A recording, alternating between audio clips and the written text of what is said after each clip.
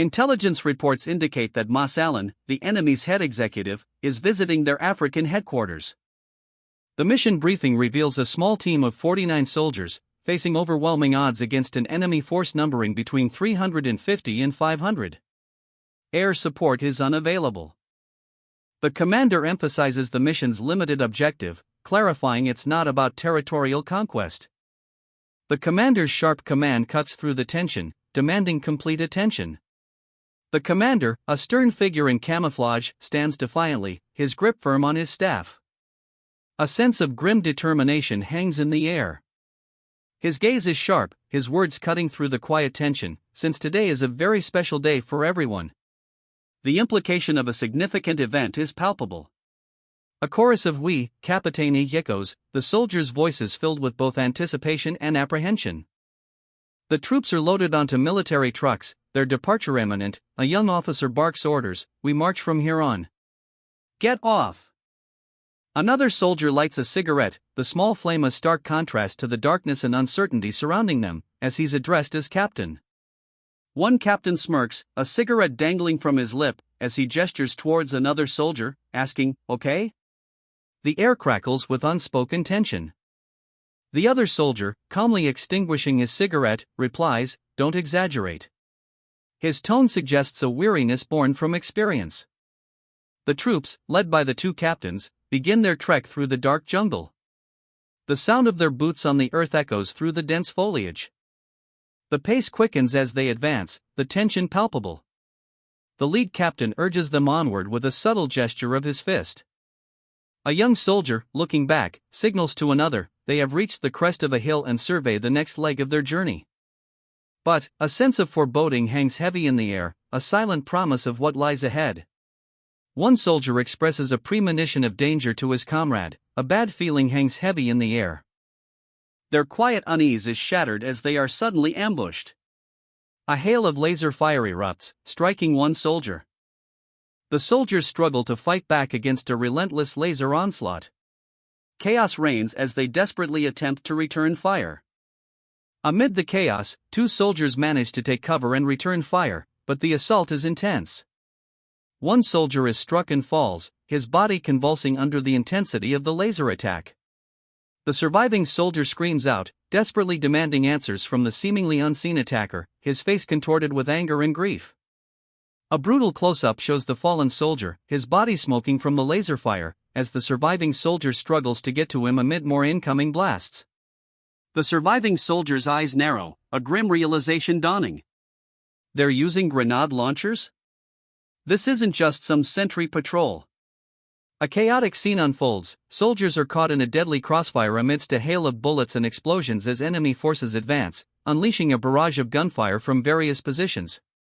The intense firefight continues, resulting in a gruesome close-up showing one soldier falling, his body riddled with bullets. The surviving comrade struggles to reach him amid the ongoing onslaught. "No, morphine." The dying soldier groans, his face streaked with blood, weakly asking his comrade, "Chani, how am I?" Chani assesses the grim situation. "Fuck, he's lost too much blood, looks like his organs were damaged." Despite the severity of his friend's injury, Chani tries to remain stoic, snapping, "You got scratched a bit. Don't overreact." Amidst the chaos, the surviving soldier yells frantically, "Chani! What you gonna do?" as more laser fire streaks toward him, putting his life in immediate danger. With a steely gaze, Chani grits his teeth, a chilling determination hardening his features as he orders, "Go." Then, in a desperate, enraged cry aimed at the unseen enemy, he screams, "Hey Smithen! Who am I?" Smithen, mouth bloodied, gasps his final breath, a chilling realization dawning on his face. The dying words escape his lips, barely audible, "God of." A blinding explosion erupts, engulfing Chani and the soldier as they struggle amidst the fiery chaos. The soldier, wounded but alive, groans, "Ugh, okay.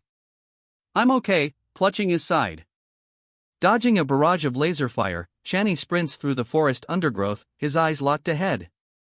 A laser blast hits its mark, and another soldier cries out in agony, "Arg," as he collapses. Blood stains the ground, a grim testament to the recent battle. From Channy's pursuers close in, relentless in their advance through the forest. The sounds of gunfire echo through the trees. Someone, betrayed. Waking disoriented, Channy finds himself in a hospital bed, his blurry surroundings slowly coming into focus. A doctor and nurse approach, concerned. The doctor orders Nurse Kim to check Channy's vitals. The scene is one of cautious observation and concern. A military commander, his face grim, declares, "Tonight, he dies," in French, pointing to a map marking a target location. The urgency in his tone underscores the gravity of the impending operation. Another soldier, clearly concerned, asks, "What did he say?" He's anxiously awaiting the outcome of the commander's orders, which include ceasing fire upon confirmation of the target's death. A soldier, arms crossed, sits stoically. His calm demeanor suggests either confidence in the plan or a steely resolve despite its inherent risks. He waits for further instructions. A soldier, his expression thoughtful, contemplates the situation, possibly weighing the ethical implications or strategizing the next move. The scene hints at internal conflict or anticipation. The soldiers wait, their postures reflecting a mixture of tension and grim determination as they prepare for action. The atmosphere is heavy with anticipation. A soldier's boots hit the ground, a soft thud, as he steps out of the vehicle. The start of the operation is imminent. The squad leader gives his final orders: check weapons, one last smoke if needed, and movement in 5 minutes. A quiet affirmation, "we," echoes through the tense night air. A soldier questions the commander's calm demeanor, prompting a sharp rebuke to focus on survival, not idle chatter. The order is given, "All right, let's move." The soldiers advance into the dark forest. The squad moves swiftly and silently through the undergrowth, their weapons at the ready. Only 2 kilometers remain to their objective. For now, the operation proceeds smoothly.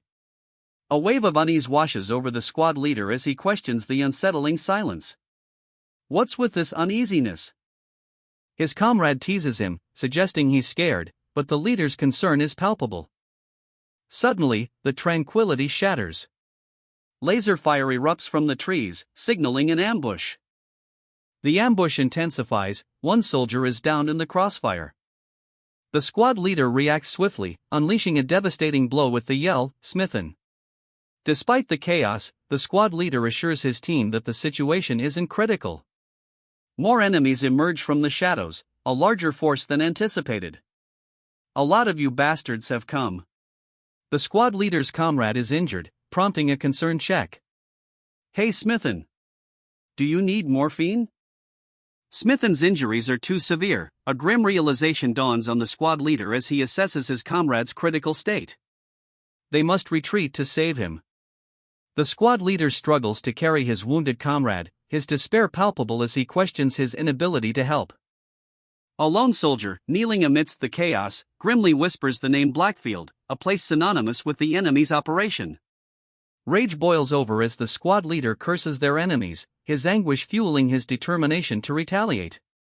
Despite the dire circumstances, a flicker of hope remains as he urges his comrade to hold on, revealing their proximity to the enemy headquarters a potential turning point.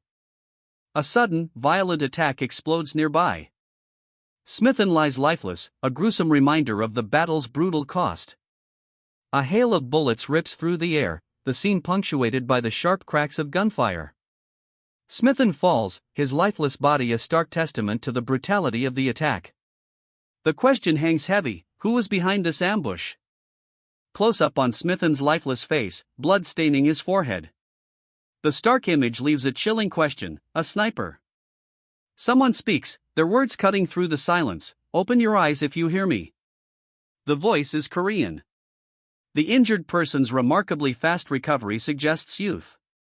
A furious man, armed with a club, explodes into the scene, bellowing, "You!" The scene shifts dramatically. Another man, equally enraged, stands before a map, his voice laced with menace: "This meeting ends here." The tension ratchets up.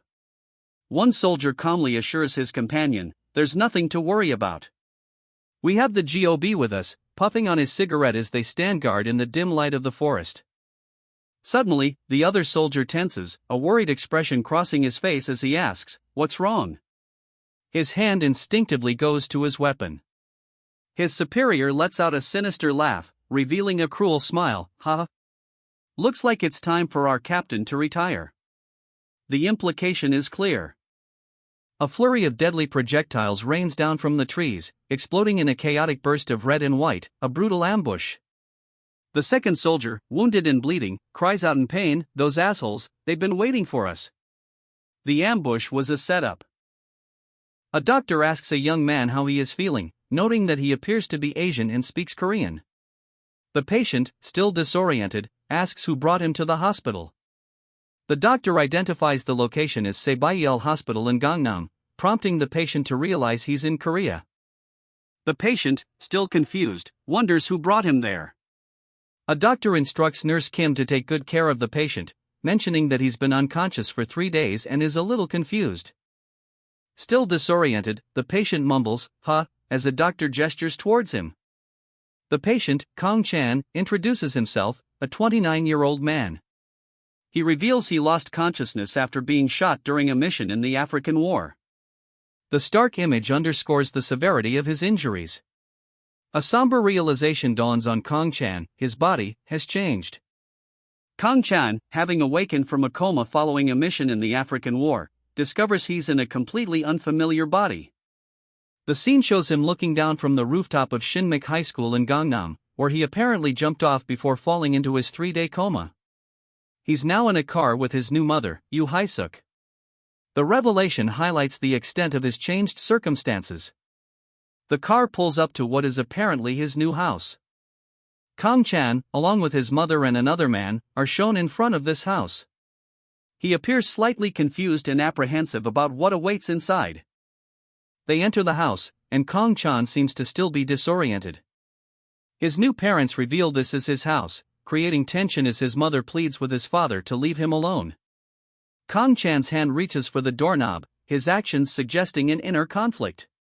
His parents watch him anxiously as he heads toward the door, creating an atmosphere of uncertainty and impending conflict. Kong Chan sits at his desk, his hand hovering over his phone, a feeling of anxious anticipation hanging in the air.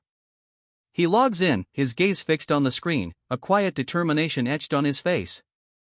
Frustration flickers across his face as he enters the passcode. A muttered "Ah, you brat," betrays his exasperation. He begins searching his phone for information, hoping to find clues about his death and reincarnation. His initial search yields nothing. Disappointment clouds his features as he realizes the limitations of his current search parameters. He adjusts his search, trying different keywords in French, hoping for a breakthrough. A message arrives. Lee Hojin, curious, asks, "You got discharged?" Kong Chan replies, "Yeah, I just did," ending the chunk on a note of quiet resolution and a hint of the upcoming challenges. Kong Chan, recently discharged from the hospital, idly scrolls through his phone, a quiet contentment settling over him. A message interrupts his peace.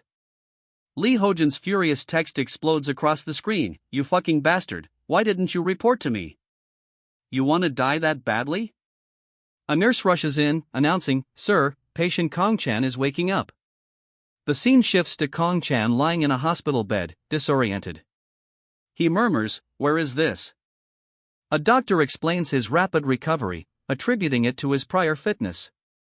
Though relieved, the doctor cautions that it's still early. The doctor, satisfied with Kong Chan's condition, instructs a nurse to contact his guardian. The doctor, perplexed, examines Kong Chan's chart. "It was obviously 119, he mutters, referring to the emergency number. Kong Chan, still disoriented, protests, "What nonsense?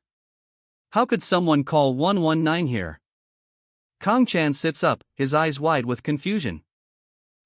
What is going on?" he whispers, utterly bewildered. A flashback reveals a man, surrounded by fire, introducing himself as a mercenary captain. "I am a team instructor and captain of the French mercenary forces," he states, grimly. The flashback continues, revealing the man's death in battle in 2016, only to regain consciousness later in South Korea. "It's more accurate to say that I died in battle," he explains. Awakening in a hospital bed, the mercenary captain, now inhabiting the body of a 19-year-old Korean high schooler named Kong Chan, realizes he wasn't in a coma, he died and was reborn. He's driven home, learning his new identity shares his name. The reincarnated mercenary is still processing his situation. The mercenary clarifies that he, not the original Kong-chan, is now awake in this body. His new mother, concerned, asks that he not be rushed. Arriving home, Kong-chan is urged to rest by his parents. He offers a quiet, uncertain agreement. Alone, a flicker of his past life, a faint echo of his mercenary training, surfaces in his mind. His parents discuss his unusual behavior, expressing concern but maintaining hope. This is a vast improvement over the commander's quarters, he muses, surveying his surprisingly comfortable room. He sits down at his computer, a thoughtful expression settling on his face. Relieved, he realizes he can still access the internet via his phone. A wave of concern washes over him. The ease of access to information makes him acutely aware of the many secrets he needs to keep hidden. A Google search reveals information about a 2016 battle in Africa, mentioning a French mercenary named Li Hojin, a shock that causes him to question his own past. Suddenly, a hand reaches out, stopping him from leaving. He's being held back. From a car, someone asks him if he recognizes their house. Kan Daejeon, the father, drives, explaining that his son's memory should return if he rests well and avoids stress. The young man, seemingly disoriented, stands before a door with a distinctive symbol. Entering a bedroom, he's identified as a rich kid. He notices a fingerprint scanner on a device, surprised. A message from someone named Li Hojin appears on his phone. The narrator questions if they're friends. He decides to reply and continue. Li Hojin receives a text message, "You got discharged?" He confirms his discharge via text, showing his relaxed posture and environment. A moment of contemplation follows as he reads another message, questioning his relationship with the sender. Li Hojin is then accused of madness for ignoring a message. He receives a furious phone call, beginning with "Hey you fucking little shit. Are you crazy?" The call ends abruptly with Li Hojin hanging up and receiving an even more aggressive insult. Li Hojin's phone rings again, the caller unleashing a torrent of abuse. "Kong-chan, that son of a bitch," the voice roars. Enraged, Hojin sees that Kong-chan blocked his number. His fury intensifies, fueled by this added insult. Hojin's face is a mask of simmering rage, his teeth are clenched, his eyes narrowed. The sheer intensity of his emotion is palpable. A companion, observing Hojin's anger, taunts him, "Hee. True, you've never bought anything with your own money, Hojin." The words are dripping with sarcasm. Hojin's frustration is evident as he reveals his thorough search for information, stating, "I checked every single article, even those specializing in military news." Exhausted from his intense research, Hojin decides to take a break, muttering, "Damn, after using my brain for a long time, I need to go out to smoke." Hojin, exhausted from his search, wonders if his target might have hidden cigarettes amongst his books. He considers this possibility, his suspicion growing. The brat, he thinks, is a real school nerd. Hojin discovers a journal, filled with a confession that leaves him stunned. He's disturbed by the journal's contents and Hojin's earlier attitude, wondering if the boy is being bullied. Hojin reflects on the boy's actions, deeming them incredibly clumsy. If he wanted to kill them, he should have done it secretly. Overwhelmed, Hojin collapses onto his bed, utterly exhausted. Hojin is seen driving with two other individuals. Hojin arrives at school in a car, the vehicle pulling up to the gates. Students mill around nearby. Inside the car, Hojin sits beside two other individuals, one of whom smiles knowingly. Hojin looks uncomfortable. Hojin mutters to himself, "Yes. Awkward," as he exits the vehicle. He stands outside the school building, lost and seemingly alone. "I don't know where my classroom is." He sighs. A student confronts Hojin, recognizing him. "Li Hojin? So, he is," the student asks, referring to a previous phone call. A student spots Li Hojin, lost and confused outside the school, and asks, "Li Hojin? So, he is," referring to a previous phone call, his tone implying suspicion. Later, a student, seemingly the same one who encountered Hojin, considers whether to reply to a message, pondering if Hojin is a friend. He decides to quickly answer and continue what he was doing. He decides against it, dismissing Hojin's presence as annoying, and resumes his tasks. A phone call ends with a dismissive laugh, followed by a pointed question. Did you just laugh? Did you eat some pills that gave you extra balls of steel while you were in the hospital?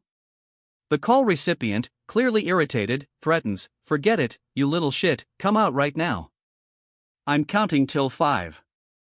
5. 4. 3. The call is abruptly ended. Enraged, the recipient throws his phone to the ground, shattering it. God fucking damn it, he screams. One of his associates asks, why throw a phone you bought 2 months ago? The enraged man replies, whatever. I just need to get that Kong-chan to buy me another one. He levels a furious threat at Kong-chan. Kong-chan, you motherfucker. I dare you to come to school. Back at his desk, the student, seemingly unfazed, sits and stares at his computer screen, lost in thought. His focus is on some research. He is unable to find information on a war in Africa and wonders if it's due to security reasons or something else. He opens a drawer revealing a trove of personal belongings, murmuring, seems like this one has a lot of things inside. Consumed by despair, he rereads his anguished notes, detailing his financial woes and the torment inflicted by his bullies. The repeated die underscores his suicidal ideation. A desperate plan forms. He circles kill on the page, fueled by unbearable anguish. He sits on his bed, dejected, the thought of smoking a cigarette offering no solace. He sits silently in the back of a car, his expression grim and determined. The driver, concerned, questions his well-being, suggesting he rest more at home. He curtly replies that he is leaving. Ignoring the concerned glances of his classmates, he walks away, a thoughtful expression on his face. A gruff voice cuts through his thoughts. You little shit, don't you have anything to tell me? His phone buzzes with a furious message from Lee Hojin. You fucking bastard, why didn't you report to me? You wanna die that badly? He briefly replies busy, ignoring the follow-up message. He arrives home, sighing in relief as he sits down. Another message arrives. He considers blocking Lee Hojin, finding the constant calls annoying. He surveys his apartment, a hidden compartment catches his eye. This is the perfect place to hide things, he muses. A melancholic expression crosses his face. And this body is getting bullied. He awakens in his apartment, exhaustion etched onto his face. Later, he sits in a car, declaring, oh, I'm fine. I want to go out after staying inside for this long, a desire for normalcy masking his underlying unease. A blur of motion shows him confronting a group of his uniformed peers, their shocked faces suggesting a confrontation. Two figures sprint, blurring across the panel as speedlines trail behind them. A group of men in suits stands around a warehouse, one smirks, a clear sign of malicious intent. A man in a suit throws a punch, while another, seemingly more capable, watches intently. The latter readies himself for action. A blur of motion, a swift counterattack results in the suited man collapsing, blood staining his shirt. Two figures in suits look on in shock, a stark visual testament to the speed and power of the attack that just unfolded. You should listen when a grown-up gives you advice, says a young man with a confident smirk, indicating a subtle shift in power dynamics. The smirking young man gives orders, you, the head. You're the legs. The body is for you. A clear indication of a well-planned, coordinated attack. The man in the suit calmly instructs his team, attack from different angles and directions. Understood? Another man, enraged, screams, don't mess with us. You got lucky just now. The scene is about to escalate. The man in the suit is surrounded, the fight begins. His opponents move to attack. He expertly dodges and counters each attack, his movements are lightning fast. He grabs one attacker and throws him to the ground with brutal efficiency. He delivers a final blow, declaring, got you. You're finished, asshole. Despite the beating, his opponent gets back up, proving surprisingly resilient. He carries his beaten opponent, a sneer playing on his lips as he sprints down a hallway. The beaten man, surprisingly still conscious, questions the victor's true nature as he lies on the ground. A new attacker, armed with a handgun, suddenly appears, declaring his unplanned but imminent attack. The initial victor effortlessly deflects the attack with incredible speed and skill, before countering with vicious knife work. A brutal clash ensues, ending with a loud crack and agonized screams. Lee Hojin, apparently the initial victor, stands over his defeated foe, who has apparently lost the will to fight. Hojin calmly explains that he let the man off easy, which is why he returned for revenge so soon. He carries a knife. He offers the beaten man a choice: laceration or broken bones. The man begs for mercy, admitting his mistake. Hojin, his expression hardened, stands defiantly, a chilling calm in his eyes. The beaten man, his face contorted in fear, begs for Hojin to stop. The man pleads for help, his voice laced with desperation. Hojin, however, merely questions whether he should be saved. Hojin's gaze hardens further as he considers the situation. Hojin, showing a surprising level of pragmatism, advises the beaten man on how to handle future schoolyard conflicts, suggesting he gather evidence if bullied again. He states it's pointless to fight the bully now, adding that he'll deal with the matter himself. The bully, Kong Chan, is then addressed by Hojin, his back to the viewer, the tension of an impending confrontation palpable. Hojin, his face etched with a contemplative expression, wonders aloud if near-death experiences fundamentally alter people. He decides that this should suffice for the body's original owner, and it's time to return home. Hojin walks into a tonkatsu restaurant. He orders one tonkatsu. He receives his order, but remarks that he also wants a tonkatsu.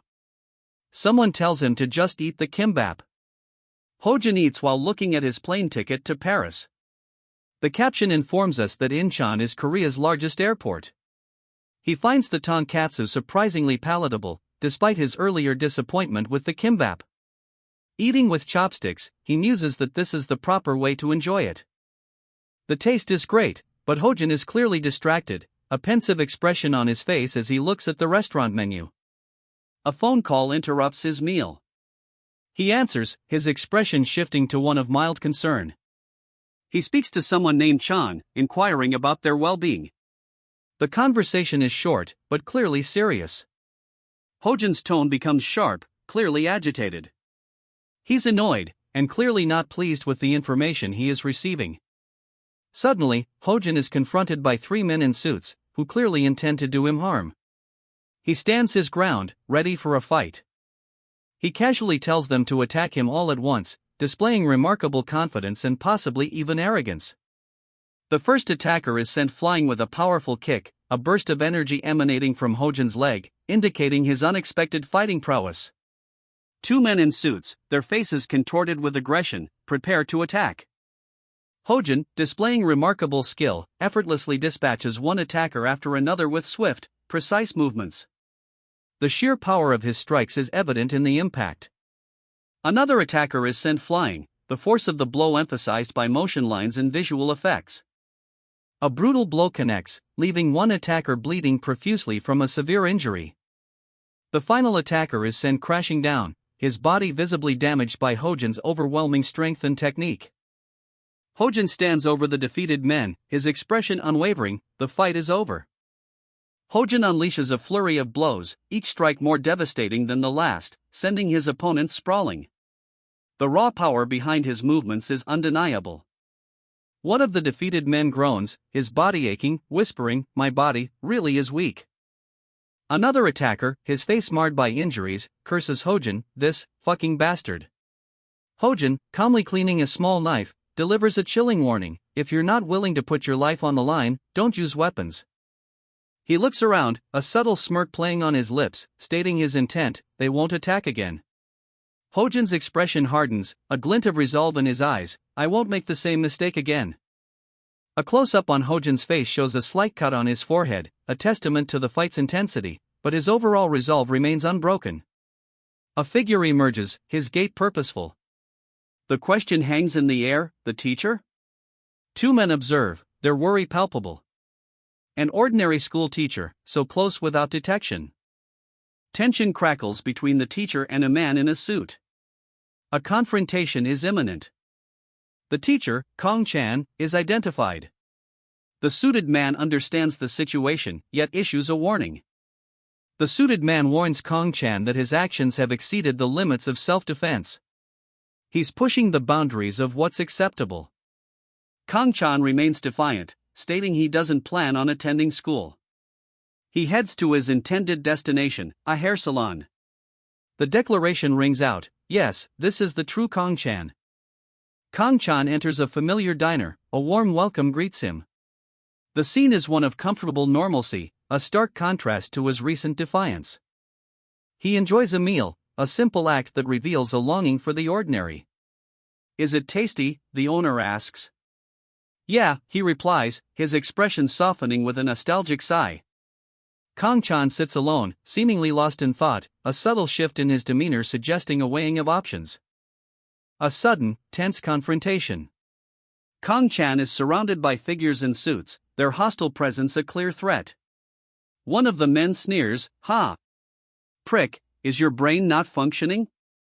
Kong-chan's response is immediate and defiant, "I alone am enough to teach a brat like you a lesson." Kong-chan's swift counterattack leaves one of his attackers bleeding and sputtering curses, "This motherfucker." With a powerful kick, Kong-chan sends another assailant flying through the air. One of the remaining goons, dazed and bleeding, stumbles back, whispering, How did this happen?" His shock turns to pained self-reproach as he mutters, "No, a shit." A remaining figure dismisses the injured man, stating, "Don't bullshit me. Let's continue this conversation later on." He then walks away. He assures someone on the phone he'll tell them everything once he gets home. His tone changes as he worries aloud about his current behavior and offers to pick them up. Frustrated, he repeats his promise to share information later, then violently smashes his phone. Overcome with despair, a young man weeps openly on the street, alone and defeated. He eats a meal, stating that it's better than taking his own life. The parents discuss their son's changed behavior since his supposed return from the dead, noting a reason must lie behind it. The son enters, his parents noticing his unusual hair. The father confronts his son, his anger erupting as his wife tries to calm him. The son, now calm, reveals he has something to show them. He urges them to simply look at the documents he's presenting. The mother's journal entries detail her son's struggles, revealing his financial hardships and the torment from others. Overwhelmed by the weight of her son's pain, the family weeps together. "Didn't you tell us anything?" the father explodes, his face contorted with anger, while his wife weeps silently beside him, overwhelmed by the revelation of her son's suffering. The son, Chan, hangs his head, a mixture of shame and regret evident in his posture. "I see, so that's what happened," he murmurs, acknowledging the gravity of his actions and the pain he has caused his family. "That's good then. I'll deal with today's incident myself, so don't worry about anything," Chan assures his parents, attempting to alleviate their concerns while shouldering the burden of his actions. "Promise us that you will tell us if you get tormented again," his mother pleads, her eyes filled with worry and a desperate desire to protect her son from further harm. The mother breaks down, "That's right. We didn't even know that you." "I'm sorry, Chan," her words expressing both guilt for her failure to notice and unwavering love for her son. Chan sits with his back to the camera, his shoulders slumped, a single, heartbroken, "Mom, Dad," escaping his lips. The weight of his actions and the fear of repeating his experience hangs heavy in the air. The father, consumed by guilt and desperation, downs a bottle of alcohol while his son, Chan, remains distraught. More, the father demands, his desperation growing as he presses his wife, adding to the heavy atmosphere of their troubled home. Chan's father makes a promise, heading to his room to rest, leaving his wife to worry alone. He plans to transfer a significant sum, 100,000 euros, approximately 130 million won, to local negotiators. The father receives a phone call from an associate who knows of his desperate situation. His father's mysterious plan unfolds as he speaks to his associate, leaving his family in suspense. The father takes a phone call, his family watching with concern as he speaks in French, a language they don't understand, leaving them in suspense. His wife asks what's happening, her worry evident as her husband's cryptic conversation continues. The father, finishing his call, receives praise for his negotiating skills from his associate. He brushes it off, revealing it to be a one-time event. His wife playfully teases him about learning French, highlighting the unusual nature of the call and creating a moment of normalcy amidst the tension. The father, excusing himself, states his intent to rest in his room, leaving his family even more curious about his mysterious phone call. Alone, the father reveals his plan to postpone his return to France due to his still healing injuries. He lies in bed, his face showing a blend of exhaustion and determination, his family watching from the doorway. The father vows to leave without hesitation once fully healed, emphasizing his unwavering resolve.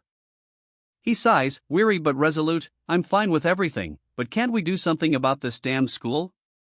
His frustration with the persistent threats is palpable. A group of menacing figures confronts him. "You again? Aren't you fed up by now?" they sneer, clearly intending to escalate the situation. He remains defiant, "I'm not fed up at all. I'll definitely slaughter you today, so follow me." His resolve hardens, he's ready to fight back decisively. He lies defeated, his face etched with worry. "I guess you don't care about Kim Myon, then?" The mention of her name reveals a hidden vulnerability and potential leverage against him. Sweat beads on his brow, a testament to the recent struggle. He is clearly shaken, but his defiance remains a flickering ember. A worried couple sits on a couch, their concern palpable.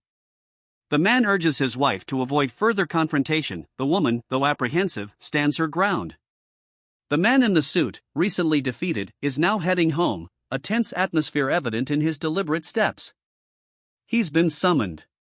The husband's face registers surprise and a hint of apprehension at an unexpected turn of events.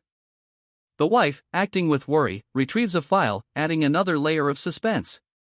The husband stares, horrified, at the contents of a file, his face a mask of disbelief and dawning dread. His gaze drops, a single, anguished question hangs in the air: is this all true? Overcome with emotion, the husband confesses that he hid his struggles, not wanting to burden his wife with his problems. He felt pathetic and embarrassed by his actions. He shows his hands, marred by cuts and calluses, silent testimony to his hidden hardships. His single-word response, "no," implies a rejection of his past self. But he vows to change, declaring that things will be different from now on. A new resolve hardens his features. The wife, tearful but relieved, seeks comfort in his embrace. His promise seems to offer a glimmer of hope in their troubled lives. A man, his face etched with exhaustion and despair, clutches at his clothing as if seeking solace from an unseen torment. He is clearly in significant distress. The scene shifts, showing the same man now violently demanding more alcohol, his desperate cry reflecting his inner turmoil. Elsewhere, a man receives a concerning call. His French correspondent is stuck at customs, a crucial document is missing. The man on the phone calmly ends the call, his expression suggesting a plan is forming. He informs his colleague that if this happens again, Algerian mercenaries will be sent to destroy their workplace, a clear, forceful threat. He reveals his solution: the missing document is easily retrievable online. A sense of calm efficiency settles over him. The next day dawns, a new chapter beginning. He's back at school, already dozing off during class. The pressures of the previous day clearly still weigh on him. Suddenly, his calm is shattered. Two aggressive men confront him, their anger palpable. "What?" he demands, his voice laced with a mixture of surprise and defiance. Back at home, the man explodes with rage, his wife looking on in alarm. "That damned rascal," he shouts, the tension reaching a fever pitch. A man sits alone, a furrow in his brow, his expression one of quiet concern. He seems weighed down by a burden. He sits across from a table from his wife and another man, an air of strained silence hangs between them. The other man looks on passively. His wife is clearly concerned. He stands, relief washing over his face. "All right. I'll transfer the money and contact you again," he says, the weight lifting slightly from his shoulders. His phone rings, it's urgent. "Boss, they're saying that if we don't make a deposit within the next 30 minutes, everything will be disposed of. If we don't deal with this fast enough," the caller warns, his voice laced with panic. The man's expression hardens. He receives reassuring news. They found the missing document just now. That's why there won't be a problem with getting through customs, his contact informs him, easing some of his tension. Back home, the man and his wife engage in light-hearted banter, a stark contrast to his earlier anxiety. The atmosphere is relaxed. The man shares some observations on the current generation. Suddenly, the scene shifts. A different man is confronted aggressively by two other men at school. One shouts, "Hey, get lost," while the other adds, "Oi, Kanchan, you son of a bitch, get up and follow me." The tone is hostile and threatening. "I'm not fed up at all. I'll definitely slaughter you today, so follow me," the blonde man snarls, a fierce glint in his eyes. A man in a suit lies slumped on a desk, seemingly unfazed by the blonde man's threat. "I guess you don't care about Kim Myeon, then," the blonde man asks, his voice dripping with menace. The man in the suit reacts with a startled exclamation. The blonde man's anger intensifies. "Yes, Kim Myeon," he yells, confirming his target. The man in the suit is taken aback, clearly questioning the blonde man's identity. "Who is that?" he wonders aloud. The blonde man is confronted by several other students, one of whom derisively calls him, "this pig-headed bastard." The tension ratchets up significantly as the man in the suit, Kim Myeon's apparent protector, remains guarded. The man in the suit's concern boils over into action. "Where is she?" he demands, his voice laced with urgency. A large group of students confronts the blonde man, their hostility palpable. The man in the suit watches intently, his concern for Kim Myeon growing. Kang Chan, the leader of the group, issues a chilling threat to the blonde man, boasting of his meticulous preparation for this confrontation.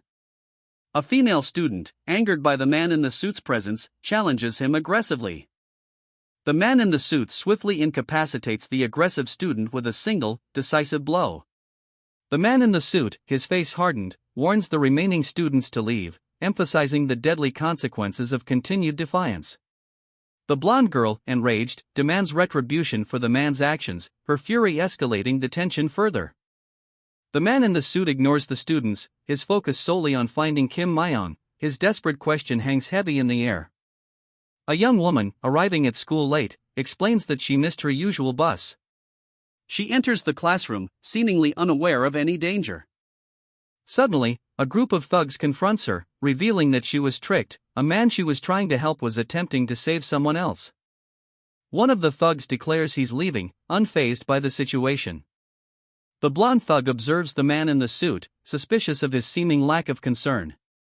The man in the suit is shown reacting to something the blonde thug said, specifically, the word "again." His suspicion is confirmed. The man realizes the gravity of the situation. The blonde thug's words hang heavy in the air, "again."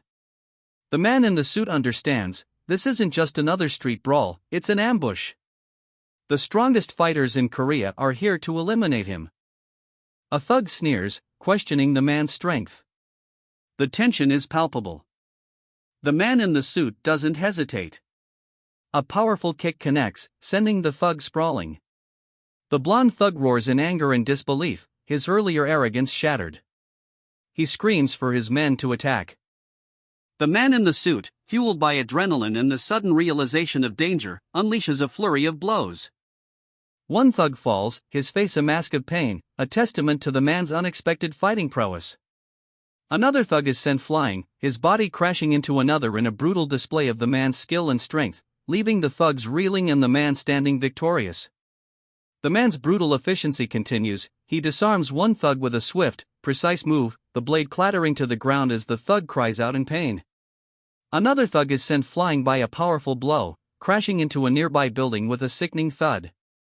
The man stands amidst the wreckage, his composure unwavering. The last thug, wounded and terrified, utters a string of curses, his fear palpable. He desperately pleads for help, backing away as the man approaches, his eyes narrowed. The man's expression shifts subtly, a hint of recognition crosses his face as he hears the plea. "Teacher," he questions, a new element of uncertainty in his voice. A third party appears, his anger evident. The question hangs in the air, will this new arrival intervene? A man in a suit dismisses the other as not being a typical schoolteacher. The tension between them is palpable. The other man, impatient, orders his group to leave, asserting he'll handle the suited man later. The suited man, smoking, reflects on Kim Myong's warning, visibly troubled. The suited man's concern escalates. He worries about the possibility of a similar fate befalling his teacher. A sudden, violent confrontation erupts as the two men clash. A brutal clash erupts. The suited man, fueled by worry for his teacher, fights back fiercely against his attacker. The two men stand toe-to-toe, fists clenched, a silent, tense moment before the next blow. The suited man demands, "Who are you?" His opponent smirks, replying enigmatically, "Indeed, who could I be?" The attacker's casual response leaves the suited man stunned, his face registering confusion. A bystander whispers, "He's saying this in English," further escalating the suited man's bewilderment. His opponent's nonchalant demeanor intensifies. He bellows at the suited man, "Say the rest as well." The suited man clearly recognizes the urgency. From a low angle, the suited man stares up at his aggressor. The name Blackfield explodes from the suited man's mouth, a revelation that hangs heavy in the air. The enraged man leans in close, his face a mask of fury, while the suited man stares back, his expression unwavering. The tension is palpable. The atmosphere in the classroom is thick with suspicion. The suited man sits slumped, surrounded by a group of menacing figures. Kim Myong's accusation hangs in the air. He reveals that the suited man's presence was discovered, leading to their confrontation. Kim Myong's face twists into a cruel smile, revealing his malicious intent. The suited man and his pursuer exit a building and head toward the rooftop. A group of menacing young men, led by one with a cruel smile and bandages on his face, stand defiantly. Their presence suggests impending trouble. A suited man, observing a group of female students from afar, silently wonders, "Why are there girls here?" His question hints at an unexpected development or a possible threat to his plans.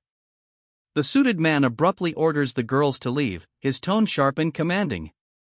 The scene is escalating towards conflict. One of the girls, blonde-haired, is violently slapped by the suited man. The unexpected aggression foreshadows further violence. The girl, now enraged and with reddened cheeks, reacts angrily to the attack. Her retaliation is imminent. The blonde-haired girl is knocked to the ground by the man's goons, surrounded by a threatening group. The initial confrontation is over.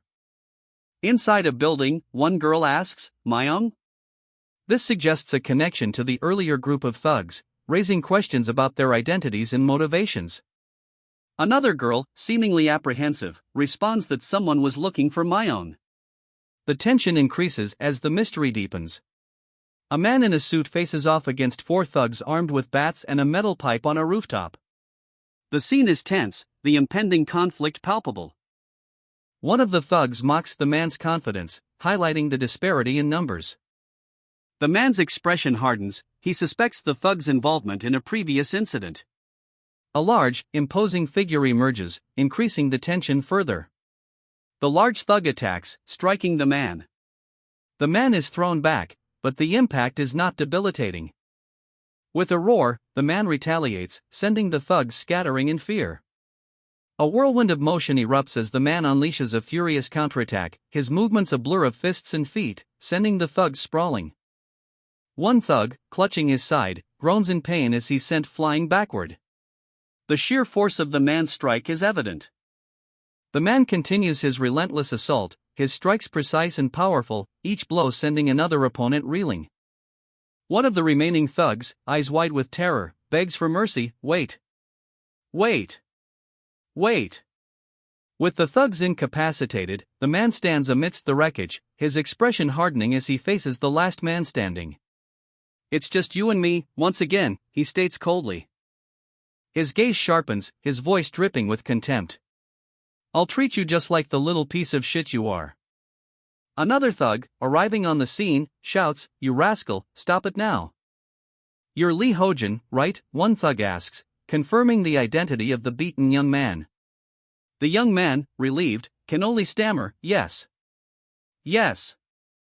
Overjoyed at his rescue, Lee Hojin cries out, "Yes. I'm saved." His face is a mixture of relief and exhaustion. Lee Hojin's rescuer, however, is less than pleased, questioning, "How did you know we were here?" Suspicion clouds his features. The rescuer scolds Lee Hojin, "You brat, a high school student should act like one. You're going to regret everything in the future." His tone is sharp, laced with disapproval. The rescuer's expression shifts, and he murmurs, "I need to check to be certain." He seems to be weighing his options and growing more concerned. A swift, decisive punch connects with the thug's jaw. The rescuer takes the initiative. The rescuer's attack is followed by a blur of motion, suggesting a quick and powerful counterattack, leaving the thug reeling. The rescuer delivers a swift, brutal punch, sending the thug reeling backward. A flurry of expertly executed counterattacks follows. The thug, surprised by the rescuer's unexpected skill, stares in disbelief. How can a mere high schooler fight like this? He marvels aloud. The rescuer's face hardens, his eyes filled with a mixture of anger and determination. "Who am I?" he bellows, his voice echoing the strength of his resolve. The thug, battered and bruised, manages a weak, defeated smile.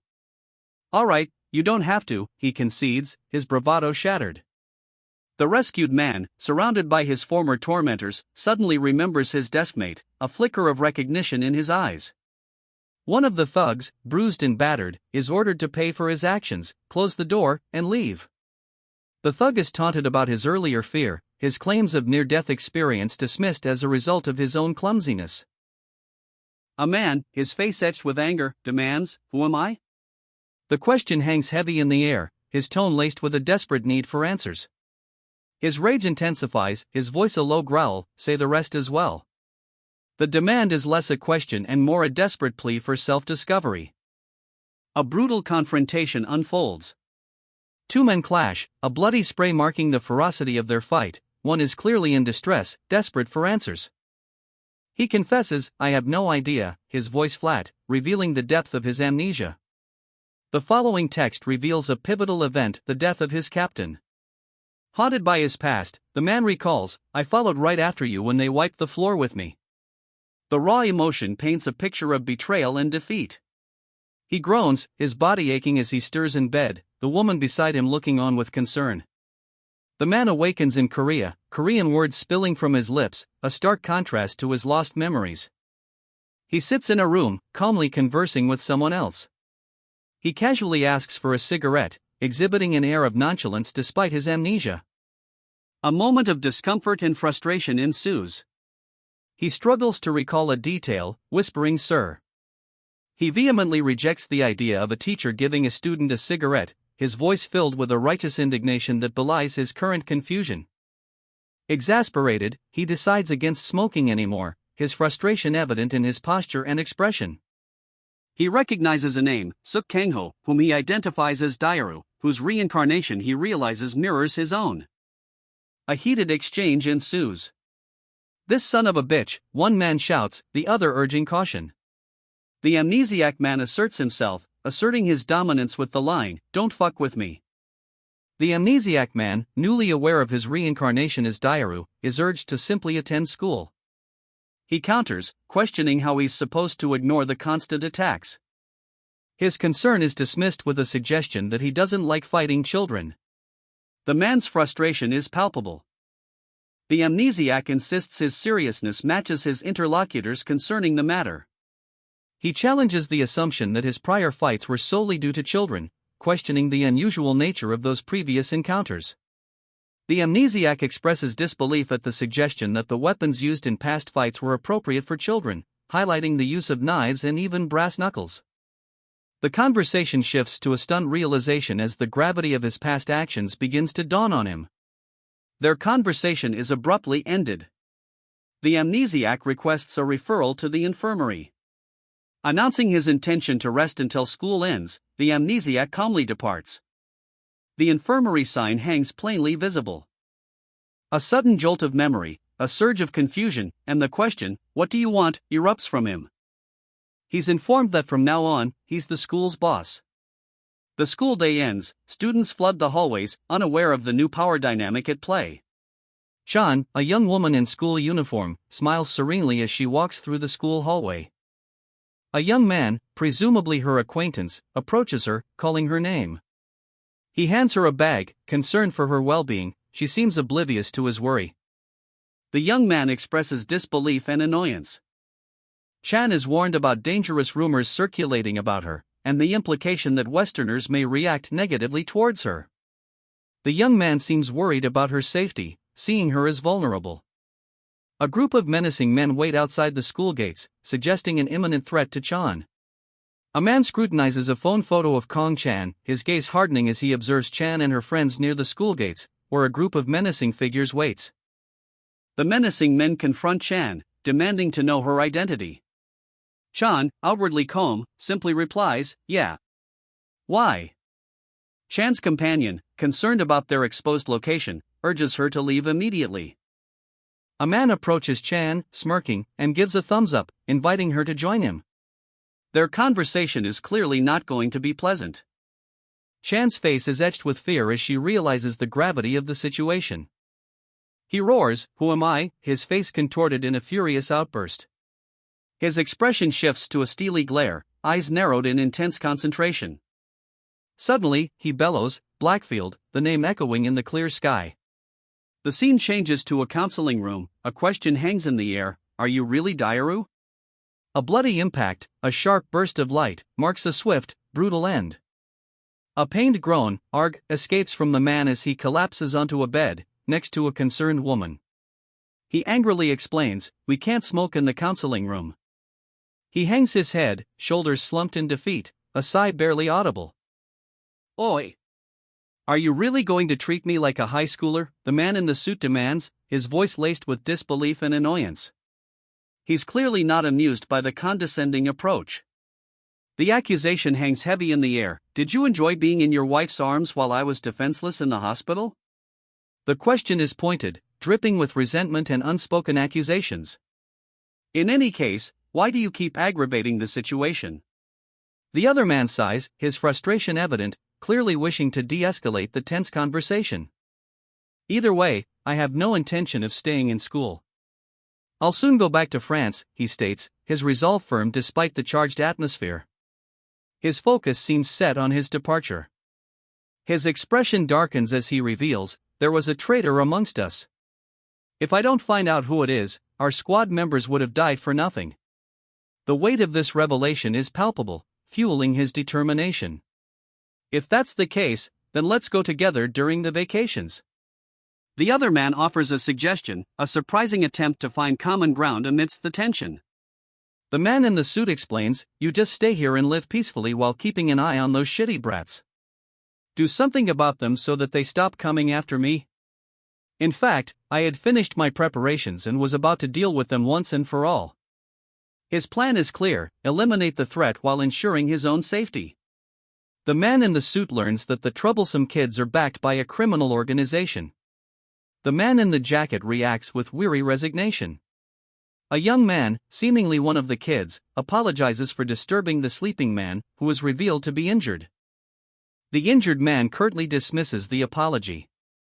The man in the suit brushes off concerns from a schoolgirl, maintaining a facade of normalcy despite the situation. A group of schoolgirls approaches the man in the suit, their leader issuing a summons, "Come with us, some people want to see you." He complies, though a schoolgirl, concerned, urges him not to go. "Let's go," he replies curtly, his demeanor unchanged. Outside the school gates, the man notices he's being watched by a group of menacing figures. Their attention is clearly focused on him, as evidenced by a cell phone displaying his picture. "What's this?" "They're staring at me," he thinks, unease creeping into his normally composed facade. The concerned schoolgirl desperately tries to dissuade him, "Don't go." The man, now surrounded by the menacing group, stands defiant. The tension is palpable. One of the men, enraged, unleashes a torrent of insults, "Son of a bitch. You're as insolent as they say." The man in the suit, his composure beginning to fray, counters with a warning, "Stop making that face. We're not here to fight, brat." The man in the suit, his face tight with barely controlled anger, stares down his aggressors. A young woman stands between them, her anxious expression mirroring the escalating tension. "What?" he demands, the question hanging heavy in the air. One of the men smirks, a cruel glint in his eyes. His amusement underscores the growing threat. Inside, the tension shifts. The man in the suit offers a small, almost apologetic gesture as he speaks to the other man. His Korean language skills draw surprised comment. The other man's insults continue, now laced with a brutal mockery of the man in the suit's past and current circumstances. His words are laced with aggression and disbelief. The man in the suit remains calm despite the insults, revealing a plan to deal with the threat before their impending vacation to France. A subtle hint of determination hardens his expression. The young woman watches the man in the suit, concern etched on her face. His intense gaze towards her suggests a silent communication or unspoken understanding. Facing a group of menacing figures, the man in the suit calmly assesses the situation, prioritizing a peaceful resolution to avoid unnecessary conflict before their trip to France. His thought bubble reveals his concern about the potential danger of a fight. "Get on, we need to talk," a man demands, his tone urgent. Another, younger man, hesitates, questioning, "What?" A young woman watches anxiously from the sidelines. The older man roughly grabs the younger man's head, a clear sign of intimidation. With a swift, unexpected move, the younger man retaliates, his eyes blazing. The older man recoils in surprise, his hand grasping at thin air where he just touched the younger's head. A quick, brutal strike lands, the sound of the impact echoing in a sharp quang. The older man stumbles back, his face bloodied. The younger man, seizing the moment, launches a powerful kick, sending his opponent tumbling. The older man crashes to the ground, the force of the impact creating a small cloud of dust and debris. A gasp echoes as the onlookers witness the aftermath of the younger man's swift victory. The older man lies defeated on the ground, a small cloud of dust swirling around him. The younger man, momentarily surprised by the unexpected turn of events, recoils slightly as the older man's associate lunges at him. "This son of a bitch," the older man growls, his anger simmering as he rises, ignoring his injuries to address his associate. "Don't take out your knife in front of the school," the older man orders, suppressing his rage for a moment to maintain control of the situation. "Let's keep it reasonable," he continues, "just make sure he can't mess with us for the rest of the day." His associate nods curtly, "Yes, sir," his voice tight with barely contained aggression. The younger man, eyes narrowed in determination, prepares for their renewed assault. "Don't die too quickly, asshole," the older man shouts, charging forward, his threat carrying the weight of his simmering fury. The younger man unleashes a flurry of blows, sending his older opponent sprawling with a bone-jarring impact. He follows through with a powerful kick, sending the older man crashing into the ground. The older man, battered but unbowed, rises, his face contorted in a grimace of pain and fury. Ignoring the stinging pain, the older man charges again, his rage fueling his attack. With a powerful, swift kick, the younger man ends the fight, leaving his opponent defeated on the pavement. The older man, defeated but not broken, grits his teeth. "Shit, how annoying," he snarls, his frustration palpable. The younger man, catching his breath, reflects on the encounter. His thoughts drift to his friend Dairu, imagining his friend's mockery if he were present. The younger man, now surrounded, prepares for another confrontation, his resolve hardening. Three figures advance, their anger evident, their intent to attack clear. The younger man stares them down, ready for the fight. A young woman, her face etched with worry, nervously speaks into her phone. A stern-faced man, sharply dressed in a suit, delivers a chilling warning from the back of a luxury car: "Next time you come, I'll break that arm of yours." The woman, now calmer, suggests they leave, "Let's get moving." She expresses concern about potential police involvement, but he assures her they won't come. She reveals she was only pretending to call them. The woman confronts the man, her anger flaring, "Who do you think you are to talk to me like that?" They stand facing each other, the tension palpable as the scene concludes. Despite the earlier altercation, the man and woman are now walking together. He admits the recent fight left him significantly hurt, commenting on the inconvenience of his physical form. Attempting to lighten the mood, he casually asks the woman if she enjoys tonkatsu. She happily replies that she does, a small smile gracing her lips. The tension from their previous argument appears to be dissipating. The next day, the man reflects on his cynical worldview, believing humanity's inherent nature is inherently evil and that ethical norms were created to control people. Class has ended, and the man is handing an envelope to the woman, stating it's her weekly payment. He confronts her directly, demanding to know who ordered her to participate in whatever she is involved in. The man hands over an envelope, his words sharp, "Return this right now, and don't listen to him from now on. And don't move around in a big group either." The threat hangs heavy in the air. The man is alone now, slumped over a desk. He's asked, "Do you have something to say as well?" The question hangs unanswered, the weight of the situation pressing down. A teacher informs him, "The PE teacher asked for you in the counseling room." The man's unease grows palpable. 3 men observe him from afar, commenting, "Look at him, acting all tough." Their judgment is clear, their tone contemptuous. A close-up on the man's face, his mouth slightly open, he's told, "Take it off." The command implies a hidden object. Rough hands forcibly remove something from beneath his jacket. The tension is at its peak. A brutal close-up shows the man's face, bloodied and defiant, as his attacker forces a hidden object from beneath his jacket. The man, now free from his immediate attacker, is surrounded by a throng of onlookers snapping photos with their phones.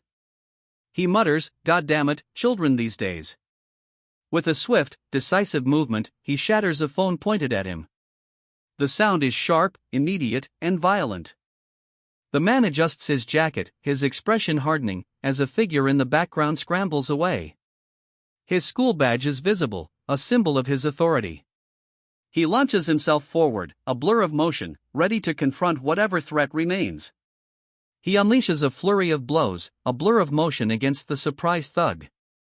A swift, powerful strike sends a shockwave rippling through the air as he connects with another attacker. A brutal uppercut sends blood spraying from the thug's nose as the school student's dominance is made clear. The student counters another attack with surprising speed and precision, his skill is unmatched. As he catches his breath, the student reflects on the battle. "As I thought, adults are different. It's going to take a while to beat them," he muses. One of the thugs, impressed by the student's skills, proposes a truce. "We've properly seen your skills. Now, how about you just obediently come with us?" "Oh, and did I mention that we didn't come here to fight today?" The thug's smile fades as he prepares to attack. "Except for teaching you a lesson first." The outnumbered student is suddenly surrounded, bracing himself for a brutal onslaught from 3 hardened thugs. The student, outnumbered but undeterred, unleashes a flurry of blows, sending one thug sprawling to the ground. A young woman watches from a distance, her phone pressed to her ear as she reports, "Street fight going on right now." The scene unfolds in a bustling urban setting. Another thug, his face bloodied and bruised, growls in defiance, his rage palpable. The woman, seemingly concerned, explains to someone on the phone, "I just thought you wouldn't want to be bothered by them." The student, now alone, looks back at the girl who called for help, his expression one of quiet contemplation. He turns to her, delivering a stern warning, "I'm warning you. Live by relying on your own power. If you depend on others, they'll take advantage of you and discard you in the end." The girl's face flushes, a mixture of anger and shame evident in her expression, mirroring a similar look on the student's face. The girl yells, "Hey, Kong-chan," as she runs off. The setting sun casts a long shadow on the city street. Chan's classmate, concerned, asks if he's hurt badly enough to need an ambulance. He assures her he's fine and suggests they go eat. The narrative shifts to provide backstory on Xuanzi, a philosopher viewed as cold and inhumane by the public, but in reality, a remarkable follower of Confucius. Overwhelmed, Chan confesses he's tired of this and would rather be on a battlefield with a gun. Surrounded by intimidating figures, Chan's resolve hardens as he faces the situation. Tired of the situation, Chan dismisses the menacing figures, who instantly obey his command. A man, initially planning to act kindly, explodes in anger and demands that the bystanders put away their phones. Chan effortlessly dismisses the menacing figures, sending them scattering with a flick of his wrist. His expression hardens as he declares, "I don't care why you're here today, and I'm not in the mood to follow you guys right now." One of the men, seething with barely contained rage, lunges towards Chan. Despite the attack, the man is left defeated, his threat neutralized. He mutters, "We're leaving for today, but I'll remember this." The scene shifts to a classroom. Chan reflects on his teacher's lessons on respect and thoughtfulness, a stark contrast to his recent actions. His eyes narrow, a glint of determination replacing the previous weariness. A casual inquiry about a recent fight sets the scene. The man, clearly irritated, retorts that the questioner was the one who caused the most trouble in Africa. He nonchalantly expresses a desire to return to Africa immediately, implying a willingness to face further conflict. Intrigued, he asks what the issue is. A solution is offered: register as a special student athlete to avoid the rigors of regular classes. Lost in thought, he ponders this unusual proposition. He walks the school halls, lost in thought, the unusual proposition still swirling in his mind. A girl in a mask leans against a wall, observing the students. The masked girl's intense gaze follows him as he passes. Her expression is serious, almost menacing.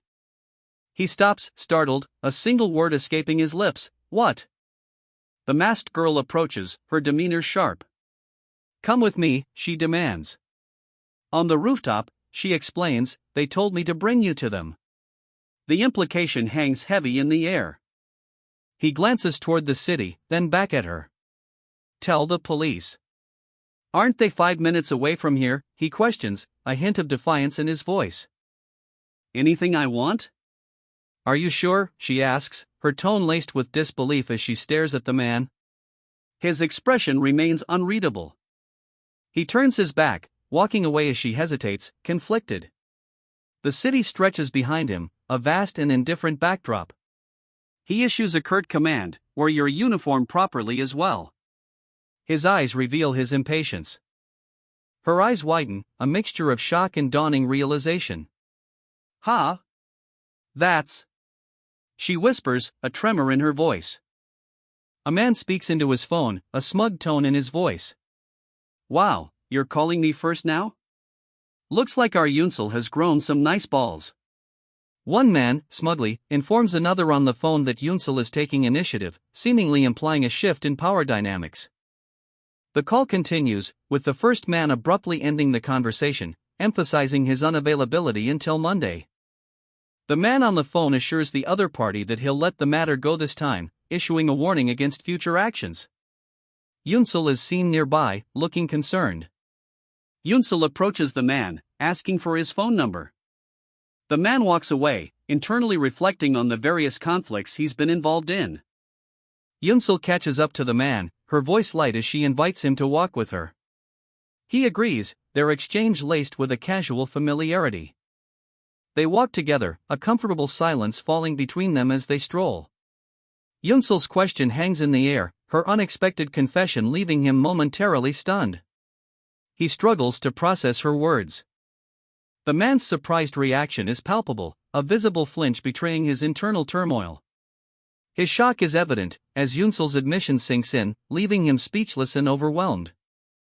News of Yunsel's confession spreads rapidly.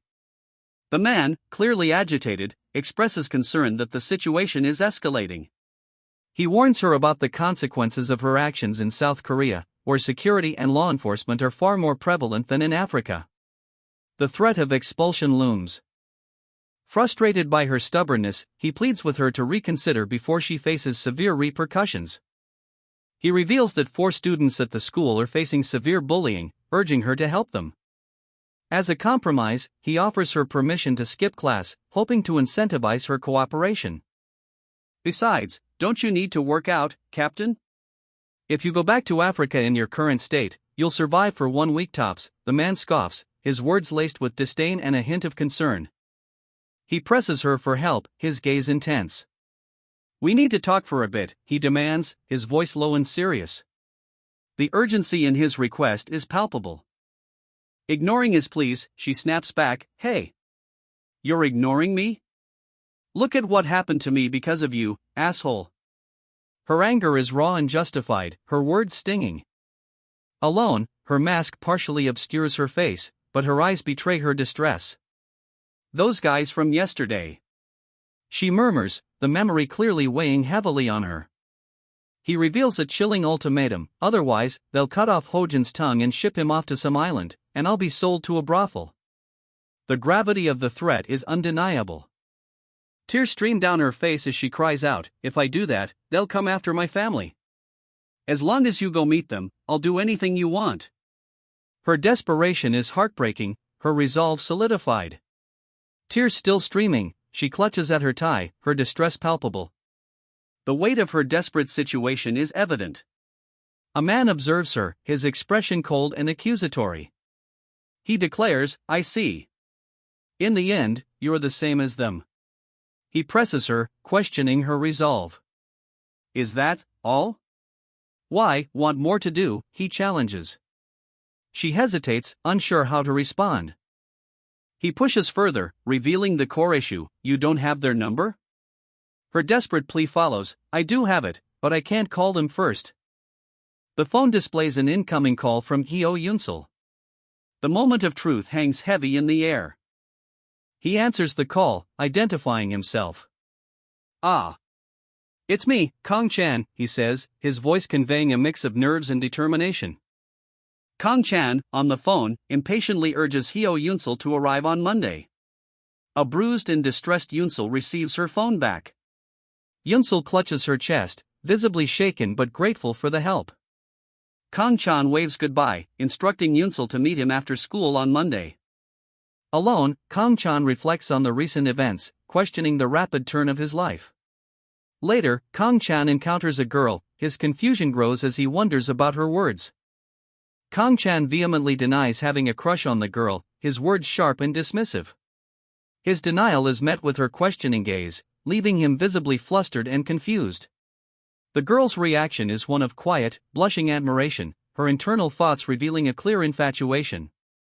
Suddenly realizing his age difference, Kong Chan is overcome with embarrassment, slapping his forehead in a gesture of self-reproach. His superior calmly advises him to avoid further trouble, reminding him that he is no longer a child. The girl stares pensively, her expression a mixture of concern and lingering affection. She advises him to improve his appearance, expressing concern for his well-being. The scene shifts as someone calls out to Chan, the panel leaving the immediate outcome unclear. A girl, her cheeks flushed, shyly explains, "Because you were with her earlier." Chan, looking annoyed, retorts, "Why are you talking about such gibberish?" Relief washes over the girl as she breathes, "Thank God." A man in a suit confronts a surprised schoolgirl. He shouts, his face contorted in anger. The girl's expression shifts to disbelief as she asks, "Gosh, are you serious?" The man covers his face in dismay, muttering that he is 29. Sitting on a park bench, the man gestures wildly as he explains something to the girl, who appears increasingly uncomfortable. The girl sits slumped, clearly distressed. The man observes her, his expression thoughtful. He notes that even classmates act this way, questioning if there's no middle ground in student behavior. The man decides to address the immediate situation first, then makes a somewhat desperate proposition: if the girl gets first place on the next school test, he'll kiss her. The distressed girl suddenly brightens, her fist pumping the air in triumph. The man watches, a flicker of surprise crossing his face. The man's face contorts in a grimace, his expression shifting from surprise to something akin to panic. The girl's face is close up, a wicked grin spreading across her lips. The word "kiss" explodes from the panel in red. A shadowy figure, only the eyes visible, reaches out with an ethereal hand towards the man. The man jolts awake in bed, a look of terror on his face, his fist clenched. Still in bed, wiping sweat from his brow, the man mutters, "What a dream." A young man in a school uniform, his expression serious, prepares to leave the house. He bids his mother goodbye, stating he's leaving. His mother, slightly concerned, inquires about his destination. He reveals that he has supplementary classes due to being in his final year of school. His mother expresses surprise. The young man leaves for his classes, wishing his mother a good day. Walking down the street, he reflects on the convenience of not having Saturday classes. Now in a car, he and a companion engage in jovial conversation, the tension from the previous nightmare seemingly dispelled. The car speeds along a winding mountain road, the driver seemingly enjoying the ride. His companion, noticing the driver's drink, cautions him against driving under the influence. A casual conversation ensues, the earlier tension forgotten. The driver asks his companion if he likes something, receiving a confused "what?" Suddenly, the driver clutches his head, a look of intense pain contorting his features. His wife cries out, "Honey!" His wife and daughter rush to his aid, panic evident in their faces as he cries out in distress, "Dad, what's wrong?" They desperately try to help him, the scene filled with a sense of escalating fear and urgency. The reason for his distress, however, remains a mystery. He worries about leaving those behind if he suddenly disappears. Besides, even if he returned to this body, he wouldn't be able to do much. They share a laugh together, the tension briefly easing. One man questions the fairness of keeping secrets between them, suggesting the other will follow him regardless. The other retorts that he won't reveal his secrets for precisely this reason. The man in the suit reminds his companion that his current body is that of an ordinary high schooler, he cannot fight as well as before. The man in the suit orders his companion to stay uninvolved in his problems. The man in the suit questions his companion, concerned about the number of people he's killed. His companion, visibly upset, begs him not to go. The man in the suit sits alone, contemplating his next move, a thoughtful expression on his face. They agree to meet again after the current incident. The companion leaves, driving away into the night. Despite his earlier insistence on staying out of it, the man in the suit is now involved in a violent confrontation. Blood splatters as he expertly fights multiple attackers. The man in the suit expertly dodges and counters his attackers, a flurry of blows leaving a trail of blood. "Dodge and counterattack," he shouts, his voice tight with determination. A brutal strike lands, the man grunting in pain as he takes a heavy blow to the stomach, blood spurts from the wound. He stumbles back, his breath ragged, as he faces a new wave of opponents, exhausted but defiant. His body is battered, showing signs of the fight. Gasping, he collapses onto one knee, his body trembling with fatigue. A crowd of foes surrounds him. "Shit! My body can't keep up with my mind. It's weaker and slower," he mutters, doubt creeping into his voice. "Can I really?" he whispers, his strength failing. A young woman's eyes widen, her cheeks flushed, a look of surprised anticipation on her face. The young woman sits on a park bench beside a man, her face partially obscured by her hands. He looks on with a mix of apprehension and curiosity. She asks him, "Why so suddenly?" He has clearly just proposed a kiss. Confident, she smiles brightly and assures him, "All right. I've always been first until now, so I'm confident." Suddenly, she grows enormously, towering over the man. "You definitely have to kiss me," she exclaims. The man recoils in fear as she looms over him, her immense size casting a long shadow. With a swift, earth-shattering thump, her giant foot comes crashing down towards him. He scrambles away in terror, barely escaping the crushing blow as the ground cracks under her foot. Terror contorts his face as he lets out a guttural scream. He's clearly shaken, glancing nervously at the clock, the events of moments ago still weigh heavily on him. A thoughtful expression crosses his face as he contemplates his next move. Obviously, he needs to get out of here.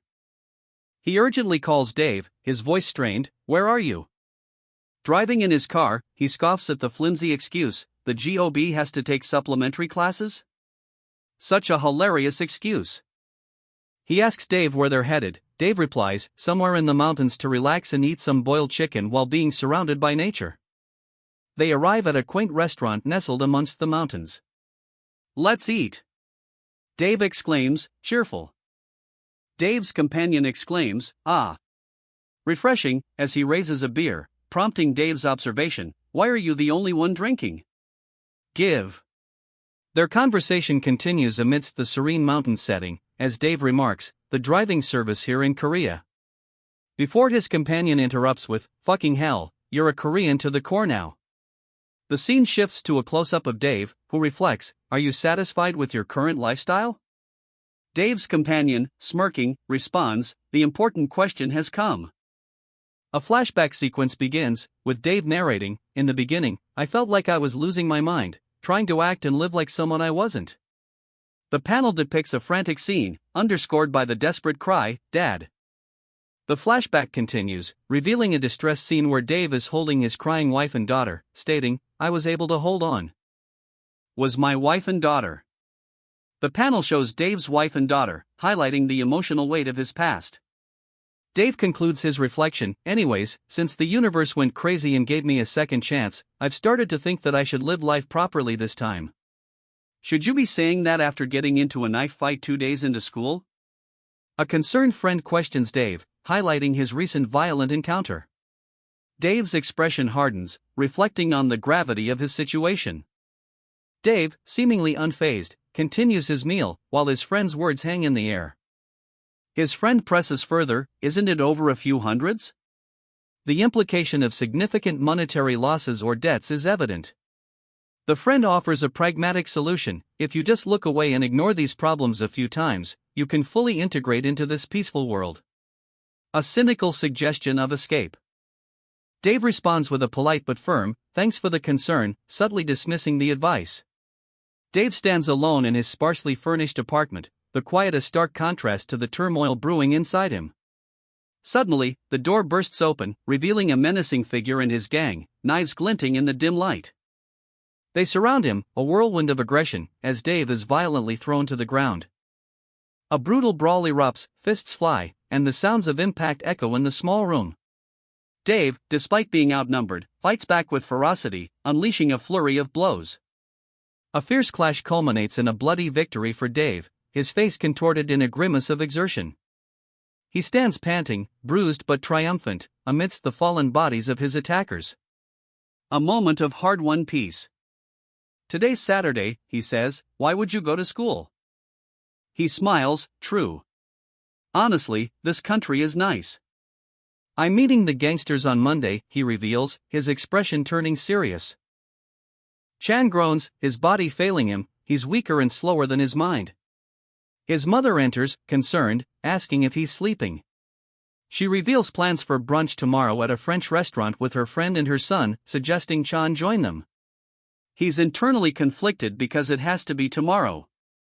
Despite his reservations, Chan decides to go. He doesn't have anything important scheduled. Chan considers the invitation to brunch, musing that Martin Levasseur sounds like a high-class restaurant. Chan arrives at the restaurant with Seongwi and her son. Seongwi introduces Chan to her friend. Seongwi greets Chan warmly, calling him by his name. Seongwi's friend affirms something, likely confirming something Seongwi said. Chan observes the scene, noting the waiter's accented greeting.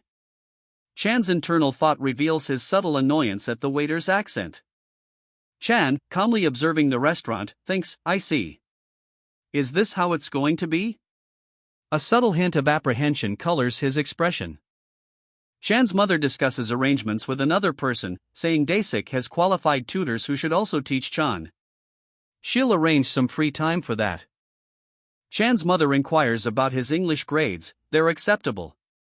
She then remarks that since he attends an ordinary high school, instead of a prestigious one like theirs, he should at least rank first in his grade.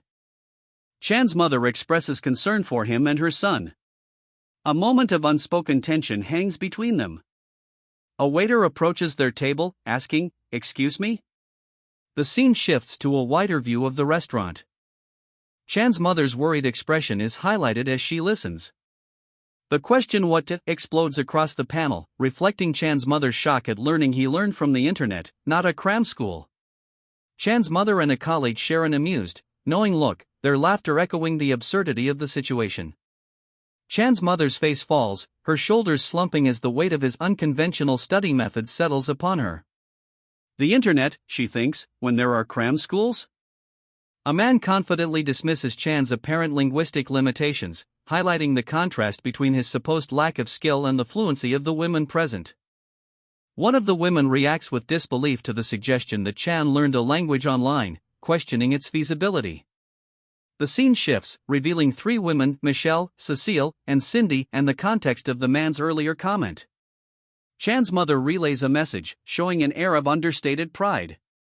"Are you leaving already?" one of the women asks, her tone laced with a hint of surprise as Chan prepares to depart. Chan's colleagues bid him farewell, a mix of concern and subtle envy in their eyes.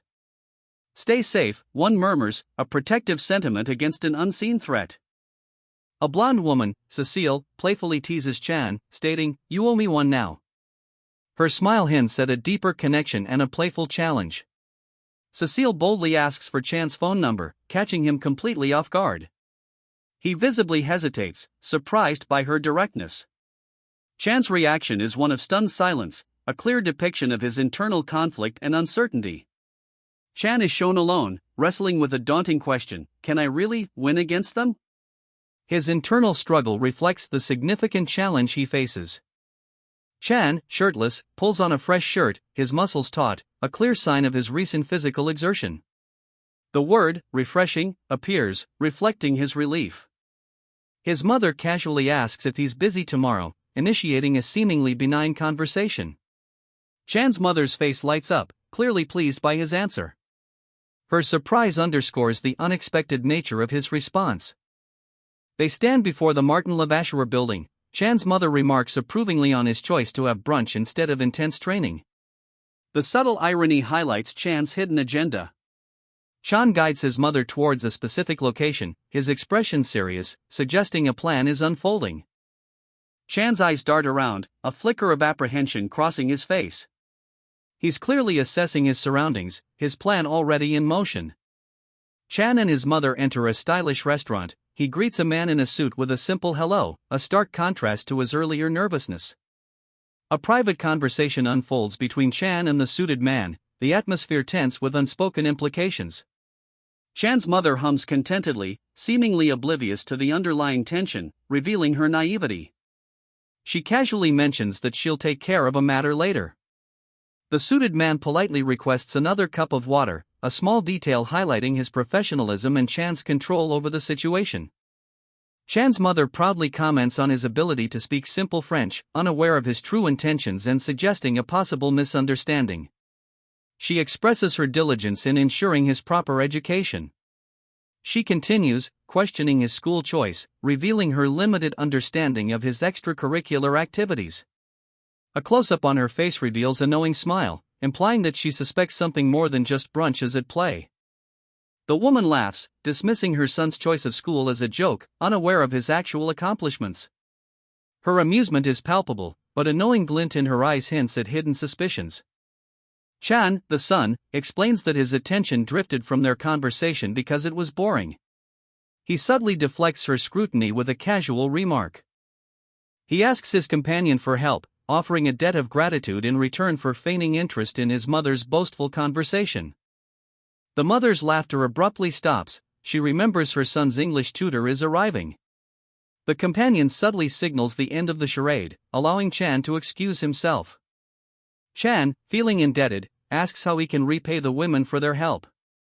One of the women reveals they're interested in Chan because they overheard his earlier conversation. They were impressed.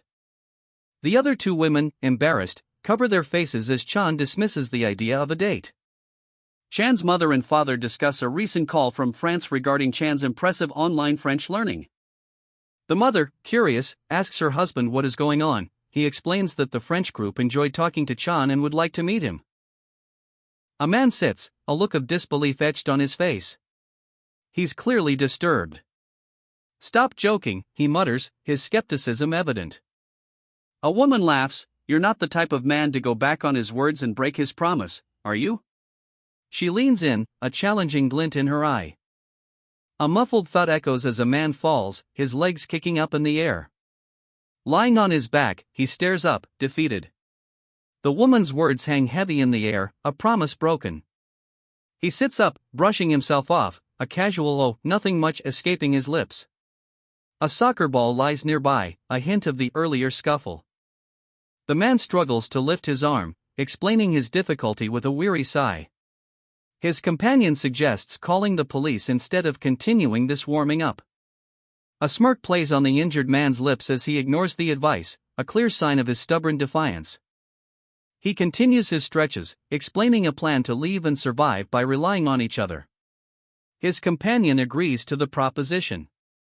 The plan is deemed unimportant by the older man, who forcefully reminds his younger colleague that he has become much weaker and should seek professional help given that his opponents are no ordinary gangsters.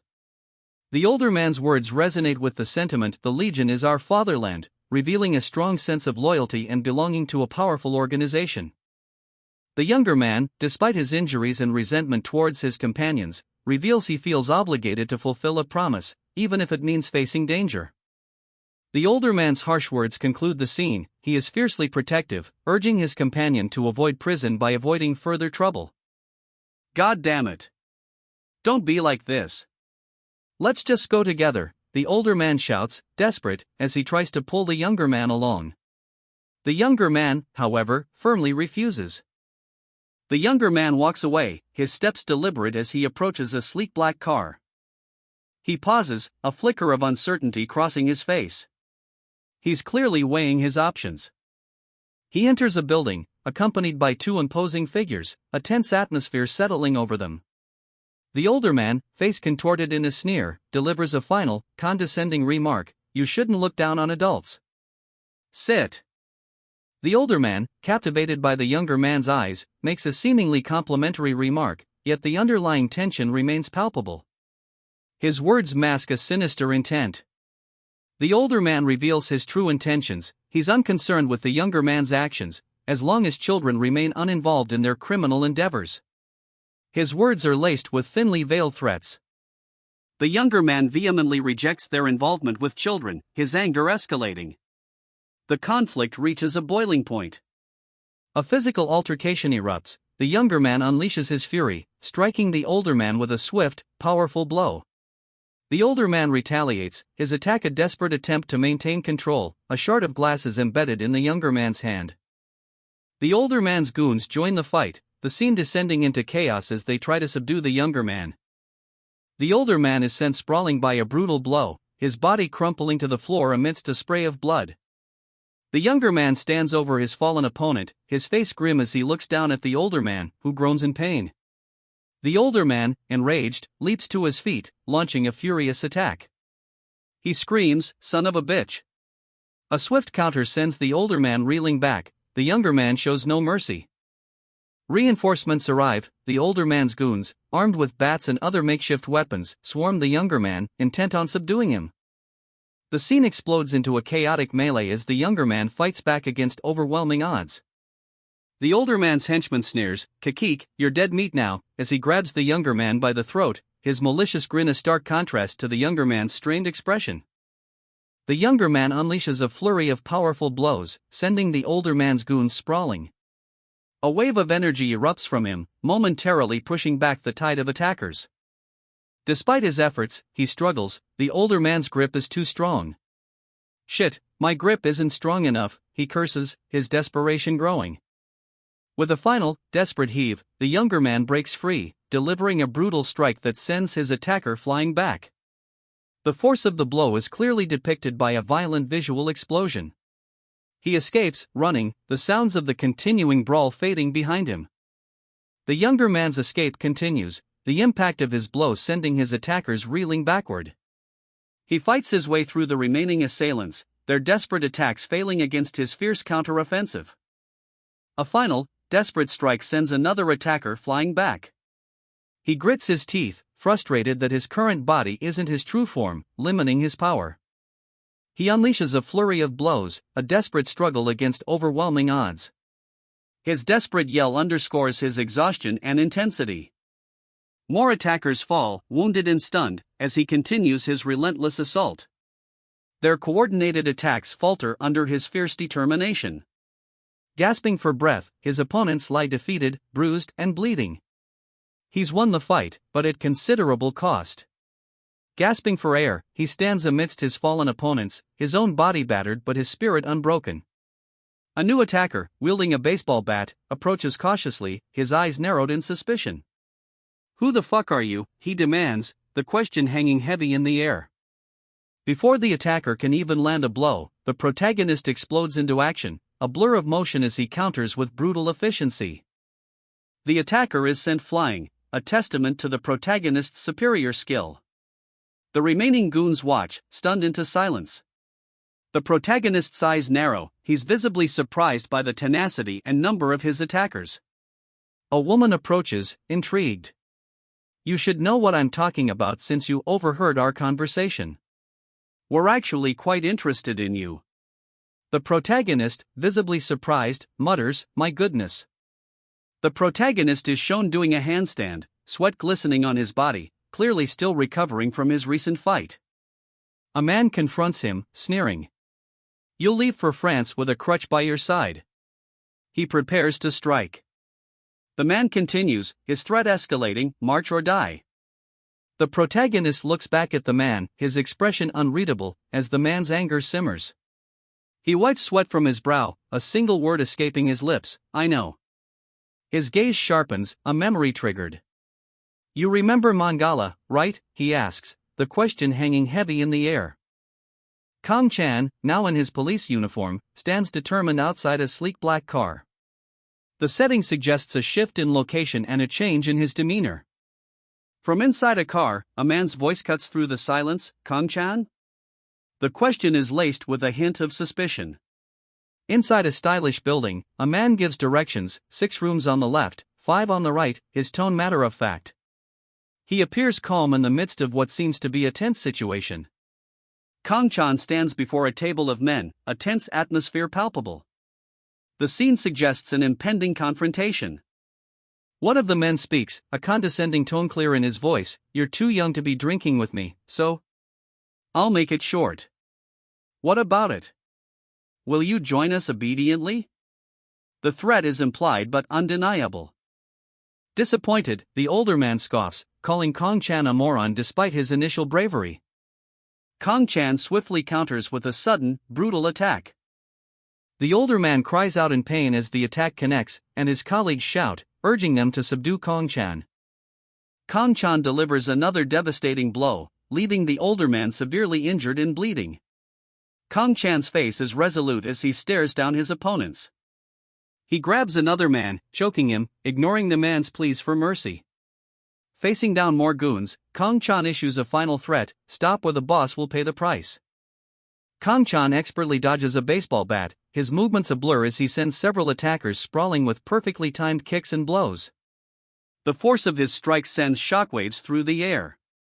A goon, enraged, bellows an order to kill Kong Chan, his finger pointed directly at him. The sheer intensity of his hatred is palpable. Kong Chan swiftly incapacitates another thug with a lightning-fast kick to the face. The man cries out in pain, his attack thwarted. Another goon is sent flying with a powerful punch, his face contorted in shock and pain. The fight is brutally one-sided. Kong Chan launches himself through the air, a flying kick connecting with another opponent's jaw with a resounding what? The impact throws the man back with force. Kong Chan continues his relentless assault, his fists a blur as he delivers a flurry of devastating blows. His anger is undeniable.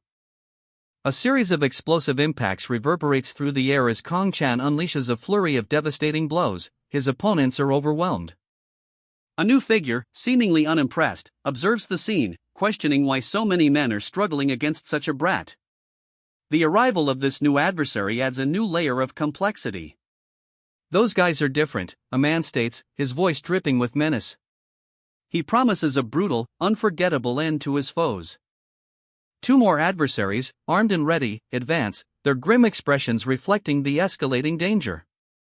A masked figure wielding a baseball bat bursts into the scene, adding a new and unexpected threat to the already volatile situation. A man, seemingly unimpressed by the ongoing brawl, remarks on Kong Chan's youthful appearance while casually observing the chaos. Kong Chan, despite being outnumbered, continues his relentless assault, further showcasing his unexpected strength. Kong Chan, his youthful appearance belying his surprising strength, delivers a powerful kick, sending one of his attackers sprawling. The remaining thugs, enraged, surge forward, shouting, "That bastard! Oi, move!" Their coordinated push is met with Kong Chan's relentless assault. A masked figure wielding a baseball bat effortlessly thrashes several men, sending shockwaves rippling through the air with each swing. Amidst the chaos, a bystander watches in disbelief, voicing his alarm, "What's happening?" The masked assailant continues his brutal assault, a whirlwind of motion as he sends his opponents sprawling with bone-jarring impacts. Inside a luxurious building, a tense standoff unfolds. A man, seemingly unfazed, declares, "Who cares? It's just one more." With a chilling grin, the masked figure sprints away, leaving a trail of fallen bodies in his wake. A masked assailant's blade slices through a man's torso, blood splattering across the polished floor. The victim's eyes widen in shock as he crumples. Too slow, the masked figure sneers, his blade a blur as he deflects an attack, leaving another guard wounded and gasping for breath. Another guard is thrust back, his body riddled with cuts as he groans in pain. Ugh. The hallway is a scene of carnage. The masked figure, having dispatched his opponents with brutal efficiency, sprints through the luxurious building, leaving a trail of fallen bodies. A blood-red captain explodes across the page, emphasizing the ferocity of the assault. In a stark contrast, a tense military briefing unfolds. A stern officer reports, between 350 and 500 enemy troops. The scene shifts to a chaotic firefight. Soldiers exchange gunfire, their movements frantic in the face of overwhelming odds. One soldier yells, "Hey Smithin!" A lone soldier, seemingly unscathed amidst the chaos, kneels, his face grim. He mutters, "God of," his words cut short. A man with graying hair and a beard grips a bloody knife, his face contorted in a furious grimace. He's clearly surprised by his opponent's strength. His surprise turns to disbelief as he mutters, why is a brat like him so strong?" The sheer unexpected power of his opponent leaves him stunned. The scene shifts, showing the knife plunged deep into the man's opponent's shoulder. The man's companion is horrified, a single word echoing his shock, "What?" A brutal blow sends the gray-haired man reeling, blood spraying from his face. The unexpected strength of his adversary is overwhelming. The scene ends with the gray-haired man falling, defeated. The unexpected turn of events leaves the situation uncertain. A masked figure, blood staining his uniform, delivers a brutal blow, sending his opponent reeling. The impact is clearly devastating. The gray-haired man collapses, defeated, the fight abruptly concluded. The masked man stands over his fallen adversary, his victory complete. The masked man, his uniform still bloodied, walks away, his face grim. The masked man leaves, leaving behind the bloody scene and a group of men watching from a distance. The tension remains. The wounded man sits slumped against the wall, blood staining his expensive suit. A masked man helps the injured man to his feet, urging a hasty retreat. "It's a monkey that's popular among kids. Let's quickly leave," he insists, but the injured man worries about the police being called. The injured man clutches a bloody, metallic object, muttering, "Why now?" His expression reflects a profound sense of timing. Footsteps echo, growing closer. The injured man tenses, realizing they are significantly outnumbered. There's over 20 people, at the very least. Are they reinforcements, he wonders. Down a long hallway, a squad of men in dark suits marches toward them, their presence radiating menace. A man in a suit observes the approaching squad, a smirk playing on his lips. "I had my doubts, but it looks like you really are a student," he observes, confirming a suspicion. "Who told you to talk like that? Can you fight by yourself like him?" one man demands, his anger evident. "If your excuse is gonna be your age, go to a nursing home, you bastard." Another man, wounded but defiant, shouts, "Get out of the way," as the confrontation intensifies. A masked man with a baseball bat appears, challenging the wounded man. "All right," he asks, a menacing tone implied. The scene shifts to the group of men in suits, where their boss announces, "Is that so? I'll take my leave first, so take care of the aftermath." The boss, leaving his injured subordinates, declares, "Let's go to the hospital that looks after my boys." The boss's departure leaves his men tense, their faces grim reflections of the recent violence. They stand poised, anticipating the inevitable aftermath. A masked figure bursts into view, a blur of motion, his red eyes gleaming menacingly. The masked attacker swings a baseball bat with brutal force, connecting with one of the men in suits, sending him sprawling.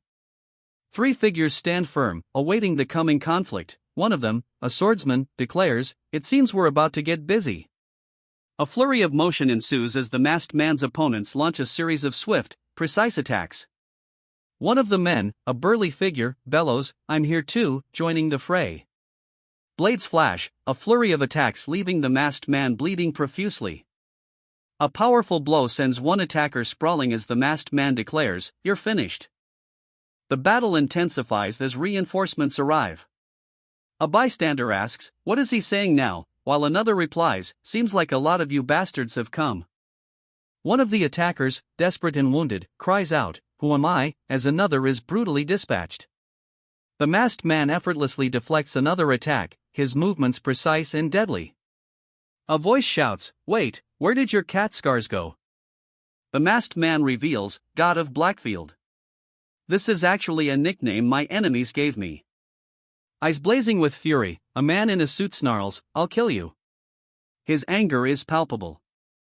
The masked man, however, effortlessly deflects the attack. The assailant's knife, bloody and broken, falls to the ground. The man lunges forward, his fist connecting with the masked figure. A brutal counterattack follows, leaving the attacker spattered with blood. Another attacker, sword in hand, charges. The masked man is clearly superior. A swift, decisive blow ends the fight. Another attacker falls, blood blooming on the ground. "You can't kill them," the masked man is warned, his owl mask a stark contrast to the intensity of the situation. The masked man's eyes glow red, a chilling display of power as he ignores the plea. The fight continues. With brutal efficiency, he delivers a swift, final blow. Another attacker falls, his body crumpling to the floor amidst a spreading pool of blood. His face grim, the masked man surveys the scene. "If you don't want to fight me, go hide in the rooms," he commands, his voice laced with cold authority. A man, injured but alive, stumbles into view, his eyes wide with a mix of shock and disbelief. "Shit, I thought I'd never see you again. Where did you get that mask?" he asks, his voice laced with both fear and curiosity. The masked man tells his companion to seek cover. "Stay here for a bit. I'll go check the counter to see if there's something to cover us with." The injured man clutches his wounds, his strength failing. "Shit, my body can't." He groans, collapsing to his knees. Oh Gwangtek, known throughout Sinsadong, explains his presence. He arrived after hearing that Park Jibum's group was about to be attacked. Gwangtek finds the situation, a high schooler and a masked man against Jibum's gang, hilarious, anticipating Jibum's humiliation. Observing the masked man's intent to handle things quietly, Gwangtek prepares to intervene. Despite being told not to come, the injured man smiles, a dangerous glint in his eyes. A swift, brutal attack erupts as the injured man lunges, his blade flashing. The attack continues with a flurry of precise movements, a bloody struggle. The injured man's desperate attack leaves him winded, shocked, and vulnerable. A group of bloodied thugs, some wielding crude weapons, stand menacingly in a luxurious hallway. Their leader glares, his fury barely contained. The injured man, his suit stained crimson, leans against a plant, his breath ragged. A look of grim determination settles on his face. Gasping for air, he asks, "Do you have a smoke?" His voice is strained, but his eyes betray a calculating mind. Groaning in pain, the man lies in a hospital bed, his arm in a cast. "How do you feel?" someone asks, their concern evident. The man's eyes widen, a flash of something feral in their depths. "What are you talking about? Where are we?" he demands, confusion evident in his voice. His companion explains, "You fainted as soon as we got in Gwangtek's car." Awakening in a hospital bed, Kong-chan asks how long he was unconscious. His companion informs him it was quite a while, and it's already morning. Despite his bandaged arm, Kong-chan insists he's fine and only wants a cigarette. A man arrives, commenting on the convenient timing, and asks if Kong-chan has a cigarette. Another man scoffs, muttering about the brat always asking for cigarettes. Kong-chan explains that the man present is someone he trusts, so he can listen to their conversation. The man asks if there's anything he can do for Kong-chan. Rumors about Kong-chan have spread everywhere today, reaching those who need him, those who fear him, and those who are simply curious. The man addresses Kong-chan directly, acknowledging his extreme talent. Kong-chan, unimpressed, curtly replies so what, prompting the man to explain that just as Kong-chan acknowledges his talent, he needs to respect the man's status and opinion.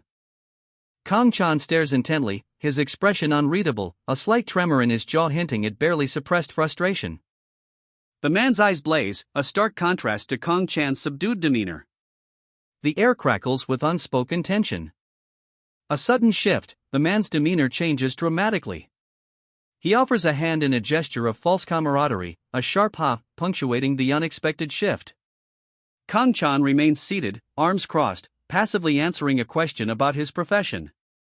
His impassivity speaks volumes. The man subtly reveals his true intentions, warning Kong-chan to keep his associates at bay. This is not a genuine offer of friendship. The man departs, his smile cold and calculating, leaving Kong-chan alone with his thoughts. The interaction is clearly not over. Kong-chan turns his attention to his injured comrade, dismissing the encounter with a dismissive wave. A flashback reveals the cause of his comrade's injury, a seemingly accidental traffic collision. This hints at the potential for manipulated events. A worried woman rushes to the bedside of an injured man, her question echoing the concern in her eyes. How did this happen? Where did you get hurt? The woman requests a transfer to a different hospital, her concern for potential complications outweighing her initial plan. The doctor suggests a transfer to a larger hospital with better resources, hinting at a more serious situation. The doctor assures the woman that her son's treatment went well, only needing rest and proper nutrition. The woman insists on transferring her son to Betrayal Hospital, her persistence suggesting hidden motives. The doctor, though initially accommodating, reveals concerns about the patient's best interests. The doctor explains that the director of surgical services at Betrayal Hospital is his friend, hinting at potential influence, but reiterates that it might be better for the patient to remain under their care. The doctor, concerned, explains the advantages of keeping the boy under their care, while the mother remains insistent on transferring him to Betrayal Hospital. Her unwavering stance hints at more than just maternal concern. The mother hesitates, questioning whether she should proceed with the transfer immediately. The doctor suggests delaying the transfer until her husband arrives, suggesting a strategy to further evaluate the situation. The doctor examines the boy's surprisingly fast-healing wound, noting its unusually rapid recovery rate. The boy reveals gratitude toward his mother for her efforts. The boy questions the doctor's actions, prompting the doctor to explain his own complicated past involving the boy's father. The doctor reveals a dark secret. After learning of the boy's father's condition at another hospital, he refused treatment, leading to his death, a heavy burden for the doctor. The doctor concludes the examination, stating it's finished, and makes a final request. You can come here or send people here whenever you want, the doctor says, his gaze intense. But please don't kill nor die. A plea, cloaked in a strange request. The boy sits in a hospital bed, his arm in a sling. He received stitches, his wounds had worsened. A brutal fight erupts. The boy, despite his injuries, fights back fiercely against a group of attackers. Alone, wounded, and exhausted, the boy sits in his hospital room, a single word echoing in his mind: how? The boy's father, a concerned yet firm figure, explains that the boy's parents asked him to call, despite the earlier agreement that he'd spend the night elsewhere. A stern, imposing man in a suit strides into the room, radiating authority and a hint of menace. The man questions the boy's connection to a teacher at his school, revealing a complex, hidden relationship. The boy's father cautiously confirms the relationship's existence. The suited man, seemingly pleased by a turn of events, expresses his satisfaction at gaining an advantage from the situation. The boy, his expression hardening, silently agrees to stay uninvolved with the man's school affairs. Alone in his hospital room, the boy contemplates the implications of the events, recognizing the danger and consequences of getting entangled. The suited man's face is twisted in a predatory grin, revealing a ruthless pragmatism. He acknowledges his opportunistic gain from the incident. The man's eyes blaze with anger as he threatens the boy with consequences should he refuse to cooperate. The silent tension hangs heavy in the air. First, get rid of your boys outside. We don't need their protection, the suited man commands, his tone brooking no argument. His ruthlessness is palpable. You should go, the man insists, though his concern for the injured man is evident, contrasting sharply with the previous panel's harshness. The injured man contemplates his situation. He asks, "When can I get discharged?" The injured man winces in pain as his wife explains, "He's right, it doesn't hurt as bad as it looks," the sharp contrast between her caring tone and his pained expression highlighting the seriousness of his injuries. A sharp throb emphasizes his agony. Alone, the injured man grapples with his predicament, internally lamenting, "What should I do? I can't tell them I got hit by a knife delivery truck." His secret weighs heavily on him. A doctor and a nurse approach, their presence foreshadowing further developments in his treatment and the potential exposure of his lie. The injured man lies in his hospital bed, surrounded by his worried wife, the imposing figure of the suited man, and the observing doctor. The tension in the room is palpable, hinting at an impending confrontation. The wife expresses concern over the overwhelming patient load in large hospitals.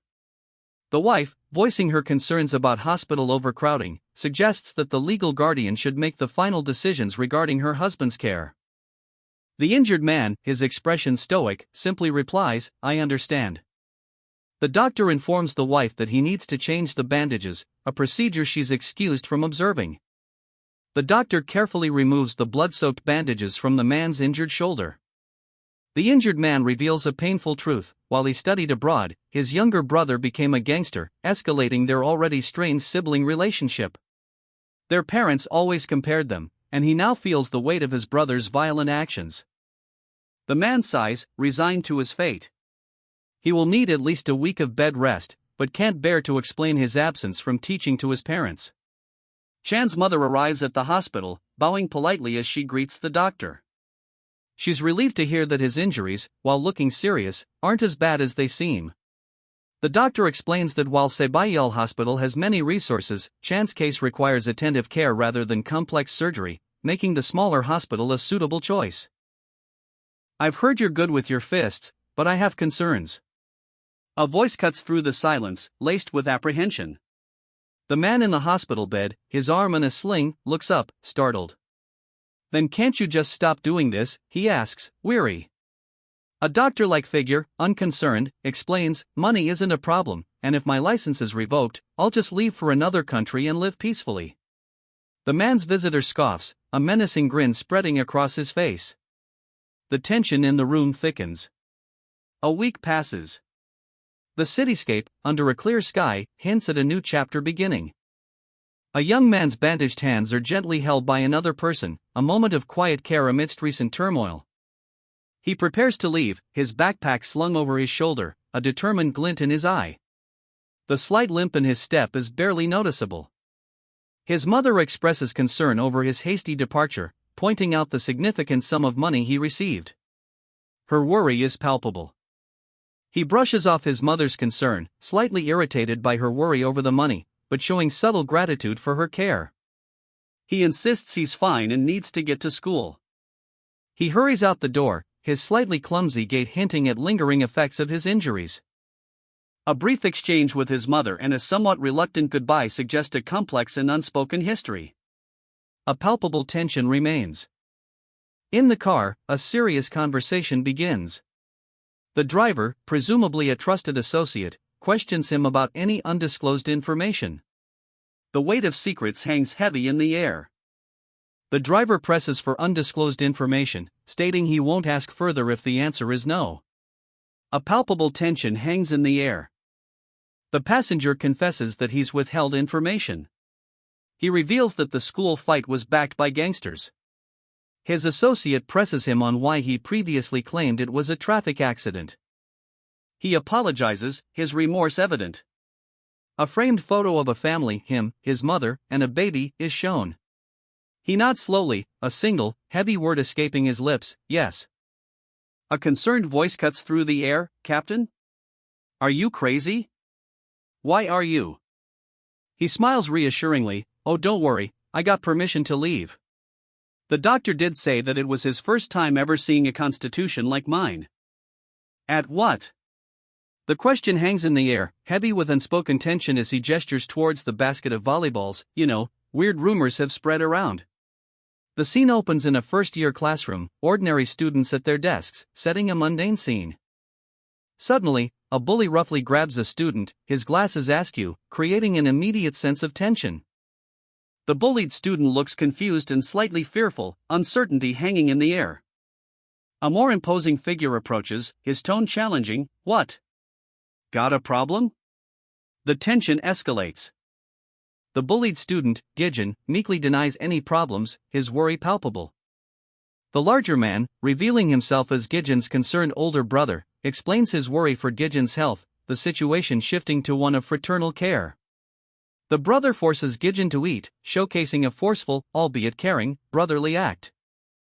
Back in the classroom, Gijin's brother calmly addresses the students, a sense of quiet authority restoring order after the previous confrontation. Gijin's brother, a figure of quiet authority, stands in the classroom, a subtle question hanging in the air: isn't he? A new arrival, Kim, from year 3, interrupts the tense silence, his introduction met with immediate suspicion and a curt dismissal of the classroom's noise. The students immediately recognize Gijin, pointing him out with a mix of fear and apprehension. The tension ratchets up. Kim confirms his suspicions, addressing Gijin directly. Gijin, visibly shaken, remains silent. The weight of his brother's earlier actions is palpable. Gijin's brother, weary and clearly burdened, explains the limitations of his position. Maintaining order is proving difficult under the circumstances. A colleague challenges the brother's approach, highlighting its ineffectiveness. The scene underscores the inherent difficulty of managing the escalating conflict. Gijin's brother offers a weary but grateful, "I understand, and thank you very much." The brother's gratitude is short-lived. His expression shifts to shock as he warns, "Keep in mind that if you come to me as a corpse one day, I'll secretly remove and sell your organs to make a profit, without telling your parents." Gijin's brother leaves the house, his injured arm still bandaged. His mother expresses concern, noting the large sum of money received and stating, "This amount is just shady." The brother is seen leaving with Gijin, his mother offering a final, "Have a nice day." They drive off together in a car, the tension palpable between them. Gijin confesses to his brother that he was in a fight. The tension in the car is thick. He explains that the situation was resolved, with some injuries, but no fatalities. Gijin reveals he minimized the details to avoid worrying his mother. His brother reminds him of his mother's sacrifices. Gijin is taken aback. Gijin acknowledges the truth, admitting a lack of awareness of his mother's sacrifices. A flashback sequence shows Gijin's mother in a medical emergency, likely related to his birth, implying the sacrifices his brother mentioned. His brother, still driving, asks Gijin to avoid causing his mother further distress. The brothers continue their drive, the brother expressing his gratitude for Gijin's honesty.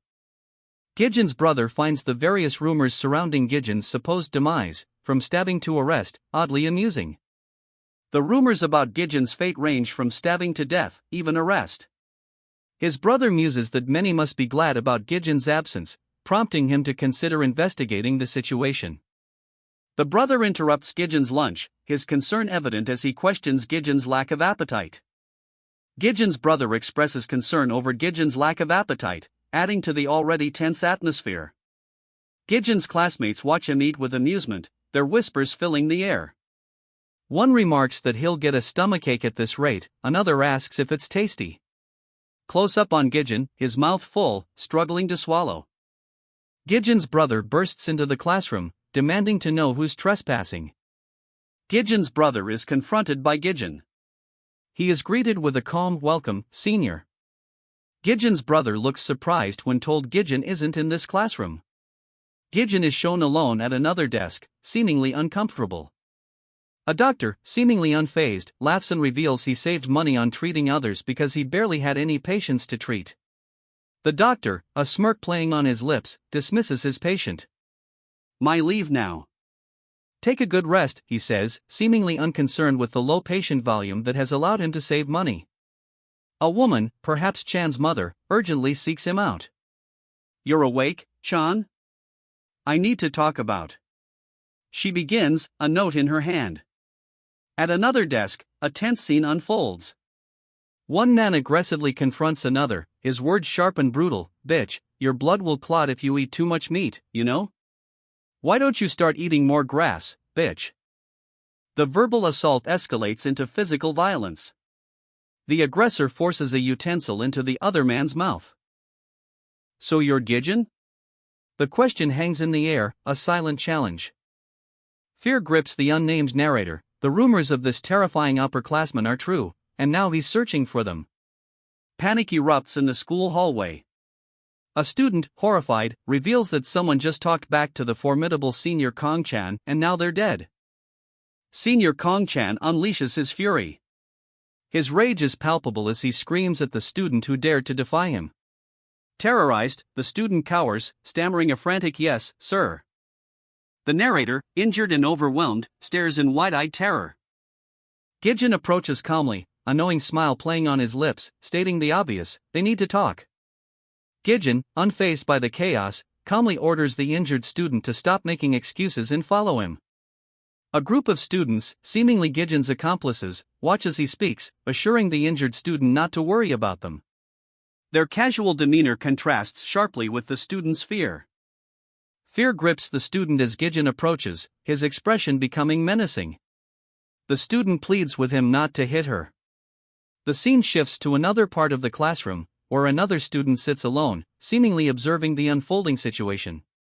Gijin and his associates stand nearby. The lone student recognizes Gijin, whispering his name in shock. Kong-chan? That infamous Kong-chan? Her surprise suggests Gijin's notoriety. Gijin approaches the shocked student, asking if she's busy. His calm demeanor remains, despite the previous scene's intensity, suggesting a level of control or confidence.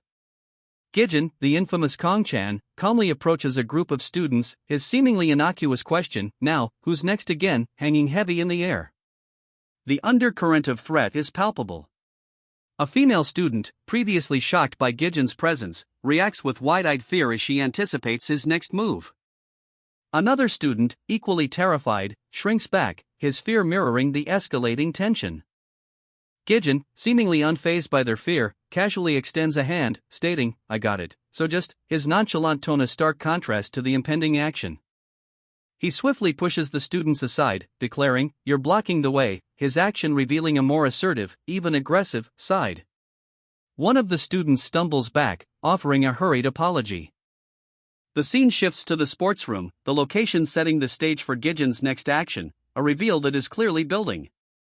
Gijin explains his actions. He's establishing a sports club and needs Mr. Suk Kangho as a supervisor.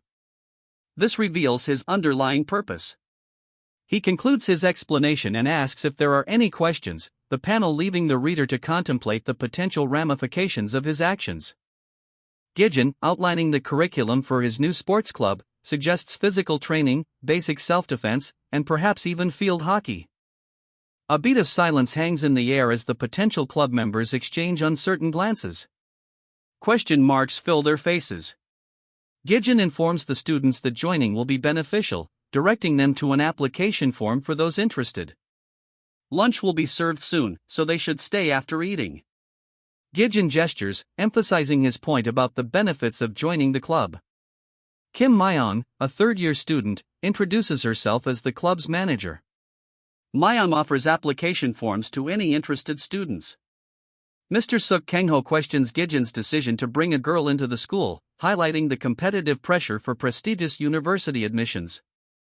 A young woman, her hand bandaged, nervously asks if her injury still hurts, expressing worry. A concerned man replies, creating a tender moment.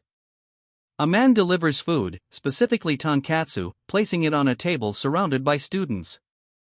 A young woman is confronted by a man who questions her loitering. The confrontation escalates, the young woman denies any wrongdoing, her defiance clear. The young woman's uncertainty is palpable as she questions whether she can leave. "If you want to do shady things, be my guest," the man in the suit dismissively states, turning his back on the young woman, his words laced with indifference. The young woman walks away, her shoulders slumped, uncertainty clouding her features as she leaves the scene. Alone, the young woman's frustration boils over. "Damn it!" she mutters, her face reddening with anger and a sense of helplessness. A different man, subservient and fearful, is quickly ushered away by his superior. Yes sir, he stammers, his voice barely a whisper. The superior officer's demeanor shifts to one of impatience.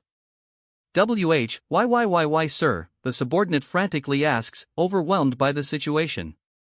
Another man intervenes, his voice sharp with alarm. Hey Moon Gijin. Are you crazy? He shouts, his concern evident. A superior officer silences his frantic subordinate with a curt, don't interfere. The subordinate's desperate pleas highlight the escalating tension. The officer's expression shifts from anger to a calculating smirk, his eyes glinting with a new purpose as he observes the terrified student. The scene shifts to a classroom. A young woman, Cho Soyeon, sits alone at her desk, head bowed, tears silently falling. A man approaches, his question, "Are you Cha Soyeon?" hangs heavy in the air. Soyeon's hesitant, tearful yes, reveals her vulnerability and the gravity of the situation.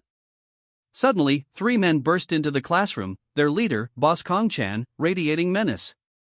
The sudden intrusion amplifies the already precarious situation. Other students immediately bow in deference as Jo Siho, a second-year student, approaches the officer, attempting a nervous greeting that is unlikely to be well received. A school official, his face etched with nervous uncertainty, asks, "Yes?" Several students bow deeply before Boss Kong-chan and his associates as they enter, a good day, greeting hanging awkwardly in the air. Jo Siho, a second-year student, nervously inquires, what sports will we be doing?" revealing his suspicion of the group's true intentions. Another student, equally apprehensive, questions the invitation's purpose, "But why did you invite us?" Boss Kong-chan explains his intentions, stating, "Because I want to get friendly with you and spend some time with you guys," a thinly veiled attempt at recruitment. He assures them that participation is not mandatory, saying, "Anyways, we're not forcing you, so you don't have to join if you don't want to," subtly attempting to ease their apprehension. Boss Kong-chan, with a forced smile, attempts to make the proposition more appealing. "What do you think? Sounds fun, no?" One of Kong-chan's associates whispers to him, frustrated, "Don't glare at them like that. This isn't Africa, you know," while Kong-chan mutters, "God damn it. I'm trying my best," revealing the underlying tension and the less than subtle nature of their recruitment tactics. A young woman confronts Kong-chan's associates, incredulously questioning if he truly brought her there, while another associate pleads for a one. Frustration mounts as one associate exclaims, "Good grief. I don't know anymore," urging their captain to handle the situation, while another suggests simply leaving the woman alone. Kong-chan, looking grim, simply replies, "Yes," as a man in a baseball cap carrying a container exits a doorway. This seemingly mundane exchange hints at a deeper, more clandestine operation. The young woman, unnoticed, peers out from a doorway, her expression filled with apprehension. She flees the building, her movements suggesting a desperate attempt to escape. The young woman, now outside, indignantly shouts that she's not loitering, her defiance palpable. Kong-chan, his face hardened, coldly instructs her to leave if she refuses to cooperate. The young woman calls out to Kong-chan, her voice sharp and urgent, creating further tension and uncertainty. Kong-chan, a third-year student, looks intently at someone off-panel, his expression serious and questioning. His demeanor shifts, a small, almost sly smile plays on his lips as he explains that they need to talk. Kong-chan looks thoughtful, hand to his chin, seemingly pondering a point before speaking. Kong-chan stands alongside a more casually dressed man, both appearing relaxed but alert. The scene suggests a shift in the dynamic, perhaps a change of location. Back inside, Kong-chan casually eats while a woman peers anxiously from behind a door. The scene shows him continuing his earlier conversation, seemingly unfazed by her presence. The woman, her face a mask of worried suspicion, questions her own perceptions. The students push themselves through one last lap, their exhaustion palpable. Exhausted, they collapse, gasping for air, the strain of the training evident on their faces. A woman watches from a distance, her expression unreadable. A student offers a soda to one of her classmates, a gesture of camaraderie. He eagerly accepts, relief washing over him as he drinks. "I survived today's training," he mutters, his voice barely audible. The instructor, observing the scene, asks, "What we just did, was the..." The panel cuts off before revealing the answer. The instructor emphasizes the importance of warming up before intense training, reminding the recruits that jumping into it unprepared is unwise. A young man, clearly in pain, falls to the ground after taking a volleyball to the face, groaning in agony. The instructor questions whether the blow to the face was accidental, raising an eyebrow in suspicion. The injured recruit stammers an apology, clearly uncomfortable and attempting to appear polite. The instructor's expression hardens as he points out the inappropriateness of such actions within the school setting. The instructor's eyes flash with a dangerous glint, promising to demonstrate the true nature of their training. The student, holding a volleyball, assures his instructor, "When I aim for the face, it's on purpose, sir." His tone is defiant, yet laced with a hint of apprehension. The instructor's eyes narrow, a predatory gleam reflecting his unspoken threat. He's clearly not amused. With explosive speed, the student unleashes a devastating volley, the ball leaving a fiery trail. The sheer power of the technique is immediately evident. The instructor barely reacts, deflecting the initial blow with a curt "ha." His confidence is unwavering, but the impact is considerable. The student's attack continues, a relentless barrage of high-speed volleys aimed at the instructor, each one leaving a dramatic trail of motion. The intensity is palpable. The student's relentless assault continues, a flurry of blows punctuated by the sharp crack of colliding bodies and the whoosh of wind. The instructor's face is strained, but his eyes burn with determination as he deflects another blow. A student watches the brutal training session, whispering, "This is one hell of a terrifying club." Later, two students discuss their training. One reflects, "I thought my body was weak and lacking, but I guess I was wrong. Compared to them, it's in pretty good shape." The other replies, "Did you realize that now? Your body wasn't normal in the first place." A female student proposes, "We'll destroy their bodies if we train like this every day," to which another student replies, "Let's make it twice a week. Deal with that yourself." A student observes the scene from a distance, her expression a mix of apprehension and curiosity. A young woman approaches two older male students, her words a "Sharp you again?" The men look surprised and apprehensive. The woman declares her intent, "I want to join as well." Her expression is determined, despite the apprehension on the men's faces. One of the men questions her decision, highlighting the unusual nature of a third-year student joining a club, given their academic pressures. The woman counters forcefully, "What's wrong with that? I'm not going to university, anyway." The woman further justifies her request by pointing out that another student, Kim Myeon, is already a member. The men look unconvinced. The man sighs, arms crossed, seeming resigned. His thought bubble reads, "Terrible grades." The woman walks away, leaving the two men behind. They watch her go. One of the men advocates for Yunsul's inclusion in the club, noting her sincere and determined demeanor from earlier. The other man counters, suggesting that their dynamic might change significantly with increased time spent together. He bids her farewell. A man, clearly a businessman given his attire, answers a call, his voice a polite inquiry, "Hello?" The woman on the other end of the line reveals herself as the woman from the French restaurant, casually dropping his number. She casually asks why he's calling, a playful tone in her voice. Lying in bed, the woman playfully reminds him of her French heritage as she waits for his explanation. Lying in bed, the woman playfully reminds him of her French heritage, a teasing lilt in her voice as she waits for his call's purpose. "Oh, that might be sexy in its own way," she adds with a smirk. A man, seemingly Ho, is on the phone, looking stressed. Another man enters, his presence causing Ho to pause. The newcomer, identified as Chan, has returned. Ho, relieved, expresses surprise at his arrival. Chan is urged to shower and rest after what is clearly a tiring ordeal. He complies with a weary yes. Alone, Chan reflects, his expression hinting at a suspicion that someone was attempting to conceal something.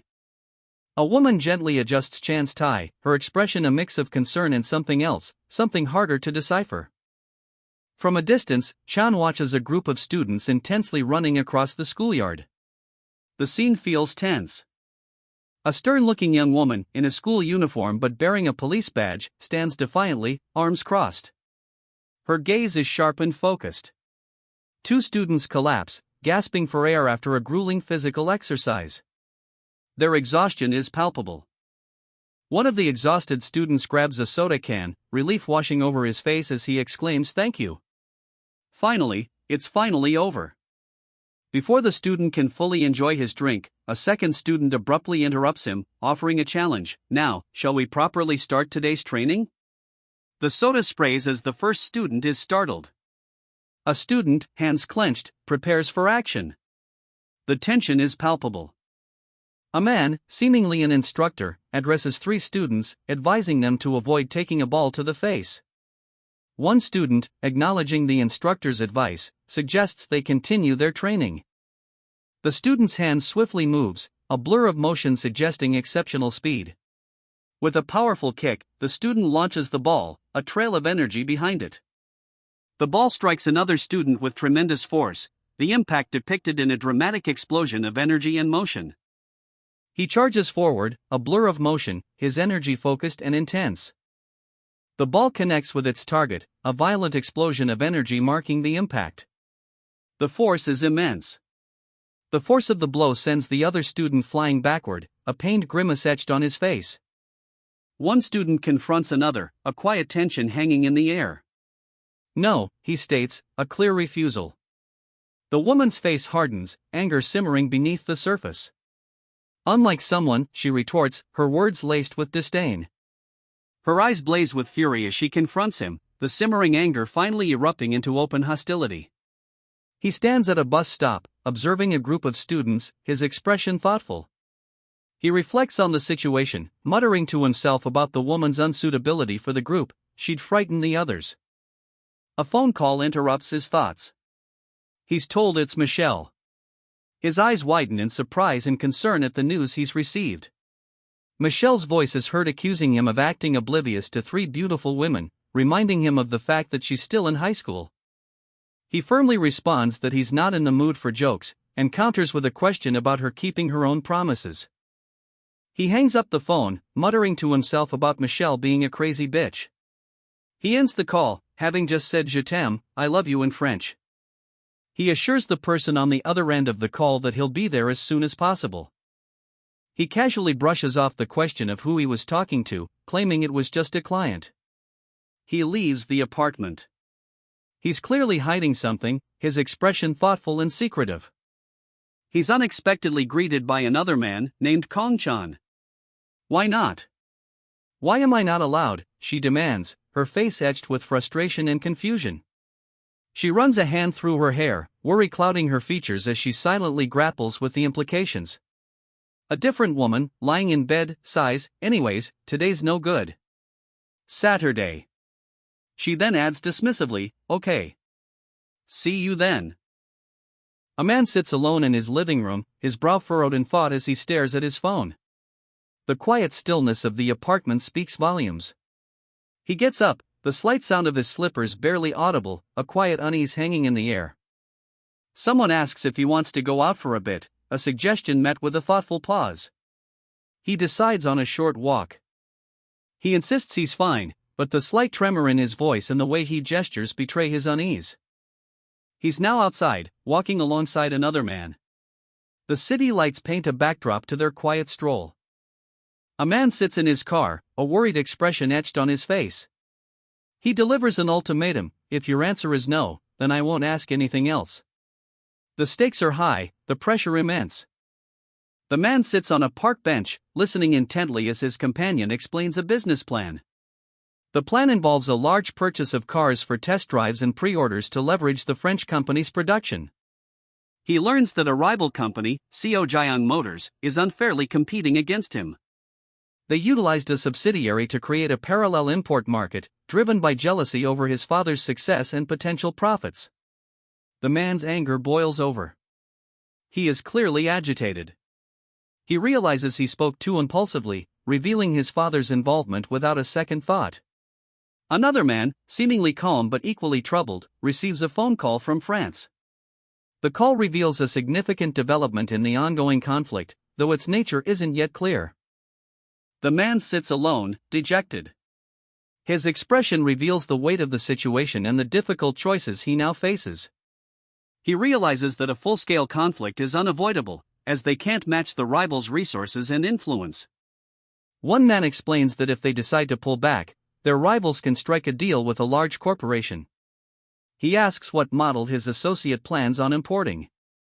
The associate mentions the Schiff, an extremely luxurious sedan, and reveals that 500 of them are involved in the deal.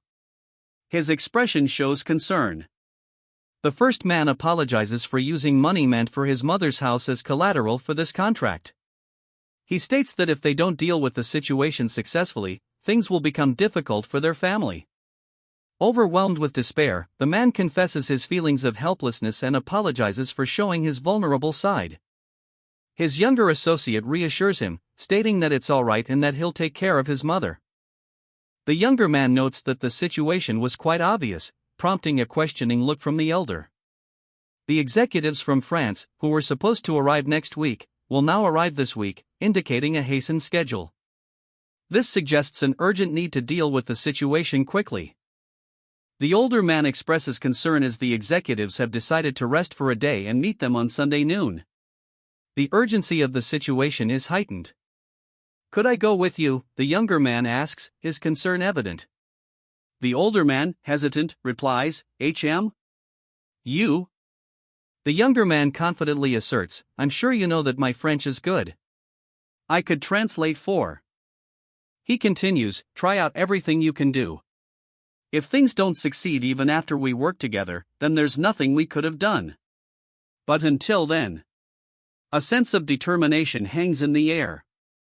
The older man agrees, "All right. Even if the results aren't good, help me out until the end. For your mother's sake. The both of us must act as usual and keep this to ourselves," he adds, a shadow of worry crossing his face. Inside the apartment, a woman sits on the couch, observing the younger man's departure, commenting, "How odd." Michelle's voice cuts through the quiet apartment. "Actually, nice timing," she says, a sly smile playing on her lips as she emerges from the shower. Michelle's tone shifts, becoming more serious. "Let's postpone our appointment for a week," she requests, but Cheney's response is immediate and firm. Cheney's frustration is evident as he explains that he has pressing matters at home. Michelle relents, agreeing to postpone their meeting until Monday, a hint of playful defiance in her agreement. Back in his apartment, Cheney's gaze lingers on his phone, a mix of relief and lingering unease in his expression as he thinks of Michelle. With a decisive tap, Cheney ends the call, ending the immediate tension. It wasn't configured for online banking. Cheney, looking worried, is on the phone. He learns his account isn't set up for online banking. "Completely naqué?" he asks, though his tone suggests otherwise. Despite the banking issue, his concern shifts. He expresses worry for his mother. Sunday at the Namsan Hotel, Channy's father assures him that they will tell the French executives Channy is an assistant translator, not his son. Channy, slightly relieved, simply replies, "Thanks." He anticipates the upcoming negotiations, viewing them as an interesting experience. The bandages on his hands hint at recent physical activity. Channy and his father enter the hotel together. "They're already here," Channy's father announces, his gaze sharp, his hand bandaged, as he points towards an unseen arrival. Tension fills the opulent hotel lobby.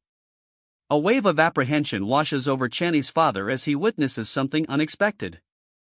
"How?" he murmurs, his voice barely audible above the sudden shift in the atmosphere. A stern-faced man in camouflage barks orders, "As soon as Massillon's death is confirmed, cease fire and fall back immediately." His words reveal a tense military operation underway, connected to the anticipated negotiations. The man's superior, seemingly calmer, adds, "Usually, I'd have a word to say, but I'll let it pass this time." This suggests a higher authority at play, allowing the current situation to unfold without direct intervention. Channy's father extends his hand, a gesture of quiet defiance or perhaps a calculated move in the escalating conflict. The scene ends on a note of unresolved tension. Charlene. The name hangs heavy in the air, a threat whispered by a man whose smirk betrays a chilling resolve. His subordinate, clearly unsettled, wonders just how far this will go. The tension is palpable. Worried, he confesses his unease, a stark contrast to the cold determination seen moments before. He decides to leave, the weight of the situation clearly pressing upon him. Night falls, the city shrouded in darkness, mirroring the uncertain future that awaits. Under the cloak of night, two figures stand together, their faces etched with worry. One appears burdened by a secret. "If you tell me nothing's wrong, then I won't ask anything else," one man states, offering a chance for his companion to confide. His companion hesitates, then a nervous laugh escapes his lips. The tension subtly shifts. But then, an external factor intervened, the burdened man explains, his expression darkening. The mystery deepens. The other man is on the phone, revealing a business deal gone sour. "They guaranteed us the monopoly, but only if we buy 500 cars with each purchase," he explains, highlighting a blatant unfair clause. "Either we give up on the money we spent on the contract for the 50 cars, or we make the payment and do our best to sell them here. Whichever choice we make, the losses will be about the same amount," he explains, highlighting the impossible situation. He sits alone, his face showing the weight of this difficult decision. The uncertainty of their future hangs heavy in the air. One son confesses to his father that he couldn't hide his reaction after hearing some unsettling news. The father, seemingly concerned, questions him. The son presses for clarification on the timeframe of the this week deadline, wondering if it means tomorrow or the day after. The urgency is palpable. The father, looking worried, simply replies with a questioning question mark. The weight of the situation rests heavily on their shoulders. The son assures his father that he will handle the situation alone, suggesting a desire to shoulder the burden independently. The son's determined expression reflects his resolve to confront the difficult situation head-on. He is resolute in his decision. Returning home, the son is greeted by his mother's concerned inquiry about his father's whereabouts. Later, on the phone, he appears frustrated, his conversation seemingly about scheduling.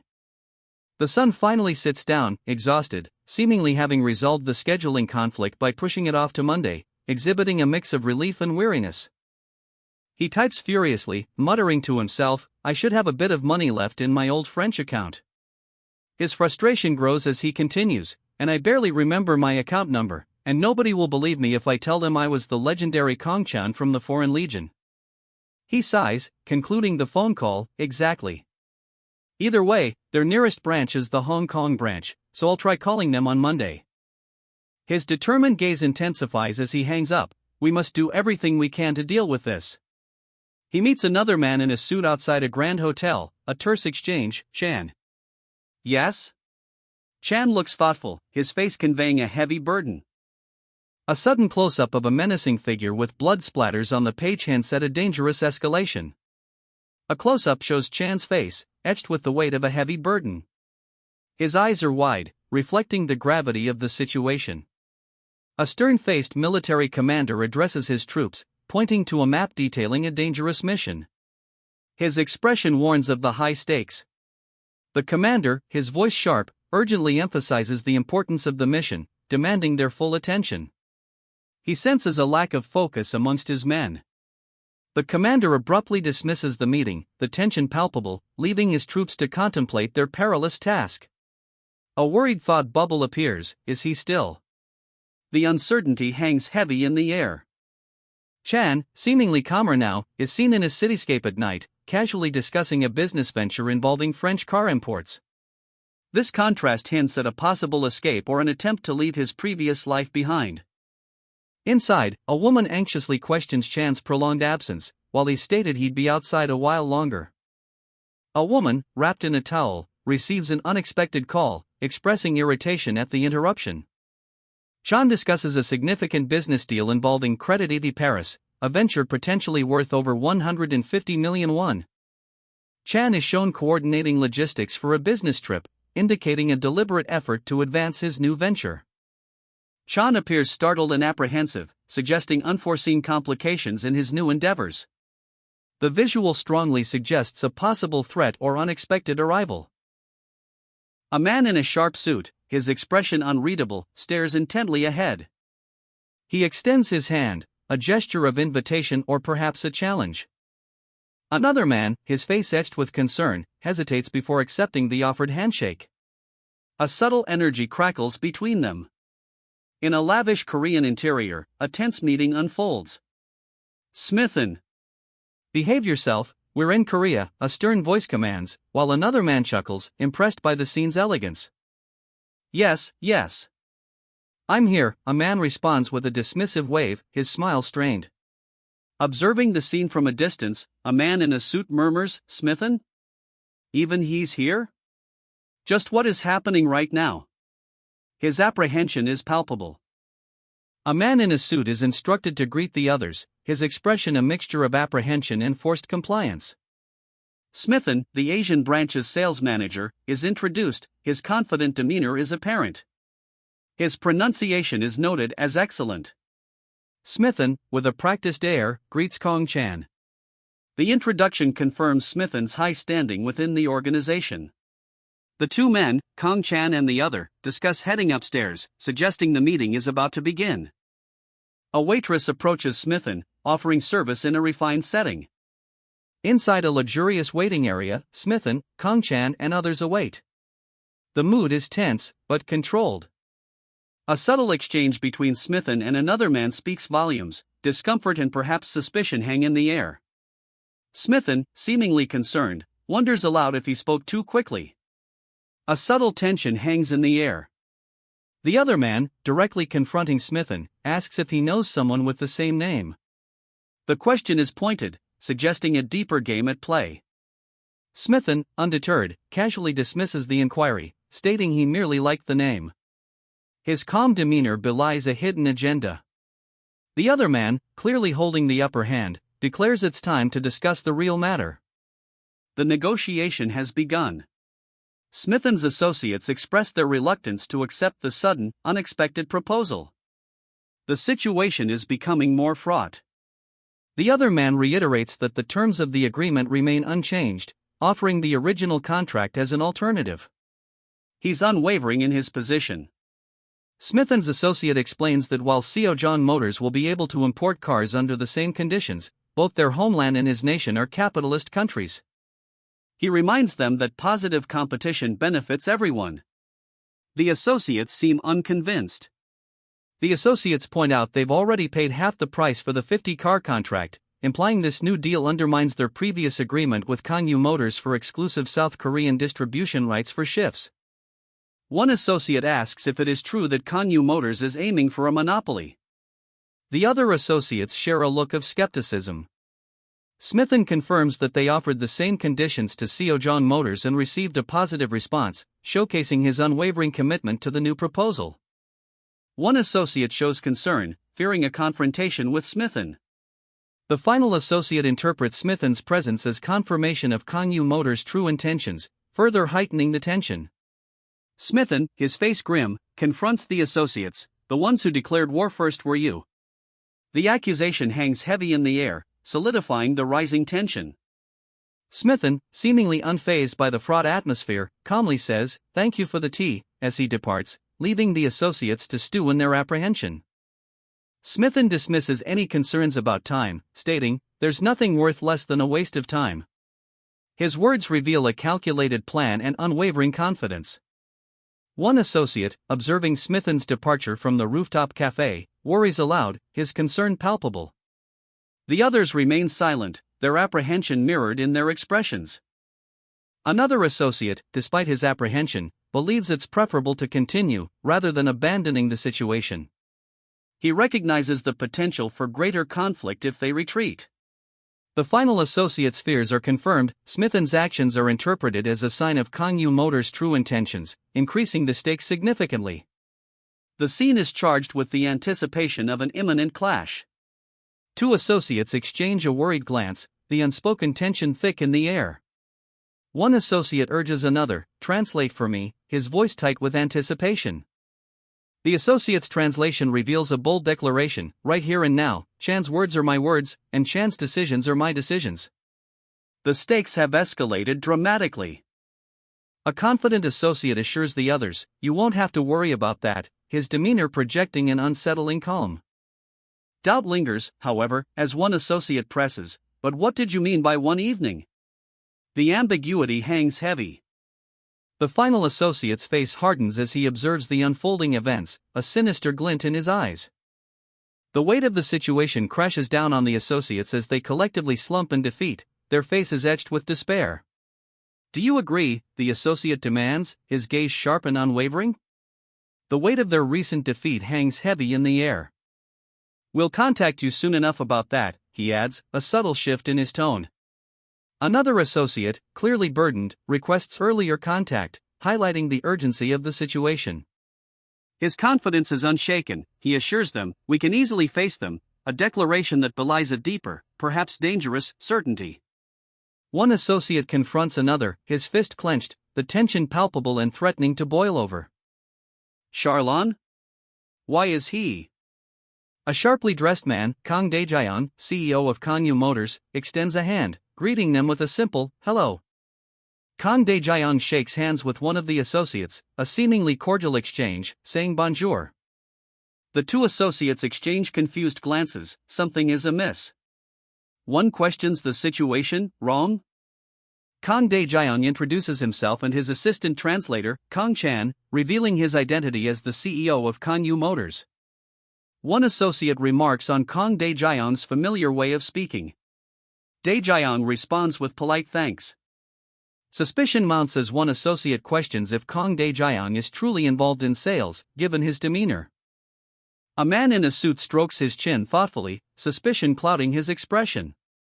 One associate confronts another, his skepticism clear, "Smithen." The other man reacts sharply. The questioning continues, focusing on the commonality of a name. Is the name Kongchan common in Korea?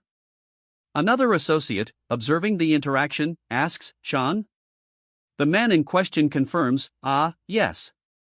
The tense atmosphere continues as a business proposition is made, a request to modify the contract conditions regarding the monopoly of 500 cars. A man in a suit observes the unfolding events, his internal monologue revealing his insight, words that aim for weaknesses. He indeed is Charlan. The final piece of the puzzle falls into place as a further demand is laid out, the preparation of facilities to match demands, including component stockpiling and manpower expansion, granted only in exchange for AS monopoly rights.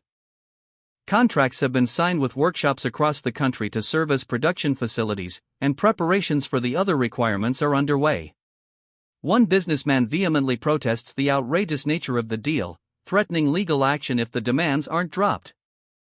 Another man in a suit expresses his disappointment, deeming the situation a shame. He abruptly stands, the sudden movement emphasizing his frustration and the gravity of the situation. A plea for more time is made, underscoring the pressure and the stakes involved. Monsieur Kang pleads for a week and one evening, insisting it's not a lot of time. His urgency is palpable. His superior questions Kang's authority to make such decisions, challenging his responsibility.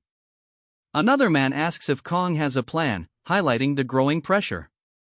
Kang's associates explain the dire consequences of failure. They'll have nothing to defend their actions. The urgency mounts. Overwhelmed, Kang hides his face, succumbing to the weight of responsibility. Kang, now resolute, forcefully declares his intention to proceed. Desperation fuels his resolve. His hardened gaze reflects a grim determination to face the challenge ahead. A man in a suit, Kang, smirks confidently. He's ready to move forward with his plan.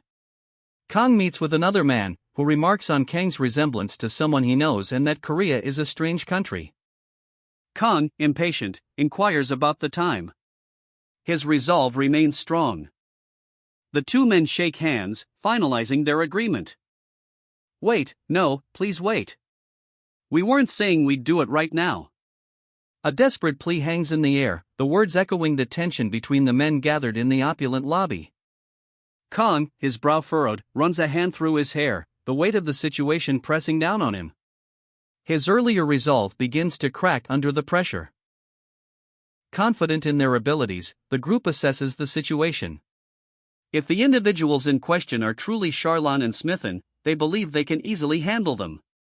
A man in a suit, radiating self-assurance, announces their departure. This signals a shift in the narrative, suggesting a strategic retreat. Panic ripples through the ranks of his subordinates. They urgently question their next steps, highlighting the precarious nature of their situation. A subordinate expresses concern, pointing out that their actions have given their opponents justification for an attack. The tension intensifies. The man in the suit remains calm, dismissing their immediate concerns. He reveals a calculated long-term strategy. A strategic element is now introduced. The man calmly instructs his associate, Chan, "Let's go," indicating a decisive action is about to be taken. Chan, the man in the suit, begins, his voice calm and measured, "Let's go." His associate, Chan, nods, already driving. Suddenly, the man asks, "Are you truly my son?" Chan, startled, responds with a confused "huh?" Chan's confusion is evident. "What are you talking about?" he asks, clearly bewildered by the unexpected question. The man sighs, seemingly exasperated. "Are you still going to say that you learned French online?" His tone implies a deeper, underlying frustration. Chan laughs, relieved. "Ha! All right, I understand." The tension in the car visibly eases. The man's face hardens. "Don't think about asking the gangsters for help." Absolutely not. His warning is firm and decisive. One man proposes seeking help from a contact, a suggestion met with immediate apprehension. He clarifies that this contact is not a gangster, emphasizing the danger of associating with such groups. Reassured, the other man agrees, and they part ways near his car. A sudden, violent attack unfolds, breaking the previous calm. A hail of bullets rips through the air as a squad of soldiers engages in a fierce firefight. The scene is chaotic, punctuated by the sharp crackle of gunfire. Amidst the chaos, a soldier, his face grim with determination, unleashes a furious burst of fire from his rifle, shouting, "Those fucking bastards." Another soldier cries out, "Captain," as an explosion rocks the battlefield, sending debris flying. A comrade yells, "Hold on a bit longer," as Day, visibly wounded, struggles to maintain his position. Day, showing incredible resilience, scales a wall, escaping the immediate danger as the enemy soldiers close in. He continues his escape across the rooftops, his movements agile and precise. An RPG explodes near a group of soldiers, creating a devastating blast. The caption clarifies it's a rocket-propelled grenade. He continues his desperate flight across the rooftops, each leap a testament to his agility. A soldier, eyes wide with disbelief, utters a single word, "No." A hail of gunfire erupts as soldiers desperately try to take him down, but their shots miss their mark.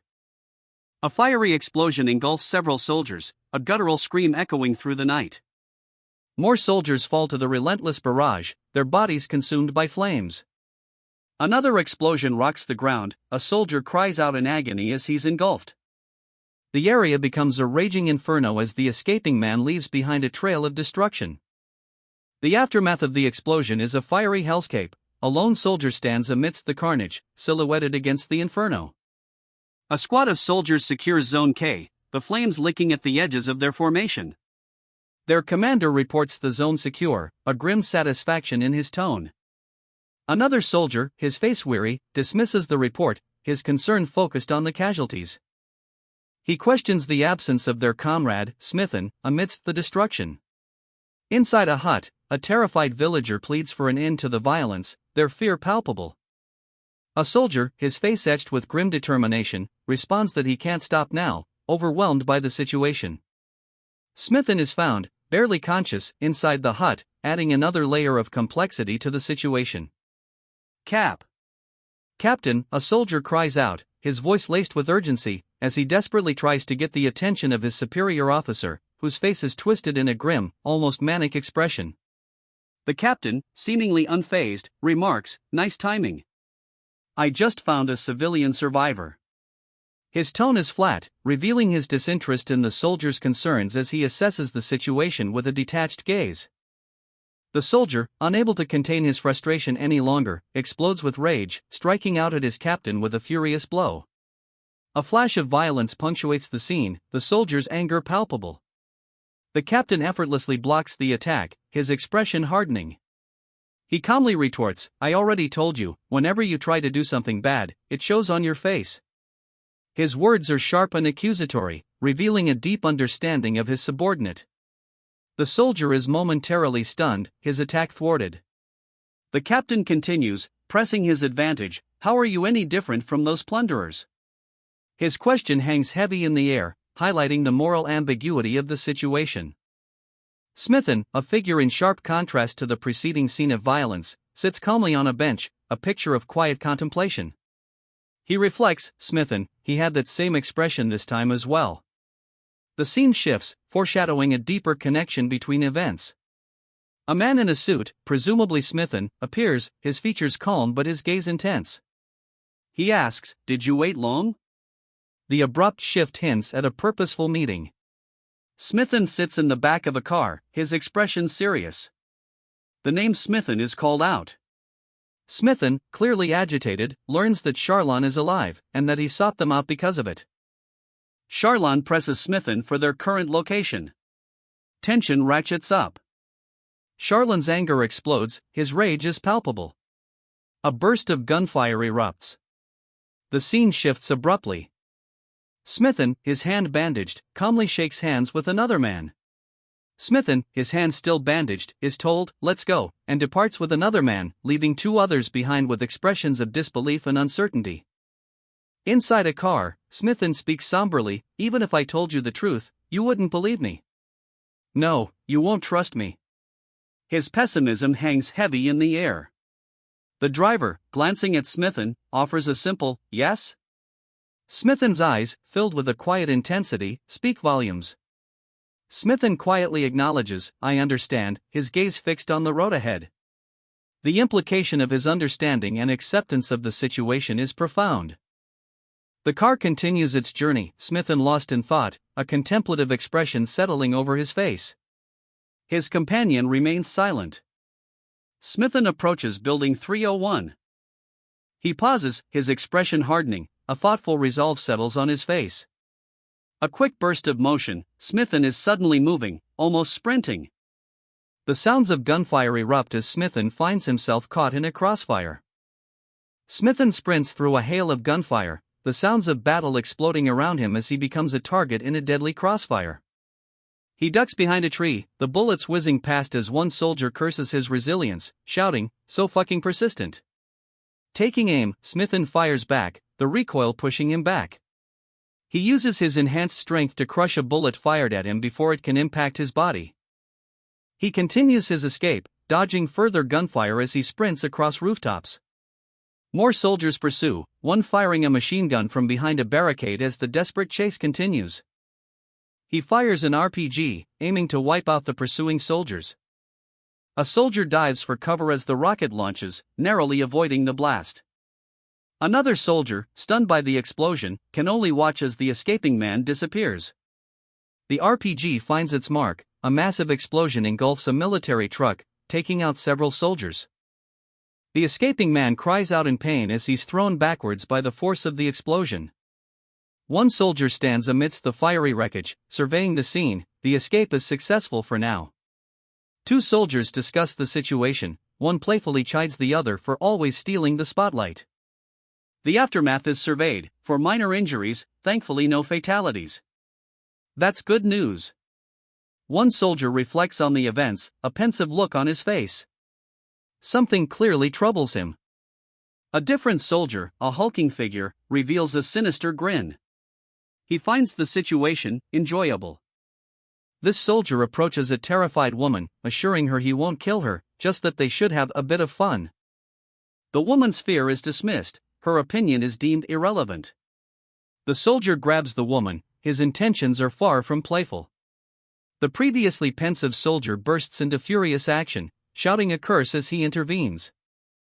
With a furious roar, the soldier launches a devastating blow, sending his opponent sprawling. "Who do you think you're fooling?" he shouts, his rage evident. The attack continues, brutal and unrelenting. The soldier's voice cracks with fury as he adds, "You're worse than a beast." His victim collapses, pleading for mercy, "Once. Please forgive me just this once." The brutal fight is over. The scene shifts. A calm, almost nonchalant, soldier sits behind the wheel of a car, addressing a man in a suit. Nah, I just arrived. Let's move to a place where we can talk heart to heart. The man in the suit, clearly shaken, asks, "What happened?" His concern is palpable. The soldier, now visibly tense, grips the steering wheel, a storm brewing behind his eyes. The man in the suit's features tighten in anticipation. Namsan Hotel, the soldier states, his tone curt. The soldier speeds away from the man in the suit, leaving him standing alone. The man in the suit is informed that the soldier has other matters to attend to and will return later. He appears mildly surprised. The soldier's face is contorted in a grimace of barely suppressed rage. "Let's go, now," the driver urges, his face a mask of grim determination. The urgency in his voice hints at a pressing situation. The passenger, sharply dressed in a suit, explains, "Those two have new, successful careers. Charlin's the vice president of Gonkars, and Smithen's a director." His calm demeanor contrasts with the driver's tension. "So you're not joking," the driver confirms, his expression hardening. The passenger's words have clearly confirmed a dark suspicion. "Let's say that he somehow survived after you and I died," the driver explains, his voice low, "but became director of a large corporation, especially that one, where even I might be considered dumber than me." He's piecing together a disturbing conclusion. "Honestly, you're both equally stupid, but if I had to choose, you're stupider," the passenger remarks dryly, his expression unchanged. A bitter argument ensues, hinting at past betrayal. "I bet they backstabbed us and were paid for it, otherwise it doesn't make sense." The driver explodes, "Even a blockhead like me gets this. Don't tell me you don't see it, Captain?" His frustration and betrayal are palpable. The driver and passenger, still tense from their earlier argument, continue their tense journey. The passenger suggests they postpone their immediate action until a proper plan is in place. The driver, seemingly rejecting the passenger's advice, declares his intention to proceed independently, making his own way. The driver's sudden outburst, yelling "Diaru," reveals a surge of intense emotion. His reaction indicates a deep-seated anger toward the individual or group referred to by that name. The passenger, maintaining his composure, firmly countermands the driver's impulsive action. This order solidifies his role as the one in command, despite the driver's initial defiance. The driver, visibly shaken and remorseful, apologizes for his outburst. The mention of "those bastards' names" highlights the personal nature of his rage and its connection to past events. The passenger's thoughtful consideration of the driver's suggestion reveals a shift in his strategy. The previously rigid plan is now open to adjustment. The passenger abruptly dismisses the driver's proposed alternative, indicating a decisive shift back to a more controlled approach. The passenger, Chanak, nods curtly, a steely glint in his eyes as he acknowledges the driver's suggestion.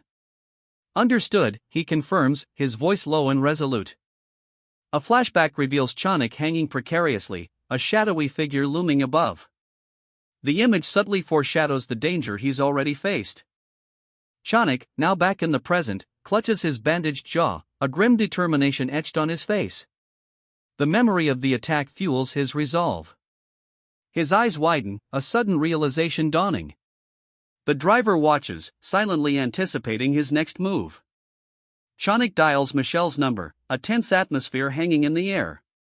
He needs her help, and his expression reflects both urgency and a hint of wariness.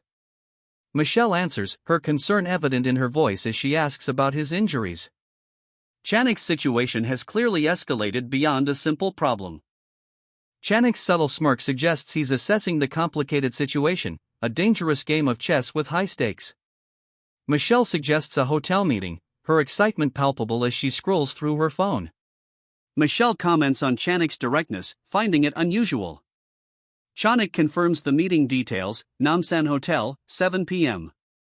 Chanak, now driving, is taken aback by a sudden, unexpected call. A smirk plays on Chanak's lips as he reflects on his composure and confidence during the call. Chanak's expression shifts to one of amused anticipation. Another call comes in, it's Kong Chan, wanting to discuss their upcoming meeting. Chanak waits impatiently, a smirk playing on his lips. He mutters, he shouldn't have the authority to decide things. Kong Chan calls to reschedule their meeting. He casually adds that he has plans with a few gorgeous ladies that evening. Kang-chan, sporting a bandage on his hand, checks his phone while seated in a car. The call ends. Chanik, overhearing the tail end of the conversation, observes with thinly veiled disdain, "I see. How envious.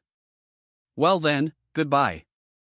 Chanik speculates that Kang-chan's evening is already planned, and that he'll likely not change his schedule. Chanik is informed that Michelle and her companions are exceptionally attractive, making it easy to predict Kang-chan's next move. The scene shifts to a luxurious club. Chanik's deduction is confirmed: Kang-chan will be there. As opportunity arises, a swift and decisive strike is launched. A man, clearly in charge, directs his subordinate to find a secluded location for an upcoming, brutal confrontation with Smithan. He plans to personally end Smithan's life. The man confidently dismisses any suggestion that he might be defeated by Smithan. The scene shifts. Dairu is urged to finish off Smithan. A tense arm wrestling match commences. The atmosphere is charged with anticipation as Smithan's opponent prepares to decisively end the fight. The driver assures his passenger, aware of the true identity of the person they've just dealt with, that he's been thorough. The passenger dismisses further concern, confident that Smithan will be dealt with appropriately later. The passenger, a man in a sharp suit, contemplates the potential failure of their recent operation, his brow furrowed in grim determination. If things go wrong, drastic measures will be necessary. The driver, seemingly unconcerned, gestures emphatically as he explains something. His nonchalance masks a deeper awareness of the situation's gravity. The passenger's expression shifts, a smirk plays on his lips. He shares the driver's lack of concern, confident in the inevitable outcome of their plan. Honestly, he feels the same way. The driver scoffs, muttering about Smithan, a clear sign of his disdain for their target. The mention of Smithan maintaining his old skills hints at a dangerous adversary. The tension is palpable. Inside the car, the passenger, still composed, states their next destination, Namsan Hotel. The location choice indicates a decisive, imminent action. The driver erupts in manic laughter, his glee palpable as he anticipates confronting Smithan. The passenger, calmly but firmly, asserts that while he agrees with the driver's proposed approach, further information is needed before acting. The passenger remains unfazed by the driver's aggression, assuring him this isn't even the first time he's witnessed such behavior. The passenger suggests seeking help from someone named Gwangtek, acknowledging the potential benefits of his organization in gathering information and combat. Gwangtek's network is seen as a valuable resource, capable of providing significant assistance in both intelligence gathering and physical confrontation. One man questions the necessity of relying on gangsters, voicing his reservations about their involvement. His companion acknowledges the lack of a solid plan, highlighting the current precariousness of their situation. A third man suggests isolating one of their targets to create an opportunity, hinting at a possible strategy. A phone call interrupts, revealing a woman named Michelle's return, causing one man some annoyance about the timing. Michelle's cheerful tone initially suggests a successful resolution, but the context implies there's still much to resolve. The two coordinate plans for a meeting the following day, arranging to discuss the matter in person. The man reveals Michelle is French and describes her beauty, suggesting an element of intrigue within their operations. He clarifies their adversary's identity as Smithan, emphasizing the gravity of the situation and the need for a focused strategy. "Now then, should we throw the bait?" one man asks, already grinning confidently. His companion, seemingly the driver, replies, "Nice, as expected of the captain." The scene unfolds inside a car, implying the beginning of a carefully orchestrated plan. The other man, meticulously, texts a message, "Room 1901 please. Please tell them it's Kang-chan." His composed demeanor belies the gravity of the message. "What do you think of Tuesday evening at 7 p.m., he asks, clearly setting a meeting. His driver responds, "Tuesday at 7 p.m. is good. Will we meet in the lounge?" The driver seems to expect a confirmation. The driver's expression shifts. He muses, "His reaction wasn't what I expected. Did his personality change?" This shows a slight concern. The driver adds, further solidifying their plan, "We'll meet at the hotel tomorrow with the car." The scene shifts to a stylish woman, Michelle, escorted by two others. Her French origin and alluring presence are unmistakable. The plan appears to involve her. Their adversary, Smithen, is shown alone, his suspicious expression hinting at their impending confrontation. The plan's success hangs in the balance. Two shadowy figures maneuver Smithen, their grip firm on his shoulders. His expression is a mix of defiance and apprehension. Smithen is bundled into a car. One of his escorts calmly states, "When the opportunity arises, we take him to the car." Smithen, still in the car, is asked if he'll be okay. He replies that even in his previous body, he was a formidable opponent, boasting of past arm wrestling victories against Smithen. Smithen's arm wrestling opponent taunts him, questioning where his strength has gone. Back in the car, Smithen's companion explains that this mission, if successful, could solve both the deaths of their squad members and Smithen's father's business problems. His companion explains that succeeding in this mission will resolve both the deaths of their squad members and Smithen's father's business troubles, a twofold solution. They don't need to tackle both issues at once, focusing on the immediate threat first. Smithen, visibly nervous but with a forced grin, sits in the passenger seat of the car.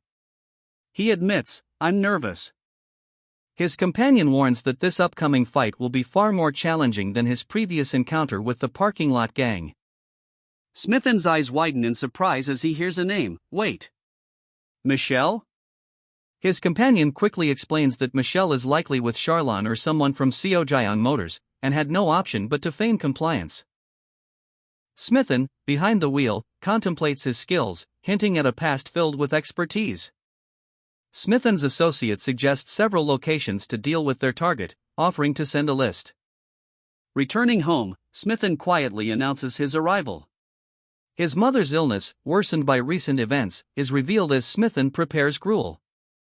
"Go inside and rest, you must be tired." The next day dawns over the city. Smithen informs someone that he's contacted Gaunt executives who will find a solution. He's thanked for his help. But Chan, don't engage in illegal activities. Smithen is warned by a stern-looking individual at school. Back in class, Smithen sits amongst his peers, his injury noticeable, while another student looks on with concern. Later, in a meeting, Smithen endures a colleague's pointed observation. Smithen, his injured hand still bandaged, sprints across the schoolyard, pursued by a pack of classmates. Their hurried movements suggest urgency and a possible chase. The school day ends, transitioning to the evening. A female student, observing Smithen from a distance, expresses surprise, questioning if he's a girl. The girl decides to accompany Smithen, offering support or companionship. A girl, hesitant but resolved, follows Smithen down the school hallway, her earlier surprise now replaced by a quiet determination. Smithen descends the stairs, his posture suggesting weariness, as several students observe him from a distance. The girl, catching up to Smithen, urgently exclaims, "We need to talk." Her concern is evident.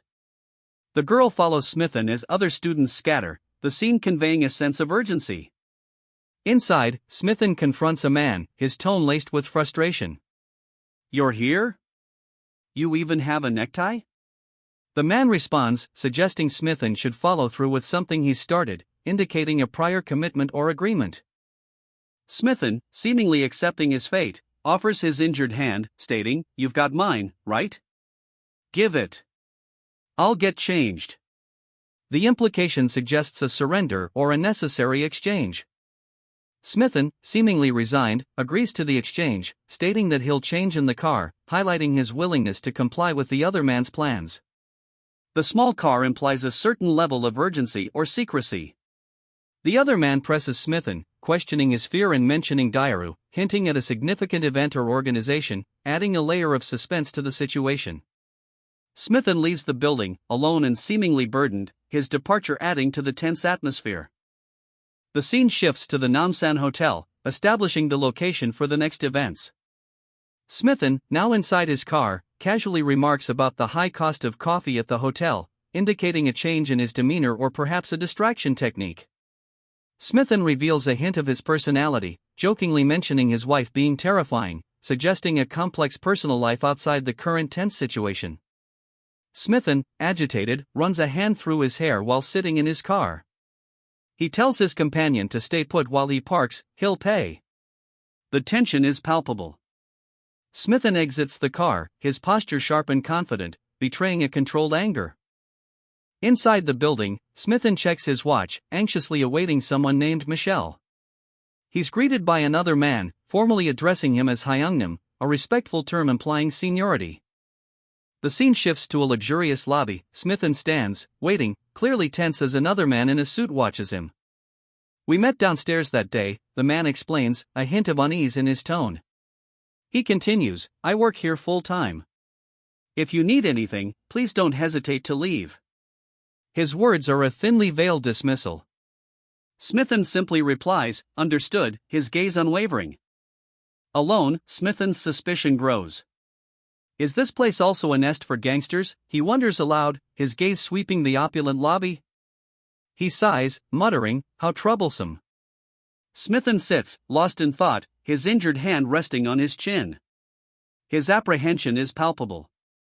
A woman enters the scene, her presence adding another layer of intrigue. A tense atmosphere hangs in the air as Smithen, hand injured, contemplates his situation. Several individuals watch him from a distance, their expressions a mix of curiosity and apprehension. A dramatic announcement punctuates the scene. Now, it begins. The implication is clear, the events Smithen has been dreading are about to unfold. A woman's voice cuts through the silence, calling out, "Come, Smithen." Smithen is clearly being summoned, adding to the growing tension. Smithen anticipates a difficult challenge ahead. He prepares himself, recognizing that the upcoming conflict will surpass the previous one with the parking lot group. The scene shifts to Smithen in a kitchen. A companion asks, "What are you doing?" Smithen calmly responds, "Making some gruel." The mundane action juxtaposes the impending conflict, highlighting his calm demeanor in the face of danger. Smithen sits in the back of a car, a pensive expression on his face. He confirms, "Yes," his voice low. Arriving at school, Smithen is greeted by a tense atmosphere. Several figures, including a man in a suit who seems to be watching him, stand near the entrance. A close-up reveals a confident smirk from one of the figures watching Smithen. The tension escalates, as the scene transitions to Smithen and another student, the latter seeming somewhat apprehensive. Smithen sits in class, his hand bandaged, a worried expression etched onto his face, suggesting the gruel preparation was not just a calming activity but also a practical one, foreshadowing the use of his injured hand in the coming conflict. A chaotic scene unfolds in the schoolyard. Students scatter as a group runs past, a sense of panic in the air, further emphasizing the brewing conflict. Smithen walks through the school hallways, his expression unreadable. This marks a purposeful transition into the upcoming confrontation, with Smithen seemingly calm despite the heightened tension surrounding him. Smithen, a young man in a blazer and backpack, walks through the school hallways, his expression inscrutable.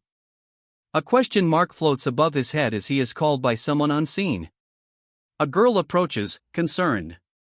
Smithen informs her he's not going home and has plans. She asks with whom, highlighting his secretive nature. Smithen looks away, his demeanor hinting at the urgency and purpose of his plans, keeping the mystery of his destination alive. He reveals he is the club's manager, rejecting the girl's offer to join him.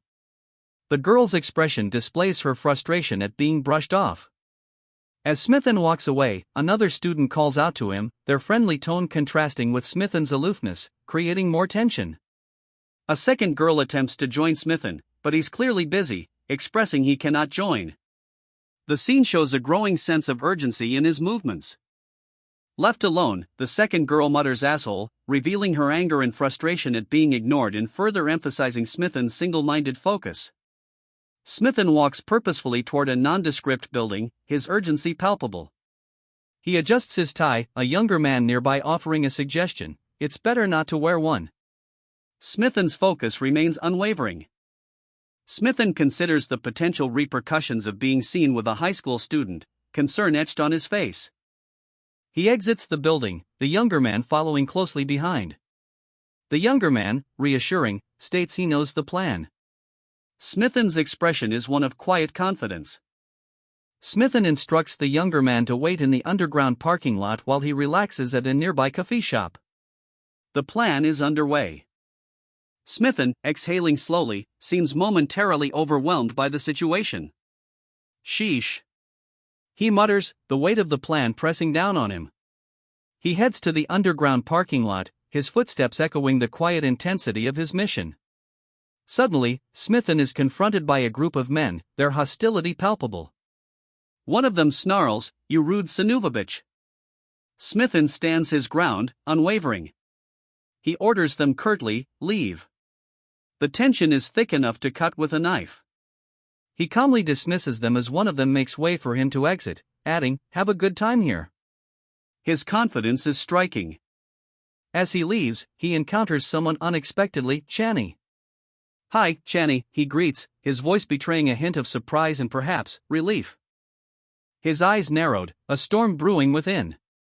The man's expression is one of intense displeasure. A sharp contrast, he's now outside, a playful smirk replacing the earlier anger.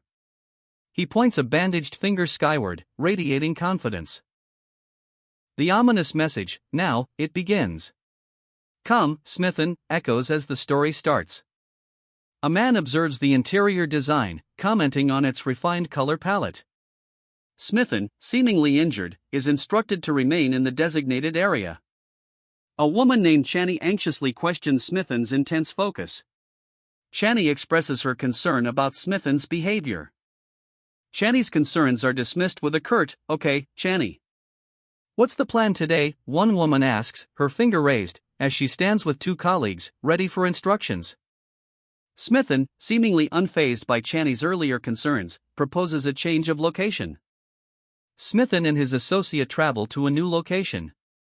At a luxurious restaurant, Smithen and his associate are informed that their meal is complimentary.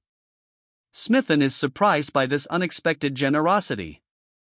Smithen politely requests a wine list. Smithen, appearing somewhat flustered, retrieves the wine from a nearby room. Seated at a table, Smithen explains to his companion that the recent incident was merely an encounter with an acquaintance. His companion, Channy, playfully teases him about his increasingly mysterious behavior. Smithen retorts that the gangster incident was unnecessary. Channy inquires about Smithen's preference for alcohol.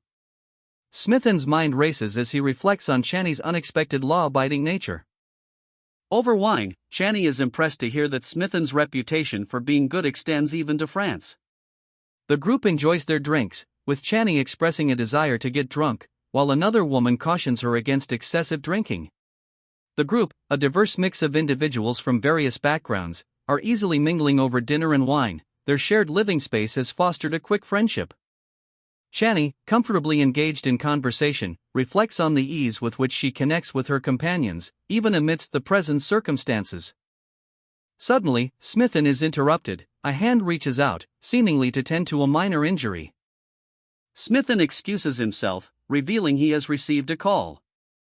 He recognizes the incoming call as being from Diaru. He answers the phone, a simple hello, hanging in the air. On the other end of the line, a gruff voice Ogwangtek states his desire for a friendly relationship, though his tone suggests otherwise. His words are far from amicable. Smithen reacts with annoyance, his expression clearly showing his displeasure with the call. "It's as if you have some other business to attend to. Don't underestimate a woman's intuition too much." A woman, elegantly dressed, sits calmly, her words a veiled warning. "It wouldn't be bad to lay some things on the table, even if it's not everything." A man in a suit considers her words, his expression thoughtful and strategic.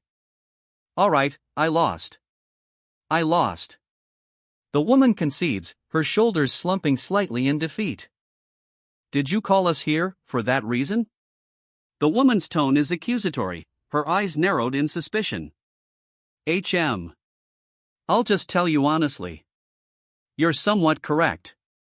The man admits a degree of truth, his expression a mixture of resignation and slight unease. "Is it because of your recent, familial problems?" The woman's question hints at deeper, personal issues underlying the situation. "Anyways, I'm sorry to the three of you." The man offers an apology, a gesture of remorse for the situation he's caused. Whom? The woman ponders, her expression unreadable, leaving the resolution of the situation ambiguous. Two other women wait at a nearby table, silently observing. The man, his expression somber, appears lost in thought. He seems to be reflecting on his earlier apology. At a nearby table, three women engage in conversation.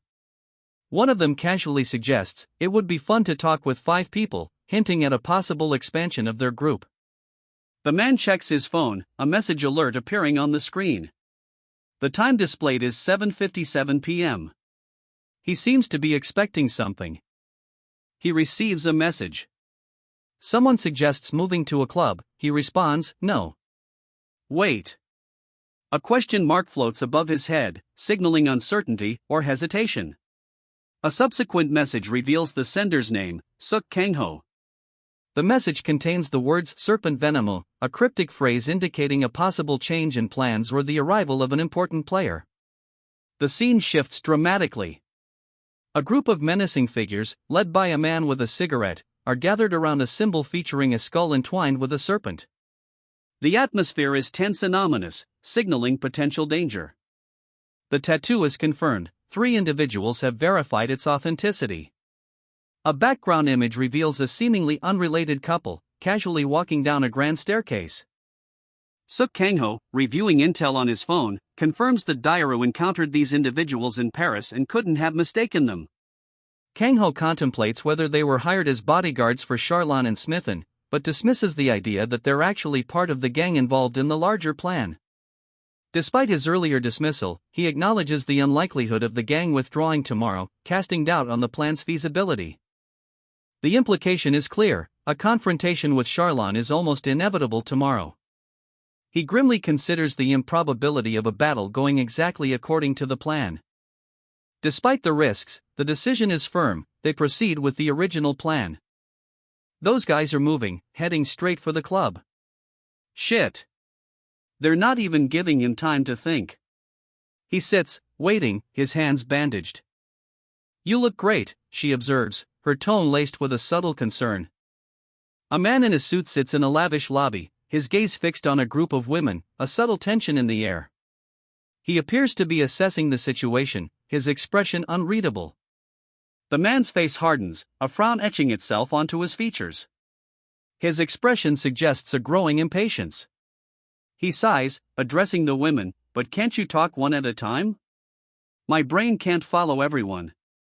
His frustration is palpable. He checks his phone, seemingly ignoring the women as he waits. The scene implies he's prioritizing other matters. At a restaurant table, 2 women wait patiently. One explains, we will be serving you our restaurant's signature dinner course. If you need anything else, don't hesitate to ask. One woman playfully teases, oh, Channy. Aren't you quite the gentleman? Her tone is flirtatious. The woman's expression is one of clear, playful admiration, emphasizing her previous comment. Channy, nursing a drink, seems unconcerned by the playful teasing from the woman. He's clearly not bothered by her flirtatious advances. He explains that his current situation has some mitigating circumstances, indicating a possible reason for his formal attire and presence at this upscale restaurant. A seemingly mundane detail is revealed, all 3 individuals depicted are 26 years old, setting the stage for the potential significance of age or life stage in the unfolding events. Michelle, the magazine editor, is introduced, further context to the setting and the nature of the interactions. Channy is clearly agitated, internally questioning why someone, presumably the person who sent the message, is acting in this way. He is frustrated and suspicious. A phone call interrupts Channy's thoughts. The caller notes his conspicuous location, suggesting a level of observation or monitoring, adding tension to the scene. Channy ends a phone call, instructing the recipient to inform Co Doziak if anything is needed. He'll handle things himself. Across the table, a woman observes Channy's unusual behavior, commenting on his odd demeanor. Channy reacts with a simple, what? The woman explains that an American man named Smither is in the hotel and might join them. This suggests a level of casual surveillance is at play. Channy dismisses her suggestion, stating there's something he needs to check out personally. His suspicion and agitation increase.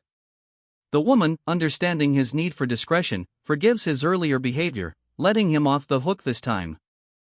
Shani offers a simple thanks, his expression still serious and preoccupied. The scene shifts to show a broader view, as the woman suggests inviting one more person to create a pair. He's finally here. A man sits, his eyes wide with a mixture of anticipation and apprehension, as a message pops up on his phone. Serpent Venomu? The man reads the name aloud, a thoughtful frown etching itself onto his face. He's clearly considering the implications. A venomous snake. His eyes widen in alarm, it's the French gang. A sudden realization dawns, and his expression shifts to one of stark concern. He glances up from his phone, revealing a group of imposing figures standing before him. Tension thickens. He continues to check his phone, a worried expression on his face as he observes a woman and a man in the background. The situation clearly calls for further investigation. A shadowy figure emerges, eyes blazing, a chilling statement hanging in the air. Moreover, the man is clearly powerful, and something significant is about to unfold. For imposing figures descend a staircase, their presence radiating menace. They exude an aura of cold professionalism, their approach deliberate and threatening. Cecile, an employee of a security company, explains the situation. The clothes are a remarkable piece of art. The casual explanation suggests there's more to the story than meets the eye. Members of Serpent Venomu, a criminal organization, are identified by a red snake tattoo above their left thumb. This crucial detail is revealed as Cecile, the security expert, pieces together the clues. A close-up reveals one of the four figures descending the staircase, a man with a stern expression, his gaze unwavering. The tension ratchets up as the viewer is granted a closer look at the threat, anticipating their intentions. A man in a suit subtly checks his jacket, revealing a hidden knife. A thought bubble above reads, "A knife?" The same man, now bleeding from a facial wound, grips the knife with a grim expression. He lunges forward, the knife glinting menacingly. A swift, brutal clash of blades ensues. The suited man is disarmed and pinned to the ground. His opponent delivers a swift blow, forcing him further down. The attack is completed, leaving the suited man defeated and on the floor. A crack splits the air as the suited man, defeated, stares upward with grim determination, the aftermath of the blow evident in the red streaks around him.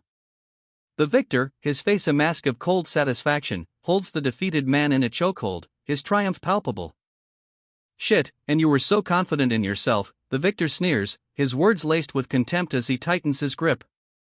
The defeated man's face is contorted in pain and disbelief. He observes a telltale neck movement, recognizing it as a habit of overconfidence. "I know your name," the victor states, a chilling certainty in his voice. His face is bruised but resolute, his eyes burning with an icy intensity. "You still don't understand? The one you're holding is actually Dairu," he explains, his tone a mix of triumph and chilling revelation. The defeated man looks on, stunned. "So? Starting to believe me a bit," he adds, a smirk playing on his lips. The victor, face bruised but resolute, tightens his grip, his icy gaze burning into his defeated opponent. "Who are you?" he demands, the question a chilling statement of his intent. The victor's face contorts, a mixture of anger and disgust evident in every line. He reveals the identity of his captive, Dairu. The full weight of the deception falls upon the defeated man, his eyes widening in disbelief. Suddenly, a figure bursts into the scene, identified as Kong-chan. The victor's smirk fades, replaced by a flicker of surprise as the battle resumes. Kong-chan strikes with brutal efficiency, his movements swift and precise. His words are sharp, he's observed the other's deception, accusing the victor of having a guilty conscience. The defeated man, in severe pain, is on the verge of collapse, his question, "Who am I?" hanging heavy in the air. The situation is intensifying as his identity and the victor's deceit become clearer. Kong-chan's attack continues with the invocation of a powerful technique, Black Field. The panel ends with the clear implication that a decisive blow is about to land. Haunted by the unfair deaths of others, Kong-chan reflects on how their demise led him back to this place. The defeated man, his face contorted in a grimace of pain and rage, grits his teeth, silently seething. Kang Chan, dismissive, scoffs at his opponent's weakened state, viewing him as insignificant. The tension between Kang Chan and his opponent intensifies as they stand face to face in the stark, futuristic environment.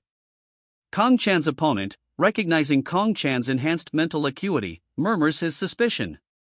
Kang Chan explodes in furious frustration, berating his opponent for failing to signal his awakening. Kang Chan's opponent, severely injured, desperately tries to escape, crawling away. With a swift, brutal kick, Kang Chan delivers a decisive blow, ending the confrontation. Kang Chan's opponent, already badly hurt, tries to scramble away, but his escape is short-lived. The man clutches his head, his face contorted in pain and disbelief. Kang Chan's allies watch, impressed by his swift victory, commenting on his unexpected strength. Kang Chan himself reflects on the fight, admitting his own shortcomings. His opponent, fueled by adrenaline and anger, roars in defiance, refusing to accept defeat. With a final, decisive strike, Kang Chan ends the confrontation. Kang Chan stands over his defeated opponent, his expression showing little emotion, only a quiet resolve. Kang Chan delivers a powerful blow, sending his opponent reeling. The impact sends the man flying across the room, crashing into a wall. The man is clearly defeated, his body crumpled on the floor. Kang Chan lands gracefully after a swift, precise kick, his demeanor calm amidst the chaos. The defeated opponent, surprised by Kang Chan's unexpected strength, mocks him, revealing a hidden knowledge of Kang Chan's past. "You're really different from the GOB that I know." Kang Chan swiftly moves to finish the fight. With a final kick, he delivers a decisive blow. Kang Chan confirms the success of his attack with a quiet satisfaction. Good, it landed. Kang Chan's teeth are bared in a grimace of pure determination. If I get pushed back now, I'll die, he thinks, knowing this is his last stand. The impact of Kang Chan's attack is brutal, a spray of blood erupts from his opponent's mouth as he reels from the blow. Kang Chan's relentless assault continues, his fist connects with his foe, sending him stumbling. A flurry of blows, Kang Chan's attack is a whirlwind of motion, each strike precise and brutal, leaving the opponent visibly weakened. The final blow lands with a sickening thud. Dust and debris fly as Kang Chan's opponent collapses, defeated. Kang Chan's opponent, battered but defiant, tries to rally, but his efforts are futile. Kang Chan's knuckles crack as he prepares the final blow, his face a mask of grim determination. The final blow connects with brutal force, a sickening thwack echoing through the room. Blood sprays as Kang Chan's opponent crumples to the ground, his body shuddering from the impact. Kang Chan stands over his defeated foe, his breathing ragged but victorious. The fight is over. Kang Chan delivers a brutal blow, his opponent collapsing in a bloody heap. The impact reverberates through the room. Kang Chan stands over his fallen foe, his breathing heavy but triumphant. The fight, however, is far from over.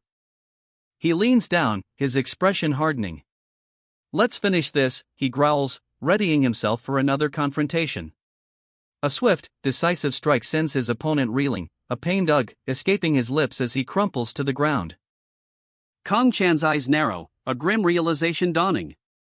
There's still another opponent remaining. A final, desperate scream echoes as the last opponent is subdued. The fight concludes with Kang Chan standing alone, victorious, but his face betrays the weight of the battle. Kang Chan, his face etched with suspicion, assesses his surroundings. A lingering unease clouds his victory. Could there be more? He observes his last opponent, a man wielding not a gun, but a knife, a weapon he finds oddly unsettling. The man's stance, unusual for a knife specialist, fuels Kang Chan's growing suspicion. With a swift, precise movement, Kang Chan delivers a powerful blow, sending his opponent reeling. The fight continues, a brutal exchange of strikes. A flurry of blows ends with Kang Chan gaining the upper hand. With a final, crushing blow, Kang Chan incapacitates his opponent. The force of the impact is palpable. A desperate plea for mercy escapes the defeated man's lips as he collapses, his face bloodied and broken. The weight of the battle settles heavily upon Kang Chan. A thunderous aargh echoes as Kang Chan's final blow sends his opponent crashing to the floor. Kong Chan, breathing heavily, observes his fallen foes.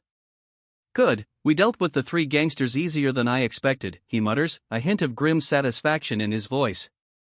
He turns, his gaze sharp, already focused on the next target. Now, the only one that's left is. A bloodied man, eyes wide with fear, clutches at Kong Chan's arm. It's probably not because of the contract, right? He whispers, desperate for a reprieve. Kong Chan's expression hardens. First, I'll have to break his mind, he states coldly. He leans closer, a chilling glint in his eyes. Smithen, you still didn't realize after hearing my name? Kong Chan's gaze drops to Smithen's feet, a question hanging heavy in the air. How did you survive? Did you betray your squad? Kong Chan, the god of Blackfield, confronts Smithen. His eyes burn with an intense, chilling light as he recalls Smithen's reaction to his name, a reaction that betrays a prior knowledge of his terrifying reputation. Smithen, feigning ignorance, reveals he found a civilian survivor. His nervous demeanor, however, contradicts his words, hinting at something more. The scene shifts to a confrontation as Smithen is immediately challenged by another soldier, who recognizes the deception. Smithen's attempt to manipulate the situation crumbles. The soldier's attack leaves Smithen mortally wounded, and his horrified expression gives way to the realization that his secret is revealed. Smithen's dying words, a gasp of God, confirm the extent of Kong Chan's influence and the fear he inspires. His death makes the threat implicit in the previous panel explicit. Kong Chan's silhouette appears, setting the stage for his merciless retribution, a swift and brutal execution for the traitor. A close-up reveals Smithen's betrayer, his one good eye narrowed in defiance. A single word escapes his lips, but he challenges his captor, his voice laced with uncertainty, so? Am I wrong? The betrayer's smug confidence is shattered as his opponent delivers a chilling ultimatum. Oh, and one more thing. If you're Kong Chan and he's Dairu, then you definitely can't attack me. If you take even a single step from there, I'll twist his neck. The betrayer's confident facade crumbles as a swift, brutal attack renders him incapacitated. A pained ugh escapes his lips. A flurry of blows descends upon him, a violent, graphic depiction of the attack's ferocity. The betrayer is sent flying through the air, a testament to the power of the attack. Another brutal blow connects, eliciting a pained arg as the attack continues. The final blow sends the traitor crashing to the floor, defeated and broken. See? Before, it felt like I was getting hit by a firestorm, but now, it only stings me a bit. The fight continues, the traitor is clearly weakened. A final, powerful blow is unleashed. The traitor is sent flying back by the force of the impact. Another brutal attack lands, the traitor's body crumpling. The final, decisive blow sends the traitor crashing to the ground, defeated. Another brutal blow connects, sending the traitor sprawling. The traitor stumbles backward, his arm clearly injured from the impact. His opponent, assessing the situation, realizes he's at a disadvantage. A single hit could be fatal. He needs a strategic change. The final, decisive blow sends the traitor crashing to the ground, defeated. Their faces are inches apart. The traitor, defiant despite his injuries, snarls, "It won't work." A swift, powerful kick sends the traitor flying, ending the fight. Ignoring the traitor's defiance, a swift, powerful blow connects. The traitor is sent flying backwards, a bloody arc across the room. A final, devastating kick sends the traitor crashing to the ground. The traitor lies defeated, his pained gasp echoing in the sudden silence. He launches a final, devastating kick, sending the traitor sprawling. The impact is brutal, the traitor's pained gasp echoes in the sudden silence. The traitor lies defeated, his face a mask of agony. Blood flows freely from his nose and mouth. The victor stands over his fallen foe, his expression grim but resolute.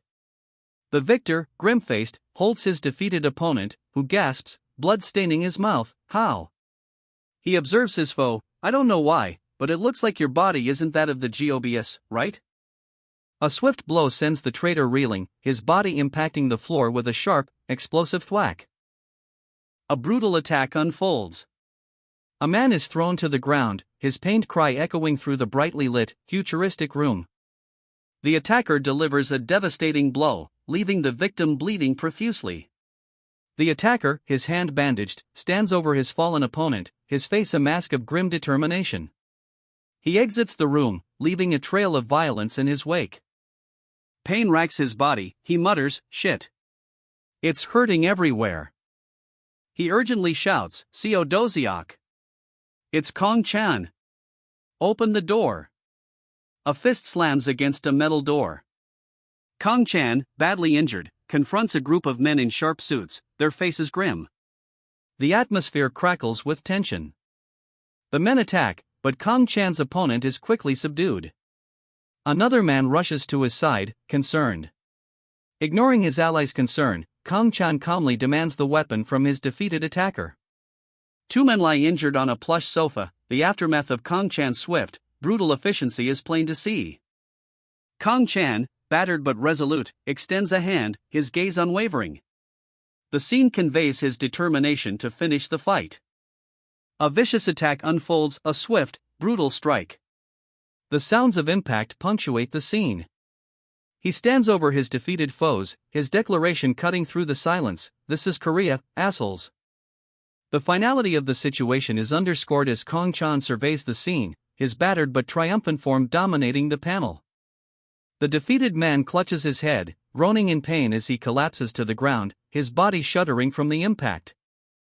Kong Chan leans over his fallen opponent, his voice low and menacing as he delivers a chilling ultimatum, "I'll even send you to the hospital. But you will have to give up on your favorite activity from now on." The man, barely conscious, struggles to utter a single word, "Charlon." Another man, observing the scene, questions, "He's trying to use Kanyu motors." "What?" The first man's bloodstained face is visible in the background. The observer's concern deepens as he hears details of the plan. His horrified reaction to the revelation that the fallen man is not just bloodthirsty, but involved in a drug smuggling operation through Kanyu motors is palpable. The observer, now increasingly distressed, tries to make sense of it all. "You're not making sense. Didn't you say you'd give the rights to Seojong Motors?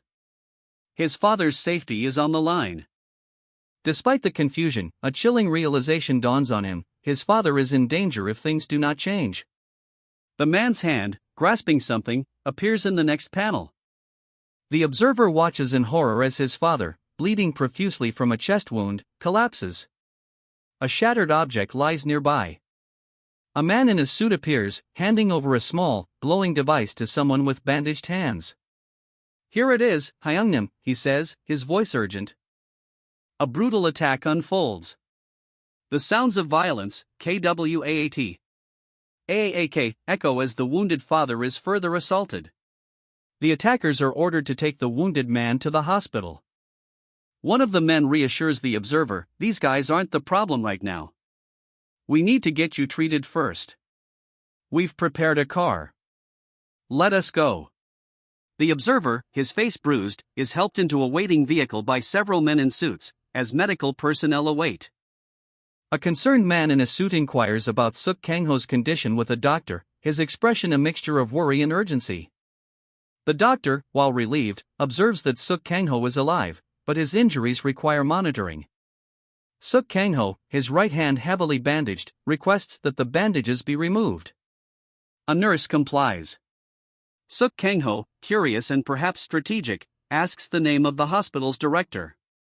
The name is revealed, Yu Hyun-woo. The doctor dismisses the suited man, assuring him that he will handle Suk Kang-ho's care. The doctor expresses mild surprise and concern at Suk Kang-ho's unexpected arrival, given their prior conversation. X-rays reveal the extent of Suk Kang-ho's internal injuries, a precarious situation. Despite this, the man's resilience is evident. "If you overexert yourself, your bones will shatter and pierce your organs," the doctor warns Suk Kang-ho, his expression a mix of concern and exasperation. "Should I make it even simpler?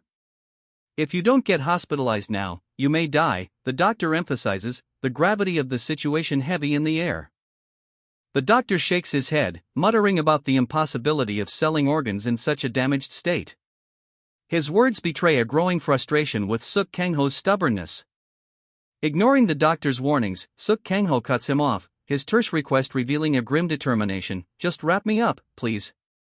The doctor's eyes widen, revealing a flash of worry and a hint of understanding as Suk Kangho speaks of his family and companions, his voice filled with unspoken desperation. Suk Kangho's gaze is unwavering, and a single word confirms his resolve: yes. Suk Kangho removes his vest, revealing extensive bruising and injuries across his torso, a testament to the brutal fight he's endured.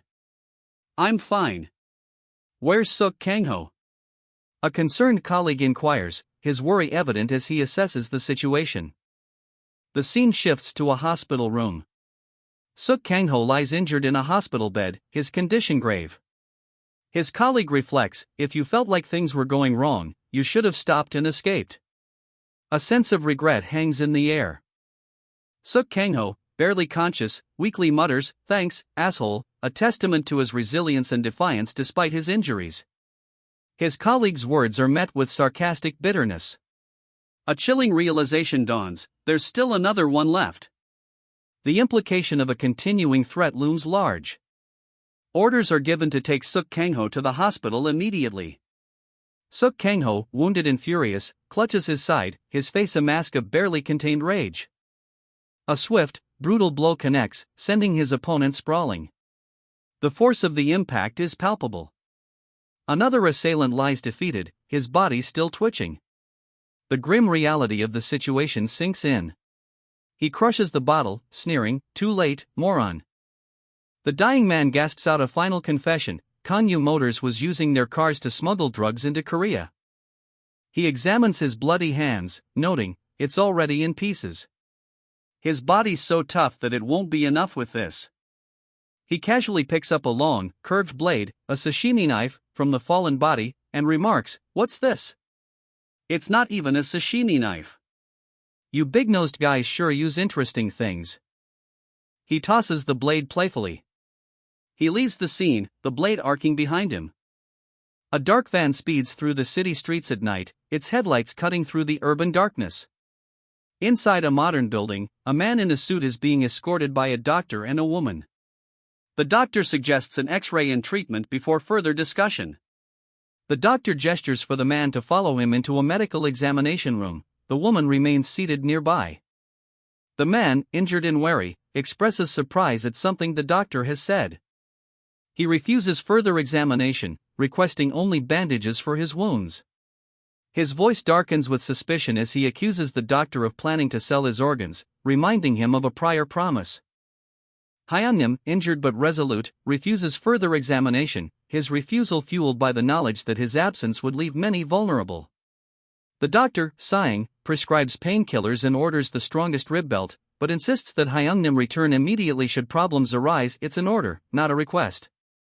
Leaving the doctor's office, Hyunnim is met by a concerned associate who inquires about his well-being. The associate gestures towards a nearby room, a clear indication of the next destination. Hyunnim, his face a mask of grim determination, reassures his associate, entrusting him with the remaining tasks before retreating for much-needed rest. He enters the indicated room, his steps heavy with a sense of purpose. A man in a suit, his hand bandaged, wields a long staff with lethal intent. His expression is one of fierce concentration. He walks away from a scene of chaos, leaving two fleeing figures behind. The purple lighting suggests the aftermath of a violent struggle. The man, still wielding the staff, declares, "This is for Dairu, and this is for me," before shattering it with a single, powerful movement. The scene shifts to a sterile hospital room. A man introduces himself, "Dr. Yu Hyunwoo, that's my name." Dr. Yu Hyunwoo grimly assesses the man's injuries, his tone stark, "Your bones are about to break. Small shards may have already stabbed your organs." He leaves the hospital room, his gait purposeful, his injured hand clenched. "You stupid idiot," someone snarls, the words echoing the harsh reality of the injured man's situation. He lies in a hospital bed, his body bearing the wounds of a recent conflict. "Thanks, asshole," he mutters back, a mix of defiance and exhaustion in his tone. A man in a sharp suit strides purposefully down a hospital corridor, his gait reflecting a sense of urgency. He continues his brisk walk, the muffled sounds of the hospital fading into the background as he approaches his target. Two figures, a woman and another man in a suit, exchange brief glances before he arrives. He enters a room, where two men lie injured in beds, bandages covering their wounds, grim reminders of the brutal fight that took place. The weight of the situation is palpable. "Are you threatening me?" one of the injured men sneers, his voice laced with defiance despite his wounds. Fear, however, flickers in his eyes. His opponent remains unmoved, noting that their earlier fight only strengthened their resolve. He intends to break their spirit completely. Outside, a subordinate is dispatched to retrieve an item left in a van. The sound of a heavy blow echoes as a weapon connects with one of the injured men's legs. "So you don't care about your family?" the attacker taunts, a blade now menacingly close to the injured man's face. The attacker grips the blade, ready to strike. "Bitch. Say those words at the embassy instead," the attacker snarls, his face a mask of cruel fury. A guttural cry rips through the air as the blade plunges into the injured man's side, a desperate quack escaping his lips. The injured man's eyes widen in agony, his body convulsing as blood blossoms across his bandages. Another pained cry, "Aoic," echoes the violence. A weak, desperate plea for mercy escapes the wounded man's lips. "Say. Stop."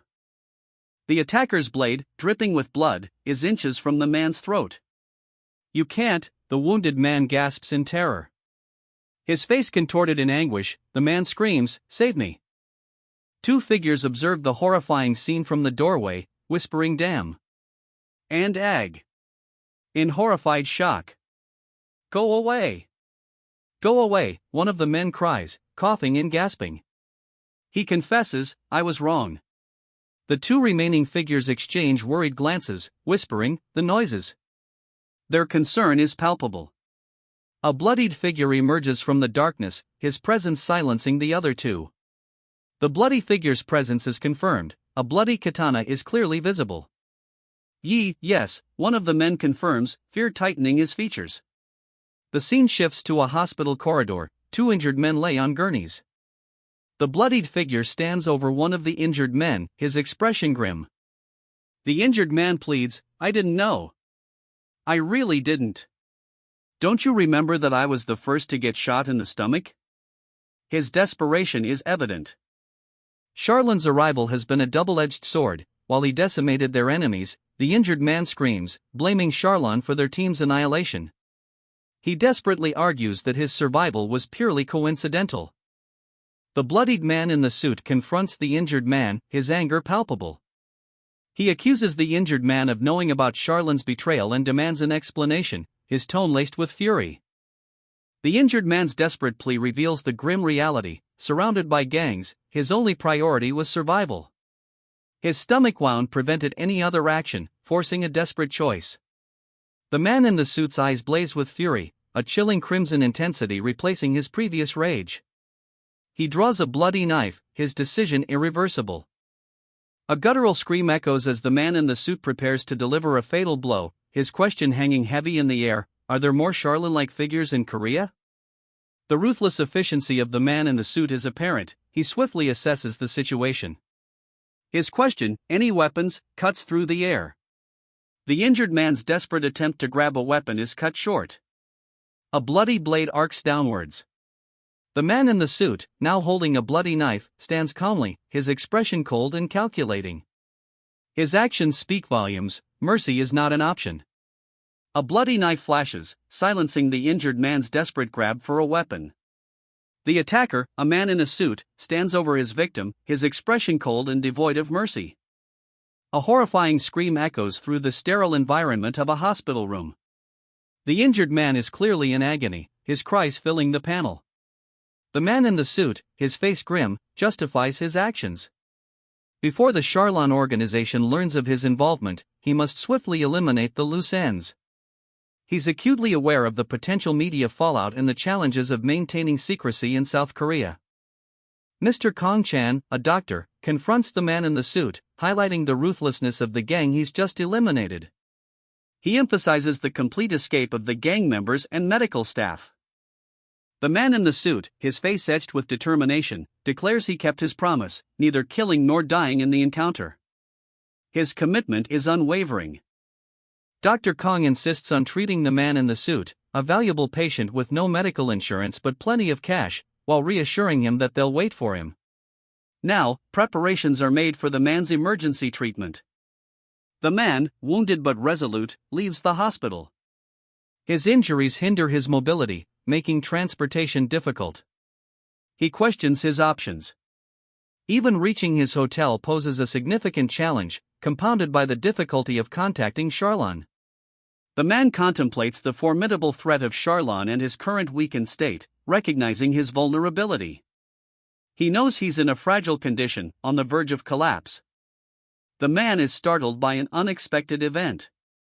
Charlon, it seems, has sent 3 gangsters after Smither, who was merely out flirting with women.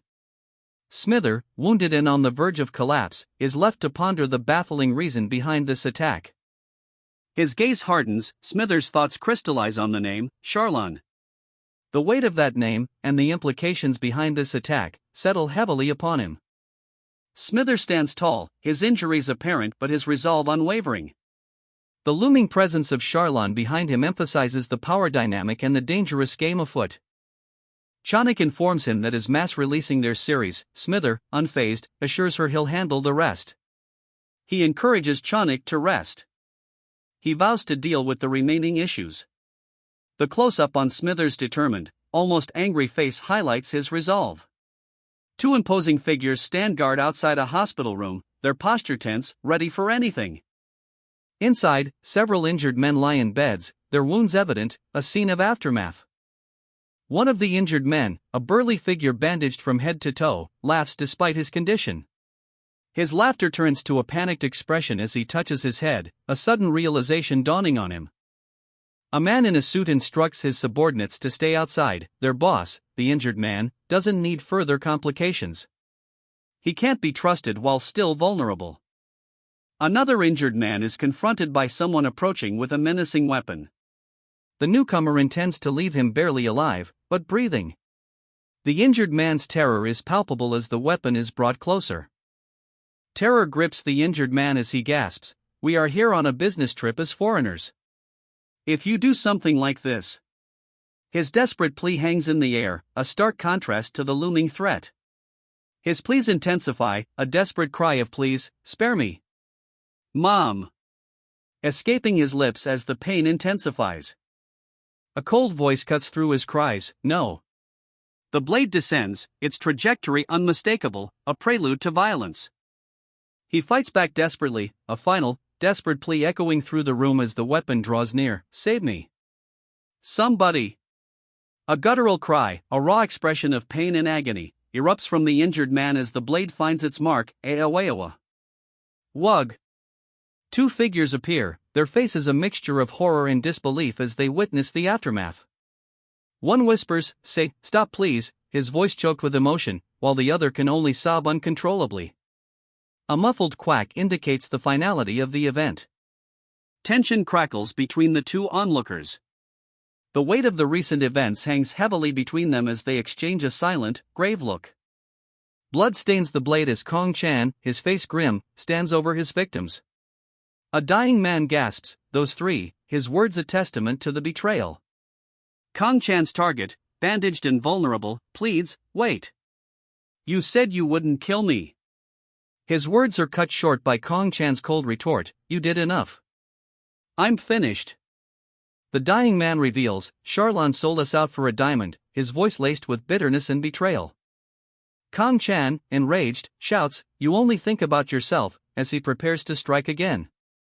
A final, brutal blow, Kong Chan screams, "Two!"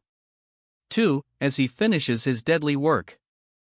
Kong Chan's guttural scream, Glock 19. Gen 4, echoes the brutality of his actions as his face contorts in a mask of rage. Kong Chan, assessing the situation, reflects on their proactive strike, stating, "If Diaru and I hadn't proceeded with the plan earlier, then we would have faced firearms later on." His voice is calm, devoid of the previous rage, suggesting a calculated approach. A final, swift strike delivers a fatal blow. A doctor bursts in, aghast, shouting, "This is a hospital. If things like this happen in a hospital, then even I can't continue this job." His fear is palpable, highlighting the shocking nature of the scene. The doctor, resolute, informs Kong Chan, however, if you wish so, I will not come to this hospital anymore after this. His decision conveys a sense of finality, indicating the profound impact of the events. Kong Chan, his face stained with blood, stares intently, a single, chilling thought echoing in his mind, are they still out there? The gravity of Suk Kangho's condition weighs heavily on Kong Chan. Getting him to the hotel will be difficult, especially since he's a high school student with no means of transportation. Kong Chan hesitates, conflicted. Seeking further assistance from Oh Guangtek feels like a betrayal. His internal struggle is palpable, highlighted by his phone call, which reveals that he isn't comfortable seeking outside assistance. Suk Kangho lies in a hospital bed, his injuries severe and his eyes concealed by bandages. The image starkly emphasizes the brutality of his condition and the potential danger. Kong Chan's anxiety intensifies as he realizes the situation's perilous nature. His opponents possess firearms, a significant escalation of the threat level. His own wounded state makes his position even more dire.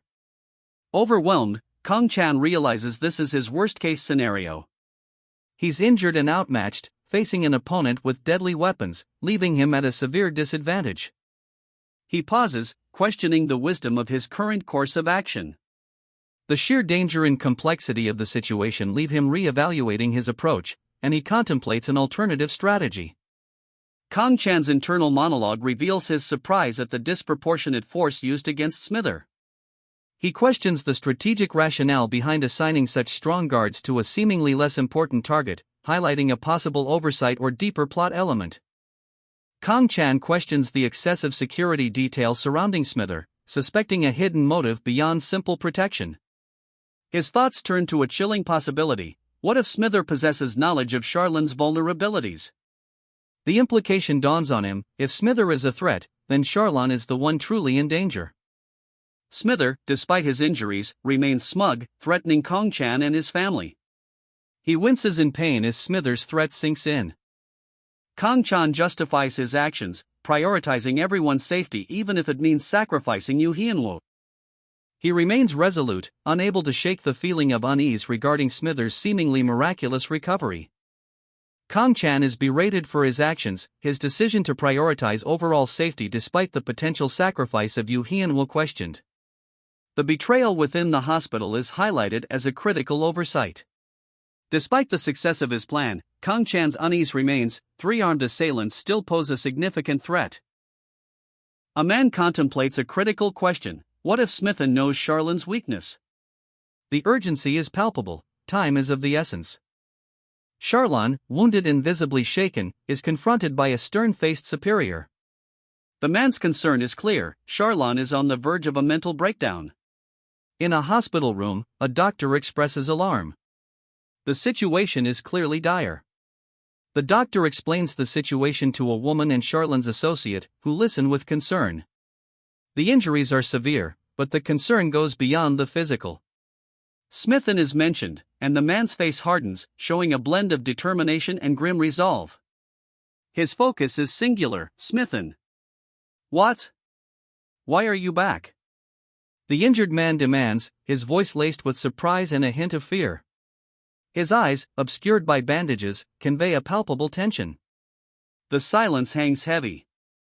The man's associate leans closer, his threat chilling: if you fail to trick me, I'll really kill you. His face is a mask of grim determination. The associate dismisses the doctor and the woman's concerns, focusing on the mission at hand. The injured man coughs, his voice barely a whisper: the Swiss bank. The location, and its significance, weighs heavily on the scene. The associate presses him for the account password. The injured man's life hangs in the balance. It becomes clear that the money is at stake. The associate, while acknowledging the plan's cleverness, expresses doubt that Smithen could have conceived it independently. 10 million euros remain in the account. The injured man reveals that Charlin was behind the strategy, a plot twist adding a new layer of complexity. The injured man contemplates the sheer size of the gem, a thought punctuated by a question: is this diamond the size of a human head or something? His gaze is intense, focused on something far beyond the immediate surroundings. His eyes widen, a fresh wave of disbelief washing over him as he processes the implications of what he's seen. The blood on his face emphasizes his distress.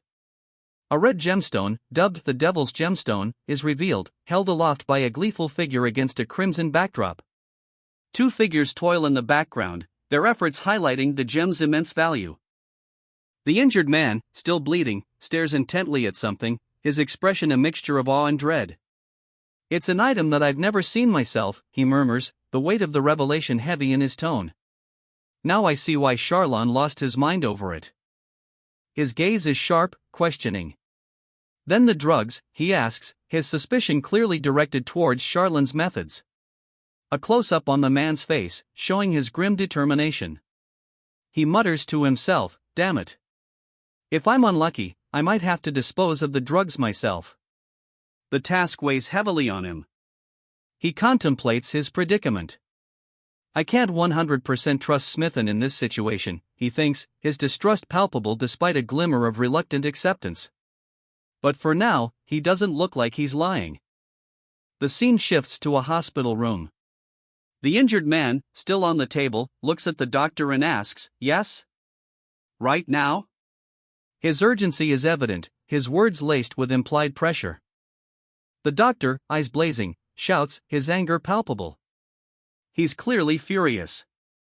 The injured man, bandaged and sweating, lies on the hospital bed, his thoughts a mix of fear and suspicion. He wonders if Smithen's reluctance stems from a threat of further harm. Smithen, standing in shadow, reveals his true motivation isn't greed, but a strategic move. His financial gain is secondary to Charlon remaining silent. Smithen approaches the injured Charlon, his voice low and urgent, presenting a final opportunity. Charlon's body is visibly exhausted, drenched in sweat. The purple background intensifies the sense of impending doom. Smithen's rage erupts.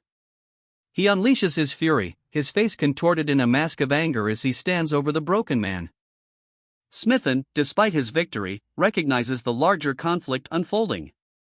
His resolve hardens as he declares his intention to win, no matter the cost. Smithen, his suit stained with blood, clutches his chest, wondering if he dropped something during his earlier fight at the hotel. He dials a number, instructing the operator to connect him to Guangtek. Guangtek answers, assuring Smithen that everything is fine, explaining that Kong Chan Hyunnim asked him to make contact. The caller hands Smithen his dropped phone. Smithen, unconcerned, casually mentions the presence of drug samples at the Namsan Hotel, questioning Guangtek's knowledge of the matter. Smithen deduces that if there are drugs involved, Guangtek is likely the client. A sudden realization dawns on him. He realizes the potential danger, recognizing that these men could quickly become his enemies. A heated exchange follows, as Smithen's contact demands clarification about the drugs found at the Namsan Hotel. Smithen corrects him, specifying samples. Smithen, his face grim, questions the nature of the discovery at the Namsan Hotel, unsure if it's truly connected to the larger operation. His contact insists he's unaware of any activity in the area, prompting Smithen to reveal the sellers are from Serpent Venimo, a French gang known for using guns. Furious, Smithen vows to end this today, planning to contact his people to find a suitable meeting place.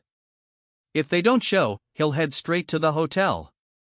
His contact warns against causing trouble at the hotel, especially since the club recently reopened. Smithen challenges the suggestion to keep a low profile on his own territory, displaying his growing impatience and aggression. He debates whether to go to the hotel or his villa, ultimately deciding to wait for further instructions while assessing the situation. Smithen instructs his contact to inform him once a decision is made regarding his location. Surrounded by several associates, Smithen urgently demands the hotel's number, escalating the situation and implying imminent action. Smithen's associate hands him a phone, the hotel's number now secured. A hospital corridor is shown, irrelevant to the current plot. Smithen calls, but the person on the other end claims Charlon is unavailable. Smithen, impatient, demands the hotel number from his associate during a business meeting. The associate leans in to inform Smithen of something urgent. Smithen's associate, his voice low and urgent, whispers a single name, Charlon. The weight of the word hangs heavy in the air. A man lies injured in a hospital bed, his body bearing the marks of a brutal struggle.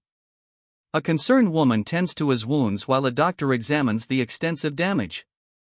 Smithen, his shirt stained with blood, responds to his associate's question with a dismissive nothing much. The casualness of his tone belies a simmering tension. His expression hardens as Smithen presses for answers about the diamond's sale, demanding to know what his associate did with the money. Smithen's gaze intensifies, his suspicion growing as he accuses his associate of evasiveness. The associate, concerned, inquires about the injured men's well-being, questioning their presence in this location. The associate explains that the proceeds from the diamond sale were split evenly between them. Do you think I don't know you? Last warning. Don't overthink it and just answer honestly. Why did Charlon? The associate continues his interrogation, focusing on Charlon's actions. A flashback reveals the immense rarity of the diamond, explaining its value and the reason for the violent conflict. Charlon, heavily injured and bandaged, lies in a hospital bed. The associate presses for information, revealing that only Charlon has samples of the rare gem.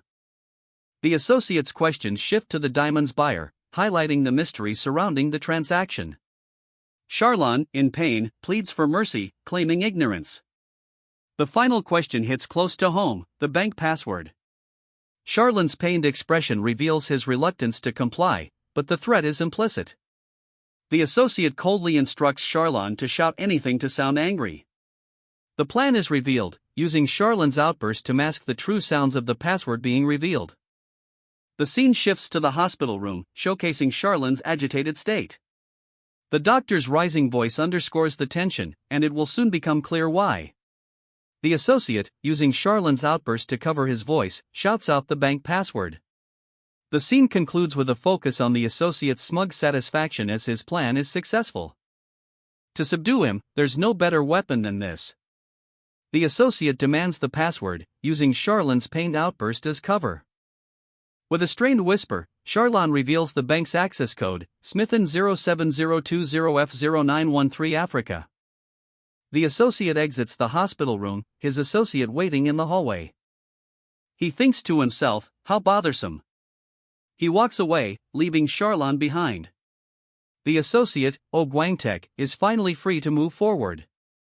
What? The man on the other end of the call demands, his voice laced with irritation. Guangtek, blood staining his hand, replies nonchalantly, "Oops, I was careless." His superior explodes, "Asshole. It's the same thing. Which sons of bitches are dealing without authorization on someone else's territory?" The tension is palpable. Guangtek explains calmly, "There's 3 French guys with the samples. That means that there's also someone who wants to buy it." He's already thinking ahead. His superior instructs, "Instead of that, there's a quiet villa towards Namyangju. Do it over there. I'll give you a car to drive if you need it." A change of plans is underway. Guangtek, now with another man, confirms, "It's not in there. I'll dial it for you." The scene shifts to a more discreet location. He dials a number. The calm voice of a Namsan Hotel operator answers, "This is Namsan Hotel, how may I help you?" Guangtek requests, "Please connect me to room 707, Charlon's room. I am called Kong Chan." He's determined to reach Charlon despite his earlier departure. A hotel employee informs a group of men that someone called the guest room. The employee whispers to one of the men that the god of Blackfield is waiting. A man is shown collapsing violently. One man addresses another formally as Hyungnim. A warning is issued, those French men are not to be trifled with, their fighting prowess is exceptional, and provoking them could have serious repercussions. The time is 10:08. A bloody hand holds a cell phone, suggesting a violent incident has just occurred. A man, his hands bloodied, urgently checks his phone. He receives a call, his tone immediately sharp, "Why are you calling me, you rascal?" The caller provides an update. Another foreigner, Smithen, was recently seen casing the Namsan Club before its opening. Smithen is now dining with Korean executives from Seojong Motors. The question hangs in the air, who are these executives, and what is Smithen's purpose? Yes, Hyungnim. Oh, by the way, did you finish cleaning up the club? I'll look into it a bit more. Alright, one more request. I'm all ears. I sincerely apologize, but I am unable to search rooms with the authority I have.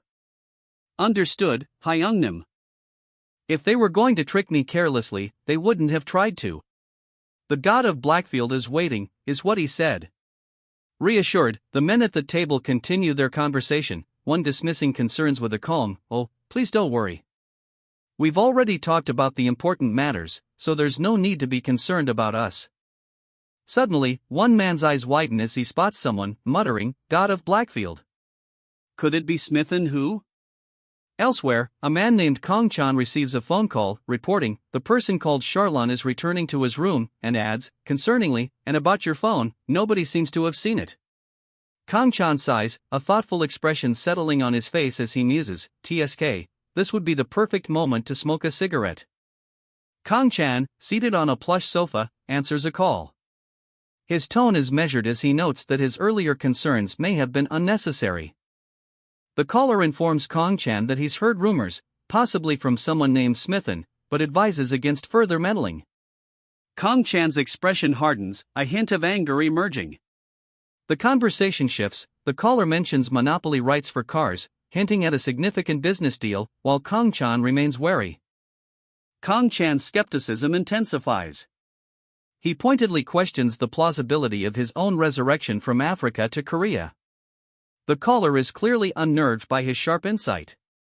Kong Chan demands Smithen's location, rejecting a mere document as sufficient. He wants concrete proof. The caller's face contorts in a mask of rage. His anger is palpable, building tension. Despite the caller's anger, he grudgingly acknowledges Kong Chan's audacity. Blood stains his hands as he growls into the phone, "One more word, and you're finished." The caller's threat is met with a chilling reply, "Then we'll all go down together." His face contorts into a mask of pure fury. The man's rage is palpable. Despite the outburst, a grudging respect surfaces. "You really are just like the Kong Chan I knew." The tension breaks. "Fine. Let's finalize the contract tomorrow at 10 a.m. at this hotel's business center." A final warning flashes across the panel, both he and Mother may be in danger. "Your answer," the men demand, their question hanging heavy in the air as the bloodied figure remains silent, lost in thought. "All right. 10 a.m. tomorrow, the business center," he replies, the finality of his tone betraying a simmering tension. He ends the call, the weight of his decision settling. A frustrated slam of a laptop echoes his inner turmoil. "God damn it," he explodes, the rage a testament to the pressure he's under. A flashback reveals a face, a chilling reminder of a past foe. "Reminds me of him," the thought strikes him, intensifying his inner conflict. He continues his call, contrasting the perceived competence of one individual with the failings of another, highlighting the differences in their approaches. Charlon is different from Smither. No matter how much of a hurry he is in, he does what needs to be done and never makes mistakes, he reflects. A man, wounded but determined, stands in a hospital corridor, speaking on his phone. He's surrounded by several associates, their expressions grim. The injured man continues his call, his face etched with concern. He's clearly contrasting the competence of someone else with his current situation. The call continues, this time revealing a detail about a guest named Charlon and his meeting at Seoyoung Motors. The injured man's tone indicates a sense of unease. He finds the timing of the meeting suspicious, muttering that it's weird. The man on the phone confirms the reopening of their club and his continued surveillance of Charlon. He instructs his associates to thoroughly search Charlon's hotel rooms, expressing his belief that even the powerful boss Gwangtaek couldn't manage such a task. The man concludes the call, acknowledging the difficulty of the hotel search while still determined in his pursuit. A man reviews his phone, a grim expression etched on his face. Despite some inconsistencies, his informant, Smithen, proved reliable. He receives a report, and his associate assures him that they'll wait for his instructions. The man, wounded but resolute, stands alone in a hospital corridor, his gaze firm. His expression hardens as he contemplates the next steps. Taking the elevator into account, he must have reached his room by now. The time on his phone reads 10:30. Kang Kwan answers a call, his face grim, bloodied hands visible. "Hello," he asks, his tone wary. He issues a stern warning, "Don't get involved any more than this." The weight of his words hangs heavy in the air. The man on the phone agrees to cooperate for now. Good. For now, I'll go along with him. His compliance seems to mask a deeper calculation. The conversation also reveals Kanyu Motors lacks the funds to pay for the contracted services. He assesses the situation. Honesty is clearly not a priority. "Honestly, you don't look like a very trustworthy person," he states, his eyes narrowing. The recipient of the call is clearly irritated, but currently, there's an organization you can't even imagine that's involved. "So stop this ridiculous prank and tell me where Smither is." A counter-argument is put forth, requesting guarantees about Smithers' safety after the contract's completion. The man on the phone acknowledges the authority to make a decision, while explaining that the notarization and announcement of the contract take time. Charlon, his hands stained crimson, dismisses excuses from his contact, his tone hard and unforgiving. He's clearly in a position of power and expects immediate compliance. Charlon firmly redirects the conversation back to business, refusing to be distracted by anything else. He controls the flow of information and wants the contract to proceed without delay. He contemplates the enormity of the information revealed. The scale of the criminal activities he's involved in, Swiss bank accounts, drugs, and blackhead, leaves him wondering if someone else has also stumbled upon this information. A sudden interruption disrupts Charlon's thoughts. The stakes have just risen significantly. Despite the interruption, Charlon is unable to deviate from his plan of action. He's committed, even if it means he is in danger. Overwhelmed by fury, Charlon unleashes a torrent of rage and curses, revealing a deeply emotional response to whatever news he just received. A sniper, armed and ready, is positioned nearby. The implication of imminent violence is inescapable. He's the same as always. A man, blood staining his hand, urgently orders a report on every move of Charlon. He demands to know Charlon's past actions, current location, and immediate plans. The man receives instructions to immediately call a specific number should anything new develop. A different man, appearing professional and calm, apologizes for his abrupt departure, citing an urgent task from the head office. The bloodied man receives an update. It's Doziak Hyungnim. Charlon's methods differ from Smithen's. While Smithen is impulsive, Charlon meticulously ensures every action is perfect, regardless of time constraints. Despite the chaos, he remains his usual, composed self. Charlon sits in a waiting room, his body battered, muttering about the disastrous situation. Ignoring his wounds, he drinks from a paper cup, the bloodstains a stark reminder of recent events. He decides to postpone his worries, focusing on calling home. He pauses, contemplating what to say to his family. He dials a number, a strange feeling washing over him as he realizes he's actually become a high schooler again. His mother's worried voice cuts through his internal confusion. Where is he? Why didn't he answer his phone? He assures her he'll be home soon, the details can wait. The relief in her voice is palpable. He thanks the receptionist and leaves the building, the weight of his situation still heavy on his mind. Reunited with his family, the initial worry melts into joy as his parents embrace him.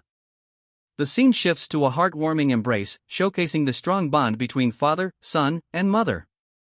Even if I return later, I should leave now. Anything you want, Hyungnim. He hurries off. Tell O Gwangtek and Co Doziak that we've decided to meet at 10 o'clock tomorrow. So if anything happens until then, they need to contact me immediately. If you tell them that, they'll understand. He nods in agreement. He's coming home. A nighttime cityscape is shown. He calls his wife, who is asleep, cautiously whispering hello. A woman stirs in her sleep, her brow furrowed in confusion as she whispers, "What do you mean?" He explains that he's been offered a lucrative deal, a 20-year monopoly on gonged cars in Korea in exchange for a 50-car contract. His wife is incredulous, unable to believe the news. He confirms the meeting time and details, ending the call. She remains stunned. The man contemplates the implications of this unexpected opportunity, a mixture of excitement and apprehension clear on his face. He shares the details with his wife again, emphasizing the sheer scale of the deal. He is clearly concerned by its sudden and unexpected nature, voicing his own confusion as well. The couple stands in their kitchen, a palpable tension hanging between them as they process the enormous implications of this sudden windfall. He stands alone, a worried expression etched onto his face, his injuries barely concealed beneath his jacket. His wife's concern is evident as she gently takes his hands, noticing his injuries. "Honey, your hands and your face, why are you so injured?" she asks. He tries to downplay his injuries, muttering, "It's nothing important." He explains that he received a call regarding the contract he signed, the suddenness of the event adding to his visible unease. His wife listens intently. Attempting to further deflect his wife's concern, he claims he simply sought help online from acquaintances. A sudden, sharp pain forces a pained groan from him. Ugh. His eyes widen, reflecting the internal struggle he's enduring, the weight of his situation becoming clearer. His wife, now understanding the depth of his suffering, embraces him, saying softly, "It's just, thinking of how hard it must have been for you made me." Tears stream down her face. The man's wife embraces him, her tears a testament to his unspoken pain. He whispers, "A family," a simple phrase carrying the weight of his long-held desire. His eyes close, the weight of his emotions palpable. The profound significance of family resonates deeply within him. A concerned family member inquires about the cause of his late-night visit, learning of a traffic accident involving their relative. He thanks his father for his concern, the interaction brief but revealing of their bond. The man, needing some time alone, suggests going outside for a smoke. His father agrees, and he accompanies him. Father and son sit together outside, sharing a quiet moment under the night sky, the unspoken bond between them strong. "Did those gangsters help you out?" the father asks, his concern etched on his face. His son shakes his head, a grim expression settling over his features. "No, they didn't. How could a simple group of people who mess around in our country influence a foreign company?" the son counters, voicing his disbelief. "That's true," the father agrees, his gaze distant as he contemplates the mystery. The son, his jaw tight, simply states, "I'll tell you the details later on." He seems to be holding back crucial information, his expression heavy with unspoken implications. A subtle shift in the scene. The son's gaze hardens, resolute. He adds, "And don't get injured. It's meaningless to gain billions if you aren't in good health." His father's well-being is clearly a paramount concern. Back inside, a subordinate greets the son respectfully, "Welcome back, Hyungnim." The son's arrival is clearly anticipated, and the atmosphere suggests important business to attend to. The son is immediately confronted with a serious update: the teacher is awake. The tense situation is heightened with urgency. The son's expression shifts, a smirk playing on his lips as he hears the news. "Really?" he questions, his tone conveying both surprise and a hint of anticipation. The image shows the teacher, lying in a hospital bed, wearing a neck brace.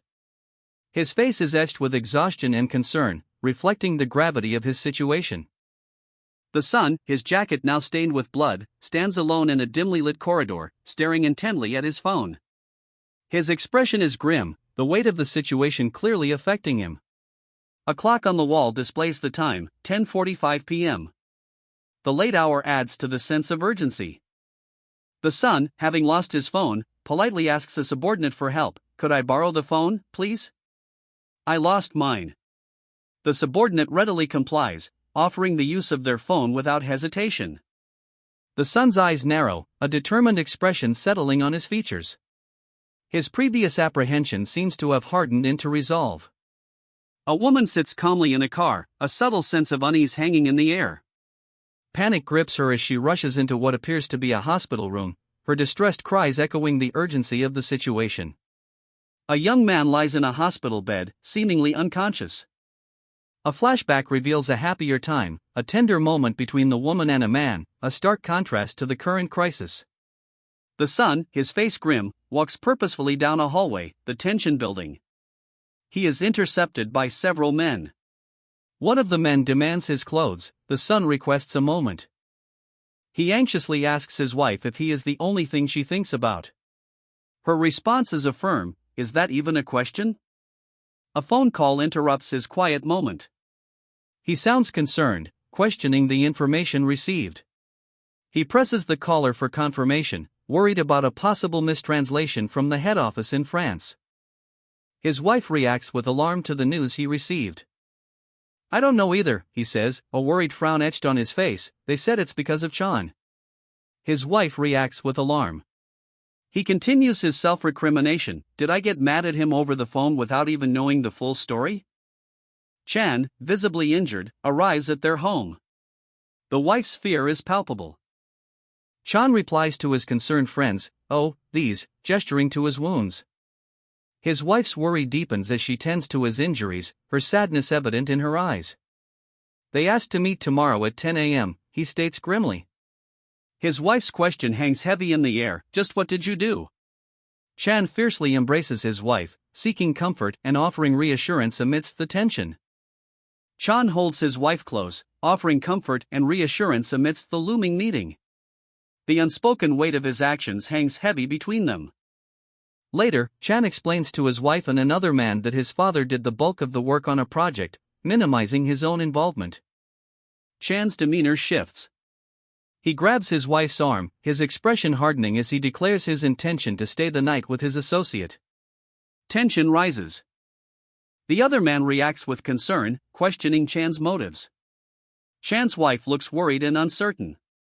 Outside, under a street lamp, Chan sharply rebuffs his father-in-law's attempts to excuse his actions as mere online acquaintanceship. He emphasizes his standing as a businessman. Chan explains to his father-in-law that further questioning will force him to lie, revealing a layer of secrecy surrounding his actions. Chan reveals his father-in-law is indebted to him, adding another layer of complexity to their already strained relationship. Chan assures his father-in-law, "Yes, I'll keep it in mind," a subtle acknowledgement of the precariousness of their situation. Later, Chan disposes of incriminating evidence, the crumpled paper a testament to his clandestine actions. A worried expression crosses Chan's face as he receives a late-night call, hinting at unforeseen complications. Chan's wife anxiously inquires, "What's the matter?" highlighting the growing tension in their relationship. Chan reassures his wife, a worried expression softening into a calm smile, "It's just from working out." Chan invites his wife's friend inside, his earlier worries seemingly dissipated. His wife casually asks if he's eaten dinner. Chan's wife, sensing lingering tension, anxiously asks, "What's the matter?" Chan reveals the true reason for his late-night call, prioritizing his mother's health over a business contract. He gently rests his hand on his wife's head. News arrives that the teacher has awakened, causing a ripple of concern. The captain's apparent survival is met with disbelief. Scornfully, the captain's student dismisses the notion that his teacher could have killed him. Despite his student's confident demeanor, the captain was clearly beaten badly. The student expresses concern, checking on his injuries. The student, having already tended to the captain's wounds, expresses his gratitude for the captain's thanks, then politely requests a cigarette from the captain's jacket. The student lectures the captain, reminding him of their teacher-student relationship and the inappropriateness of smoking in his presence. The captain retorts that his student's actions are unfair. The student scolds the captain, pointing out the absurdity of a high schooler being subjected to second-hand smoke. The captain, now holding a lit cigarette, calls the situation a joke and demands a briefing on what transpired during his unconsciousness. The captain, still lying in bed, eyes the student intently, his expression inscrutable. The captain, still recovering in bed, demands a briefing from the student, his gaze intense and unreadable. He wants to know what happened while he was unconscious. The student explains that the situation, while seemingly dire, resulted in a better outcome than anticipated, avoiding both the captain's death and the loss of his father's contract with Smithen. The captain scoffs, dismissing the explanation as nonsense and declaring his intention to pursue Charlon regardless. The captain, his face a mask of determination, insists on pursuing Charlon, despite his injuries. The student, clearly concerned, asks if the captain intends to pursue Charlon immediately. The captain, lighting another cigarette, confirms his immediate plans, his resolve unshaken. Captain Diaro lies injured, his eyes bandaged, a stark contrast to his usual steely resolve. The impact of his recent confrontation is clear. Two men discuss Dairu's condition, one expresses satisfaction at the captain's defeat. The scene shifts to a hospital setting, emphasizing the severity of his injuries. One of the men offers to relay messages to the incapacitated Dairu, highlighting the communication difficulties caused by his injuries and suggesting a history of such challenges. The other man delivers a harsh ultimatum: Dairu must live with remorse, apologizing for the unjust deaths of his squad members. The weight of his actions and the consequences bear down heavily on him. "Weren't you listening earlier?" one man demands, his frustration palpable. The other man, clearly defensive, replies, "I wasn't in my right mind earlier." The first man continues his attack, "I'm pretty sure Charlon doesn't know that you almost got beaten to death after laying a finger on a 16-year-old girl." His words carry the weight of accusation and judgment. The conversation shifts, the injured man is interrogated further: "Did he ever borrow money from you?" The other man reveals, "This asshole borrowed money 3 times for the sake of playing with women. Wait, no, it's 4 times if you include the time he ran away with my wallet from my field jacket while I was in the toilet." The accusation escalates: "You ran away with Dairu's wallet that was in his clothes?" The intensity of the scene is heightened by the pointed question. The focus shifts to Dairu, lying injured in a hospital bed. The man speaking wonders aloud, "To think that you got reborn in a new body after dying, is that actually possible?" The question hints at supernatural elements within the narrative. Dairu, still bandaged and blindfolded, weakly asks, "Do you have a cigarette?" His desperate plea reveals his vulnerability and possibly a coping mechanism. The other man, seemingly unmoved, simply responds, "Good work, Kong-chan."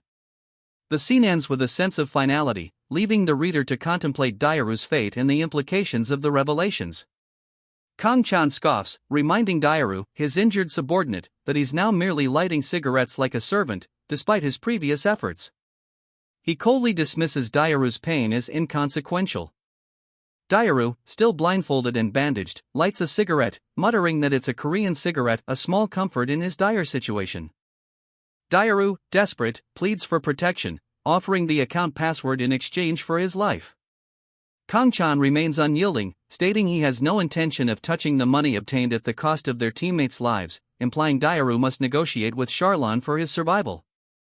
A chilling revelation: Kong-chan explains that there are 20 members of Chinese and Japanese mafias waiting in various locations, setting the stage for a larger conflict. Dairu, still smoking, makes a final desperate plea to become the manager of Gongtae's Korean branch. His words reflect his ambition amidst the chaos. Kong-chan updates his associate on their plan to take out Charlon's head before sunrise, utilizing their network of Chinese and Japanese mafia members. Kong-chan remarks on the injured man's improved cunning despite his weakened state. The injured man's associate wonders aloud if he should be appointed to a higher position. Kong-chan suggests a less conspicuous role for the injured man, a native language teacher, using minor document alterations. He concludes they should continue their conversation later. The injured man's associate inquires about how Kong-chan discovered Charlon's password. Kong-chan reflects on how easily he was tricked by Charlon. Charlon's shocked and confused reaction is shown. Charlon, a smirk playing on his lips, asks Kong-chan, "Really?" His casual demeanor belies a deeper cunning. Nursing his injuries, Kong-chan admits, "It wasn't one-sided. I got some hits in as well," downplaying the extent of his wounds. Kong-chan casually mentions a few broken ribs and hurt hands, dismissing them as nothing much.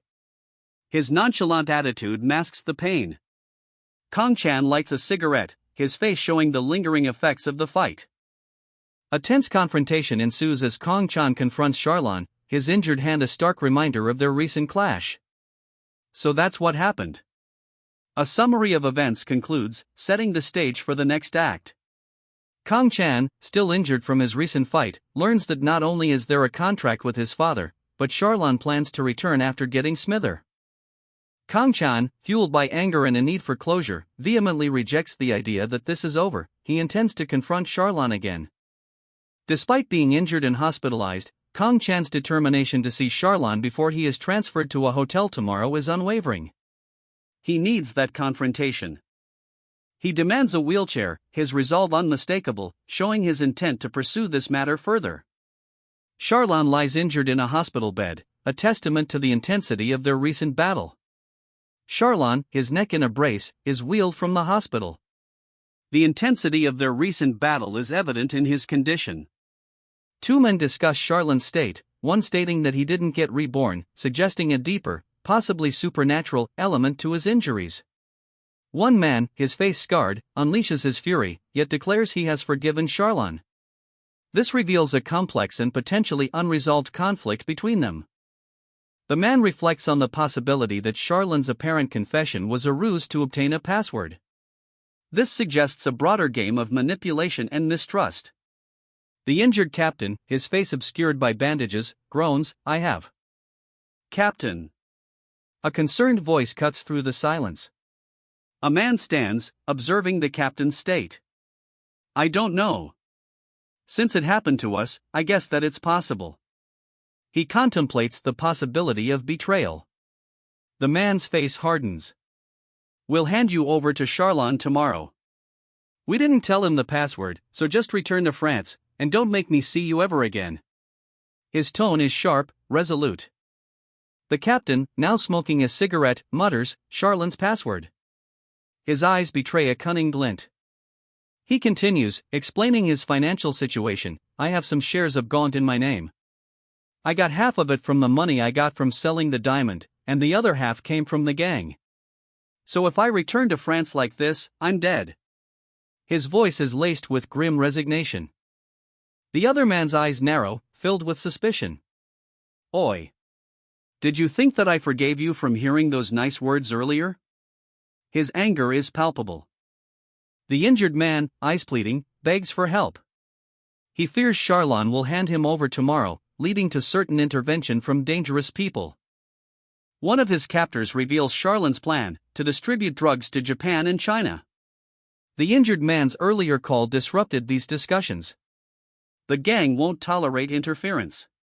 The other man laughs, dismissing the injured man as "this crazy asshole," escalating the tension further. They agree to hear the injured man out. What he says could be valuable information. His ability to trick Charlon is deemed impossible without Charlon's password. The injured man's claim that he has Charlon's password is dismissed as nonsense. The focus shifts to what they will do with the money from the drug deal. The injured man, still defiant, smirks, revealing the truth. The password he possesses is, in fact, Charlon's password. The injured man, his face a mask of defiance despite his wounds, fixes his gaze on something unseen. He takes a deep breath, the tension palpable, a cigarette hanging from his lips as he exhales slowly. The weight of his situation is clear. His gaze sharpens, a new determination hardening his features. Two requests weigh on his mind. The injured man's words hang heavy in the air as the other man, startled, reacts to a shocking revelation. Who is that?" The injured man's eyes widen, a new fear replacing his earlier defiance, as he recognizes the name, God of Blackfield. He scoffs, annoyed, "If you still can't believe us, then forget it. It's annoying." The other man remains unconvinced, muttering, "What a load of bull." One man suggests, "Just take him to the school. He's good in English and French," as he looks at the injured man still in disbelief. It's revealed that God of Blackfield is someone's bank password. One man reacts with disbelief to this revelation. He expresses his rage and frustration at this unbelievable situation, calling them crazy bastards. The injured man explains that Charlon, when asked for a bank withdrawal, used God of Blackfield as his password. The injured man recounts the events of the bank transaction, explaining he was asked for a second password and responded using a code, completing the withdrawal. This is how he found out that Charlon's password was God of Blackfield. The man reflects on the absurdity that Charlon, known for his thoroughness, would choose such a weak password. Bound and injured, the man pleads, "If the password's wrong when you check it, I don't mind if you snap my neck. But please trust me for now." His desperation is palpable. He continues, explaining, "As you know yourself, Charlon always pays attention to his back. He's most probably trusting those Chinese and Japanese men to watch his back for him. That's why we should start by getting rid of them." His tone is calculating. Observing the injured man's sudden agitation, a second man thinks, why is he getting so agitated suddenly? His expression is one of cautious curiosity. The second man's gaze falls upon the injured man, a realization dawning on his face. He silently states, I know that I know his password already. The injured man whispers, please let me live now, please save me. His voice is weak, filled with despair. The second man summarizes the situation. To summarize it, he's asking us to save him and get rid of Charlon. His expression is thoughtful, assessing the situation. The second man's resolve hardens as he looks at the injured man's bandaged hands. He declares, let's help him. The second man, making a phone call, simply states, it's me. He updates his contact on the current situation. Hey! What's going on? There are 5 Chinese and 5 Japanese men in the hotel across from City Hall, they're buying drugs. His informant expresses concern about the global reach of this operation, Japanese and Chinese men messing around globally. What's the organization's name? The second man replies that he doesn't yet know. His contact is unconcerned, saying, really? Well, that's fine. With that many men, we'll find out soon enough. And I'll need a room in Namsan Hotel tomorrow. A nighttime shot shows the Namsan Hotel, establishing the location for the next phase of the operation. The attack on the foreigners is imminent, as evidenced by the 3 men in suits preparing to strike. One of them, however, lies injured in a hospital bed, awaiting their orders. Guangtek, the injured man, is questioned about his hesitation. The weight of the impending operation rests heavily on him. His superior presses Guangtek, demanding honesty about his confidence level, hinting at doubt underlying Guangtek's demeanor. The leader questions the basis of Guangtek's supposed readiness, highlighting the relatively minor tasks he has completed thus far. The leader's incredulity is palpable as he asks Guangtek if he truly believed he would be called upon for such a mission. The leader, expresses his disbelief at Guangtek's audacity in thinking he'd be chosen for such a crucial operation, especially considering his current state. This fucking. O's rage is palpable, but Guangtek remains unyielding. He agrees to listen to one final request, a promise made to himself. However, he demands a complete severance of their ties afterward. Guangtek's defiant tone escalates as he orders O to withdraw his men from the hospital.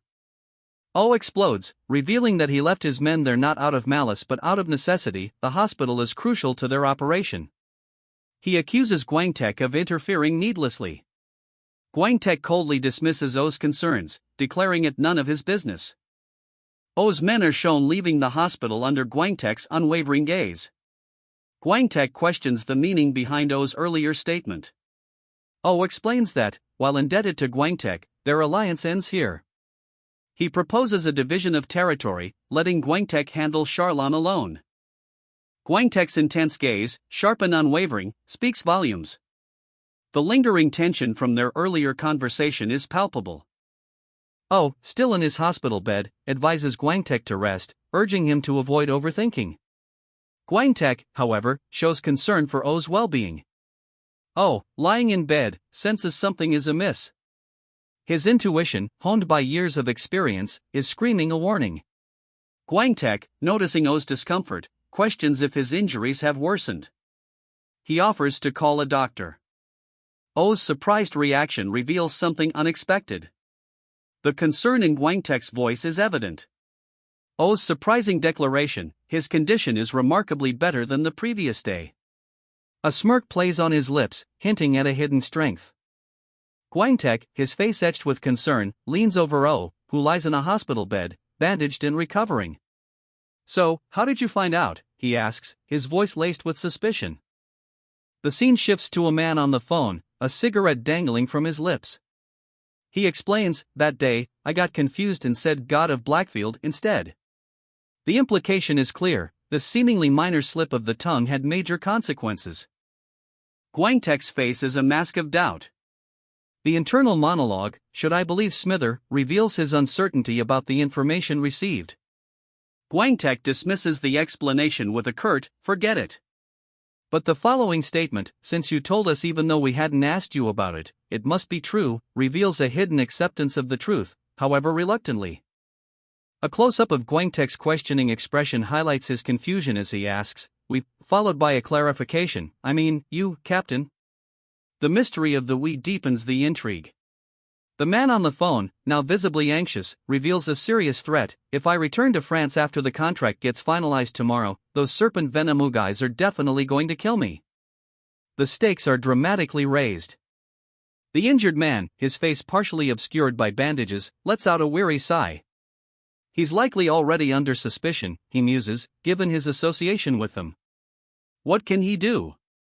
He explains his predicament: their paths hadn't crossed until recently.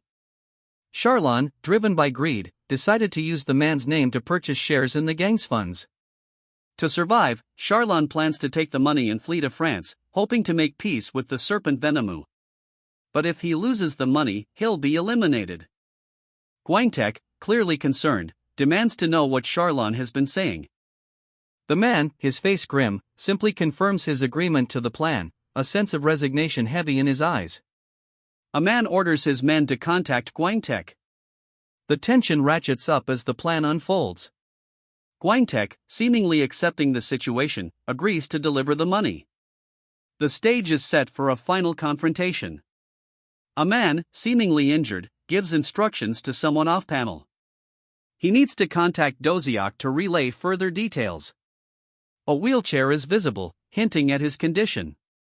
Two men in suits observe the injured men, their concern thinly veiled. They don't look well.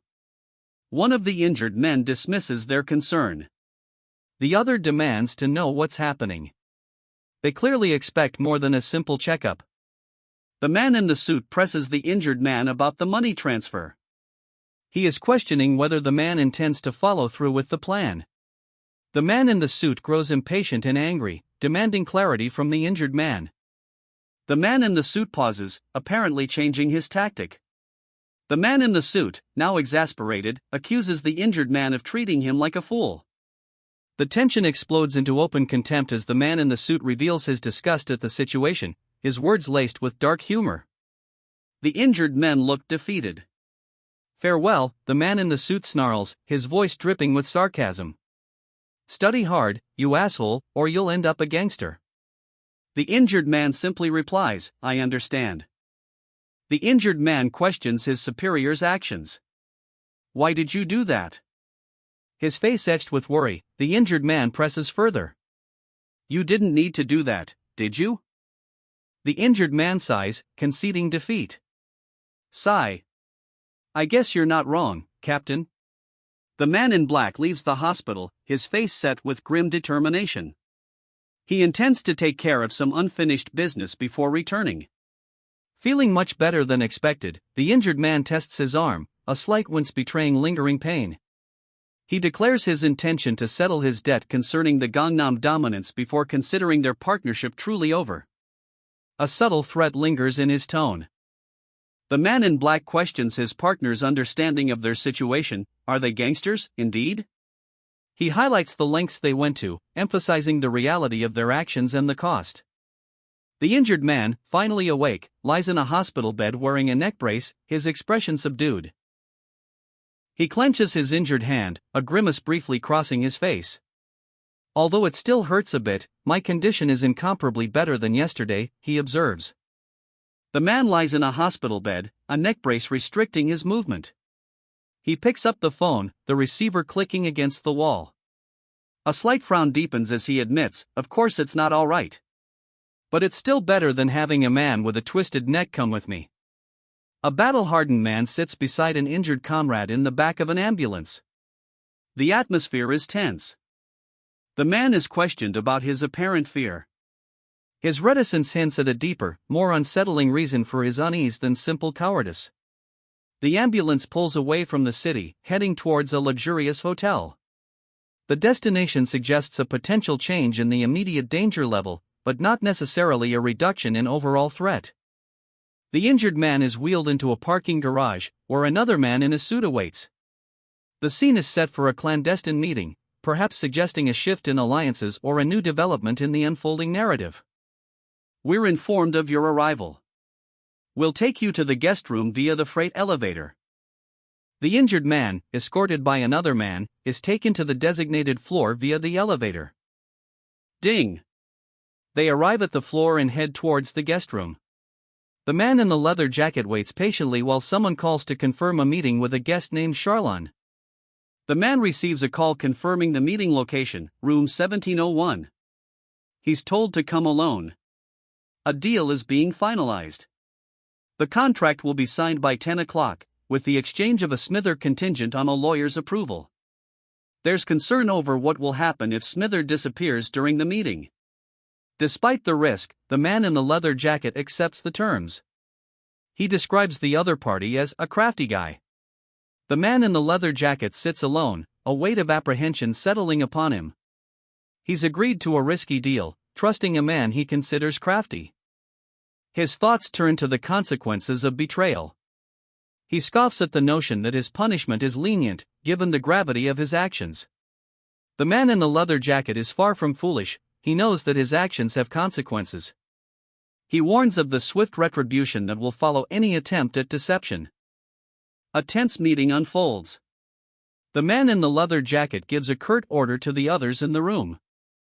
A man in a suit discreetly draws a handgun, the metallic click of the safety catch audible. The man in the suit issues a warning, emphasizing the need for the leather-jacketed man to remain compliant until the contract is signed. The man in the leather jacket's face tightens. He knows the risks, but he's determined to see this through. He grimly accepts the potential consequences. The leather-jacketed man, his face a mask of grim determination, silently assesses his surroundings. The tension hangs heavy in the air. "Can I sit down?" he asks, a subtle challenge in his tone. The man in the suit nods curtly, his expression unchanged. Seated, he makes a call, reporting, "It's Kong Chan. It's Co. Doziak." The contract has been signed with no problems. He's completed the first step. The suited man responds, "Seems like the contract was signed. We just need to wrap things up here. The final steps are underway. Could you undo the bandages on my remaining eye?" Kong Chan requests, a hint of weariness in his voice. The other man's question, "Why?" hangs in the air. A weary sigh escapes his lips as he mutters, "What a pain," before he removes the blindfold of the man in the wheelchair. The weight of his actions settles heavily upon him. A man in a suit strides purposefully through a hallway. Another man in a suit follows closely behind, observing him with a pensive gaze. The blindfold is carefully removed from the injured man's eye, revealing his weary expression. The suited man, clearly agitated, confesses his recognition, despite the man's changes.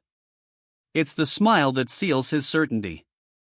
A dismissive laugh escapes the suited man as he assesses the situation, focusing on the bound man. The tension escalates as the suited man demands an answer, his irritation growing. A veiled threat hangs in the air as the suited man warns of dire consequences if the interrogation continues to be unproductive.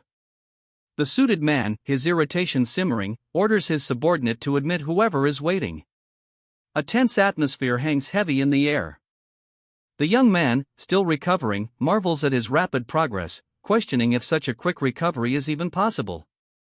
He acknowledges his remarkable recovery speed, finding it more believable than his previous experience of dying and waking up in an unknown body. He dismisses the need for further explanation for now. He answers the intercom call, the tension building again. He states the obvious, already knowing the answer, as he reaffirms his inability to provide a truthful response. He assures his injured companion, "Take care of yourself. I'll be back soon," before leaving the hospital room. A clear sense of duty and urgency underlies his words. The injured man, alone now, mutters, "Since he won't drag me down," revealing a cynical acceptance of his current predicament.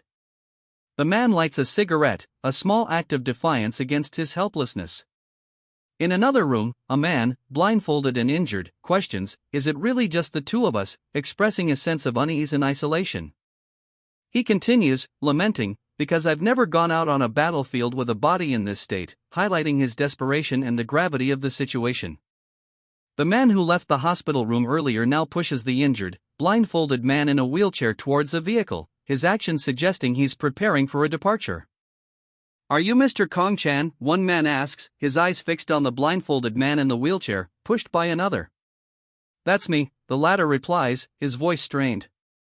It's 9 o'clock. A sense of urgency settles over Kong-chan as he checks the time. Kong-chan sits alone, phone pressed to his ear, his brow furrowed in concern. The weight of the situation is palpable. And what if I get ambushed, he asks, his voice laced with apprehension. The reply is firm, the contract is vital to us, so there's no reason for us to do that. Then what do you want me to do? Kong-chan's question is met with a plan. I'll have one more person come with me. While I'm going over the contract with your company, he'll guard the room. I'll be there in 10 minutes. A message arrives, offering a brief reassurance. Kong-chan's employer, a blindfolded man, demands an explanation. Kong-chan admits to some difficulties. The scene establishes tension and unspoken consequences. The employer's anger boils over. He threatens to remove Kong-chan's associate, Smithen. The risk to the partnership is evident. Kong-chan's superior remains unyielding, insisting they need Smithen with them. The urgency and importance of the deal are reiterated. Kong-chan draws his weapon, the situation escalating drastically. The previously implied threat now becomes imminent and tangible. A bodyguard enters, weapon drawn, the confrontation is about to erupt. The visual prepares the reader for an imminent showdown. Kong-chan calmly asks about the other three, the focus shifts from immediate conflict to a larger, unresolved question. A bodyguard departs, assuring his employer that everything is proceeding smoothly. His departure leaves Kong-chan alone, his expression unreadable. Kong-chan sits alone, contemplating the problems that remain. A sense of foreboding hangs in the air. A digital clock displays 8:08. The tension is palpable, something significant is about to happen. A phone call confirms that legal matters are proceeding as planned, and Charlon is on his way. A blindfolded man, presumably Charlon, expresses a desire to observe the unfolding events. Kong-chan observes Charlon's arrival. A quiet anticipation fills the room as the climax approaches. A stern-faced man, his expression tight with barely controlled anger, stands in a dimly lit room. The atmosphere is thick with tension. The contract is signed. Kong-chan, his face partially obscured by bandages, sits in a wheelchair while the man confirms the agreement. Charlon remains blindfolded, silently observing. Kong-chan's demeanor shifts, suspicion and barely contained fury harden his features as he questions the man's priorities. The man is confronted about the value of his men's lives versus Charlon's secrets. The tension escalates further. Charlon's careless revelation about the god of Blackfield is revealed as a critical misstep that fueled Kong-chan's anger. Kong-chan reveals he has additional information, setting the stage for a significant confrontation. Kong-chan, his back to us, exits a room. A voice calls out, advising him to take care of his body. He replies simply, "All right." He assures someone off-panel, "Don't worry. Everything will go as planned." His calm demeanor contrasts sharply with the events that have transpired. A hand offers a keycard to Suite 1701, located at the end of the corridor. Kong-chan dials a number on a payphone, the thought bubble above his hand reads Charlon now?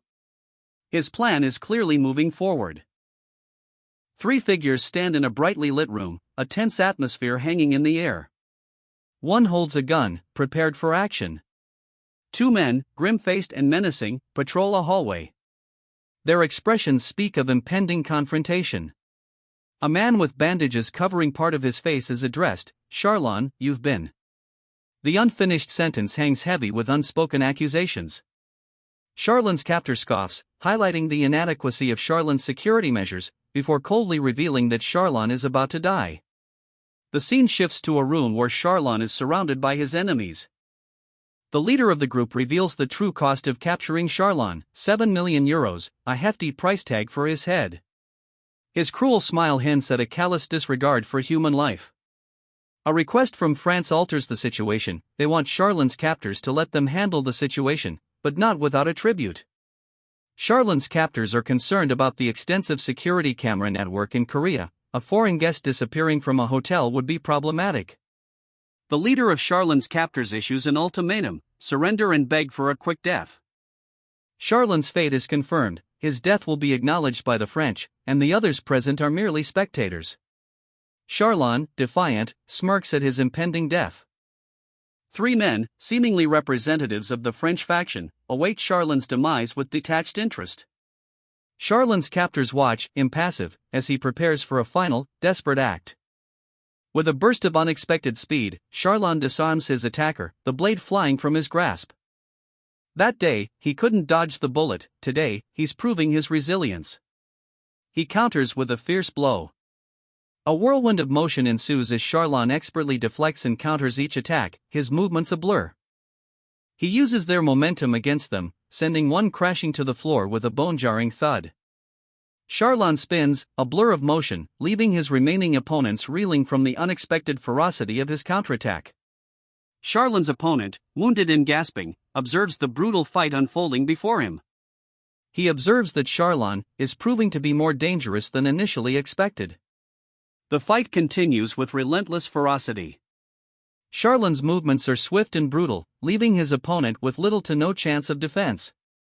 A series of blows, culminating in a powerful strike to the chest, leaves his opponent gasping for air. Despite the near-fatal blow, Charlin's opponent, defiant and cruel, boasts about his enjoyment in killing Charlin's team. His cruel words fuel Charlin's rage. Charlin unleashes a whirlwind of attacks, his movements a blur. Each strike is precise and devastating, leaving his opponent helpless. A final, bone-shattering blow sends Charlin's opponent flying. The fight is decisively over. Charlin's opponent, weakened but defiant, lunges forward with a desperate attack. The blade whistles past Charlin's ear. A bystander observes the fight, noting Charlin's opponent's injuries and commenting on his weakened state compared to Charlin's prowess, despite his past reputation. The onlooker questions the wisdom of prolonging the fight, suggesting a swift victory was already within reach. Charlin, however, intends to utilize this extended opportunity to deliver a decisive, final blow. With renewed focus, Charlin prepares for a decisive strike. His eyes burn with determination. Charlin unleashes a ferocious counterattack, the impact echoing through the room. Charlin's opponent staggers, the fight clearly nearing its end. The question remains, will he end it? Charlin, recognizing the closing of the distance, notes that the difference in their attack range has vanished. All that remains is to finish the fight. Driven by a desperate need to survive, Charlin's opponent attacks with renewed ferocity, urging himself to strike faster. In a brutal exchange, Charlin gains the upper hand, seizing his opponent's arm. With a swift, precise move, Charlin disarms his opponent, the knife falling to the floor. Charlin delivers a final, decisive blow. The opponent cries out in pain as he is defeated. The fight concludes with the fallen weapons lying discarded on the floor, a testament to the battle's intensity. Elsewhere, a group of men, including a blindfolded man, observes the aftermath of the fight on a screen. Charlin stands over his defeated opponent, the air thick with the scent of blood. He utters a final, chilling threat: "Another fight awaits our reunion, Charlin." A tense scene unfolds. 2 men, one clearly agitated, exchange a concerned glance. The question mark above their heads hints at their bewilderment. 3 figures approach a door, their shadows stretching long on the polished floor, adding to the suspenseful mood. One man's shock is palpable as he exclaims, "Oh, how can this be?" His companion, seemingly unfazed, asks, "What's wrong?" Surprised? The confrontation intensifies. One man states plainly, "Trapped by God of Blackfield," revealing a powerful, unseen force at play. Then when did they? The man's question hangs heavy in the air, his gaze sharp as he takes in the silent, menacing figures behind him. The scene is tense, something significant has happened. He is unimpressed. "There's no one on your side here. You are far more impressive than I expected." The man assesses his opponent, acknowledging his unexpected strength. The tension escalates. "Are you clinging to the laws?" The Charlin is. "I guess you're too stupefied." A challenge is issued, highlighting the conflict between legal and illegal actions. "Are you actually GOB?" The question is a direct challenge, referencing a powerful, perhaps clandestine, organization. The other man responds, "Believe me or not, that's up to you." The choice is left to the other man. "Alright, let's do it." The decision is made, a confrontation is unavoidable. Preparation for battle begins. The scene shifts to the two men facing off, their associates watching intently. The air crackles with anticipation as they prepare for a physical confrontation. The confrontation begins. A close-up reveals a brutal struggle, hands locked together, one man's arm already wrapped in bloody bandages. One man narrowly avoids a fatal blow, his opponent's knife missing his neck by a hair's breadth. He mutters, "I almost had my neck cut open in the span of a breath." The other man, clearly impressed, notes, "He truly isn't a pushover." The fight intensifies as a burst of energy erupts. A fierce clash of blades. The man with the bandages is pressed on the defensive, his opponent pressing his attack, and angrily accusing him, "Are you also the one who shot Dairu?" The attacker's furious expression is framed in close-up, and I'll enjoy today even more. A final, brutal strike is imminent. The attack continues, a whirlwind of steel. Charlon, the bandaged man, is clearly outmatched, his opponent relentless in his fury. Charlon's opponent, in peak condition, unleashes another brutal blow, forcing Charlon onto the defensive. The narration emphasizes his exceptional physical state. A flash of light and a sickening thud. Blood sprays as the blade finds its mark, a brutal, swift end. Charlon lies defeated, his attacker stands over him, victorious, flanked by two associates who observe quietly. The scene shifts to a nearby hallway. His attacker reflects on Charlon's surprisingly aggressive counterattack, realizing it was a calculated move from the beginning. Charlon groans, his body racked with pain as his attacker pins him to the ground. Blood stains his shirt. The attacker swiftly tears the bandages from his wounded hand, revealing a deep gash. He spits out, "We'll all end up in hell either way," his voice laced with grim resignation. In the hallway, his associates exchange a knowing glance as one asks, "Isn't your nickname Desert Ice?" A chilling smile spreads across the attacker's face. "What's the point of saying it? Actually, if you don't count Smithen, who had his guts spilled in the beginning, I'm probably the one who killed everyone." Blood streaks his face, a grim testament to the brutal fight. His chilling smile speaks volumes. Charlon clutches his bleeding comrade, the weight of the recent battle heavy on his shoulders. Despite his injuries, Charlon's resolve remains unbroken. He addresses his adversary, a promise hanging in the air, "Let's have another fight when we reunite, Charlon." The aftermath is surveyed, a cleanup crew, led by a composed figure, arrives to handle the scene. "Looks like everything is over. We'll take care of the cleanup," one of them states calmly. A tense exchange unfolds. The leader questions Charlon's trustworthiness with a critical piece of information, "Can I trust you with this?"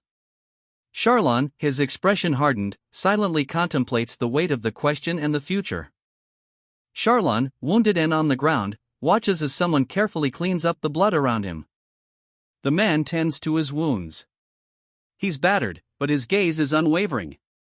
A phone call is made.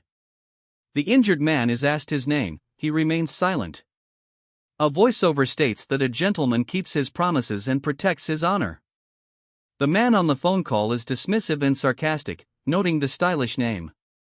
He hangs up when the injured man refuses to cooperate. Charlon demands an explanation for why he was brought there.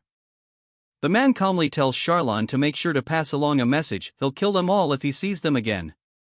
The tension is palpable. Charlon, wounded but defiant, demands confirmation that the message, a threat of imminent death if they meet again, was relayed correctly. Charlon and his associates stand solemnly outside, observing the departure of a wounded man in a wheelchair, the atmosphere thick with unspoken tension. A man approaches Charlon, delivering a final message from their boss, a phone number, the same as before. It's a final, ominous gift. The man relays the final part of the message, their boss will hunt him down at school if he refuses. Charlon accepts the terms, the weight of the threat heavy in the air. He agrees to remain silent about their encounter, a tense agreement hanging between them. Charlon lies injured, his mind racing. His companion reveals that he'll soon become a high-ranking branch manager in Gong's company, implying a significant salary increase and a new life in Korea. Charlon, eyes still closed, contemplates his future, the weight of his recent ordeal apparent in his expression. He's beginning to consider the proposition. The scene shifts to a hospital. A doctor examines Charlon's extensive injuries, questioning how he sustained them in such a short time. Charlon, with his characteristic boldness, demands VIP treatment, justifying it by his new status. The doctor, though slightly taken aback, notes the request. The doctor, after finishing the treatment, agrees to forward Charlon's request for VIP privileges, leaving him to contemplate his changed circumstances. Charlon, eyes gleaming, murmurs a quiet thank you, his gratitude barely concealing the self-satisfied smirk playing on his lips. He's already mentally planning his next move. Back in his hospital room, a subordinate reports on Charlon's condition, raising a curious question: was his blood even red? The implication hangs heavy in the air. Something about Charlon's recent experiences has drastically altered him.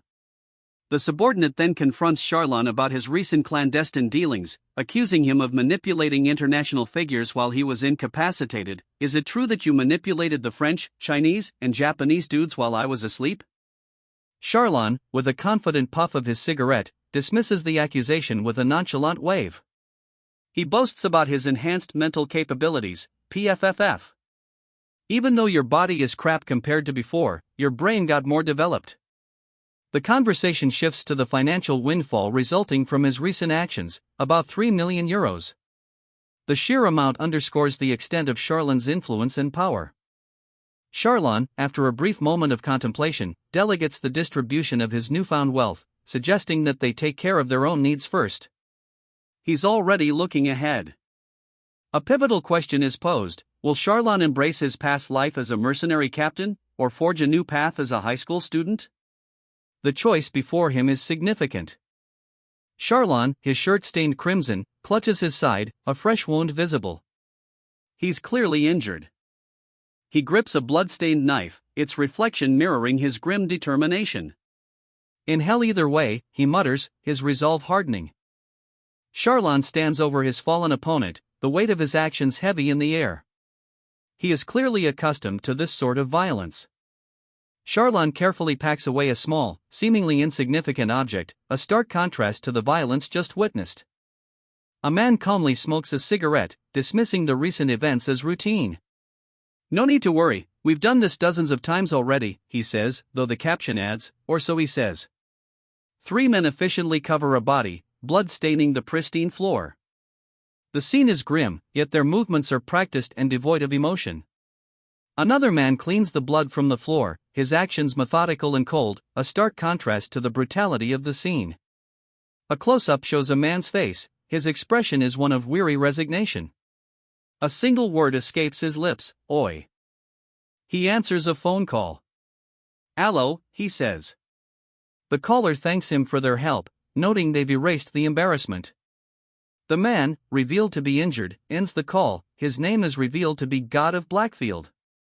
He hands over a small, dark object to one of the cleanup crew, a finality in his movements. We'll take our leave now, he states. The man smoking dismisses the previous events as routine. We must protect the honor of our partners, he says, his words belied by the caption, or so he says. A final fist bump between two of the men seals the unspoken agreement between them. The long-haired man dismisses any further discussion, stating that they must leave. His partner seems unconvinced. It's time for them to leave, the long-haired man reiterates, his words firm despite the lingering tension. The 3 men efficiently load something large and dark into a wheeled container. Outside, the group moves quickly through the parking garage. One man, seemingly injured, is pushed in a wheelchair by another. The others declare, we'll do it ourselves. A beat-up man exchanges a look with one of the others. A silent understanding passes between them.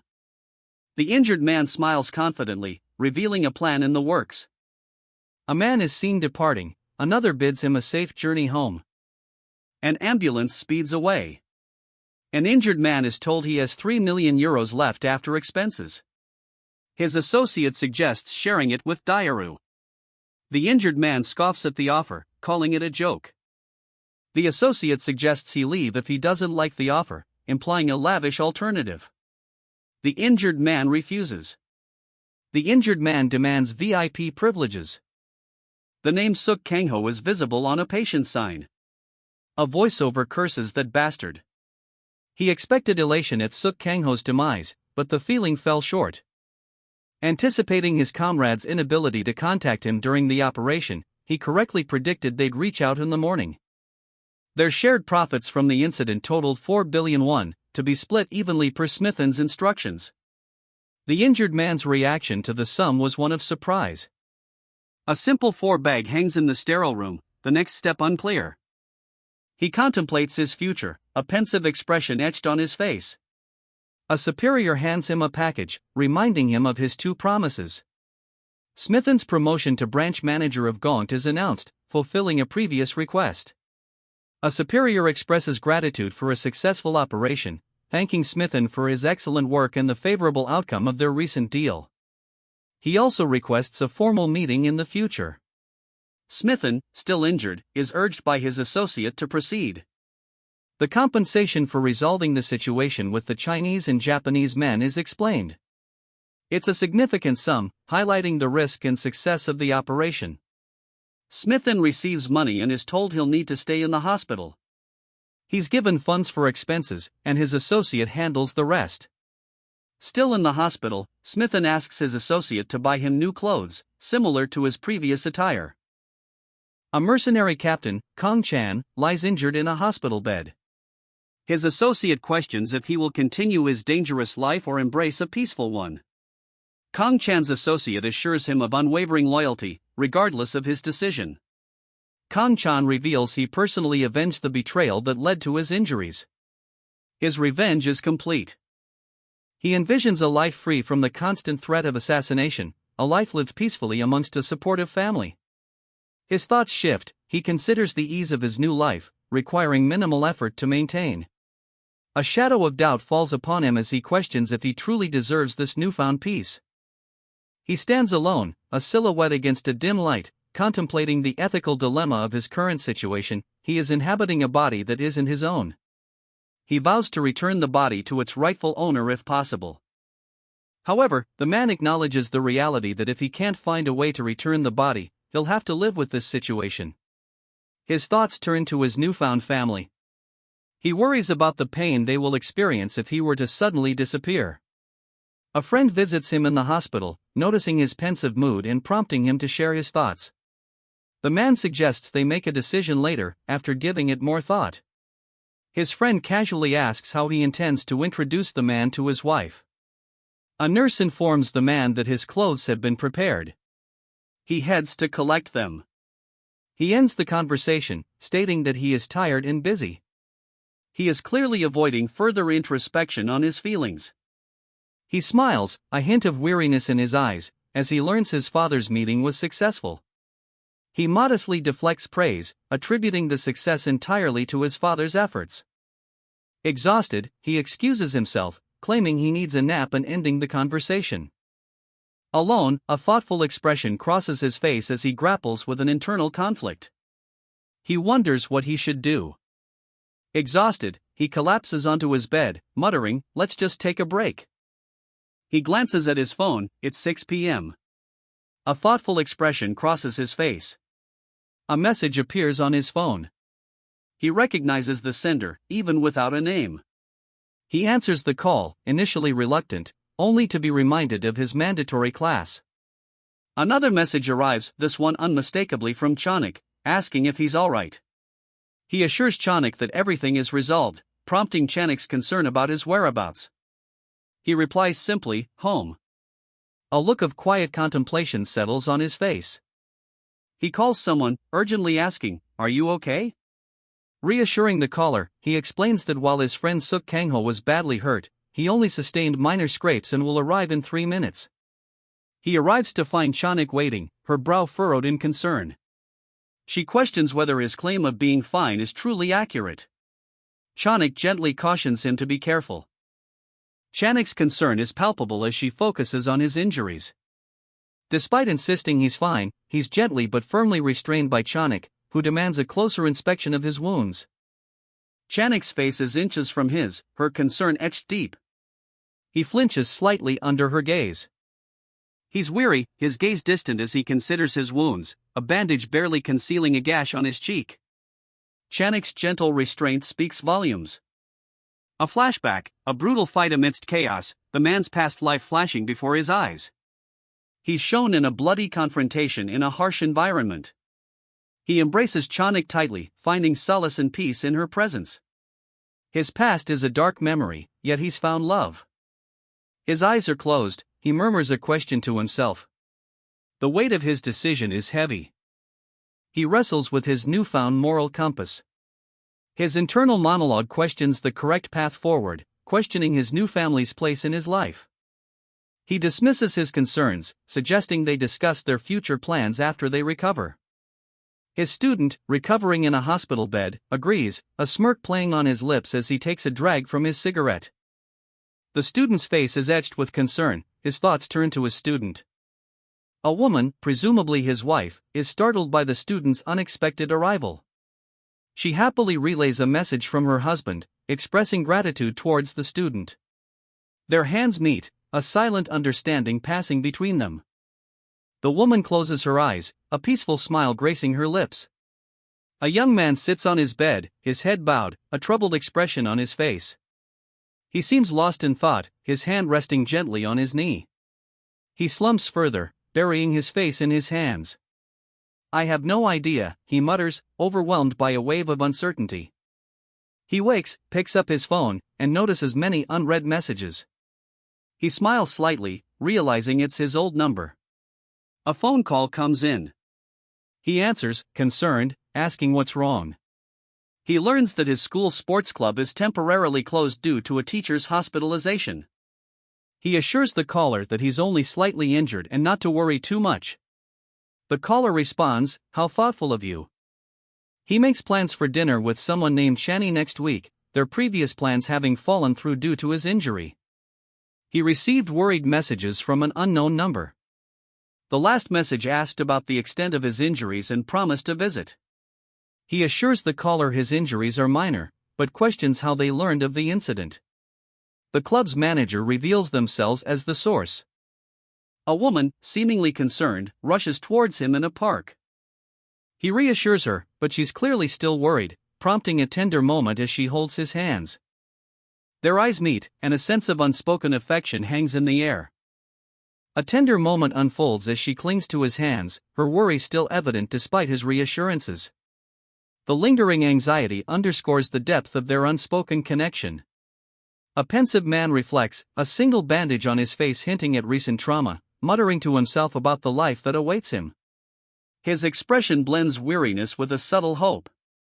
He casually mentions his wife's upcoming visit, revealing his intention to introduce her to the woman he was with.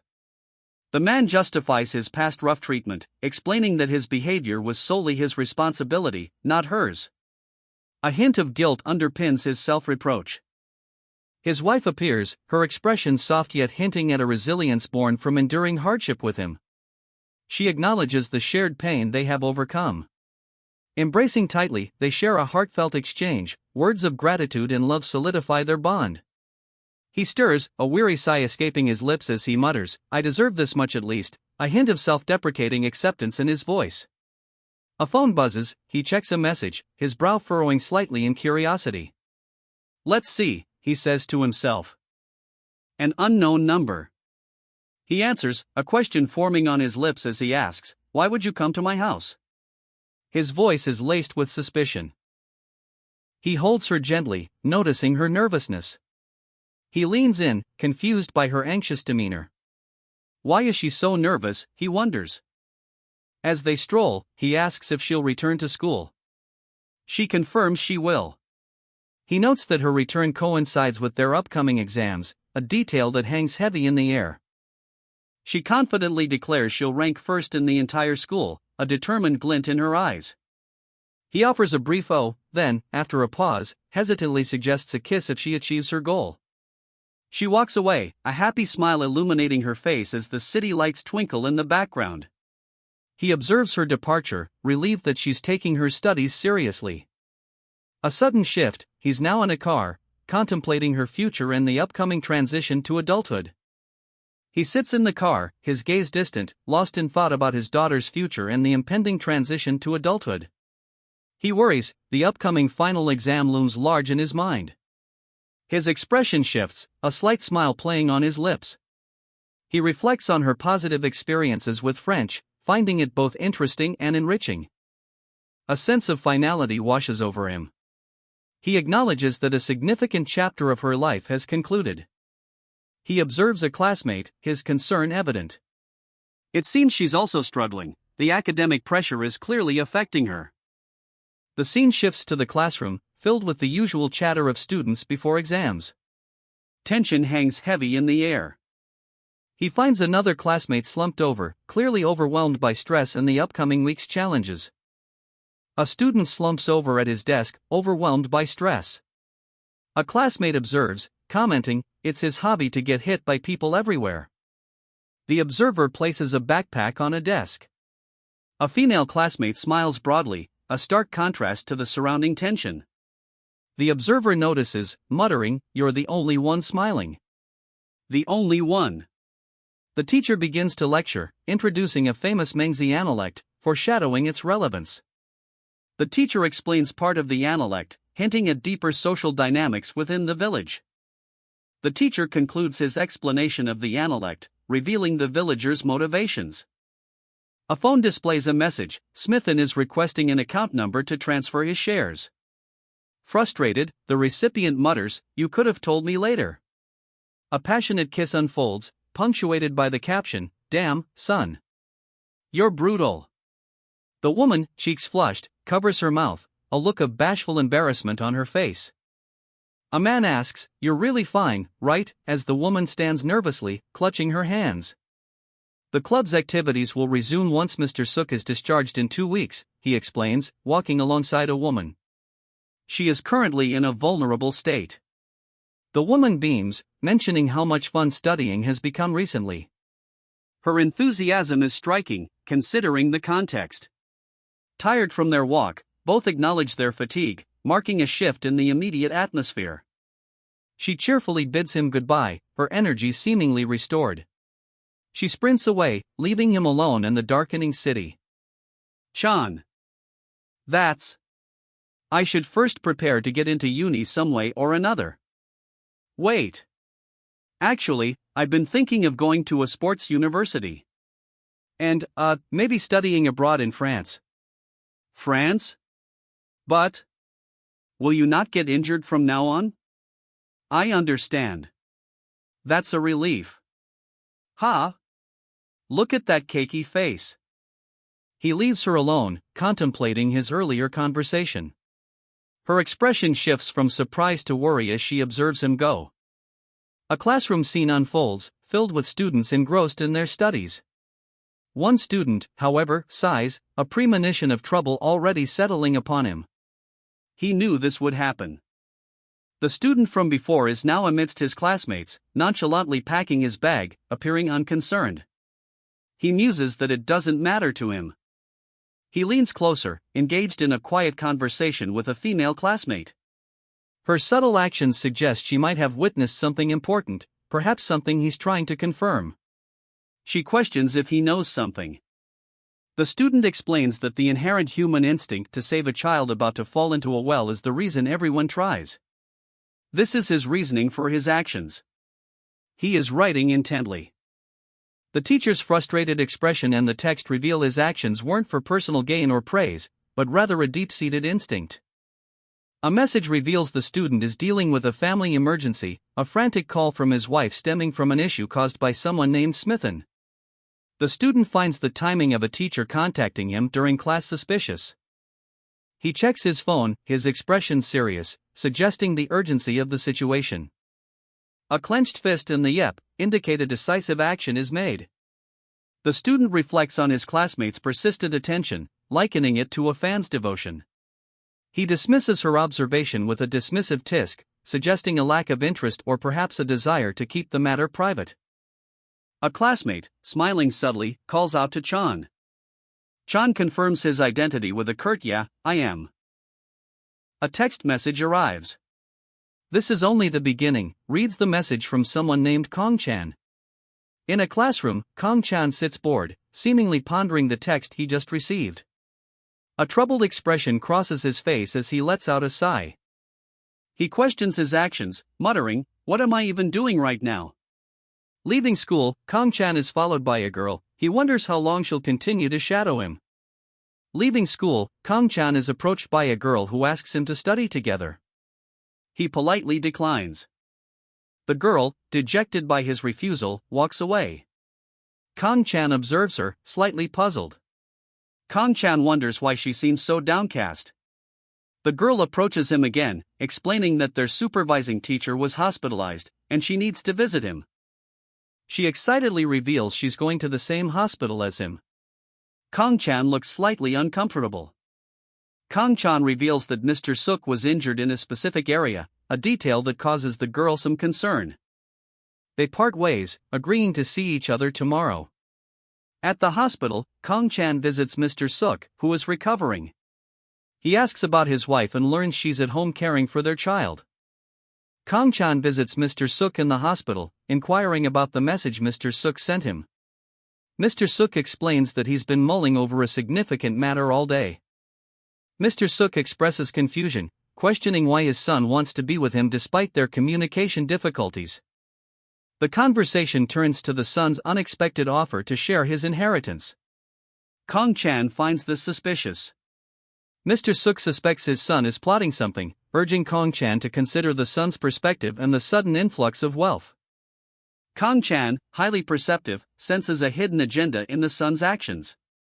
Kong-chan questions Mr. Suk about any undisclosed information, but Mr. Suk denies having any secrets. Kong-chan, his suspicion growing, presses Mr. Suk, demanding to know what secrets he's hiding. Last chance. "What are you hiding from us?" he demands. Mr. Suk, revealing his vulnerability, confesses his powerlessness against an unseen enemy, who it is or how influential he is, and since I can't protect myself anymore. Kong-chan, confirming his suspicions, mutters, "See? What did I tell you? That son of a bitch." His anger is palpable. Despite his anger, Kong-chan offers a measured response, "Okay. But I won't be the one to make the decision this time." He hands the decision over. The focus shifts to Kong-chan's injured colleague, now contemplating his next move. "What do you want to do?" Kong-chan, despite his uncertainty, decides to comply. "Let's just do as he requests." His colleague expresses doubt about Kong-chan's decision. "Are you sure? I don't even know why I'm making this decision." The injured man, though grateful for Kong-chan's decision, expresses his resentment with a whispered thank you and the chilling vow, "I'll wreck you all over again." Kong-chan's colleague hesitates, questioning the gravity of their decision. "What?" he asks, his expression betraying his uncertainty. "You're the only one to whom I can request this," Kong-chan replies, his resolve firm. A woman, her demeanor composed, reflects on her next move. She considers contacting someone about the shares, judging it a worthwhile course of action. Kong-chan, visibly annoyed, checks his phone. He finds it bothersome that someone has too much time on their hands. A text message exchange unfolds. One phone reads, "Kong-chan, this is just the beginning," while the other menacingly states, "You will soon die." Kong-chan, his expression serious, continues to scroll through his phone, seemingly focused on the unfolding situation. He dismisses the threat with a curt retort, his message clear: "You shouldn't bark from behind if you don't have the confidence to bite from the front." The club temporarily suspends all activities until Mr. Suk Kang-ho's discharge. Students are told to maintain their stamina and fitness levels independently. For students enthusiastically agree to keep Kong-chan informed of any problems.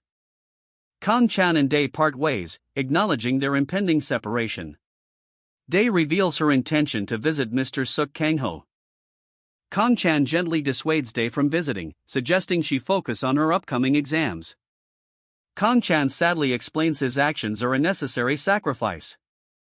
Kong-chan gently explains to Dae that visiting him would be inappropriate given the sensitive nature of his situation. A scene shifts to a hospital room where Kong-chan is speaking to another man, who is also injured, both recovering from a difficult mission. The man questions Kong-chan about a previous offer of 3 million euros, curious about his current intentions. Kong-chan reveals he shares a similar experience to the man's, explaining this as the reason for his unusual request. He asks not for money, but for forgiveness and to be seen as a comrade again. The injured man and his colleague understand Kong-chan's point. Kong-chan firmly states that the money is no longer necessary, their understanding is sufficient. The injured man speculates about the involvement of a mysterious figure in a previous operation, confessing his lack of information. Kong-chan, unconvinced, observes the injured man's pleading expression, his words clearly suspect. Your face tells me he's saying some bullshit, he thinks. The injured man presses his case, but you'll get lots of money. And having more money is always good. I'm truly not hiding anything anymore, so let's share the money equally and let me join your team. Kong-chan remains skeptical, reminding him of the prior discussion. I mentioned this last time, but I give you the decision rights for anything related to Smither. Dairu's agreement is swift and decisive. The injured man's relief is palpable. All right. Dairu agreed. Thank you, Captain, he exclaims. However, the injured man's true request is more self-serving than initially presented. It's not like that. Since I'll be living in Korea from now on, I'd like to have a personal Korean tutor and a place to live in once I'm discharged. Kong-chan, though amused, is clearly unimpressed. You're one shameless guy, he remarks. The injured man shows Kong-chan a message on his phone, asking, what's wrong? Kong-chan looks concerned. The injured man's expression shifts to a worried one as he asks if Kong-chan also received a similar message. Kong-chan and a young woman walk calmly through a school gate, while other students rush by. The young woman assures Kong-chan that she's still the club's manager, adding a cheerful, reassuring note. The injured man, now back in his hospital bed, recounts how he kept repeating he was scared and bored, revealing his state of mind during his ordeal. The injured man proposes a financial arrangement, stating he has considerable assets and suggests splitting them 3 ways. Kong-chan listens impassively. Kong-chan's face contorts in a furious grimace. His anger is palpable. Kong-chan analyzes the injured man's proposal. He's not buying the wounded man's attempts to share the risk of his dangerous dealings with Charlin's powerful backers. The injured man, still in his hospital bed and sporting a neck brace, sighs impatiently. His frustration is evident. The injured man makes another request, his expression hardening. He's clearly not finished with his demands. Kong-chan remains skeptical, warning the injured man that any further unreasonable requests will be met with immediate rejection. A man in a neck brace lies in a hospital bed, looking confused as a suited man shows him a phone. The suited man contemplates the information on his own phone. The suited man confidently explains their strategy: if anyone attacks, they'll crush them. His patient agrees, stating that's how they do things. The suited man reveals he's going home early for dinner with his parents, a fact that surprises his patient, who asks, "Parents?" Night. The suited man calls someone named Chani, who was sleeping until finishing work that morning. Chani, a woman in her bed, answers the call, brushing her hair back. She asks if he's asking her out for dinner, but he has a request. The suited man's call wakes Chani. He needs help with a large amount of data needing processing, explaining that it's going to be hard for her in the coming days. He suggests a friend who specializes in this type of work. Chani, initially thinking it's a dinner invitation, is less than enthusiastic but ultimately agrees to meet this other friend to help, finding it not that bad an idea. The suited man explains the situation further: a large amount of data needs sharing between people and the process needs accelerating. He prefers to keep business and personal talks separate and asks Chani to have his other friend contact him directly. Chani, slightly disappointed he isn't asking her out personally, ends the call with a curt "alright, thanks."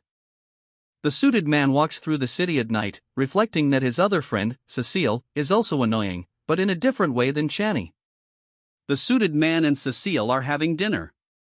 He comments that her choice of food was unexpected, implying a mild disappointment. Cecile's choice of food sparks a nostalgic feeling in the suited man, though he isn't quite sure why.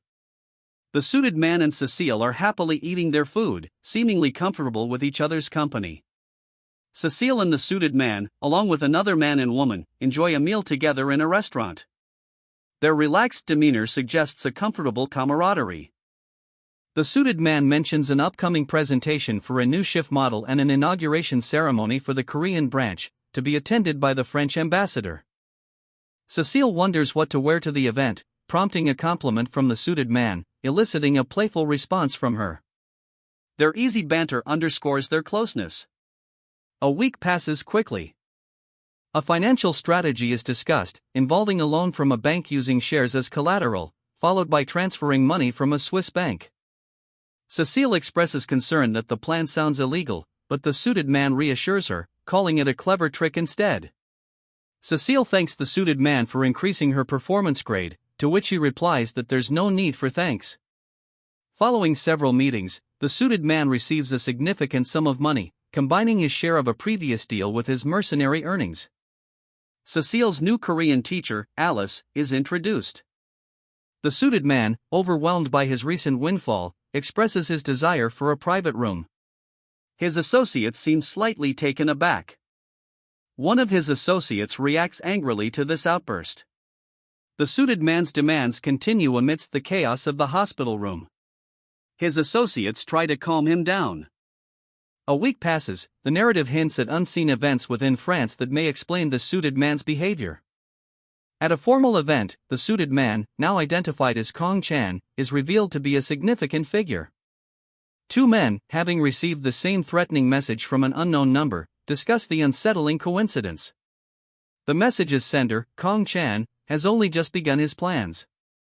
Kong Chan visits a hospitalized man, brusquely dismissing further discussion and leaving. Another hospitalized man questions Kong Chan's abrupt departure. A man with a beard, seemingly involved, asks Kong Chan a pointed question. A woman smiles knowingly as she confirms the details of an upcoming meeting over the phone. Kong Chan makes a phone call, promising to send details, and then adds another request. A woman ends a phone call, her knowing smile suggesting she's orchestrated something. She threatens to hang up if the other party is not cooperative. Kong Chan, reflecting on his current lifestyle, contrasts the opulent demands of his business world with a simpler, more peaceful alternative. His mother gently reminds him of their humble past, contrasting their current affluence. He silently acknowledges her words, his expression suggesting a degree of understanding. The scene shifts to a casual family meal, a brief, warm moment of shared food and affection. Kong Chan extends an invitation to his mother, asking her to join him on Mother's Day. He beams, pleased with his own thoughtful gesture. A man, seemingly preoccupied, listens intently as a plan unfolds to solve financial difficulties by having Mr. Smithen sign documents, claiming a loan to Chanae and Mr. Suk Kang-ho. This will resolve tax and import issues. The focus shifts to someone creating an online account. The complicated process is handled by others, leaving only account creation and signature needed. Cecile is placed in charge of the distribution process, her confident demeanor suggesting efficiency. She hands over prepared documents. A man, injured and in a hospital bed, reassures someone that his actions are not what they might assume. He simply wishes to avoid disturbing Diaru. The narrator reveals that Smithen's tutor has been appointed as the Korean branch manager. Concerns about the French office's reaction to Charlene's disappearance are also addressed. The scene shifts to the Lots Hotel at night, the exterior subtly hinting at a possible meeting point or a location of significance for future events. A trio exits the Lots Hotel, a stern-faced man in a dark suit, a woman with a gentle smile, and another man in a sharp blue suit. The scene suggests a clandestine meeting has just concluded. Inside a conference hall, the same group enters, their arrival observed from afar by a shadowy figure. The air is thick with unspoken tension and implied power dynamics. A close-up of a man's face, his expression grim, reveals his thoughts. No matter who it is, it's useless if all they do is bark at us. This underlines the imminent threat and his resolve to address it directly. The scene shifts to a hospital room. A man, bandaged and clearly injured, pleads, "Without you, we're just sitting ducks. Can't you stay a bit longer?" His vulnerability underscores the precariousness of their situation. The man from the previous panel's face hardens, his response sharp, "Want me to punch you one more time to answer?" The implicit threat is a display of both frustration and control. A phone call reveals a new complication. Gong Motors branch manager, Smithen, has been hospitalized. This introduces a new element of uncertainty into the already tense situation. A woman, distressed, speaks on the phone. This is unfair. You're talking to me but you keep not. Her frustration speaks to the manipulation and deception at play. An abrupt oops from the woman reveals an accidental slip, hinting at secrets she's trying to keep hidden. A man, his face etched with worry, thinks to himself, "It's been so long." His pensive expression hints at a protracted wait or a significant delay. A woman gleefully reveals a new development. "Oh, and you won't have to pay him back if he signs documents to erase the debt in advance." Her words suggest a cunning plan or a fortunate loophole. The camera focuses on a mobile phone screen displaying a balance of over 1.7 billion won, equivalent to about $1.4 million. This reveals a significant financial windfall. One man asks another, lying in a hospital bed with a neck brace, "What did he say this time?" The injured man replies, "He wants a room for himself." The exchange indicates a persistent, potentially demanding individual. A man in a wheelchair, his face partially obscured by a bandage, greets someone with a wave, his female companion standing beside him. The man in the wheelchair explains that someone saw them meet at a hotel previously, expressing mild concern. He nonchalantly replies that he simply works efficiently, the image displaying them in a crowded room at what appears to be a high society event. A woman asks a man to tell the injured man that she should be his caretaker, expressing concern for his well-being and wishing him a speedy recovery. The injured man, however, laughs maniacally, revealing that he orchestrated his own injuries and taunting his interlocutor, referring to someone called Smithen. The man in the wheelchair, seemingly unfazed, agrees to keep quiet, implying a shared understanding with the other man. The man in the wheelchair then casually mentions that he will be hosting a meal for everyone soon, suggesting a social event. His wife, confused, asks what he just said. He explains that he's extending a simple invitation. A new, formally dressed man arrives, introducing himself as Mr. Smithen, and joins the conversation. The scene shifts to reveal Mr. Smithen and the others in a larger, more formal setting. A woman identifies the man as Mr. Kong-chan. Another man, identifying himself as the French ambassador Ranork, approaches Mr. Kong-chan, extending a hand for a handshake. Mr. Kong-chan accepts the handshake, the introduction completed in a formal and professional manner. A woman, startled, whispers, "What? Did the French ambassador just ask for a handshake?" The ambassador, Ranork, politely requests some of Mr. Kong-chan's time. Mr. Kong-chan readily agrees, inviting him to proceed. Over tea, Ranork compliments Mr. Kong-chan's French accent. Ranork assures Mr. Kong-chan that his inquiries are out of curiosity, not interrogation, before revealing his true purpose, to discuss Charlon. Ranork explains that Gaunt, a large French car company, was involved with a criminal organization dealing in drugs, and expresses gratitude for Mr. Kong-chan's role in stopping them. Ranork requests Mr. Kong-chan's cooperation in keeping information about Charlon confidential to prevent rumors from spreading. Ranork explains that a key figure involved in Gaunt's drug trafficking operation died in an unfortunate accident on the way to the airport. He assures Mr. Kong-chan that this is all he needs to know, and that the country wishes to express its gratitude for his assistance. Mr. Kong-chan accepts the thanks, but contemplates Ranork's statement. He expresses gratitude for the assistance provided to him, indicating a thoughtful consideration of what this all means. Ranork adds that a significant amount of company shares will be donated to Mr. Kong-chan, ensuring his financial security for life. He subtly emphasizes the scale of the operation by stating that those involved were aware of everything that was happening. Ranork explains that the upcoming French presidential election necessitates tying up all loose ends, emphasizing the importance of keeping the situation discreet. Ranork clarifies that the offered compensation was prepared by the Republic of France itself, underscoring its official nature. Ranork makes a crucial request regarding Charlon. He cautions Mr. Kong-chan to remain silent on the matter, recommending that he simply turn the page and forget about it to prevent potential problems. Mr. Kong-chan silently acknowledges the request, understanding its implications. Our intelligence agencies will clean up the mess regarding Charlon. Mr. Kong Chan is urged to remain silent. Mr. Kong Chan is cautioned against repeating his earlier comment about Charlon, a warning he receives with a silent nod of understanding. A woman inquires about Ranork's conversation with the ambassador, prompting a change in the scene's focus. The woman notes Ranork's departure to present a new car, establishing his current whereabouts. Ranork delivers a speech at a car showcase, surprising the woman with his public speaking skills. The scene shifts to a private showcase for the new Shift car model. Observing the event, a woman whispers a name, Michelle, suggesting a connection or recognition. At the Shift car showcase, two men in suits discuss the young man, Kong Chan. Kong Chan, seemingly unbothered by the attention, casually takes a sip of wine. A woman spots Kong Chan across the room and calls out his name, Channy. Alice, surprised to see Chan, exchanges amused words with a man who appears to be her superior. The man, his superior, informs Alice that Kong Chan will now be under her care.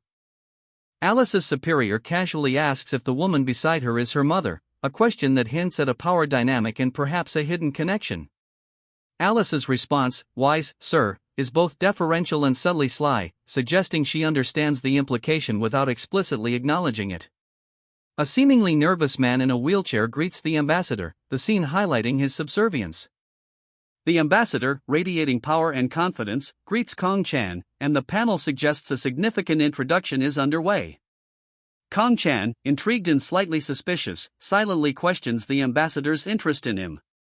Alice quickly assures Kong Chan's companion that his presence is inconsequential. She's clearly trying to downplay the significance of the meeting. The ambassador, sensing a need for discretion, suggests they move to a more private setting. The ambassador subtly probes Kong Chan about his French language skills, hinting at a deeper, possibly hidden agenda. The ambassador, sipping his coffee, compliments Kong Chan's technological proficiency, his words hinting at a deeper agenda. Kong Chan's expression turns guarded as he subtly acknowledges the veiled threat. Kong Chan, reacting to the ambassador's implied warning, firmly states that he was not acting on behalf of the French government. Kong Chan understands the ambassador's roundabout way of telling him not to leak information. The ambassador offers Kong Chan French nationality and the opportunity to study at any French university as a scholarship student. The ambassador assures Kong Chan that the money transferred from the Swiss bank is handled, and there are no worries about the Korean tax office. Kong Chan reflects on the generous compensation offered for his discreet resolution of a small incident. Kong Chan accepts the offer, assuring the ambassador he understands and will not cause any further trouble. The ambassador hands Kong Chan his business card, offering continued assistance should the need arise. Kong Chan's expression turns pensive as he considers the ramifications of his actions. The ambassador smiles, deeming Kong Chan's acceptance of the generous payment an excellent choice. A sudden flashback, Kong Chan clenches his fist, remembering the location of the incident as South Korea. The ambassador's words echo in Kong Chan's mind, even though the matter is resolved, there's an unspoken weight of apology. A smile plays on Kong Chan's lips, the ambassador's offer to sponsor his studies in France if he chooses, a gesture exceeding the monetary compensation. The scene shifts to a lavish car showcase. A formal announcement highlights Gong's dedication to his work. At a lavish car showcase, a master of ceremonies enthusiastically introduces the next guest speaker. A striking woman in a red suit commands the stage, her presence captivating the assembled photographers. The MC, still recovering from a recent injury, offers a polite compliment to the woman. Later, a man discreetly approaches the MC, requesting access to sensitive records of French mercenary dispatches. The MC readily grants the request, understanding the implicit urgency. The man mentions his family awaits him. Whispers spread about the MC's earlier, seemingly outlandish statement, but the man dismisses it as mere hyperbole. The MC dramatically presents the FGM5, a new luxury sedan, at a private showcase. A sleek, dark car sits center stage at a lavish private showcase, two models flanking it under bright spotlights. The audience watches intently. A man in a suit observes the scene, his thoughts revealing surprise at the unexpected presence of Michelle. He wonders why she's there. Michelle, in a striking red suit, stands amidst a throng of paparazzi, her expression thoughtful. The focus shifts to her, emphasizing her presence at this event. Michelle's perspective is shown, she is seemingly assessing the scene, a subtle comment about the event's nature layered beneath her seemingly calm demeanor. The man from earlier decides he should at least greet Michelle, a subtle shift in his approach. He raises his hand in a gesture of acknowledgement. The crowd parts as a man sweeps Michelle into a passionate embrace, their lips meeting amidst the surprised gasps of onlookers. Their kiss deepens, the moment amplified by the radiating light around them. The onlookers are speechless. Two onlookers stare in shocked disbelief at the unexpected public display of affection. The man from earlier, breaking the silence, approaches Michelle and formally introduces himself. He vaguely recalls meeting her at a French restaurant previously, acknowledging their past encounter. Michelle explains her presence at the event, revealing her work on a magazine article for the upcoming special edition. He casually suggests going out for drinks later, expressing his interest in spending more time together. Despite her initial hesitation, Michelle accepts, subtly revealing a sense of gratitude for his past help. Michelle, radiant in red, stands amidst a crowd of sharply dressed individuals at a corporate event. Her pleased expression hints at the success of her recent endeavors. Michelle and her companion exchange a subtle, knowing glance, a silent acknowledgement of their shared understanding. The atmosphere is one of comfortable familiarity. A bystander questions their connection, prompting Michelle to explain that they only recently met. He gestures towards the exit, suggesting they leave the event. Michelle readily agrees. He reveals his gratitude for Michelle's assistance, further deepening their connection. The pair are now seated at a quiet outdoor cafe, enjoying drinks by a pool. The tension between them has eased, the scene is calm and intimate. Michelle thoughtfully sips her beer, lost in contemplation. A slight blush hints at unspoken feelings. He observes her, reflecting on the situation, unsure how to articulate his own complex emotions. Michelle hesitates, questioning if her behavior is too forward. Her uncertainty is palpable. He proposes cutting ties with other women to focus solely on her, and asks if she desires a closer relationship. He reveals he's not who she thinks he is, setting the stage for a potential revelation. Michelle, surprised, questions if he is a high schooler, highlighting a possible age gap misunderstanding. She proposes a compromise: he should not push her away, while she maintains some distance. Soyeon's arrival interrupts their intimate moment, introducing a new element of tension. Soyeon's appearance and identification are clearly marked. Soyeon explains that the chief sent her, leaving the man's identity ambiguous and adding a layer of intrigue.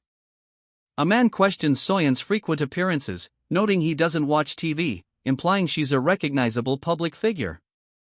Soyeon, unfazed, informs the man she's leaving and he should take his time. A third woman looks on curiously. The man, seemingly unconcerned, casually mentions he was just about to leave himself. He holds a card, suggesting a possible business transaction or connection to Soyeon's mission. The man, now in a dark hooded jacket, starts running, his swift movements suggesting urgency. He reflects on someone's failure to achieve a long life, a detail hinting at a larger narrative concerning mortality and perhaps even Soyeon's mission. The man sprints, his determined expression conveying a sense of purpose and maybe even desperation. Soyeon, poised and confident, commands attention at a press event, her gaze sharp, indicating a calculated move. A man observes Soyeon, his thoughts revealing a cynical assessment of her actions and the women around her. He pities the models who are overshadowed by her. Soyeon is startled by a sudden appearance, calling out a name, Chani.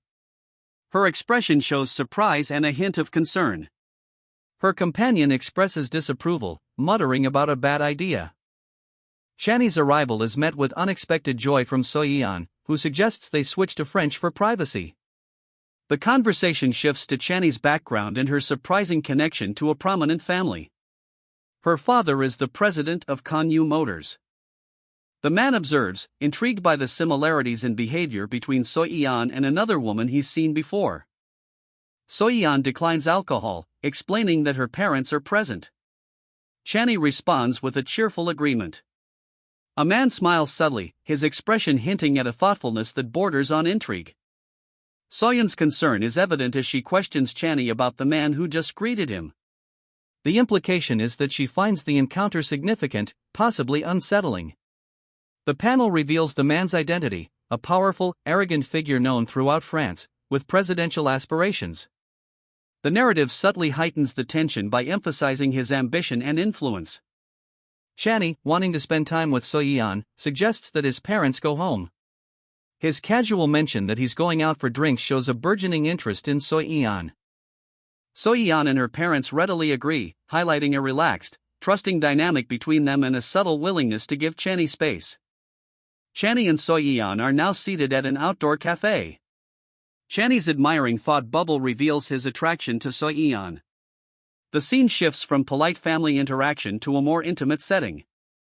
Soyeon's question, "Why do you keep pushing me away?" directly confronts Channy, revealing an underlying tension in their relationship. Channy's response hints at fundamental differences in their lifestyles and priorities. This suggests the conflict is deeper than a simple misunderstanding and may stem from incompatibility. Channy explains that starting a serious relationship now would be too burdensome, a clear indication of his current priorities. He tells Soyeon to think of him however she wants, conceding to her perspective while maintaining his emotional distance. Soyeon's friend introduces Channy as the son of the Kanyu Motors president, adding a layer of societal pressure and expectation to their already strained relationship. Soyeon confidently declares this is only the beginning, hinting at her determination to pursue Channy despite his reservations. Soyeon's friend quickly leaves, seemingly understanding the tension and wanting to avoid further conflict. Soyeon looks surprised and slightly hurt by her friend's departure and Channy's detachment. Channy departs, leaving Soyeon to grapple with his rejection and the implications of his social standing. Charlon, once a formidable force on the battlefield, now finds himself diminished after years of administrative work. His former strength is fading. He vows, with determined steps, never to die the same way as his fallen comrade. The image intensifies his resolve, a burning refusal to meet the same fate. Soyeon, calm despite the situation, suggests a composed approach to the meeting. She advises against immediately confronting them in Korean. Channy, head bowed, appears troubled and preoccupied, seemingly lost in thought. Soyeon's eyes widen, surprised by his behavior. She observes Channy, remarking that he wouldn't be the type to greet others first. A woman approaches, surprised to see them alone. He denies any intentional closeness, but she counters, pointing out his subtle attempts to bridge the distance between them. She asserts she's not an idiot. He suggests they are already very close friends, but hesitates to take things further. She admits to being uncertain about his intentions and the meaning behind his words. Fueled by vengeance, he sprints, vowing to never let the same fate befall him. His determination hardens, he will die the same way his enemy did. He continues his relentless pursuit, a blur of motion against the cityscape. Driven to his limit, he experiences a sudden and unexpected return to his former body. In subsequent life-threatening situations, this ability resurfaces, granting him a momentary yet crucial advantage. Although the reason remains a mystery, one thing is certain: his past senses are restored in these critical moments. His enhanced senses return, shattering the surrounding environment. He sprints, a blur of motion against the stark landscape. His enhanced senses are still active, painting the world in sharp, brutal detail. The scene shifts to a military base. Two identical barracks stand silently, the only sound the echoing repetition of a whispered, French, "I'm sorry." 3 soldiers look down at their captain, lying unconscious in a cot. His sleep talk, a continuous "I'm sorry," deeply disturbs them. One soldier, clearly the leader, tells the others to leave the captain alone. The captain's unusual sleep-talking worries them, but they're ordered to dismiss it. The focus shifts to a close-up of the leader, highlighting his concern over the captain's unusual repetition of "I'm sorry." His sleep talk is out of character, and that's what is disturbing him. The captain suddenly cries out for his superior, seemingly reliving a traumatic experience. The distress is palpable. 50 laps around the field. The order is given, emphasizing the harshness of their physical punishment. The captain's actions are abnormal. Despite his exhaustion, the captain insists on running the same amount as his fellow soldier. The shared exertion reinforces the sense of camaraderie and shared burden. The captain, face etched with exertion, calls out to his lagging soldiers, urging them to finish their laps. Despite his own exhaustion, the captain declares he'll run the same distance as his men, solidifying their shared burden. A soldier confirms their commitment to match his effort. A soldier observes the captain's determination, commenting on his unwavering resolve. The captain, having completed the grueling run, rests, receiving praise for his perseverance. Suddenly, the scene shifts to a fierce firefight. A soldier takes cover behind rocks, firing back at unseen enemies. Reinforcements are on their way, giving hope amidst the chaos. The soldiers hold their position, awaiting the arrival of backup, highlighting their resilience. Laser fire erupts across the battlefield as soldiers desperately hold their ground, seeking cover behind rocky outcrops. The arrival of reinforcements offers a glimmer of hope amidst the chaos. A soldier, Chani, is struck down, the impact visibly taking him out of the fight. Another soldier tries to reach Chani, but is stopped by a comrade who knows any attempt to reach him is futile. A soldier tries to drag another away from danger, despite the injured man's desperate pleas to let him go. A brutal explosion throws the two soldiers back as the battle intensifies. A soldier shouts at a fallen comrade urging him to wake up, highlighting the desperate situation and the dwindling hope of survival. Another soldier is caught in the blast as the enemy continues their assault, bringing a further sense of grim desperation. Despite the apparent peace, a man's steely gaze reflects his unwavering resolve. He will maintain his strength to protect his people, no matter the cost. A young woman in a school uniform rushes towards him. He recognizes her, noting her suspiciously convenient presence. He dismisses her attempts at pretense, revealing her poor acting skills. He sits in his car, neck in a brace, a testament to the recent battle's intensity. Despite his injuries, he remains stoic and focused. He acknowledges her presence with a dismissive "Oh, yes. I see," his gaze betraying his skepticism. The woman's pretense is transparent to him. Chan, still nursing his injuries, briefly postpones the physical portion of their training until after Myon's finals next week. The conversation shifts to a seemingly inconsequential topic, Chan's birthday, but the underlying tension remains palpable. Myon receives another anonymous, unsettling message, clearly agitated by its recurrence. Chan confronts Myon about the recurring messages, confirming she's received similar ones previously. The mystery deepens. Myon suggests they talk later, hinting at a potential shared concern or a need for a private discussion. A long shot of a school building under a soft sunset sky. The day is ending, but the mysteries remain. So, make sure to prepare for your exams well. Now, any other questions? Myon's eyes widen in surprise as she processes his words. "I'm the manager, aren't I?" The implication hangs heavy in the air. He smiles, a hint of amusement in his eyes. "But I won't leave next time." A veiled threat. The conversation shifts to logistical matters, seemingly mundane but carrying an undercurrent of tension. He tells his colleague to try the phone number service for now, and that he'll have to meet up with Smither. The conversation subtly hints at a larger plan encompassing both their families.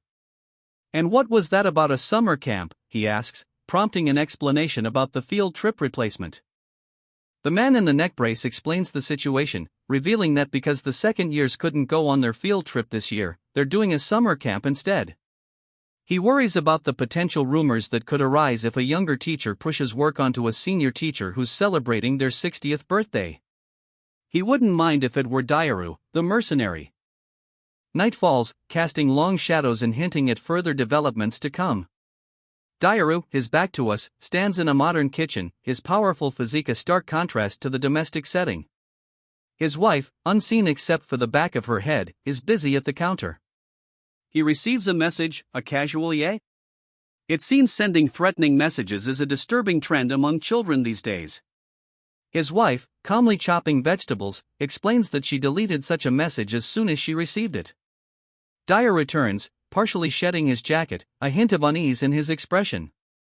Dyer runs, his expression grim, determined, leaving the domestic scene behind. The weight of responsibility, his inability to protect everyone clearly burdens him. Dairo runs, a grim determination etched on his face.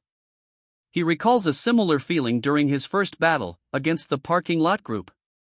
Initially, he dismissed it as coincidence or adrenaline, but this feeling is different. The flashback shows a brutal fight. Dairo realizes his past sensations have reawakened. He continues his desperate run, the realization fueling his frantic pace. A blue energy wave erupts as he pushes his body to the limit, a surge of power accompanying the intense physical exertion. Later, another man confirms his suspicions, stating that nightmares are common after a first battle. Gasping for air, the soldier pushes himself onward, muttering, "Just how much longer do we?" The relentless pace of his training is evident. His training partner calls out, "You can stop if you're tired. You need to match your stamina when training, don't overdo it." But the soldier's determination is unwavering. Ignoring the advice, the soldier pushes on, his resolve etched onto his face as he runs past his partner. The end is in sight. He struggles through the final laps, his body screaming in protest, finally collapsing in exhaustion. "No! There's only a few more laps left," he gasps. His exhaustion is palpable, sweat beads on his forehead as he collapses. A weary satisfaction crosses his face as he mutters, "I did well, didn't I?" The scene shifts abruptly. A desperate plea rings out, "Captain! There are too many of them. We should retreat." The sudden shift in tone underscores the gravity of the situation. A soldier groans in pain, his rifle clattering to the ground as he's struck by a powerful blow. The impact sends him sprawling. The force of the attack throws another soldier backward, a burst of fiery energy erupting from the point of impact. Another soldier falls, smoke rising from his body as he collapses. The scene is brutal, emphasizing the ferocity of the attack. A comrade rushes to the aid of the fallen soldiers, shouting for them to wake up. The desperate plea highlights the urgency of the situation. Close up on a soldier's grievous wound, blood flows freely, painting a grim picture of the battle's toll. A soldier staggers, clearly injured, amidst a whirlwind of motion lines and energy. The visual conveys the chaos of the fight. A sudden shift to a peaceful street scene, a young man walks by, seemingly oblivious to the recent violence, and muses aloud, "Wait, is it time to go to school?" The stark contrast emphasizes the jarring return to normalcy. A young man in a suit, backpack slung over his shoulder, walks away from the scene of a recent battle, seemingly oblivious to the chaos that just transpired. A woman in a similar suit cheerfully remarks to the young man, "Wow, you're going to school now?" The stark contrast between her lighthearted tone and the implied gravity of the situation underscores the abrupt return to normalcy. Inside a car, the young man, now behind the wheel with a neck brace, is questioned about his well-being by a concerned woman and another man. Sir, are you really okay now?" The woman laughs, "Since you're back now, will the club continue its activities, sir?" The man grins, a mixture of relief and anticipation in his expression. The club's activities, previously disrupted by the battle, are set to resume. The woman confidently proclaims, "I'll definitely rank first in the entire school for this exam." Her ambition is juxtaposed against the recent near-death experience, highlighting a resilience and normalcy that is both impressive and poignant. The man driving suggests that the young man get his driver's license as a precaution. "I'm saying that you should get your license in advance if you're confident. You never know when you'll need a car." A man driving a car glances nervously in his rearview mirror, a worried expression on his face as he mutters, "It's not a stalker, is it?" His unease deepens as a message flashes before his eyes, "You will soon die." He reflects, "I'd understand if Suk Kangho gets something like this, but even her." The young man beside him nervously responds, Sir," highlighting the tension in the car. A teacher addresses a classroom, mentioning a summer camp for second-year students. A female student confirms it's a 4-day trip. A male student, adjusting his tie, politely asks, "Can I also join the conversation?" The teacher explains that only the student's participation is due to a prior traffic accident. The student, understanding, replies, "Boo, I understand." The man from the car, now in a different location, is shown contemplating the gravity of the situation. The revelation that Kim Myon also received the message implies a broader threat. He concludes that anyone in their vicinity could be targeted. Another man, seemingly a superior, agrees to the gravity of the growing danger. It's okay for the situation to get this out of hand, but, he says, his concern evident. He's urged to skip an event due to injury, but the seriousness of the situation makes it impossible. His superior's 60th birthday is no excuse for absence. Suk Kang-ho, the school's PE teacher, wrestles with his conscience. He can't ignore the judgment of others. A chilling message appears on his phone: "You will soon die." He observes the bizarre trend, realizing the threat extends beyond himself. The gravity of the situation hits him. He's certain everyone around him is a target. Driving, he reflects on his rapid recovery, chuckling darkly. His injury's location is implied to be his neck. Driving, he offers a somber apology to Dae, "I'm so sorry, Dae," while simultaneously assuring himself, of course it will, regarding his rapid recovery from a neck injury. It's become clear, everyone close to him is being targeted. The weight of this realization is heavy as he looks at pictures of loved ones, his face etched with grim determination. He knows he can't protect everyone simultaneously. The burden of this impossible task weighs heavily upon him. He arrives at a specific location, checking his phone to confirm the address. This is where he intends to take the next step. He's direct, stating that he's not there to waste time. There's a pressing matter to be addressed. He requests privacy with a woman, indicating that they need to talk about something serious and urgent. The tension is palpable. What's the matter? The question hangs in the air, a simple inquiry posed amidst escalating tension. He explains that everyone is receiving threats. The weight of the situation is evident in his posture. A worried man is asked if he also received threats. His reaction indicates worry and perhaps guilt. He confirms this, adding that it's more of a gut feeling. He senses impending danger. The initial questioner issues a warning: continue hiding information, and he will retaliate with equal measure. He delivers an ultimatum: any further rumors will result in swift and decisive action. His rage is palpable. The man reveals that he's been taking orders from someone named Charlon. The tension increases significantly. Unbeknownst to the man issuing threats, his actions were witnessed. He was later confronted, revealing that his threats came from someone named Charlon. The witness recounts the man's chilling ultimatum: death for revealing the information. The implications sink in. A shadowy figure, Charlon, is orchestrating events from behind the scenes. A phone call reveals the witness has just met with the man who delivered the threats. The witness analyzes the situation, noting that serpent Venemo, known for direct action, wouldn't operate this way, confirming the presence of a puppet master. The witness ends the call, instructing the contact to remain vigilant and report any new developments. They must stay alert to all possibilities. The witness, still uneasy, calls a private security firm, seeking their highest tier of protection. Despite the exorbitant cost, the witness is assured that money is no object. The highest level of security is necessary. The call is answered by President Kim Tae-jin himself, the head of the agency. President Kim offers a personal visit the following day, ensuring the witness's safety. The witness concludes that the expense is justified, given the reputation and reach of the security firm protecting even the Korean president.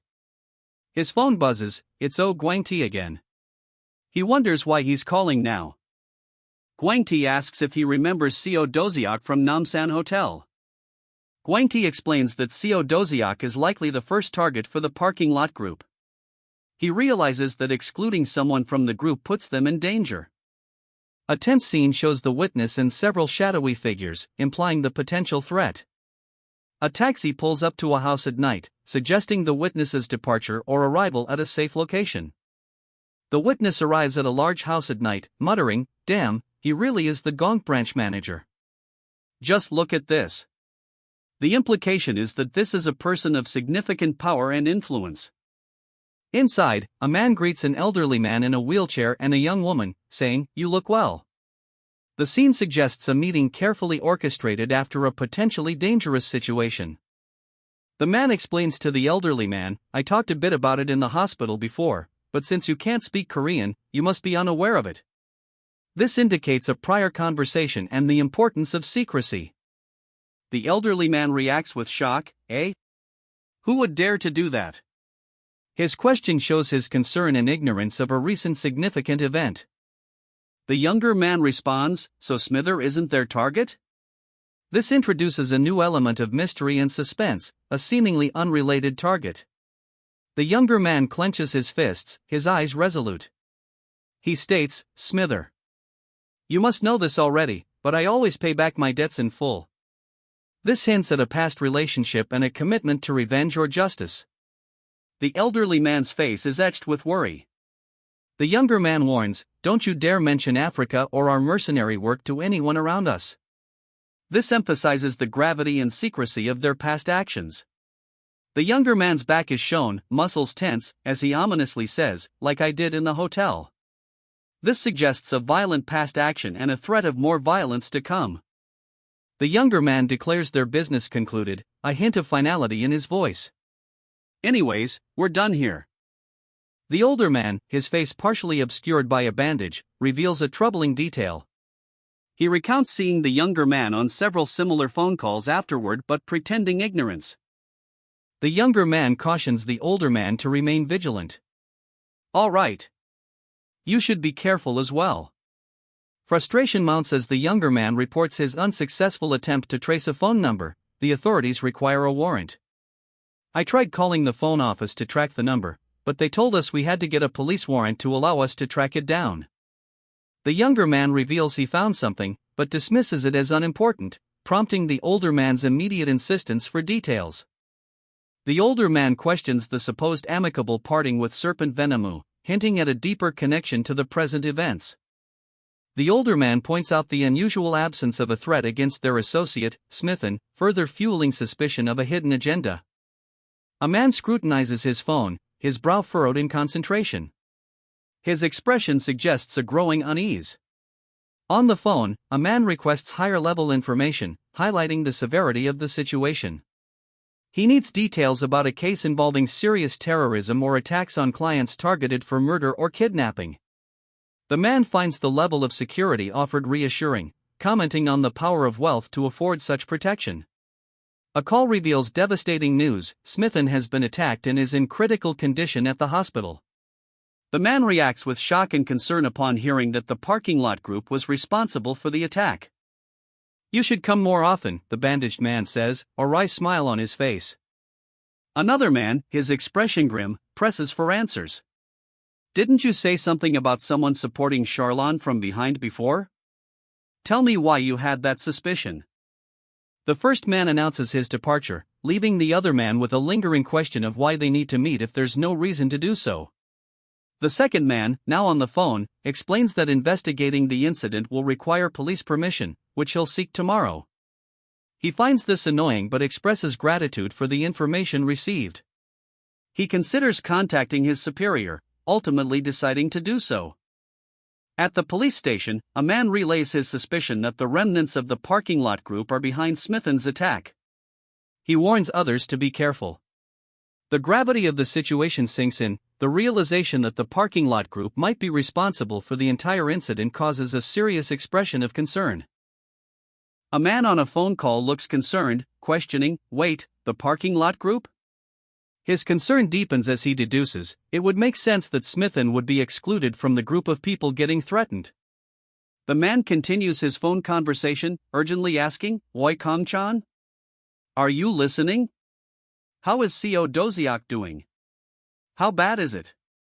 He's informed that Doziak is currently in the operating room. The man analyzes the situation, stating, their skills weren't normal. This doesn't look like the handiwork of your usual gangsters.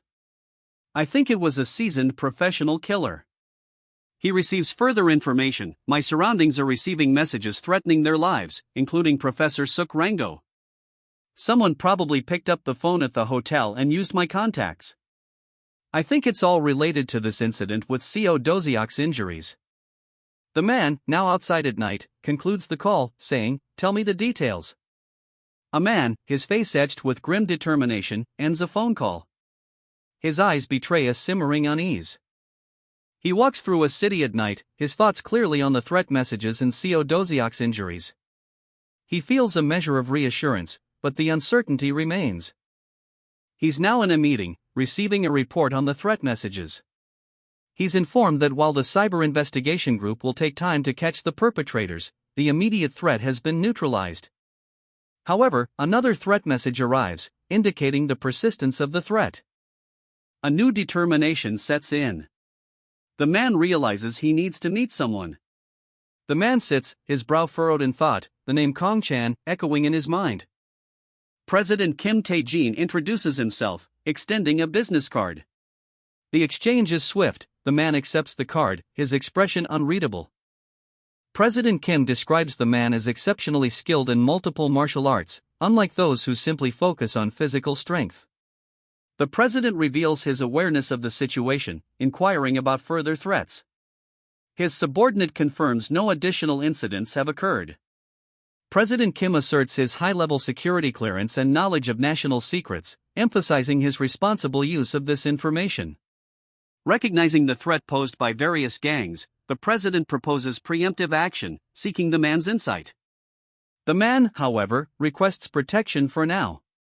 The president scoffs, calling him naive. President Kim and Director Seo discuss the man seeking protection, a clear contrast in their demeanor. Kim remains unconcerned, while Seo's expression is one of cautious concern. Director Seo is startled by an unexpected event, his eyes widening in alarm. The scene cuts to him urgently calling out to someone named Director Seo. The scene shifts to a man in a suit, calmly drinking from a cup. He exudes an air of quiet confidence, seemingly unfazed by recent events. A conversation unfolds, revealing a plan to keep Professor Suk Kang-ho unaware of certain happenings. His pride is noted as a key factor to consider. Director Seo expresses his disdain for a certain arrogant kid, highlighting the unfair advantages of wealth. A violent scene erupts, a brutal attack leaves a victim bleeding profusely. The stark imagery contrasts sharply with the previous scene's discussions. Director Seo's shocked reaction suggests a connection between the attack and the previous conversation. The arrogant kid is now evidently implicated. A man sits at his desk, a thoughtful frown creasing his brow as he ponders the implications of a cryptic message. The question, is the parking lot group really behind this, hangs heavy in the air. He picks up his phone, deciding to answer the call, though he's clearly not thrilled about it. "Hello," he says cautiously into the receiver. The caller identifies himself as Ranork. The man is using a secure number designed specifically for government officials, preventing any unauthorized recording. Ranork suggests postponing their conversation due to an upcoming exam, but insists on a face-to-face meeting due to the gravity of the matter at hand. Ranork decides to deliver the most crucial piece of information over the phone for now, leaving the finer details for their in-person meeting. A clenched fist slams onto a table, the sound suggesting suppressed fury and the weight of the information just received. Ranork, his back to the camera, paces his office, phone pressed to his ear, the weight of a recent phone call evident in his posture. He's clearly disturbed by the conversation. The man on the other end of the line has delivered alarming news. Ranork's grim expression reflects the gravity of the situation. A terse exchange reveals that a group known as the Parking Lot Group is implicated in a major incident. The recipient of the phone call is visibly enraged at this news. Ranork assures his contact that he will handle the situation, sending reinforcements. He expresses his unwillingness to tolerate any interference. The conversation takes a more serious turn as additional threats are reported. The recipient of the call, initially resolved, is clearly taken aback. The identity of the perpetrators of these threats is confirmed as the Parking Lot Group. Ranork acknowledges the update. Ranork, however, decides against sending reinforcements, choosing instead to let someone named Gwangtaek handle it, judging him to be more capable. "I shouldn't let my guard down and keep the people around me safe." Ranork reflects on the recent threats, noting that the financial impact was minimal. A cyber investigation reveals the Parking Lot Group as the perpetrators, using a program to send threatening messages overseas. Gwangtaek is identified as the one handling this. Ranork, surprised by the news, expresses disbelief. Gwangtaek declines a dinner invitation, stating he has pressing matters to attend to. Gwangtaek confirms his commitment to resolving the situation. Two men, introduced as Director Seo Sang-yeon, arrive, surprised to learn the target of the threats is a high school student. Director Seo Sang-yeon observes Gwangtaek, impressed by his physique. Director Seo Sang-yeon and his associate invite Gwangtaek to sit. He accepts politely. Director Seo questions the expense of their current operation, implying the threat level may be overstated. Gwangtaek agrees with the director's assessment but suggests that more than just simple threats are involved, alluding to a larger, more organized entity. Director Seo watches Gwangtaek leave, impressed by his demeanor and subtly acknowledging his capabilities. Director Seo's associate apologizes. The associate presents Gwangtaek with paperwork for VIP protection services. Gwangtaek confirms the completion of the agreement and departs. The associate questions the director's tenure within their organization. One associate accuses another of overlooking something significant. "And you still couldn't notice," he demands, his displeasure evident. The first associate continues, speculating about the director's ruthless past. "I bet that he has killed countless people, and had experienced near-death dozens of times. The weaponless king was probably like him back in his younger days," he states, his tone grim. The associate sits alone, arms crossed, stewing in thought. His expression is one of quiet intensity. Another associate sits at his desk, concerned. He worries that the attackers have the skills to bypass their cybersecurity, saying, "I don't think they have the skills to bypass the cyber investigation team," and send another threat message to Dave. He receives an urgent message, displaying the number 11 and a growing sense of suspicion. There's 11-0, is it the culprit, he wonders. A phone call arrives. Monsieur Kong answers, his voice a low murmur as recognition dawns. "Allo? Monsieur Kong, this voice." He whispers, his eyes narrowing. The caller, identified as Mr. Ambassador, is calmly making demands. "What business do you have with me, Mr. Ambassador? Do you have some time to spare right now?" "We could meet at the hotel we were at last time," he states, a cigar in hand. Monsieur Khan, on the phone, is challenged by the ambassador. The ambassador points out that this particular phone number prevents any recording, suggesting a clandestine conversation. The news stuns Kong, his face reflects shock and disbelief as he learns that Charlon is still alive. Kong agrees to the ambassador's terms, but privately questions the ambassador's unusual kindness. The ambassador's voice is sharp and demanding on the phone. Kong is clearly under pressure. A disturbing message appears on Kang's phone, revealing a chilling threat and foreshadowing danger. "Oh. Are you going to study for tomorrow's exam? What a joke." Kong scoffs, the words dripping with sarcasm as he clearly prioritizes more pressing matters than academics. His neck brace is a stark reminder of recent events. "Also, we won't let the VIP clients notice the fact that they're receiving this service as you have asked us to do." "All right." Kong receives confirmation of a clandestine operation, a clear indication that his current predicament demands secretive measures. Kong leaves the cafe, his brisk pace and determined expression suggesting a sense of urgency. He's clearly on a mission, leaving behind the mundane concerns of exams. Monsieur Khan, on a phone call, anxiously asks about the circumstances of a previous encounter. At the Lots Hotel, Kong is greeted by an associate, who seems pleased to see him. Kong cuts to the chase, dismissing pleasantries and demanding answers. He presses his contact about the certainty of a target's death, expressing grim confidence in his own actions. A flashback shows Kong inflicting a fatal wound, highlighting the severity of his actions and the unlikelihood of survival. Despite the grim odds, new intelligence suggests the target survived, having contacted someone in France. This is Desert Ice. There is an enemy in South Korea we absolutely have to kill. The briefing begins, the gravity of the situation palpable. The speaker continues, these two sentences, for your information, Desert Ice is his codename from his mercenary years. The strategy unfolds, we are using all our men to find Charlon's whereabouts, his goals, and the person behind him. This incident may also be related to the upcoming presidential election in France. Charlon, the target, sits alone, his expression one of grim determination. I'll be honest with you, he mutters to himself, the weight of the mission heavy upon him. A surge of anger crosses his face.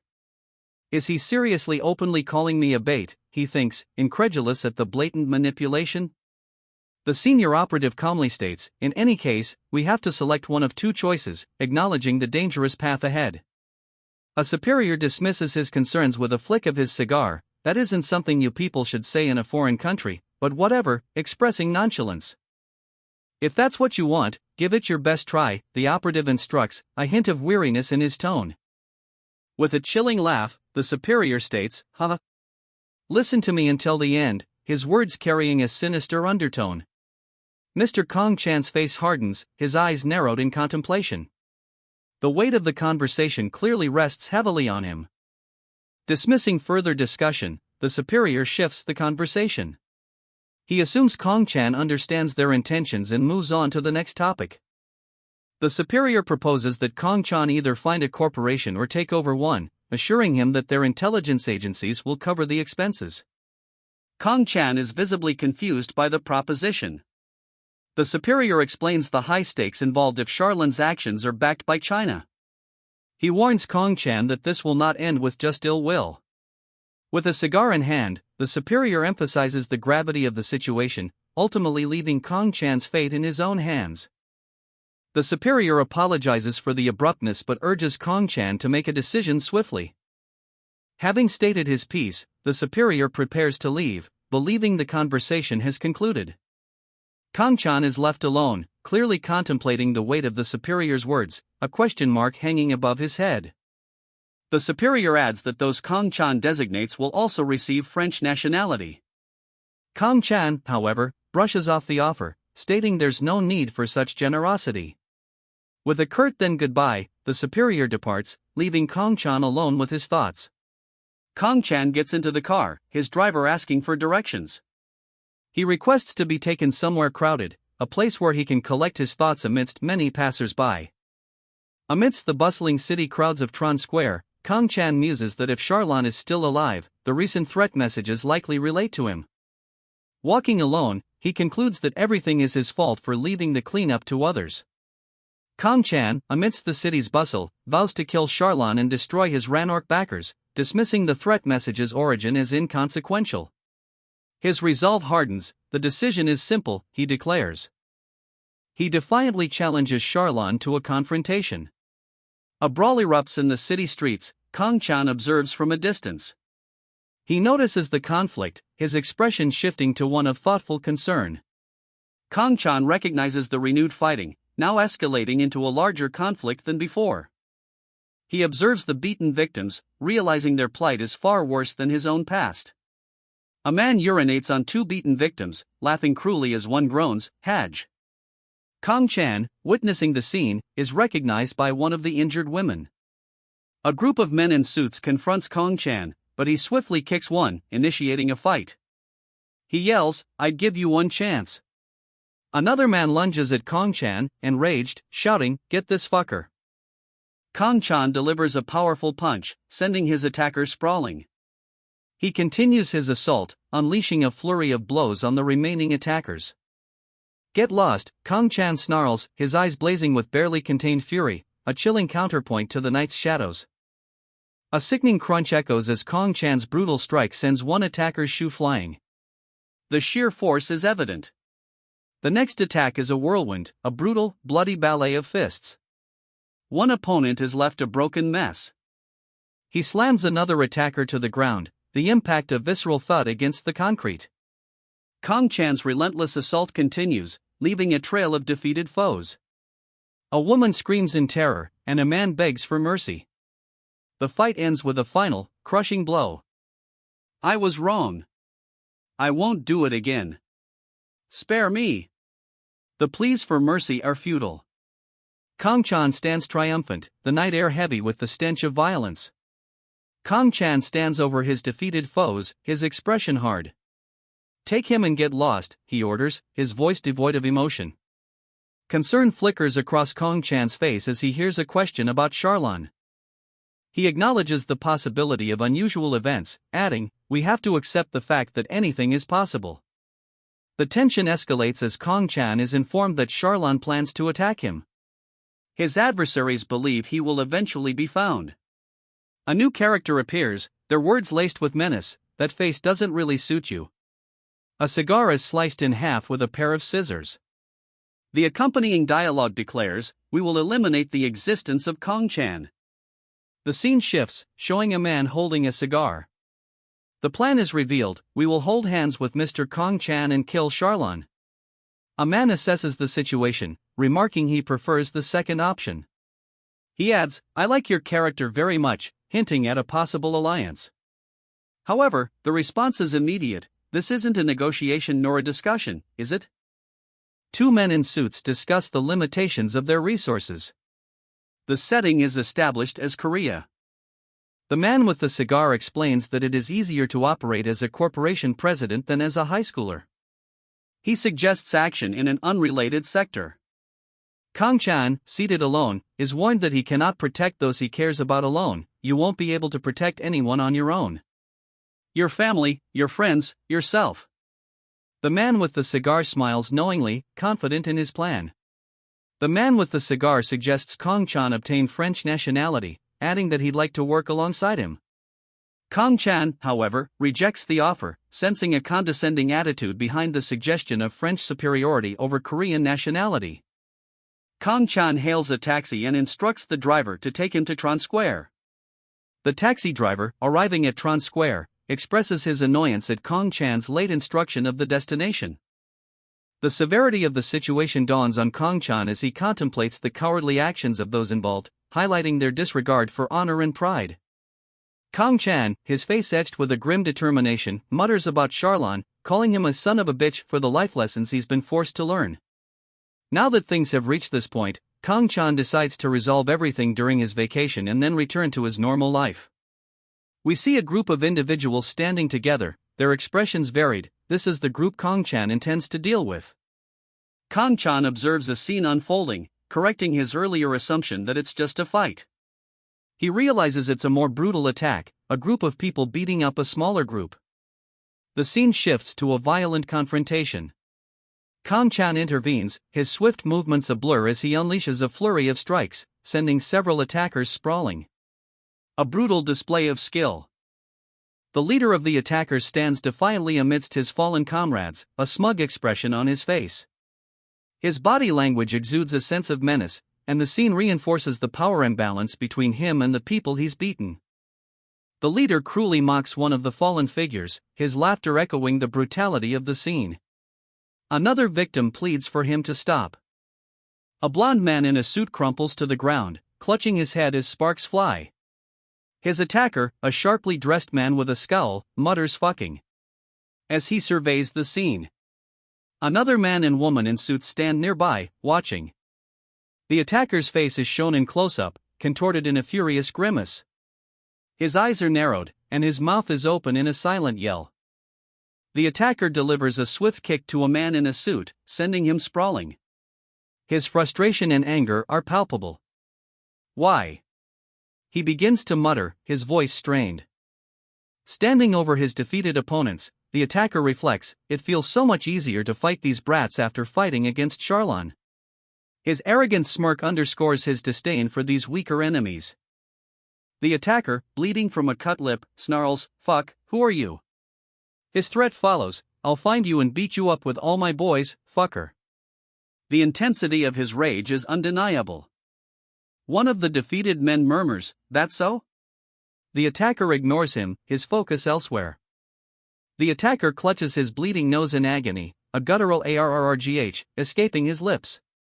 His expression is one of pure pain and defeat. The attacker delivers a final, brutal kick, sending his opponent sprawling across the grimy pavement. The defeated man, face bloodied and contorted, whimpers, "No, no." His pleas are lost in the attacker's cold silence. Ignoring the pleas, the attacker grabs the defeated man by the hair, his eyes blazing with fury. "Lack manners," he snarls. His hands trembling, the defeated man begs, "Kill me. I'm begging you." Desperation etches his features. The attacker turns away, his silhouette sharp against the city's twilight. His anger, though simmering, has subsided for now. A man with silver hair, calmly smoking a cigar, speaks into a phone. We believe he is somewhere in Korea. We are doing our best to find him. But it won't be as simple as killing Mr. Kong-chan, he explains grimly. They're planning to help and support his activities for now. He walks towards a waiting yellow car under the night sky. The car performs a U-turn, speeding off. He aggressively demands everyone leave immediately. Bleeding from his nose, he anticipates another attack from this man soon, noting the hostility in his eyes. A man in a suit coldly dismisses a defeated opponent, telling him to leave. The defeated man lies bleeding on the ground. The man's expression hardens as he turns, revealing the extent of his power. We see his subordinates in the background, injured and clearly outmatched. His subordinates support a badly hurt colleague. The man in the suit approaches, concerned. The man demands something to wipe blood with, his face showing clear anger at the situation. His subordinates cower. One of the subordinates hurries to provide a jacket. The sound of rustling fabric fills the air. Another subordinate, wounded and embarrassed, nervously hands over the jacket. The man in the suit stands over his defeated underlings, reiterating his disapproval of their incompetence. The beaten subordinate explains that the gang's backing has vanished, and the students who attended their meetings are no longer showing up. A female subordinate is questioned about her makeup, a transparent attempt to mask her injuries. The man in the suit provides advice on how to handle any future contact from the gang. He's dismissive, implying the threat is over. The female subordinate breaks down, overwhelmed by the situation. The man in the suit departs, leaving the distraught subordinate behind. Later, the man considers whether to inform Day about Charlin's survival. His expression is conflicted. He notes a change in how his captain speaks to him, a shift he interprets as intentional. The captain's unusual casualness, using the phrase "knocked my socks off," further underscores this change in demeanor. He ends a tense phone call, sharply telling the other person to stop talking and to have a good evening. The captain's usual casualness is gone, replaced by a curt dismissal. A man asks the driver for a U-turn. The urgency in his request is palpable. The man's expression is one of intense focus, his eyes sharp and alert. He's clearly anticipating something. Sitting on a bench, he reveals that he encountered Ranork earlier, the French ambassador. His companion is surprised, questioning why. He describes a gruesome detail. He's certain he saw Ranork's body with a deep wound, but a phone call was made to France, and the caller identified himself as Desert Ice. His companion is taken aback, questioning the previous assertion that Chinese men would take Ranork's body. A significant discrepancy has arisen. One man sits thoughtfully on a park bench, arms crossed. He muses that sending threatening messages isn't something Charlon would do. His companion questions whether Charlon, hiding behind a phone screen, is sending the threats while shivering in fear. Even if Charlon survived, he was likely fatally injured and needs time to heal. The first man questions the meaning of this. While Charlon may have survived, the threatening messages could be from someone unrelated to him. The second man laughs, revealing the sender to be a PE teacher. The first man suggests waiting for France to deal with Charlon. If that fails, they'll continue their normal lives and seek specific help when needed. Despite this, he's worried about an upcoming school trip. One man casually asks the other if he has any ideas for projects to start a company. The second man, incredulous, retorts that starting a company sounds like a greedy pursuit of wealth. The second man confesses his ignorance of business matters, claiming he's only ever made money using his body. He suggests asking the women who helped with their previous money transfers for advice. The first man agrees, prompting a flashback to those same women. Suddenly, the second man is violently attacked. A woman, bruised and battered, mutters a quiet thanks as she takes a jacket offered by someone off-panel. The quiet gratitude speaks volumes about her current state. The scene shifts to a conversation between two young men. One reveals that the attackers were members of the Student Gangs Alliance, a group the other man seems connected to. A question hangs in the air: why were they fighting? The second man explains that the initial attack was a preemptive strike. The student gang's alliance ambushed them and severely beat them, fearing they would be beaten up again if they met. The woman's despair is palpable. She cries out, "What a joke," highlighting the absurdity and pain of the situation. The man beside her shares her distress. Her tears flow freely, a visual representation of the helplessness she feels in the face of relentless violence. The injured pair sit, defeated, amidst the urban grime as the man who attacked them walks away. The image underscores their vulnerability and the harsh reality of their circumstances. A man, his face etched with concern, makes a phone call. He needs to discuss something important regarding the sports club. The injured man, still wearing a neck brace, sits on a couch with his wife. He briefly pauses the call, indicating he needs a moment. While on the phone, he observes an owl flying by his window, exclaiming that it was wicked. His statement hints at a somewhat distracted, possibly anxious state. The conversation continues. A meeting is arranged for the counseling room on the 4th floor after school.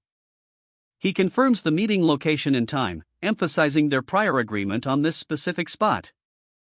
Later, he meets another man, confessing the difficulty he faced in creating an excuse for his wife. The scene suggests a clandestine meeting. "Did you find out who's been sending us the messages?" one man asks, his gaze intense. The other man's expression hardens. "Doesn't it mean there's someone backing Charlon?" he counters, suspicion coloring his voice. Now that you say that, it does seem like something Charlon would do," the first man muses, stroking his chin thoughtfully. One man sighs. "Never mind. You've become a lot more knowledgeable compared to the past. So, what should we do now?" The second man explains his plan. "I'll go to school every day, prepare and pass my driving license during weekends, and spend some time with my family. But I'll obviously be on my guard and prepare for the worst at all moments." "It's fine. You'll probably be safer by leaving on the trip and staying with the students," the first man reassures him. The second man reveals a new objective. "That's not it. The ambassador told me to find a corporation or take over an existing one if I want to take action more comfortably and easily in the future." One man asks another, "Ladies? Are you talking about Michelle and her friends?" The question hangs in the air, implying a shared concern or knowledge about these individuals. A woman on a phone call confidently states, "If it's something like that, I have the perfect solution." This suggests she possesses resources or a plan to address the situation involving Michelle and her friends. A group of businesspeople flee a building as a man watches them go. Their hasty retreat hints at a dangerous situation or a need for secrecy. The man, now alone, is bluntly told, "Forget it. Just go to a public bathroom or something and wash yourself before going home. You stink." The comment underscores his current disheveled state and the speaker's lack of patience. He responds simply, "Maybe," indicating a reluctance to immediately comply but hinting at eventual acquiescence. The conversation's tension remains. A woman speaks on the phone, a confident glint in her eye. She believes she has the perfect solution to a problem. The woman explains that while Eun Seo-yeon is capable, her popularity is hindered by her family and lack of ambition. A man listens intently on the other end of the call, a subtle smile playing on his lips. He offers a simple thanks. The man observes Eun Seo-yeon's social media. A stark lack of engagement indicates a potential issue for a TV star.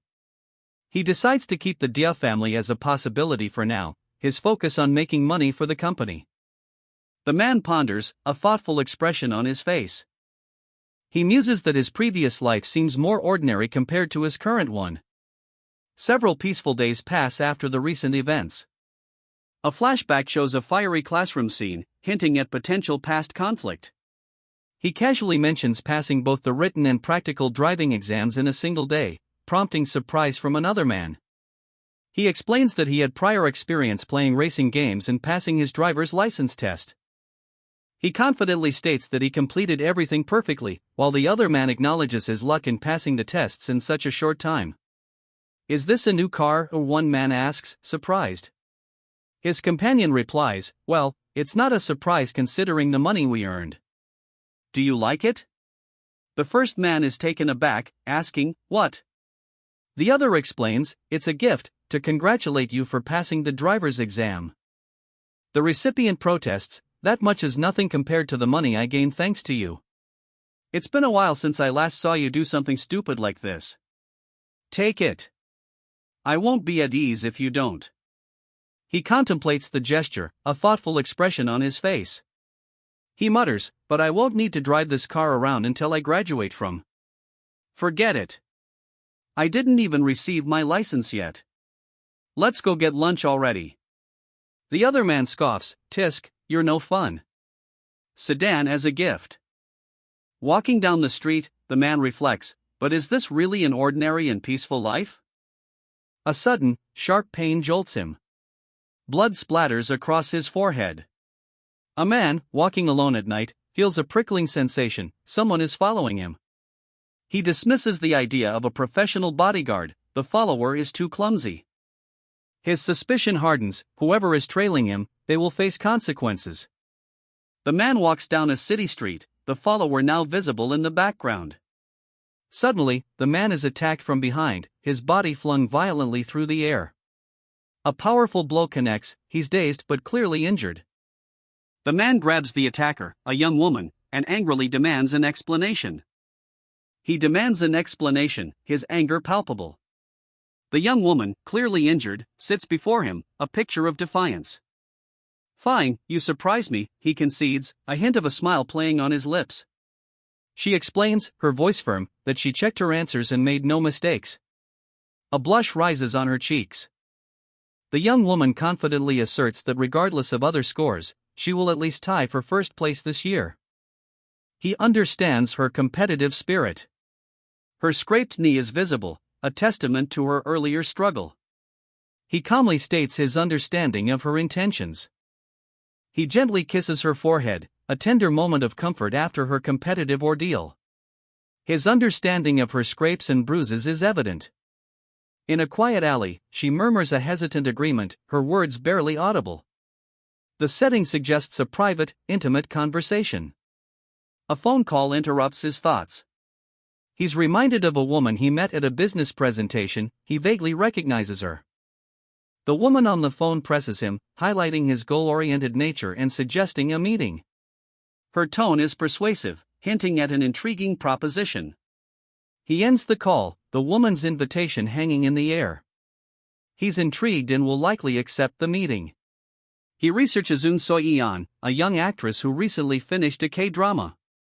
Her online presence shows a significant following.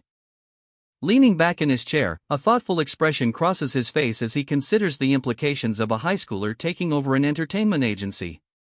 The narrative subtly hints at his past, where he stood up to a foreign ambassador, becoming a target of international terrorists. He sits at a desk, diligently completing his final exams. He walks confidently through the school gates, his demeanor suggesting a sense of purpose and readiness for what lies ahead. How did it go? You didn't fail, did you? A man asks, a knowing smile playing on his lips as he stands beside a sleek, expensive car. Get on. Let's go get something to eat. He gestures towards the car, his expression now one of casual invitation. It's the most luxurious Schiff model. It's not even about liking it or not anymore. The man comments nonchalantly as they get into the car. Are you crazy? This costs over 100 million won. The other man exclaims, his eyes wide with disbelief at the car's price. A sigh escapes the younger man as he takes in the luxury surrounding him. His friend beams contentedly. That's up to you. But for now, why don't you try driving it to celebrate passing the test? The friend explains, offering a reason for the lavish gesture. I drove in it to get here today, and it was incredible. I finally understand why everyone wants to make money and buy an expensive car. Ha! Wait. A sudden, sharp intake of breath and a halting word interrupt the pleasant atmosphere. A figure walks alone, the question Charlon, appearing above. The question is answered with a definitive no, revealing a group of menacing men, seemingly a gang. A sudden, violent attack, a man is thrown to the ground. A young woman cries out in alarm, hands covering her head. The woman, now on the ground, tearfully asks, "Why did you do that?" The attacker explains that he was only trying to surprise her. But how did you find out? I was following you so discreetly, she exclaimed, a playful smirk on her face, clearly amused by the situation. He helps her up, their hands briefly touching as she winces slightly from the scrape on her knee, the awkwardness of the moment palpable. What are you doing here? He asks, a hint of concern mixing with his curiosity. The evening's urban backdrop adds to the somewhat clandestine atmosphere. His brow furrows in thought. The results aren't out yet, but I didn't leave anything blank, and didn't get anything wrong. Did she come here to show off or something? He wonders about her unexpected appearance. But the exams this year were pretty difficult, she confesses, her voice soft, eyes downcast. He considers her words, a thoughtful expression settling on his features. And so? He begins, a pause indicating a shift in the conversation's direction. A blush creeps onto her cheeks as she softly whispers, her eyes widening slightly, suggesting a dawning realization or a sudden shift in emotion. He warns her, "You'll be in danger if you stay close to me, you spoiled brat." A dark, ominous tone sets in as he adds, "It's about to begin." He observes, only 3 actresses and no actors? This company is a lot smaller than I expected. A sudden burst of motion, he forcefully tears through a door.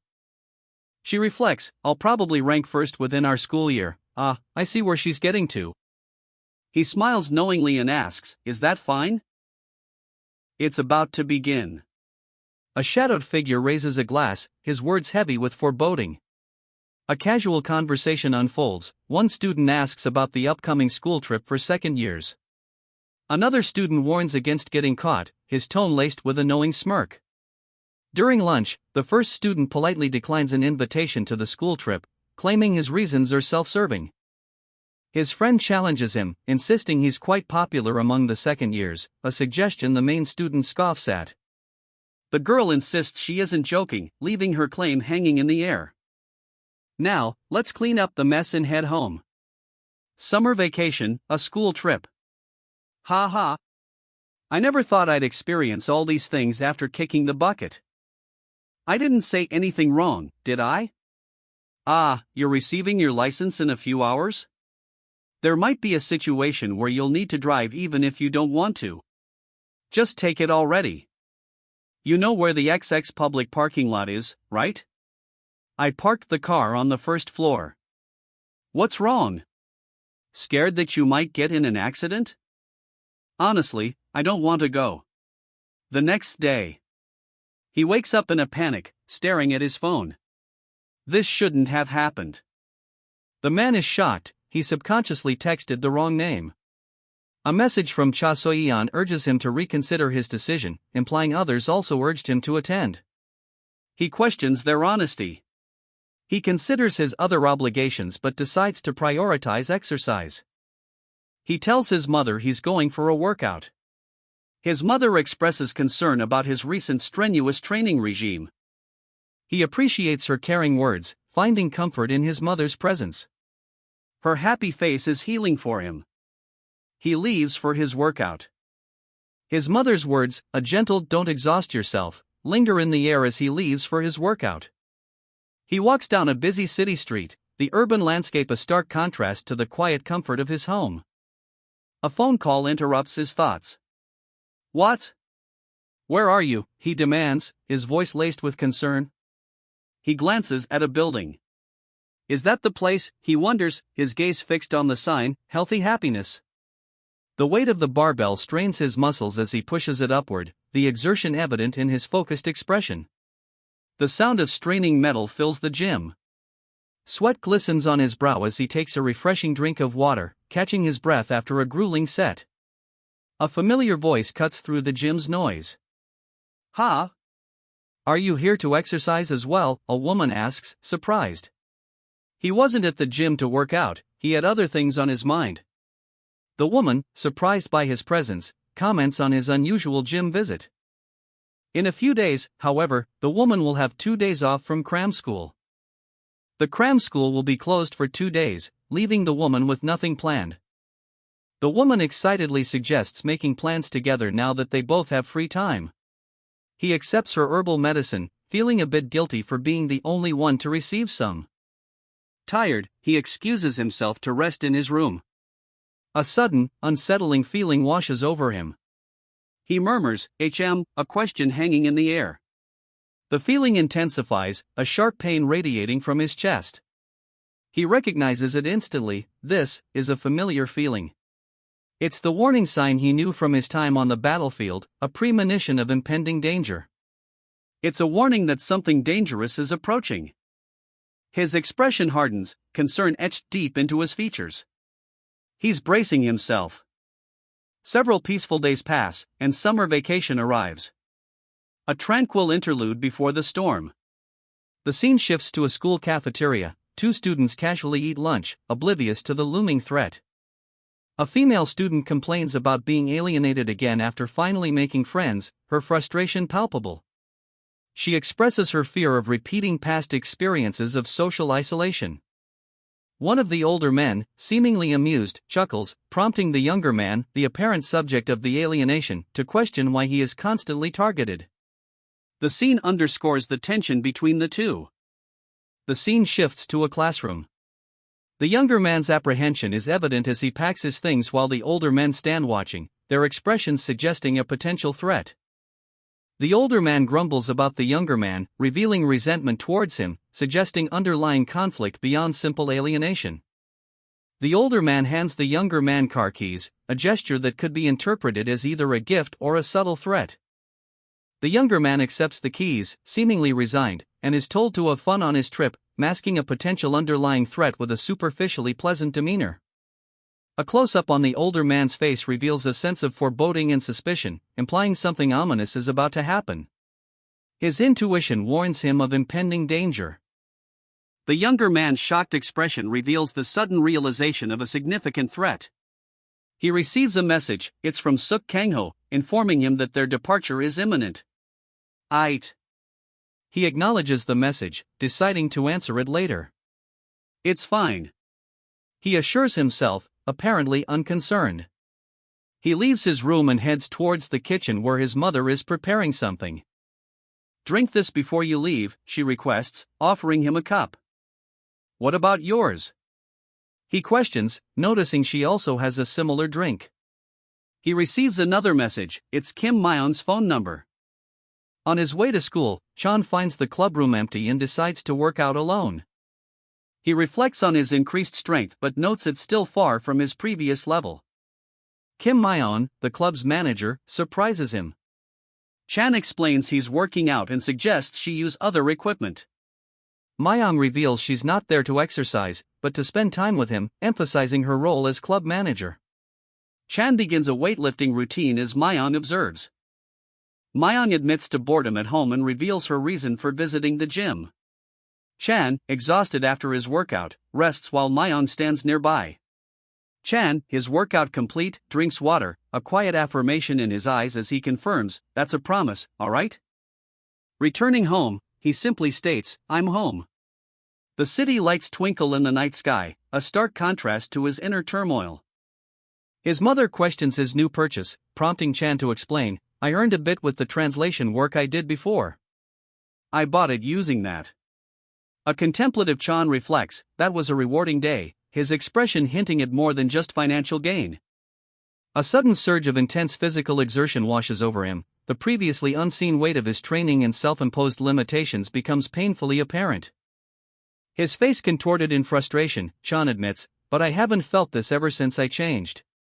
The intensity of his inner struggle is palpable. A sports club meeting unfolds, a stern-faced man announces strict rules, I'll say this in advance, no matter what anyone else does, the members of the sports club are forbidden to drink alcohol, escape the visits, and every other offense. Despite the strict rules, a member casually invites Chan to join their vacation, suggesting, can't you just come with us? You'll be on vacation from today onwards either way. Chan is deep in thought, a message from Cha Soyeon catching his attention. He wonders about its significance. A voice informs him that Suk Kangho will be absent for 4 days, and Michelle has asked Chan to wait. Michelle appears, offering Chan some herbal medicine she procured from a nearby shop. Michelle playfully chides Chan for being slow on the uptake, as he seems to be oblivious to her intentions. A familiar, unsettling feeling washes over him, a premonition of impending danger. His intuition screams a warning, something dangerous is approaching. A chilling phone call reveals a desperate situation. His wife and daughter are in mortal danger unless he complies with the caller's demands. He's ordered to send his address and family's contact information, remaining still until further contact.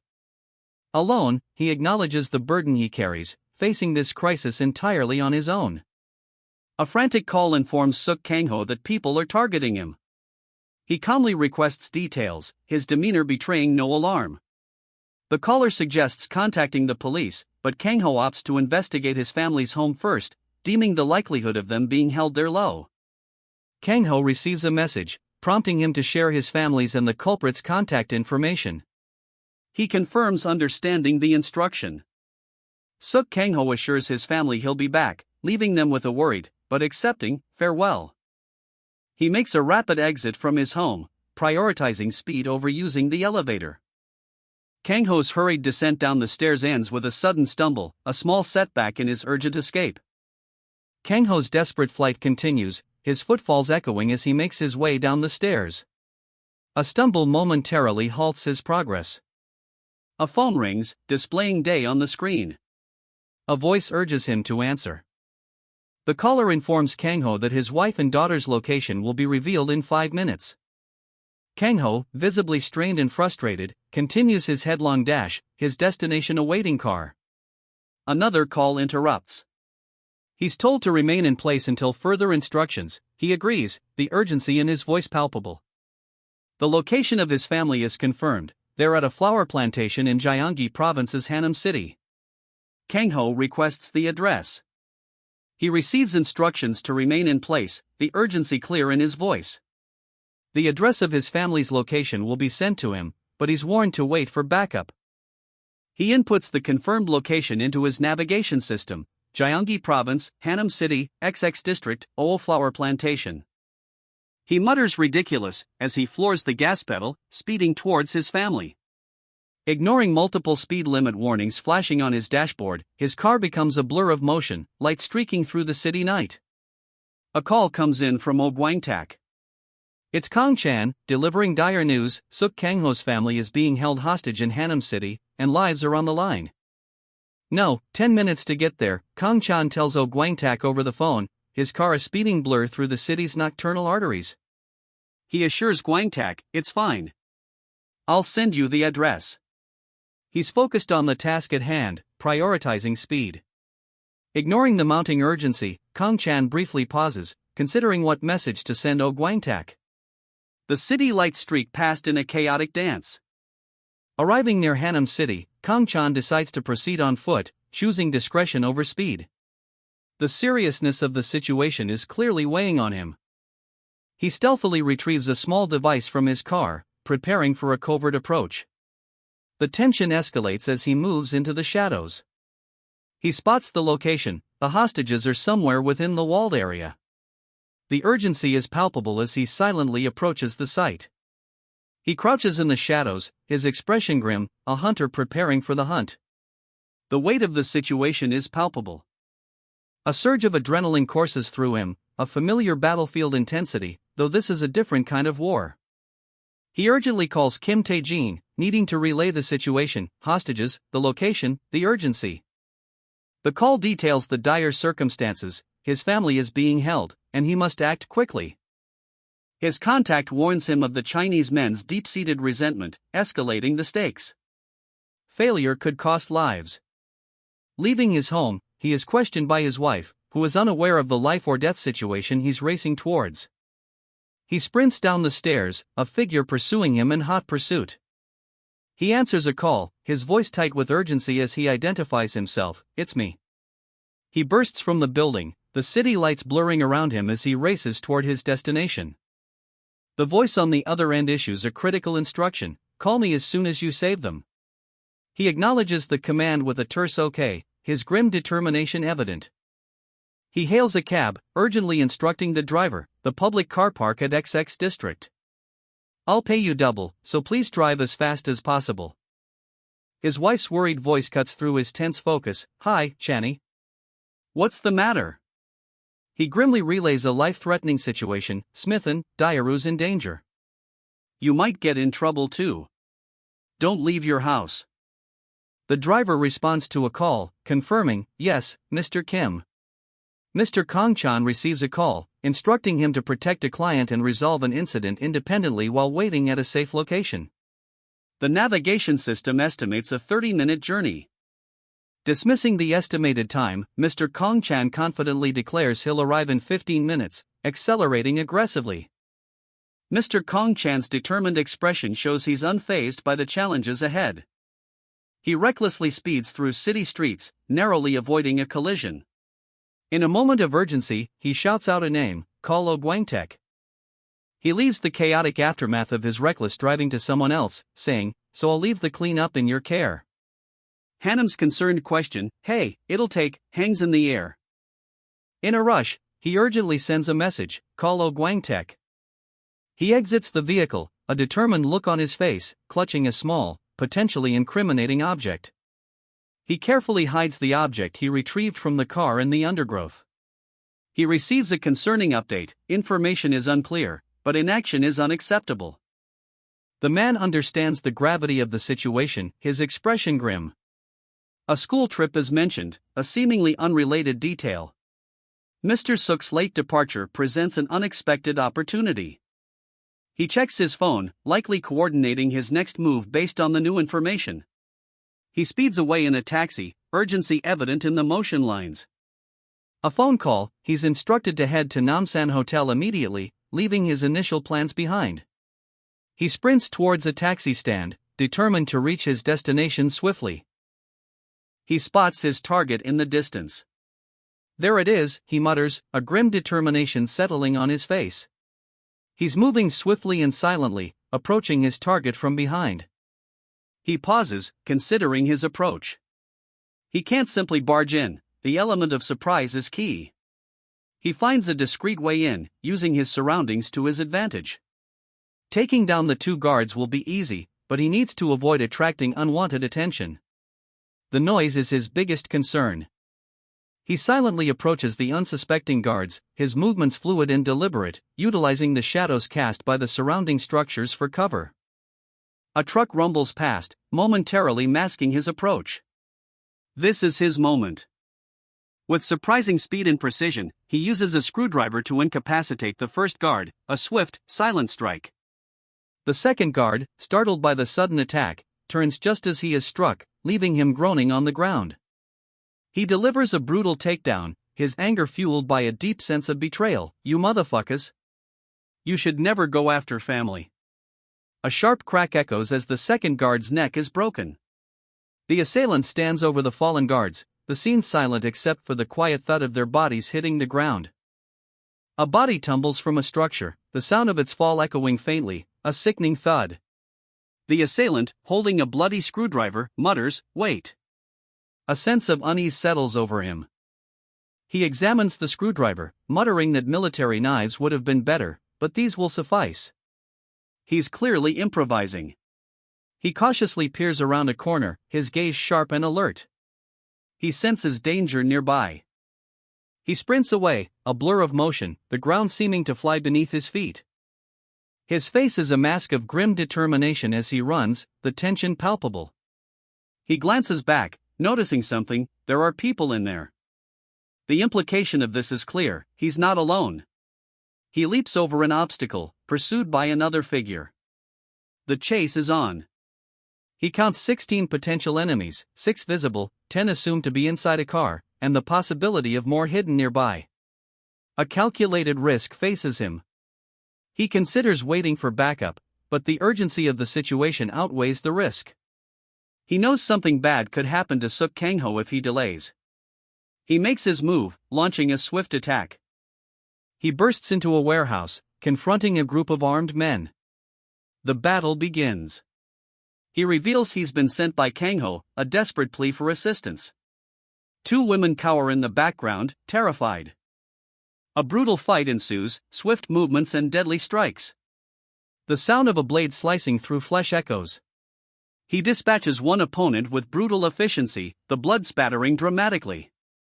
The fight continues, a flurry of violent action. He disarms another attacker. He delivers a swift, brutal blow, sending his opponent sprawling. The attack is precise, leaving no room for counter. With practiced ease, he snatches the knife from his fallen foe, a grim determination etched on his face. The fight continues with relentless ferocity. He uses the stolen knife with deadly accuracy, a crimson spray marking his next victim. He moves with lethal grace, a blur of motion as he disarms another attacker, leaving them vulnerable. Two women watch, fear evident in their eyes. The remaining foes advance, knives glinting menacingly, but he stands ready, a cold fury in his eyes, now armed with two knives. A whirlwind of blades and desperate cries erupts as the final confrontation begins. The fight is brutal, the air thick with the scent of blood and impending violence. A whirlwind of motion erupts as he expertly dispatches his attackers, a flurry of blades and desperate cries filling the air. He skillfully deflects a blow, the impact a sharp shing against steel, narrowly avoiding a fatal strike. One assailant falls, blood staining the ground, leaving only two remaining opponents. A woman shields a young girl, her face etched with fear. He realizes he can't afford a prolonged fight, his breath ragged. With a decisive move, he eliminates another foe, leaving only one. He notes only two opponents remain, his expression grim but resolute. The final opponent, a large, imposing man, lunges forward. The remaining thugs flee, their panic evident, suggesting a common fear driving their sudden retreat. Kim Tae-jin's arrival is marked by a thunderous voice, his presence a stark contrast to the chaos that has just unfolded. Kim Tae-jin, a figure of brutal efficiency, strides through the aftermath, a bloody knife clutched in his hand, the fleeing thug's terror a testament to his reputation. He's informed that the hostages are held nearby, their location pinpointed. Assessing the situation, Tae-jin notes the high fences, deeming a direct climb too risky. He spots a less conspicuous route, a drainage pipe. With a determined grunt, he disappears into the darkness of the pipe. From a distance, Tae-jin observes guards patrolling, adding another layer of complexity to his rescue mission. He navigates the underbelly of the city, squeezing through a narrow pipe, unseen by the patrolling guards Tae-jin had spotted earlier. Tae-jin, watching from afar, sees a tense standoff between a group of guards and a man, his face bruised and grim. With a swift, brutal move, the man dispatches one guard, his action a blur of motion and force. Another guard falls, incapacitated by a precise strike, a small, yellow device now lodged in his mouth. The man drags the unconscious guard towards a shadowed area, his movements economical and efficient. He makes a daring escape, sprinting across an open area as a small bird takes flight, disturbed by the commotion. He disappears around the corner of a greenhouse, leaving the scene behind. He's still trying to escape, but realizes the greenhouse isn't transparent, obstructing his view. Peeking around the corner, he estimates there are at most 10 people inside the tinted van. It's a now or never moment as he prepares a syringe, the weight of the situation evident in his focused gaze. He takes swift, decisive action, neutralizing two immediate threats with surprising speed and precision. Their leader bellows orders, spurring his men into action to capture the escaping man.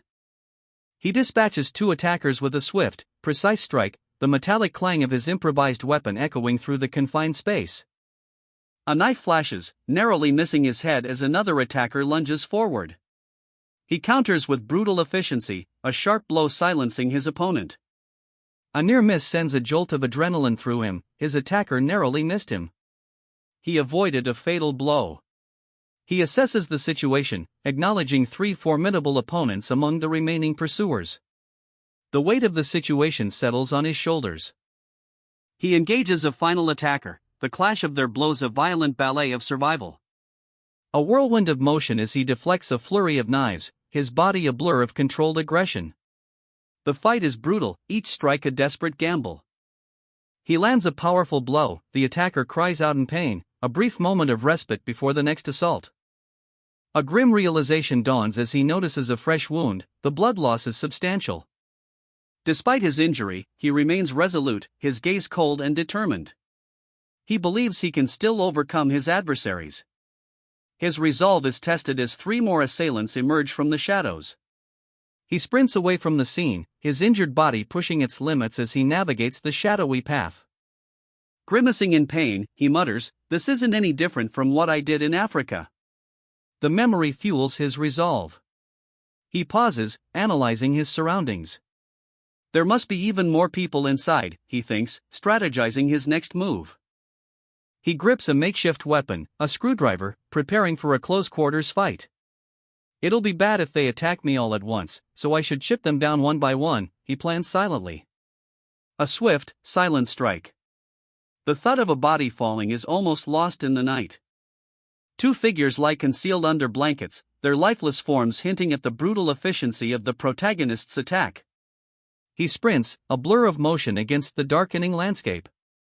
The trail of dust and debris in his wake speaks to his relentless pace. The scene shifts. Inside a greenhouse, a group of thugs are gathered, seemingly oblivious to the approaching danger.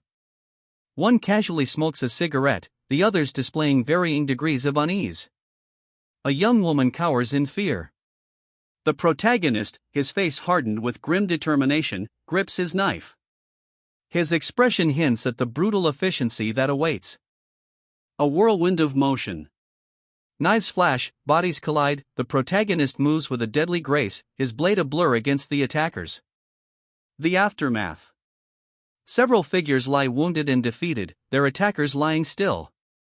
The protagonist stands amidst the chaos, his own body marked with injury, but he holds his ground.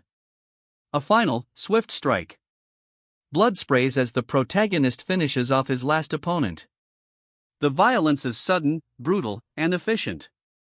He stands amidst the carnage, his own body bearing the wounds of battle, but his eyes reflect a grim determination. The fight is over, but the weight of victory remains. A man, blade in hand, surveys the scene with a chilling smirk. "You just couldn't wait a few minutes and had to create this mess, didn't you?" he sneers. Several bodies lie scattered across a dark, industrial floor. A tense standoff unfolds. A lone figure confronts a group of armed men.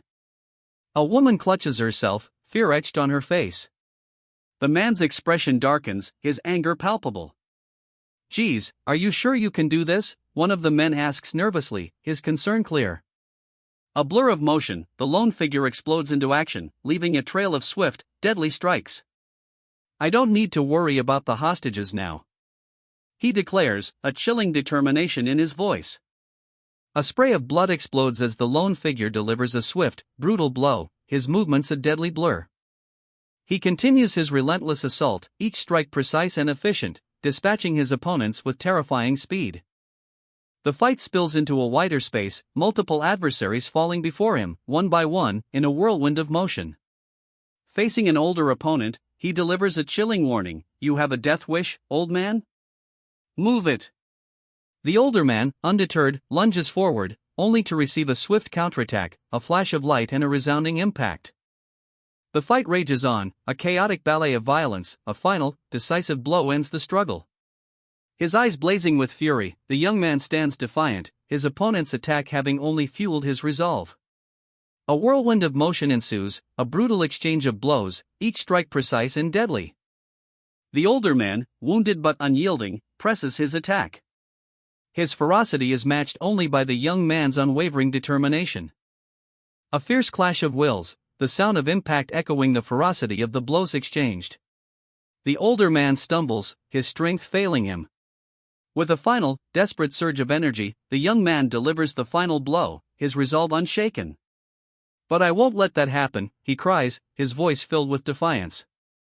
The older man, weakened and desperate, stumbles. A final, desperate blow ends his life. The young man delivers a decisive blow, silencing the older man's pleas for mercy. The young man stands over the body, his silhouette stark against the crimson backdrop. The weight of his actions settles. His superiors arrive, unimpressed by his methods, although acknowledging the task's completion. A woman embraces a young girl, her sorrow palpable. The aftermath of violence leaves its mark. Gwangtek's superiors are unconcerned with his methods, only that he completed the mission. They're unreachable by phone. Another superior, smoking, nonchalantly states, "That sounds good." Gwangtek is concerned, believing there are more hidden threats in Seoul and requests to stay, to reassure them. Gwangtek, now driving, reveals he has a gas gun, but it's ineffective against foes like the ones he recently fought. The man is addressed as Mr. Kong-chan. He is clearly injured. Gwangtaek's driver finds it hard to believe that Mr. Kong-chan, their client, is just a high school student. The driver assures Kong-chan that, contractually, they are obligated to protect him, but will use their own methods to investigate further. Kong-chan, still clearly injured, states he doesn't want protection if it's from an evil person, and Gwangtaek hopes that's true. Kong-chan needs to call someone. Kong-chan calls someone, revealing his location at the Yuri-san Natural Forest Youth Hostel, while the driver mentions that Mr. Suk recently left. Mr. Suk left with 3 men in suits, a worrying development for Kong-chan, and a subsequent phone call reveals the incident is not easily resolved. Kong-chan is informed of the alarming situation while his expression turns grim. Gwangtaek asks what's going on. Gwangtaek's men aren't answering, and he is concerned about how to handle the situation with the police, suggesting they act as if nothing happened for now. Kong-chan and Gwangtaek are speeding towards their destination. We'll arrive in an hour, Gwangtaek informs Chan, adding that they are driving at full speed. A horrifying scene unfolds. One of Gwangtaek's men hangs lifelessly from a tree, a desperate plea, "Captain, you mustn't," etched on his face. The grim discovery is complete, Gwangtaek's men are dead, hanging from the trees. Kong-chan, visibly shaken, approaches the house, his bloody hands and attire hint at the brutal scene he has witnessed. He enters, his arrival unnoticed by the men inside, setting the stage for a tense confrontation. "Take a break," one of the men advises Kong-chan, whose bloody clothes speak volumes about his recent ordeal. Ignoring the advice, Kong-chan counters, "Could you protect the 2 people behind me?" His tone is laced with grim determination. His resolve hardens, Kong-chan declares, "I'll slaughter them all myself." The weight of his words hangs heavy in the air. A flurry of motion and a swift ha punctuates Kong-chan's brutal efficiency as he dispatches the first attacker. Another man urges his accomplice to focus on the hostages, a desperate gambit to turn the tide. Kong-chan, his movements a blur of calculated violence, continues his assault, protecting the hostages while eliminating the threats. With a final, decisive strike, Kong-chan neutralizes the last attacker, a swift, efficient end to a tense standoff. Observing the scene from afar, a man observes, "Geez, young people these days are so ignorant." His tone is world-weary and dismissive. Kong-chan delivers a brutal blow, sending his opponent reeling. From a distance, a man watches, muttering dismissively, "I don't have to worry about him." His confidence speaks to a clear power imbalance. Another attacker falls, incapacitated by Kong-chan's precise strike. A final opponent lunges, enraged, screaming, "You motherfucker!" With a final, decisive strike, Kong-chan ends the fight, leaving his last opponent crippled. Kong-chan's final opponent, enraged, unleashes one last desperate attack, screaming his defiance. The attack is swift, but Kong-chan is faster. He counters with brutal efficiency, leaving his foe crippled. A blur of motion as Kong-chan delivers a decisive blow, sending his opponent sprawling. His opponent lies defeated, his body broken, as Kong-chan stands above him, weapons still drawn. Kong-chan considers finishing the job, his eyes narrowed in contemplation, before dismissing the notion with a curt, "No need." Suddenly, the sound of commotion draws his attention. From a distance, shouts and the clash of metal echo. More thugs emerge, intent on violence, their leader barking orders to kill them all. But Kong-chan recognizes a familiar voice among them. A man approaches Kong-chan, issuing a calm instruction, "Please contact the men by Mr. Suk Kang-ho's side." Kong-chan, already injured, simply replies, "I understand." A woman clutches a young girl, fear etched on their faces as a man, wounded but resolute, instructs them, "Let's go to the hotel for now. We'll contact Mr. Suk Kang-ho." The man, Kong-chan, prepares to leave the 2 women in the care of another man, stating, "Then I'll have to go there myself. I leave these 2 in your care." Kong-chan receives orders from a superior, "Take those women to safety at Namsan Hotel. And take care of all the bodies as well." Kong-chan replies, "I can leave that to my men. I'm going with you." The exchange concludes with a curt "Fine. Get going then," and a grateful "Thanks" as Kong-chan departs. En route, Kong Chan and his escort sit in silence, the tension palpable. Kong Chan's escort, concerned about his safety, asks, "In any case, Mr. Kim, do you have a gun with you?" Kong Chan begins to remove his blood-soaked shirt to tend to his wounds, stating, "I'll stop my bleeding for a bit." His escort suggests, a bandage would be better than a shirt. "There should be a first aid kit in the compartment before you." "Who are you?" the driver demands, his gaze sharp as he eyes Kong Chan, still shirtless and nursing his wounds. The question hangs heavy in the air, the tension palpable as the driver presses further, "How many people have you killed in the past?" Kong Chan's response is internal, a subtle smile playing on his lips as he thinks, "What a straightforward person." The scene shifts. The driver, now addressing Kong Chan by name, asks about his accommodations. "Hey, Soyeon. Where are your accommodations exactly?" The driver's concern shifts subtly as he stares at Kong Chan, a different kind of intensity in his eyes. "Now," he says, the word carrying a weight of unspoken implications. His tone softens slightly, revealing a more complex dynamic. "I've said this before, but Mr. Kong Chan, you are also a client we need to protect." The driver lunges at Kong Chan, knife flashing, but Kong Chan is faster, already anticipating the attack. The driver's companion watches, his face grim, recognizing Kong Chan is buying time. Kong Chan expertly dodges, a powerful kick sending the driver reeling backward. The situation worsens, more attackers arrive. Kong Chan's companion states the obvious, "This is getting worse." Kong Chan tends to his wound, preparing for whatever comes next. A woman speaks on the phone, casually describing her actions as a prank against Mr. Suk. Bound and bleeding, Kong Chan and another man huddle together in the shadows of a forest, their captors unseen. The grim discovery hangs heavy in the air, a pair of boots dangling from a tree branch, the rope a stark reminder of a fallen comrade. "Captain." A whispered word hangs between the silent trees. The full horror is revealed. The captain hangs lifeless from the tree, his silhouette a stark contrast against the darkening forest. His men, gathered below, look on in stunned grief. Inside a vehicle, one man sleeps soundly while his companion drives, his gaze heavy with concern. "He's sleeping," the driver observes, his tone laced with disbelief. The driver continues, his voice tinged with frustration, "To fall asleep is the biggest problem. Normally, in extreme situations like this, you wouldn't be able to snooze away. Even people who have been trained have a hard time doing it properly." "Which is ridiculous," he mutters, the absurdity of the situation weighing heavily on him. The driver violently subdues his attacker, a swift and brutal takedown. He makes a call, calmly assuring the person on the other end that, unless faced with a full-scale army, they're safe. The call is to someone named Gwangtaek. He dismisses Gwangtaek's hesitation, stating he can infer what the other man would say and ending the conversation. He openly admits the futility of trying to understand Gwangtaek's erratic behavior. He tells Gwangtaek he doesn't need to come, then hangs up, calling him a crazy bastard. The driver accelerates, speeding away. The car pulls up to the Yurisan Natural Forest Youth Hostel, 800 meters away. They decide to park there, keeping their presence discreet. They discuss the need for secrecy. Security cameras and nearby passers-by could compromise their operation. Their goal isn't escape, but a more targeted approach. The targets are still in the mountains, but the vast search area presents a challenge. However, they possess technology allowing them to locate the targets within a 2 kilometers radius.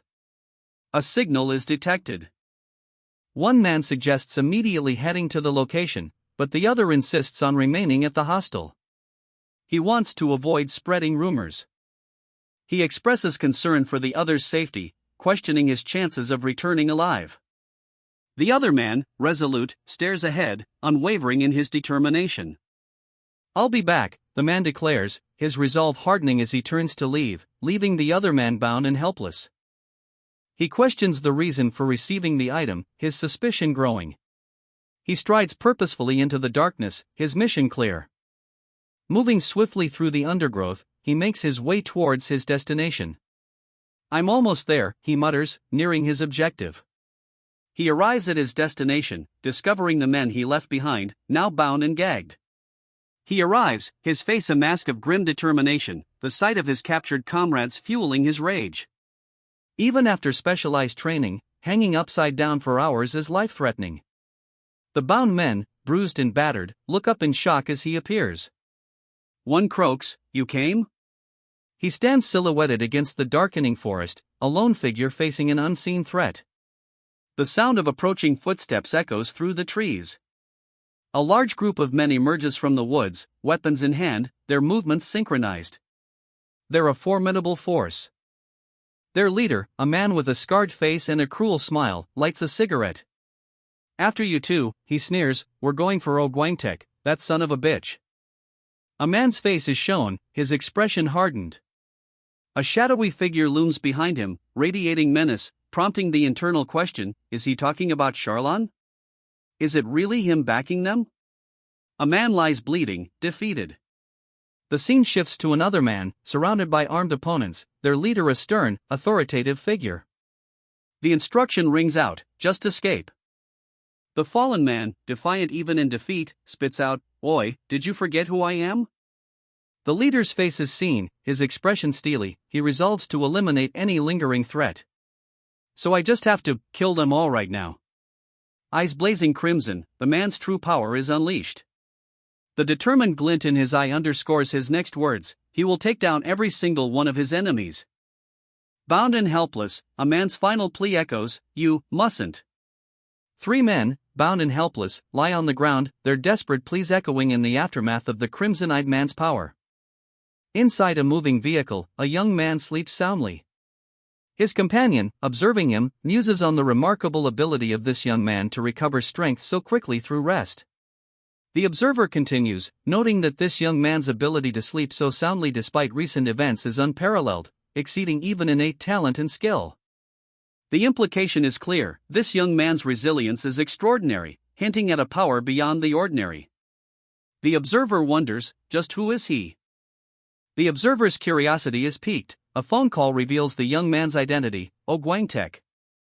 A phone call updates the situation, the dead have been dealt with, and the surviving captives are being held for later use. The implication is a cold, calculated strategy. A surprised reaction follows, the caller clearly taken aback by some information. The recipient of the call is shown, a serious expression on his face as he listens intently. The call continues, with further instructions and a request for location. The urgency is palpable. They are en route, nearing their destination, a youth hostel. The tension rises. One passenger, speculating aloud, considers the possibility that their target has already left the mountain. The grim reality is revealed, their target, Ogwangtek, is their ultimate objective. Reassurance follows, trackers planted in the bodyguard's shoes ensure they will not lose track of their target. The team tracks Ogwangtek's location, he's northeast of their current position. A superior officer assures another that Suk Kangho will return alive. Suk Kangho is shown holding a bayonet, a relic from his time serving at the demilitarized zone. His superior requests that he return the bayonet upon his return. Suk Kangho accepts this request. Suk Kangho walks away into the night. Suk Kangho, his gaze fixed on his device, notes the signal growing stronger. A sudden, sharp sound jolts him. He's clearly agitated. He discovers a man hanging upside down from a tree, brutally wounded. Despite the obvious danger, Suk Kangho resolves to investigate, even if it's a trap. He is ambushed and bound, along with another man. His captor assures him that his family is safe, though he remains bound. Suk Kangho's face is a mask of barely controlled fury. Several armed men appear, surrounding him and the other captive. Surrounded, Suk Kangho stands defiant, his back to the unseen assailants of the parking lot group. His face contorts with rage as he recognizes his attackers, the parking lot group. The leader of the parking lot group is surprised that Suk Kangho came alone, calling him an obnoxious bastard. The leader orders his men to kill Suk Kangho and his companion. Suk Kangho, however, questions the delay, stating that they've already come to him. A pool of blood stains the ground where Suk Kangho and the other captive previously stood. A man drives away, seemingly unaffected despite the recent violent confrontation. His expression, however, is one of quiet contemplation. "By the way, how do you know Kim Tae-jin?" one man asks, his tone curious. "We met during the recent incidents," the other replies, his expression guarded. "Please prevent the police from intervening, and find a tight-lipped hospital," the driver requests, his voice laced with urgency. The driver hands over a wad of cash, adding, "This may be shameless of me, but please take care of my men. I'll return double the contract fee to you." The man driving reveals a pistol, a grim expression on his face as he states, "It is a treasure of mine that I also use as a lucky charm." Suk Kang-ho's face, bloodied and battered, reflects pain and defeat. Bound and waiting, two men exchange a grim look. One declares, "Why wait for another time? They've come to me." A sudden shift in perspective. The resolution of their predicament is brutal and swift. "Kill them all right now," a voice commands. A dark forest, the scene unfolds from above. Multiple figures are bound to trees, victims awaiting their fate. A lone figure, armed, stands ready to carry out the command. The first blow falls. Blood splatters. A quick, violent end. A chaotic clash of blades. One man screams, "Die," as the battle erupts, a desperate struggle for survival. A flurry of motion as the captain expertly deflects a blow, his counterattack a swift, brutal strike that sends his opponent sprawling. He delivers another blow, silencing his opponent's cries with a curt, "Shut up. Die quietly." The fight intensifies, a whirlwind of blades and desperate struggles. The captain's opponent is relentless, but the captain's skill is unmatched. A final, decisive blow sends the attacker crashing to the ground, leaving the captain standing amidst the carnage. He reflects, "Captain and I have tried our best to avoid killing anyone." But the respite is short-lived, another opponent appears, snarling, "Right now, he's like the captain from Africa all over again." The scene shifts to a wider view, the captain facing multiple opponents in a tense standoff. The fight, it seems, is far from over. A man lunges forward, knife in hand, a ferocious snarl twisting his features. His attack is swift and brutal. The captain counters with a powerful kick, sending his attacker sprawling. The impact is visceral.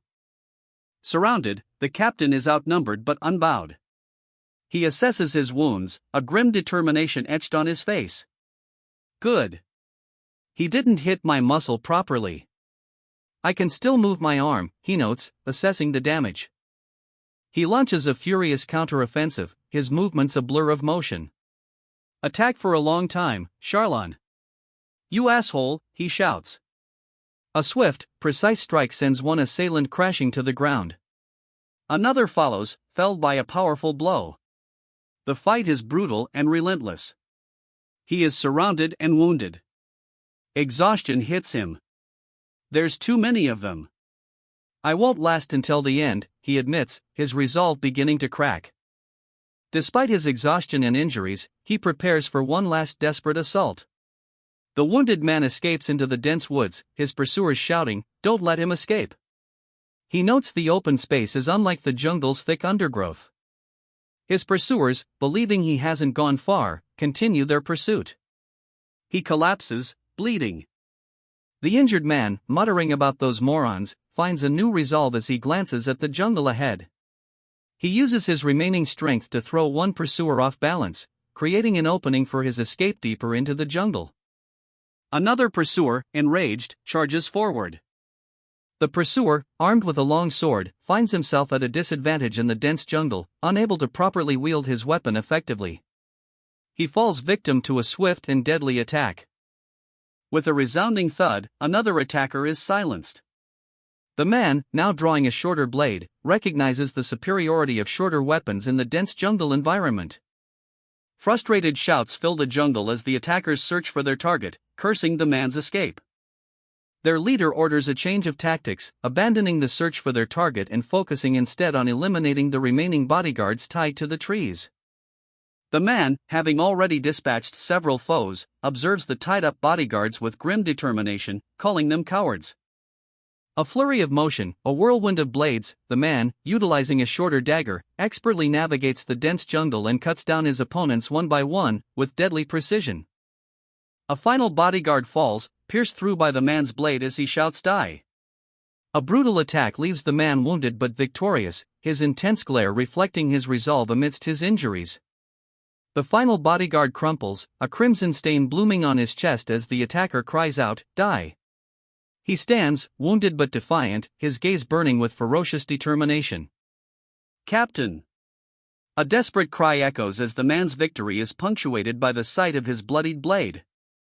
His opponents cautiously assess the situation. "Should we do now?" one asks, unsure how to proceed against this unexpectedly resilient foe. Another replies, "I'm not sure. We can figure that out later. For now, just beat him up until he can't stand anymore, but don't kill him." One of the men observes the seemingly impossible, unbelievable. "He can fight back even after taking that bat to the head?" The man's resilience is truly astounding. Despite the brutal attack, the man pushes onward, fueled by a grim determination. "When my body goes through extreme pain, I regain my senses from the past," he thinks, his inner strength pushing him past his limits. A moment of quiet reflection. "Sorry for making you wait," he mutters, his past trauma giving him unexpected resilience. Despite his injuries, the man's eyes burn with a fierce determination as he pushes forward, his past trauma fueling his resilience. The pain triggers memories, sharpening his senses. The night sky is dark, the trees looming, as the man walks towards his destination. He has been told the answers will be served on a silver platter. He grips his knife, a grim expression on his face. This is the moment he will confront the true god of Blackfield. The man swiftly dispatches his pursuers with deadly efficiency, his movements a blur of motion. The sounds of struggle punctuate the night. A fierce clash ensues as he confronts his target, blades meeting in a flurry of sparks and exertion. The fight for answers has begun. A guttural scream tears through the night as one of the pursuers is violently thrown to the ground, his body contorting in agony. The fight intensifies, blades clash, a flurry of motion and sparks erupts as the man expertly dispatches his attackers, one by one. Blood splatters the ground. Ever since their bodies were swapped, this relentless pursuit has been his reality. He fights with grim determination, despite the overwhelming odds. Another attacker falls, his lifeblood staining the cobblestones. The man's face is grim, his breath ragged, but his eyes burn with unwavering resolve. The relentless assault continues. A swift, precise strike sends another attacker tumbling to the ground.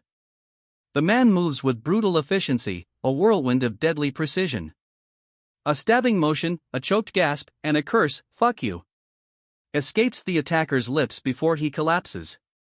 The man's expression is cold, devoid of remorse. Despite his success, the man's opponent remains relentless. He reveals that the man hired both groups of assailants. A flurry of blades descends upon the man, each strike aimed with lethal precision. He barely dodges the onslaught, his movements fluid and desperate as he's thrown to the ground, the attackers swarming.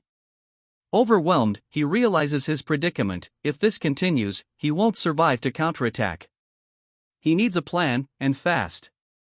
He escapes the melee, his retreat swift and decisive. His pursuers are left bewildered, unable to track him amidst the dense foliage. The man crouches, concealing himself, a grim determination hardening his features. He grips his sword tightly. Facing his adversary, his opponent recognizes the intensity in his eyes. The tension is palpable.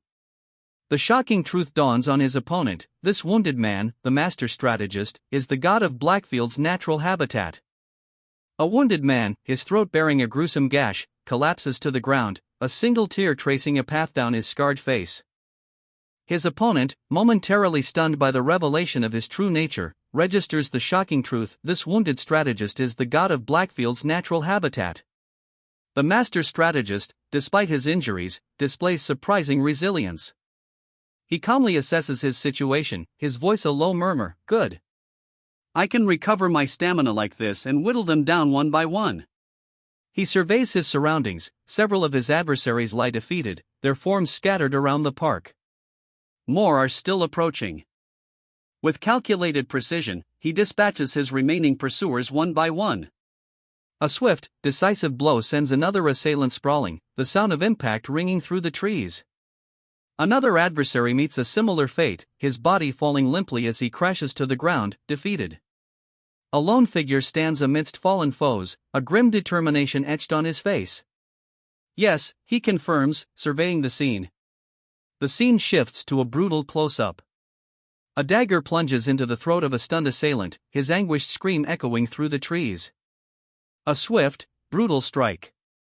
The sound of bone cracking echoes as another thug is sent reeling.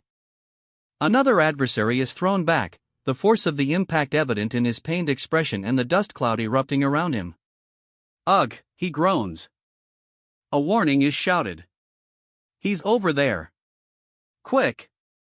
The surviving thugs are rallied, their leader issuing a chilling ultimatum: from now on, you will be facing. The scene cuts to a close-up of a severely injured man, his face a mask of pain. A figure apologizes for the delay, the metallic scrape of a blade against a boot echoing in the otherwise silent scene. A man's face, contorted in furious anger, is shown. His sweat betrays his effort to control his rage. He spits out a cruel assessment, calling his opponent a mere child playing at death's doorstep. A brutal clash erupts, blades meet in a flurry of motion as the fight begins. The man with the scar watches calmly as his men surround the injured opponent. A cruel smirk plays on his lips as he takes a drag from his cigarette. Despite his wounds, the opponent stands defiant, his expression hardened. Blood streaks his face, but his eyes burn with fury. A roar erupts from the scarred man as he lunges forward, his subordinates moving to support the attack. The fight intensifies, a whirlwind of motion and steel as the wounded man fights back with surprising strength and ferocity, defying his injuries. With a powerful sweep, he sends several men sprawling, using his limited energy efficiently to deal critical blows. The final panel shows a desperate struggle, a brutal melee where the outnumbered opponent is relentlessly attacked by the remaining thugs. The fight rages on. Kong Chan, outnumbered but undeterred, continues his relentless assault, his blade a blur against the onslaught. A close-up shows Kong Chan's face, grim determination etched upon it amidst the carnage. Blood streaks his cheek, a testament to the brutal exchange. One of the thugs falls, a pained arg, escaping his lips as he collapses. Another thug lies defeated, his legs sprawled out, lifeless. Blood pools around him. Kong Chan, his face bloodied, assesses the situation. Around 40 enemies remain. The weight of the task settles upon him, he must kill them all. A voice calls out, urging Kong Chan to calm down. The voice continues, reframing the situation. Rescuing the hostages takes precedence over eliminating all enemies. Kong Chan, though still fierce, shifts his focus. Freeing the bodyguards becomes his immediate priority. A chaotic scene unfolds. Kong Chan's bodyguards are bound to a tree, surrounded by a throng of attackers wielding swords and clubs. Kong Chan, a whirlwind of motion, cuts through the enemy ranks, his every strike precise and deadly. He deflects a blow with a brutal counterattack, sending his opponent sprawling. The fight is relentless and violent. A flash of motion, more enemies fall before his onslaught. His focus remains unwavering. He pauses, momentarily breathless, his vision fixed on the hostages. His resolve hardens. Kong Chan charges again, a blur of motion, clearing a path with devastating efficiency. He expertly disarms an attacker and uses the weapon to cut through the ropes binding the bodyguards. With a final, swift strike, Kong Chan frees the last bodyguard, securing their release. Kong Chan moves with lethal efficiency, a blur of motion as he disarms his attackers, their weapons now tools in his hands. He swiftly cuts through the ropes binding the bodyguards. One bodyguard remains bound, fear etched on his face. With a final, precise movement, Kong Chan frees the last bodyguard. Scowling, Kong Chan confronts the remaining attackers, his voice laced with contempt. Seriously? Are you wimps afraid of a single kid? Another attacker charges, sword raised, but Kong Chan is ready. With a swift, brutal motion, Kong Chan disarms his attacker, the glint of the knife reflecting the ferocity in his eyes. Blood splatters as the blade finds its mark. The fight continues, a blur of motion and steel. Kang Chan, despite his injuries, moves with lethal precision, each strike aimed to disable. He sends another attacker sprawling with a swift kick, the force of the blow echoing in the sudden silence that follows. Blood stains his jacket. His expression is grim. One of the remaining attackers, finally freed from his bonds, lets out a cry of triumph as he retrieves his weapon, a flicker of desperation in his eyes. Kang Chan's allies, finally seeing an opportunity, rush to his aid, leaving the others behind and ready to counterattack. Despite the overwhelming odds, a desperate plea rings out from a wounded ally: don't fight them. Get Suk Kangho down and run away. That familiar voice cuts through the night, a chilling recognition for Kang Chan's allies. One of Kang Chan's allies is brutally attacked, the violence is swift and decisive. Despite his own injuries, one bodyguard reflects on his boiling rage, unable to remain idle. His concern for Kang Chan, however, is clear.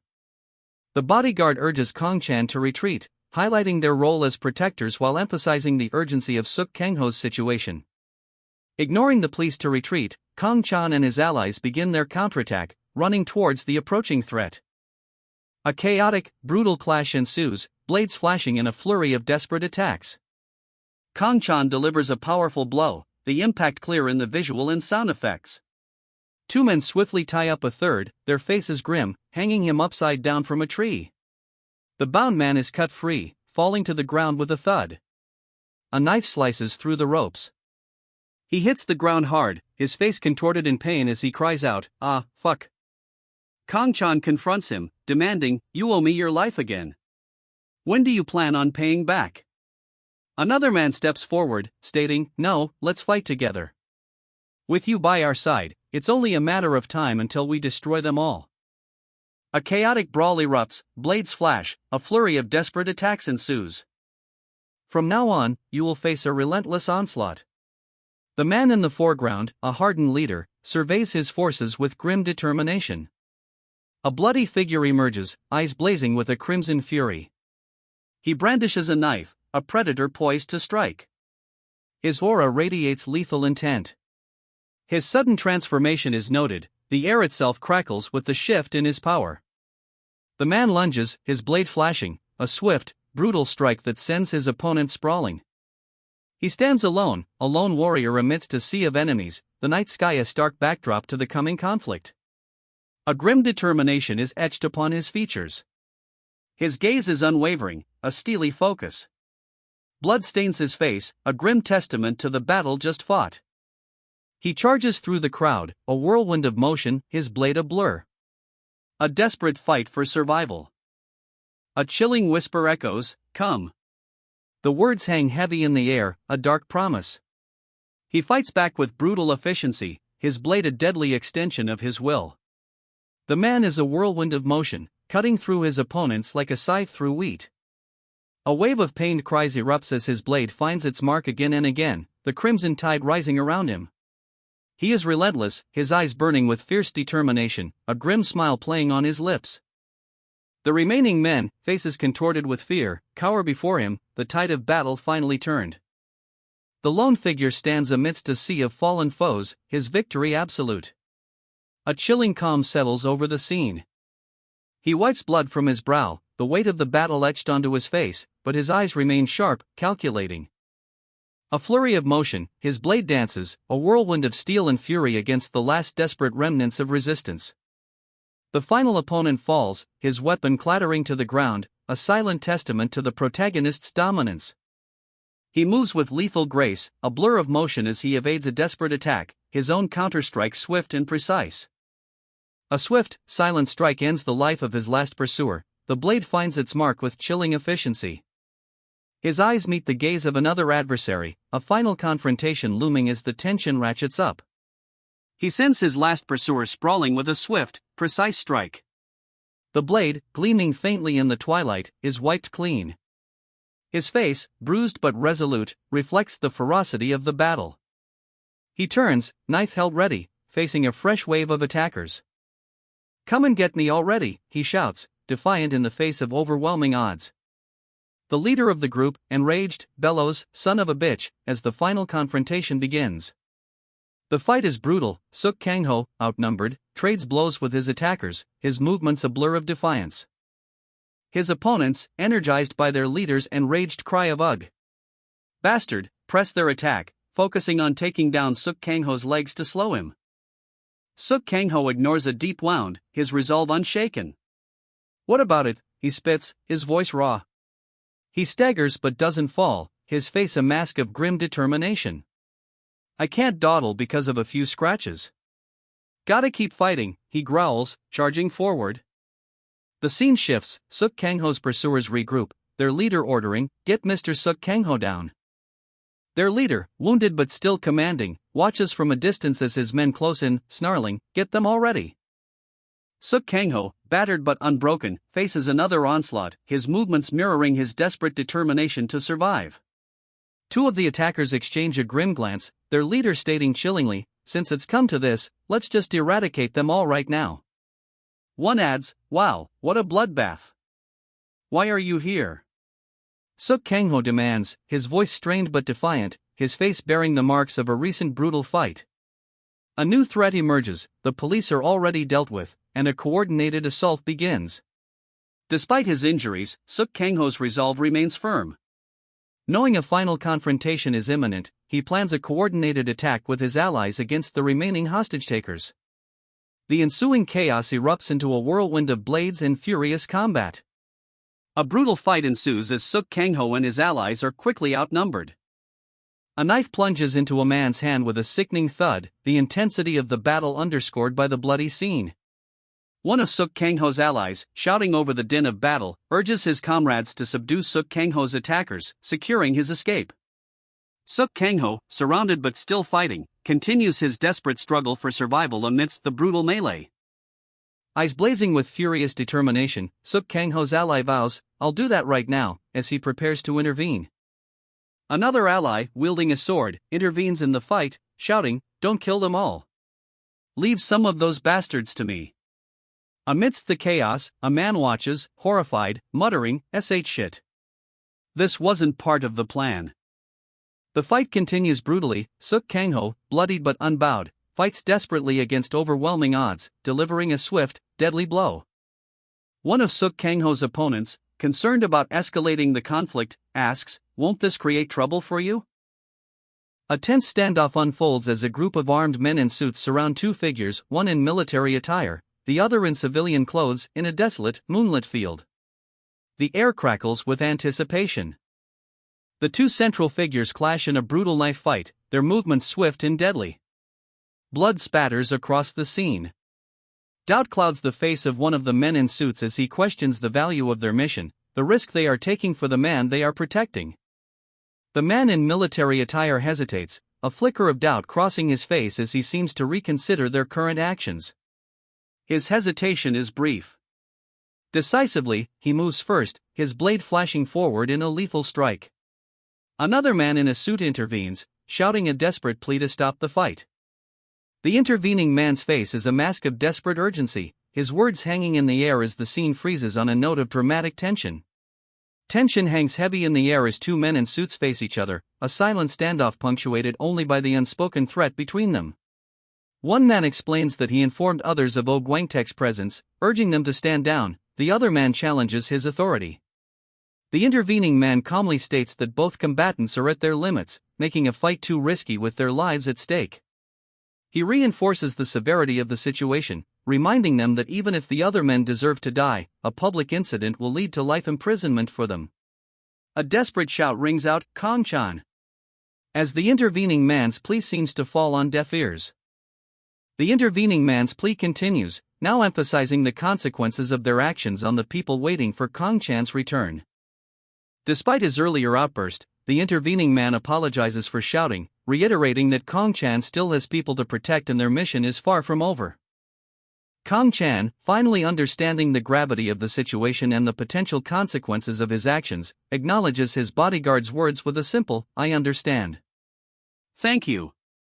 A grim scene unfolds, the leader surveys his fallen men, a cigarette dangling from his lips as he grimly reflects, I never thought I'd be gathering the corpses of my own boys here." Addressing Kong-chan's bodyguard, he warns, "In any case, you won't see us again next time. You'll be facing those Hanjuk suckers. Make sure to win against them. 'Cause if you lose, our reputation will fall. Kong Chan's bodyguard, leaving, simply says, "See ya." A wounded Kong Chan groans in pain. The bodyguard rushes to aid Kong Chan, whose fall is dramatically depicted. His body hits the ground with a thud, blood spurting from a wound. As they carry Kong Chan away, his bodyguard urgently assures him, "There's an ambulance waiting for us, so stay awake until we reach it."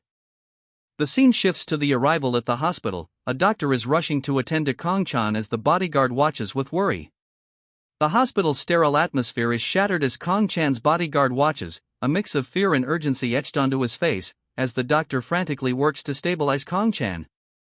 A fragmented memory flashes before Kong Chan's eyes, a vision of Africa, then a desperate cry piercing the darkness, "Chan!" The cry intensifies, morphing into a familiar voice. His mother? Bound and helpless. The realization hits him with brutal force. A searing pain rips through him, a guttural cry escaping his lips as the image of his mother's plight is almost too much to bear. He struggles against an unseen force, his body racked with agony, desperate pleas for help erupting from his lips. "No! Stop it!" The desperate struggle intensifies. With a final, desperate surge of energy, Kong Chan pushes himself towards something, a silent promise echoing in his mind, "Wait for me." Kong Chan, muscles straining, fights against an unseen force, his face contorted in agony. A guttural cry escapes his lips as he struggles with a desperate, final effort. In a hospital room, Kong Chan lies weak. A doctor observes him. The doctor's callous words reveal a sinister motive. "So you don't mind getting stabbed by outlaws a few times, but you're against getting a shot in the hospital?" The doctor, a chilling smile playing on his lips, reveals his true intentions. "What a shame. I was so close to being able to collect your organs." A man in a suit, seemingly Kong Chan's contact, stands beside his bed, his face grim. He states simply, "He isn't with us." Kong Chan, hearing this, is visibly stunned, questioning him, What do you shit?" "This wasn't part of the plan," one of Kong Chan's bodyguards mutters, his face a mask of grim determination as he surveys the chaotic scene. The unexpected turn of events has left them reeling. The bodyguard's assessment is stark. Kong Chan, Suk Kangho, and several of their men are injured. While they've suffered no fatalities, the situation is precarious. Victory is possible, but the cost might be too high. Another bodyguard approaches the leader, a terse question hanging in the air, "Are you the one in charge?" The tension is palpable, command and control are critical in this desperate moment. The leader observes the scene, his expression unreadable, as his men are pointed out in a silent accusation. The weight of their predicament is evident. The injured bodyguard, despite his wounds, is resolute. "We have to use this opportunity to end this conflict," he declares, his eyes burning with a fierce determination to settle the matter decisively. The injured bodyguard, clutching his bloodied knife, dismisses concerns. "It doesn't matter," he declares, his resolve unwavering despite his wounds. The leader remains silent, his gaze fixed on something unseen, a subtle shift in his demeanor hinting at a hidden worry. Despite the bodyguard's confidence, his teacher's condition worsens, he is on the verge of collapse. The injured bodyguard notices a change in his surroundings, his expression turning questioning as he asks what? Their leader, seemingly unfazed, issues a chilling warning about Yenbian in Harbin, receiving a defiant "fuck you" in response. The leader barks orders to his men, urging them to move swiftly, as if time is running out. The men's anxieties are heightened as they question the absence of reinforcements, but their leader reveals the reinforcements are already strategically positioned. The men, battered and bruised, show their fear and desperation as they realize the reinforcements haven't arrived. One man's tears reflect their growing despair. A leader's worried face fills the panel, a stark contrast to the previous scene. His eyes reveal a mix of apprehension and determination. The word Chan suggests a dire situation. The scene shifts, revealing Chan bound and helpless. His capture is both shocking and deeply disturbing. Suddenly, a powerful force intervenes. A figure bursts forth, shattering Chan's bonds with energy, leaving the audience with questions and a sense of escalating tension. A colossal, demonic figure looms over Chan, its massive form and imposing sword instilling absolute dread and signaling a major escalation in the conflict. Chan's mother tearfully begs him to leave, her pleas echoing the escalating danger. "My son, just go," she cries, her despair palpable. A wave of power washes over Chan, a searing pain forcing a guttural cry from him as he's violently propelled away. Disoriented, Chan awakens in a sterile hospital room. "Where is this?" he asks, his confusion evident. A doctor, seemingly unfazed by Chan's bewildered question, responds flatly, "It's not your first time here." His casual tone belies the gravity of the situation. Chan, with a wry smile, reveals his recent ordeal. "Well, unfortunately, I've just returned from hell." The doctor assures him, yes, he's fine. And if my prediction is correct, he'll be asking to get discharged tomorrow morning. A sense of relieved anticipation settles in. Elsewhere, a group of armed men watch, tense and wary. "They're not backing down yet, but they aren't recklessly attacking us either. They're also nervous," a man observes. "They haven't the time to deal with the bodies, the immediate threat takes priority." A man, knife in hand, surveys the gruesome scene. As long as he can exterminate those pests, the other matters can wait. A figure emerges, his face partially obscured by shadow, revealing a menacing glint in his eyes. A group of men, their backs turned, trek through the forest, unaware of the danger that lurks. Someone urgently tries to rouse Kong Chan from his slumber. The urgency suggests a serious situation. Chan is still recovering in a hospital bed, his state raising concerns about Suk Kangho's whereabouts. A frantic question hangs in the air: where is Mr. Suk Kangho? A concerned man, Mr. Kong Chan, is urged to contact Mr. Suk Kangho upon waking. The man on the bed reflects on their shared near-death experiences, twice now, leading him to question the strength of their bond. Mr. Kong Chan is at the bedside of the recovering man, gently urging him to stay still. The man asks for water, his voice weak but insistent. A small cup of water is offered, a simple act of care in a tense situation. A man, unconvinced, sips water as he contemplates his next move. "I'm not so sure about that," he muses. A phone is exchanged between two individuals, a silent transaction fraught with unspoken tension. The man dials a number, his voice sharp and efficient as he makes a call. "Allo? Shani. Are you still at Namsan Hotel?" he demands. He intends to deal with a moron first. A scene shifts to a man, Captain, seemingly recovering in bed with a woman. His lover asks, "Why did you hope I had died?" implying a recent dangerous situation. He responds, "I didn't."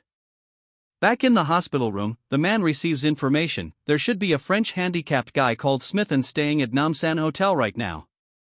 He recognizes the individual as the branch manager of Gaunt. The man delivers a chilling promise: "And we'll do the same for Mr. Suk Kangho and his family, and your friends as well. But no need for money. We'll even pay you back double the contract fee." He ends the call, noting, "He's just as stubborn as he looks." The scene concludes with a decision: "All right then. Let's talk more about it later." A text message is sent: "Call me as soon as you wake up."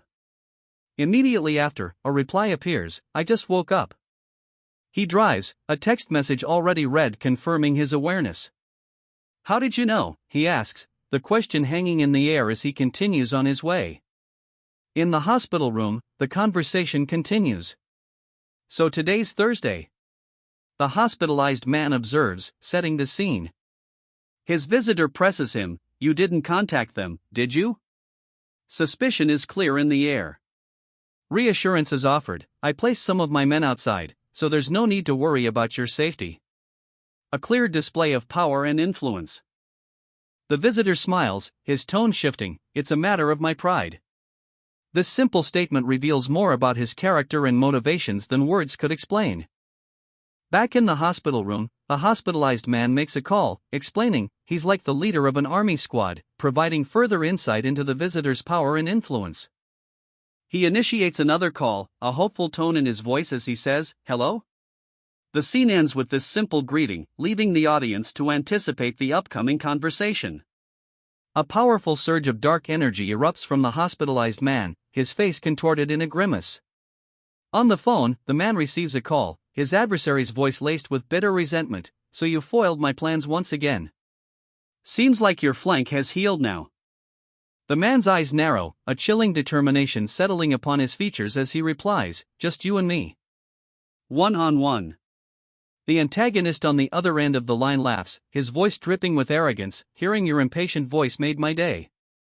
Sorry to break this to you, but I don't plan on meeting you right now." He hangs up, a cold resolve hardening his expression. "I'll call you again in 3 days," he mutters.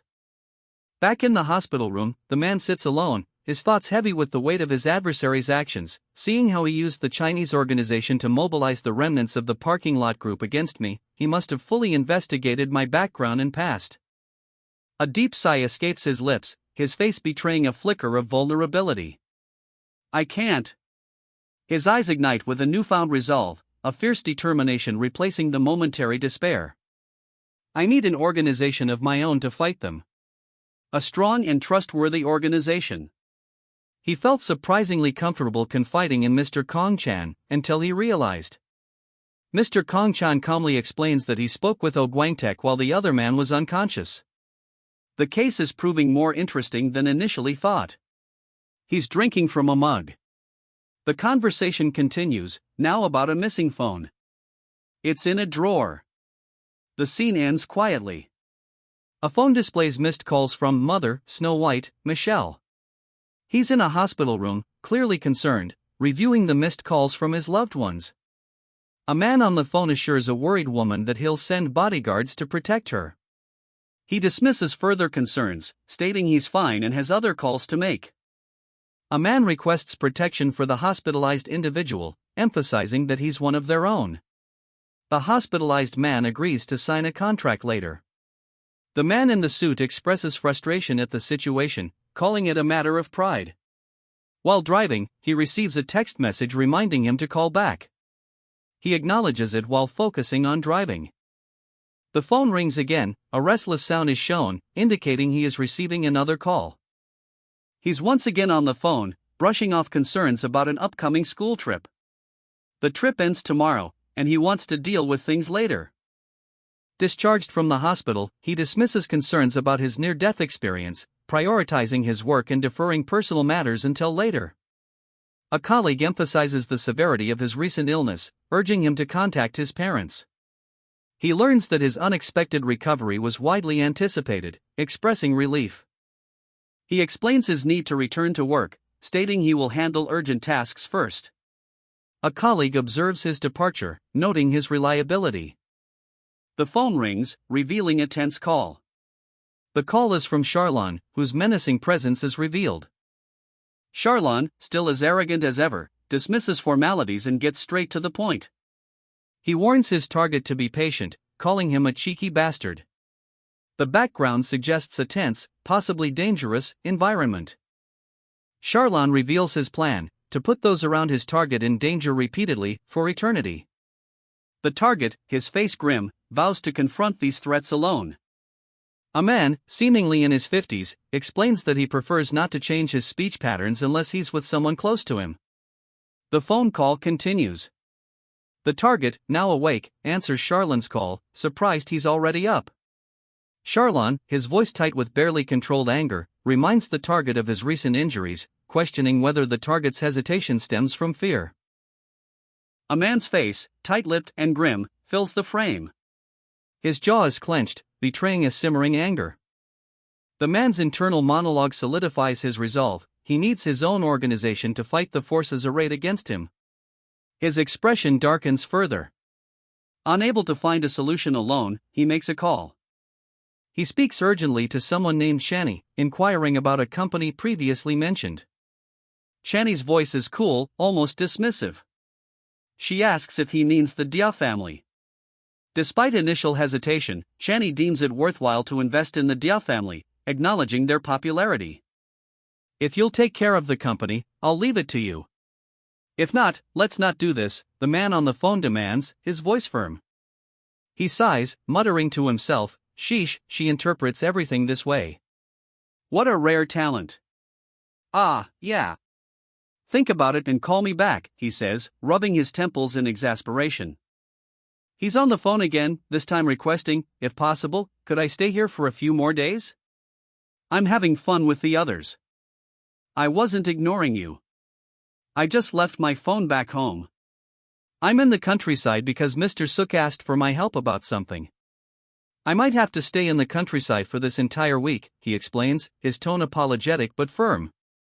Back at his home, exhausted, he collapses onto his bed, sighing, "Phew, I'm dead." Mr. Suk, looking stern, inquires if the work is complete, his gaze intense. The man, having just finished the urgent task, is confronted by Mr. Suk in a hospital room. Suk's question hangs heavy in the air. Mr. Suk explains he has extensive resources, emphasizing his ability to discover information even without consent. The man, understanding Suk's implied threat, calmly accepts the risk, ready to proceed.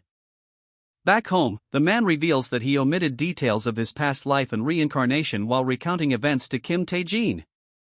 Mr. Suk, intrigued, expresses his desire to hear the omitted details, setting the stage for further revelations. Is this better for both of us? The man asks, his eyes filled with a weary resignation. He accepts the offered deal. His gaze shifts, a flicker of determination hardening his features. He needs help catching Charlon. The man explains Charlon's military background and the potential danger he poses, emphasizing the need for a swift and effective apprehension.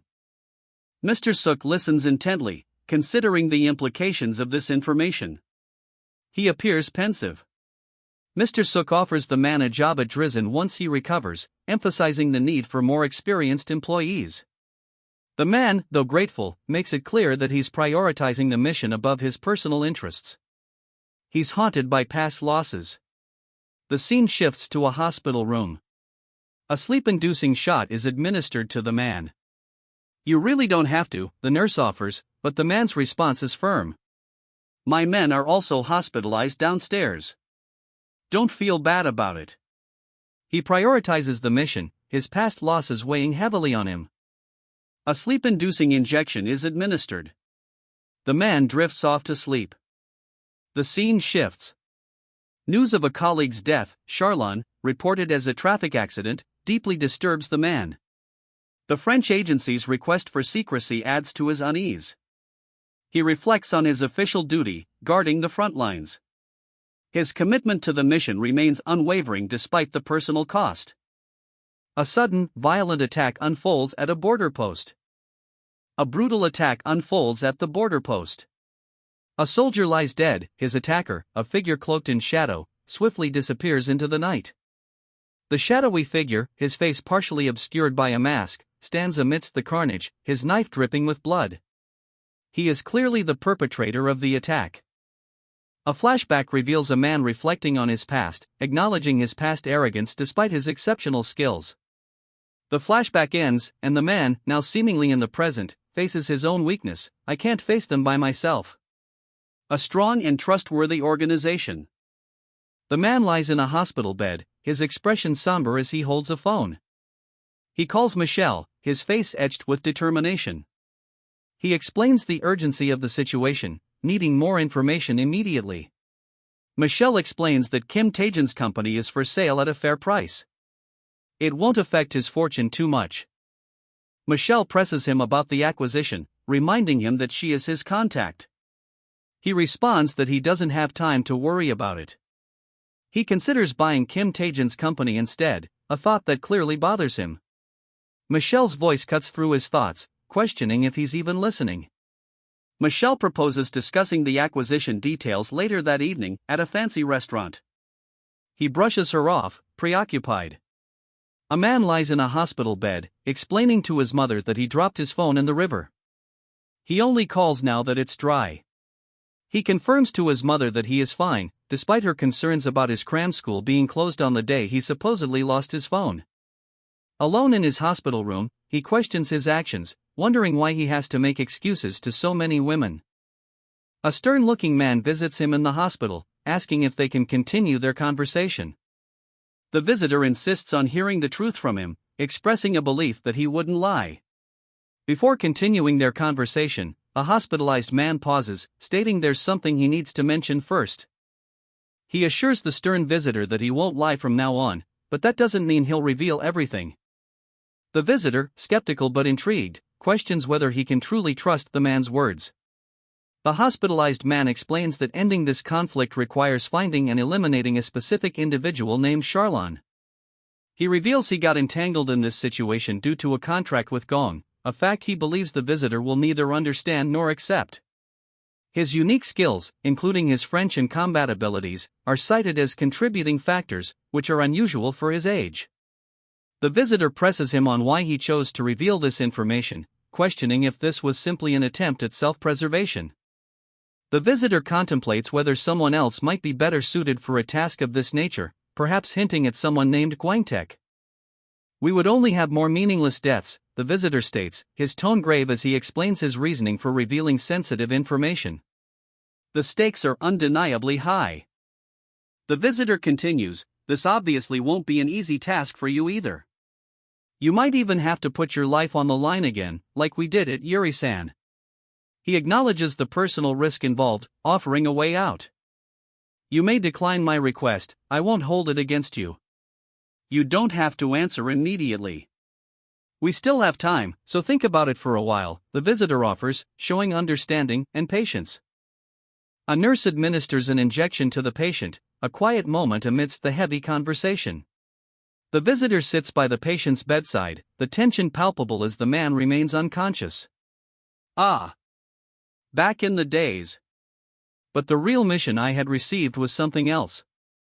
A chaotic scene unfolds, cries of "Wah dash" and "fire" erupt as bullets fly. Protecting my allies and bringing retribution at the DMZ. That was my true mission. A pensive man in a hospital gown recalls a pivotal encounter, but then I met him. The weight of this meeting is palpable. The scene shifts to a hospital room, where the man engages in a tense conversation with another, his expression agitated. This second man seems stern, serious. A woman, carrying a tray, interrupts their conversation. It's time for your shot, she says, her tone suggesting an urgency that belies a deeper meaning. The man in the hospital bed, clearly uneasy, exchanges a few words with the woman. How long have you been sitting there, he asks. Not long, I just arrived, comes the reply. The brief exchange hints at a clandestine operation. A woman recounts a pivotal moment, but then I met him. The implication hangs heavy in the air, a fateful encounter altered her course. The figure of a man, back to us, stands silhouetted against a bright light. Blood stains his uniform, hinting at violence and a chilling efficiency. A superior officer explains, without leaving any traces behind. Hence that name, revealing the cold ruthlessness of the man they hunt. A special order has been issued to stop him. A soldier's assessment, we weren't informed of a defector, so the possibility of him being one is low. The doubt, however, subtly undercuts his confidence. Another soldier, kneeling in the dark, gives a thumbs up. His words, this is the perfect opportunity. The stage is set for an ambush. Finding a professional in such a vast forest seems impossible. But the odds are 50-50. Where should they set the ambush? The squad will split into 2 groups of 4, 3 soldiers head to point A, while the other 5 secure point B. One soldier, however, boasts his worth is equivalent to 3 men.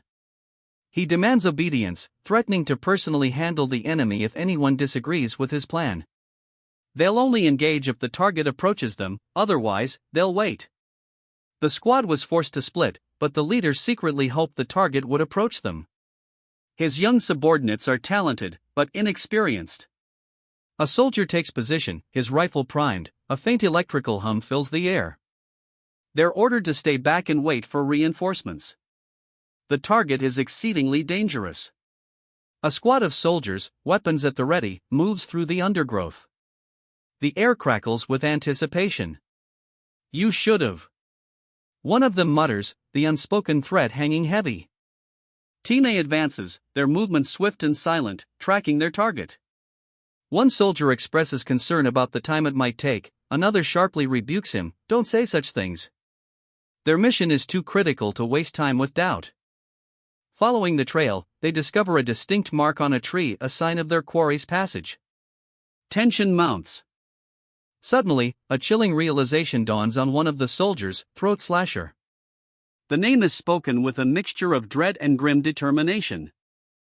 Rage contorts his face as he snarls, "You son of a bitch." The raw fury is palpable. Following a trail of blood, the soldiers realize their quarry is heading north. A soldier whistles, signaling his squad to advance. The hunt intensifies. The soldiers are warned that the northern territory is dangerous, they may encounter an ambush. One soldier declares they'll kill anyone who attacks. Suddenly, one spots Throat Slasher. The hunt is about to begin. "Get a grip, Kim Tae-jin." A comrade urges him, highlighting Tae-jin's current emotional turmoil and vulnerability. The soldier, wounded and enraged, vows revenge, "I'll definitely kill you with my own hands." His fierce determination underlines the escalating stakes. Chaos erupts as the soldiers grapple with each other, their desperate struggle for control emphasizing the breakdown of order. "Let go. Let me go. I'll kill him. I'll butcher him," screams from various soldiers. A conversation reveals concern. One soldier states that if it weren't for others' efforts, he would have run all the way to Pyongyang himself. Another man understands this feeling. A sense of shared desperation permeates the scene. But a new unsettling element arises. They say Throat Slasher is part of the Chinese intelligence department now. This news heightens the tension and adds a layer of complexity to the conflict. A hardened soldier confronts another, his face etched with grief and fury. "That same bastard who disappeared after killing 5 of my men," he spits, the accusation hanging heavy in the air. He's demanding answers, fueled by vengeance. The questioning continues, the tension ratcheting up. "So will you head to China now?" the first soldier asks, his tone sharp with urgency. The second soldier corrects him. "No, he's in Korea right now," he states, providing a critical update to the situation. The focus shifts to the immediate threat. More details surface, painting a clearer picture of the enemy's movements and intentions. "He entered the country as a representative of a company called Gwangmyeon Limited," the second soldier explains, adding another layer to the mystery. The description of Gwangmyeon Limited as a circuit board company is revealed, followed by the startling observation that the target is staying in a Seoul hotel, making him all the more dangerous. The second soldier continues his intel briefing, revealing the imminent departure of the target and the concerning detail about his cargo. "He will leave with some cargo in a fortnight," he states ominously. His cargo is far from innocuous. Suspicion grows. A fully booked cargo ship, even with the stated cargo being circuit boards, points towards something much bigger, something clandestine. This is clearly no ordinary shipment. The pieces come together. The men realize Throat Slasher's connection to a planned smuggling operation, raising the stakes significantly. The situation is far more complex than they initially thought. Understanding dawns. "I see where you're getting at," one of the men acknowledges, the implications heavy in the air. A chilling directive follows: kill Charlon. The stakes are raised, the mission shifting from investigation to deadly action. A man's face, contorted in rage, his eyes burning with fury. The intensity of his emotion is palpable. The revelation hits hard, the Throat Slasher. The connection is made, a key piece falling into place in the unfolding conspiracy. A man's face, a mixture of shock and disbelief. The unexpected revelation of Throat Slasher's involvement has stunned him. A stark contrast, but the uncertainty, the weight of the new information, hangs heavy in the air, signifying a shift in the narrative. Intelligence reports a lone, unidentified man crossed into their territory 7 hours prior. The team speculates that he's either there for reconnaissance or to attack them. His boldness, however, points to a more specific threat. They confirm their suspicions, it's the Throat Slasher, and they intend to stop his killing spree. One team member asks if a plan is in place. A strategist explains that when the Throat Slasher attempts to return to his post, he'll only be able to use 2 routes, a hill or a river. The strategist reveals their plan: they will be waiting at both locations. Another team member expresses concern that their plan might be overly confident. The team springs into action, initiating the pursuit of the Throat Slasher. Roger curses the throat slasher, his frustration palpable. He desperately calls out to Team A, but receives no response, fueling his growing anxiety. A team leader contemplates the grim possibility that Team A has been ambushed.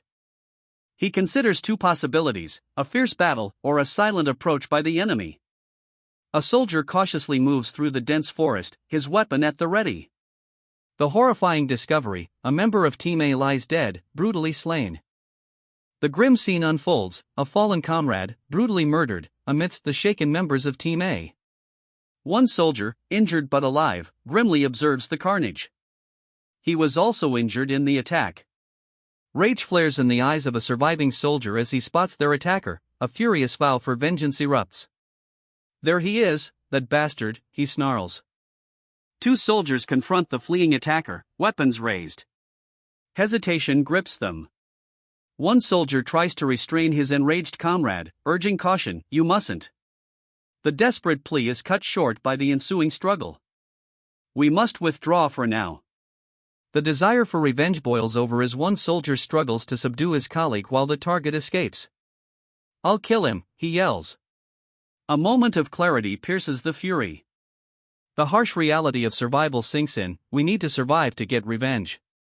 A soldier, his face grim, stands amidst a blurry, violent aftermath. Blood stains his hand as he clenches it, a chilling smile playing on his lips. His eyes burn with vengeful fury as he vows, "I'll remember your face, throat slasher." The raw intensity of his hatred is palpable. One survivor from the squad now works in intelligence, the other became the squad leader. However, the intelligence department is strangely silent about a crucial case involving Charlon. Charlon is under heavy protection from Chinese agents and is also being monitored by the Koreans, making direct contact impossible. Given Charlon's injuries, the possibility of outside interference is considered highly likely. Though they lack Charlon's name or age, the soldier's memory of his face remains vivid and precise.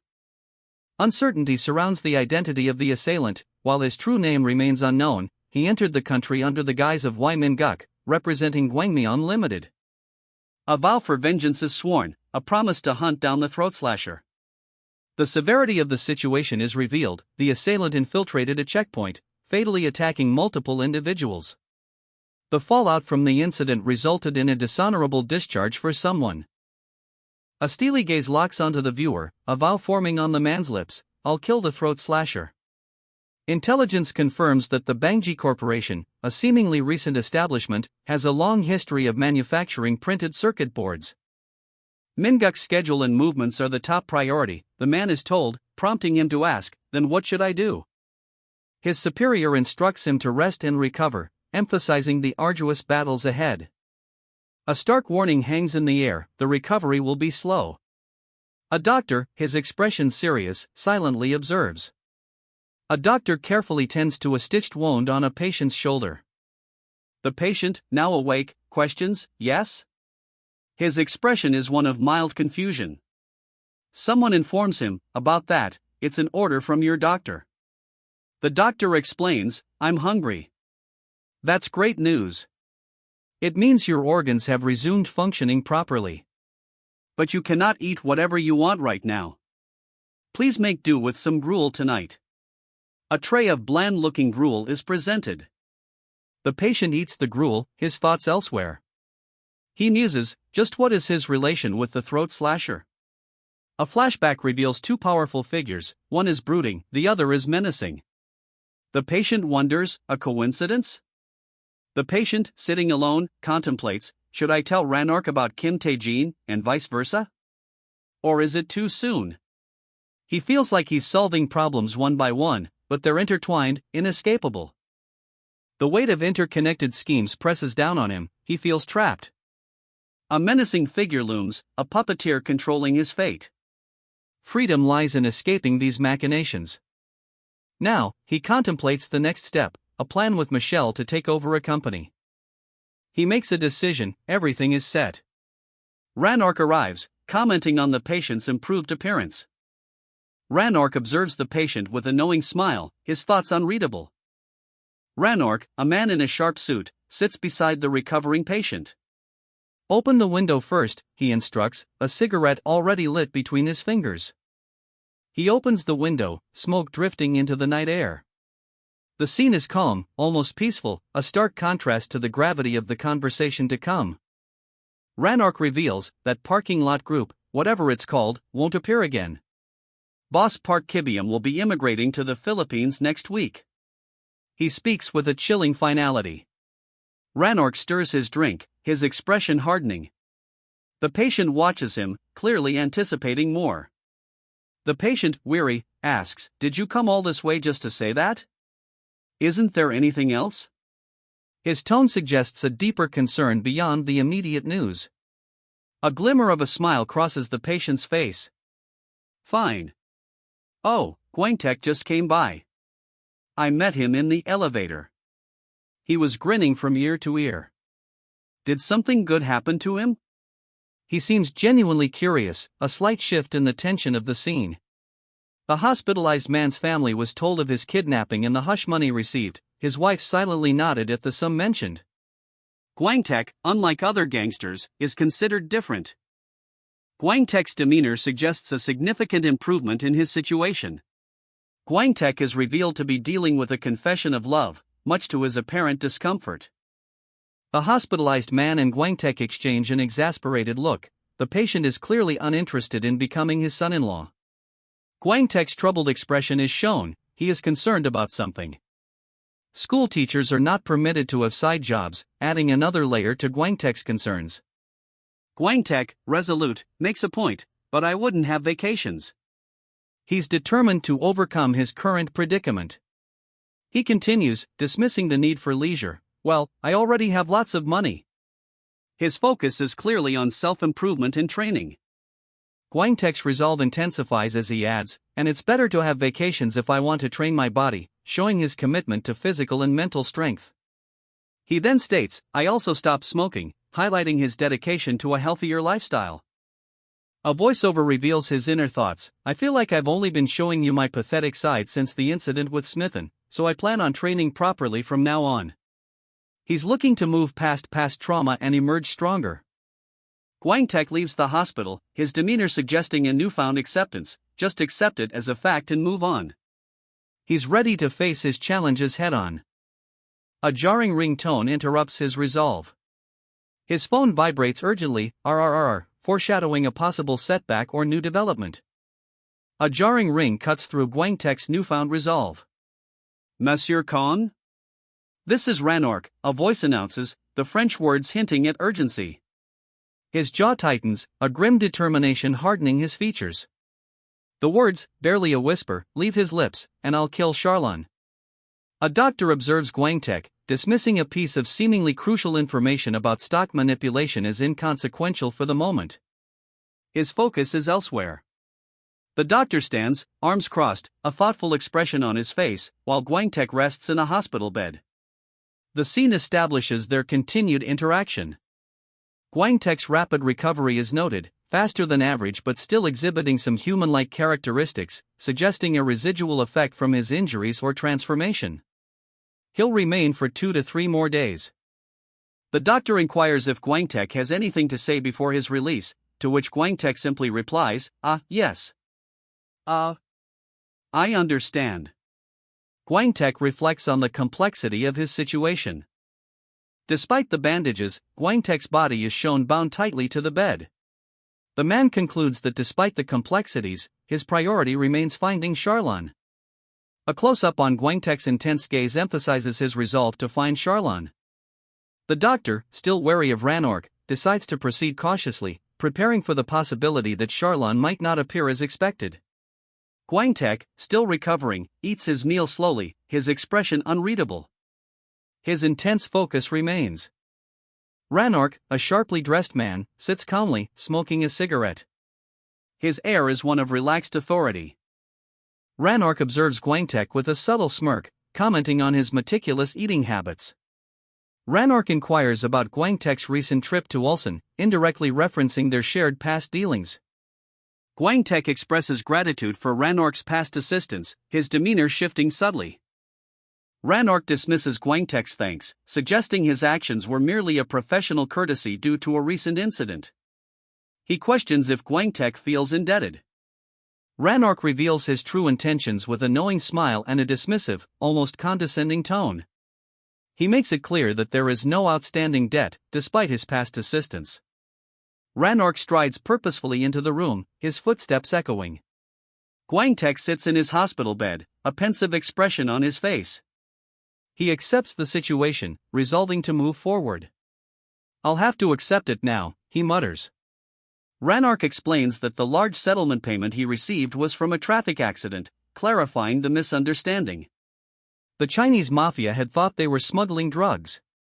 Ranark justifies his actions by noting the significant sum, around $458,913. He comments that a schoolteacher couldn't normally receive that amount, and Gwangtek, facing such a sum, had no option but to believe his story. Ranark shifts the conversation, asking if Gwangtek said anything to his daughter. His tone turns sharp. Ranark's anger flares, revealing a protective, almost ferocious intensity. "My daughter, she's still in middle school," he growls. Ranark's anger subsides, revealing a calculated calmness. He states that he has invited Gwangtek to dinner. The two men sit in silence, the tension palpable. Ranark's invitation hangs in the air, a subtle threat, or a gesture of unexpected goodwill? Ranark suggests Gwangtek, still recovering from injuries, consider a position as an instructor for Kim Taejin's company during his vacation, a proposition that hints at something more strategic than simple employment. The conversation shifts. Ranark questions Gwangtek's continued commitment to teaching, suggesting the lucrative and prestigious position of an executive at Gaunt Korea or a private protection company would be a more fitting alternative. Ranark's frustration boils over as he vehemently criticizes Gwangtek's refusal of such a significant opportunity, highlighting the absurdity of foregoing career advancement for the sake of holidays. Gwangtek explains his recent hospitalization, spending the entire weekend in the hospital and being discharged only on Tuesday. The scene changes to a conversation between two men, one of whom is visibly concerned about Gwangtek's rapid recovery from severe injuries, remarking on his superhuman resilience. Later, Gwangtek sits in his car, examining a significant deposit from Philip Jong on his phone, his expression a mixture of surprise and curiosity about the unexpected financial transaction. A close-up reveals Gwangtek's focused gaze, his thoughts turning to the present day as he contemplates the implications of the large sum. Gwangtek, still in his car, questions his contact on the phone, Ranark? "It's not Charlon?" A note of suspicion creeps into his voice. A man in a lab coat, Philip Jong, stands in a hallway, his expression unreadable. Gwangtek's skepticism grows as he mutters, "Seriously?" His face is a mask of disbelief and growing unease. Gwangtek enters a building, his shoulders slumped, approaching two men, one in a suit, the other in a lab coat, who await him. Monsieur Kong receives a call from Ranark. Ranark apologizes for the interruption, explaining that his call is perfectly timed. He was about to contact Kong.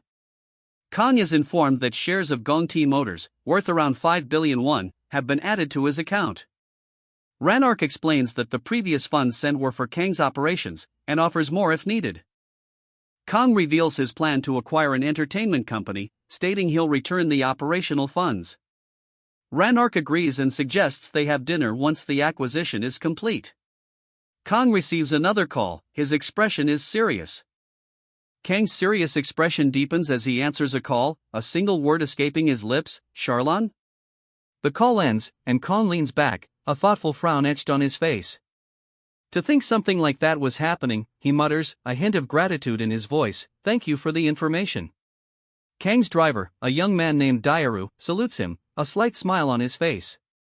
Dairu hesitates, voicing his concerns. "People will look at us weirdly if I drive a fancy car at my age."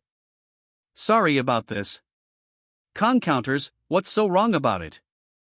It's your car, and you even have a license." Dairu concedes, acknowledging that a high schooler driving a high-class foreign car would indeed stand out. Kong drives, a thoughtful look on his face. He adds dryly, "Of course, you'd stand out more than fighting against Korean gangsters, Chinese gangsters, and, French gangsters. What's wrong with it? You're a student, and I'm your teacher." Kang, the driver, chides his passenger with a smirk, highlighting their teacher-student dynamic despite the unusual circumstances of their situation. Kang receives a call, the mention of Michelle on Thursday suggesting a pre-arranged meeting. A slight tension enters the scene as the conversation remains mostly unheard.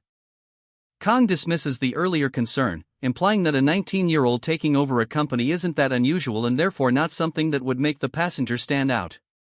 He subtly shifts the conversation away from the passenger's potentially alarming actions. The conversation turns pointedly towards a recent fight. Kang's nonchalant inquiry, which hints at a history of violence. A flashback reveals the violent encounter, instantly clarifying the previous conversation. The passenger's memory confirms the intensity of this past confrontation. Kang recounts the recent fight, assuring his passenger he didn't kill anyone, despite the intensity of the conflict. He emphasizes his involvement in protecting Lee Hojin and Hyo Yunsul. The passenger reveals that one of the fighters' fathers, connected to a notorious gang, is suing Kang. Kang dismisses the gang's threat, considering this incident relatively minor compared to other recent events. He intends to handle the situation directly. Kang strategizes, suggesting they claim self-defense to protect Lee Hojin and Hyo Yunsul, thereby avoiding further conflict.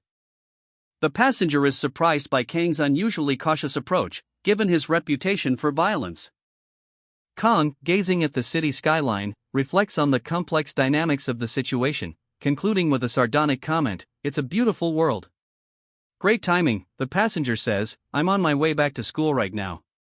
He's clearly relieved to be leaving this tense situation. "Really? Then I'll wait for you at school," Kang replies, his gaze fixed on the road. Despite his earlier violence, he is showing a level of unexpected restraint. Kang's expression hardens. The passenger's casual remark clearly irks him. He explains, "I was only talking about work with Michelle, and with Kim Myung." His explanation reveals a professional context to his recent actions. Kang's simmering anger is palpable. The passenger's nonchalant attitude is pushing his patience to its limit. "Wanna fight, asshole?" Kang snaps, his voice laced with barely contained rage. His calm facade has shattered. Kim Myung, the woman mentioned earlier, walks briskly towards a bus stop, unaware of the simmering tension just moments away.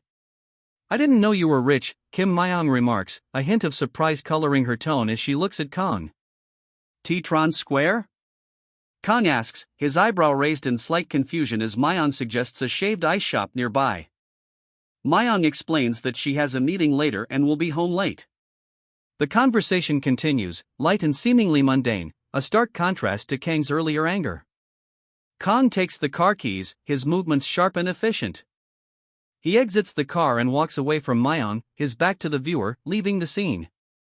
Kang's face is partially obscured, eyes closed, but a palpable sense of internal turmoil is evident. His earlier rage seems to have subsided into a heavy, brooding silence. "What are you doing?" Myung asks, concern etched on her face as Kang, seemingly agitated, fastens his seatbelt. He calmly replies, "I have a license." "It's fine." "Is your belt on?" attempting to diffuse the tension and reassure her. Myung, seemingly calmed by his words, gazes out the window, a slight blush on her cheeks as the car speeds away. Kang's expression shifts as he takes a phone call, questioning, "Ranok? It's not Charlon?" A hint of surprise and perhaps suspicion in his voice. He continues the call, his tone shifting to one of polite formality. "Please accept this gift as a form of gratitude for protecting Gong's honor." Kang, surprised by the call from Ranok instead of Charlon, is driving and speaking on the phone. His initial suspicion gives way to polite formality as he expresses gratitude for the protection of Gong's honor. Kang hangs up, a pensive expression settling on his face as he mutters, "Are you seriously?" His internal conflict is evident. The tension heightens as Kang explains his reluctance to drive until he's of age, preferring to remain unnoticed. He values discretion. A passenger's voice cuts through Kang's quiet contemplation, laced with sarcasm. "What's with all that sarcasm?" The exchange hints at a complex relationship. A subtle smile plays on Kang's lips as he looks away. His response is implied, creating intrigue. Kang's phone vibrates, a message from Michelle. she needs him at a meeting regarding the entertainment agency takeover. He reluctantly agrees to attend the meeting. Michelle's message continues, the meeting is on Thursday. Kang finds this inconvenient. His passenger interrupts, reminding him of his earlier, implied comment. The conversation shifts to Kang's recent actions around Tron Square. His passenger is concerned about the potential legal ramifications of his less than subtle methods. His passenger explains that their most significant challenges come from legally minded opponents, not from those Kang usually deals with. Kang contemplates this, his expression serious. Kang's passenger suggests they live peacefully, unless the situation involves Charlon. The implication is that Charlon presents a significant, unavoidable threat. A phone rings, interrupting the tense calm. Kang answers, his expression hardening slightly. Kang is asked when he will return and provides location details for a pickup. The narrative shifts towards the mundane, underlining the contrast with his previously serious demeanor. The passenger playfully calls Kang a playboy, commenting on his shifting romantic interests. This reveals a lighter, more personal side to Kang's character. The passenger criticizes Kang's indecisiveness in relationships and rejects his advances, highlighting the serious consequences of his actions. The implications are that his actions have wider personal and familial repercussions. Kang's eyes are closed, sweat beading on his forehead. The visual suggests internal conflict and stress, hinting at the weight of his responsibilities and decisions. Get on, the driver urges Kang, his voice tight with barely concealed impatience. Kang's date compliments his car, eliciting a nervous, self-deprecating chuckle as he admits it's on an installment plan. She suggests they go to Tron Square, her suggestion a subtle attempt to steer the date towards something she deems preferable and more romantic, ignoring his mounting discomfort. The driver's sudden concern for Kang's parents and their worry about his lateness serves as a thinly veiled reminder of his responsibilities and priorities. Kang's internal turmoil is palpable, his strained expression revealing the weight of his conflicted emotions. His date points out that Tron Square is on the opposite side, highlighting the driver's seemingly arbitrary route and the underlying tension. The driver abruptly changes course, revealing a fabricated urgency to deliver an important document, effectively ending the date and leaving Kang and his date stranded. Kang's date calls him out for his erratic driving, accusing him of dishonesty and unfairness. His frustration is palpable. Kang's date expresses confusion and concern, questioning his route. He counters that they should go somewhere better than Tron Square, deflecting her concerns. He dismisses her concerns with a condescending remark, highlighting a growing tension between them. Kang abruptly turns the wheel, his actions betraying his earlier fabricated excuses. The car veers sharply, leaving the date abruptly and unexpectedly concluded. Since it's come to this, let's just go somewhere better than Tron Square, he stated, his gaze fixed on the road ahead. He then asks, is your belt on? A nervous escapes her lips as she glances at him, prompting his questioning what? Do you really have a license? I didn't know people our age could get one, she asks, her eyebrows slightly raised in disbelief. A soft smile spreads across her face as she nervously fidgets with her hands. Their car speeds through city traffic. A serene smile graces her face as the car speeds along. The man driving, seemingly conflicted, reflects on his detour. We could have gone to Tron Square, which was a lot closer than here. Or, I could have driven her home right away, without stopping anywhere. He justifies his actions, stating, well, I'm technically also a high schooler right now. The woman beside him remains blissfully unaware. A sudden shift in perspective reveals a shadowy figure in a school uniform, stating, all I'm doing is surviving by taking over someone else's body. The driver, now alone in his thoughts, contemplates, I'm acting like an idiot, aren't I?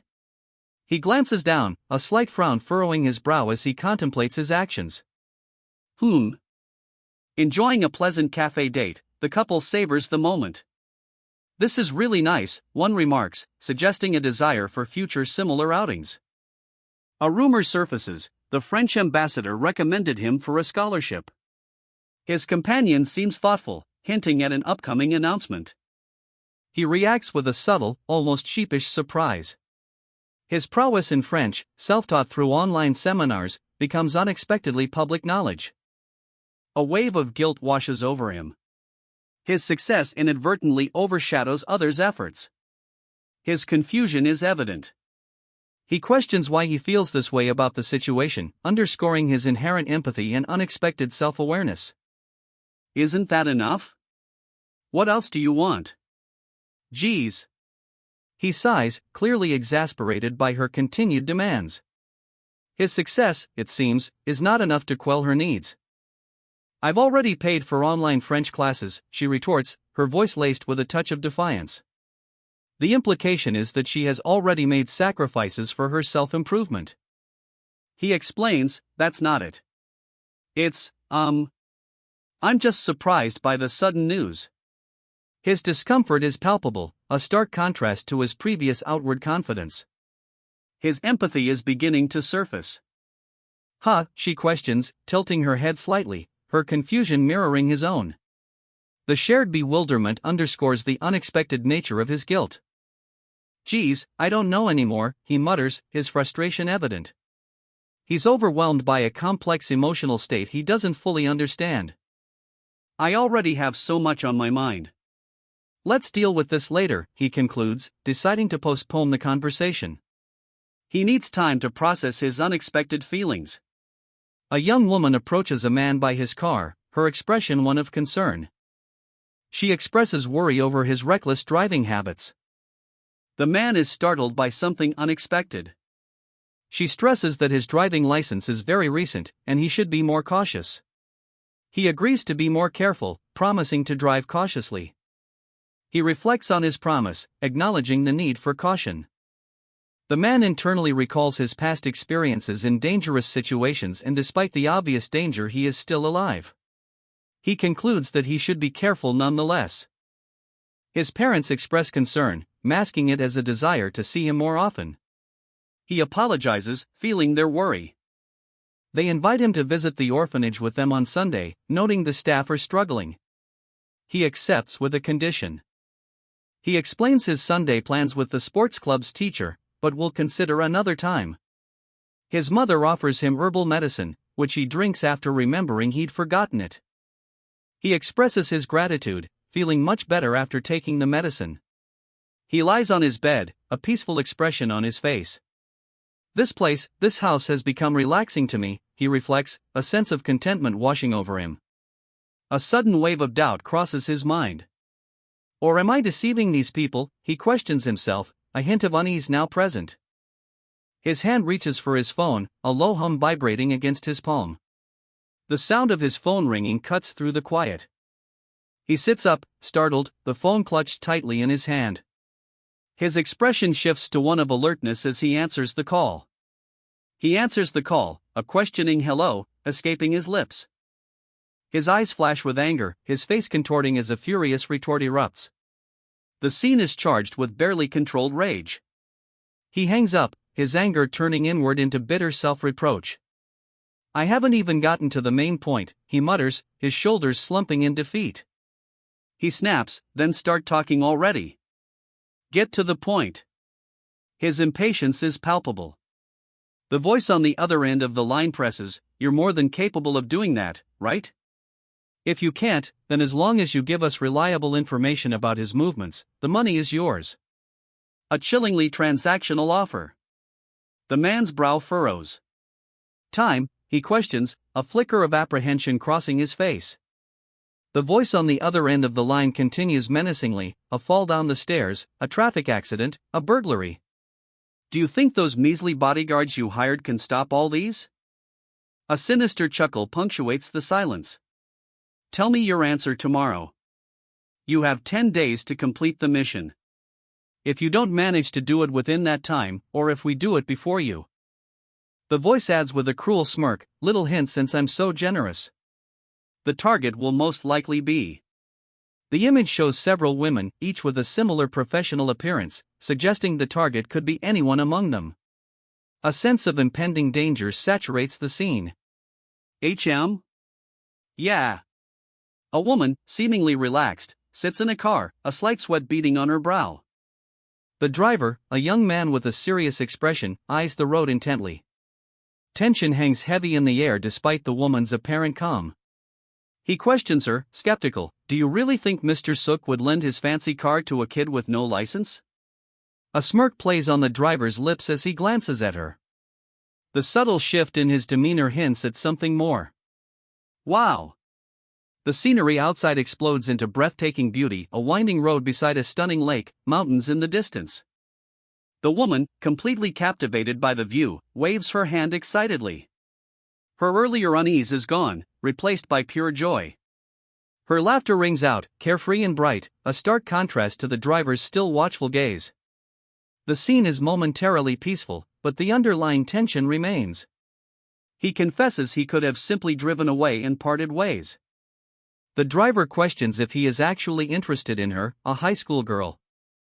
He reflects that he isn't the person she remembers, therefore, he questions his own identity. He stole this body without knowing how to return it. He asks her why she would think that. He is taken aback when she asks if he will leave for France for his studies.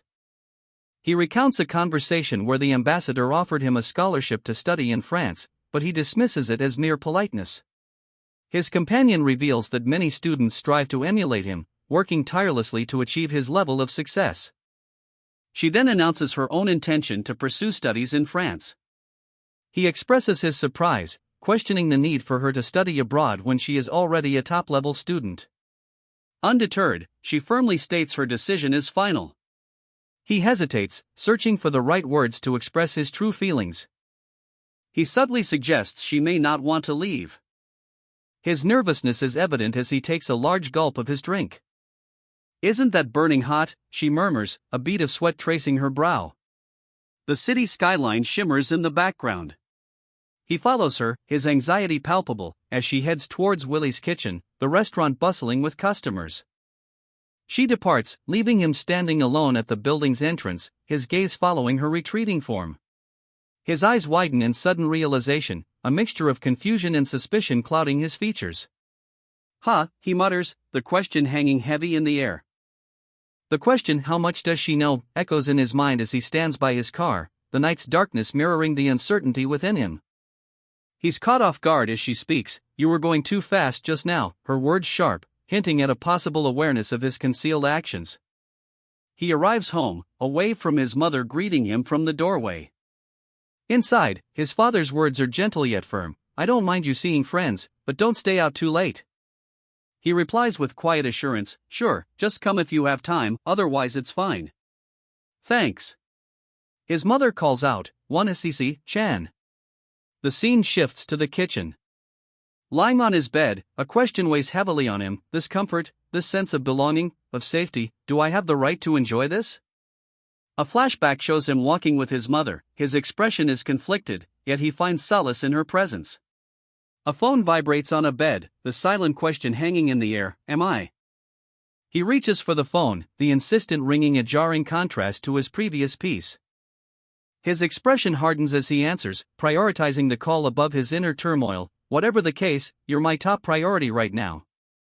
The caller's voice is sharp, probing. "I hear you had quite the fun today. Don't beat around the bush, or I'll hang up." The man on the phone reacts to a noise. He hears a groan and realizes his patient is not yet fully healed. "A business proposition is made, help us out. Then we'll give you 20 billion won." His confusion is evident. Just what is this bastard talking about? A man lies in bed, a look of grim determination on his face. He's been warned, if they don't anticipate Ranork's next move, someone he loves will vanish. The man, Charlon, furiously relays this threat on a phone call, his voice tight with barely controlled rage. He vows to prevent any harm to those close to him. The warning is stark, someone close to Charlon will disappear before he can react. The weight of responsibility crushes him. Charlon's eyes widen with dawning horror as the chilling possibility sinks in. The target is a woman. The image shows two women, their faces etched with worry and fear. The impending threat is palpable.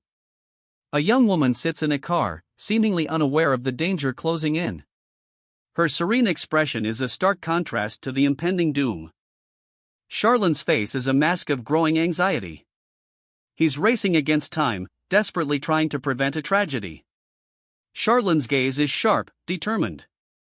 He's watching, waiting. A young woman, Chan, looks pensive, a hint of worry in her eyes. Chan declares her intention to move to France with him, even without her parents' approval. Chan hesitates, the weight of her decision clear on her face. In a park, Charlon reacts with disbelief to Chan's impulsive decision. Charlon attempts to downplay the gravity of their past encounter, saying nothing serious happened. Charlon and Chan's family are shown. The scene suggests a quiet, domestic atmosphere. Charlon's eyes widen, a flash of stark disbelief illuminating his face as he utters a single, sharp word, "What?"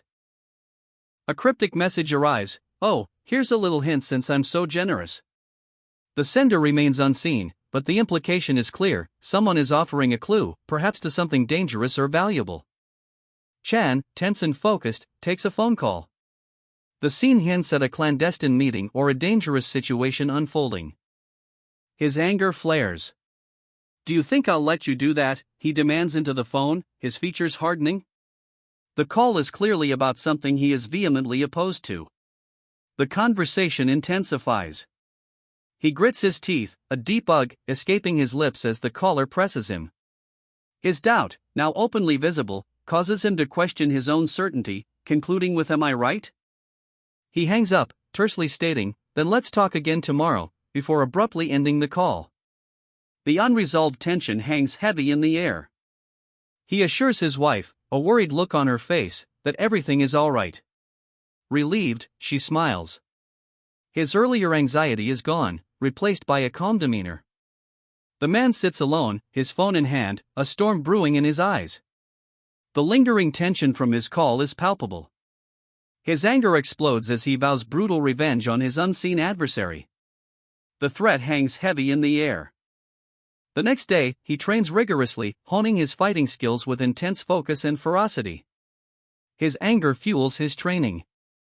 He spars aggressively, his movements sharp and powerful, demonstrating his enhanced combat prowess.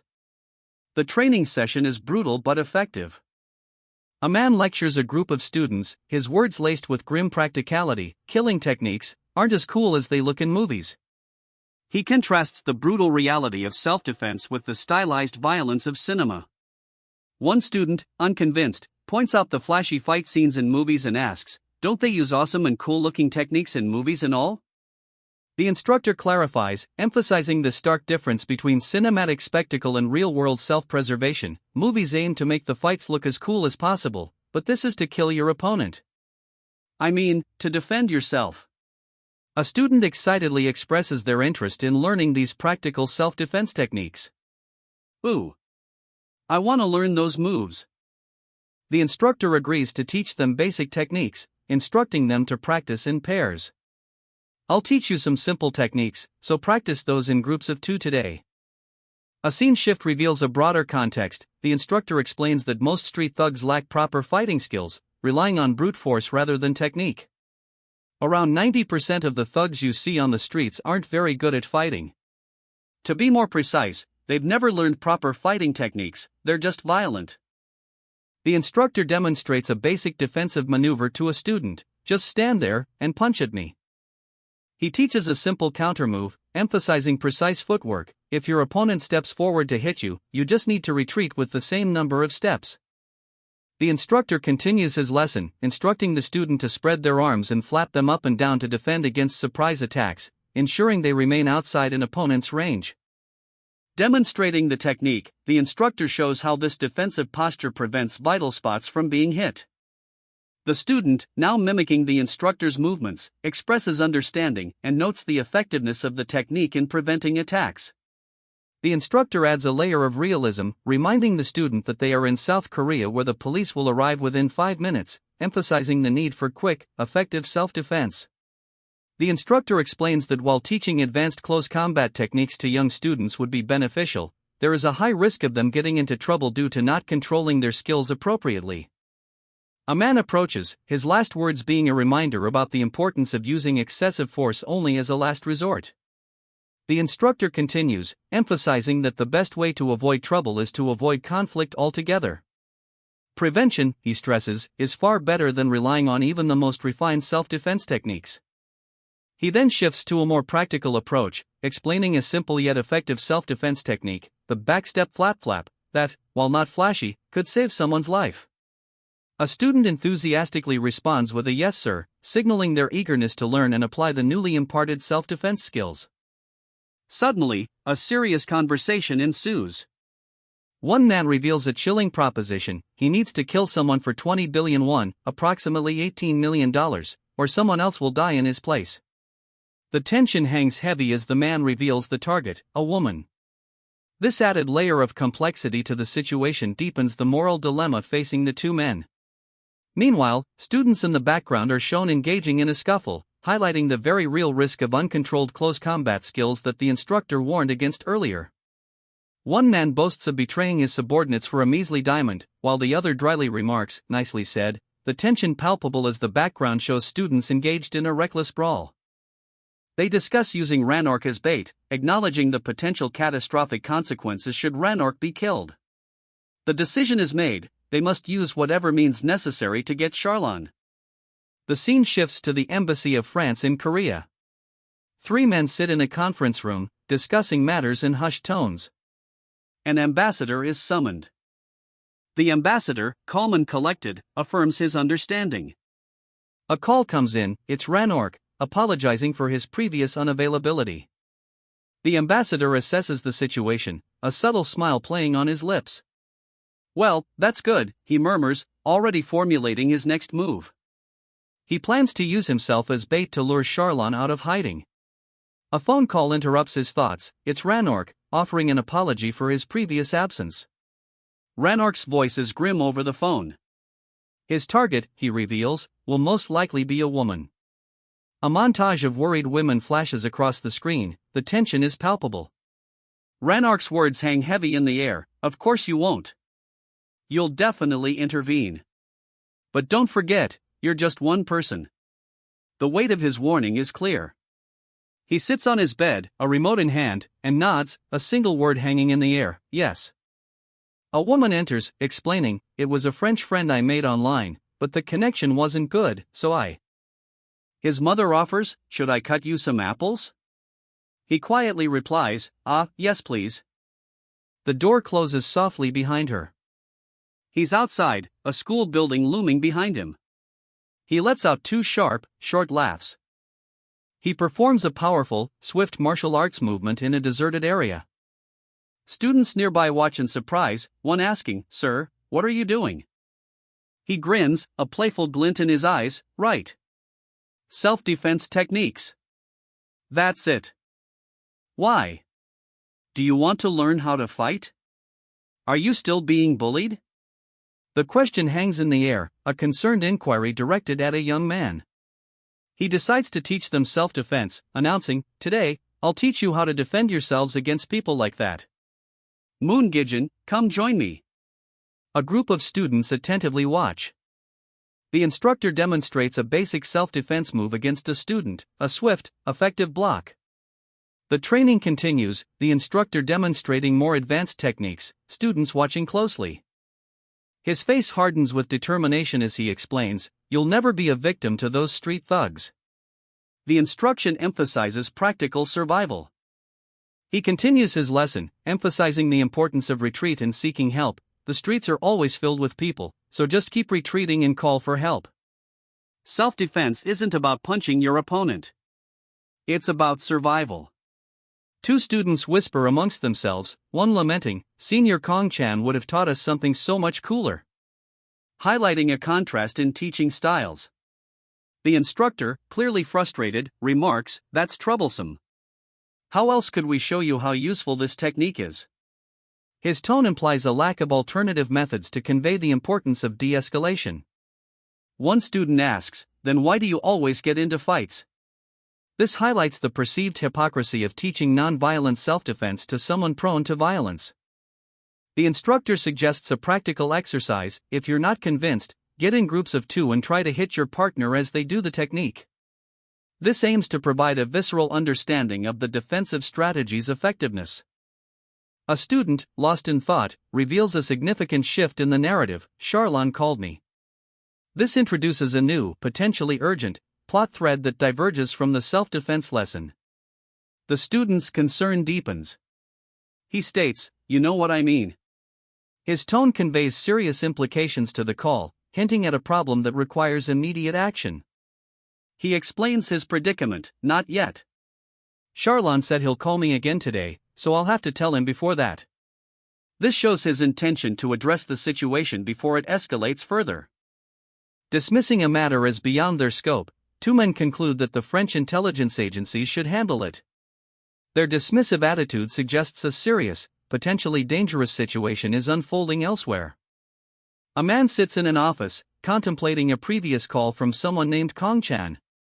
He considers calling him back, highlighting the growing tension. He initiates a call, curiosity and concern evident in his expression as he inquires about the matter.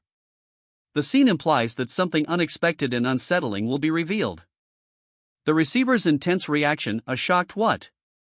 underscores the gravity of the news he's about to receive. This sets up a pivotal moment of revelation and conflict. His face contorted with fury, he unleashes a torrent of rage, calling out, "Charlon, you son of a bitch!" This outburst makes clear the depth of his anger and the serious nature of the situation. A man demonstrates a defensive posture, his hands raised in a ready stance. He's clearly experienced and prepared for a sudden attack. "No, that's not it, it's just that the world is dangerous. It would be better to learn nothing than to learn." The bespectacled man explains the harsh realities of the world, underscoring the importance of self-defense. "Did you see that? 9 out of 10 untrained thugs will swing large hooks like Gijin just did. So if you stay a step and a half away from them, you'll never." The instructor highlights the practicality of his lessons, illustrating the high likelihood of encountering such attacks. "But then, do we continuously flap our arms?" The student questions the practicality of constantly maintaining a defensive posture. "Don't be so fussy." The instructor dismisses the student's concerns with a dismissive wave of his hand. A group of students practices the defensive movements, illustrating the instructor's point about the prevalence of such attacks and the importance of being prepared. "Oh, what did that son of a bitch say?" The instructor, clearly having heard something upsetting, is now deeply concerned. Two men walk away from a lavish home, leaving a third behind. The tension and secrecy surrounding their recent conversation are palpable. A man strategizes, his plan hinging on acting as bait to lure Charlon from hiding. He confirms the details of his plan over a phone call, scheduling a meeting for tomorrow evening. He briefs his contact on the cooperation of the Taijin and Ranark teams. Despite the support, a sense of cautious optimism pervades as he decides to trust his allies for now. The man, however, acknowledges a lack of confidence in his impending victory against a formidable opponent, the throat slasher. His past life's heightened senses saved him during a critical moment at Jirigen, otherwise, he would have died. The most urgent thing is, a sudden, intense urgency fills the air as the man surveys the scene, his gaze fixed on a group of students. A question mark floats above his head. He's caught off guard, his thoughts interrupted. Right now, he questions, a flicker of doubt in his eyes. The immediate answer is firm, yes. Now. With a sudden burst of motion, he throws his jacket to the ground and takes down another man with surprising speed and force. The sound of the impact is almost deafening. "Are you out of your mind? What are you doing?" cries the man on the ground, his confusion apparent. His attacker responds calmly, "What's wrong? The only person here who can match your skills is me, and vice versa." A subtle undercurrent of arrogance underlies his words. "Sure, but it's really not okay to do this in front of the kids," the man on the ground retorts, still struggling to comprehend the situation. Another swift movement, and the fight is over. The fight continues, a flurry of motion ending with the man on the ground taking a brutal blow. Dust and debris erupt around him as he's sent sprawling. A concerned bystander approaches, asking the fallen man if he is all right. The man groans, clearly winded but alive. The man on the ground, though hurt, manages a curt "fine," revealing a hardened resolve. He admits he held back in the presence of children. The attacker stands, his posture radiating confidence. A powerful stance emphasizes his might. His smile turns sinister as he suggests resuming their intense rivalry, suggesting a return to their old ways. His opponent, however, is ready for the challenge. He adopts a fighting stance. His eyes gleam with determination. A renewed clash erupts, a blur of motion punctuated by a bright blue energy from the attacker's punch. The final blow connects, leaving the attacker victorious but also suggesting a deeper, more complex dynamic between the two fighters. The fight continues, a whirlwind of blows and blue energy crackling from the attacker's fists. The attacker lands a final, decisive blow, the impact echoing in a burst of light and force. The onlookers watch in stunned silence. The defeated fighter reels from the blow, his face a mask of pain and barely contained fury. The victor pauses, a grim expression settling on his face as he speaks, "We shouldn't go further than this." His words suggest a reluctant victory, a deeper purpose beyond simple dominance. Later, the victor reveals a conversation with someone named Ranork. "Actually, I talked with Ranork earlier. He said he'll cooperate and act as bait for Charlon." The implications of this plan are far-reaching, suggesting a larger game at play. The victor's companion remarks on the politician's unexpected resilience, acknowledging his courage. The victor, though having won, admits his exhaustion, indicating the battle was taxing. He hands over a towel. He explains that they need complete rest before facing Charlon, the throat slasher, highlighting the severity of the upcoming threat. Receiving a new message, the victor prepares to check it, foreshadowing a crucial development. A message from a woman suggests a weekend outing to Gangkan and the beach. He identifies the incoming call as being from Charlon, masked again, indicating the continued mystery surrounding this antagonist. A tense question from the masked caller, "Have you decided yet?" underscores the weight of the decision facing the victor. He sighs, a low rumble in his chest, and agrees to call back in 2 days.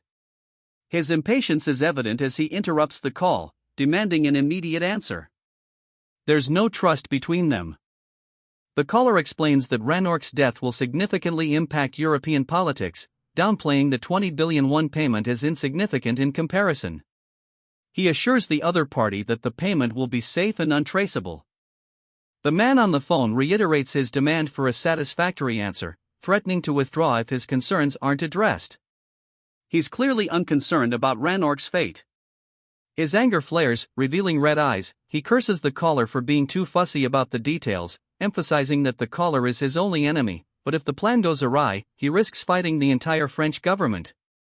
Relenting, he agrees to provide more payment details later. He hangs up, muttering about the caller's probable fury. Later, he receives a call, inquiring about his availability.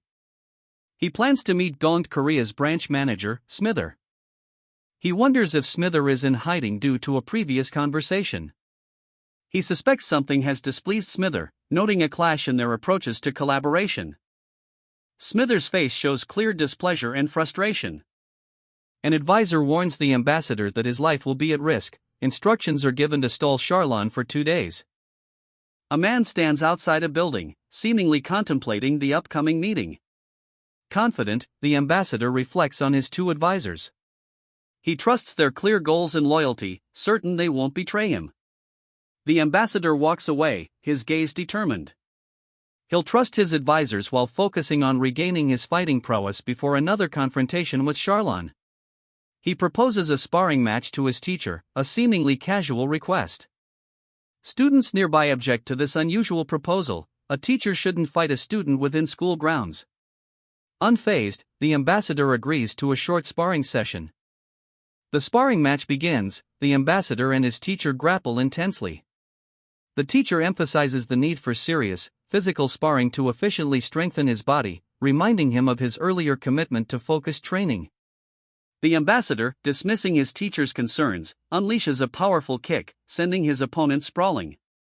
"Who cares if it's okay?" he shouts. A group of onlookers watches in stunned silence, witnessing the unexpected ferocity of the ambassador's attack. The teacher, lying on the ground, grits his teeth, a mixture of surprise and grudging admiration in his eyes. "Was that too intense for an elderly man like you?" he asks, his tone a blend of challenge and amusement. The ambassador rises, his eyes glowing with a newfound intensity, and a surge of power pulses through his body. The sparring resumes, a flurry of blows exchanged with breathtaking speed and power. The ambassador's movements are sharper, more precise. The ambassador continues his onslaught, landing a heavy blow that sends his teacher reeling. A series of rapid strikes. The ambassador's power and technique are rapidly improving, showcasing his dedicated training. The ambassador stands victorious, his expression a mix of exertion and satisfaction. His training is paying off. The ambassador and his sparring partner trade blows, a flurry of motion and impactful strikes echoing the intensity of their training. The ambassador calls a halt to their intense sparring session, his students watching attentively as he speaks. "Let's stop here for today," he declares, his tone a mix of satisfaction and authority. The ambassador's concern is evident as he inquires about his sparring partner's recovery, his words highlighting their close bond and shared dedication. "But enough about me.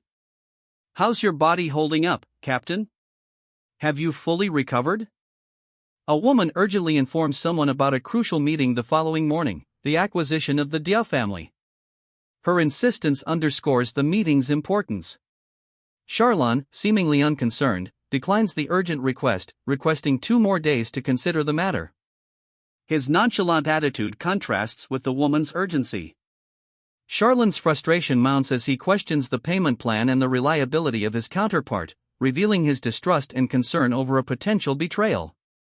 Charlon's indifference towards the European supremacy struggle is starkly apparent. His primary focus is on securing his own financial gain. Charlon's dislike for ceding control in negotiations is highlighted, revealing a key aspect of his personality and negotiation style, a preference for dominating the discussion. The next day arrives, setting the stage for the impending meeting with the Dia family.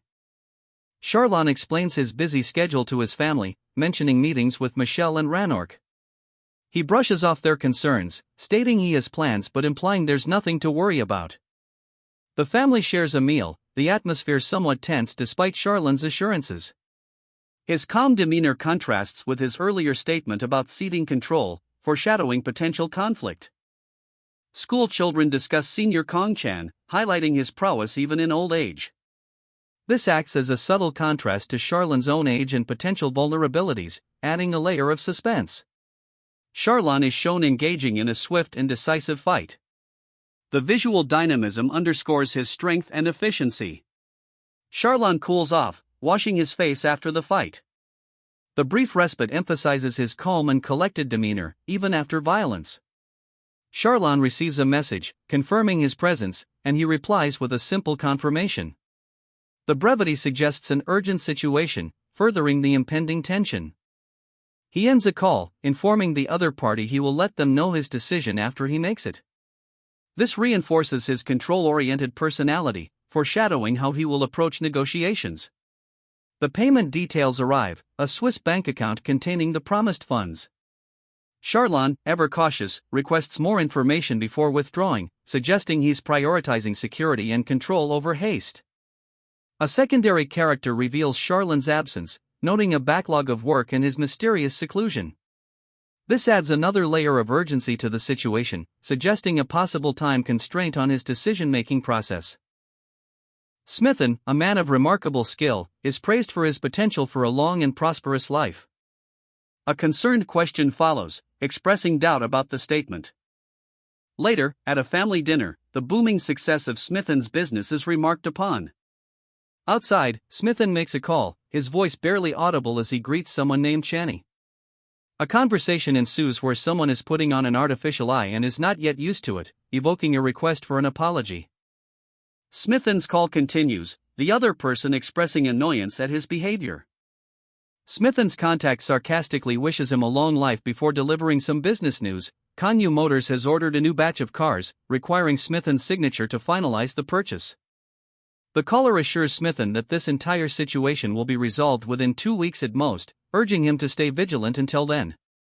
Smithen expresses his gratitude, but before the call ends, he interrupts to request clarification on 2 urgent matters. Smithen's first question is whether nightclubs qualify as safe, crowded areas. His concern is palpable. Smithen's face is a mask of barely contained fury as he receives the answer to his question. The caller sighs, reluctantly accepting Smithen's implied objection, and moves on to his second point. As Smithen walks, a bystander comments that he seems to have grown tired of his female assistant. Smithen confirms he withdrew the money, then informs his contact he'll be at their meeting location in 5 minutes. He reflects on the unusual choice of meeting location, the Namsan Hotel, a place known for its complications. Smithen arrives at the luxurious Namsan Hotel for the meeting. He sits at a table with several other individuals. A woman approaches Smithen, and he seemingly brushes her off. Smithen learns that the meeting was arranged by the CEO of DIA, Kim Song-gil, and wonders if he's involved in gang activity. Smithen dismisses a woman's concerns with a dismissive, "Well, doesn't concern me." He's clearly disinterested. A man is introduced as Vice President Kim Seon-il, adding another layer to Smithen's growing suspicion regarding the meeting's true nature. Mr. Choi Young, a lawyer from Sunshine Law Firm, is introduced. The woman explains that Smithen will meet them after the contract is signed. Smithen, already having reviewed the contract, is urged to double-check it. He brushes this off as unnecessary. Smithen's dismissive attitude toward the lawyer's advice is met with silent disapproval. The woman thinks to herself, "What a pompous brat." Smithen's face hardens, anger clearly evident. Smithen's internal monologue reveals his current priorities. "I've already got a truckload of things to worry about, so let's not add another to the pile." He chooses to ignore potential issues. Smithen, impatient, inquires about the signing process, only to be told he needs his seal, which he didn't bring. He dismisses the oversight, claiming his signature suffices. The businessman, unimpressed, calls Smithen a careless brat as Smithen casually signs the document. Smithen questions if the individuals present understand French, prompting a woman to confirm their lack of fluency. The woman explains that the TV show they were producing failed, forcing the sale of their company. She suspects Smithen's true goal is to invest in their team rather than buy the company outright. Smithen denies any such motive. Smithen is then confronted by a man questioning his prolonged stare. Another man, Mr. Kong, intervenes, requesting Smithen not fire existing employees. Mr. Kong, with a sly smile, suggests adding more clauses to the contract. Mr. Kong, a cunning glint in his eye, leans back, a calculating smile playing on his lips. A woman, her face a mask of shocked surprise, watches as Smithen tears up the contract. Smithen nonchalantly scatters the shredded remains of the agreement across the table, the pieces drifting towards the stunned onlookers. He dismisses the woman's concerns with a curt, "Forget it." His tone brooks no argument. Smithen, his eyes hardening, reveals a chillingly calm demeanor as he declares, "You don't know how terrifying the world can be."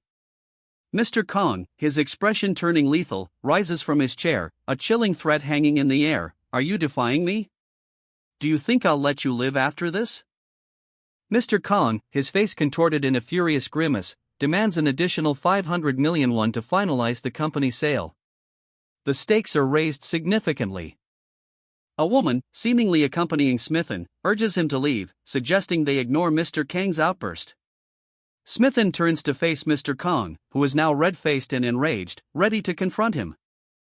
With a swift, decisive move, Smithen knocks Mr. Kong unconscious, leaving him sprawled on the floor. The woman watches calmly. Smithen dismisses the possibility of Mr. Kang's displeasure, intending to contact him later. His calm demeanor suggests a level of control and confidence. The aftermath of the attack leaves Mr. Kong unconscious, but Smithen, unfazed, focuses on his business dealings. He discusses a large car order with his associates, demonstrating his continued focus on his company's success despite the recent violence. Smithen makes a phone call, discreetly handling matters remotely. He checks in with someone, ensuring they've remained in quarantine, a cautious approach given the circumstances. Smithen grants permission for movement, though advising caution in crowded areas, suggesting a calculated risk assessment in his decision-making process. Further instructions are given, prioritizing a specific car order. This emphasizes Smithen's control and forward-thinking approach to business. The recipient expresses confidence in handling this. The tone is almost nonchalant amidst the tension. Smithen's apparent nonchalance masks a more complex situation, as indicated by his irritated response to a question about his plans. He brushes off concerns about his physical condition, highlighting his resilience and determination. Smithen, seemingly unconcerned, dismisses a question about his Korean language school application, demanding it be completed within 2 weeks. A thought bubble reveals an observation: he never changes, does he? The implication is that Smithen's behavior is consistent with his past actions. Smithen, his nonchalance masking a deeper purpose, subtly kisses a woman on the forehead while seemingly preoccupied with his phone. Smithen strides confidently through a luxurious hotel hallway, accompanied by another man in a more formal suit. His destination is clearly a meeting, suggesting purposeful planning despite his earlier phone call's brusqueness. Smithen stands before a table where 2 individuals are seated, creating a clear visual power dynamic. The setting is elegant, emphasizing formality. A woman kisses Smithen, her affection for him visually obvious. The setting, continuing from the previous panel, suggests a comfortable familiarity between them. The woman introduces Smithen to another individual, Kong-chan, clearly establishing a social hierarchy within this setting. Her formal introduction reinforces the sense of an arranged meeting. The woman continues, revealing the other individuals present to be actresses affiliated with the Dia agency, emphasizing the strategic and professional nature of the gathering. Smithen sits at the head of a long table, surrounded by Dia agency actresses and Kong-chan. The formal arrangement highlights the calculated nature of this meeting. Smithen hands over a document, stating, "It's fine." His calm demeanor contrasts with the underlying tension. A sudden, violent outburst disrupts the meeting's fragile peace. The visual impact suggests a significant escalation. Kong-chan, seemingly unfazed, calmly requests Smithen seal an ID, revealing a hidden agenda. Smithen senses the growing distrust, privately commenting on the other's suspicious behavior.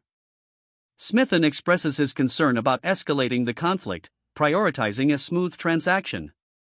A woman politely challenges the additional demands, highlighting the contractual issues arising from this sudden change in dynamics. Smithen dismisses the woman's objections, offering to consider her request at a later date. The woman's expression hardens, her frustration is palpable. She clearly isn't accepting his dismissal. Smithen's reaction shifts from dismissive to apprehensive as he realizes the gravity of the situation. Smithen lets out a sinister laugh, revealing a hidden, malicious intent. Ignoring the scattered papers, Smithen gestures for Michelle to leave with him. Smithen's taunting words reveal his manipulative game, highlighting his knowledge of Michelle's past and their shared history. "Leave the money you brought, or that's the price for messing with us," Smithen threatens, his words laced with menace. He assures Michelle that they'll repay her double once their TV show becomes a hit. Smithen escorts Michelle out, ignoring the chaos left behind. Song-gil, the CEO, collapses suddenly. Smithen, unfazed, remarks that Song-gil didn't finish talking, his tone dripping with sarcasm. The CEO's sudden faintness is a mere inconvenience. Smithen leaves, leaving a bowing servant behind. Michelle, outside, is called by Smithen. She turns. Michelle, seemingly unbothered, nonchalantly remarks that she's French, so it doesn't matter. Smithen, a man in a lab coat, smirks confidently. Michelle's eyes widen in surprise as she is suddenly attacked. Smithen unleashes a swift blow, shouting that this loaded rascal doesn't know what's coming. A man collapses, his face contorted in pain. A sharply dressed man watches, sneering, "More like you didn't finish talking. Why did this jackass suddenly faint?" 3 women look on with worried expressions as blood spatters nearby. A woman begs him, "If you do this, then they'll." He grabs her hand, his expression hardening. He looks back over his shoulder, a cold determination in his eyes as he leads her away from the scene. He dismisses the expensive hotel room as worthless trash, his expression hardening as he speaks to the woman beside him. A tense confrontation erupts.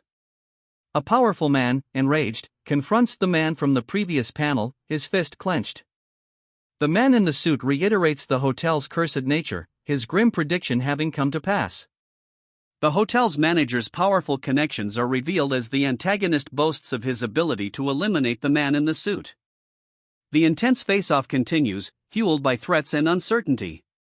A question arises about the man in the suit's affiliation with a powerful group. The man in the suit considers using the name of someone to resolve the situation. "I'm too pissed to resolve this peacefully," he snarls, his face a mask of furious frustration. A brutal blow connects, sending his opponent sprawling. The man in the suit delivers a swift, brutal kick, the sound echoing through the room. Another brutal attack, a whirlwind of fists and feet. His opponent is clearly overwhelmed. The final blow lands, silencing his opponent with a sickening thud. A brutal fight unfolds.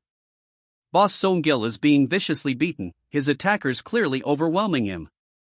A woman watches in horror, gasping, what's going on? Boss Song-gil is getting beat up? Song-gil's attacker, momentarily pausing, curses, "Who the hell is that bastard?" and immediately pulls out his phone. The attack continues relentlessly. Song-gil's pleas for mercy, "Please stop it," are ignored. The woman desperately tries to intervene, pleading, "Please stop. I'm begging you," her hands outstretched in a vain attempt to halt the brutal assault. The final blow lands with a sickening thud. Song-gil groans, "God fucking damn it." Song-gil lies defeated, his attacker stands over him, cold and unmoved. A chilling question hangs in the air: does anyone have anything else to say? The aftermath of the brutal attack leaves Song-gil on the ground, groaning in pain. Several figures stand around a large table in a room that seems to be part of a company, others are kneeling, tense and watching the scene unfold. A powerful man in a suit emerges, flanked by bodyguards, his expression cold and resolute. The atmosphere shifts to one of immediate, tense anticipation. A man on the ground angrily points out the newcomer as the attacker, shouting that he tried to kill their CEO. The newcomer confirms his identity with a calm, almost bored "Yeah, he's right. It's me." He seems unfazed by the accusations. Chaos erupts. Another man in a suit bellows, "Stop. Everyone stop."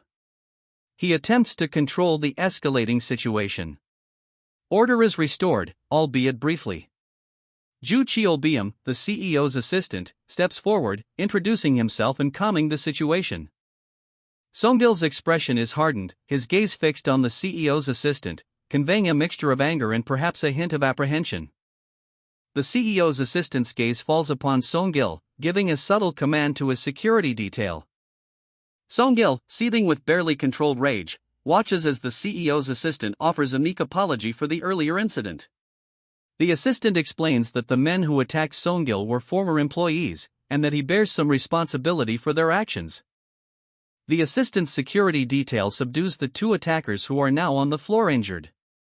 Song-gil is incredulous, muttering about the audacity of the attackers who were not even the main boss's underlings. The CEO's assistant is berated for his incompetence, his underlings showed disrespect, failed to inform him, and even attacked a significant guest.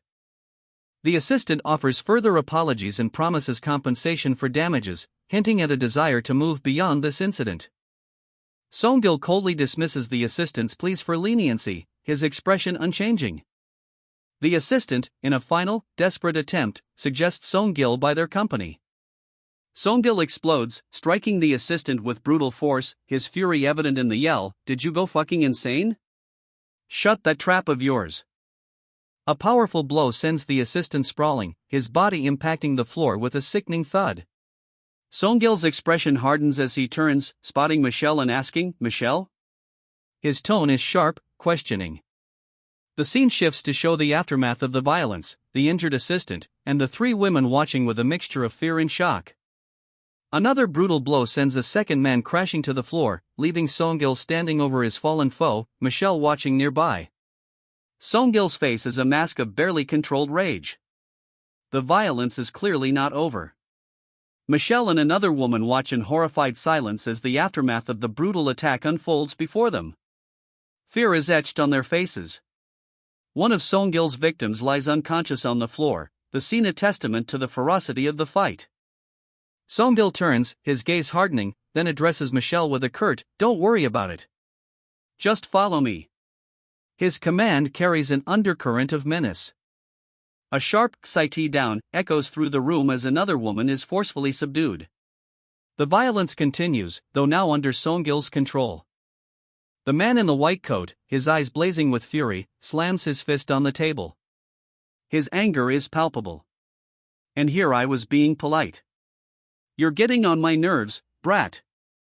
I'll have to teach you some respect today, in your parents' stead. The man's words are laced with venom, highlighting the escalation of the conflict. A nervous-looking servant approaches cautiously, sensing the tension, asking if everything is all right. The situation remains precarious. A nervous servant offers his services, stating he'll be at their disposal. But the man's eyes narrow, his expression hardening. This indicates a shift in his plans. The man unleashes a swift, brutal blow, sending his opponent sprawling. The visual impact shows the force of the attack. Nearby onlookers gasp in shock and fear at the sudden violence. The man continues his assault, landing another devastating blow. The intense close-up shows his resolve. He delivers a final, powerful punch, leaving his opponent defeated. The visual emphasizes the overwhelming power of the blow. The man's face, now contorted with anger, showcases his ruthlessness. His opponent is left defeated and broken. The man stands over his defeated foe, his victory complete and brutally swift. The defeated man groans, his head ringing from the brutal attack. Ugh, fuck. My head's ringing, he mutters, clutching at his throbbing skull. The victor's gloved hand presses down on the man's head, a silent display of dominance. Blood trickles down the defeated man's face. The victor's face is obscured by shadow, but his brutal grip on the man's hair speaks volumes. The scene is one of raw power and complete control. A woman, clearly distressed, watches the scene unfold, her face etched with worry and fear.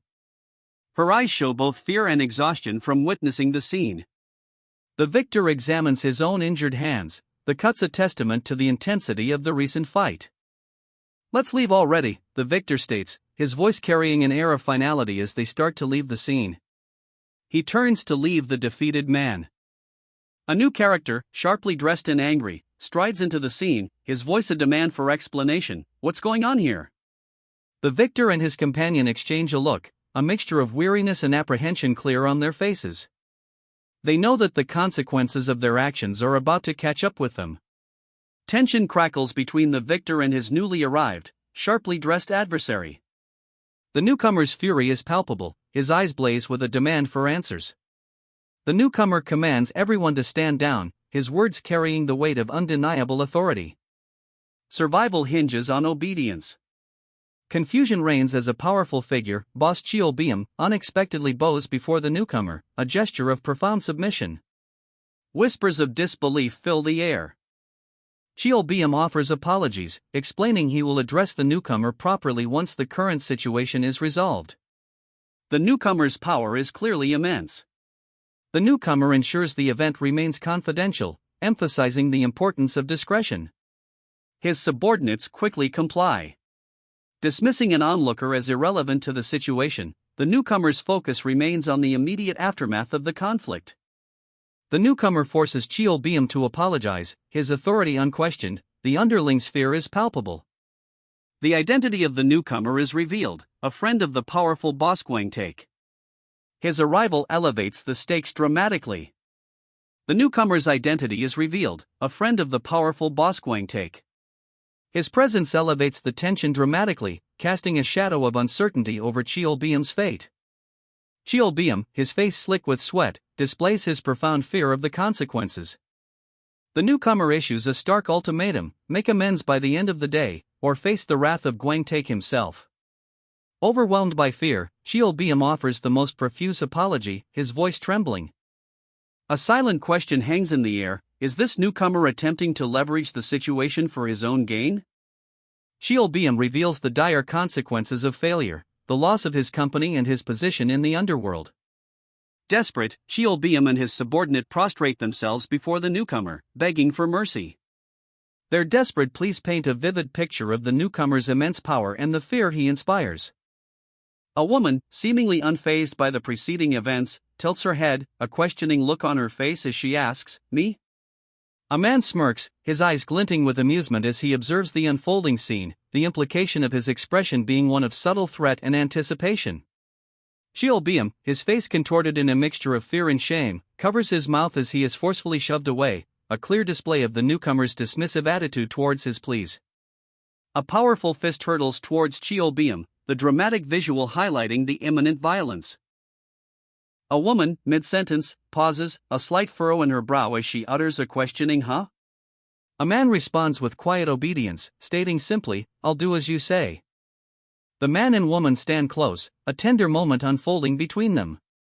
The woman smiles softly, a hint of contentment in her expression as she murmurs, "Ah." The scene shifts to a new location, introducing a third woman.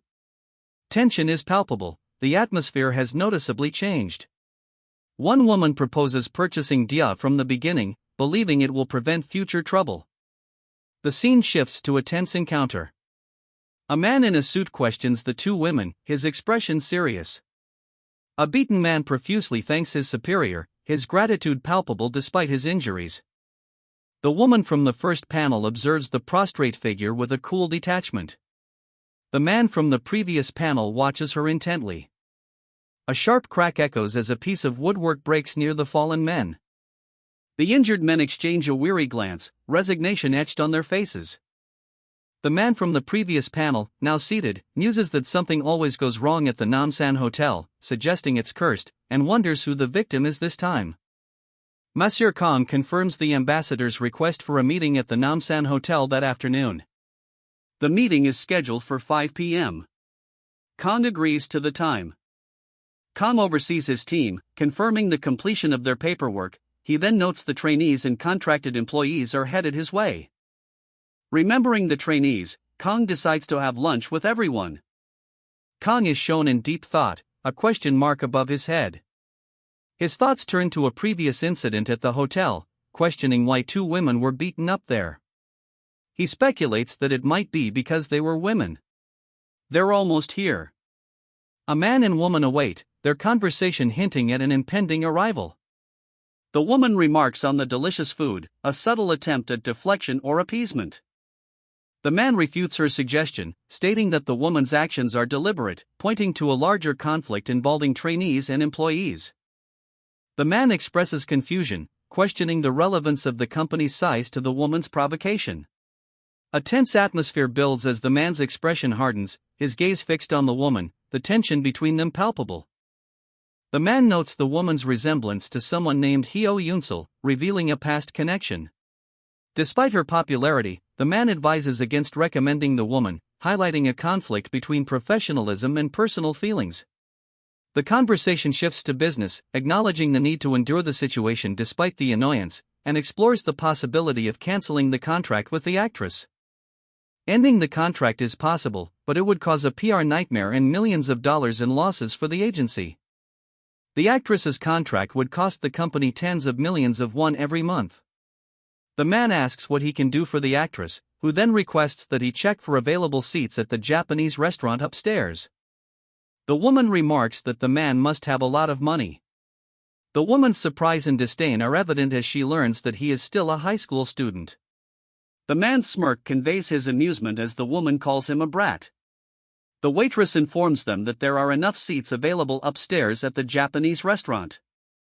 Upstairs at the Japanese restaurant, a man points out director Kim Jae-tae and the road managers seated at a table.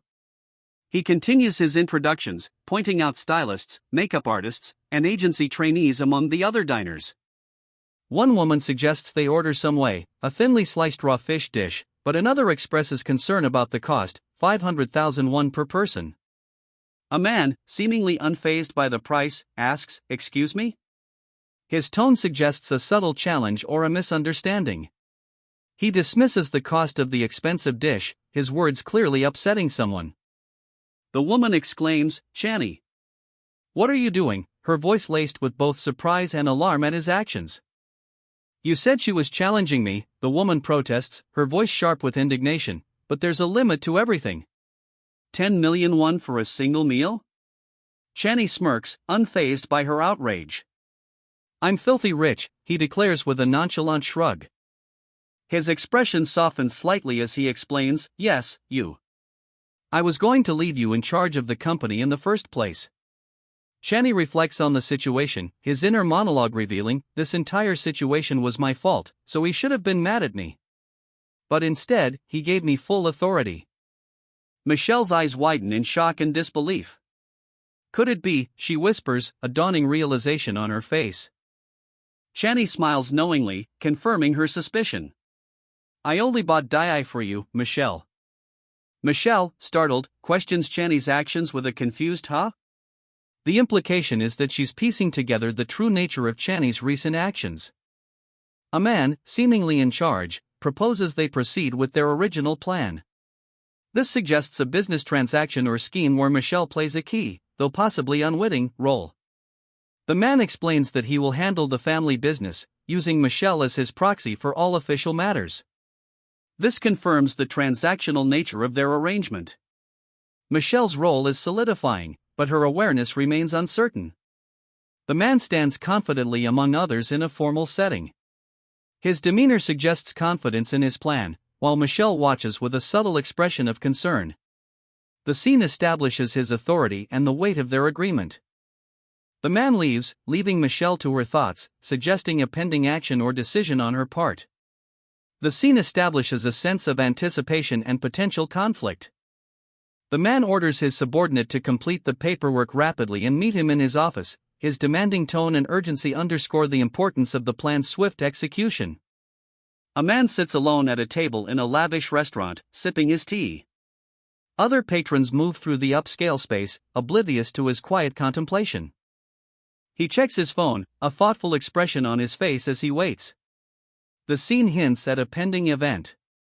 A woman on a phone call catches the man's attention. Her sharp features and serious tone suggest a matter of urgency.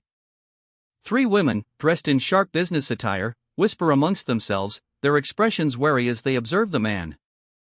The woman on the phone proposes an alternative, suggesting the current plan might prove too complicated given the circumstances. One of the women explains the difficulties of handling the situation with the current resources, particularly the presence of a prominent actress. The woman continues to explain the high cost of using a certain Japanese restaurant, highlighting the financial implications of their actions. One woman, arms crossed, pointedly observes her colleague's conversation with a man. Her expression is one of simmering disapproval. The woman explains the complexities of managing their star client, highlighting the potential for scandal if she were seen in compromising situations. She emphasizes the actress's significant contribution to the agency's income and overall prestige. Her words are carefully chosen, highlighting the financial benefits. The man, seemingly understanding, simply acknowledges her points with a quiet, "I got it for now." The woman informs him that there are approximately 20 employees and trainees at the agency.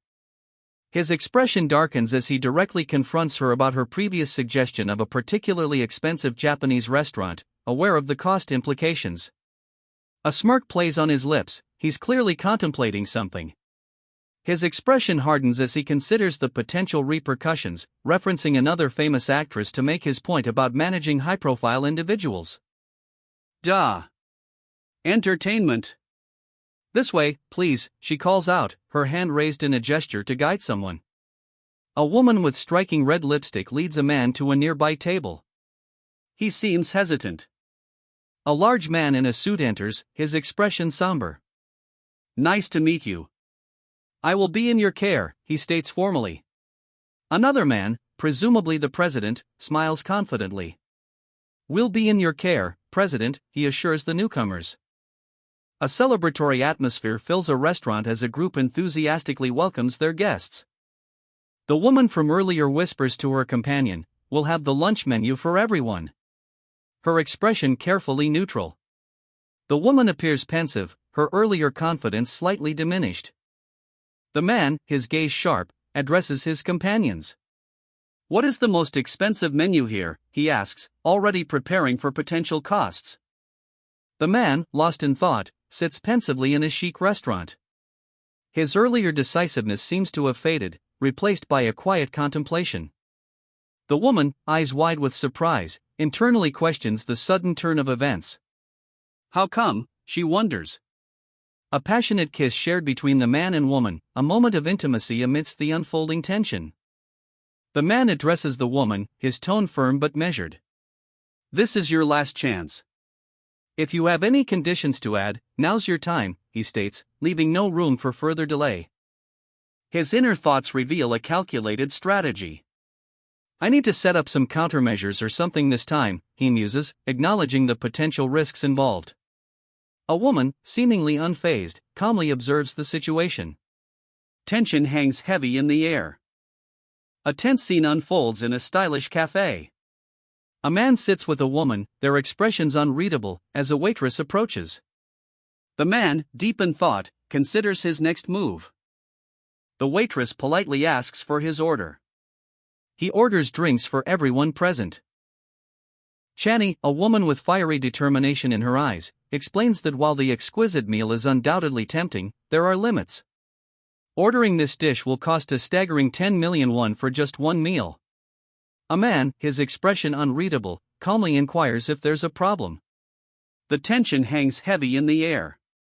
He calmly explains that the French language's strong accent lends a dramatic flair to their conversation. Discreetly, he asks Chani to step outside for a private conversation.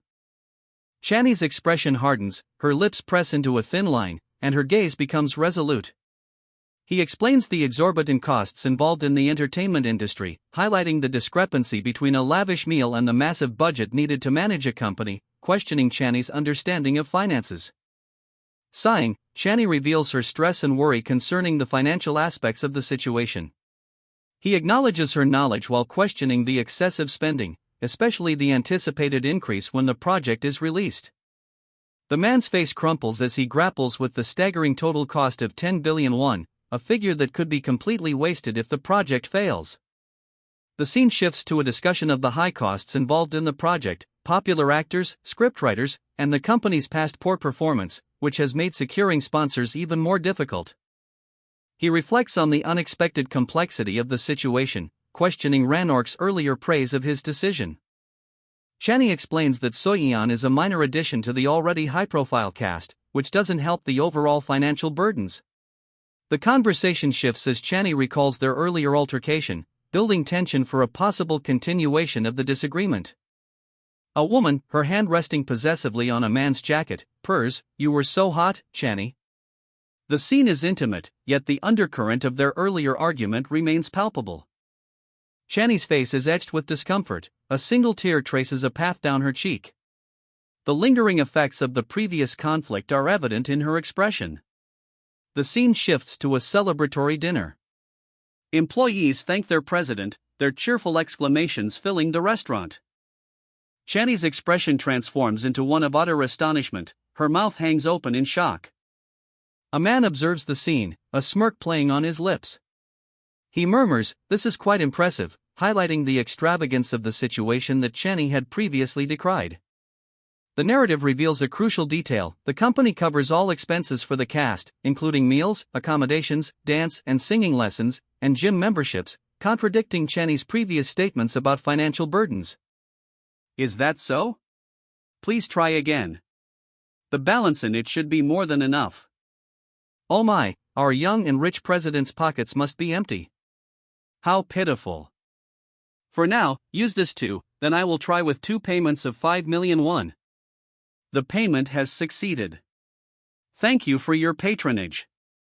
The young president and his companion arrive at a luxurious building, greeted by a line of impeccably dressed personnel. They walk through the building's grand entrance, ready for whatever awaits them. The young president's companion smiles, promising him a company card soon, explaining that the higher spending limit will make settling expensive payments easier. She reiterates that her only request is for the production of the TV show they discussed. Otherwise, he is free to proceed as he wishes. The young president appears pensive, lost in thought as he gazes away.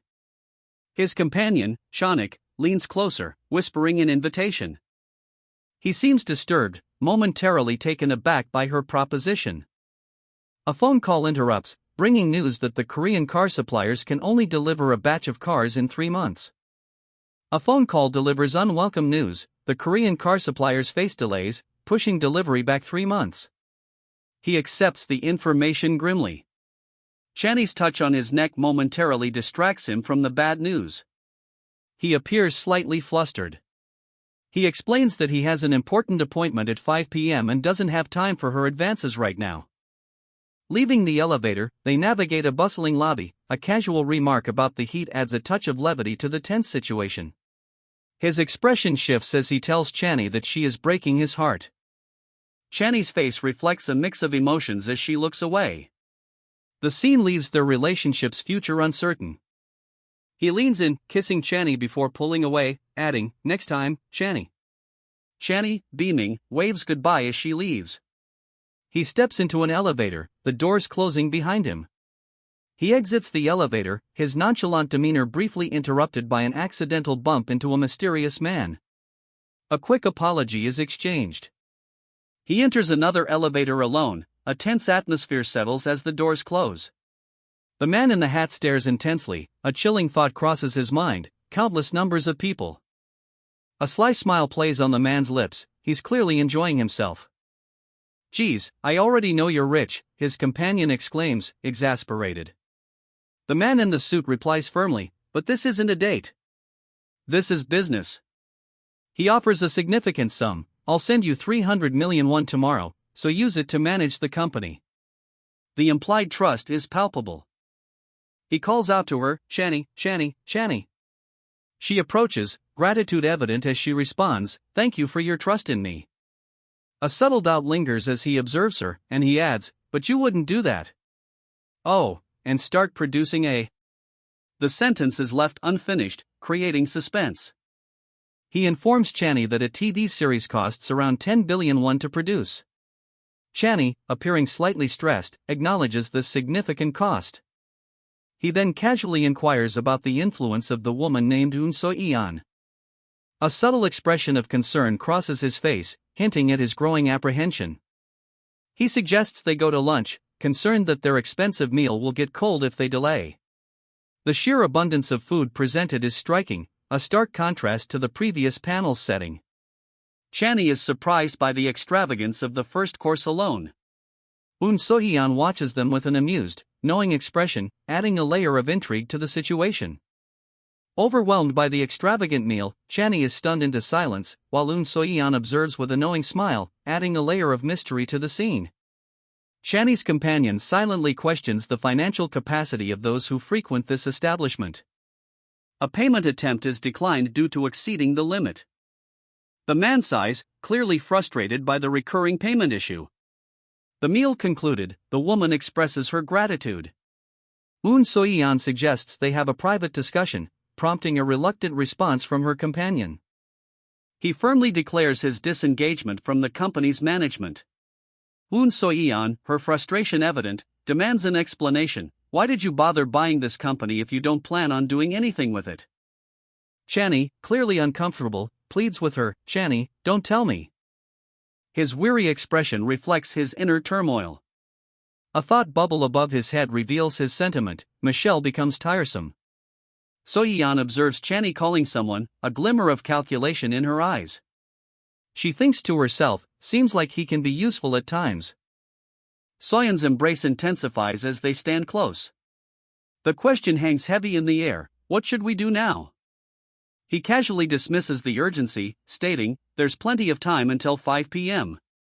His hand rests suggestively on her leg. A sudden intrusion breaks the tension as the elevator doors open, revealing others nearby. Chani's relieved whisper is clear: "I'm saved." He dismisses her, suggesting she return to work, adding that he has things to do. The casualness of his dismissal contrasts with the lingering suggestive touch on her leg. He assures her they will see each other often from now on, a subtle promise hinting at a continued relationship. He suggests they take a nap in a room that has already been booked, initiating a transition to a more private setting. A shadowy figure observes them, his instincts screaming that the man is dangerous, a killer. The man's past is revealed, confirming the observer's suspicions: he has killed before. The tension dramatically escalates. The man, however, seems unconcerned, dismissing the notion with a simple nope. This unexpected reaction further intensifies the suspense.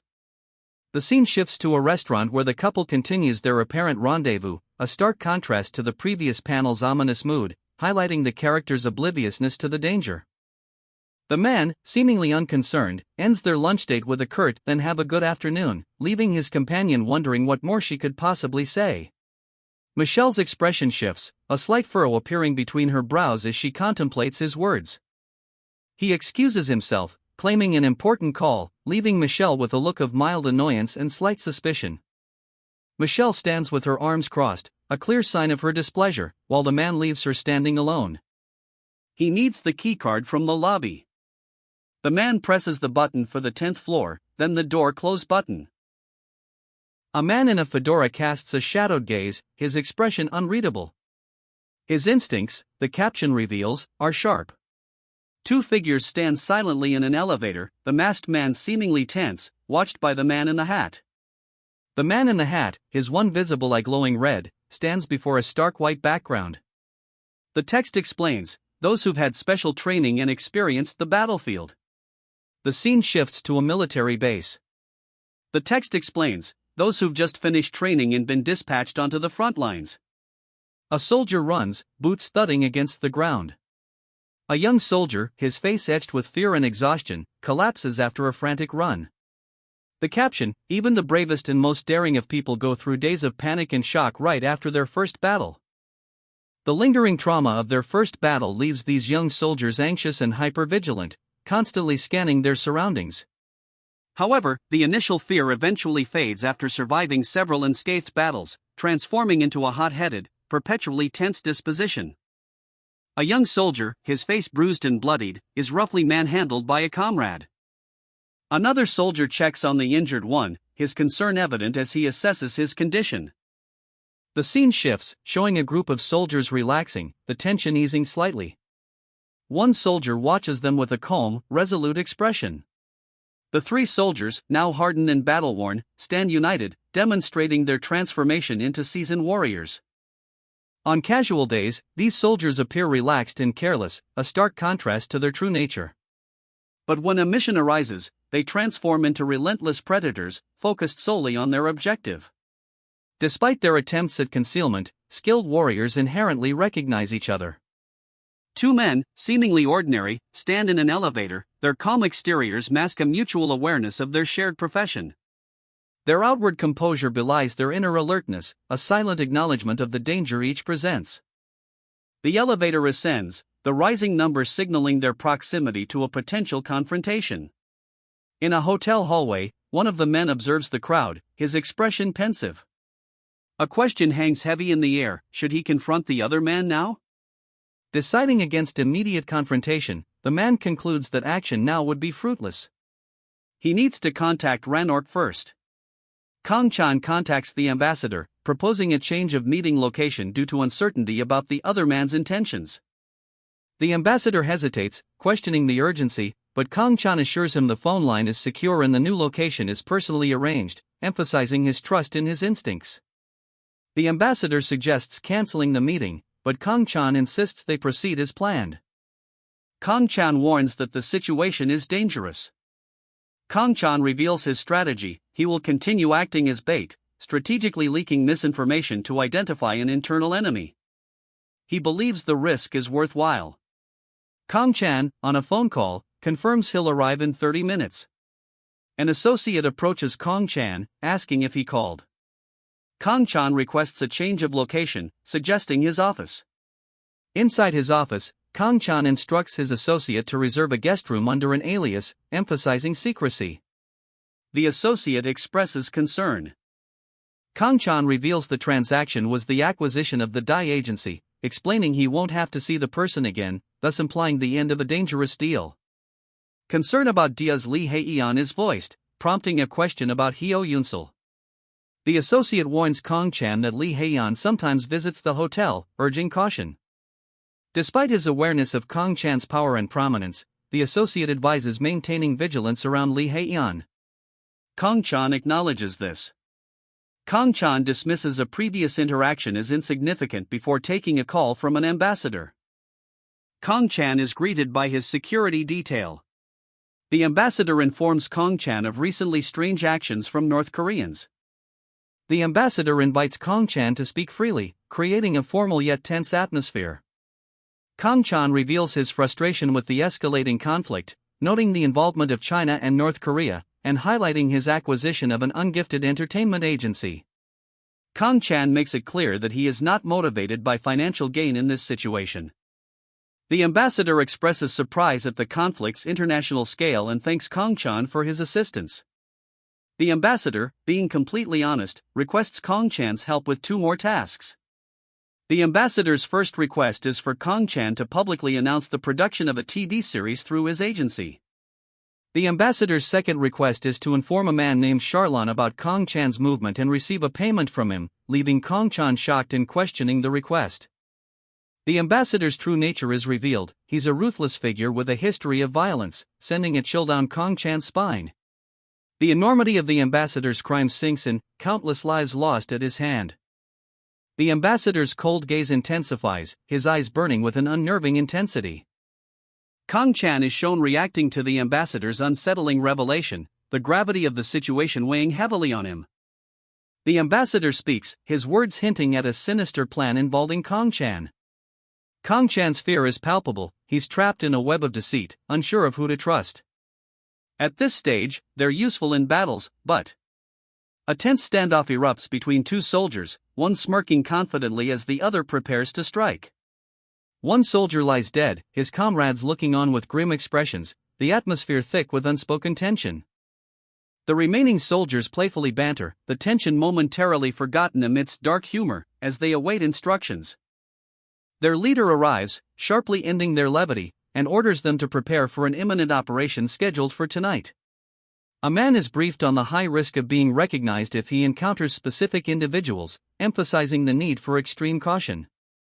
A team of operatives, their earlier levity gone, stands poised within a hotel, awaiting their leader's orders.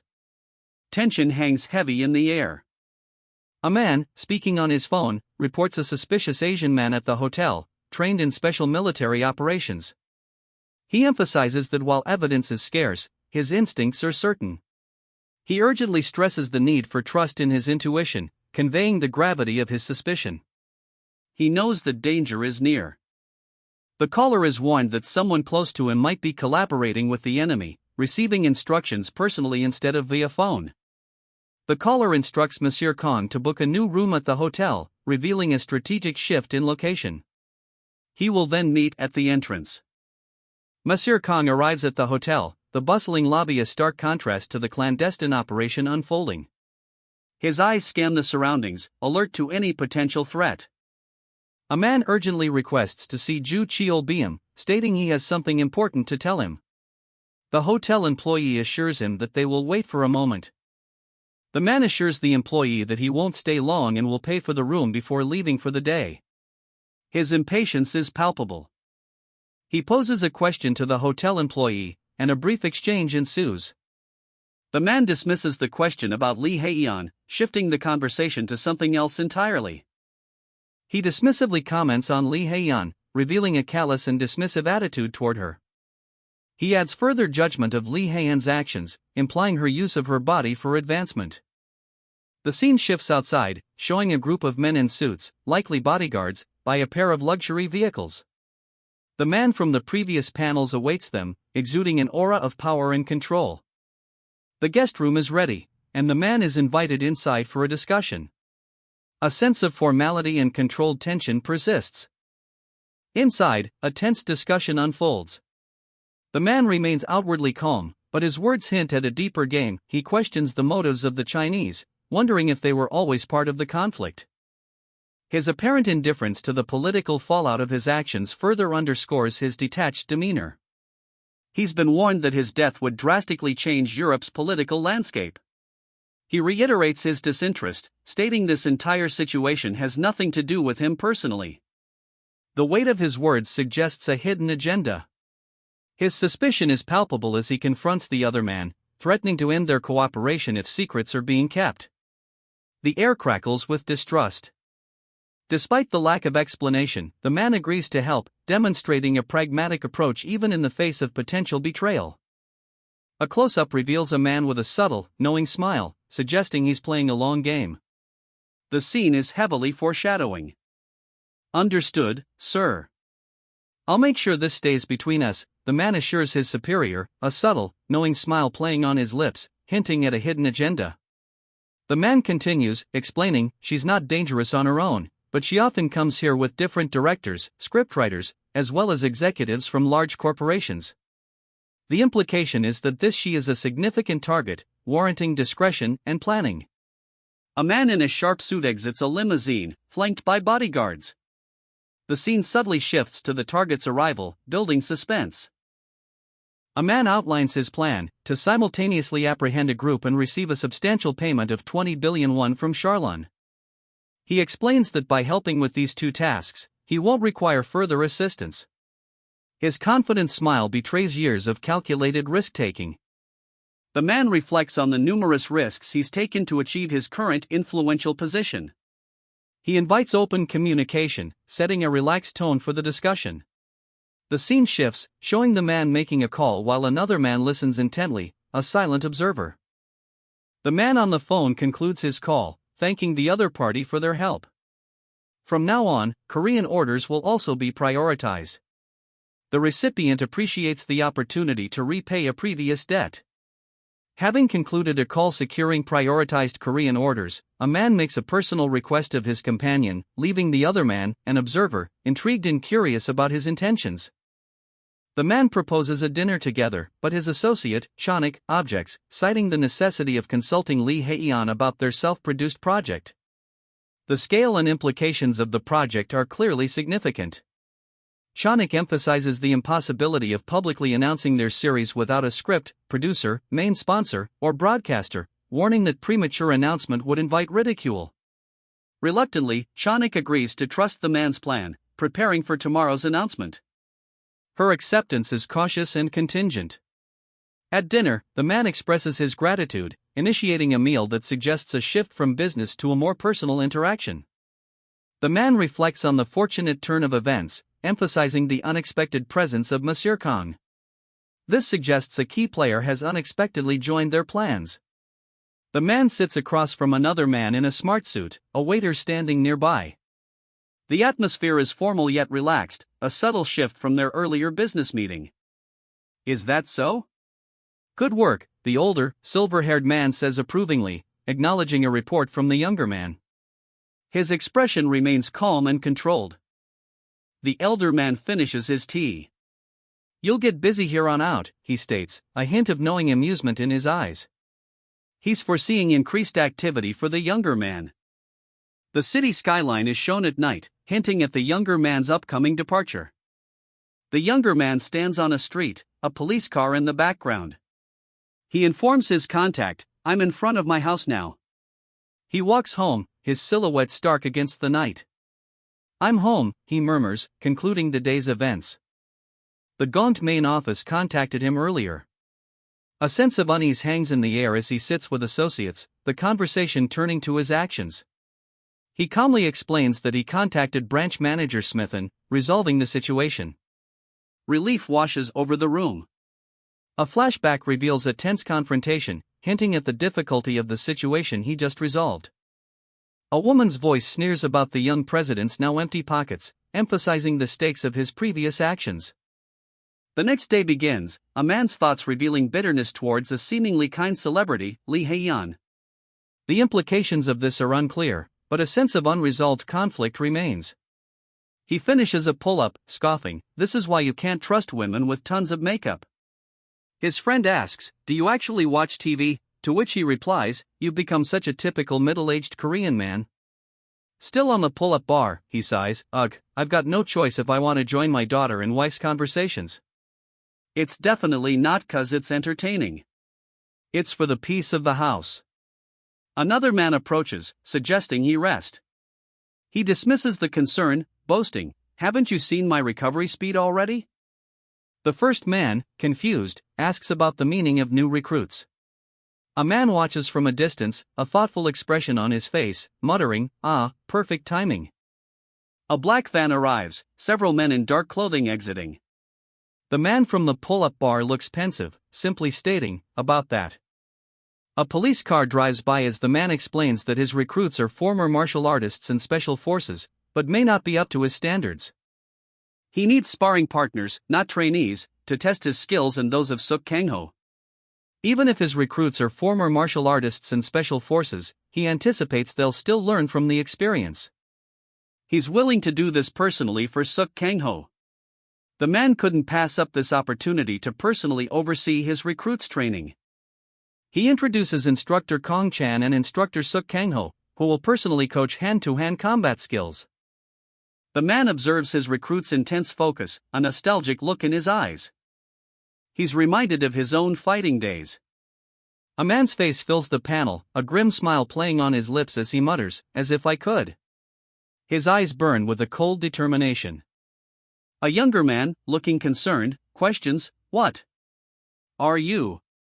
The older man continues, explaining the inherent risks, "But your safety will be put at risk if we." A sharply dressed man, seated between two guards, states, "This next risk won't be any less dangerous than the past ones." His tone is serious, yet assured. The younger man agrees, resolute, "I understand. If you truly wish for this, I will follow your plan." He adds a request, I also have a request to make. I would like Gongtae's main office to prepare and send the Korean batch of cars first. A hand holding a smartphone begins to tap the screen, implying the initiation of preparations, and I want to inform you that I will act on my own in order to catch Charlon myself. Disliking eating alone, he extends an invitation for company. He makes a phone call, demanding that Eun Seo-yeon replace Lee Hae-yeon as the main scriptwriter. He presses the person on the other end of the phone for a response, emphasizing his demand. He names Michelle as the person he wants to work with, revealing his personal preference. A sense of unease permeates the scene as he notes that they must not let their guard down, hinting at danger nearby. A shadowy figure with glowing red eyes appears behind him. He discreetly checks his phone, further underscoring his vigilance. "It seems you've gotten what you wanted," the older man observes, his words laced with a subtle undercurrent of something more than mere acknowledgement. The younger man checks his phone, a silent confirmation of a successful transaction. Is there nothing else to mention? The younger man, his objective achieved, prepares to depart. "You're an even better businessman than me," the older man comments with a hint of grudging respect. The compliment, however, seems tinged with something else, perhaps a subtle warning. A brutal attack unfolds, swift and decisive. The shadowy figure is subdued. "Cleansed from all the filth today," he declares, a sense of finality in his tone, suggesting the completion of a dangerous mission. A man approaches another, offering a casual congratulations. The tone suggests a shared understanding of a recent, significant event. The second man, intrigued, waits for an explanation. The atmosphere is tense with unspoken implications. The man from the earlier confrontation enters a vehicle, a look of quiet satisfaction on his face. The mission's success is implied. He phones someone, inquiring about employees skilled in hand-to-hand combat. His intention to further enhance capabilities is clear. No need to beat around the bush. "No wonder I've had a good feeling today," he chuckles into his phone, already anticipating success. He then requests 5 or 6 skilled fighters. His contact confirms the request, adding that trails will likely surface soon. The man, clearly confident, simply acknowledges this. 5 men, each with a hardened gaze and physique, stand in a silent line, their posture indicating their skill and readiness for action. The same 5 men now stand in a more imposing formation, their intensity amplified, eyes gleaming ominously. They are prepared for whatever task lies ahead. The man agrees to a press release tomorrow, only for Suk Kang-ho. His casual tone, despite his actions, hints at significant influence and power. "There's absolutely nothing our son can't do." His mother beams with pride, her unwavering faith in Suk Kang-ho evident. Suk Kang-ho sits calmly amidst his parents, their quiet conversation hinting at the weight of his responsibilities and the expectations placed upon him. 2 men stand talking outside a school building, the recruits' training grounds. One recalls the past training methods with a hint of menace. The chilling reminder of their brutal past training methods hangs heavy in the air, foreshadowing the intensity of the upcoming sessions. 2 men stand close, one reminiscing, "Remember what we used to do to the new recruits who didn't know their place back in the days?" The second man contemplates their past actions. A man dismisses rumors heard from co-workers at the hospital about these two. Despite doubts, one man confidently asserts, "But I'm sure those two will prove their worth." The scene shifts, the men now ready to start, urging, Now, there's no time to waste. Let's begin. What should we start with? Isn't a jog just a jog? What's so tactical about it? One man questions, skepticism clear on his face. The seemingly simple act of jogging is presented as something more strategic. Another man explains, that's a simple yet nasty rule. His expression hints at the hidden harshness of what seems ordinary. The first man, now resolute, declares, from the military, but I'm still on active duty. It goes without saying that I'll run with you. He commits to participating, his military background highlighted. A group of men begins a rigorous run, their determination etched on their faces, the speed implied by motion lines. The intensity of the training is apparent. Several individuals are shown running, their movements emphasized by motion lines and sound effects. The harsh nature of the training is shown, indicating a grueling pace. The grueling run continues, the men's determination unwavering as they push their bodies to the limit. One of the runners, smirking, anticipates a fierce competition. This is going to be a drawn-out contest. The group sprints forward, a blur of motion, the intensity heightened by the sound effects. The harsh lines emphasize their grueling pace. Another runner observes their determined pace, commenting, Look at them go. We can't fall behind. The stakes are raised, the first to drop out will face a significant salary cut. The first one to be eliminated will have his salary halved next year.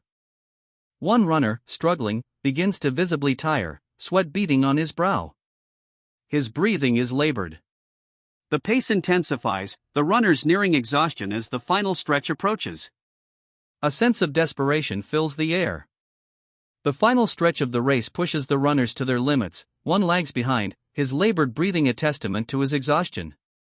A runner, visibly struggling, is urged to rest in the shade. He accepts, clearly overwhelmed by the exertion. The lead runners, their faces grim, continue their relentless pace, far ahead of the others. One openly expresses his disbelief at their weakness.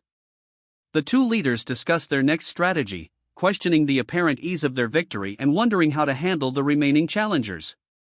They consider various methods to eliminate them. One of the leaders recalls a previous training exercise, suggesting a similar strategy to dispatch the remaining competitors swiftly and efficiently. Observing the ease with which the other runners are overtaken, one leader expresses suspicion, sensing that something is amiss. One of the leaders surveys the exhausted competitors, sneering, "Are they already exhausted? I was expecting more. Humph, losers." He vows to humiliate them so thoroughly they'll lack the courage to face them again. Confident in their lead, the leader believes they've left the others far behind. That confidence shatters as he notices the other runners are surprisingly close behind. What? How are they keeping up with us? The race continues, and one of the seemingly lagging competitors announces, "This is the 20th lap already," revealing unexpected stamina and resilience. His face is a mask of strain, sweat stinging his eyes as he pushes himself to the limit. The exertion is evident in every tense muscle. A runner collapses, his body hitting the ground with a thud. The others continue, relentless. Another competitor falls, gasping for air, his body spent. The lead runner's resolve is tested. Despite the physical toll, his determination burns bright. "My body may have aged, but my pride is still full of life," he declares. The final stretch. Two masked runners, their faces hidden, close in on the lead runner. A commentary observes, he's been keeping in good shape. But the race is far from over. Sweat stings his eyes as he pushes onward, a tradition within his mercenary group driving him. The 45th lap. Three figures, two masked, trail behind the lead runner. One of the masked runners observes, "This is evil.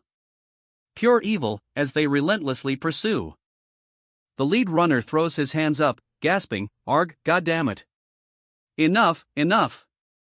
Exhaustion threatens to overwhelm him.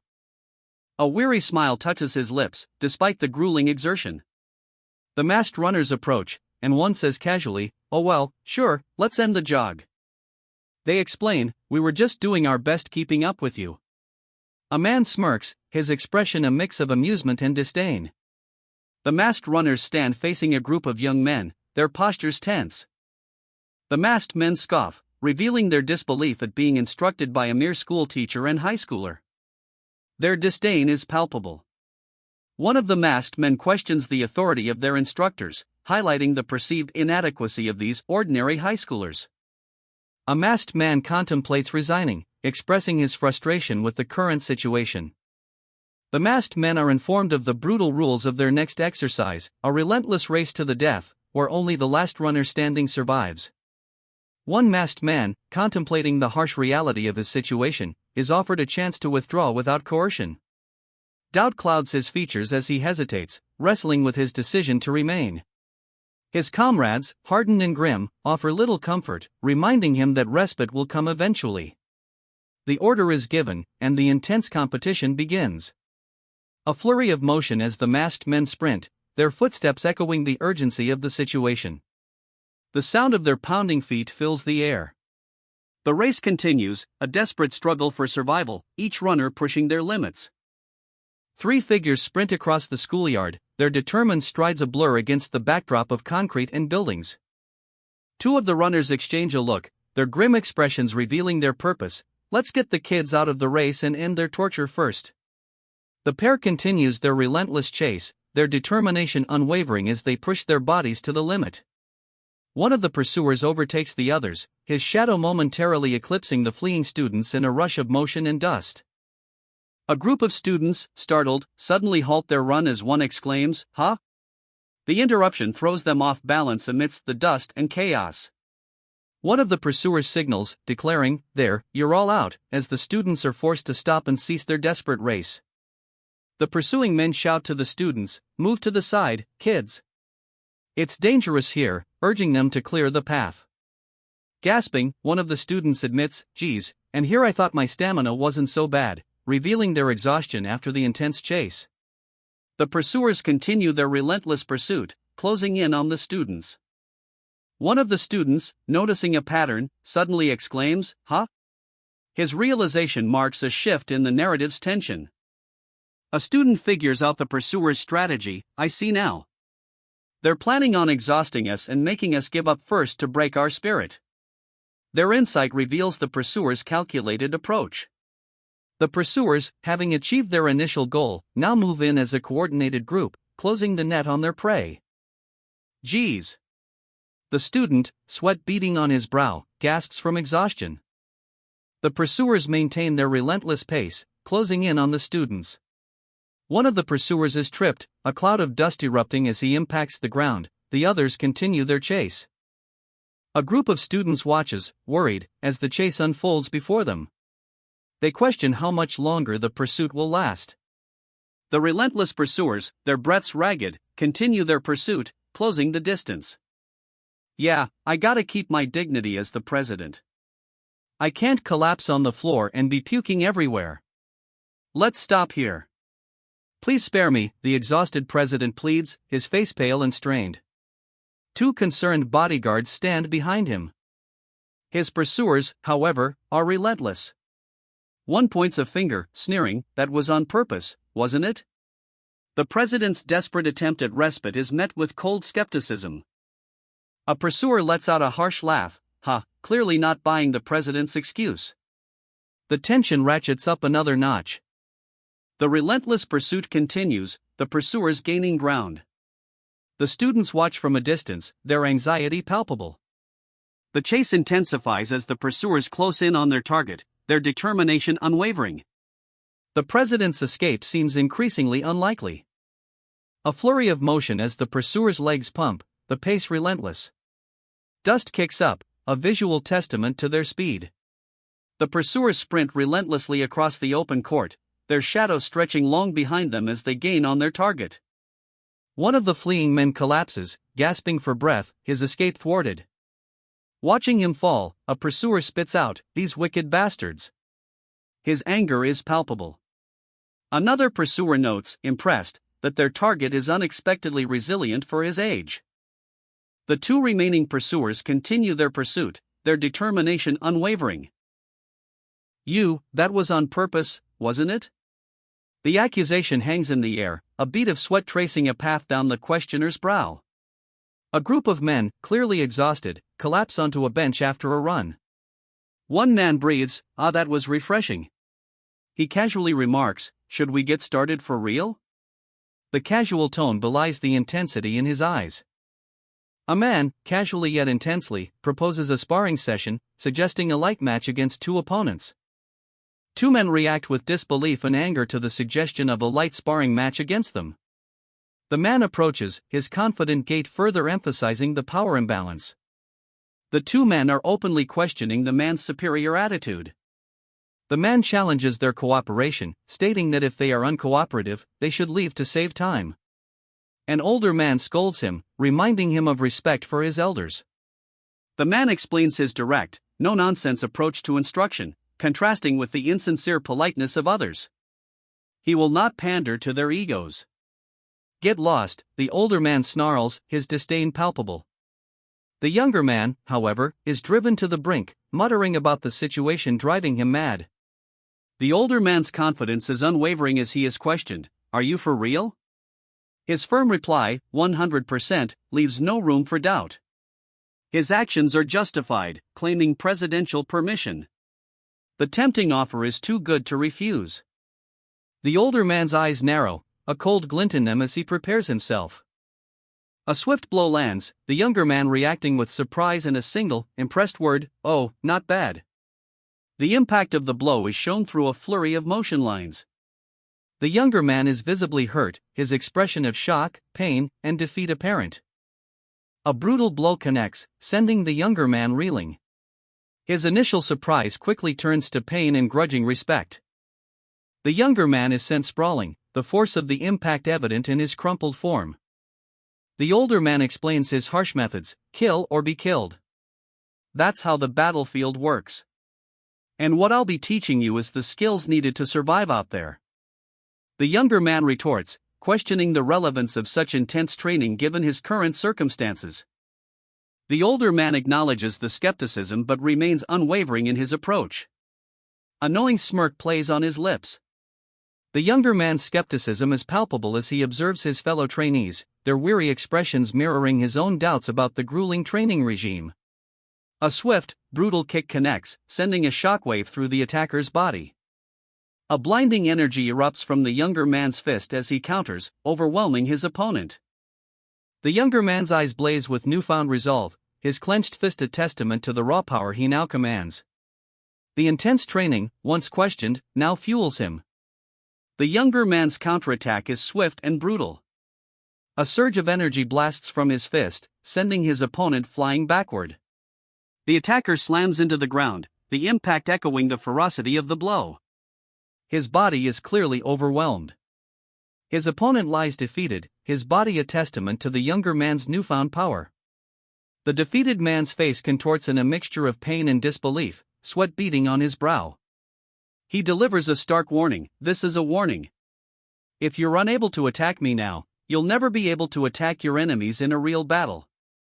Pain contorts his features as he groans, "Ugh." Sweat glistens on his brow, a testament to his defeat.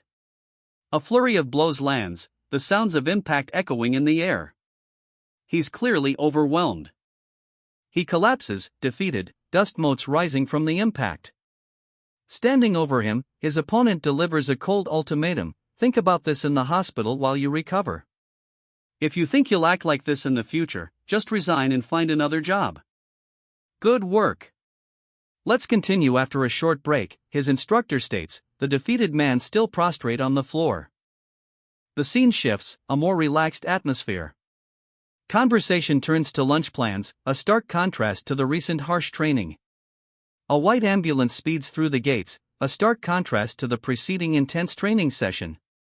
The trainees, having recovered, now enjoy a lunch of steaming bowls of noodles and other dishes.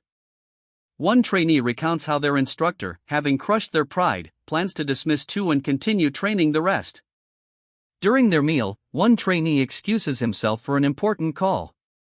He speaks to Michelle, revealing he's announced the series production as requested.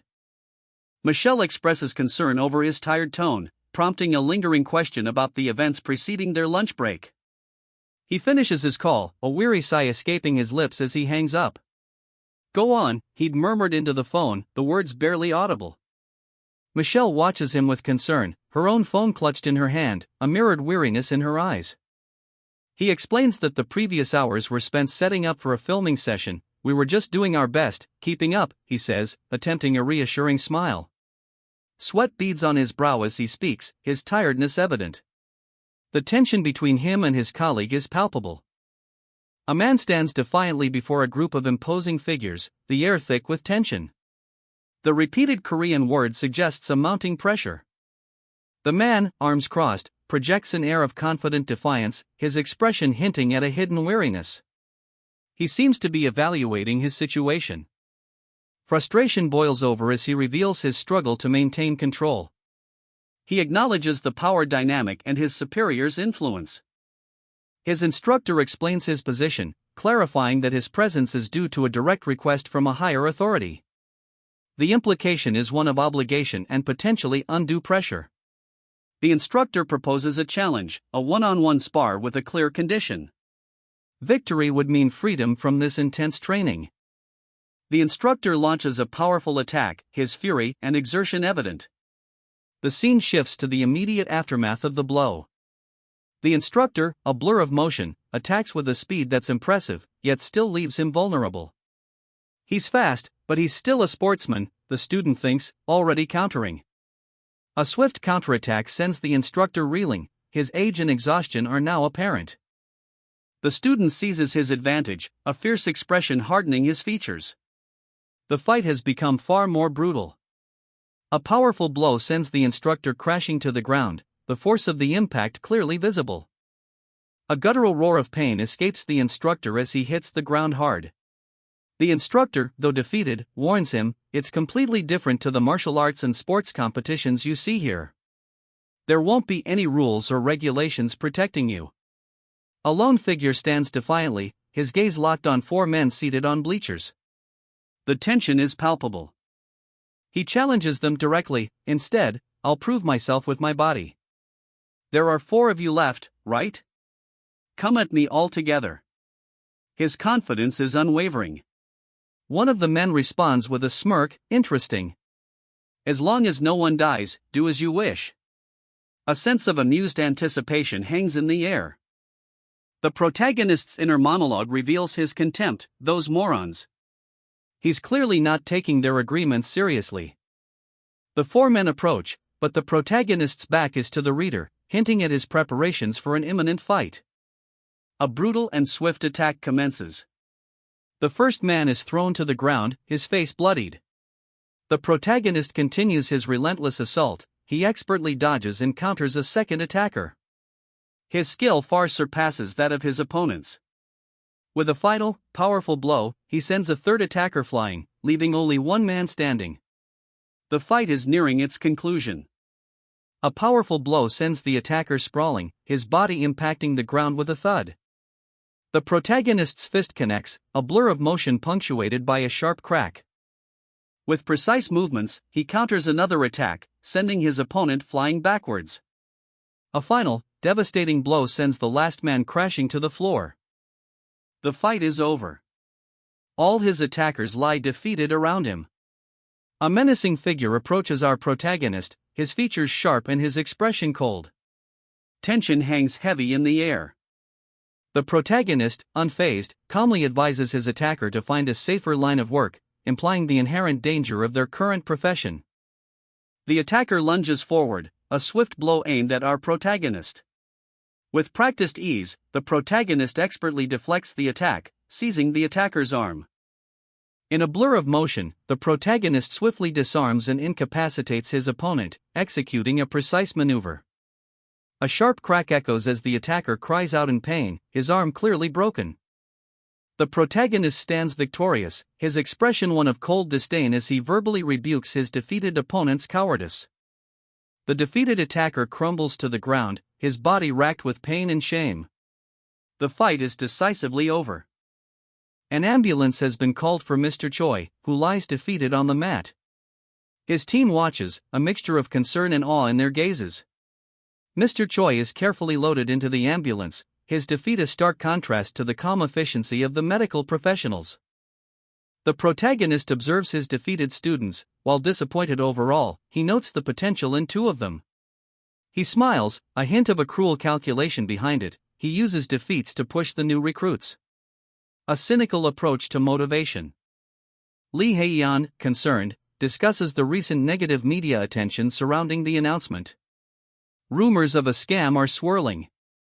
Lee Hae-yeon's stress is palpable as she continues her call, worrying about the public perception of their program.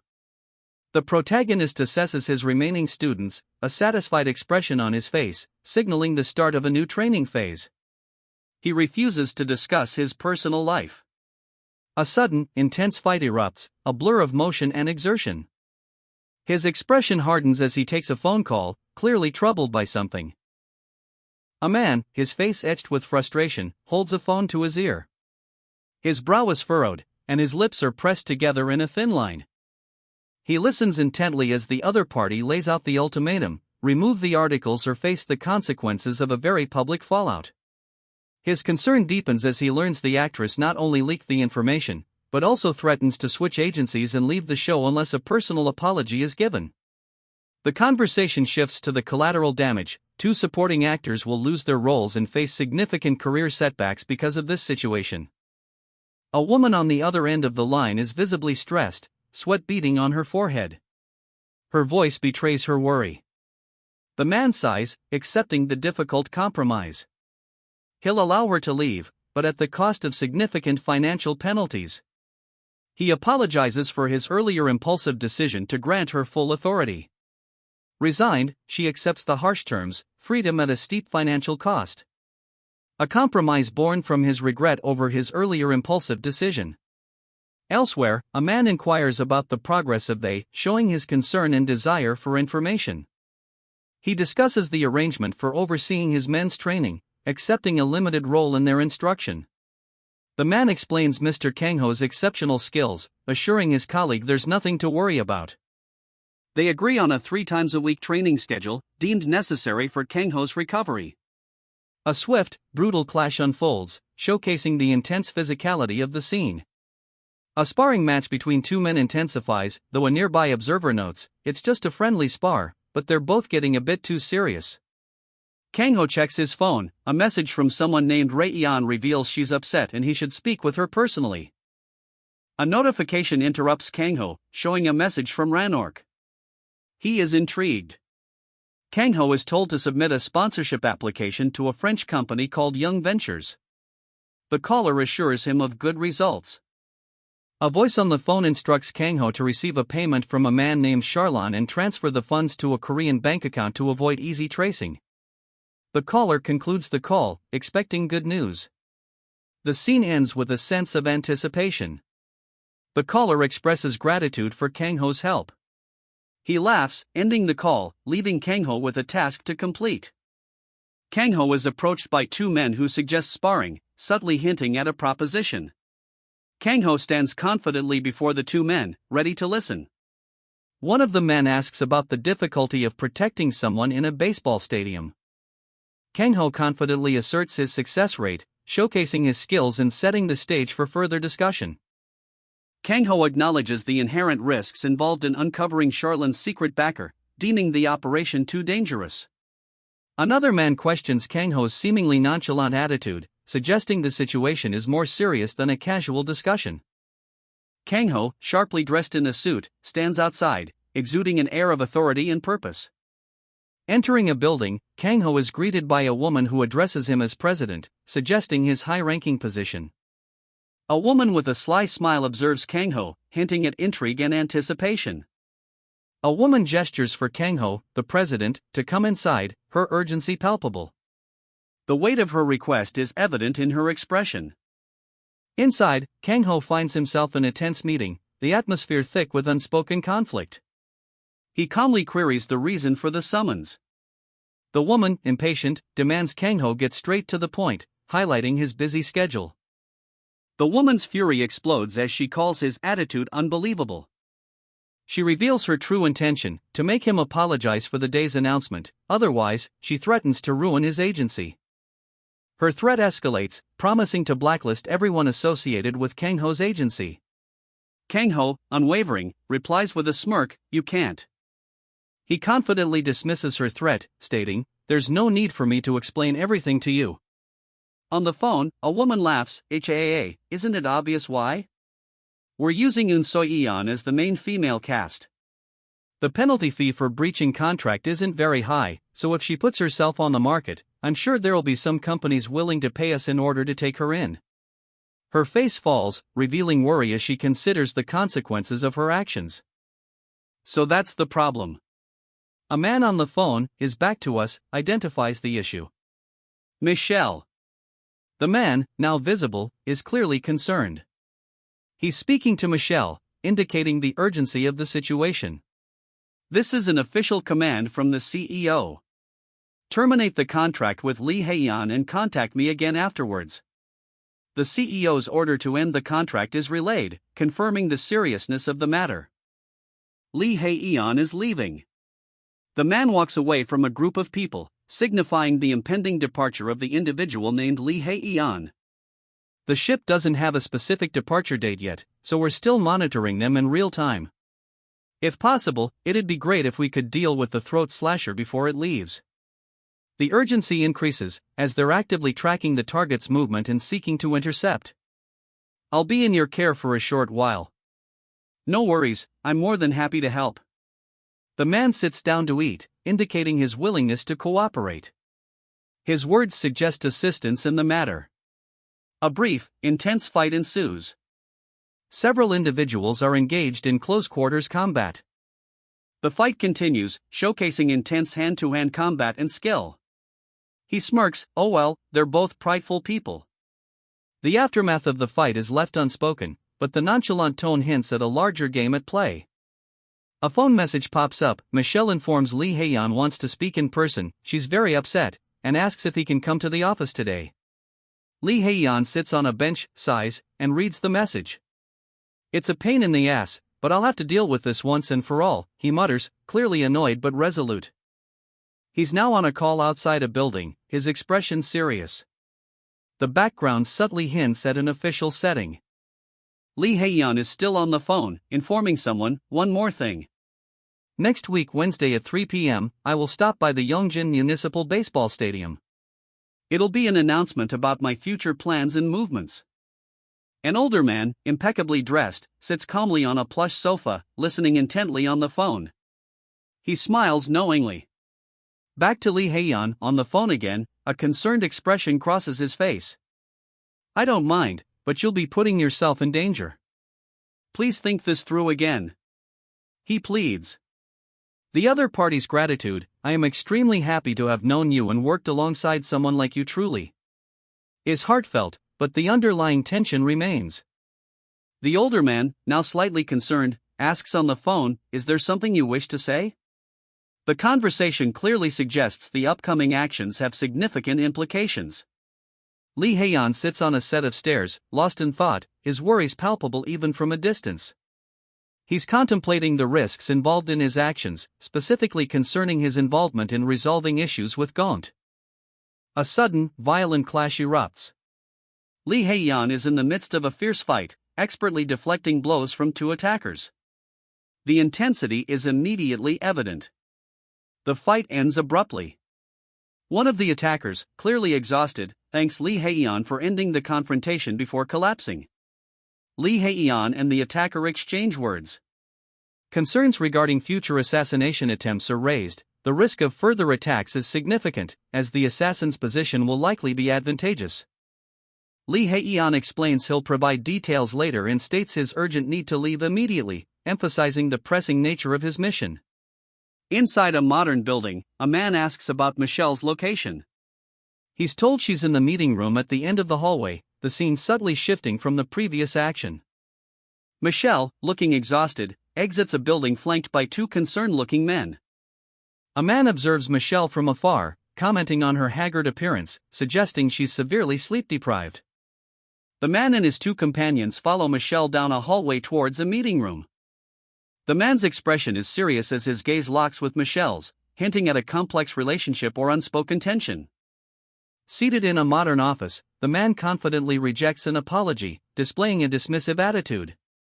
Michelle confronts the man, accusing him of deliberately shadowing her. Michelle explodes, accusing the man of underestimating her abilities. "Do you think I can't do it?" she demands. Michelle's anger is palpable, her disbelief is clear. "What?" she spits out, her expression hardening. The man's expression reveals his simmering concern about Michelle's threat. A worried colleague calls someone named Chani, clearly distressed. Later, the man brushes off concerns from his friends, downplaying the situation. "Nothing to worry about. Some personal matters, that's it," he assures them. A phone call brings news of the man's recent TV success, adding another layer to his current stress. A phone call interrupts the man's day, bringing news of his recent television success. He looks concerned, a mix of surprise and apprehension etched on his face. The DI Entertainment building looms large, a symbol of the industry's cutthroat nature and the pressure he's now facing. The tension escalates as a superior demands an immediate apology. The atmosphere is thick with animosity. A woman sits, her face partially obscured, a hesitant, almost fearful expression dawning on her features as she begins to speak. I. Her voice trembles slightly as she declares her intention, going to stay. The weight of her decision is evident in her downcast eyes. She elaborates, a newfound resolve hardening her gaze. "I'd like to stay here. I'll stay and help out Michelle." Her commitment to assisting Michelle is clear. Michelle, her expression a mixture of concern and apprehension, listens intently. The tension between them is palpable. A stern-faced man, presumably in a position of authority, addresses Michelle and her colleague. His command is direct: "Please bring me the contracts of the agency's employees and staff. All of them." Michelle's colleague reacts with a mixture of surprise and suspicion. The question hangs heavy in the air: all of them? What is he scheming this time?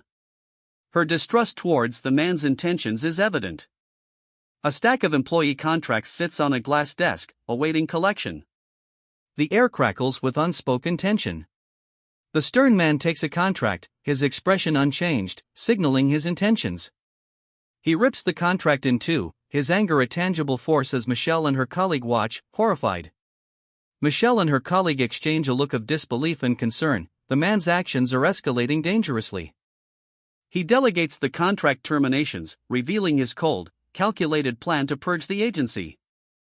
Michelle's colleague questions the existence of temporary contracts, revealing a hidden layer to the situation.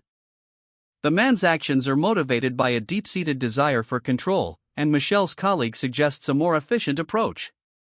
A man in a sharp suit sits at his desk, a thoughtful frown etching itself onto his face as he reviews a stack of papers. He wrestles with a critical decision. His internal conflict intensifies. The question, "Should I take on the role for real?" hangs heavy in the air, reflecting his internal debate. The man's gaze hardens, resolve takes hold as he gathers the papers before him, ready for action. With a sudden, violent movement, he rips the papers in two, the sound echoing the shattering of his indecision. The pieces fly across a stunned conference room. Michelle's colleagues react with shock and disbelief.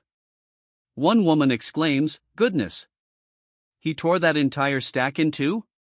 The man's unexpected action is met with stunned silence and confusion. The man's outburst continues. He violently shreds more documents, the sound of tearing paper punctuating the rising tension. He addresses Michelle directly, his voice cutting through the stunned silence. "First off, Michelle, how high is your salary?" The abrupt shift to a pointed question sets a new tone. He explains that, having just joined the company, he needs to consider its financial state. His annual salary is 150 million Korean wons.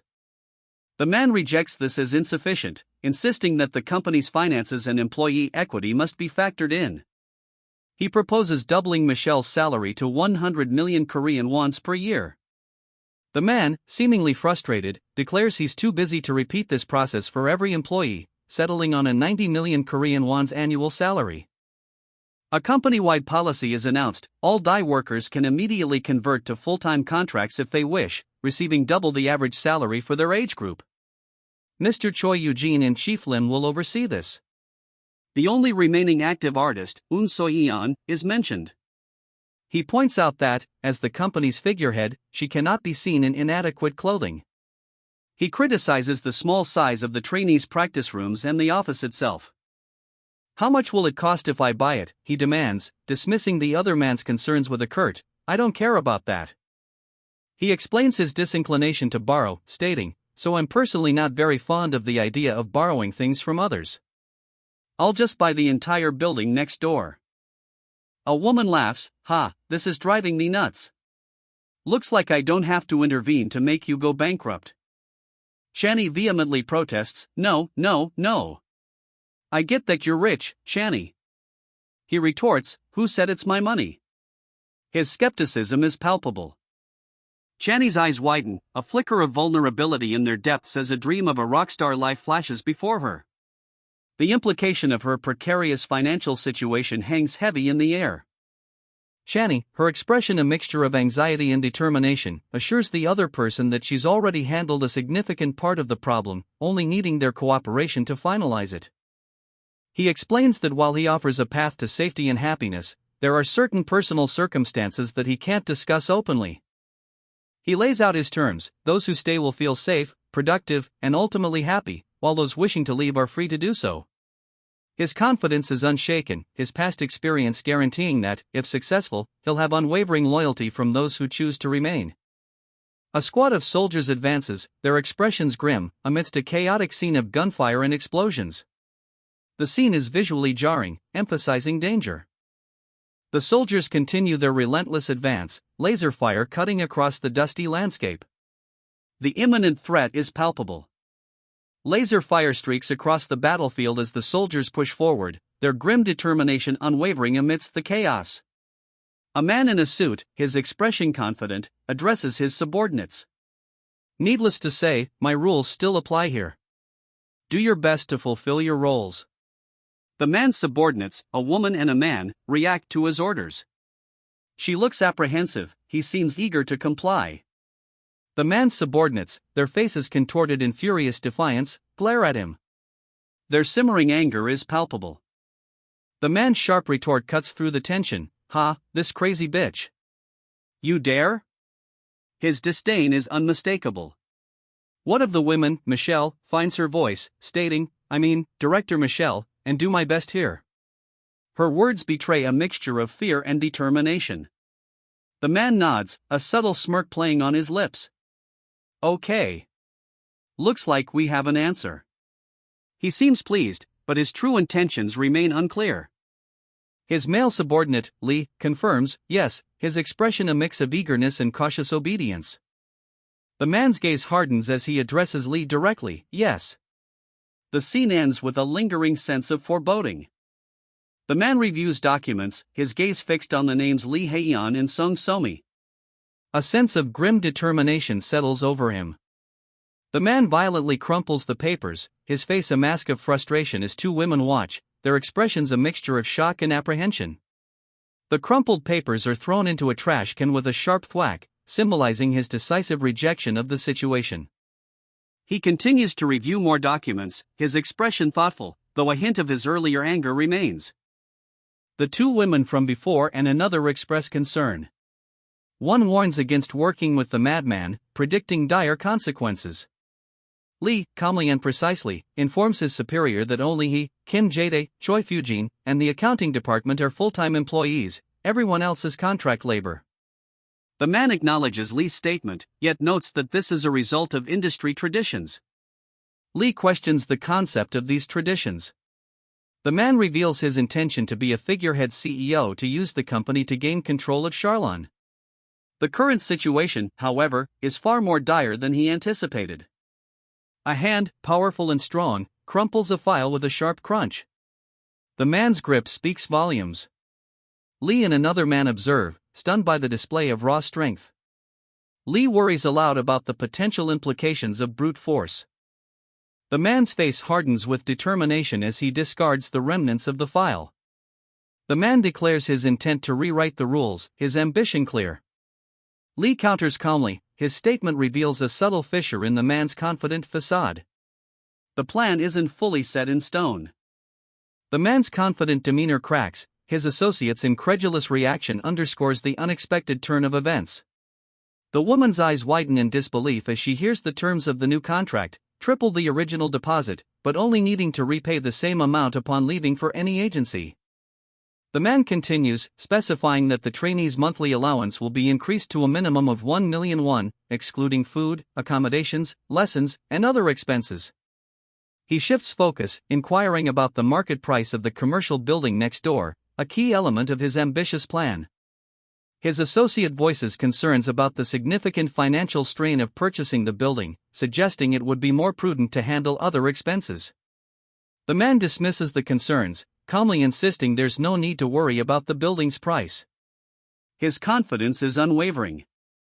He details his vision for the building: a cafeteria on the first floor, dance, singing, acting, and fitness rooms on the second, and office space on the third, emphasizing the importance of securing construction deals during the purchase. Shani, his associate, voices her strong opposition to the excessive spending. She warns against squandering money without considering the consequences. Her tone is sharp and concerned. Shani, eyes narrowed, questions her superior, who? He reveals he's associated with an investment firm, prompting her to pursue sponsorship. He instructs her to apply for sponsorship tomorrow.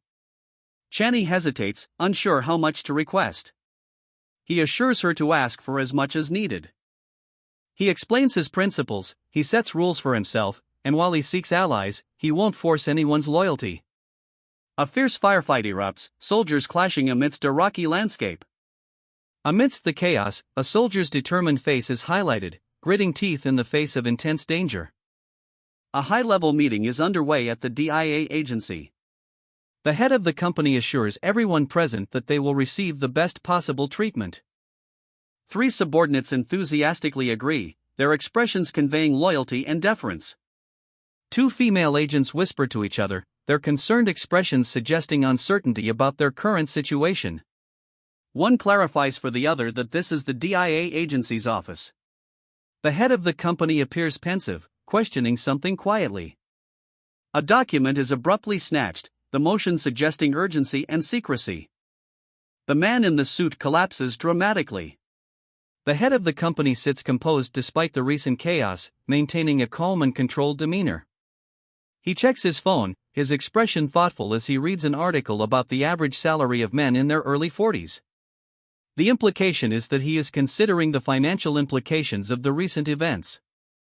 Director Kim Jae-dae, unfazed by recent turmoil, calmly confirms a salary figure of 46 million Korean wons, $41,000, for late 30s office workers, then doubles the offer. He explains the significant financial implications of establishing a new office, requiring a 50 million Korean wons deposit and a 2 million Korean wons monthly rent. The conversation shifts, a subordinate inquires about the French entertainment company, Young Ventures. Young Ventures' global influence in movies, TV, concerts, and reality shows is highlighted. Acknowledging his limited business acumen, Jae-tae shows his vulnerability. 2 women stare, aghast. Here, one whispers, disbelief etched on their faces. One woman's anger boils over, her jaw tight. A man enters, a smirk playing on his lips as he faces the furious woman.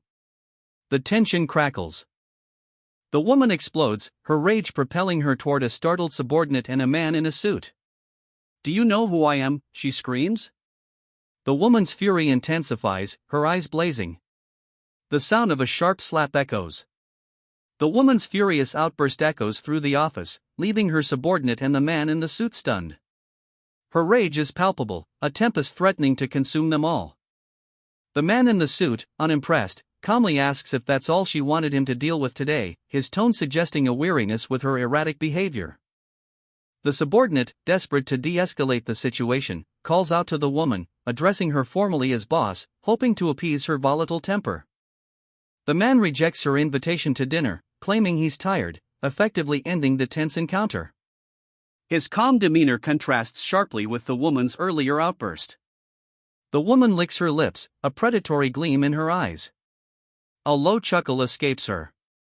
The man leaves her apartment, a curt thanks is his only acknowledgement. The man sits calmly, his expression controlled, even as the woman sprawls defeated at his feet. He is clearly in charge. Exhausted, he drifts off to sleep, whispering, "Let's take a power nap."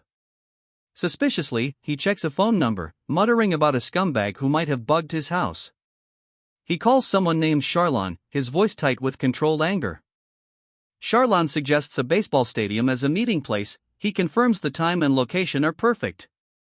He warns Charlon about the consequences of betraying him after receiving the money or providing false information.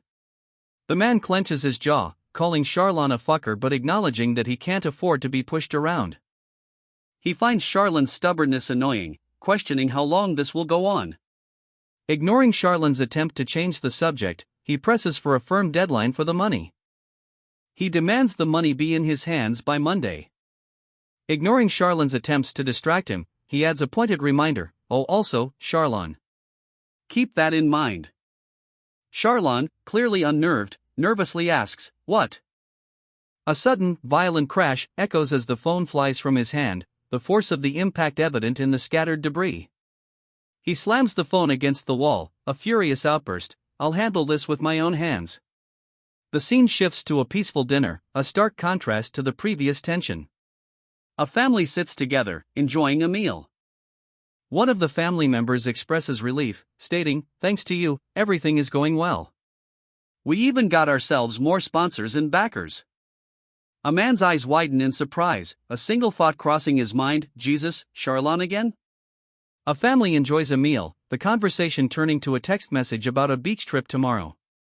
The father is subtly distracted. The family's peaceful dinner is interrupted as the father is informed, "It's Mayon, remember her? In my class. She always had the best grades." A phone call distracts the father, "It's Mr. Suk." Mr. Suk requests a meeting outside after dinner to discuss the club. The father agrees, already finished with his meal. Night falls. Mr. Suk explains his late call, he'll be moving to the neighborhood next week. The two men stand under a streetlight, the casual conversation masking a deeper purpose. Mr. Suk assures his companion he won't be long, leaving after finishing his cigarette. A sense of urgency hangs in the air, unspoken concerns underlying their casual conversation. One man's concern shifts from Charlon to another, a woman, causing his companion to pause, considering his words carefully. He hesitates, struggling to phrase his concerns about this woman's potential to create future problems. The scene changes abruptly to a modern office. Mr. Suk, now inside, confidently identifies the location as the DIA agency's headquarters. Seated in his office, Mr. Suk considers whether to call security, a subtle hint of unease underlying his composed demeanor. The title card introduces us to God of Blackfield, setting the stage for a tense confrontation within the DIA agency's headquarters. Mr. Suk, seated, faces a stern woman, her expression hinting at a brewing conflict. A subtle shift in body language, the woman's posture expresses disdain as she seemingly dismisses Mr. Suk's words, their unspoken conflict palpable. Mr. Suk is directly told to leave the premises. The woman's words convey a sense of authority and impatience, further escalating the tension.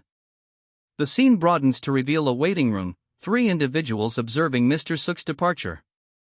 A feeling of professional detachment permeates the atmosphere. Mr. Suk, as he leaves, confirms his intention to depart, subtly indicating a deliberate choice to avoid further conflict. The woman watches Mr. Suk go, her expression unreadable, leaving the audience wondering about her true motivations and the potential ramifications of the encounter. "Chani," she calls out, her voice tinged with a mixture of concern and something else, perhaps longing. Mr. Suk, already halfway down the stairs, dismisses her with a wave. "Nope. I'm really tired right now. I'll see you next time." His departure feels final, a deliberate distancing. The woman, left alone, murmurs, "You were so hot," a surprising confession that leaves the scene's meaning ambiguous. Was it genuine admiration, or something more calculating? He arrives home, slipping quietly into his apartment. The quiet entry contrasts sharply with the earlier tension. A group of men, their faces grim, pursue him relentlessly through the city streets. The peaceful ending is shattered. The threat, though unseen before, is now undeniably present. A furious woman confronts two men, her voice sharp and accusatory as a tense scene unfolds around her. The image shows a chaotic struggle. The perspective shifts, focusing on a man's face, a smirk playing on his lips as if he's witnessed a satisfying outcome. He lies on his bed, exhausted, muttering that it was an exhausting day. Relaxing on his bed, he checks his phone and sighs, commenting on someone's uncanny ability to disrupt his peace. A man on the phone, his face hardened, speaks with a threatening tone. He dismisses concerns, prioritizing money above all else. He continues his conversation, his threat escalating. He reminds the other party of the consequences of betrayal. The man's eyes flash, his final warning conveying a chilling sense of finality and power. On the phone, a man is casually reminded of his audacious plan to take over all of Europe. 20 billion won is dismissed as insignificant in comparison. He issues a stark warning: failure is unacceptable, and the deal is off if the task isn't completed. The man's gaze hardens, a chilling assurance that the other party remains firmly within his grasp. His eyes blaze with furious intent, a silent scream of wrath. The man's hatred for his contact is palpable, a venomous feeling that permeates even the uncertainty of success or failure. The man enjoys a light-hearted moment, savoring a delicious omelette, a stark contrast to the intensity of his earlier conversation. The man sits at the dinner table, a phone in his hands, his expression guarded. He's clearly hiding something from his parents. He's on a call, politely lying that he's dining with his family, a subtle deception. The call ends. He informs his parents that Mr. Suk Kangho wishes to see him, a meeting he clearly intends to keep. Night falls. The man meets Mr. Suk Kangho in a park, the tension palpable between them. He anxiously awaits Kangho's words. Kangho smiles, seemingly pleased with something. His demeanor suggests a successful outcome. Kangho's expression shifts, a flicker of concern crosses his features as he smokes, implying there are complications. His worry stems from a conversation earlier. He's clearly unsettled by something that has been said. Kangho and another man sit on a park bench, discussing Lee Hae-yeon. Kangho expresses his skepticism, stating that she seems more complex than a simple woman. Kangho enters his apartment, drying his hair with a towel. The scene is calm and domestic. He sits on his bed, checking his phone. A subtle tension is introduced. Kangho curses, his worry escalating as he realizes the implications of a message he just received. He anticipates the likely furious response from someone he knows. Kangho's initial alarm subsides as he reads a text from Myeon about tomorrow's beach trip. A wave of relief washes over him. He's interrupted by a phone call from Mr. Suk. His expression shifts to one of guarded anticipation. Kangho downplays the seriousness of the situation on the phone, referring to significant problems as small issues, a subtle hint of his controlled anxiety. The conversation between the two men is terse, acknowledging a shared understanding of the dangerous situation involving Charlon. There's no need for further explanation. One man, clearly concerned, expresses his worry about the potential consequences. He casually extinguishes his cigarette, a stark contrast to the gravity of their discussion, as his companion reminds him of his promise to quit smoking. The two men sit together on a park bench, the night air heavy with unspoken tension, the city lights reflecting their serious expressions. All right, he agrees, a casual dismissal of the seriousness of their earlier conversation. He turns to leave, a subtle shift in their dynamic as the unspoken tension lingers. His expression hardens, a subtle hint of determination evident in his features as he reflects on his improvement. He glances at his fitness tracker, a silent affirmation of his progress. His speed and stamina are noticeably improving. He declares it's time for breakfast. A hearty spread is presented, a visual representation of his healthy lifestyle. Over breakfast, the man announces he'll be busy that afternoon, but will be finished before sundown. His father expresses surprise, learning he's made plans with Myeon to go to the beach, which will include a costly dish, whey. The man assures his parents that he can afford it. His father simply requests that he be home tonight. The son agrees. Mayang waits outside, he joins her and they drive off. A phone rings, it's from the Dia agency. He answers, speaking in French. Mayang notices. Concerned, Mayang asks if something is wrong. He assures her it's nothing, it is just a matter of confidentiality. At the Dia agency, an employee excitedly announces a phone call from Young Ventures. Their CFO wants to meet in person, even though it's the weekend, and has offered them a second round of funding should they need more. The man smiles, pleased with the news. He comments that he already told Mayon he had everything handled. Back at the Dia agency, the scene explodes with celebratory chaos, punctuated by a French exclamation, Tout le monde est faux. The Dia agency erupts in joyous celebration, a whirlwind of excitement punctuated by a shouted, everyone's crazy. Driving, Lim Sujong receives a call, his expression one of mild concern. He questions why everyone came to work on the weekend. He's informed that the adjacent building purchase is finalized, interior designers and construction workers will assess it this afternoon. Another call causes Sujong to grimace, the caller's loud voice is clearly annoying him. He hangs up, clearly exasperated, but a small smile plays on his lips. Sujong explains that he's currently unable to speak for long, identifying himself as Chief Lim Sujong, President. A grateful "thank you very much, President," is heard. Sujong drives on, a faint smile still on his face, clearly satisfied. Sujong, still smiling faintly, hears a woman's voice questioning the gratitude he overheard earlier. He casually deflects, claiming he simply happened to overhear them. The woman, clearly suspicious, presses further, wondering if there's something Sujong doesn't know. Sujong's smile fades, he denies her suspicions. Sujong, now sitting, reflects on Lee Hyeon, believing her to be more than just a simple woman.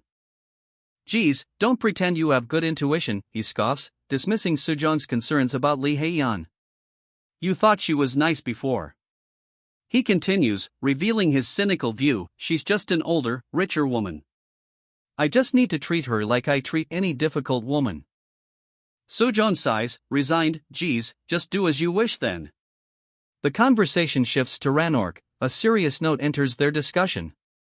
He explains, you're the only one who knows about the situation with Ranork. We need to be careful, can't have them misunderstand that the news leaked from our side. His plan is simple, so I'll just observe the situation and work things out with Ranork.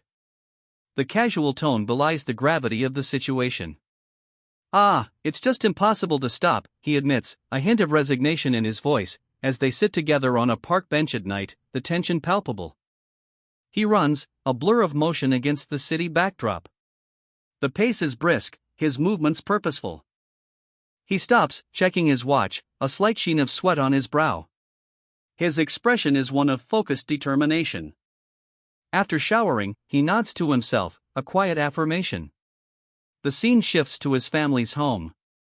At the breakfast table, his family casually discusses volunteer work at a nursery school. He nods, agreeing to join, the conversation subtly shifting to his financial contributions to the school. He informs his family that he'll be home late tonight. His mother inquires about his late-night activities, concerned about impropriety. His brother also shares the worry.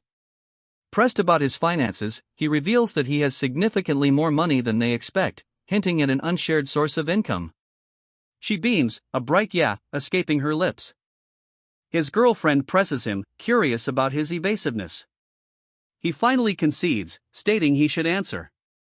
A phone call interrupts, a woman excitedly shares news of a 20 billion won sponsorship, with further interest from European media. The woman's joy is uncontainable, everyone is celebrating the sudden influx of funding. Back in the car, his girlfriend, intrigued, asks about the nature of the phone call, noting the French language. He briefly acknowledges his girlfriend's question, assuring her he'll explain later. The call, conducted in French, concerns significant funding. The jubilant scene shifts to a montage of his employees celebrating the unexpected funding. His girlfriend, still in the car, processes the enormity of the situation. The unexpected influx of funding and the use of French on the call raise her suspicions. Intrigued and concerned, she presses him for details, noting the unusual circumstances surrounding the phone call and the fact that people addressed him as president. His girlfriend's curiosity and slight apprehension are palpable as she presses him for an explanation, revealing her growing suspicion and concern. The man sits beside his girlfriend, a knot of anxiety tightening his stomach. Crap, how should I explain this to her, he thinks, his apprehension clear. He's out jogging, his movements swift and purposeful. The scene is a quiet residential area at night, but his focus is sharp. The speed of his run suggests an urgency. Reaching a building, he pauses, a determined glint in his eye. At this rate, returning to my original body's physical capabilities won't be just a pipe dream, he muses, a hint of hope replacing some of his earlier anxiety. Back at home, he attempts a distraction, offering his girlfriend some money. All right then. Do you want some pocket money?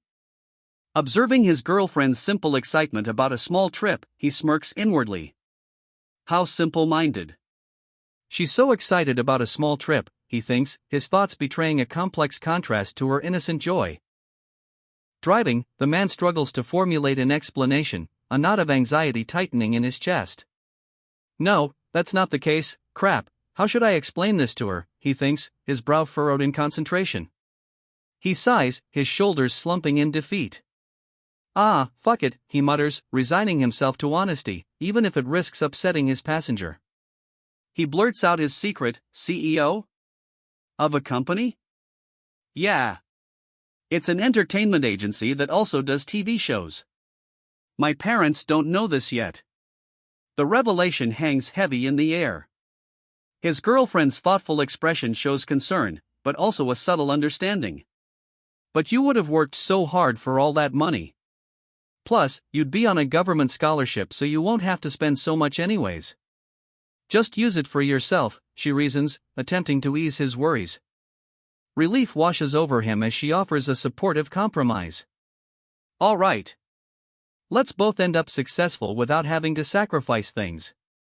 That's good enough, right? He asks, seeking her agreement. A shared smile and the soft music playing in the car suggest a resolution, a sense of mutual understanding and support overcoming the initial tension. He finds a certain charm in her, a quiet sweetness. Their reconciliation continues, a shared smile passing between them as they drive. They arrive at a cafe and settle in for a relaxed conversation over coffee. She offers him some food, their conversation flowing easily, the tension completely gone. As the sun dips below the horizon, painting the sky in fiery hues, he carries her on his back along the beach, their silhouettes stark against the vibrant backdrop. He gently sets her down, and as they stand together, arms around each other, he notes the setting sun, prompting him to suggest they leave. They arrive back in the city, the towering buildings a stark contrast to the tranquil beach. Their parting is amicable, a simple "it was a lot of fun today. Take care" from her, and a quiet "yeah, you too" from him, reflecting a sense of contentment and newfound ease in their relationship. Returning to the city, he utters a quiet "I'm home," a simple statement that belies the underlying contentment he feels after a day of unexpected ease. He walks alone, his relaxed demeanor a stark contrast to the businesslike pace of those around him. A subtle smile plays on his lips as he asks his father a question, betraying a touch of playful curiosity. "Father, did you get a..." His words are cut off.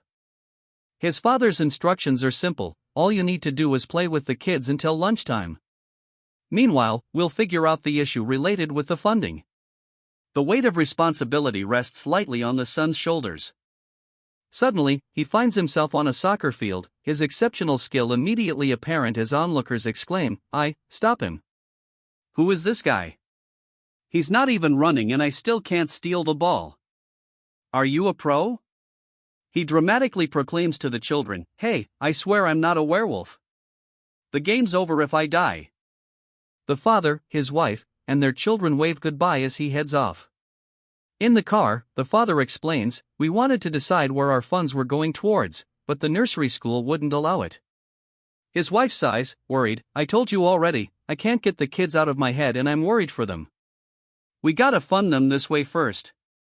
The father explains, it's more of a process of persuading each other rather than arguing. "All right. You guys can persuade each other all day, but let me get off near school first. The man reflects on his newfound happiness, a stark contrast to his life just months ago. He's surrounded by the chaos of war, a reminder of the past he's trying to leave behind. Despite his contentment, a shadow of doubt lingers. He worries that this happiness could make him complacent, potentially jeopardizing the lives of those he cares about.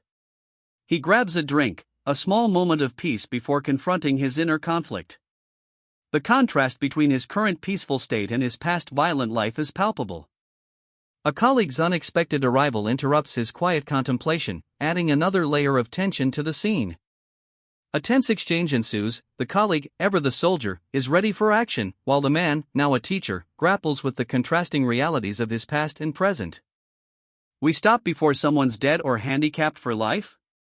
The teacher questions his colleague's intensity, a stark contrast to the man's eagerness for a fight. A swift strike sends the teacher reeling. His colleague's combat prowess is undeniable. The teacher crashes to the ground, the impact emphasized by the motion lines. His face registers disbelief and a dawning understanding. So that's how it's going to be, he questions, the fight's seriousness now clear. A brutal exchange unfolds, swift blows and counterblows blur into a flurry of motion, showcasing the intensity of their combat skills. The teacher prepares for a final counterattack, his face contorted with determination. The teacher launches a ferocious counterattack, his fist a blur of motion. A flurry of blows connects, each impact echoing the intensity of their struggle. The student reels from a powerful blow, his body momentarily still. The teacher, his face grim, delivers a final, devastating strike. He declares, "There's only one solution," as a blinding flash of energy erupts. A powerful blow lands, the teacher's face contorting with effort as he asks, "What is going on around me?" The intensity of their confrontation escalates, a flurry of blows exchanged in a desperate struggle. Suddenly, the fight halts. "Let's stop here," one of them declares, a tense calm settling over the scene. One man grabs a drink, the other checks his phone, a strange juxtaposition of exhaustion and casualness. The phone reveals a disturbing message. The name Charlon appears, bringing a sudden grimness to the scene. In the car, a woman calmly reveals she's the new CEO of a company called Dial. Her male companion explains he's temporarily filling a position at the agency, saving money for his future studies in France. He intends to use the money to fund his studies abroad, avoiding reliance on his parents. The man is surprised by her straightforward and simple nature. Their car speeds away, leaving the conversation behind. The woman's simplicity is noted, contrasting with her academic excellence. "Wow! It's the sea!" She rests her head on his shoulder, a serene smile playing on her lips. They stand on a quiet beach, the sun setting, a sense of peace settling between them. "Okay," she says, contentment clear in her voice. A man and woman stand by a car, a third person approaches. "Shani, that's the driver's seat," the woman remarks. The man explains that while the older car is still in good condition, he felt it would look bad to arrive at a meeting without a more modern car for a business deal. They arrive at a nursery school, which the couple funds. Inside, a man playfully interacts with a group of children, eliciting laughter and excitement. Later, the man sits calmly, reading a children's book. Snow White defeated the witch and lived happily ever after with the prince. Desperate, the man cries out, "I'm telling the truth. Oh, come on, let me live." He worries about the children, unable to shake the concern from his mind. A heated argument erupts in the car. His wife criticizes his handling of the school funds, highlighting the lack of documentation. He explains their intention was to use the money for the children's needs, but the school refused transparency. He emphasizes that mismanagement is the problem. Their argument, rare in their history, is noted by the man's companion, who seems amused. Later, the man makes excuses to leave, claiming a workout session. He's at the gym, lifting weights, seemingly attempting to relieve stress. The man, his back to us, stands in a gym, sweat dampening his shirt. He seems to be trying to work out the tension he's been carrying. He removes his towel, a wistful smile playing on his lips. He reflects on a newfound sense of happiness, a fragile peace he hopes endures. Suddenly, another man appears, interrupting his peaceful moment. He suggests a sparring match, noting the lack of other gym-goers. The first man hesitates, questioning the intensity of the potential fight. The second man attacks swiftly, catching the first man off guard. "Gotcha," he exclaims. The attacker taunts the other man, who's now shirtless, about his lack of preparedness. The fight begins in earnest, a flurry of blows ensues. The shirtless man counters his opponent's attack with a powerful strike, his fist blurring as it connects with a resounding impact. A brutal exchange follows. The first man reels from a forceful blow, stumbling backward. The fight continues at breakneck speed, a whirlwind of fists and dodging. A swift kick sends the first man sprawling, the impact echoing in the tense atmosphere. His face contorted in fury, the first man launches another attack. He is met with a flurry of blows, his body thrown against the wall, and sent tumbling to the ground. His arm is clearly injured, and his strength begins to wane. A final blow lands. The shirtless man delivers a final, decisive blow, securing his victory. A final, brutal blow connects, sending the shirtless man sprawling. Despite his injuries, he remains defiant, his gaze unwavering. "No matter what is going on, always have to stay keen," he grits out. The victor's fist is clenched, the intensity of the fight still etched on his face, a testament to the exertion. The victor stands over his defeated opponent, a smirk playing on his lips. "If you threw the punch right there, I would have done the same," he says, dismissing the other's claims of foul play. His opponent's dismissive "yeah, sure," hangs heavy in the air. He presses, "You think I'm joking? I'm serious." The scene shifts. The victor and a woman are seen by the ocean. She comments on the heat. Later, he casually remarks to a friend, "She looks good," indicating a relaxed mood after the fight and a shift in his focus.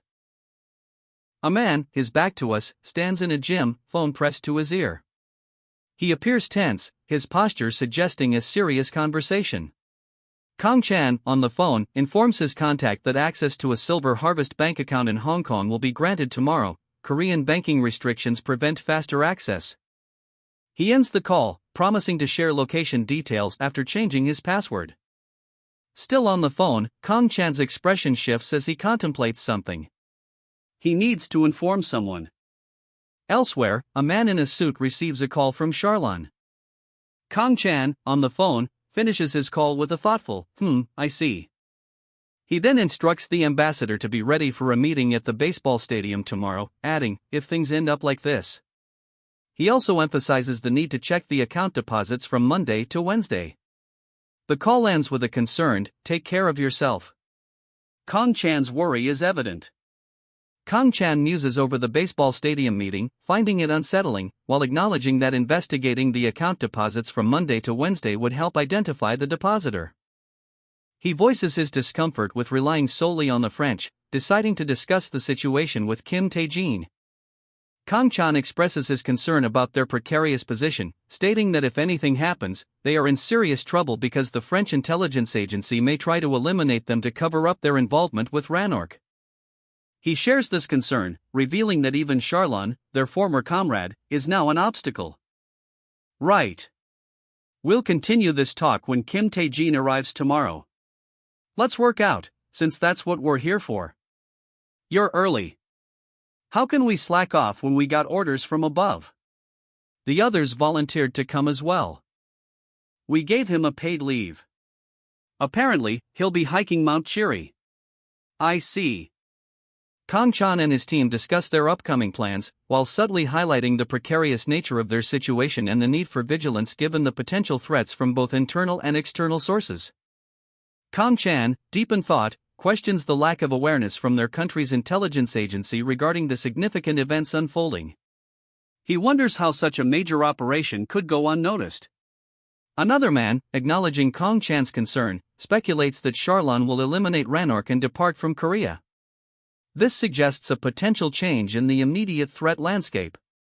The conversation continues, with a clear understanding emerging between the two regarding the implications of Charlon's actions. The situation is beginning to make sense strategically. The team strategizes, deciding to position their personnel among the crowd and along the perimeter, setting the stage for a potentially tense confrontation. They anticipate limitations imposed by the ambassadors group concerning the number of foreign members allowed, creating a potential challenge for their operation. The possibility of Charlan resorting to firearms is discussed, leading to a grim acknowledgement of the potentially fatal consequences. Proactive measures are proposed, including checking and deploying staff to potentially unsafe areas, but this plan could risk confusing Ranork's team. Ultimately, the team decides that a more ideal approach would be to develop contingency plans under the assumption that firearms will be involved. The potential for escalating violence remains a critical concern. It's a sticky situation, the team acknowledges, the weight of their predicament heavy in the air. One member expresses concern, his worried expression mirroring the gravity of their task. The discussion turns serious. The sheer wealth and ruthlessness of their adversaries is laid bare. They're willing to pay exorbitant sums to eliminate Ranork, even resorting to extreme measures. The potential for a quick profit in a poverty-stricken country like North Korea is highlighted as a further motivation for the enemy's actions. The vast reach of their enemy's network is emphasized, spanning across multiple international borders. The team grapples with the chilling reality that even more devastating weaponry might be deployed against them. A man's face fills the panel, his expression grim. He utters a single, chilling name, it's Charlan. The man on the phone, clearly unconcerned, explains that the account transfer lock means any attempt to access the funds prematurely is pointless. I ain't in any rush, he adds. Another man asks about the phone call, to which the first replies that the money is secured, and they are ready to proceed. The man on the phone informs his contact, an ambassador, that it's Kong Chan. A tense phone conversation unfolds between the man and the ambassador. The visual emphasizes the serious nature of their discussion. The ambassador instructs the man to share the account and password details via phone call tomorrow, as emails and texts are deemed too risky. The ambassador, his expression unreadable, calmly concludes the call, of course. Proceed as such. The weight of his words hangs heavy in the air. Two men converse, the tension palpable. One asks, facing them on Wednesday? The other remains grim, his worry evident. A text message exchange confirms a meeting. Could I see you at school tomorrow? The reply, for sure. I'll drop by in the morning. The man, alone with his thoughts, murmurs, even if that doesn't happen, there's no one in this world that can be fully trusted. His skepticism is profound. The next day dawns bright. At the gym, one man spots the other struggling under a barbell. The scene is tense, the atmosphere thick with unspoken concerns. A third figure observes from a distance, commenting, he can't participate in any training sessions, but his eyes twinkle the most out of everyone. This observation hints at hidden strength or skill. One of the men calls out, guys, we have things to discuss privately. So go work out for 30 minutes outside. A private meeting is imminent. So, what's the deal? One man asks, his curiosity piqued. Another responds, actually, a lot happened over the weekend. The conversation shifts, one man asks about a contact within the agency, highlighting the secretive nature of their operations. His colleague explains the compartmentalization of information within the agency and the strict limitations on inter-team communication. A third man, seemingly more seasoned, expresses his concern about the agency's nonchalant attitude regarding recent developments, specifically mentioning a man he encountered in an elevator, implying a potentially significant threat. The need for inter-team cooperation is stressed, but the risk of revealing their identities or mission is underscored. Exposing their operations to the French agents could compromise their entire mission, they agree. A proactive approach is suggested, securing the target area a day early to gain a strategic advantage. The use of sniper rifles is proposed, but immediately dismissed due to Korea's strict firearm regulations. The recent arrival of a notorious throat slasher in Korea is linked to the firearm restrictions, suggesting a possible connection between the assassin and the limitations on weaponry. The men discuss the implications of Charlan's inability to move and the potential international incidents if either France or China discover and retaliate against Ranork's actions, raising the stakes considerably. One man, his face etched with concern, gravely states their assumption, guns will be involved, given the situation's escalating severity. The conversation shifts to Ranork, with one man expressing his distrust of the seemingly untrustworthy figure, despite their supposed alliance. A hardened man, his face etched with grim determination, utters a chilling prediction: something even more devastating might be used. Weary resignation hangs heavy in the air as he laments, "We really can't get a single break." One man presses his companion, "Let me come along on Wednesday. I can't stand to just watch and do nothing." His request is granted. A smile softens the hardened features of his superior as he agrees, "Fine, you can come along. You deserve to come along with all the things you've been through." The subordinate replies with gratitude, "Ha. Thanks, Cap." A phone call brings good news. A report came in confirming the investment, and we are getting multiple inquiries about it. I've also received the script written by a guy I know. The team celebrates the positive news, as the leader announces the next step, and more from our label will take up the important supporting roles. Then, we'll announce an audition for the rest of the roles. "She's hitting on you, huh?" a voice teases. The man in question cuts him off sharply, "Cut it out. The teasing continues, see? Which chick is it this time?" The scene suggests a casual, almost annoyed dismissal of the previous comment. He receives a call, and directs the caller, "Charlon. Put it on speakerphone." Tension rises as he anticipates the news. A small note is picked up, signifying the start of the call's confirmation. "Go ahead," he commands, bracing himself. The man's apprehension is evident as he internally questions the caller's confidence. Why does he sound so confident? Does he not suspect that I'll run away with the money?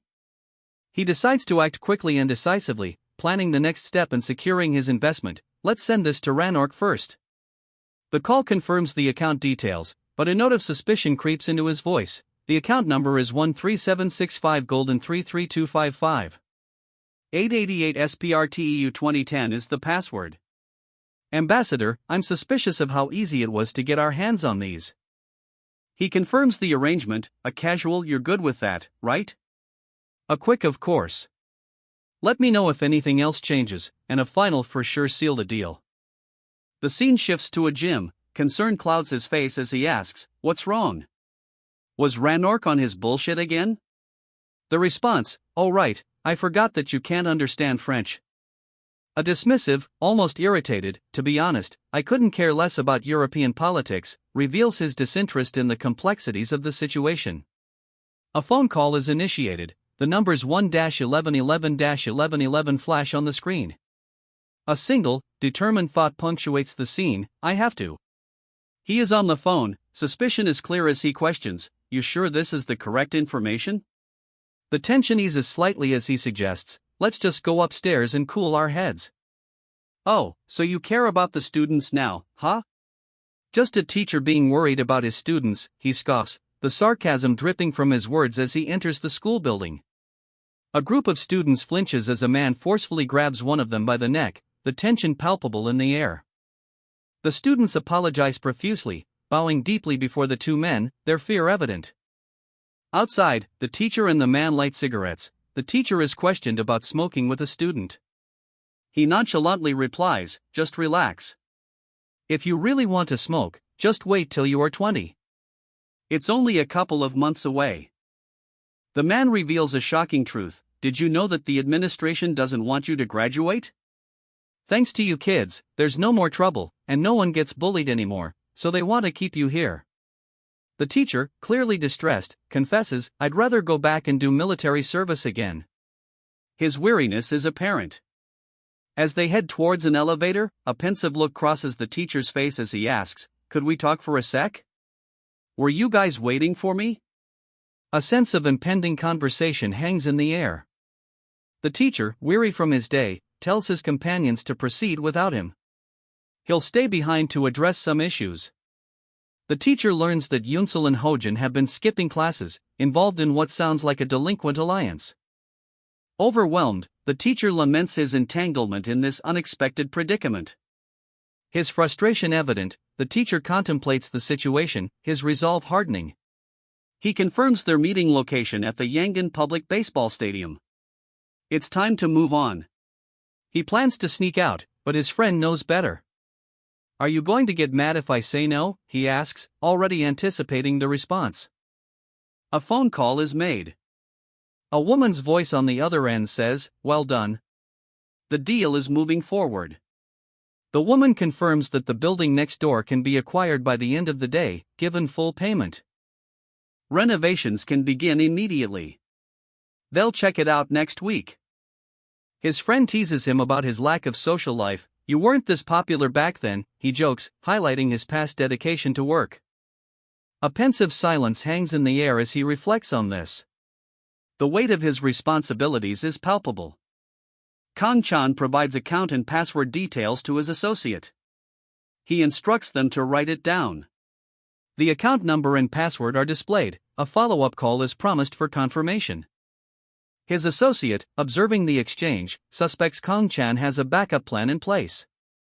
The associate reports receiving the information to the ambassador. The ambassador impatiently demands to know the specifics.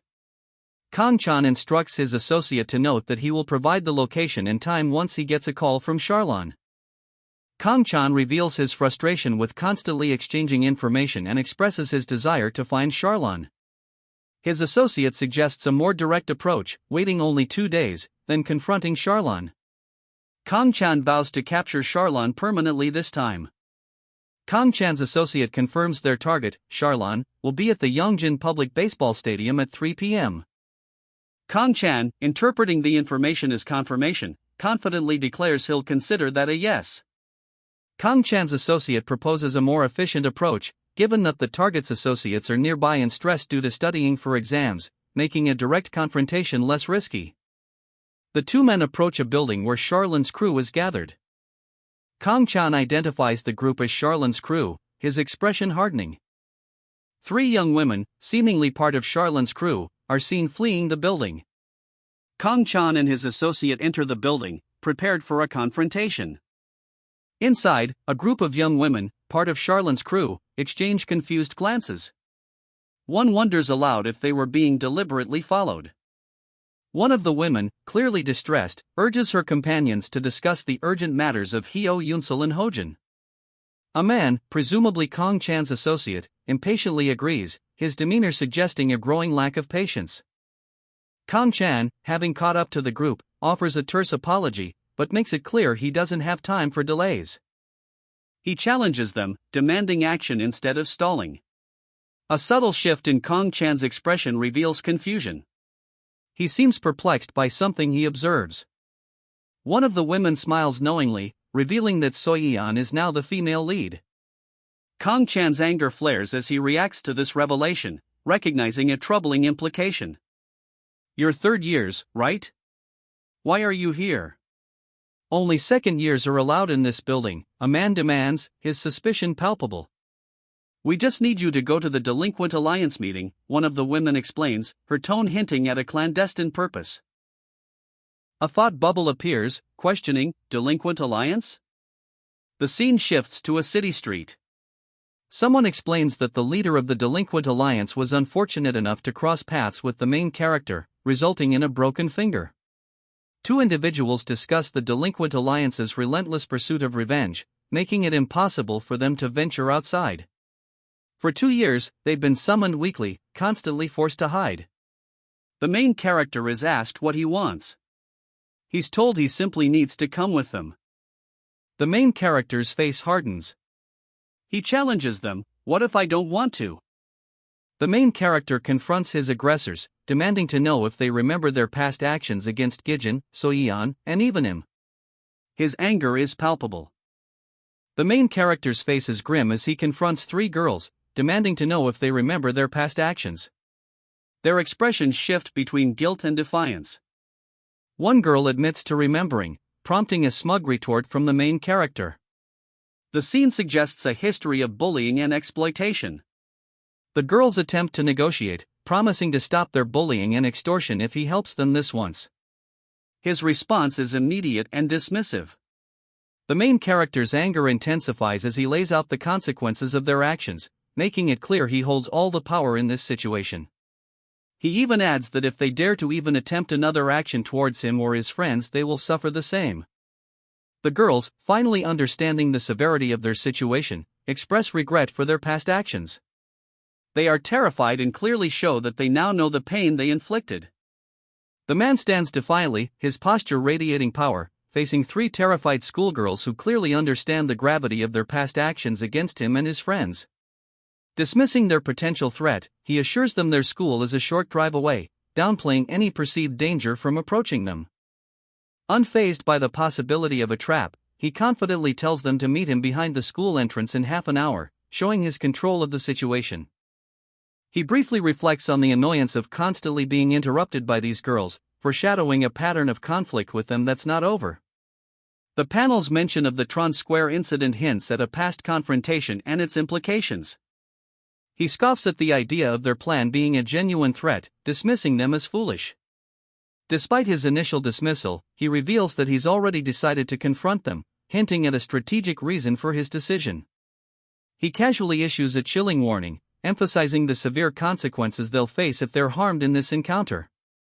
The mention of Charlon Slasher and Throat Slasher implies a violent and dangerous opponent. The man approaches the school, his confident stride and the girls' fearful expressions highlighting his dominance. Their encounter is imminent, and the tension is palpable. The girls ascend the stairs, their unease palpable as they wonder how their attackers found such a secluded location. A large group of men, armed with bats, surround a smaller group of students, their fearful postures reflecting the imminent danger. The main character and his entourage approach the scene, the student's fear giving way to a glimmer of hope. Witnessing the brutal assault, he is moved by the sight of the beaten students and issues a curt order, "Get up!" He commands the students to leave, asserting his authority over the situation while sending them home to safety. His expression hardens, a silent vow to protect his school and those within it. The leader's expression shifts to shock upon learning the building's ownership. The leader of the Shin Yang-dong crew is identified, causing shock among those present. One girl confesses to never having heard of them before. The school students are questioning the risk of confronting potential thugs.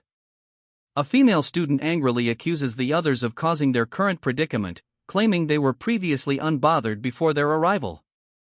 The leader's strength is debated, with disbelief expressed that a seemingly weaker opponent was defeated. The discussion concludes that the alliance president remains the strongest, sparking curiosity about the group's methodical approach for such young members. A moment of uncertainty and concern is shown as the girl nervously questions what now. The female leader confidently declares her intention to do as she pleases with the other three girls. With a grim determination etched onto her bruised face, she vows, "I'll trust you till the end." A man impatiently urges his group forward, "Hey, what are you waiting for? I know there are thugs hiding behind us right now. Hurry up and bring them out. I don't have all day." A gang of thugs emerges, one asking, "How do you want it? Can we kill him?" Despite their previous encounter, the man remains skeptical, muttering, "Even if they don't know about Charlon, surely they must have heard about the parking lot crew getting their asses kicked by me. How are they not fazed?" Overcome with self-reproach, he confesses, "Shit, I can't believe I got myself into this mess." He instructs someone, "Tell them that you had no interest in them whatsoever. It was just a freak accident for the leader." He questions the point of two students, Hyo Yunsul and Lee Hojin, continuously getting beaten up. He argues that their continued presence only leads to more beatings, implying they're likely being assaulted even now. He instructs someone to tell those responsible to stop targeting students from their school. His anger intensifies as he tells someone to accept the consequences of their actions.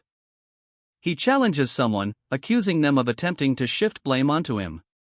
He demands they take responsibility. He warns of the vulnerability of his friends next year when they graduate, unable to protect themselves against the ongoing threats. He intends to restore the school's safety before his graduation. Despite potential efforts from his friends to protect themselves, he highlights that the delinquent students will still find other targets. The school's problems run deeper. School officials offer a deal. If he helps them this time, they promise to ensure violence is prohibited at their school. He remains skeptical, questioning the whereabouts of the other students involved. Dismissing their proximity as a mere ploy, he recognizes their words as a tactic to lure someone into a trap. He expresses his doubts about the delinquents' promise to reform if he helps them. His friend warns that even if they stop causing trouble at school, they might still use his name and reputation to engage in criminal activities outside of school.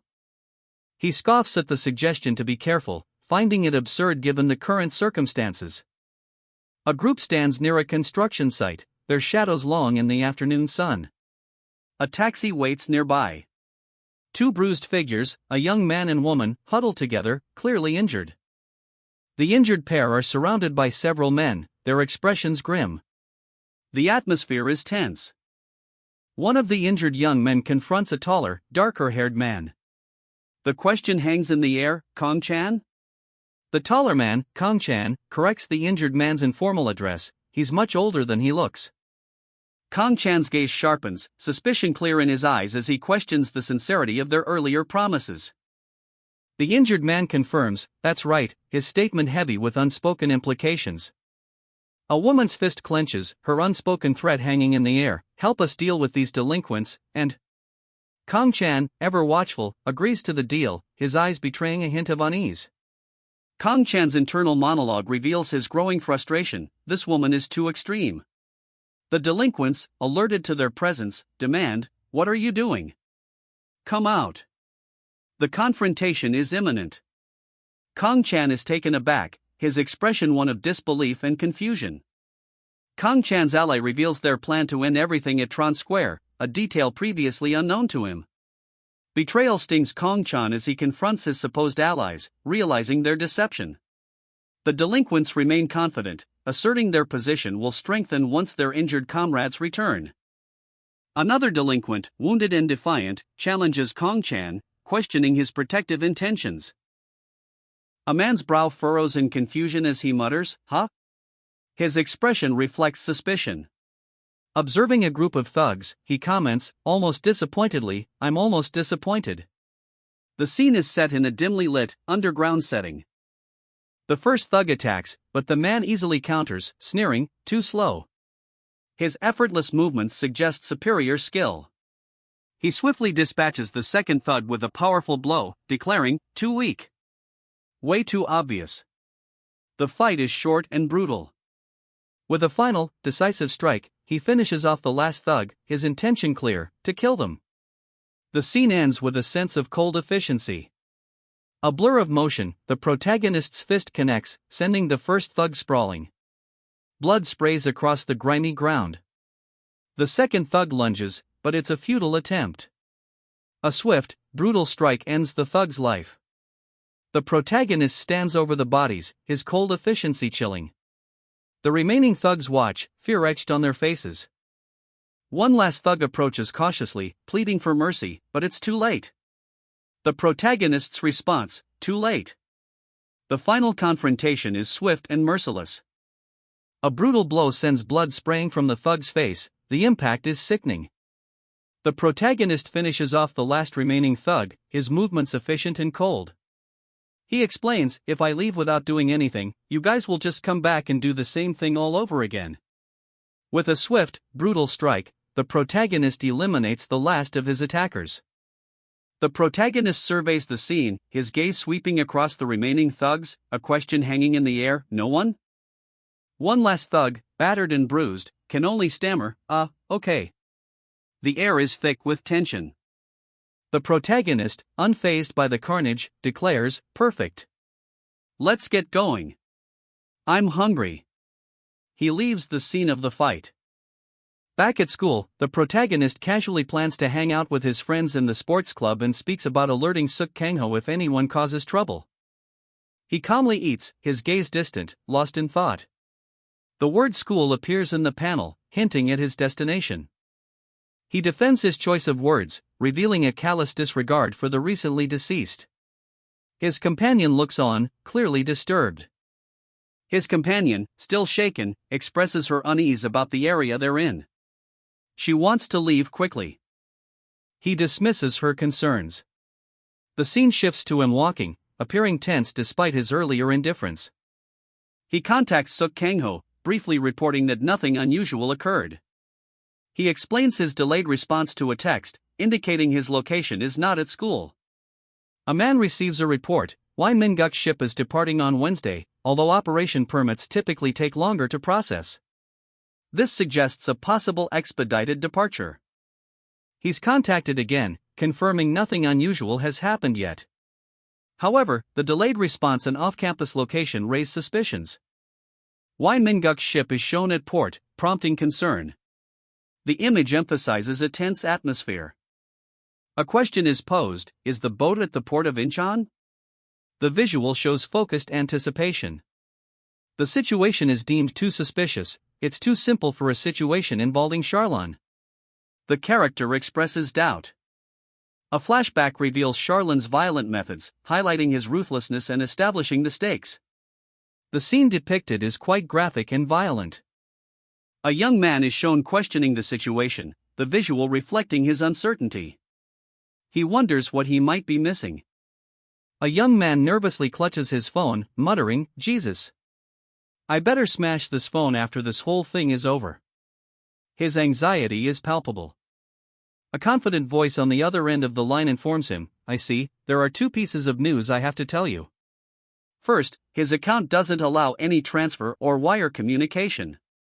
The caller continues, explaining, "However, we found out that Charlon used his country's broadband." The implication hangs heavy in the air. "Yes. It is what you think it is," the voice confirms, the gravity of the situation intensifying. "They've located Charlon." The man on the phone, now thoughtful, rests his chin in his hand. A subtle smirk plays on his lips. He's pleased with the news. He muses over the news of Charlon's location, unconcerned by the large group of men who clearly know about his past actions and seem unfazed by the potential threat he poses. Their lack of fear seems to amuse him. A flurry of motion, the man swiftly and brutally dispatches the men with swift, precise movements. A whirlwind of blows leaves them scattered and defeated.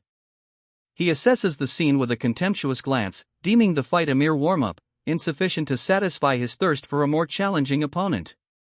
He's looking forward to something more significant. He continues his brutal assault, a blur of motion leaving a trail of defeated men. The scene emphasizes the sheer power and speed of his attacks. One man's baseball bat is sent flying as he is thrown backward by a powerful blow, the force of the strike clearly conveyed in the motion lines. Another man is sent tumbling to the ground, completely overwhelmed by the man's superior strength and skill. The man delivers a final, decisive kick, punctuating the end of the fight with a powerful impact.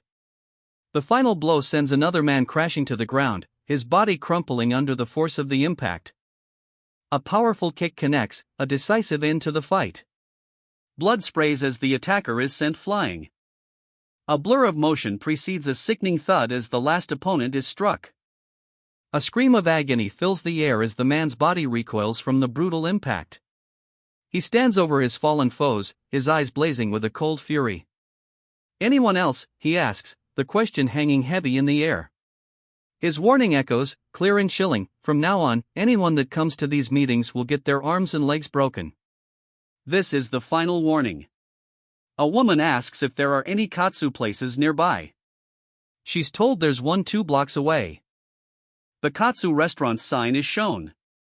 The woman, bruised and battered, looks furious. She's assured that no one will bother her while she's there. She's given permission to do whatever she wants to the 3 men who attacked her. The woman enters the restaurant, where 3 men are sitting and eating. She intends to take her revenge. One of the men notices her and comments on her audacity. Later, one of the men receives a text message. One man, on a phone call, ensures his partner that nobody is around to overhear their conversation. The other man, walking away, is informed that their target is leaving, necessitating a quicker response. The first man receives an update: their target, Wyminguk, hasn't been to any of their anticipated locations, so they'll check his movements tomorrow. The man on the call relays to his partner that they will meet at the port of Dongmyeong, with the time to be determined. A third individual, seemingly an antagonist, questions whether escape from Korea is the priority for their targets. Frustrated, the second man curses, annoyed at the complexity of the situation, and needing to think carefully. He decides to take a short nap before continuing to think about his current predicament. He boards a bus, declining the bus driver's offer to hop on. Monsieur Kong confirms with a contact, identified only as ambassador, that Charlan's security number is indeed single digits, a detail apparently significant enough to warrant a phone call. During the call, Kang receives a chilling threat: Charlan is slowly degrading into uselessness. Kang's expression shifts to concern as he relays that although they don't know the content of the intercepted communication, they have located Charlan. A sudden, sharp pain interrupts Kang's call, leaving him momentarily stunned and bleeding from a blow to the head. The scene shifts to reveal a construction site, a clattering sound implying an unexpected arrival. A figure bursts onto the scene, demanding the other to get away, only to be met with a dismissive reply about the lack of politeness. The two figures confront each other, the tension palpable as a physical altercation begins. A phone call reveals that Charlan's location has been discovered. Charlan is hiding in one of the factories left out of the Jeomdon construction plans. The team is tracking him using his medical supply purchases. They're tracking Charlan through sound waves emitted by medical machines, and they assure the person on the other end of the line that good news is imminent. Reinforcements from France are needed due to a significant numerical disadvantage should a direct confrontation with Charlan's forces occur. The caller is thanked, and despite the urgency, his safety is prioritized over capturing Charlan's men. The protagonist prepares to face Charlan again. A surge of energy erupts between two sharply dressed figures, the aftermath a blur of motion. Seo Sang-geun, eyes narrowed in determination, grips his phone. He knows he can't remain idle. I shouldn't be doing nothing right now, he thinks. He's in a car, heading somewhere, a sense of urgency palpable. His driver asks, "Why there?" The driver explains, "Because Suk Kangho will have to come with us." Sang-geun worries about the trainees he left behind. What about the guys that I'm training right now?" he frets. Sang-geun's grim determination hardens further as he contemplates the situation, his silence heavy with unspoken threats. His resolve solidifies into a chilling vow: "I'll cut off the throat slasher's head with them and place it in front of their graves." Nervousness gives way to a deeper worry as Sang-geun confesses his true feelings. He's not just apprehensive, he's genuinely concerned. Inside the car, Sang-geun and his companion share a tense silence, their worry palpable. His resolve hardens, Sang-geun's determination is absolute, even if it means risking his life or crippling injury. The scene shifts to the outside of a sports club room. The arrival of Sang-geun and his companion is subtly significant. Sang-geun confirms his earlier statement, underscoring his commitment to the mission, despite the risk. Sang-geun, eyes blazing with a furious intensity, demands, "Where is it?" His anger is palpable, fueled by a desperate urgency. His companion presses for specifics, asking where exactly in Jeomdon the target is located. Sang-geun admits he lacks complete information, but insists their enemies will soon discover their operation, forcing their hand. Sang-geun's companion approves of the plan, confirming the presence of enemy agents. They will ambush the location. They strategize, anticipating that their target, Wai Min-guk, will not be in Jeomdon. If Charlan is forced to contact him, they will wait for Min-guk to come to him, setting a trap. The plan solidifies: they will capture and eliminate Min-guk when he arrives. The chilling finality of their words hangs in the air. Sang-geun's partner asks if they are leaving now, anticipating the next phase of their operation. En route, Sang-geun receives a message, prompting concern about someone named Gwangtaek. Sang-geun receives a call, the voice accusing him of breaking Kwon Sejik's son's arm. He nonchalantly replies that he taught a snake-eyed kid a lesson. His dismissive attitude intensifies, he asks what it matters if he did. Sang-geun's partner, inside the car, explains that this gives Kwon Sejik a reason to attack them. His partner asks if Sang-geun also fought Kwon Sejik's son. Sang-geun clarifies that the son attacked him. Sang-geun's partner stresses the danger of Kwon Sejik, urging caution, despite Sang-geun downplaying the encounter as more of a lesson than a fight. Sang-geun confidently claims Kwon Sejik isn't as strong as other known figures. Suddenly, a brutal, bloody fight ensues, depicted in a splash panel. With the violence concluded, Sang-geun's partner suggests they grab a bite to eat near their destination. "Wow! This looks unreal," one of them marvels, gazing at the spread of delicious food before them. "Let's eat," his partner declares, initiating the meal. Sang-geun, however, remains pensive, his arms crossed, a thoughtful frown etching his face. During their meal, Sangyeon reveals his suspicions. "I knew something wasn't right even while I was fighting earlier. I was wondering why the thugs were so weak when they do that for a living." His concern grows, leading him to propose a theory. If that's the case, can't Jeomdon also be a setup like that as well? Sangyeon's expression hardens as he makes a phone call, his anger palpable. A voice on the other end of the line confirms his fears. "We found him in Jeomdon, Incheon," the speaker states, prompting the question, "Jeomdon?" Sangyeon, his face grim, explains over the phone that they'll need Monsieur Kang's help. He's clearly already anticipating the need for assistance. Sangyeon urgently contacts someone, stating the situation is time-sensitive and requires immediate attention. His concern deepens as he reveals the potential danger to anyone joining their mission, highlighting the risks involved. Sangyeon explains the constraints preventing a crucial ally from participating, emphasizing the limited number of reliable fighters available. He contemplates a risky plan, specifically mentioning Hwai Min-guk, indicating a potential dangerous approach to their current problem. A fellow passenger agrees with his assessment, underscoring the seriousness and the necessity of action despite the risk.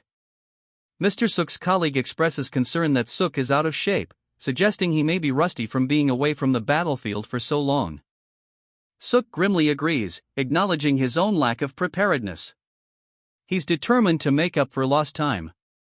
Suk vows to kill Throat Slasher, no matter the cost. His determination is absolute. Suk and his colleagues exchange information. He learns that they have located Throat Slasher's hideout. Suk's colleague conveys positive news, relieved that their target has been located. Suk is resolute, focused entirely on the mission ahead. Suk directs them to meet in Jeomdon, suggesting a strategic advantage of the location. Traffic is light, they'll arrive at Jeomdon soon. Suk receives a concerning call. Someone asks, "What's up?" The caller reveals that Kwon Sejik, the leader of the New Yangdong gang, is their target. The caller explains that Kwon Sejik consolidated the Yangdong gang members, creating a powerful new force. Suk questions why they would attack now, considering his previous encounter with Sejik's son. He's told they'll be watching him. Suk is assured he could defeat Sejik in a direct confrontation. Despite this confidence, a warning is issued. Even a seemingly insignificant attack could prove fatal. Suk is shown remembering a previous threat, seemingly connected to poison. Suk reveals that the recent attack was a calculated setup to lure him into a trap, even if it meant endangering an innocent child. His face hardens with suspicion and anger. The question, "Is this a trap?" echoing in his mind. Suk's resolve deepens. He carries the swords of his fallen comrades, a grim reminder of his mission's weight. Another man questions the plan's scope, concerned about being left out. They discuss their opponent, acknowledging his lack of brute strength but highlighting his underhanded tactics. The conversation concludes with a confirmation of their opponent's cunning and manipulative nature. A man's face, etched with suspicion and anger, fills the panel. His eyes narrow, betraying a simmering rage. Another man, seated nearby, cautiously expresses his concerns. It's likely a trap. The conversation turns to Rannork, the target of this potential ambush. Two men face off, their expressions mirroring a silent tension, a palpable conflict brewing beneath the surface. One man acknowledges his reliance on the others to thoroughly consider the situation. He admits it's foolish to depend entirely on their judgment. One man checks his phone, his brow furrowed in concern. The other waits patiently, his expression unreadable. The news is delivered. Hwai Min-guk is in Payu. The second man considers this information, deeming it a useful lead. The first man attempts to contact Hwai Min-guk, only to learn he's in a meeting. He presses for the location, emphasizing the need for urgent information. The second man provides the necessary information, confirming his understanding. The first man, now driving, receives a further update. Hwai Min-guk attended a ceremony and will remain there until the end. He urgently requests the address. They need to get permission from Rannork, who is currently in a meeting. It's obvious they'll contact them on the way to Payu. The sister cities agreement will be an official event, and articles would have been published already if they'd signed. Rannork will be attending an event involving torches, Masu salmon, and the Imjin River. They decide to head there. One man questions if this is the right move, considering their rapid pace. However, he reminds himself there's always another chance to catch someone who ran away, their survival is an exception. They discuss the bulletproof nature of Ranork's car, acknowledging its usefulness in dangerous situations, but noting its limited 10-minute parking restriction. One man sighs, acknowledging the attacker's overwhelming advantage. His companion agrees, the gravity of their situation palpable. They decide to target Wai Minguk first, as his location is known. While an attack is ideal, they agree it's not the right moment. A cautious approach is stressed, they don't want to be mistaken for attackers of the foreign trader. Preparation is key for an ambush. The bulletproof car speeds through Payulayan sister city. The car pulls into a parking lot. That must be Ranork's vehicle. The bulletproof car, a clear sign of wealth and perhaps danger, is now parked. Probably. A man sits inside the car, his expression one of guarded suspicion. A man retrieves a knife from the vehicle's trunk, while another remains vigilant. The scene suggests preparation for something. Yes, sir. The men are observing the scene, awaiting instructions. Monsieur Kong, it's me. A phone call is made, the conversation seemingly strategic and urgent. To be honest, I can't say that with 100% certainty, however, I know for sure that the one who was once in the North Korean Special Ops, and is now a Chinese businessman, is nearby. Intelligence is being relayed, suggesting a significant target is near. Hard to know right now, we have 3 on our side though. The situation remains precarious, but they have backup. All right. I will call you when the event is over, and we can leave together.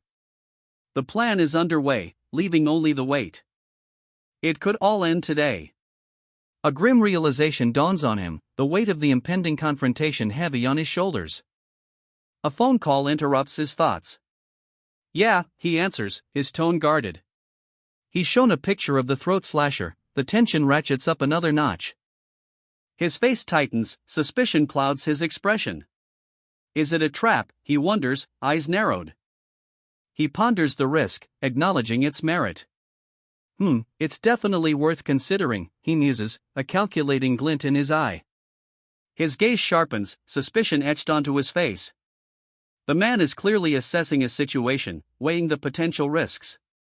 He confirms his suspicions, stating flatly, I'm just saying that they are. The implication is clear, he believes the situation is a trap. A phone call reveals a key piece of information, the man's associates are in Payu, near an industrial park. The urgency in his voice suggests a rapidly evolving situation. The call continues, they confirm Wai Minguk's presence at a mall, having just entered a restaurant. The focus shifts to Minguk's actions and location, implicating him as the central point of this ongoing investigation. The scene shifts to a restaurant, where Kong Chan is present. The casual setting contrasts sharply with the urgent information about Minguk. The story continues to follow multiple threads simultaneously, suggesting a complex and dynamic situation. A man's face tightens with worry as he urgently relays information. The ambassador is in immediate danger, and North Korean agents are closing in. The scene shifts to a restaurant. A man, calmly sipping tea, receives the same alarming update. He decides to head to the ambassador's location immediately. Another man, reacting with shock, reveals that Ranork, a key figure in this escalating situation, is currently in Payu. A man, seemingly alone in a vehicle, confirms Ranork's location after a thorough search, highlighting the urgency of the situation. The weight of the situation crushes him. Failure means his efforts to secure Charlon and expose his alliance with Ranork will be in vain. A burst of gunfire punctuates his grim determination. There's no second chance for those who die in this line of work. Disregarding other concerns, he focuses on rescuing Ranork. Reaching Payu is the priority. He realizes the attacker has the advantage, prompting a proactive strategy. His suggestion to strike preemptively is deemed a sound plan. Their preemptive strike unfolds. Ranork is ambushed and apprehended by the police. Arriving in Payu, he notes a larger crowd than anticipated. He reasons that apprehending Ranork in the midst of a large crowd would be too risky. They'll likely wait until the event concludes. A police officer offers Ranark a stab-proof vest, a precaution for the potential danger.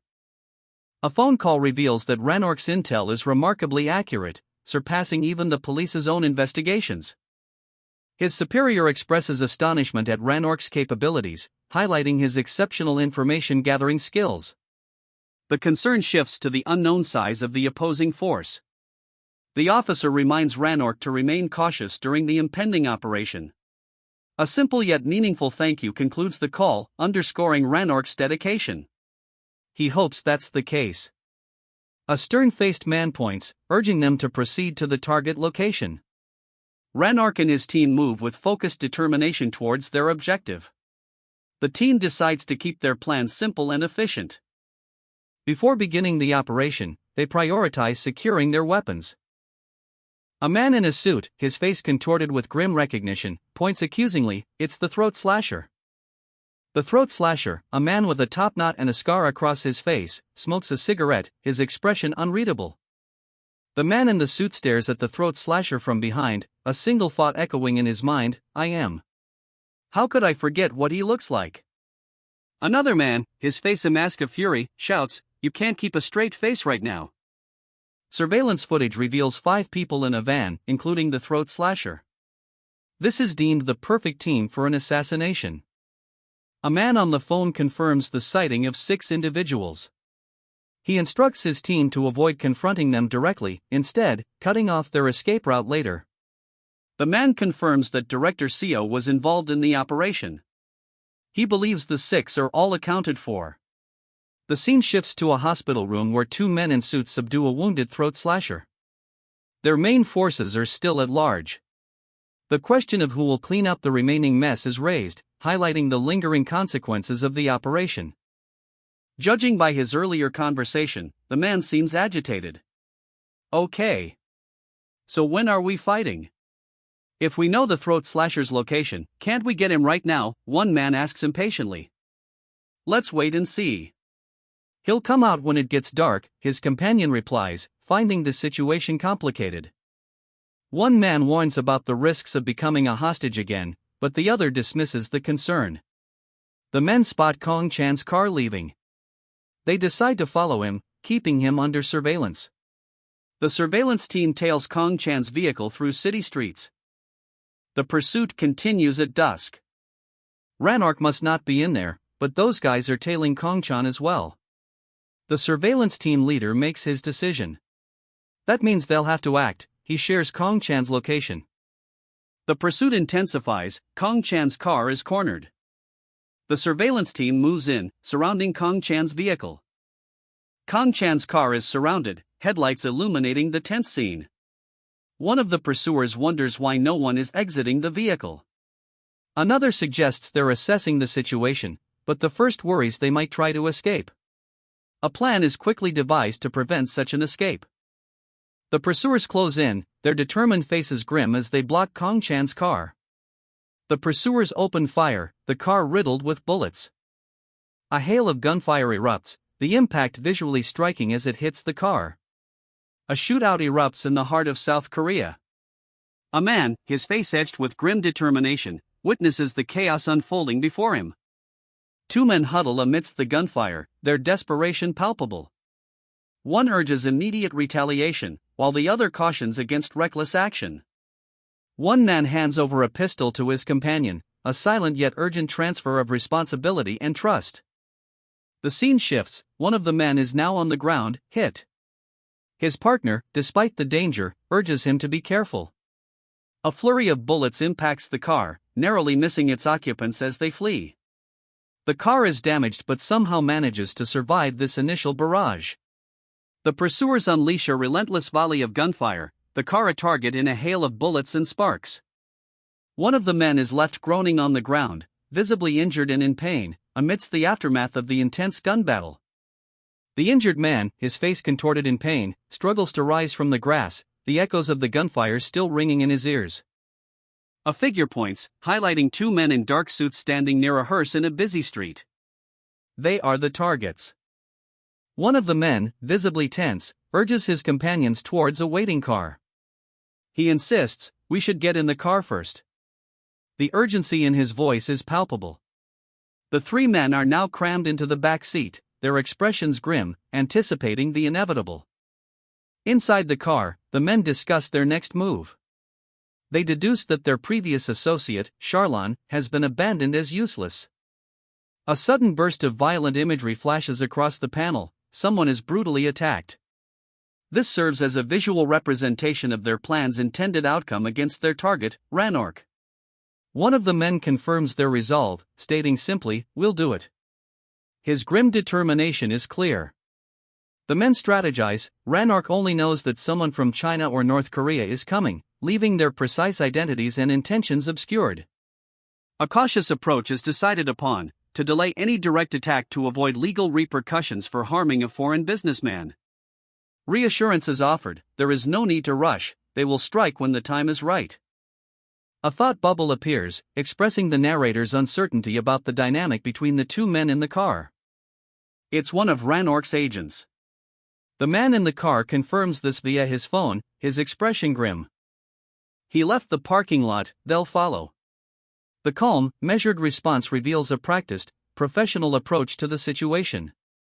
The road over the hill is a quiet place, newly constructed, lacking streetlights. The driver comments on the deliberate isolation of their target's chosen route. One man appears concerned while the other remains focused on his phone. The tension is palpable in the car. Despite earlier reassurance, uncertainty lingers. The chase is on, the car speeding through the dark, winding road. The chase intensifies. Two men are fleeing, one appearing increasingly desperate as they are pursued through the night. One of the men, showing surprising calmness, confidently states, "I've prepared for this." His companion, however, is clearly panicked, his fear evident in his wide eyes. The pursuer, unseen yet menacing, assures himself, they have nowhere left to go. Their escape route is seemingly cut off by a waiting van. Suddenly, a warning rings out, "Duck." It's a gun. Gunfire erupts, the pursuing forces open fire on the fleeing car. The car is riddled with bullets, a chaotic explosion of fire and destruction. They're nuts. The pursuing gunmen unleash a hail of bullets on the fleeing car. A tense moment unfolds on a monitor, a man clenches his fist, watching the unfolding chaos. Facing overwhelming odds, a tactical decision is made. If we face them head-on with our pistols, we're at a disadvantage. I'm going to go around the forest and flank them, so cover me. A desperate firefight ensues, the man returns fire, bullets whizzing past as he maneuvers for a better position. He dives for cover amidst the trees, disappearing from sight. The relentless assault continues. The gunmen, armed with rifles, lay down a deadly barrage of fire on the car. Rage contorts his face as he claws his way through the undergrowth, a desperate bid for survival.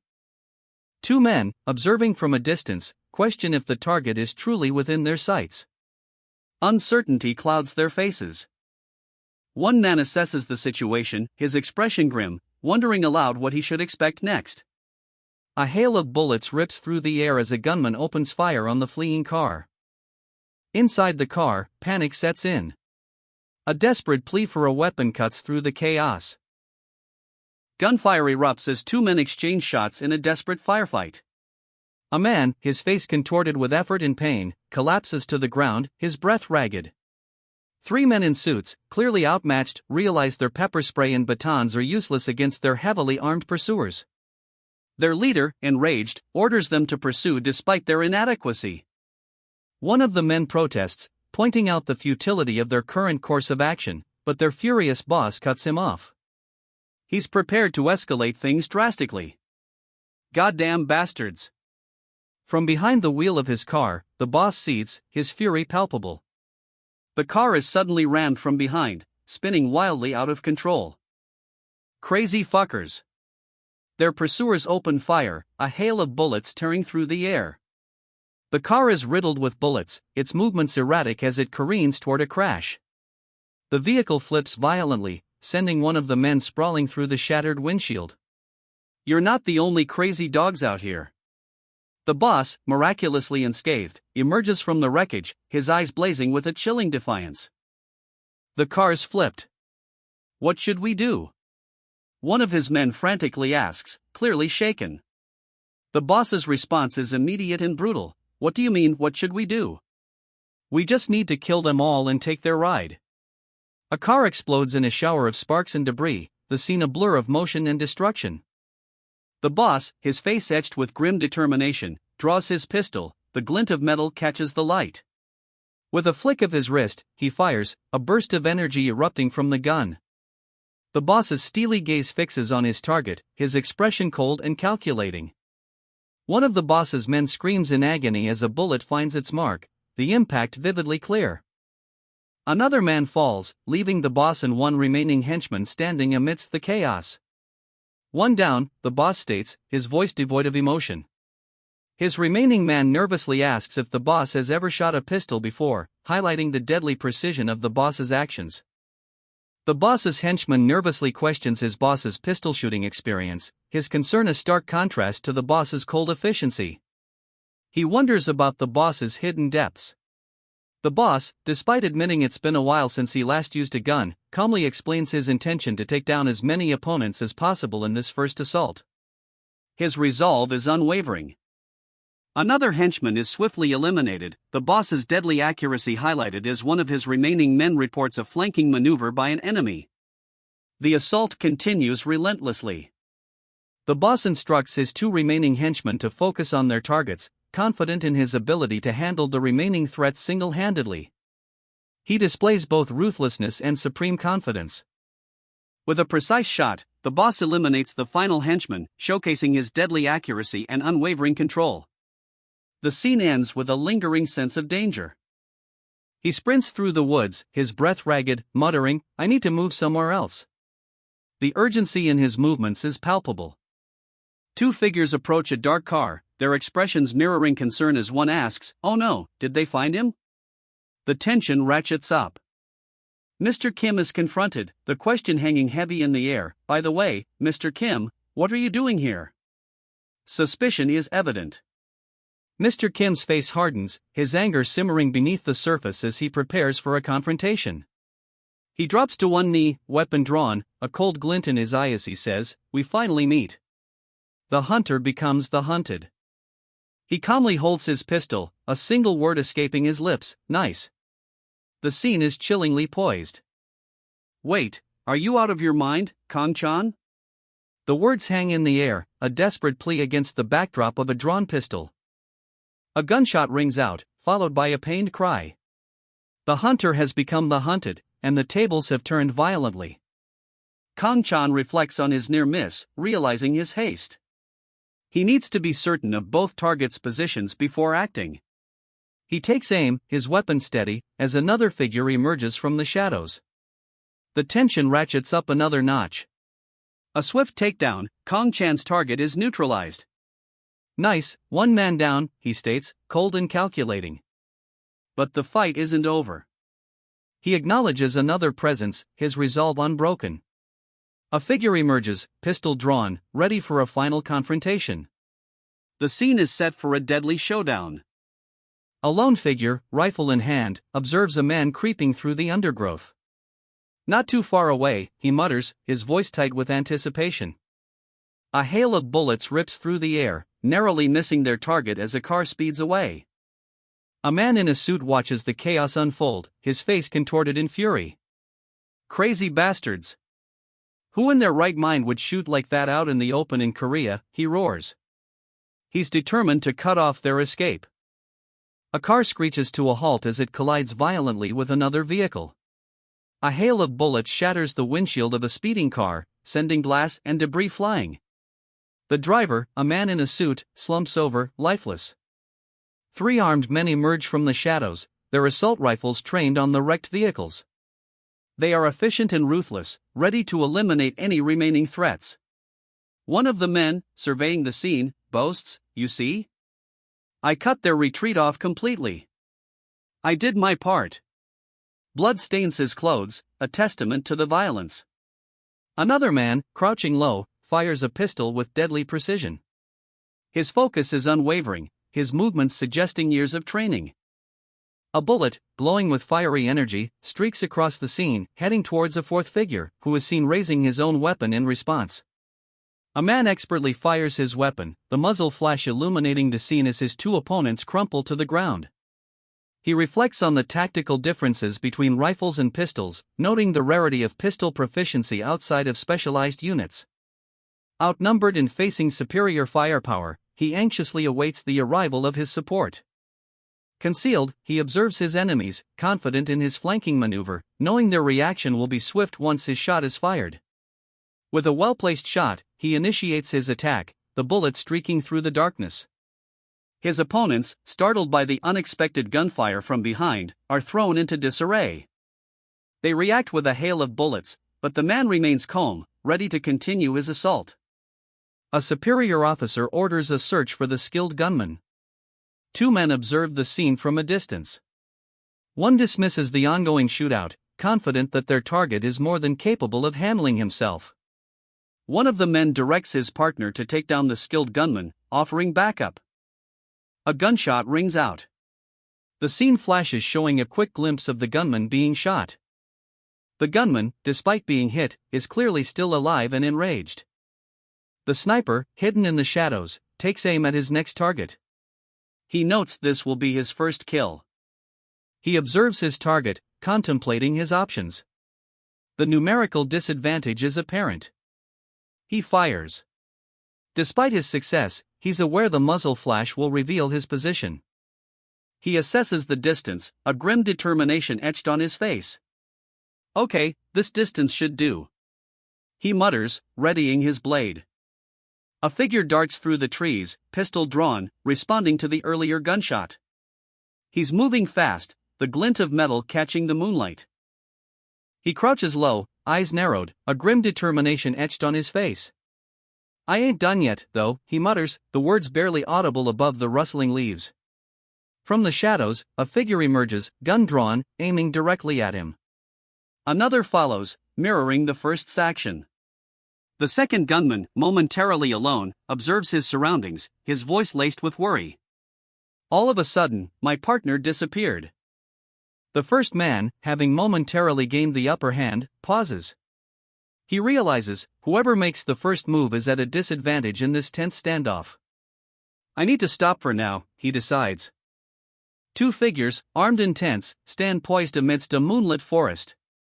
The air crackles with unspoken threat. The standoff intensifies. One gunman, eyes narrowed, trains his weapon on his opponent. A shot rings out. The first gunman fires, the force of the blast echoing through the trees. The surviving gunman assesses the situation. There are only two remaining adversaries, but one has ceased firing. A moment of realization dawns on the gunman. The discrepancy in firing patterns hints at a trap. His face etched with grim determination, the gunman prepares for whatever comes next. He confronts the other man, a tense question hangs in the air, why did you come all the way here? The second gunman counters defensively, revealing his own uncertainty. He doesn't know who his opponent is. The location, however, is significant, a place with enemies. A fierce gun battle erupts. One man dives for cover, narrowly dodging a hail of bullets. The first gunman retaliates with a swift kick, sending his opponent sprawling. A bullet grazes the second gunman's shoulder. He's surprised by the other man's skill but remains defiant. He curses and fires again, unleashing a furious barrage. The first gunman expertly dodges the bullets and disappears into the shadows. The second gunman fires at a rock, frustration evident on his face. He's running out of ammo. He's worried, realizing his reckless aggression will deplete his ammo rapidly. He thinks about Suk Kang-ho. The second gunman, unable to assist his partner without revealing his position, kneels in the shadows. A hail of bullets erupts, the first gunman's reckless attack leaving a bloody splatter across the landscape. A swift counterattack finds its mark. The gunman crumples, a knife piercing his side. He groans in pain, clutching at his wound as the adrenaline fades. The second gunman, Suk Kang-ho, calmly approaches, a chilling smirk playing on his lips. He taunts his dying opponent, revealing a deadly truth: in close quarters combat, a bullet is always more effective than a knife. The dying gunman's eyes widen in realization as Suk Kang-ho's words sink in. Suk Kang-ho's memory flashes back to a past mission with his team, a clear indication of a shared history, a bond forged in violence. He reveals the location of the fallen gunman's unfortunate accomplices. The dying gunman's final thoughts are of his former comrades, their fate sealed. Suk Kang-ho finishes him off, the act almost an afterthought. A figure lies sprawled on the ground, a gunshot wound visible. Suk Kang-ho approaches cautiously, his expression grim. Suk Kang-ho is alerted to another presence, his eyes narrowed in suspicion. He questions the proximity of an unseen enemy. A swift, brutal confrontation unfolds. Suk Kang-ho dispatches one of the gunman's accomplices with deadly efficiency. The fight continues, a whirlwind of motion and violence. Suk Kang-ho is expertly maneuvering through his opponents. Another accomplice falls, his attack thwarted, the scene drenched in a violent blue energy. The final opponent is subdued. The scene concludes with Suk Kang-ho standing over his defeated foes. Suk Kang-ho unleashes a wave of violent blue energy, striking his opponent with brutal efficiency. The attack sends his foe sprawling, the force of the blow evident in the jarring motion lines. Another powerful strike connects, a crimson burst marking the impact as the opponent is sent flying. A rapid series of blows leaves the final opponent reeling, the blue energy trails following Kang-ho's movements like a vengeful storm. With a final, decisive blow, Suk Kang-ho stands victorious over his defeated enemies, the scene awash in the fading blue energy of his power. Suk Kang-ho's final strike sends his last opponent sprawling, the blue energy of his attack dissipating into the air. Kang-ho stands over his defeated foes, his breath ragged but his eyes sharp. A figure emerges from the shadows, observing the scene with a cold, calculating gaze. The newcomer, a man in a suit, remarks that it's all over, his tone laced with a chilling indifference. Kang-ho, eyes narrowed, questions the man's identity. The man nonchalantly confirms his reputation as the throat slasher. The throat slasher proposes a one-on-one fight, unconcerned about the presence of hostages. The throat slasher's plan is revealed. He intends to manipulate the situation, confident that a certain someone will fall for his provocation. He holds a knife to a hostage's throat. The throat slasher smirks, a chilling nice, escaping his lips as he stands over his fallen victim. He calmly walks away, leaving the body behind in the dimly lit woods. The slasher confronts a new opponent, knife in hand, the tension palpable. A fierce clash ensues, both combatants move with lethal precision, their struggle a blur of motion. Suddenly, a voice cuts through the fight, there's one more. A figure in a fedora emerges, gun in hand. He takes aim, warning, not too far away. The conflict escalates. The man in the fedora observes the ongoing chaos, remarking, "I didn't even notice, that young fella is on a different level." His assessment reveals a hidden threat, a skilled opponent. He continues, his gaze intense, in situations like this. The statement highlights the gravity of the unfolding conflict and hints at the unexpected capabilities of the young man. A young man, gun drawn, emerges from the shadows, ready for action. The intensity builds, foreshadowing the escalation of the confrontation. Multiple gunshots ring out, a flurry of pack, revealing a more complex engagement than first appeared. It's not just a one-on-one fight. The fedora-wearing man analyzes the situation, deducing, unless they're complete rookies, their objective isn't to shoot me. He correctly identifies a larger tactical goal beyond simply eliminating him. A tense standoff ensues as two figures, guns drawn, face each other, a pivotal moment of confrontation. The conflict intensifies. He snarls, "Because I have to kill you with my own hands," his eyes burning with a cold fury. The weight of his mission is clear. But a flicker of something else crosses his face as he adds, "But if you knew who I was?" A hint of uncertainty clouds his resolve. Suddenly, a blur of motion, a swift, decisive attack. The man is thrown backward violently, a spray of blood marking his unexpected defeat. Observing the aftermath from a distance, the fedora-wearing man muses, did he get too worked up by seeing the throat slasher? His concern is palpable. He grimly observes, "Shit, looks like he's empty after covering for him." The situation is more complicated than initially thought. The fedora-clad man's gaze hardens. "I need to finish things up here quickly and help him. It's not so easy over here, though." The tension ratchets up as he prepares for a more difficult phase. Shit, he curses, his pistol raised, realizing the man he'd been covering for is now defenseless. The situation is far more complicated than initially expected. A bullet finds its mark, the man crumples, blood blooming on his shirt. A horrified cry erupts. Rage contorts his face as he snarls, "You piece of shit," his voice dripping with venom. The betrayal runs deep. "I'm sorry." The desperate plea hangs in the air, a futile attempt to atone for past actions. A fierce exchange of gunfire erupts, bullets streak across the scene, tracing fiery arcs as the fedora-clad man retaliates.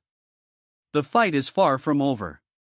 The fedora-clad man retaliates, a furious barrage of gunfire erupting. Bullets streak across the scene, painting fiery arcs as he fights back against his attacker. His attacker, momentarily staggered, clutches at his side, a red stain blooming across his shirt. The fight is far from over. A swift kick connects, sending the attacker sprawling. The fedora-clad man follows up with a brutal strike, the sound of impact echoing. Another flurry of shots, a red-hot streak slicing through the air. His opponent barely evades the bullets. A powerful punch connects, sending the attacker flying backward. The force of the blow is clearly evident.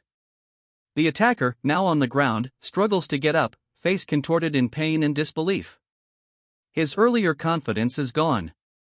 The fedora-clad man presses his advantage, another hard blow landing as a fiery red energy flares. The tide has definitively turned.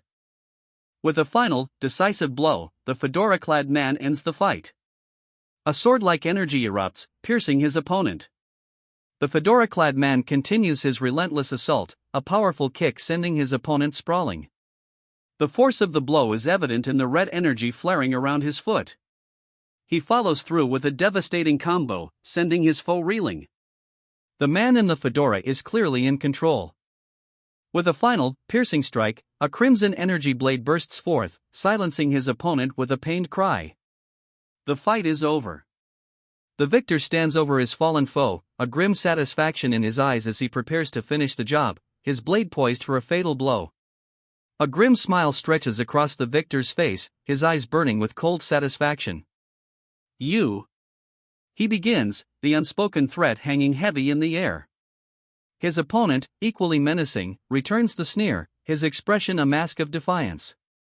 The tension crackles between them. With a swift, brutal movement, the victor ends the fight. A crimson flash, a sickening thud, the enemy is silenced. The victor stands over his fallen foe near a wrecked car, a chilling calmness replacing his earlier fury. The scene is stark, the aftermath brutally efficient. The fallen man gasps for air, his eyes wide with disbelief and pain. His end is imminent. A dark figure, knife in hand, stands over a wrecked vehicle in a shadowy forest. The man engages in a brutal knife fight, the clash of steel echoing through the trees. Their blades collide with a deafening clang, sparks erupting as the fight intensifies. A fierce blow sends the opponent reeling, the impact echoing with a sharp crack. The man disarms his opponent with a swift, precise movement, the knife falling to the ground with a final, sharp thunk. A fierce clash of steel echoes as the two men grapple, a whirlwind of motion and flashing blades. One delivers a powerful blow, sending the other reeling back. The force of the blow is immense, the man staggers, his face contorted in pain. Blood splatters. With a swift, calculated movement, the attacker disarms his opponent, sending the knife flying to the ground. The older man, momentarily stunned, questions the younger man's age and skill. Their exchange is sharp, the younger man's defiant response further enrages his opponent. A brutal finishing blow ends the fight, a burst of red explodes across the panel.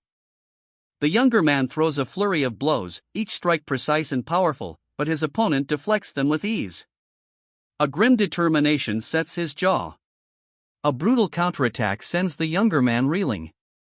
The older man's strength is overwhelming, there's nothing Kim Tae-jin could have done. A swift, deadly thrust ends the fight. A crimson stain blooms across the panel, painting a tragic end. The knife is withdrawn, the victim's lifeless eyes reflecting the chilling blue light. Death is swift and brutal. The older man breathes heavily, wiping blood from his hand. He questions his own exhaustion, given the pressure was on his younger foe. He notes that the throat slasher was active during Kim Tae-jin's era, a detail that offers a chilling insight into the ongoing conflict and the killer's stamina. The longer the fight drags on, the better it is for him. A brutal blow sends the younger fighter sprawling, a spray of blood marking the impact. The older man, despite his own wounds, presses his advantage, urging his opponent to fight faster. "Allow me to win that way," he demands. His younger foe, defiant, accepts the challenge. "If you really want to speed this up, I'll gladly accept," he snarls, a chilling glint in his eyes. The older man's face contorts in a ferocious grimace as he unleashes a desperate roar of exertion. A flurry of blades and a crimson eruption signal a decisive blow. Blades clash, a crimson spray erupts as the older man roars in a final, desperate lunge. The younger man counters with brutal efficiency, his attack precise and swift. The older man is overwhelmed, his defense shattered by a flurry of blows. He stumbles back, wounded and defeated, the fight taken from him. Gasping, he admits defeat. "I'm bleeding too much to keep fighting. And if I try to stop the bleeding, then I won't be able to swing my blade. What's there to worry about?" He sneers, a chilling confidence masking the sweat beading on his brow. His opponent, however, is not so unconcerned. Blood spurts from a fresh wound on his arm as he grits his teeth. A crimson slash erupts as his blade connects. A violent crag punctuates the impact, sending him reeling backward. His face contorts in agony, the strain of the fight etched onto every line. He is pushing himself far beyond his limits. A final, desperate lunge, a bloody arc of steel meets its mark. The clash echoes with the force of their wills. The end is swift and brutal. A shower of crimson blossoms as the fight concludes. The victor stands amidst a spray of crimson, his opponent sent sprawling into the water below. The defeated man, his face contorted in disbelief, mutters, "Impossible. I can't believe I failed. It's crazy how skilled you are." He continues, voice strained, "You would be dead if I were 5 years younger." His words are a testament to his opponent's surprising strength. The defeated man, wounded but still defiant, stares with a mixture of shock and grudging respect. The victor, his expression unreadable, coldly commands, "I'll let you go, warrior, so get out of my face." He issues a final warning, "Get out of here before I change my mind." The air crackles with unspoken threat. The victor stands with his allies, their expressions a mixture of relief and exhaustion after the recent battle. Close up on the victor's face, sweat dripping, his features hardening with a grim determination. The unspoken tension hangs heavy in the air. One of the defeated warriors confronts the victor, demanding an explanation for his actions. Accusation hangs in the air. The victor calmly explains his reasoning, avoiding unnecessary conflict and casualties by resolving the situation swiftly. His actions, though unorthodox, were calculated. Another warrior agrees, suggesting that the victor did what was necessary. The weight of their agreement underscores the victor's authority. The victor's associates depart, their movements efficient and coordinated, suggesting a well-trained team. The scene emphasizes their loyalty and competence. The remaining associates apologize for their inability to engage openly due to the location, clearly acknowledging the victor's superior judgment and strategy. A final close-up on one of the associates reveals his thoughts, admiration for the victor's cunning and efficiency. The scene underscores the victor's subtle power. A lone figure walks away, leaving an associate sprawled on the ground. The victor's decisive victory is undeniable. The victor's face is a mask of grim determination. His eyes, however, reveal a quiet satisfaction. A flurry of motion, a rapid exchange of blows. The victor effortlessly disarms his opponent. The fight continues, a blur of motion and sharp metallic sounds. Each strike is precise, swift, and lethal. A knife is deflected with chilling efficiency, the victor's power is subtly showcased. Another blow lands, a final, decisive strike. The battle is over. The victor stands over his defeated opponent, his composure unwavering, a testament to his superior skill. The final clash explodes in a flurry of motion, a blue energy wave erupting from the victor's strike as his opponent is sent reeling. With a snarl, the victor delivers a brutal blow, silencing his opponent's taunts with a powerful retort, "Watch your mouth." The victor stands over his fallen foe, a chilling realization dawning on him: someone like this was out there this whole time?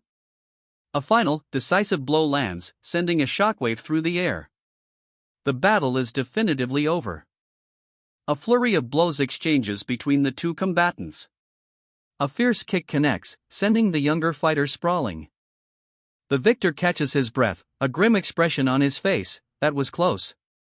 The nearness of defeat is palpable. His opponent, though wounded, rises, his resolve hardening. "My pride won't allow me to win," he mutters, defiant to the end. The victor sneers, a hint of arrogance in his eyes.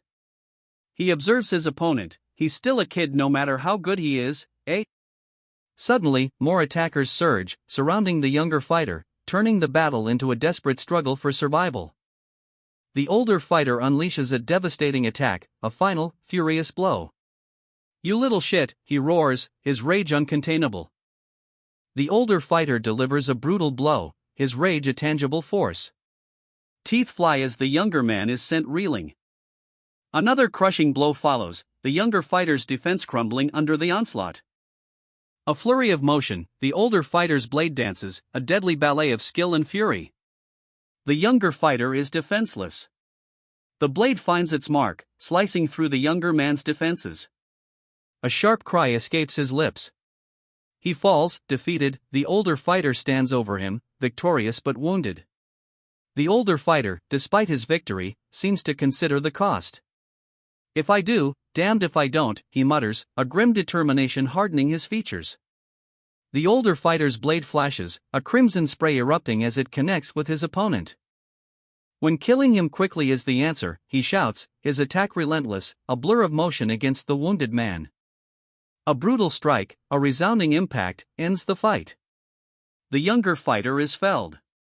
The victorious fighter stands over his fallen foe, his own blade dripping blood, a grim expression set on his face. His pained cry echoes the brutal fight's aftermath. The victor stands over his defeated opponent, a woman kneeling before him on a road lined with trees. The scene is bathed in a cool blue light. He holds a small, dark object, a weapon perhaps, as he speaks, his words tinged with a hint of arrogance. He comments that the fight would have been quicker if he'd used his full power. The defeated woman pleads with him to let her go, her tone desperate. Her disbelief and anger are palpable as she questions his decision to spare her. He offers a curt, almost dismissive, response, implying a future encounter.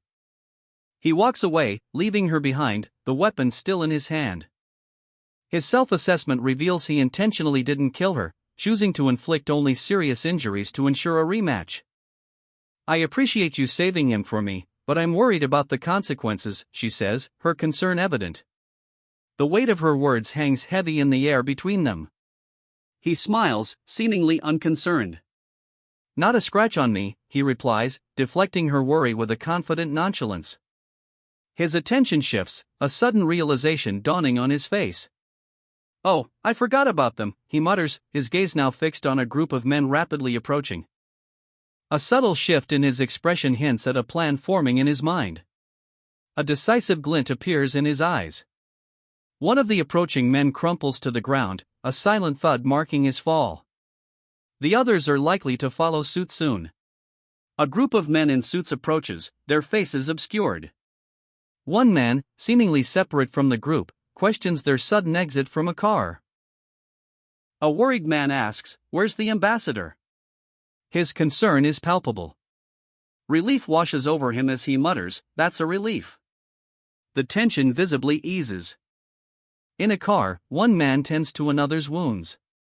The injured man reflects, getting old is definitely a sad thing. The younger man inquires, "Are you okay?" His concern is evident. The older man assures him, "Fortunately, I'm fine this time." The older man's tone shifts, rude. "But is he really your biological father?" The younger man is taken aback. "What?" A seed of doubt is planted. The younger man learns that his injured companion, known as the Unarmed King, was renowned for his exceptional hand-to-hand combat skills. However, the older man clarifies that the nickname held a different, deeper meaning than just his fighting prowess. The younger man dismisses any resemblance between himself and the injured man, emphasizing their completely different appearances. Intrigued, the younger man finds the lack of resemblance between them interesting, prompting further curiosity. Later, at a hospital, the younger man laughs, relieving the tension, stating, "It's not me this time." A doctor informs the injured man he will be hospitalized for a week and then will be an outpatient. The wounds aren't life-threatening and should heal well enough. At the hospital, a doctor assures the injured man's companion that Seo Sanghyun is receiving a blood transfusion and will be back soon. He advises them not to worry too much. The doctor gently reminds the pair to avoid disrupting other patients while they wait. The potential for rumors is a concern. Meanwhile, elsewhere, a man receives a phone call. In French, he's asked if he's alright. The man responds with a curt "What is it?" He learns that Charlon has been arrested and is being held at the embassy before being returned to France. The arrest occurred while the man was preoccupied. The caller asks for Monsieur Kong. The call ends with a promise to discuss future plans at a later time. From now on, he'll act as he pleases. The call ends abruptly. He didn't agree with the order, but he had no choice. He swears they won't let Charlon do anything else. Monsieur Kang's involvement is questioned, but regardless of cooperation, Charlon will be seen tonight at the French embassy. Don't be offended by our unconventional meeting method. What are you going to do if Ranark doesn't call you back after 10 minutes? He's heading to the French embassy regardless. He might use a different method. Think carefully. This might lead to trouble between Korea and France. Why should I care? It might be a power struggle between China and France. Personally, I'd prefer if you thought this over carefully. We will be sending our agents and a vehicle to the hospital. He checks his phone, a grim determination etched on his face. We won't have to waste much time, he mutters, arranging transport to the hospital. An older man scoffs, his amusement evident. Do you have any idea of what you've just done? You blackmailed an ambassador of a country to get what you wanted, as if you were a teenager. A younger man approaches, his request immediate and urgent, "Let me come along." A hand reaches for a car door, the action swift and silent. The name Charlon is spoken, barely a whisper. His gaze is intense, his face shadowed. A chilling statement cuts through the night, "I'm coming for you." A man in a suit calmly informs someone off-panel that Charlon has already returned safely by alternative means. Another man, seemingly shocked, is told that while the situation was dire, he couldn't do anything. The conversation shifts to the man's father, who is the CEO of Kanyu Motors. The scene abruptly shifts to a muscular man, revealed to be the king of the unarmed zone, standing alone in a dark forest. A Korean doctor attends to a wounded man. The contrast between the injury and the calm demeanor is stark. A wounded man, his body heavily bandaged, lies in a hospital bed. He asks the attending doctor if there's another place in the country like the hell he just experienced, a question met with a calm, almost dismissive, "No. It's just that things somehow ended up like this." The doctor assures the wounded man, a hint of something unreadable in his eyes, "Don't worry. We like to keep it that way as well." Elsewhere, a sharply dressed man speaks on the phone, his voice smooth and confident. He shares good news with Monsieur Kang, who is now fully recovered, thanks to the doctor's care. Monsieur Kang's expression shifts dramatically upon hearing the news. He's clearly unhappy with what's being proposed. His face hardens with anger. He learns that Charlon is being sent to France, and fiercely objects, "Not on my watch." Monsieur Kang's confusion and anger grow as he questions the decision, demanding an explanation for such an action. The other party on the phone calmly explains that it was supposed to be a mutual cooperation. The implication of betrayal hangs heavy in the air. Monsieur Kang, standing in what appears to be a French embassy, vehemently denies any affiliation with the French government. The voice on the other end of the phone desperately tries to interject, pleading for a chance to explain.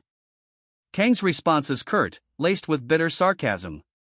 He makes it clear that he holds them completely accountable.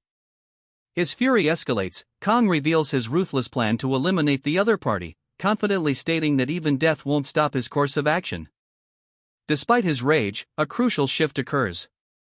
Kang's focus turns to Charlon, revealing his ultimate goal amid his intense emotions. The other party on the phone tries to bargain for more time, requesting a mere 10 minutes instead of an immediate confrontation. Kang's furious expression and outburst reveal that this operation was fraught with difficulties and that others failed to follow instructions. The panel shows two figures in suits, silhouetted against a dark background. It is revealed that Charlon and Hui Minguk will be used as bait, highlighting a dangerous trap. Kang receives a message, his expression hardening with suspicion. A superior assures him that agents will guide him, his voice laced with urgency. Kang scoffs at the explanation, his disbelief clear. He declares his intention to leave, unconvinced by the assurances. Kang is met by a stern-faced agent, identified as one of those sent to guide him. The agent assures Kang of his guidance as they head towards a waiting vehicle. A thought bubble appears, the words, Ranork, hanging in the air, a question mark trailing the name. Kang admits, fine. I was too naive, his face partially obscured, conveying a sense of regret and acceptance of his past mistakes. Kang and his guide sit in a car, the city lights blurring past the windows. Kang's face, partially visible, displays a grim determination as he looks out, contemplating the path ahead. The tension is palpable. A determined man sits in the back of a car, his gaze intense. Beside him, another man remains stoic, his expression unreadable. The determined man's eyes narrow, a chilling resolve etched on his face as he silently vows, I'm coming for you. The scene shifts to a bustling city street, the name Charlon appearing beneath a speeding car. The car pulls into the French embassy's underground garage. Inside the car, the driver informs his passenger, I'll be taking you to the basement. The car arrives at its destination, and the passenger is informed that they are going to the basement. He's clearly uneasy, muttering that their meeting with Charlon is supposed to be unofficial. The man arrives at a secure location within the embassy's basement garage, greeted by several stern-looking security personnel. The ambassador arrives, and is introduced to Song Kang-ho. The ambassador is aware of his past ordeal involving Charlon. The ambassador welcomes Kang-ho, reiterating his awareness of his past kidnapping and emphasizing that this is their first in-person meeting. A brief exchange of pleasantries occurs, a polite formality masking the underlying tension of the situation. Kang-ho, despite the polite greetings, remains visibly wary of his surroundings. Kang-ho sits silently, his apprehension palpable, a stark contrast to the polite atmosphere. He forces a composed expression but his words betray his inner turmoil, but you have to understand our rage and frustration the same way I understand your situation. The concern in his voice is undeniable as he asks, what's going to happen to Charlon? His host offers tea, a gesture of false cordiality masking his true intentions. Kang-ho's response is telling, I'd like to see Charlon before I take a sip. They arrive at their destination. We're here, the host states, his calm demeanor a chilling mask. Leaving Kang-ho behind, he instructs his men, you guys can go down. Do not come back up until I say so. The host's calm demeanor is a deceptive mask, hiding the chilling purpose behind his actions. His steely gaze betrays a ruthless intent. A fingerprint scan confirms access, granting entry to a high-security area. Kang-ho's men, silent and ominous, proceed down a corridor, leaving their leader behind. One of the men, his face etched with concern, reacts to the sight before him. The panel shows Kang-ho, weak and heavily sedated, lying in a medical bed. His condition is grave. Another man's expression hardens as he observes Kang-ho's state, anger and frustration simmer beneath the surface. The man, filled with seething rage, utters a single name, Charlon. His fury explodes, he confronts someone, demanding an explanation. The question hangs heavy in the air, are you ignoring me? Seething, his gaze locked on a distant point, the man's simmering rage coalesces around a single name, Charlon. The fury explodes. He confronts someone, his voice a low growl, are you ignoring me? Monsieur Khan, a powerful figure, is offered a collaboration, intelligence exchange in return for assistance. The offer is met with a curt refusal. Kang's refusal is pressed further. The question of his perceived lack of concern regarding French interests is brought into sharp focus. He is unmoved. Departing, Kang offers a final, polite, but firm dismissal. The scene ends with his departure. Kang offers a final handshake, murmuring, "Thank you as well," his tone polite but firm, his refusal unwavering. He stands outside, his silhouette framed against the glow of a modern building, before stepping into a waiting car. Riding in the car, someone instructs the driver, "You can drop us off here." The car pulls over. The smooth motion of the vehicle is emphasized as it slows to a stop on a city highway. Kang's companion expresses surprise, "You know that we have to walk a lot, right?" Kang's reply is simple, "No reason. I just wanted to walk for a bit." The two men exit the vehicle and begin walking along a bridge overlooking a cityscape at dusk. Kang's decision to walk, a subtle act of defiance. Kang's companion points out that Kang could have easily killed Charlon, given his opportunity. The implication hangs heavy in the air, a mischance, a choice made. Kang shrugs, his expression uncertain, admitting he isn't entirely sure why he spared Charlon. His casual nonchalance belies a deeper calculation. Continuing their walk, Kang explains his earlier statement about perhaps. The word hangs in the air, full of unspoken meaning and ambiguity. A close-up reveals Kang's subtle, knowing smile, a hint of the calculating nature behind his actions.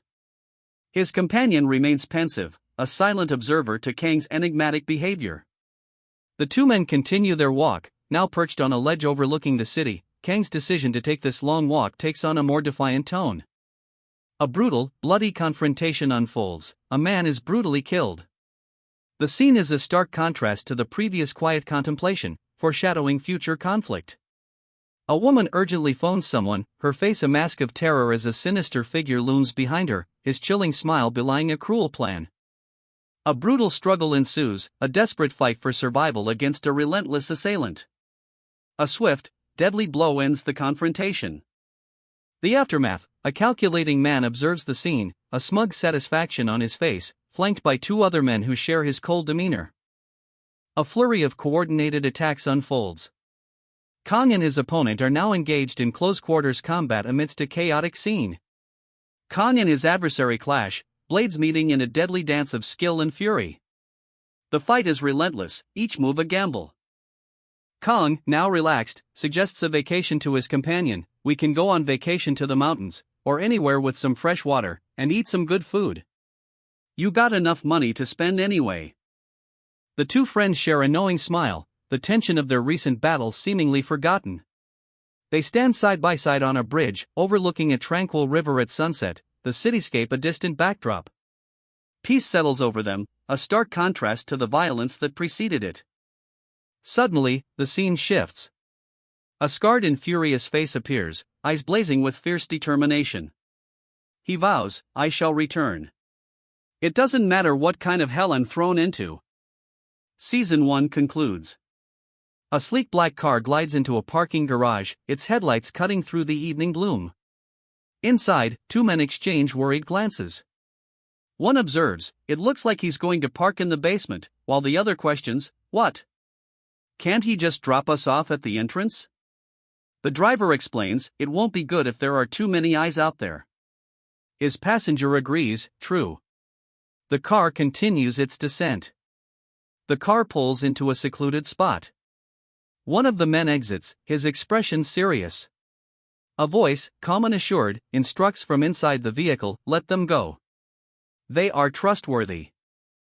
Back in the parking garage, a new detail emerges. One of the men cannot speak French, adding a layer of intrigue to their mission. A figure in a suit approaches the trio, gesturing toward the building's interior. "Let us head to my room instead of standing here," he suggests. The suited man apologizes for the government's actions, explaining that the decision, however upsetting, was necessary. He hopes they understand his country's position. He reminds them that he's merely following orders. One of the men agrees, expressing his personal regret. The man reveals the embassy has agents from his country and numerous Korean agents as well. The man scheduled for departure tomorrow is unimportant. One of the men, visibly tense, reveals that Charlon is inside the building. The trio heads towards a room. A man lies unconscious, hooked up to a respirator. His eyes, wide with pain, betray the struggle for breath. The respirator does little to ease his suffering. A harsh cough racks his body, the sound a painful counterpoint to the rhythmic hiss of the machine. Another man observes the scene, his expression grim, a silent vigil keeping pace with the dying man's labored breaths. The man's agony intensifies, each labored breath a testament to his fading strength, a silent scream against the encroaching darkness. A calm, almost detached voice cuts through the tension. "I'll be heading to France tomorrow. It will take some time." He pauses, then adds, "But I'll keep in touch to see how you're doing." A simple, understanding reply, "I understand." The weight of unspoken anxieties hangs heavy in the air. The trio exits the hospital, their silhouettes stark against the night, leaving behind the struggle they witnessed within. Monsieur Kong, looking pensive, is escorted by two men as they leave the hospital. The unspoken anxieties from the events inside still linger. The older man, bidding Kong farewell with a seemingly genuine au revoir, Monsieur Kong, harbors a subtle, knowing smile. Kong and his driver are on their way. The driver explains he was ordered to ensure Kang's safe transport. Kong questions the driver's actions, prompting the driver to casually explain that Korea is a safe haven without Charlon present. Kong, having seemingly made a decision, simply states, "Yeah, I wanted to," leaving the implication open for interpretation. The driver responds with an indifferent, "Ha, do as you please." Kong is driven away, leaving the scene. Kang's companion questions his inaction, prompting Kong to reveal a surprising truth: he could have killed Charlon, but chose not to while he was helpless. Kong explains his reasoning: he only wanted to kill Charlon in battle, not while he was defenseless. It was a matter of principle. The pair continues walking, Kong stating that with Charlon's imminent departure to France, their dirty work is finished. They can now enjoy their lives. A flashback sequence reveals a brutal battle in a jungle, highlighting Kang's involvement in the violent conflict. The tension heightens as we see Kong and Charlon, face to face, engaged in a tense standoff, their hands clasped together. A clash is imminent. Kong, his face contorted in fury, delivers a brutal blow, sending his opponent sprawling. The scene is chaotic, several figures loom behind him, observing the fight. The aftermath is stark. Kong stands over his defeated enemy, blood staining his clothes, a grim testament to the violence. His back is to the viewer. Kong is shown launching another swift attack. This time, the target is sent flying into the air, their body blurred by speed. The scene shifts to a tense confrontation. Two women watch anxiously as a man holds a lighter, a knife is also visible. The air crackles with tension. Kong sits pensively, his hands clasped, the weight of his actions evident in his posture. "It's really..." he begins, a word unsaid hanging heavy in the air. His expression changes to a confident smirk. A new scene begins. A tranquil cityscape is shown at sunset. A bridge spans a river, suggesting a transition to a new phase or location. A man lies in a hospital bed, his body bruised and battered but his expression resolute. A voice, cold and menacing, whispers, "Yes, stay complacent after tasting victory." The voice continues, its owners face a mask of cruel amusement, "And I will put a bullet in that smug face of yours." A tense scene unfolds. A figure confronts three men, saying, "You really came to kill me?" The response is chillingly calm, "Can't blame you. All this time, that's good enough for me." The protagonist closes his eyes, a slight, almost imperceptible smile playing on his lips. The season's end. A young man, his face grim, stands before a tumultuous backdrop of swirling gray clouds, a storm brewing within him mirroring the one outside. The scene shifts to a chaotic firefight in a dense jungle. Our protagonist, amidst the chaos, struggles against overwhelming odds, the enemy closing in. A shadowy figure, heavily armed, crouches low, the name Blackfield emblazoned across the panel as if to signal the arrival of a powerful, ominous presence. The young man from earlier lies lifeless on the ground, the date July 2016 stamped starkly beneath him, a marker of a pivotal moment in his past. Years later, the now older, angrier protagonist confronts a group of men in suits on a rooftop, shattering a phone in a fit of rage, indicating a simmering conflict. In a swift, brutal attack, he delivers a powerful kick, sending one of his opponents sprawling, the moment captured in a flurry of motion lines and intense expressions. A young woman in a school uniform, seemingly oblivious to the danger, walks through a city street. Below, the protagonist, years older and hardened, stands defiantly before a menacing group of men. The scene explodes into a brutal melee. A flurry of blows and motion lines showcases the protagonist's ferocious fighting skill, sending one of his adversaries sprawling. The protagonist, having dispatched his foes, stands alone, his breath ragged, the weight of his past heavy upon him. He learns he wasn't the only one revived. He and others, revived like him, attempted to rebuild their lives, yearning for normalcy. But their fragile peace is shattered by the reappearance of a treacherous former superior, Charlon. Charlon's return ignites a desperate, violent struggle. A bloody fight ensues, highlighting the betrayal and vengeance that define their conflict. One of the revived men lies wounded, clinging to the other for support. The protagonist's grim determination is evident in his face, foreshadowing future conflicts. The protagonist stands over a fallen enemy, his grim determination etched onto his face. Another wounded man clings to his comrade for support. The brutal fight continues. Charlon's accomplices are defeated. A powerful figure, seemingly untouched by the conflict, sits calmly observing. The narration confirms the protagonist's victory, showing one of the defeated men lying injured on a hospital bed. The downfall of Charlon's accomplices is observed, a sense of satisfaction yet underlying tension. The protagonist and a companion exchange a knowing glance, their shared victory palpable yet hinting at future challenges. Silhouetted against a vibrant cityscape, the pair stands overlooking a bridge, a moment of quiet reflection before the inevitable next conflict. Grunting with exertion, the man strains under the weight, sweat beading on his brow. "Gah! That's tough," he groans. A voice cuts through his struggle, "Quit being a wuss. You still have 2 sets left." He collapses onto the bench, exhausted. "Let me rest for 5 minutes, only 5, he pleads. A smirk spreads across his face. "Just wait till it's your turn," he mutters, anticipating the next workout. Observing the scene, the other man remarks, "How long do you think those brats will last?" The first man smiles confidently. "I don't know about the others, but I think Hyo Yunsel will make it out alive." "Hyo Yunsel? She's that good?" One man explains that most of the delinquent kids gave up halfway through their punishment of running laps, but Hyo Yunsel almost made it. However, even she couldn't complete the laps. The 2 men observe Lee Hojin, noting that everything is out in the open. One man reveals that the student council president was involved with local gangs, and his influence grew because of that. Lee Hojin and Hyo Yunsel exchange concerned glances. A woman watches a montage of fierce MMA fighters, the caption stating that Gwangmin's MMA team is well known across the country. Her expression is one of dawning apprehension. 2 men, likely members of the MMA team, exchange worried glances. The tension is palpable. One man, his face etched with disbelief, whispers, "That's scary." One of the men exclaims, shocked, that their target is just a college student.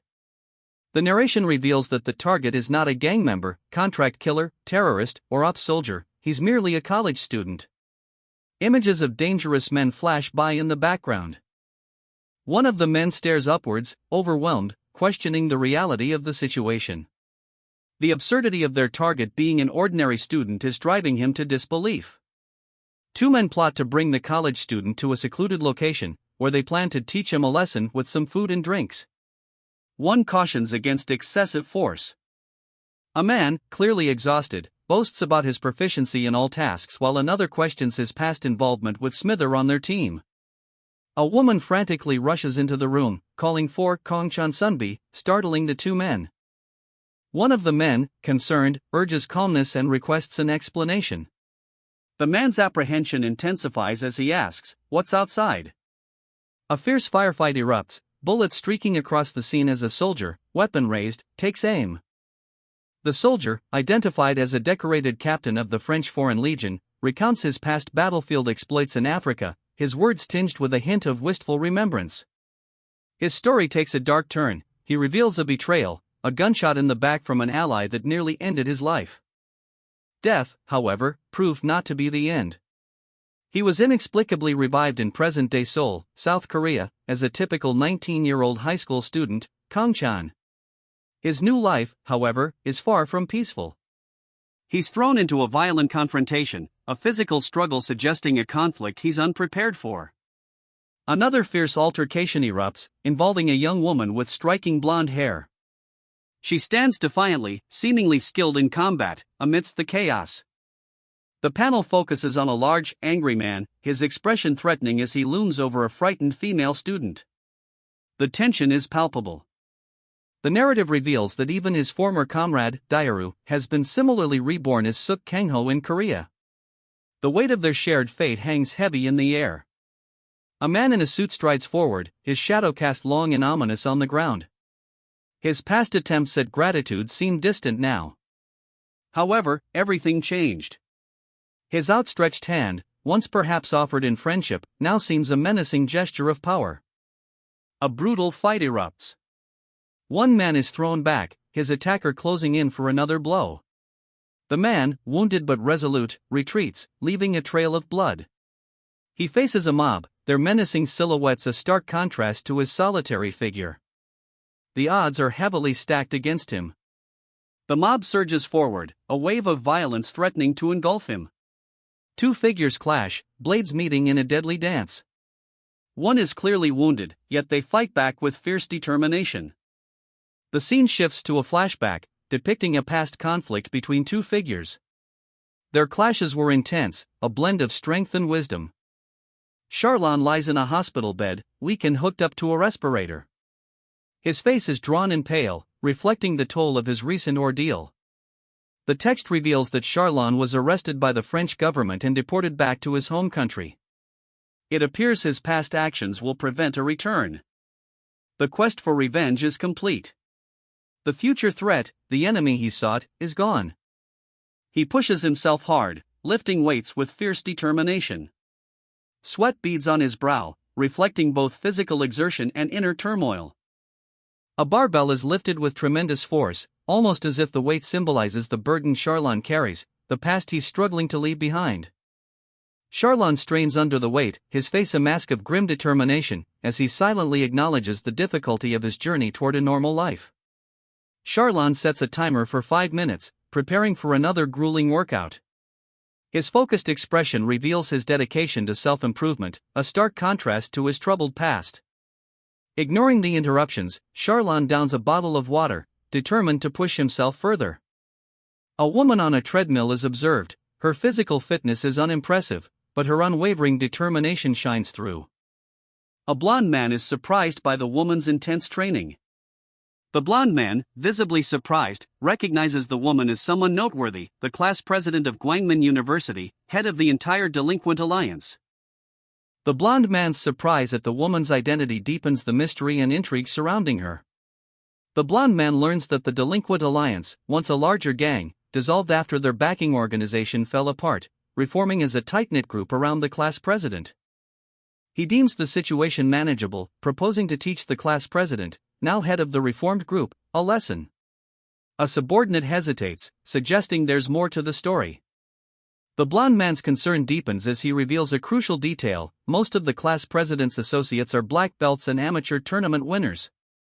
He gives the order to resume their previous tasks, but adds a cautionary note, revealing his underlying apprehension.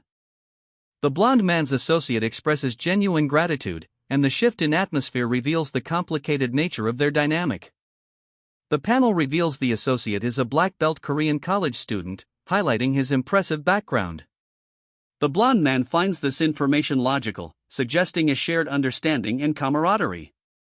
He proposes a trip together, mentioning a previous, unfulfilled plan. The blond man confidently rejects the notion of being comparable to someone named Smither, emphasizing a difference in their capabilities.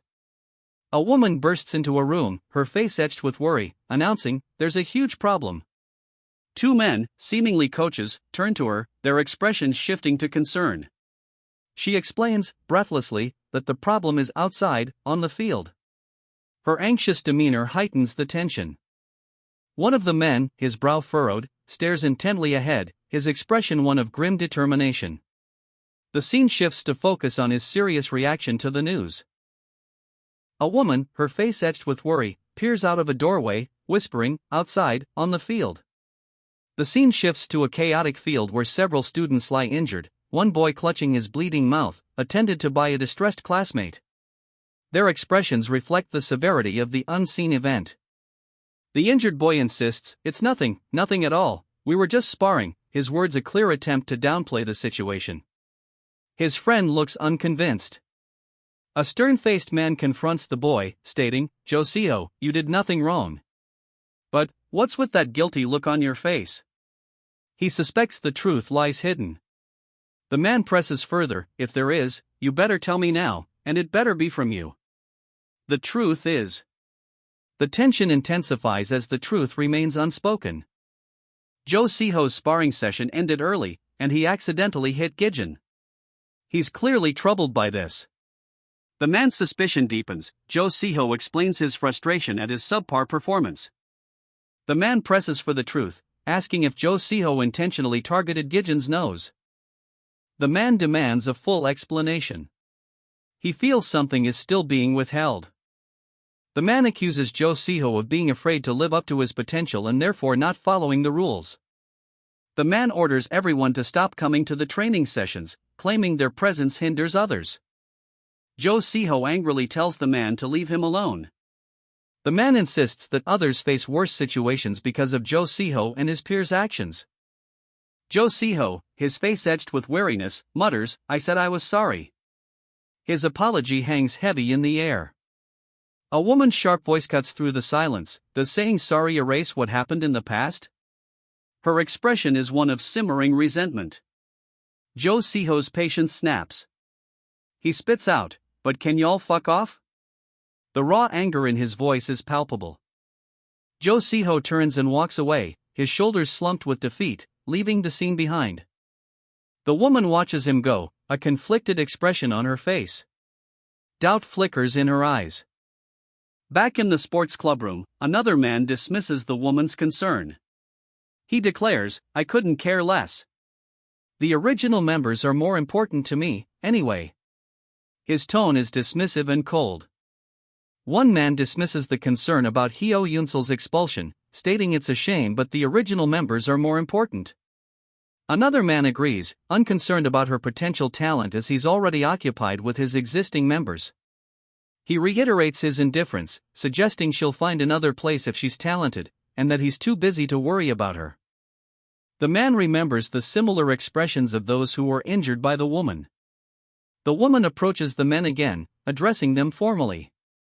The man, enraged, angrily asks if they need another beating, implying previous violence. The woman explains that it's not like that, prompting him to ask what the issue is. The woman sadly explains that another member was involved in an incident today. "It's unfortunate. No, I swear it wasn't anything like that. It was just, we were excited that we could make friends other than Kong-chan Sunbi this time around." Do you still want to forgive them? Truly? In this case, you have the right to forgive someone.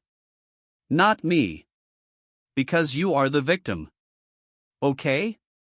Yes. I do. Under your decision, not mine. Pass this on to them.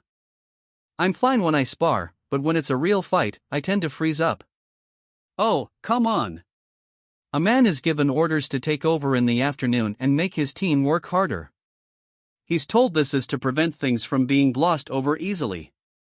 Later, the same man is seen working out, his exertion visibly increasing. He's asked why he's pushing himself so hard now. News arrives, France has selected the man's company to handle international events. His response reflects both surprise and delight. The scope of the success is revealed. Calls are coming from the French Embassy, the Korean Ministry of Foreign Affairs, and Kotra. The press is also involved. The man and his associates celebrate this massive success, attributing it to Ranork's actions. They are elated at the company's newfound prestige. The success is directly linked to Ranork's intervention and the actions taken that day. The gratitude expressed highlights Ranork's importance. They offer him 15% of their shares, explaining that it wasn't solely his doing and that there are multiple reasons for the offer. He's astonished by the sheer magnitude of the offer, questioning if it's truly that much. The other man warns him about the potential loss of lucrative European contracts if he refuses, urging him to accept the offer to avoid that outcome. He expresses his astonishment and uncertainty. The other man smiles knowingly, pleased with the agreement. He breathes a sigh of relief. His associate informs him that they are still finalizing the details regarding the scriptwriter's contract. She explains a minor issue concerning the scriptwriter, and the man expresses surprise at not knowing this before. I was having a headache due to the male lead for the TV show, she explains, her brow furrowed in concern. A young man lies injured amongst his peers, blood staining his glasses. The atmosphere is tense and serious. The man surveys a group of young men, his expression unreadable. The scene is set outside a school building. You got hurt while sparring? That's completely normal, he states flatly, his tone betraying little emotion. The older man's face is etched with shame and defeat, his eyes downcast. He is clearly struggling with his emotions. A younger man confronts him, his words sharp and accusatory. He lost to a much younger opponent, and is being scorned for it. The older man, Sunbi-nim, denies the accusation, but his posture and expression reveal his guilt. The tension between the two is palpable. Sunbi-nim finally admits defeat, he acknowledges the truth of the younger man's harsh words. He's accepting his failure. He begins to apologize, but the younger man cuts him off, urging him to simply leave. The moment is harsh but also laced with a brutal honesty. Two onlookers, a man and a woman, witness the scene with concern and uncertainty. They seem surprised by the outburst and the older man's reaction. The younger man stands defiantly, his expression serious. The onlookers watch nervously, awaiting the next move. The younger man, voice heavy with a mix of defiance and regret, confesses, "I'm only going to trust and follow you from now on. It's not like I did something wrong and you're doing this to us now." The older man, however, remains unmoved, his judgment harsh as he observes the team, muttering, "How irresponsible." A woman's worried question hangs in the air, "Everything's good now, right?" Her concern is palpable. Overcome with emotion, the younger man breaks down, tears streaming down his face. His whispered words are filled with bitterness, "What is this, bullshit?" A bystander observes the scene, a question of disbelief forming on his lips. Yunsel Sunbi is crying? Another man offers a perspective, acknowledging the younger man's distress. That's true, but Hyo Yunsel looked as if she lost everything. The older man, though he remains silent, expresses his frustration with the situation, thinking that their previous break was too long. This causes more tension, with the older man telling his colleague to cut the bullshit and start the next set. The older man's anger explodes as he forcefully rejects the situation and anyone who dares to interrupt. Siho reflects on the situation, acknowledging his earlier harshness but feeling justified given their prior poor behavior. He admits it seemed like they were finally getting along. Siho's colleague presses him, questioning whether Lee Hojin instructed him to apologize for his earlier outburst. The tension remains high. Siho's colleagues explain their motivation for the intervention, concern over his harsh treatment and a desire for reconciliation. Moon Gijin, one of the younger colleagues, nervously offers a hesitant suggestion. Gijin clarifies his position, stressing that the apology is conditional upon Siho's approval. Siho, seemingly softening, agrees to retract his earlier statements. A subtle shift in the atmosphere is apparent. Gijin and Siho share a moment of relief, their tension visibly easing. A bystander observes the scene, commenting on the unlikely success of the younger colleagues in influencing Siho. Siho, mid-bench press, is informed that Kim Tae-jin wishes to see him. He plans to visit Dia on the way. Siho smiles knowingly, confirming he's also been awaiting this meeting. A bystander observes Siho's joy, attributing it to the success of their recent actions. The observer remarks on the well-deserved reward for their actions during Ranork's attempted assassination. Siho, flanked by Gijin and another man, reflects on their shared victory. "We did it." Compensation for Suk Kangho is confirmed. Siho is offered a significant financial incentive, but he demurs, stating he is fine. Siho is rebuked for his humility, the older man firmly advising against such self-deprecation. Siho, a relaxed smile playing on his lips, accepts the lucrative offer. He informs his fellow patients that he'll be discharged from the hospital next week. They're sitting in a ward, still recovering. Despite his impending discharge, an older man notices Siho's lingering stress. He senses something is still bothering him. Siho protests, arguing that what he's going through isn't fair. His argument escalates into a tense confrontation with others. The earlier nonchalance is gone. Siho's defiance has escalated into a tense standoff. A stern-faced man, presumably a superior, observes Siho and a group of apprehensive younger men, their faces etched with worry. The man, radiating barely contained menace, threatens Siho, boasting about his power to silence those who oppose him. He refers to the other young men as brats. Siho, unwavering in his resolve despite the threat, calmly counters by asking for the man's intentions. He wants to understand what his adversary truly seeks. The scene shifts to a woman, her expression serious, revealing that the construction of a building next door is progressing rapidly. This seemingly unrelated detail adds a layer of intrigue to the unfolding conflict. A producer expresses concern over the male lead's suitability for the project.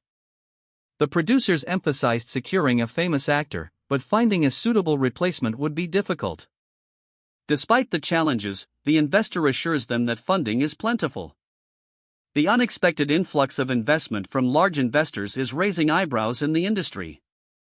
Numerous companies with A-list male leads requested to replace the current one. The worst-case scenario is that the production might halt due to the lack of a lead actor. The producer contemplates the common theme of power struggles across various industries. Michelle, the producer, sits calmly, reviewing documents on her tablet. The weight of the production rests on her shoulders. She explains to a colleague that next week involves auditions for the main actors and a meeting with broadcasting executives. The pressure to find a lead actor is immense. The colleague assures Michelle that he trusts her judgment, he doesn't feel the need to intervene, even if he could. He believes she is making the right decisions. Michelle's colleague expresses approval of a new security measure, noting its significant benefits. He seems relieved. He mentions a planned 2-day company retreat, inquiring about Michelle's availability. She appears surprised. Michelle's colleague explains that the retreat includes her. The details of this announcement seem unexpected to her. He reveals that the company is contributing $2 million to 5 nursery schools, a significant philanthropic gesture. Later, at home, Michelle's husband mentions a family trip planned for the following weekend. Michelle's husband excitedly tells her about their weekend plans, a class reunion at the Namsan Hotel on Sunday. He provides the specific time and location, confirming the details of the reunion. A subtle shift in his demeanor, a thought bubble appears above his head, expressing a slight apprehension. He wonders if something else might go wrong again. He reveals that his worry stems from the involvement of his parents in this event, adding another layer of complexity. The image shows a flashback or a vision, depicting his actual parents. This strongly implies a troubled or complex family history. Michelle's husband lies on his bed, looking pensive and thoughtful, evidently disturbed by the revelation. He decides to push the thought aside, resolving to focus on something else for now. A sudden shift to a close-up on his face as he abruptly grabs his phone, his expression turning grim, showcasing a hidden tension bubbling beneath the surface. A phone call to Suk Kang-ho. A grim expression crosses his face as he dials. He's on the phone, his tone nonchalant, reassuring his friend there's no need to worry about Charlon anymore. The conversation shifts, he asks his friend to watch his kids tomorrow as he can't make it to school. He then mentions receiving a text. He inquires about the content of his friend's conversation with someone, expressing amusement. His friend reveals that someone is applying for language schools, surprising him. He comments on the inefficiency of the situation. It would have been faster if this person had contacted him directly. The implication is clear, this sounds like someone they both know, bringing a familiar tension. He ends the call, the phone placed down, and he lies down to sleep, his expression relaxed but with a hint of underlying unease. Friday passed without incident. The day was spent training athletes, followed by an evening of online research into television production. It's Saturday. He's just gotten into his car when a friend pulls up alongside. The friend comments on the car, noting it's a Schiff. They're headed to a roasted duck restaurant in Yangpyeong. His friend questions his readiness for a trip so soon after moving, considering he hasn't unpacked yet. During their drive, he reveals that Kim Tae-jin contacted him yesterday. The conversation shifts to money. Kim Tae-jin wants his share of the money, a hefty 700 million won, transferred to his account. The conversation then shifts to the protagonist's current financial situation, a stark contrast to his past earnings. He reminisces about his previous salary as a soldier, a mere 7,000 euros, highlighting the drastic increase in his current earnings. Despite recent difficulties, he acknowledges that his current compensation is significantly better. A call from a major production company offers a meeting to discuss collaboration. The meeting is scheduled at 1 p.m. at the Namsan Hotel. He reacts with a mix of stress and resignation, realizing his impending meeting. Casting the drama requires securing a world-renowned actor or actress for the lead roles, however, finding suitable candidates proves challenging. The production companies want a revenue split of 70-30 in their favor, leaving only 30% for the team. One suggests bypassing the Korean market altogether to simplify production. The man reassures the woman, explaining that he reported the issue to the CEO for awareness. The woman smiles confidently, stating her expertise in handling such issues is precisely why she was hired. He assures her he'll handle the remaining issues. He reveals a credit card, almost forgetting about it. He's given a choice, the date is up to him. The building in the background, DI Entertainment, hints at the stakes. A total of 10 million is offered, with the potential for more depending on his father's business. The casual melon cutting contrasts sharply with the financial discussion. He's surprised to hear about a meeting at the Namsan Hotel. The location seems significant. He collapses onto his bed, exhausted. Lying on his bed, he gazes thoughtfully at the ceiling. The scene suggests a moment of contemplation. His thoughts drift to the well-being of others, hoping they're safe. A subtle sense of worry underlies his musings. He questions the value of finding them if it leads to difficult explanations and potential consequences. His concern over the situation is deepening. A sudden, intense image suggests a significant, potentially ominous, development. Hold on, you had spare time? Did something happen? One man asks, his voice laced with concern. The other man on the call chuckles, Smither? Even though you guys can barely understand each other? He explains, oh, he was just asking if we were done with the dangerous stuff. So I told him that we are. A third man, casually strolling, is described as trying to hit on girls 100%. The first man reacts with irritation, he contacted me instead so he wouldn't get yelled at. Seriously. The conversation concludes with a suggestion, anyway, let's head somewhere nice after I move tomorrow. We always say we will, but never do. The man reflects, the information wasn't anything special, but it's better than knowing nothing. Are you okay, by the way? One man asks, concern etched on his face as he looks at his companion in the car. The driver sighs, explaining, my wife became a saint due to moving into an apartment. She told me to leave the luggage and go have fun. A hint of weariness colors his voice. His brow furrows as he adds, the different currencies that are coming in and going out give me a headache. The financial burden is clearly weighing on him. A worried expression crosses his face. He confesses, I sometimes wonder if this is really right. Doubts plague him about his current situation. His phone rings. Relief washes over his features as he answers, it's Michelle. Hold on. The driver's eyes widen in surprise as he hears the news. Ha? Namsan again? He seems both shocked and apprehensive. A sense of dread fills the frame. The unspoken question hangs heavy, what's going to happen this time?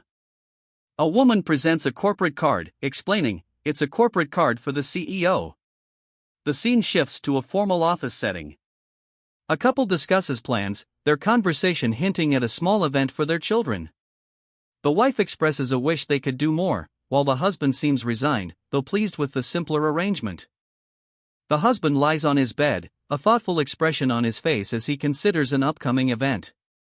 He rationalizes his lack of involvement, deciding to let the parents manage the situation. He finishes a phone call, seemingly confirming the details.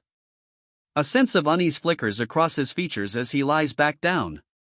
He drives, his expression troubled. A nagging doubt surfaces, questioning the plausibility of the situation. Lying in bed, he dismisses the notion of going to see his parents, reasoning that they'll catch up later anyway. A sense of unease hangs in the air. He's on a phone call, abruptly changing his mind and requesting a notification. Someone asks about his sudden change in demeanor. He brushes it off.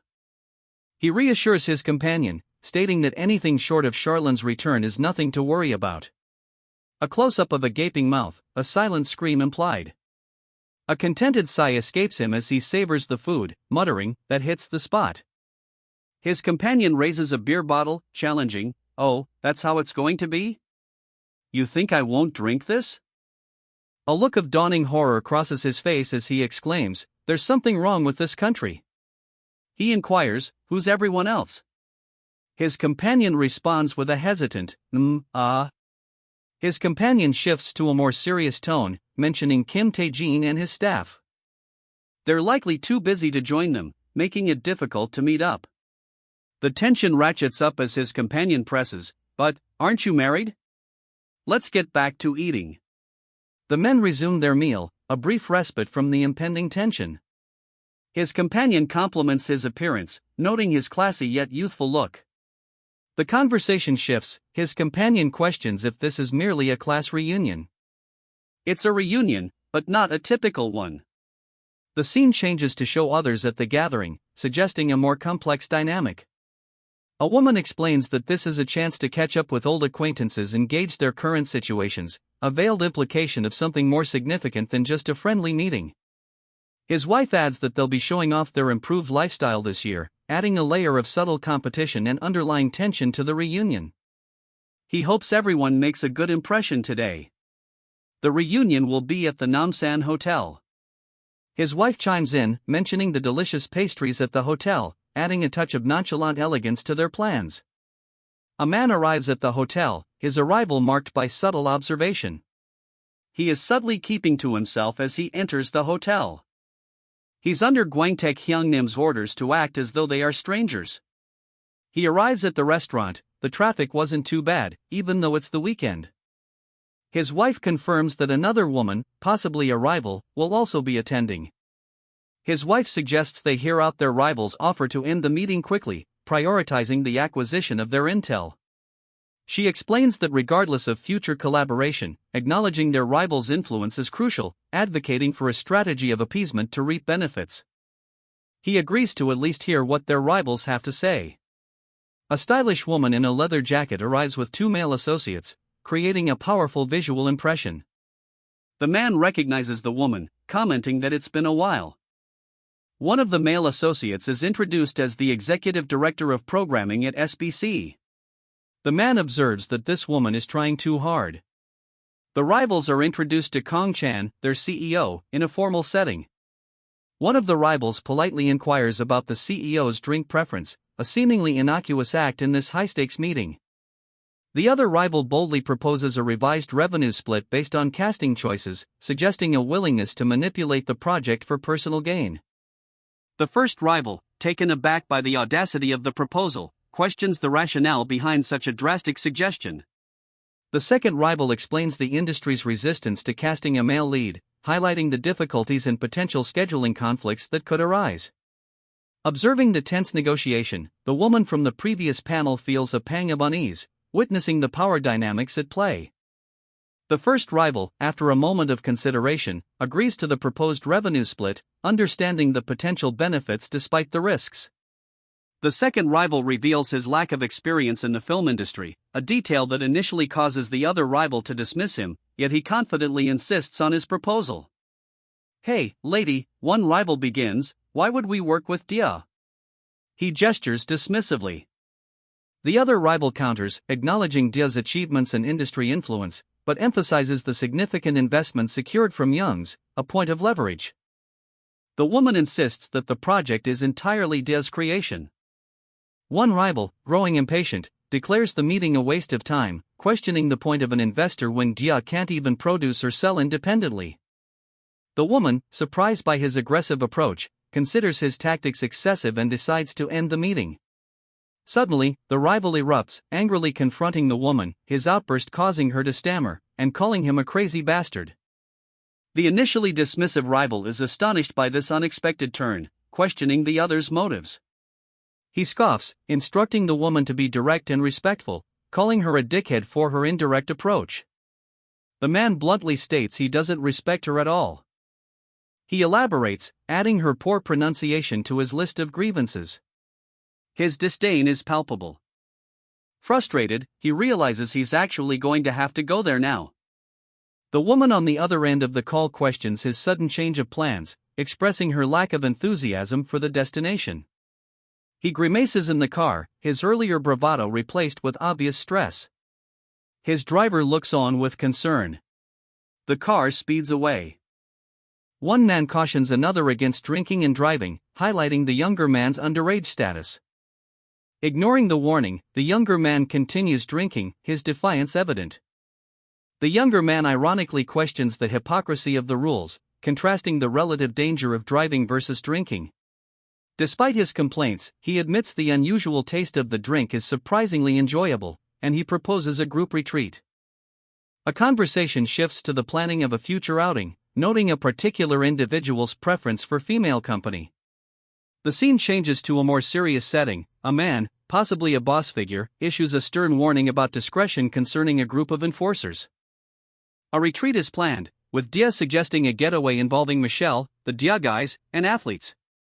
Another man, perhaps a superior, expresses a veiled interest in meeting celebrities, hinting at his own ulterior motives. A man checks his appearance in a mirror, preparing for the upcoming retreat. He receives reassurance from a woman about his appearance, indicating a degree of self-consciousness. The woman gently mocks his concern over appearance, reminding him that modeling isn't the purpose. The man reflects on his current comfortable situation compared to his past hardships. He checks his watch, a slight frown etching his face. "I should be at the lobby just past 12:30, he mutters, adding with a more relaxed tone, "Drop by if you guys have time." The sleek exterior of the Namsan Hotel looms large. He enters the hotel, his confident stride suggesting a man accustomed to this luxurious setting. He sits, sipping tea, when a voice calls out, "Chani." A woman approaches, her words sharp and urgent, "We've got a few things to talk about before the people from Alien arrive." Her expression is serious, a hint of worry in her eyes. "She'll probably nitpick anything she can," she adds, her gaze drifting towards the entrance. He sighs, a mixture of frustration and resignation etched on his face. "If they're nitpicky, all we need to do is shut everything down." "Why is it so complicated?" he mutters, clearly exasperated by the situation. His companion's arrival is marked by a sharp, calculating gaze, her sunglasses hiding any further emotion. The tension in the room thickens. The CEO of Alien, David Choi, enters, his confident smile revealing a power play in progress. "How's this? Can you see what level I am on now?" he taunts, his words laced with a triumphant smirk. The situation escalates. His opponent is visibly enraged, a flash of fury crossing her face as she retorts, "That's why you shouldn't have messed with me." A sudden, chilling change of mood as she smiles, a sinister calmness replacing the earlier rage. "Please have a seat," she says, her tone deceptively sweet.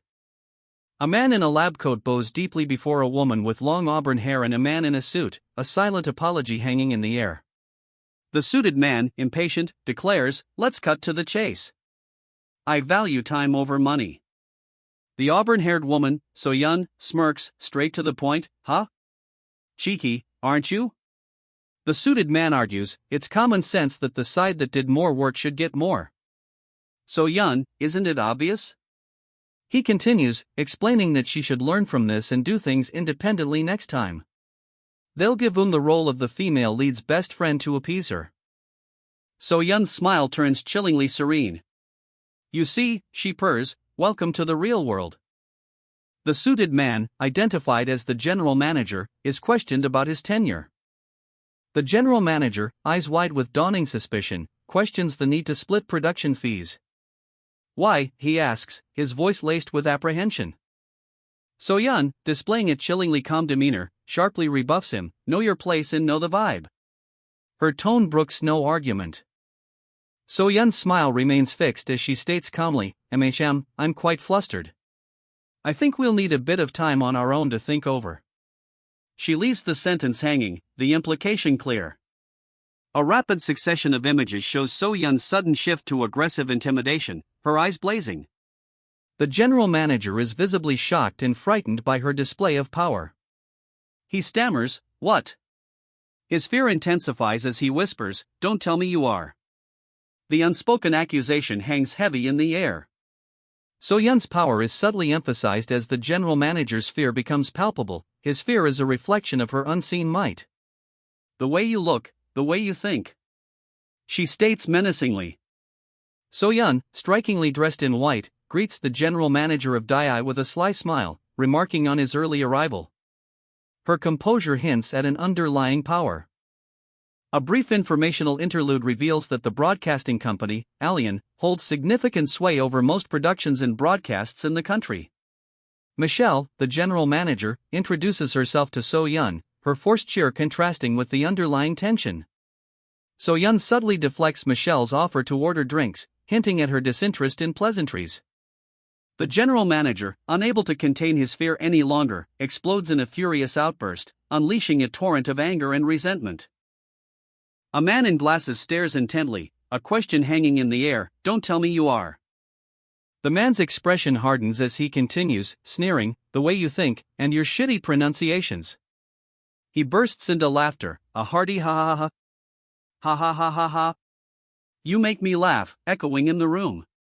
The laughter subsides, replaced by a cold assessment, "You really never want to be seen in this industry again, huh?" A woman looks on with concern as the man responds, the implication clear. His confident smirk widens, "If I really wanted to, I could make all the terrestrial, cable, OTT, and personal broadcasting networks treat you as if." His patience snaps, the final word sharp and menacing, "My patience." Try me," he sneers, his confidence unwavering. He will block any network, regardless of origin, that tries to silence him. Doubt flickers across his face as he questions the validity of the claim that the Yoons will continue funding them despite potential losses. Another man suggests they postpone their argument to a more appropriate setting. The tension in the room is palpable. The threat hangs heavy in the air: speak Korean correctly, or face the consequences. A close-up reveals a furious mouth, teeth bared in a snarl, a raw display of barely contained rage. A fist slams down, the impact echoing the speaker's fierce vow. The scene shows the second man's frustration as he receives a punch from Mr. Choi in the escalating confrontation. A business meeting concludes, a woman assures her associates, "Yes, for sure," her smile hinting at a hidden agenda. Mr. Choi is ushered away by a woman, her urgency clear as she urges, "Okay, Mr. Choi. Let's go. Come on." The scene suggests a planned, possibly hasty departure. Mr. Choi, seemingly unconcerned, casually asks, "Why? Are you worried?" His calm demeanor contrasts with the woman's earlier anxiety. The woman's smile falters, replaced by a more pensive expression as the scene shifts to a quieter moment. Her laughter rings out, a sudden, sharp contrast to her previous concern, as she leans back, relaxed and seemingly confident again. The woman's demeanor shifts again, now questioning and slightly hurt, "Why? Are you embarrassed of me?" Her tone hints at a deeper insecurity underlying her earlier confidence. Her face is etched with worry, eyes wide with unspoken anxieties. He calmly explains that while he has no issue with them joining, it could cause her some awkwardness and potential misunderstandings. He agrees with her assessment, acknowledging the potential for discomfort. A hand reaches out, a gesture of subtle reassurance. Despite the agreement, a restaurant employee approaches, apologetically barring their entry due to regulations. The employee explains the situation, offering apologies for the inconvenience. He mentions having served them before. The man insists on finding them himself, brushing aside the offer of assistance. He brings up the previously mentioned sticker, leaving its meaning ambiguous. The restaurant staff bows deeply, offering a gracious farewell as the man and woman leave. Feel free to call me anytime you need anything, one employee says, highlighting the establishment's attentive service. The woman approaches the front desk, asking if there's anything she can help with, her demeanor concerned. The man remains watchful nearby. The man's expression hardens, he observes the situation, convinced it's unusual. And it doesn't look like a normal situation, he mutters, his suspicion growing. Soo Young, using a walkie-talkie, requests backup. Soo Young, can you come over here for a second? She asks urgently. The urgency of her voice suggests a developing crisis. The man reacts with a slight surprise, his expression shifting as he processes the implications of the woman's call for backup. Oh, that. He starts to say, indicating some recognition of the escalating situation. A restaurant employee expresses concern about the escalating situation. Surely there's gotta be more, she states, reflecting a shared suspicion of the hidden depth to this incident. She explains, to be honest, the general vibe was that they were looking down on the two. This reveals subtle social dynamics and underlying tensions not previously apparent. A restaurant employee recounts overheard gossip, revealing that the wealthy couple were perceived as looking down on the other diners. They speculated about the man's recent car sales, hinting at a possible source of their wealth. The man, now informed of the whispers, reacts with a mixture of anger and disdain. He confirms the rumors, though the specifics remain unclear. The man's expression hardens, he believes the slight was intentional, adding a layer of malicious intent to the situation. His female companion shows concern. The man reveals his contemptuous view of those who were not born into wealth, escalating the conflict beyond a simple social slight. One of the men rushes away, urgently calling out to another man referred to as Hyungnim. The man dismisses the perceived disrespect, revealing an arrogant and uncaring attitude. He further expresses apathy towards social judgments. The scene shifts to a wide shot.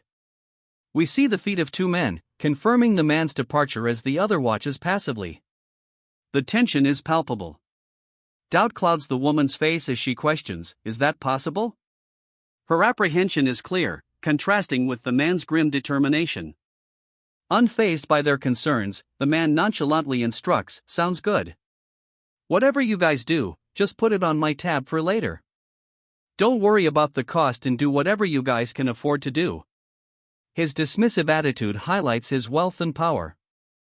The other two promptly reply, leave it to us, accepting the task and the implied authority of their superior. He sets a 30-minute deadline for completion, demonstrating efficiency and expectations of swift action. The scene shifts, a new man is introduced as Ju Cheol-beom. He's briefing his associates, preparing them for an official state visit. A clear shift in focus marks a change in the narrative thread. The man, previously dismissive, now reveals a cold, contemptuous glare. He flatly states, yeah, I don't respect you one bit, showcasing his ruthlessness and disregard for others. His cold expression intensifies as he adds, I don't like any of it, confirming his complete apathy and potential antagonistic role. The panel emphasizes his disdain and suggests future conflict. A chilling laugh echoes, ha. Ha ha ha. The man's cruel smile, a predatory grin, promises escalating conflict. His eyes, narrowed behind spectacles, fix on the other man.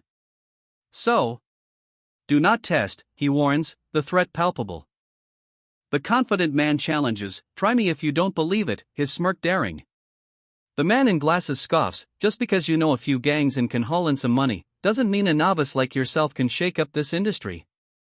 You should really watch out. He's clearly underestimating his opponent. He casually adds, are you looking out for me now? I appreciate it. Then let me give you some advice as well, implying a power imbalance and a shift in the dynamic. The man in glasses tenses, eyes wide, his final words hanging in the air, I warned you, alright? The man in glasses, his face contorted in fury, warns his adversary that their actions will lead to ruin, expulsion from the industry, and ultimately, destitution. He angrily demands to know if his warning was heard, escalating the confrontation. With a sigh, he concludes that a productive conversation is impossible, given the current state of affairs. The man in glasses declares their departure.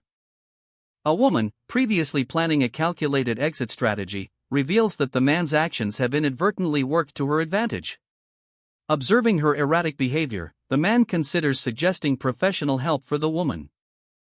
The woman's excuse is thin, but the man accepts her need to see her parents. He suggests she speak French with her parents, a detail she hadn't considered. The woman is impressed by his quick thinking.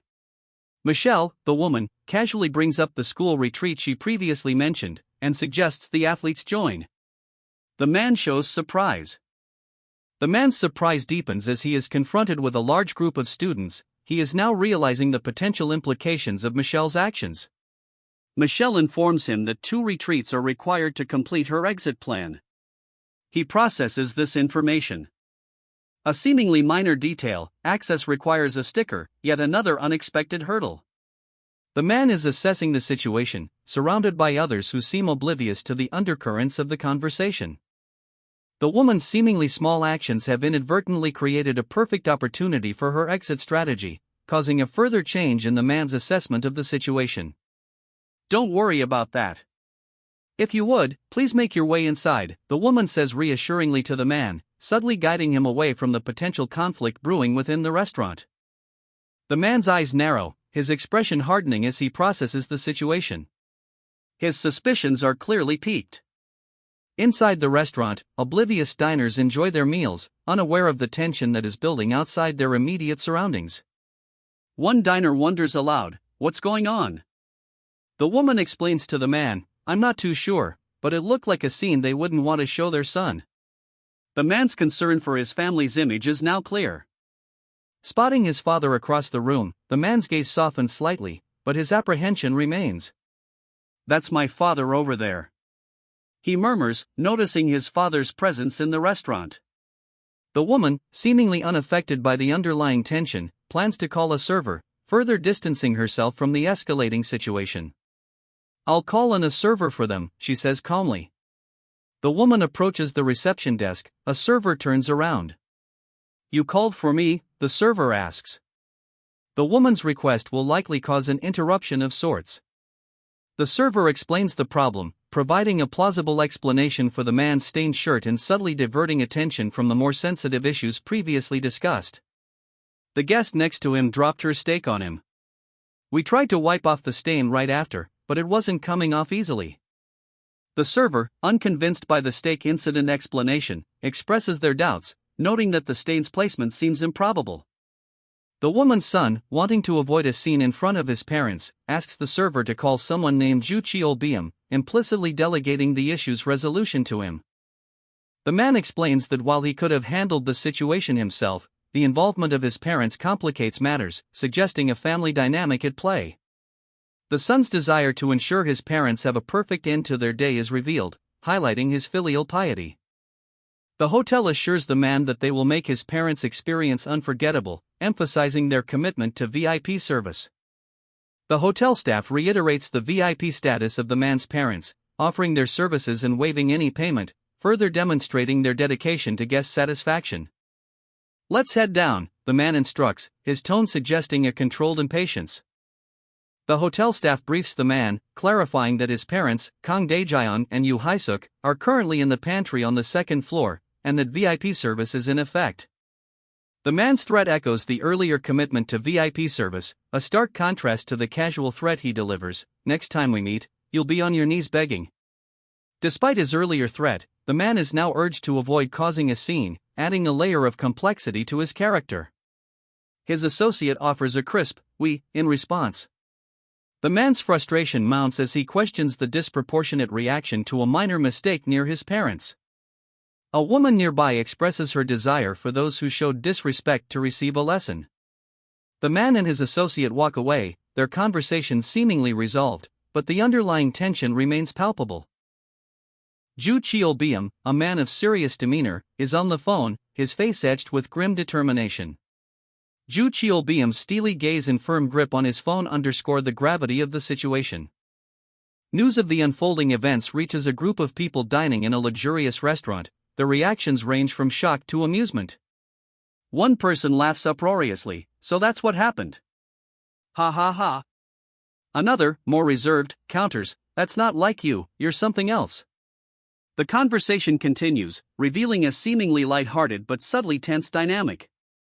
Someone suggests buying a new shirt, deflecting underlying tension. One woman bursts into laughter, playfully chiding another, "Stop giving Haesuk a hard time. She might not be used to this fancy hotel." The laughter lightens the mood, though the underlying tension remains.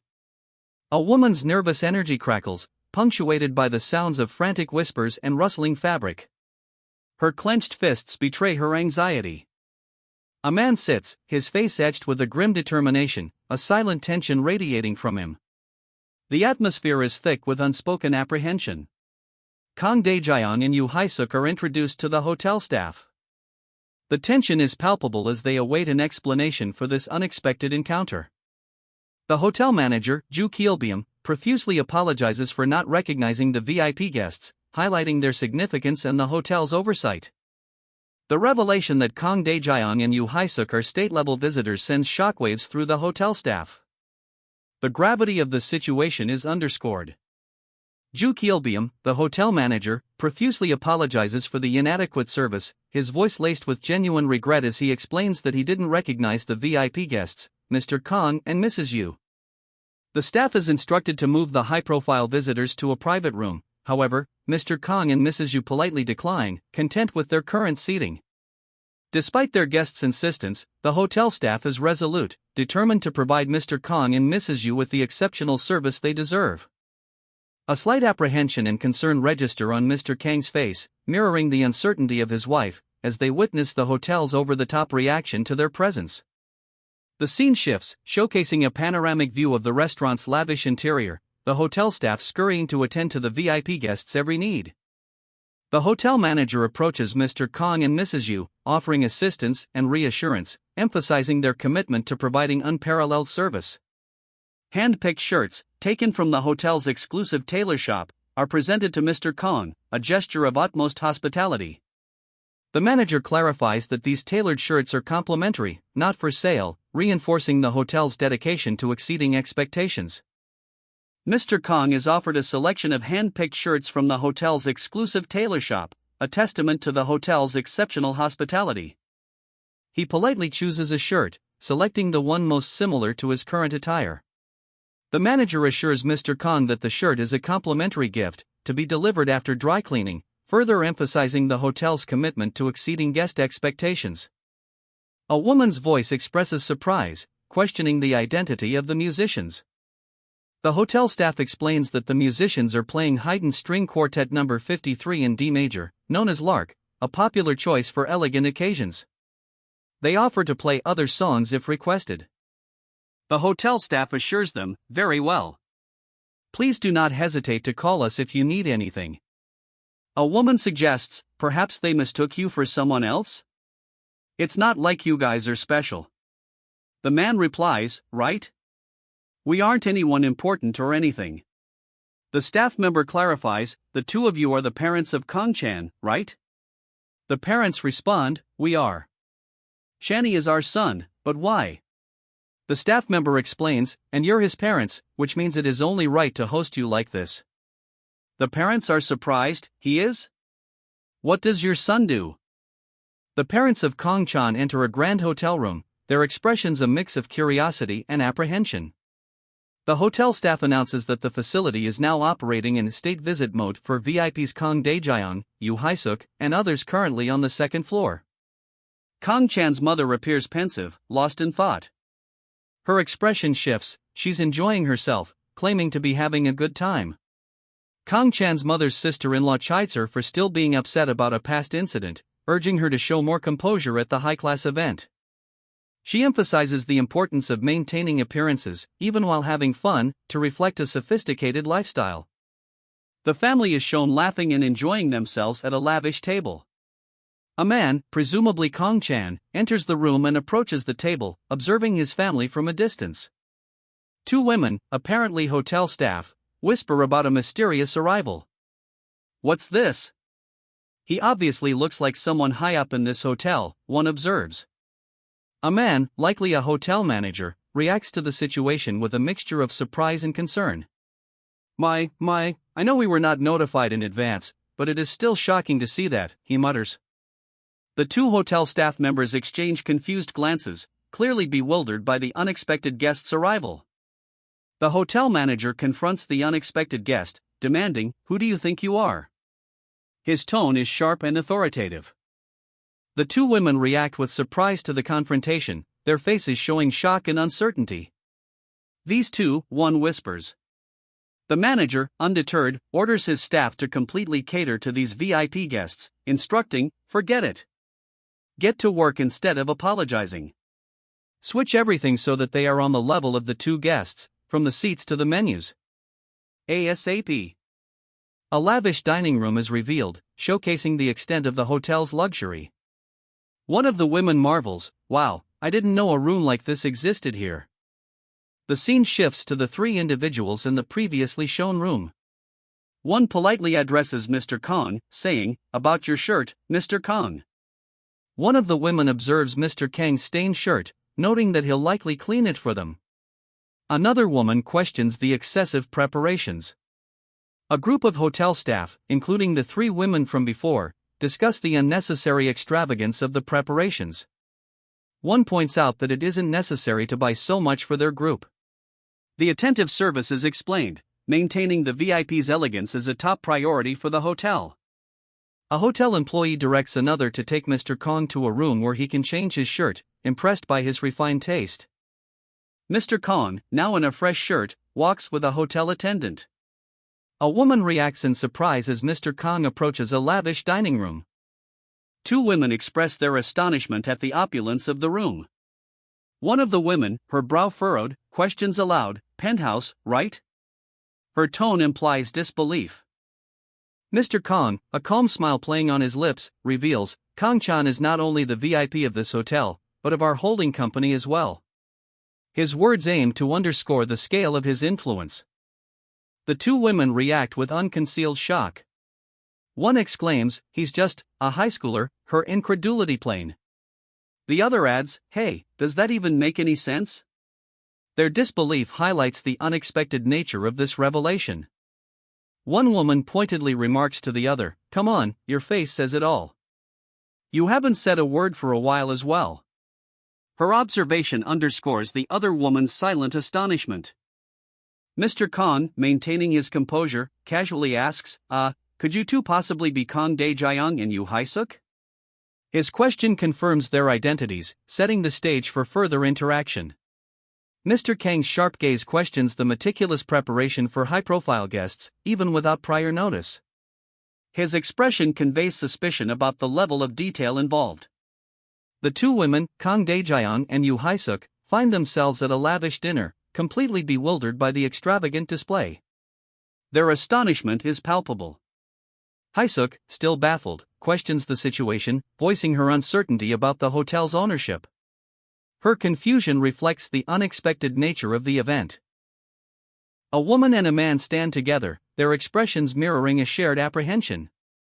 The woman's face registers concern as she speaks, her words implied rather than explicitly shown. Michelle, a French woman learning Korean, greets a man, her words suggesting a complex familial relationship. "Nice to see you again," she smiles. Michelle addresses her mother-in-law in French, a subtle detail adding to the scene's complexity. The man, clearly confused by Michelle's French, quickly tries to cover up her words, brushing it off with nervous laughter. The man nervously laughs, attempting to deflect Michelle's earlier French comment. He explains that her statement could also be interpreted as the difference between "thank you" and "I appreciate it." He smiles warmly at Michelle, a subtle shift in the atmosphere suggesting a change in their dynamic. Michelle, however, remains unswayed, stating that his attempts at deflection are futile. She reiterates her point, making it clear she's not amused. The conversation shifts to a more pointed discussion regarding finances, specifically questioning if he is being compensated appropriately for his time. Michelle playfully suggests discussing Chanai's family wealth, further highlighting the subtle power dynamics at play. The man's face visibly tenses. The playful suggestion has clearly struck a nerve. He hastily clarifies that his previous statement about a meal was not a joke. Michelle's expression turns inquisitive, she challenges his previous statement about his resemblance to French models. The scene shifts back to the man's mother-in-law, who compliments Michelle's appearance. "Ha? Thanks to me? How so?" he asks, intrigued by the implication. The others at the table seem equally curious. He explains, "It's because of monopolizing the import of Gonkars, and how I helped out Ambassador Ranark about protocols a few times. And I stayed at this hotel for those instances." His mother-in-law and another woman react with shocked expressions, whispering, "He aided the ambassador of France with the protocols when he's not even in university yet?" His mother-in-law dismisses the surprise, "Come on, let's dig in for now. Let's not waste all this good food." She begins to eat. The other woman's eyes sparkle with admiration as she observes the scene, a heart-eyed emoji emphasizing her impressed reaction. A woman at a lavish dinner party politely inquires about the man's relationship with another woman, questioning if she is his girlfriend. He smoothly deflects the question, explaining that they are merely language exchange partners. He teaches her Korean, and she teaches him French. They are just friends who occasionally keep in touch. The woman presses further, noting that they clearly know each other personally, but he downplays the significance of their acquaintance. A woman asks the man a question about the contents of his shopping bag, specifically whether it holds a pen or a towel. Two women are stunned by the revelation that the man just purchased an item costing more than 10 million won, and lament its constant unavailability. A woman, seated and looking regal, informs the man that accepting her gift is essentially obligatory, implying serious repercussions for refusal. The man pauses, indicating he has a question to ask. A sense of anticipation builds. "A gift from the hotel? Are you serious? Gwangtek sent that, right?" The man questions the extravagant gesture, suspecting the involvement of someone named Gwangtek. "He did.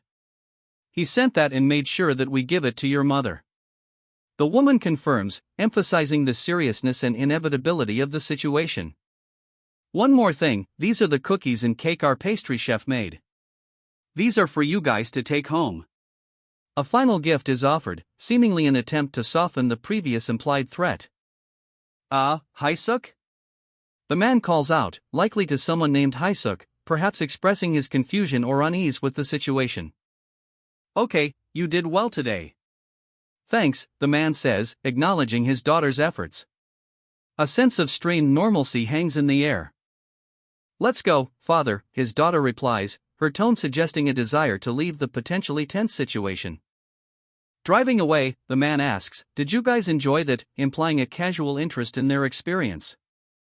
The man sits in thought, his expression suggesting unease despite his earlier pleasantries.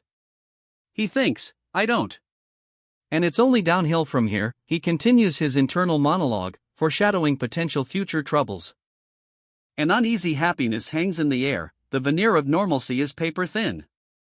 Later, Haesuk reflects, "I doubt anyone from Dia will get calls from anyone in South Korea anymore," voicing her concerns about the aftermath of their actions. Her companion responds, "Oh. It doesn't mean there isn't a way, though," offering a glimmer of hope. Haesuk's pensive expression reflects her growing unease about the repercussions of Dia's actions, a worry etched onto her face.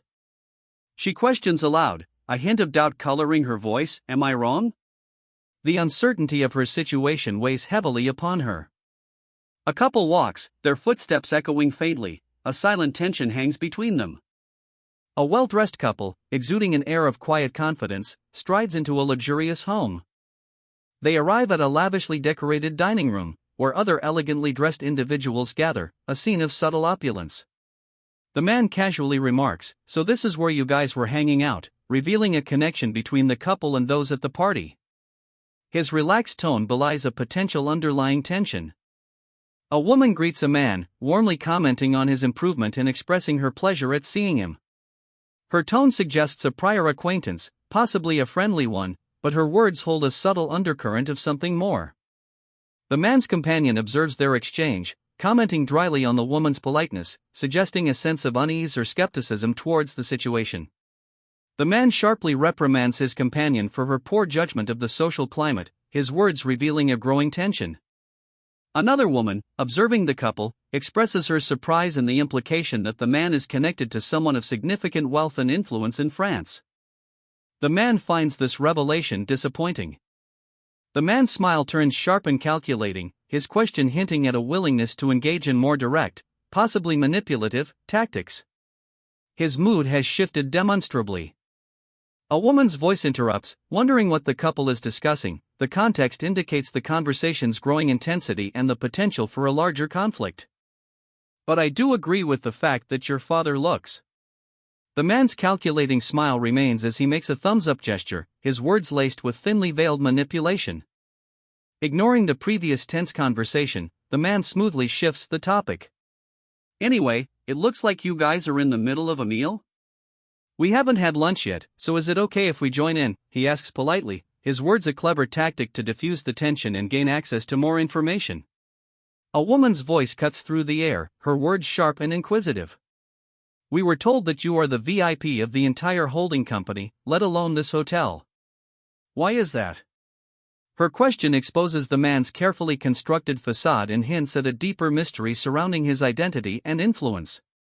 The tension thickens as a man whispers, his tone suggesting disapproval. Ju Cheolbeum, looks like he yaps too much. And the hotel probably grew.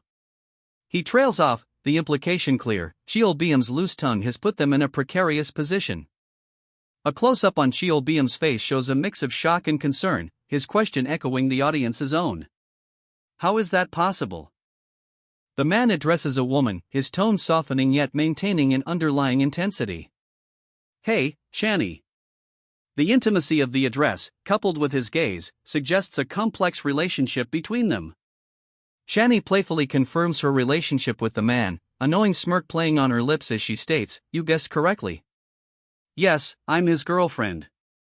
The man's eyes narrow, his expression shifting from amused to serious.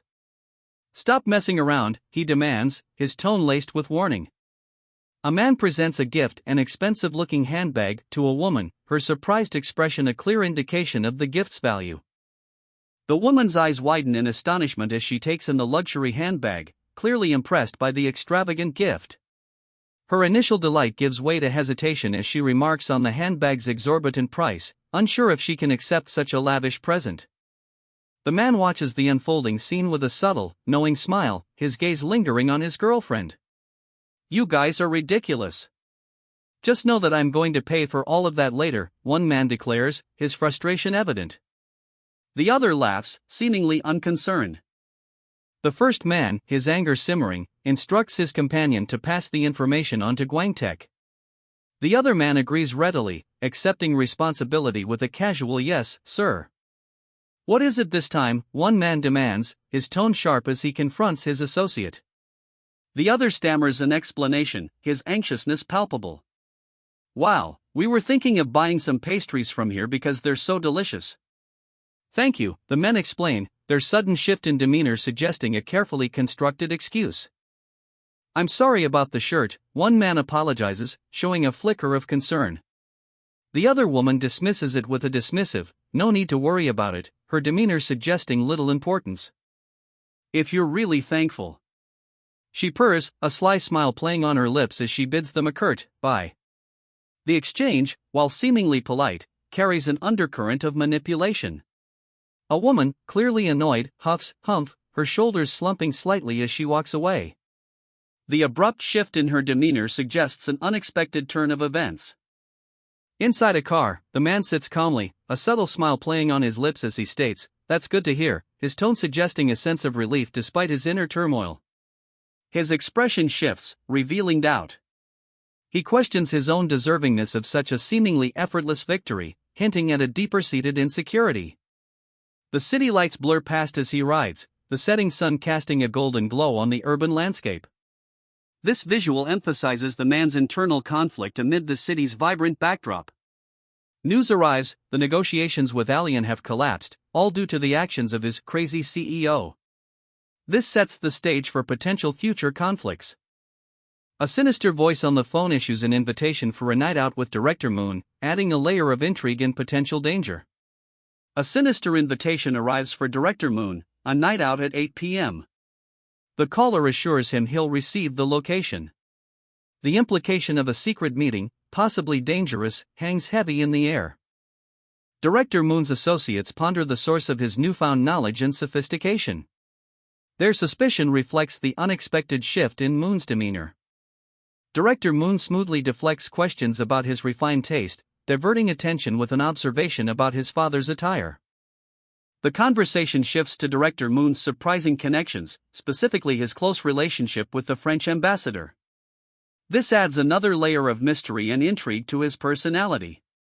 A seemingly innocuous souvenir is presented to Director Moon, adding a new, unexpected element to the scene. The tension remains, tinged with uncertainty. Director Moon exchanges an unsettling laugh with his associate, a clear undercurrent of unspoken understanding passing between them. Director Moon bids farewell to a woman, his words suggesting a carefully planned separation. He intends to proceed alone. A woman sits, legs crossed, calmly informing someone over the phone that a meeting is scheduled for 8 p.m. She'll send the location. On the phone, the same woman questions whether her suspicions are correct. Doubt clouds her expression. Another woman wrestles with a difficult decision: should she reveal the truth to Michelle, or keep it hidden? Her internal conflict is palpable. In a hospital room, a man casually mentions he just showered, while his conversation partner observes him with a curious gaze. Two men walk along a city path at night, the glow of streetlights illuminating their way. One man, Chan, turns to his companion, concern etched on his face.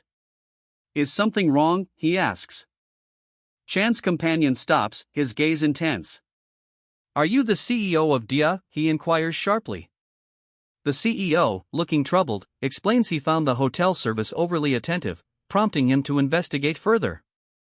He reveals his findings: Dia's new director, Michelle, is involved in a major deal. A news article on a phone screen confirms the large investment by Dia, but raises a question: is this Michelle, or someone with the same name? The two men stand facing each other, a palpable tension hanging in the air. One man demands an explanation, holding a phone displaying a news article about Dia's significant investment. The other man explains that he couldn't tell him sooner because it wasn't a long-term arrangement. He explains that he was just shocked. The first man acknowledges his explanation. The first man asks if that is the only thing they don't know about him. One suggests that it's better to tell him everything now.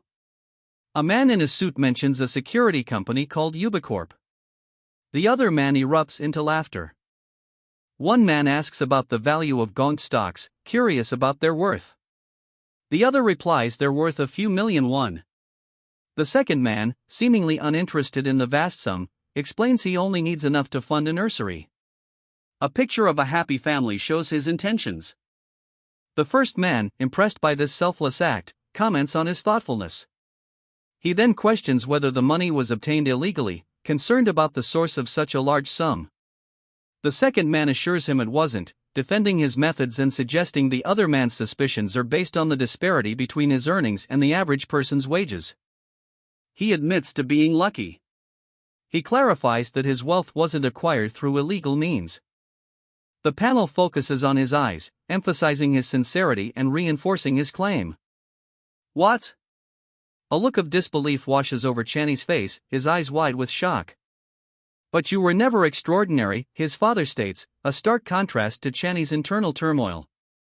The words hang heavy in the air. "But now, there are times when I feel like I don't even know who you are," his father continues, his voice laced with a mixture of confusion and concern.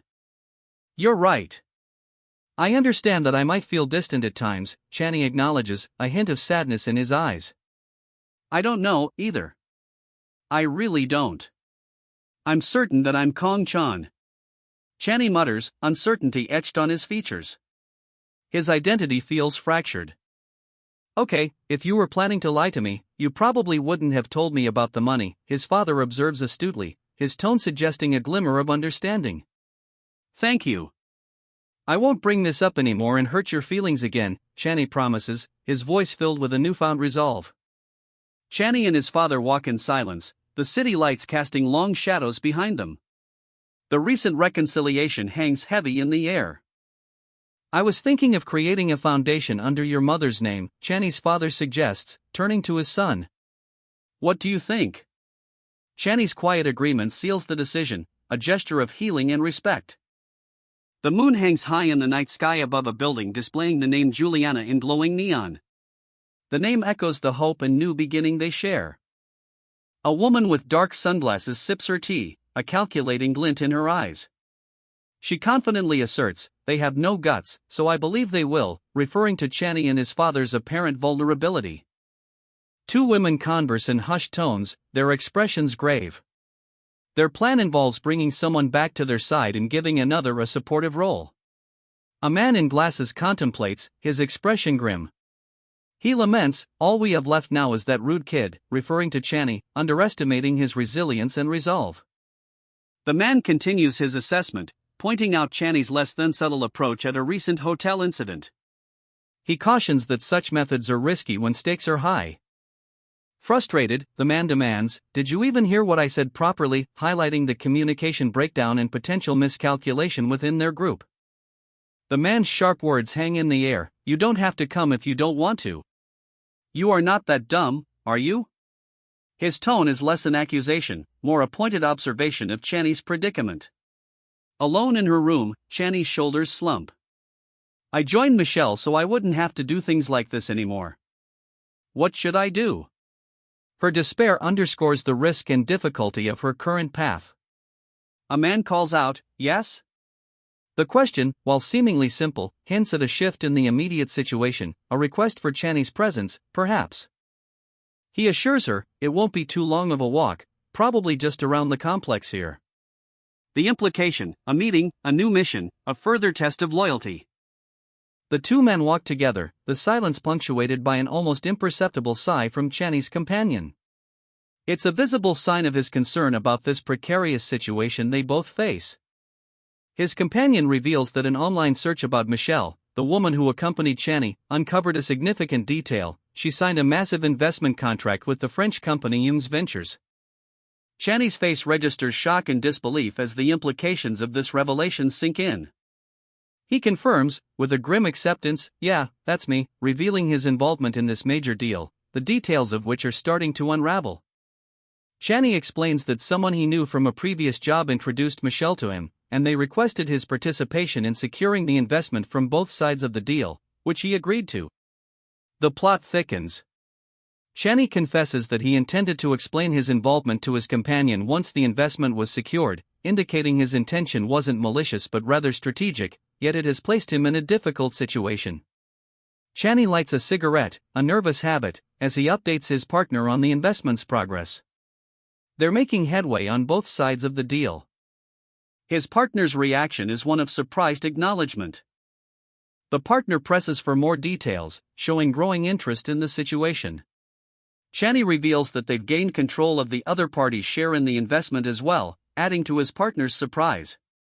The partner's surprise turns into amusement as Channy casually mentions receiving additional Gone stocks as a gift, a detail that further underscores the unexpected success of their venture. Channy's nervous laughter betrays his underlying anxiety about the situation. His partner smiles, appearing confident and content with the outcome. "Your French is definitely good, but there are plenty of others that are better at French than you." The speaker dismisses Channy's proficiency, a subtle jab hinting at deeper concerns. "But the other reasons? I can't tell you about them right now. I'm sorry." The speaker's reluctance adds a layer of mystery and tension. "All right. On to the next one, then. The second question. I think I asked you something similar before." The conversation shifts, suggesting a line of questioning related to Channy's past. A flashback shows Channy's parents, a brief moment of warmth and family before the present tension. Their words, "You were a smart and hard-working kid," paint a picture of Channy's past. "I'm ready to accept whatever answer you give me. So please answer truthfully." The intensity of the conversation rises, revealing the speaker's desire for honesty. Channy's steely gaze reflects his determination to face the truth, whatever it may be. "But I am your son, Kong-chan, no matter what," he insists, his voice firm despite the turmoil within. Kong-chan's inner conflict intensifies. He questions his own identity, but which Kong-chan am I? Which one is real, and which one is fake? Reassurance is offered, "I'll explain it to your mother as well." With that amount, we can fund the nursery well off of just the interest. A financial solution is presented to ease concerns. A man speculates, do you think the actresses will show up? The implication is that something is planned. A woman's sinister plan is revealed, get them drunk in the basement and bring them up to the guest room right after. The man reacts, that's just how it goes for the actresses and actors with no backgrounds. The casual cruelty highlights the exploitative nature of the situation. A woman asks a man in a suit if he knows anyone who can handle a certain individual, suggesting the use of gangsters. The woman expresses her disapproval of leaving the situation unresolved, emphasizing her strong dislike for the individual in question. She assures the man that everything will be all right as long as they proceed with caution. Her calm demeanor contrasts sharply with the violent implications. A man confidently denies any involvement, a subtle display of defiance or dismissiveness. Another man is clearly surprised by something, his stunned expression hinting at an unexpected turn of events. One man confronts the other, demanding answers before taking any further action. A shift in power dynamics is suggested. The man vehemently protests his innocence, his desperation apparent in his upward gaze. Tension escalates as the scene abruptly cuts to a dark shadow looming over the other man, leaving the outcome uncertain. A sinister grin stretches across the man's face as he sneers, "It's damn truth." His words strip with malicious certainty, leaving no room for doubt. A man with glasses smirks, questioning, "Did you hear what I said properly?" His expression suggests a playful yet calculating confidence. A woman wearing sunglasses laughs, "Pfft. Aha, I get it now. We still have to be careful, though. That kid, he's a tough one." Her amusement hints at a shared understanding of the situation's risks. The man dismisses concerns, stating that his bros are real K-gangsters, implying their unorthodox methods make standard strategies ineffective. The man is now on the phone, confirming their arrival at the cafe. "Hello? Yes, director. Did you arrive? We are in the cafe on the second floor. Okay, we'll be down there in a second." "Yes, sir." His tone is professional and efficient. The executive director's arrival is noted, and speculation arises about another person named So-yeon. The executive director is here. So-yeon seems to be running late. She won't stand us up, will she? A sense of anticipation and slight unease is evident. The woman confidently asserts, she doesn't have the guts to defy. Her certainty suggests she knows So-yeon well, and that So-yeon will not disobey. A nighttime view of a building is shown, establishing a potential meeting location. A woman sits on a couch, calmly checking her phone. The scene is serene, a stark contrast to the gravity of her next words. A young man lies in bed, reflecting on a difficult conversation. He reveals he didn't disclose everything, but his father's reaction was less intense than anticipated. The woman receives an urgent call from So-yeon. Her expression shifts to concern. So-yeon, along with another trainee, proposes a drastic solution, a necessary step to ensure Dae's survival. The two men discuss the implications of So-yeon's plan. The consequences of inaction are dire. While not entirely catastrophic, failure to follow So-yeon's plan will create significant hardship for everyone involved. On the phone, a man demands confirmation. "Are you saying we should send them both, then?" His tone is sharp, indicative of a difficult decision. A woman, clearly distressed, responds defiantly, "I didn't start this to do something scummy like that." Her body language reinforces her refusal. The man on the phone smirks, a chilling calm in his voice as he replies, "Don't worry." His confidence suggests he has a plan, regardless of her reservations. He issues further instructions, but first, bring Ji Yun-hee and Eun So-yeon to the office. The urgency in his voice is palpable. His subsequent call clarifies this. "Huh? Right now?" "Yes, right now. I'll head over there as well." Another man, enraged, throws his shirt on, "That son of a bitch, David." His fury fuels his actions. David arrives at DI Entertainment, where three women, Ji Yun-hee, Eun So-yeon, and another await, bowing submissively as he enters. "You're here," he states plainly. The power dynamic is unmistakable. A man on a phone call, surrounded by three apprehensive women, calmly orchestrates a plan.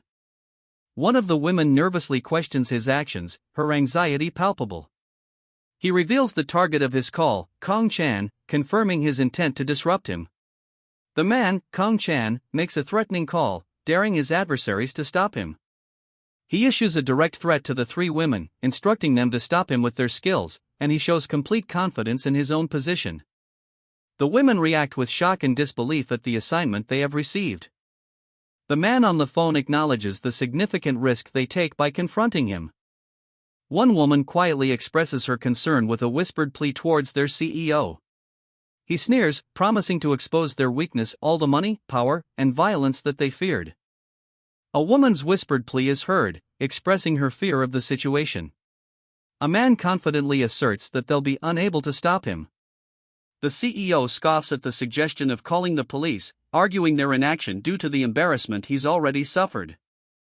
Considering the embarrassment he received, the CEO contemplates his next move. He assures his associate that their upcoming confrontation will be just a simple physical discussion. The CEO smirks, taking a sip of his drink, anticipating the encounter with chilling confidence. He wants to witness the young brat's despair and pleas. His associate cheers, raising a toast as the CEO confidently anticipates their upcoming confrontation. They arrive at the building, the destination of their impending conflict. He offers his associates the option to wait if fear consumes them. Slightly apprehensive, one of the girls admits she's scared but trusts the group's leader to make things right. As they approach the building, the leader dismisses concerns about their small number, confident in his ability to force an apology. The leader's confidence is palpable as he reassures his anxious companions. The group arrives at the imposing Alon building, the scene of their upcoming confrontation. Inside, the tension is thick as the girls anxiously await the confrontation. The leader introduces his small team, a stark contrast to what awaits them. Their opponent smirks, underestimating their resolve and dismissing them as insufficient. "That's what I want to ask you," one man demands, his gaze intense. "What?" the other man replies, his expression questioning. "It's all good if we are more careful," a woman reassures, her tone calm and confident. "I know. I could tell by the way he was raising his eyebrows at me that he acts tough around the kids his age," a man observes shrewdly. A woman, calmly yet urgently, speaks on her phone. A man lies in bed, his phone buzzing insistently. He wonders what she wants now. The man answers the phone, a look of concern crossing his face as he learns it's Eun So-yeon and that Lee Hae-in's call has shaken her. He learns that Eun So-yeon was frightened by the prospect of the executive director being present at the meeting. He asks if she went. So-yeon reveals she called him some time ago, explaining that the situation is about to become extremely difficult for them both. He finishes the call, a grim satisfaction playing on his lips. "That's Michelle. I'll deal with her later." He sits on his bed, hands clenched, a determined glint in his eye. "Dia won't fall, nor will things get hard for us." A black car pulls into the underground parking garage of DI Entertainment. He shows a colleague David's contact information. "Did you find David's contact info? Tell me his number." He's on the phone again, his tone sharp and calculating. "So get ready for it during that time. Your money, your connections." Three women, visibly distressed, watch him from afar. Their worried expressions speak volumes. "Are you crazy?" The woman's horrified question hangs in the air, her eyes wide with disbelief. Eun So-yeon, seemingly unfazed, calmly observes the man's approach. "Great job on calling Michelle today," he says, his tone a mixture of praise and subtle threat. He leans in, a chilling smirk playing on his lips. "Now it's your turn to watch the results of your courage." The woman's apprehension is palpable. Another woman breaks down in tears, overwhelmed by the situation unfolding before her. Her silent grief speaks volumes about the gravity of the events. Two women, their faces etched with worry and trepidation, watch from the shadows, the weight of what's to come heavy upon them. "It all sounds good, Channy, but what if Alian calls the police?" The concern is evident in her voice, a counterpoint to the man's cold demeanor. The man's chilling words cut through the night's quiet. "Hey, it's me. Is there anyone working night shifts in the office building? Send them all home as soon as possible. Forget about their shifts and tell them to go home on my order. He is clearly orchestrating a cover-up. Chani, deeply uneasy, questions the man's trustworthiness as he offers her a drink, murmuring, "I can trust you, right?" He responds with a dismissive, "Don't worry." Undeterred, Chani boldly declares, "Let me come along, then," her confident demeanor a sharp contrast to the underlying tension. The man, a sinister smile playing on his lips, raises his glass in a mocking toast, a clear sign of his manipulative nature. Two black vans speed through the city night, their swift movement reflecting the urgency of the situation. Despite the danger, Chani's companion shows unexpected loyalty, saying, "It's okay. I can't let you go in there all by yourself. I won't be much help, but I'll watch by your side," demonstrating her unexpected resolve. Chani's companion questions the plan, her doubt etched on her face. Convince? Apology? The uncertainty hangs heavy in the air. Undeterred, Chani's resolve hardens. Turning his back, he commands, "Stay behind me, no matter what." They arrive at their destination, a sleek building, the scene hinting at the imminent confrontation. Entering the building, Chani is met with a sneering challenge. "Ha! Crazy bastard, you really came. Where's your crew?" The tension is palpable. Chani's companion, seemingly confident, calmly counters, "I gave you enough time, too," her words carrying an unspoken threat. Inside, a waiting room filled with menacing figures underscores the danger Chani and his companion face. The stakes are high. Michelle's eyes widen in alarm as she frantically calls someone, her voice filled with urgency. Chani answers the call, his expression neutral as he calmly inquires about the matter. Michelle's voice is strained as she reveals that someone told her to meet at the bar that night. A subtle shift in Michelle's expression hints at a dawning understanding, a touch of trepidation replacing her initial panic. Chani heads out, his serious demeanor suggesting a growing sense of foreboding. A chillingly simple message underscores the gravity of the situation: this is no ordinary encounter. Inside the bar, a group of men discuss Chani's foolish mistake of announcing his attack plans, highlighting the sheer danger he's walking into. The antagonists arrive, their grim determination etched on their faces, setting the stage for a brutal confrontation. A man's brow furrows in concern. He questions, "Are they doing the same?" The implication hangs heavy: someone's reckless actions put everyone at risk. The antagonists, grim-faced, emerge from the shadows, their arrival marking the beginning of the inevitable confrontation. "What?" A man's voice, sharp with surprise, cuts through the silence. His eyes, magnified by his glasses, widen in disbelief. A group of imposing figures, their faces hardened with menace, stand in a dimly lit hall. Tension hangs heavy in the air. A woman watches, concern etched on her features, whispering, "What is he talking about right now?" Her gaze is fixed on the unfolding events, anxiety tightening her expression. "It looks like you can't gather any more than this," a man states, his tone devoid of emotion. He gestures to a group of men, highlighting their collective strength, confirming the limitations. A man with determined eyes and a sharp jawline prepares for action, a steely glint in his gaze as he declares, "I'll." The unspoken threat hangs heavy in the air. The woman observes from a distance, her expression thoughtful, musing, "Is it because I saw him fight before?" Intrigue and curiosity dominate her features. "What are you all doing?" "I want to see that punk on his knees in front of me," demands a powerful figure, his impatience evident in the sharp tone of his voice. "Fine. I'll take care of him myself, so it's less of a hassle for everyone," replies another man, accepting the challenge with a calculated calmness. A word of caution follows, "As you wish, do be careful, though. He's young, but he seems to be famous for being tough." Whispers ripple through a group of onlookers. "Easy work today," one mutters, as the tension thickens. The man faces his opponent, a cruel smirk twisting his lips as he sneers, "Ha, look at you." His words drip with contempt. "Can you even fight?" The challenge is laid bare, the tension palpable in the air as the two men lock gazes. A swift, brutal blow connects. A powerful impact, a blur of motion, ends with the aggressor smirking, confident in his victory. The aggressor's swift strikes leave his opponents sprawled on the ground, defeated. Witnesses stare in disbelief as the scene unfolds before them, one muttering, "WH what?" Another observes, "See, he's no joke," highlighting the aggressor's undeniable skill. The aggressor smirks, confidently asking, "Any more offers for me to swing first? I won't turn them down." A wave of men charges towards him, clearly intent on overwhelming him with numbers. He meets their charge head-on, his expression hardening into a grim determination. A woman watches, commenting, "Right, how can one person handle this many people at once? I was just too sensitive." Uni. Her tone is a mix of awe and perhaps a hint of concern.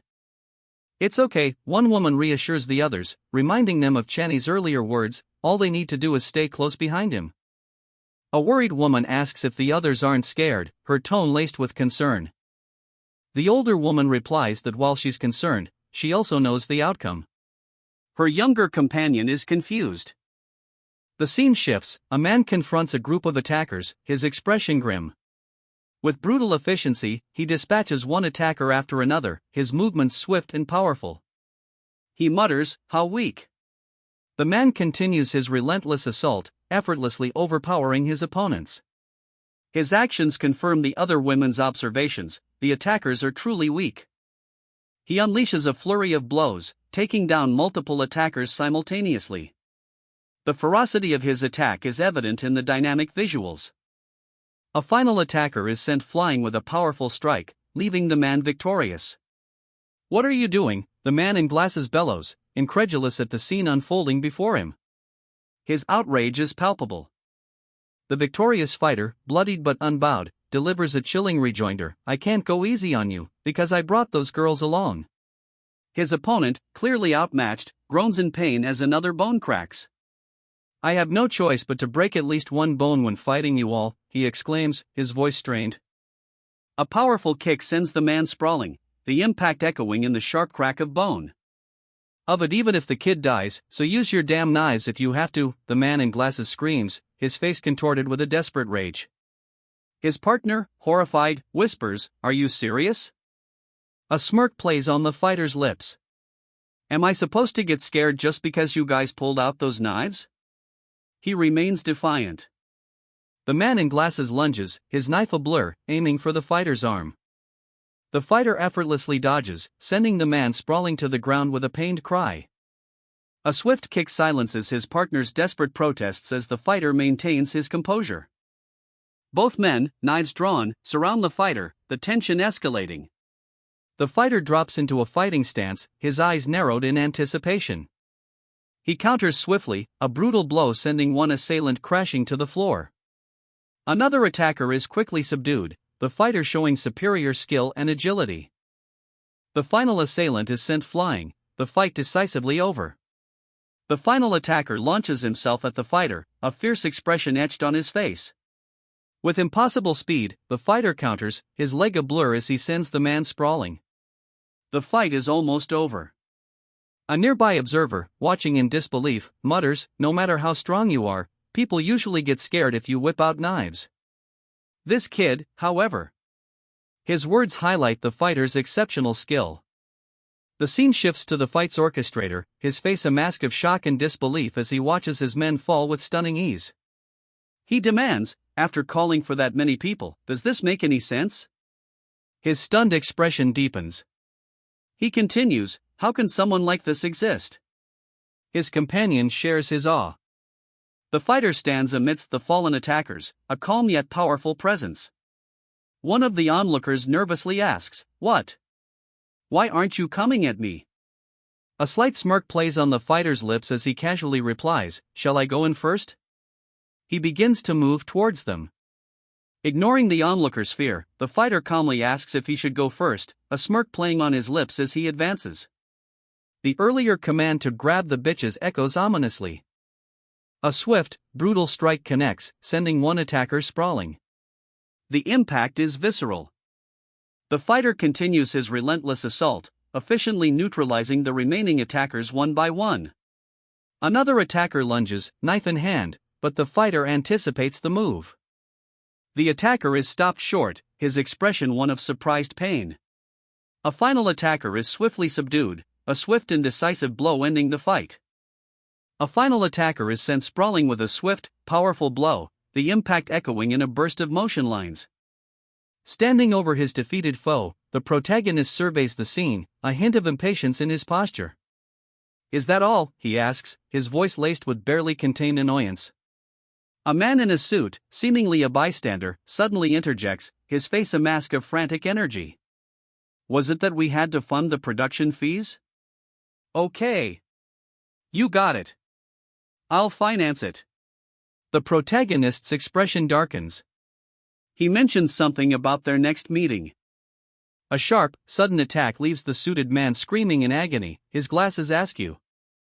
"After what I just witnessed, this looks like the first time you've done something like this, right?" the man asks, his tone laced with suspicion. The other man stammers, clearly unnerved. The situation escalates. "Am I your buddy?" "You are lying and you aren't speaking formally to me," the man in black demands, his patience wearing thin. The suited man cowers on the ground. A brutal attack unfolds. The suited man screams in agony, his glasses askew, the man in black's fury evident. "Let me ask you again, this isn't the first time, right?" he presses, his words chilling. The victim confirms this, trembling. The attacker's expression shifts.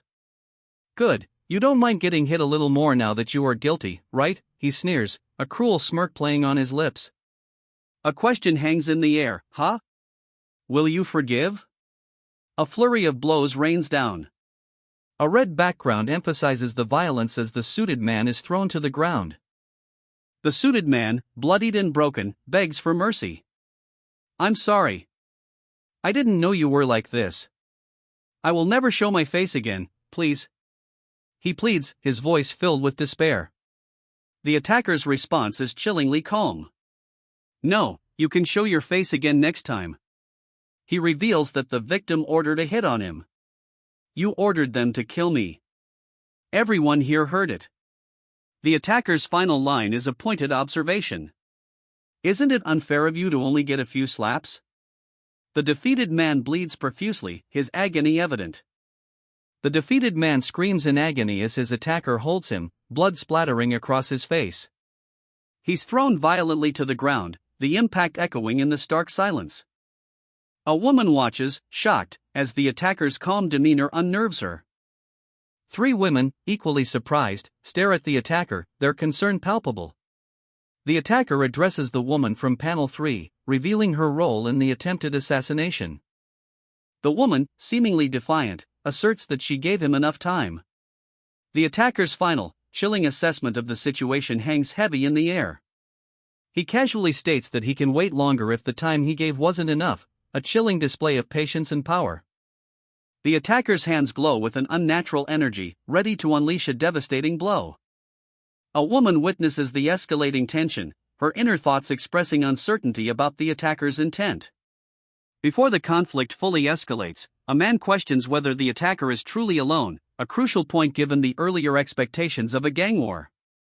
The revelation that the attacker is still a high school student sends shockwaves through the onlookers, highlighting his improbable strength. The attacker's close proximity reveals another aspect of his personality, a surprising boldness. He delivers a sardonic remark about the situation, implying that rejecting his offer would be foolish. The attacker swiftly dispatches his opponent with a brutal blow. A brutal blow sends the attacker's opponent sprawling, his body crumpling to the ground. The defeated man lies still, the impact leaving a trail of motion lines behind him. Blood spatters on the floor. A voice cuts through the silence, "There's no need to take the hard route. Jump him, boys." The command is given with chilling casualness. A wave of men surges forward, a flurry of fists aimed at the lone figure. The lone figure moves with impossible speed, a blur of motion. The sound of powerful blows echoes. A wave of force explodes outward, as he sends his attackers flying. The impact is visually stunning, motion lines and impact effects dominating the frame. Two women watch, fear etched on their faces. One whispers, "Of course I'm scared." The other woman, more composed, states, "I didn't bring you guys here to be scared." The implication is clear, they have a much larger task ahead. He smirks, daring them to witness his power. So take it all in, with your eyes. With a flurry of brutal strikes, he swiftly incapacitates two of his opponents. A seated man in a suit, calmly observing the chaos, exudes an aura of chilling control. A powerful blow connects, the impact echoing in the sharp lines of the panel. He effortlessly dispatches another attacker, his movements precise and deadly. The fight continues, each strike calculated. Surrounded by his men, he taunts the two women, "Are you guys scared already?" A man with a scar questions his resolve, "Will you actually take care of it?" A group of men, armed and menacing, silently awaits their orders, a palpable sense of impending violence hanging heavy in the air. A desperate lunge, a choke and a glint of steel, the scarred man is fighting back against his attackers, his resolve momentarily strengthened. With a brutal, swift motion, he sends one assailant sprawling, a crimson spray marking the impact. He's outnumbered but unyielding, a whirlwind of motion as he takes on multiple opponents simultaneously. The fight is chaotic, brutal. A powerful kick sends another attacker flying, the impact echoing through the scene. He's surrounded again, their knives flashing dangerously close. The air crackles with tension. Overpowered, he's brought down in a flurry of blows, his struggle ending in a bloody mess. Surrounded, he fights back with brutal efficiency, his movements a blur of deadly precision as he dispatches his attackers one by one. The scene is a whirlwind of motion and violence. A bystander watches the carnage, their whispered words reflecting the shock of the scene, "I can't even imagine what kind of life he had." The remaining assailants, fewer in number but still dangerous, regroup. One asks, "Is this all we have left?" The situation remains desperate. Their leader explodes in rage, shouting "the bitches," at the sight of their losses, his fury fueled by their unexpected defeat. He unleashes another swift and brutal attack, his movements defying the odds as he systematically takes down the remaining men. A smirk plays on his lips as he continues his relentless assault. A final blow ends the fight, leaving a trail of defeated bodies in his wake. He delivers a swift, brutal kick, sending one of the remaining men sprawling to the ground. Another strike, precise and merciless, follows. The fight is nearing its end. The last man's face is a mask of terror as he realizes his defeat is imminent. Standing over his fallen foes, he smirks, a chilling declaration hanging in the air, "You can call for more if you want. I can do this all day." A sudden shift in tone, a man in a suit approaches, pleading for peace and negotiations. His face etched with fear and relief, the suited man expresses his regret for the escalation. The tension breaks.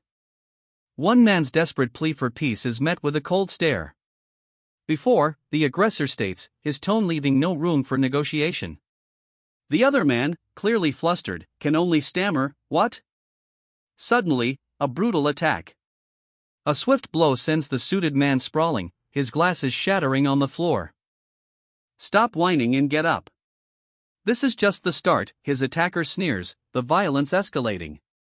The fallen man cries out, barely audible. Another blow lands with a sickening smack, the man's face now bloodied and broken. The assailant kneels over his victim, the command "get up" a cruel taunt against the man's obvious agony and helplessness. "You won't be able to do anything to me after today, anyway," the attacker states, his confidence unshaken. The victim, tears streaming down his face, begs, "Hgh. Flu. Please."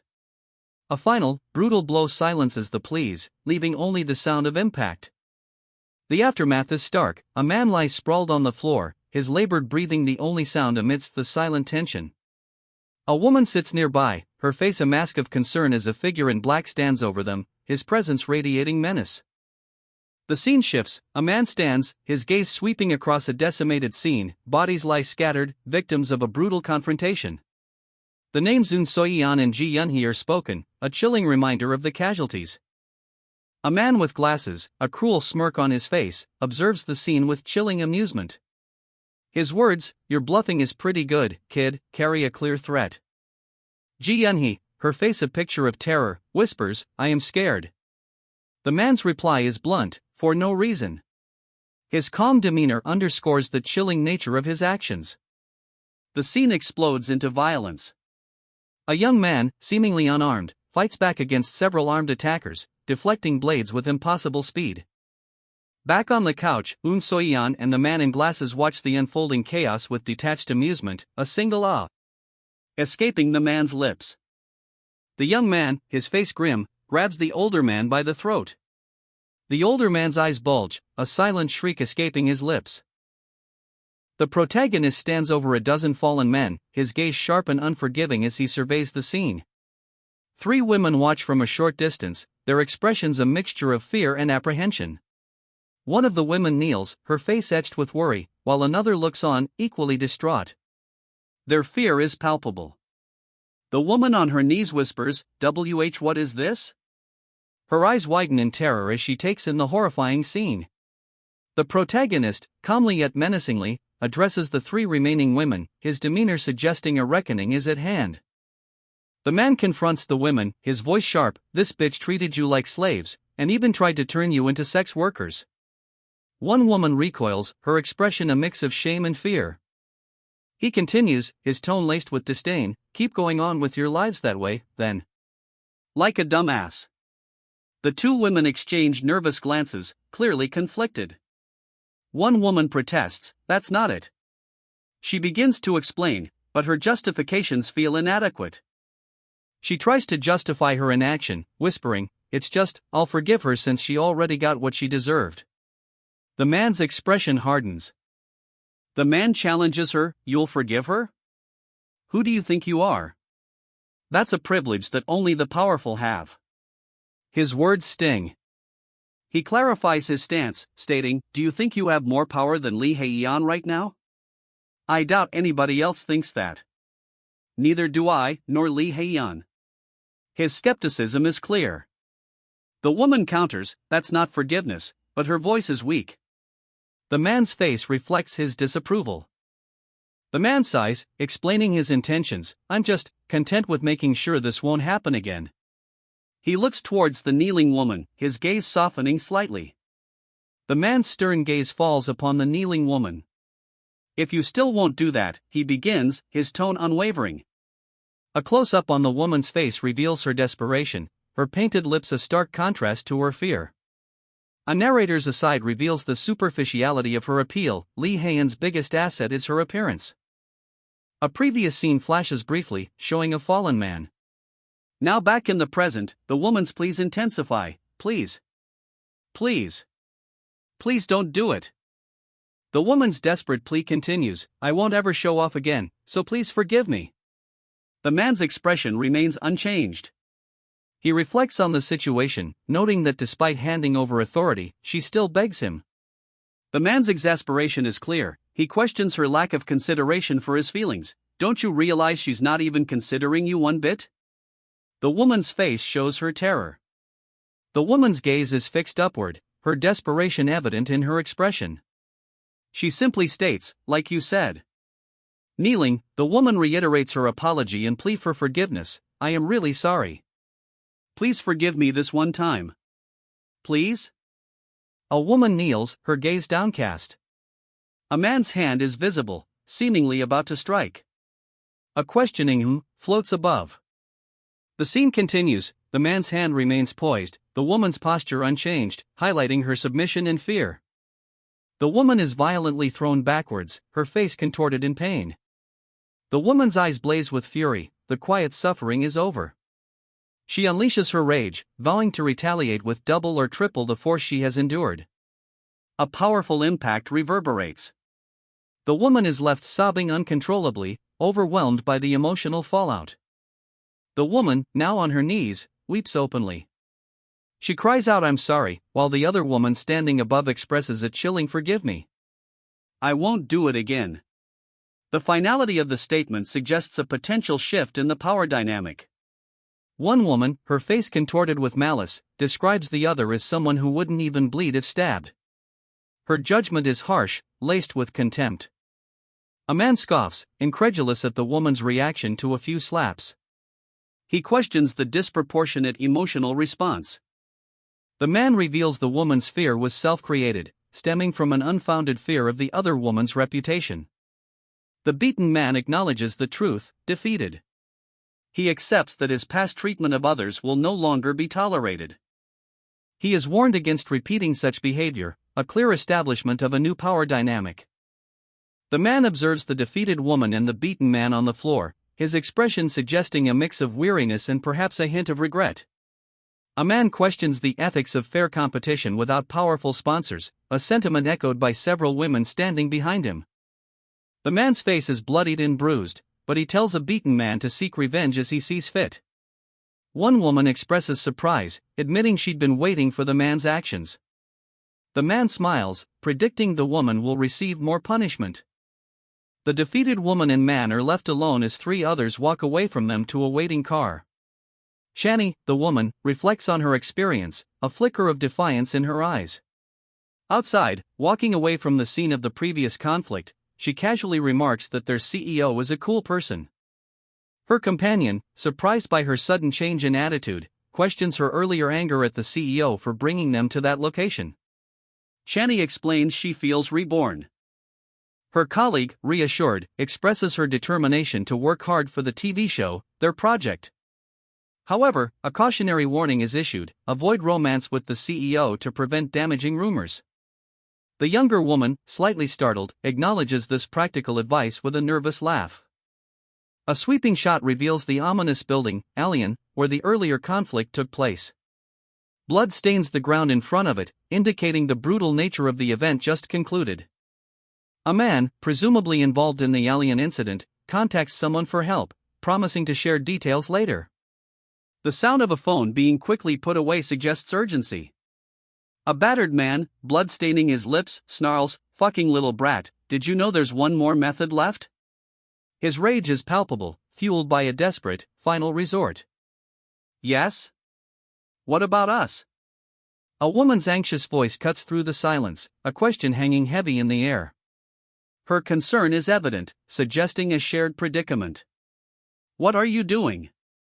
The woman's question is met with a stern gaze from a man, his expression unreadable. He appears calm yet resolute. Shut up. It's at least much better than whatever you tried to do. The man's words are sharp, dismissive, yet hint at a superior plan. Us? I'm good. I'm good as well.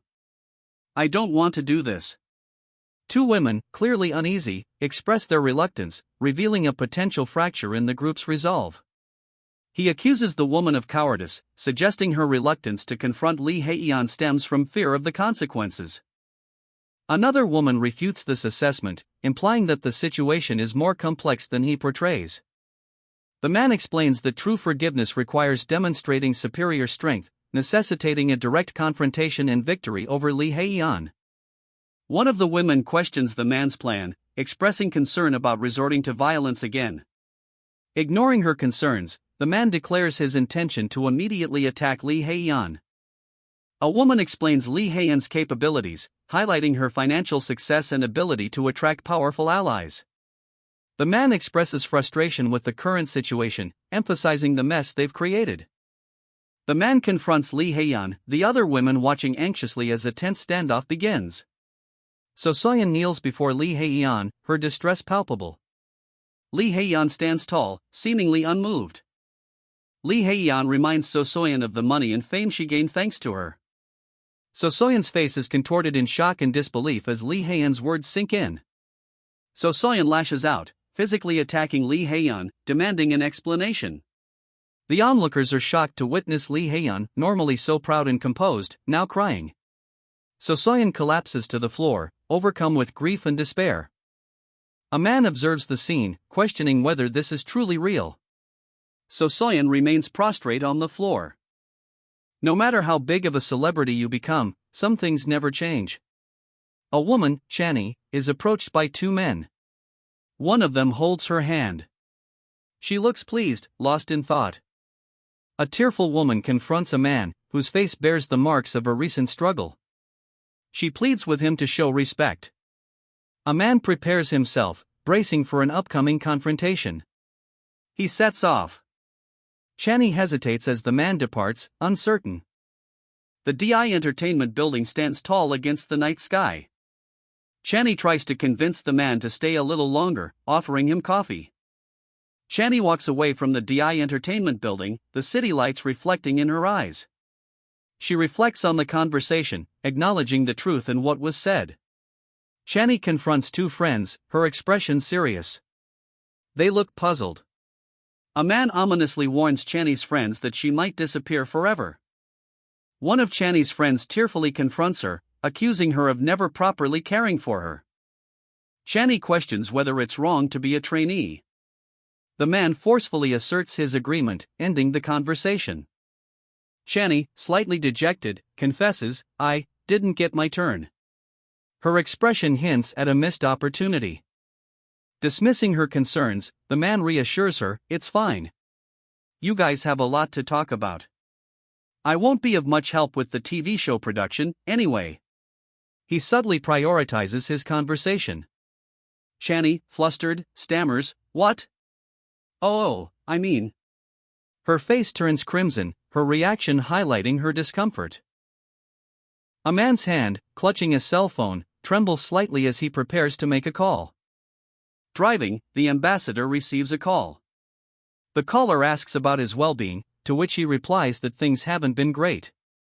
The ambassador reveals he has something important to share, but prefers to discuss it in person over tea. He mentions flying back to Korea soon, as his work there is complete. His contact is surprised by the ambassador's early return. He anticipates another request, a favor, from his contact. A casual agreement follows. Returning home, he's questioned about his absence. He simply states he went for a walk. A phone call interrupts his relaxation, his contact notes his unusual sleeping in.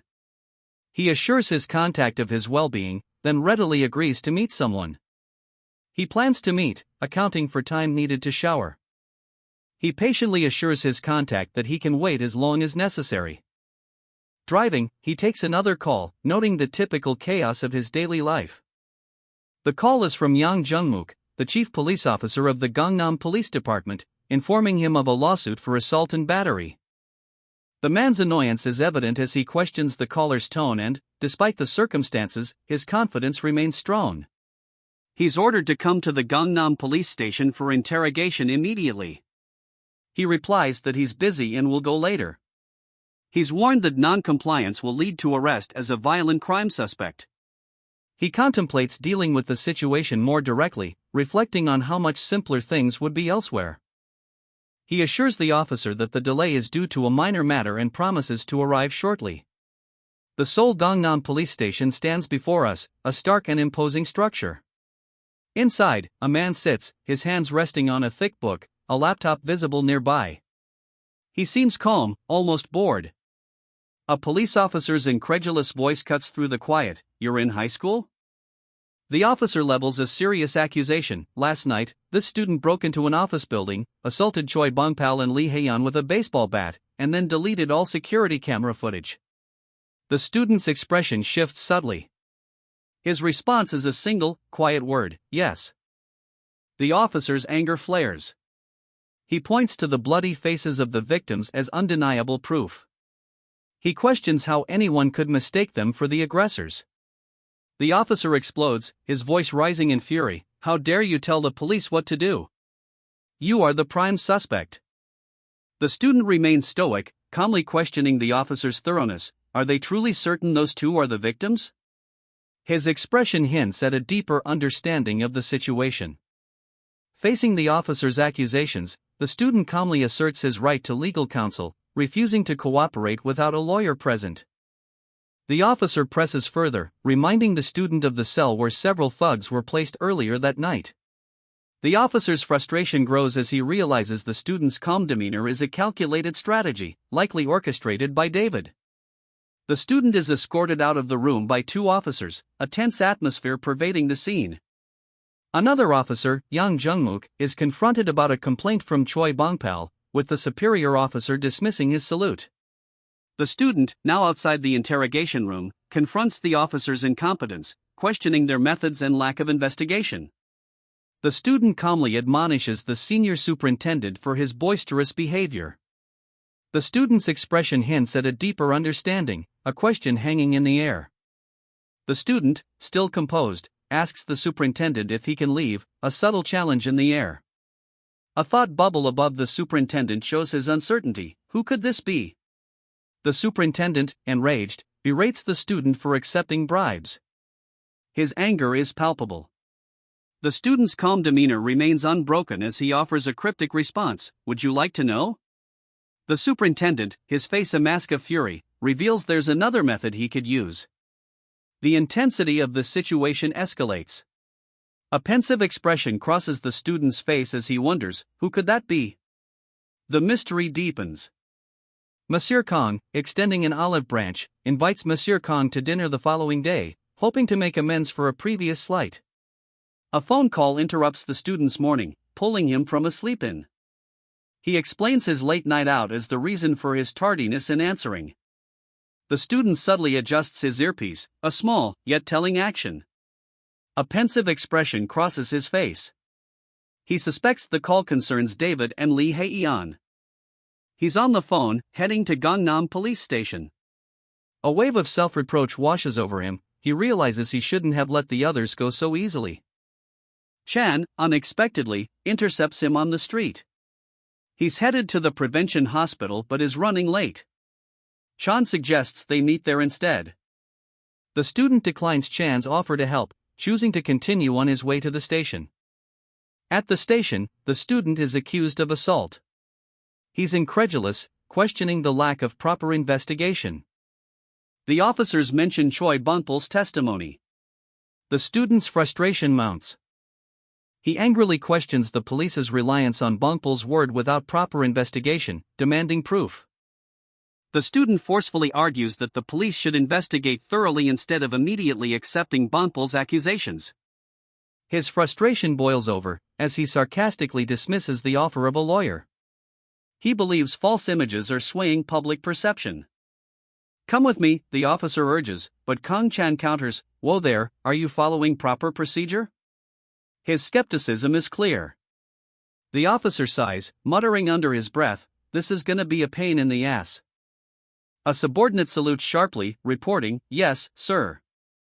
I summoned the suspect and was about to arrest. The superior officer interrupts, his expression sharp, did you visit the scene? The subordinate shrinks back, stammering, no. I didn't know, sir. The superior officer sighs, muttering an apology. Kong Chan and his associate leave, the superior officer stating, we'll let them figure out the little things on their own. Mr. Kong Chan, let's get out of here. As they depart, a final, apologetic statement is offered. Kong Chan and his associate leave the police station, the superior officer's words echoing, we'll let them figure out the little things on their own. A sense of finality hangs in the air. Driving, Kong Chan receives a call. The voice informs him, Monsieur Kong, it's Ranork. The urgency is palpable. Concern etched on his face, Kong Chan is asked to visit the hospital immediately. He inquires, why? Are you okay? A subordinate officer angrily confronts another, revealing that they didn't know about Ranork's involvement. A formal apology is issued to Kong Chan, and disciplinary action against Chief Officer Yang is promised. Kong Chan, grateful for the unexpected assistance, politely inquires about the identity of his savior. A man expresses gratitude for assistance, then cautiously inquires about the identity of his benefactor. The benefactor smiles subtly, his expression suggesting confidence and perhaps a hint of mystery. The benefactor requests the other man enter his car, promising explanations later. The scene shows a police station in the background. The man hesitates, questioning why he should trust this stranger and enter the car without knowing his intentions or destination. The benefactor explains the need for discretion, emphasizing the impossibility of revealing his identity in a public place. He assures the man that the car will return to the hospital, offering reassurance and a sense of safety. The man ponders, his thoughts indicating a suspicion that this individual may be the person he was meant to meet. How does that sound? Is that good enough for you to get in? The man in glasses asks, his tone suggesting a negotiation. The injured man, his face partially obscured, nods slowly, confirming his agreement. Yes, that's good enough, he replies. The man in the hospital bed contemplates the situation, suspicion now turning to intrigue as he begins to suspect he's finally met his contact. A request? For me, he questions, already expecting the answer. The man in the suit confirms his affiliation, explaining, as I told you before, I work for the NIS. I'm assuming you already have a rough idea on what we do. The injured man affirms his understanding while acknowledging the secrecy surrounding the organization. Outsiders cannot know about this whatsoever, he states, his face hardening with resolve. It's a must. Like if you don't like that condition, please don't tell me the information, the man in the suit firmly states, underscoring the criticality of discretion. The man in the suit, his expression calm and composed, assures the injured man, that's fine. I'll leave that to your discretion. He displays a controlled demeanor, prioritizing secrecy above all else. The injured man sits on a hospital bed, the man in the suit standing nearby and offering a seat, setting a formal and serious tone for the conversation. The injured man's gaze intensifies as the name France escapes his lips, accompanied by a thoughtful could it be, hinting at a significant realization connecting the clandestine organization to a specific operation. The scene shifts to a map highlighting the Trans-Korean Railway, and the title Operation Licorne is revealed. A note explains that licorne means unicorn in French. This establishes a critical piece of world building, connecting the operation's name to its location and geopolitical implications.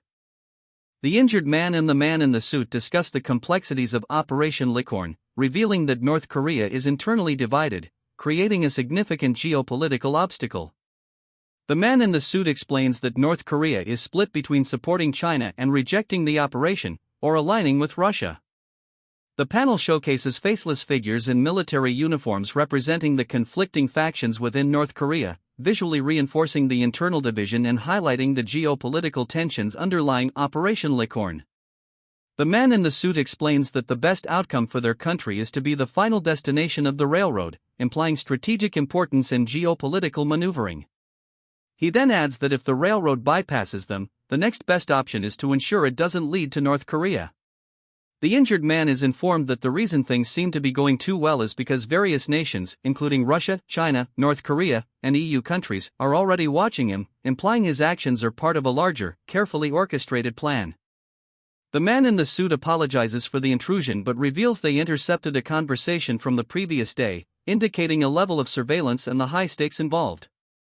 The injured man is told that despite knowing about the surveillance, escaping is impossible because multiple international players are now tracking him, intensifying the pressure. The man in the suit reveals that all the funds for Operation Ranark came from the French intelligence agency and that the elimination of the anti-Ranark force further complicates things for the injured man, deepening the intrigue and highlighting the international scope of the operation. The injured man realizes why things felt too easy, confirming his suspicion of outside interference and the precariousness of his situation within the complex geopolitical game. The man in the suit lays out a proposition. In exchange for his cooperation with Operation Ranark, the injured man will receive special university acceptance, a substantial annual payout, and immunity from legal charges. He's given an envelope containing a card that will help maintain this new, secure position. The man in the suit explains that while the injured man's role is crucial, the future of their arrangement depends on unforeseeable circumstances, and their expectations remain high. The unexpected elimination of the anti-Ranark forces has made the injured man a person of high interest to multiple intelligence agencies, increasing the stakes considerably. The injured man, holding the envelope, contemplates the precariousness of his newfound security and the significant risks involved. The injured man, Ranark, questions the offer before him. Should he accept government protection and funding? His interlocutor explains the advantages of this arrangement, highlighting the benefits for his future operations. Ranark appreciates the offer but remains hesitant, his internal conflict evident. Ranark's resolute expression reveals his inner struggle. He cannot accept government assistance. He explains his decision stems from a desire to help a friend get promoted, implying the need for independent action. His resolve deepens. He will deal with Ranark honestly, accepting the potential consequences. The government agent extends his hand, a tense moment of potential agreement or rejection hanging in the air. The agent's confident expression reflects his belief that Ranark will ultimately cooperate. The agent identifies himself as a typical federal employee, his words a carefully constructed facade before a backdrop of a Seoul police station. He admits his previous actions were rash, a result of being a fan, revealing a surprising vulnerability beneath his professional demeanor. The agent shifts the conversation, inquiring about Ranork's visit to the police station, a clear indication that he already possesses some information about his movements. Ranork's internal monologue confirms the agent's claim, emphasizing Kim Tae-jin's role in the current situation and highlighting a possible breach of confidentiality. The agent reveals his identity, Kim Hyung-jung of the National Intelligence Service, escalating the tension and adding a new layer of official authority to the proceedings. In a hospital room, Kim Tae-jin, his arm in a sling, sits patiently as two National Intelligence Service agents observe him. The tension is palpable. One agent explains that Tae-jin has been eager for this meeting, claiming to have an urgent request. Tae-jin looks expectantly at the agent, clearly eager to relay information. The agent, revealing a serious expression, promises to share intelligence gathered by their first unit. The agent continues, indicating the information concerns a matter involving both Tae-jin and the other agent present.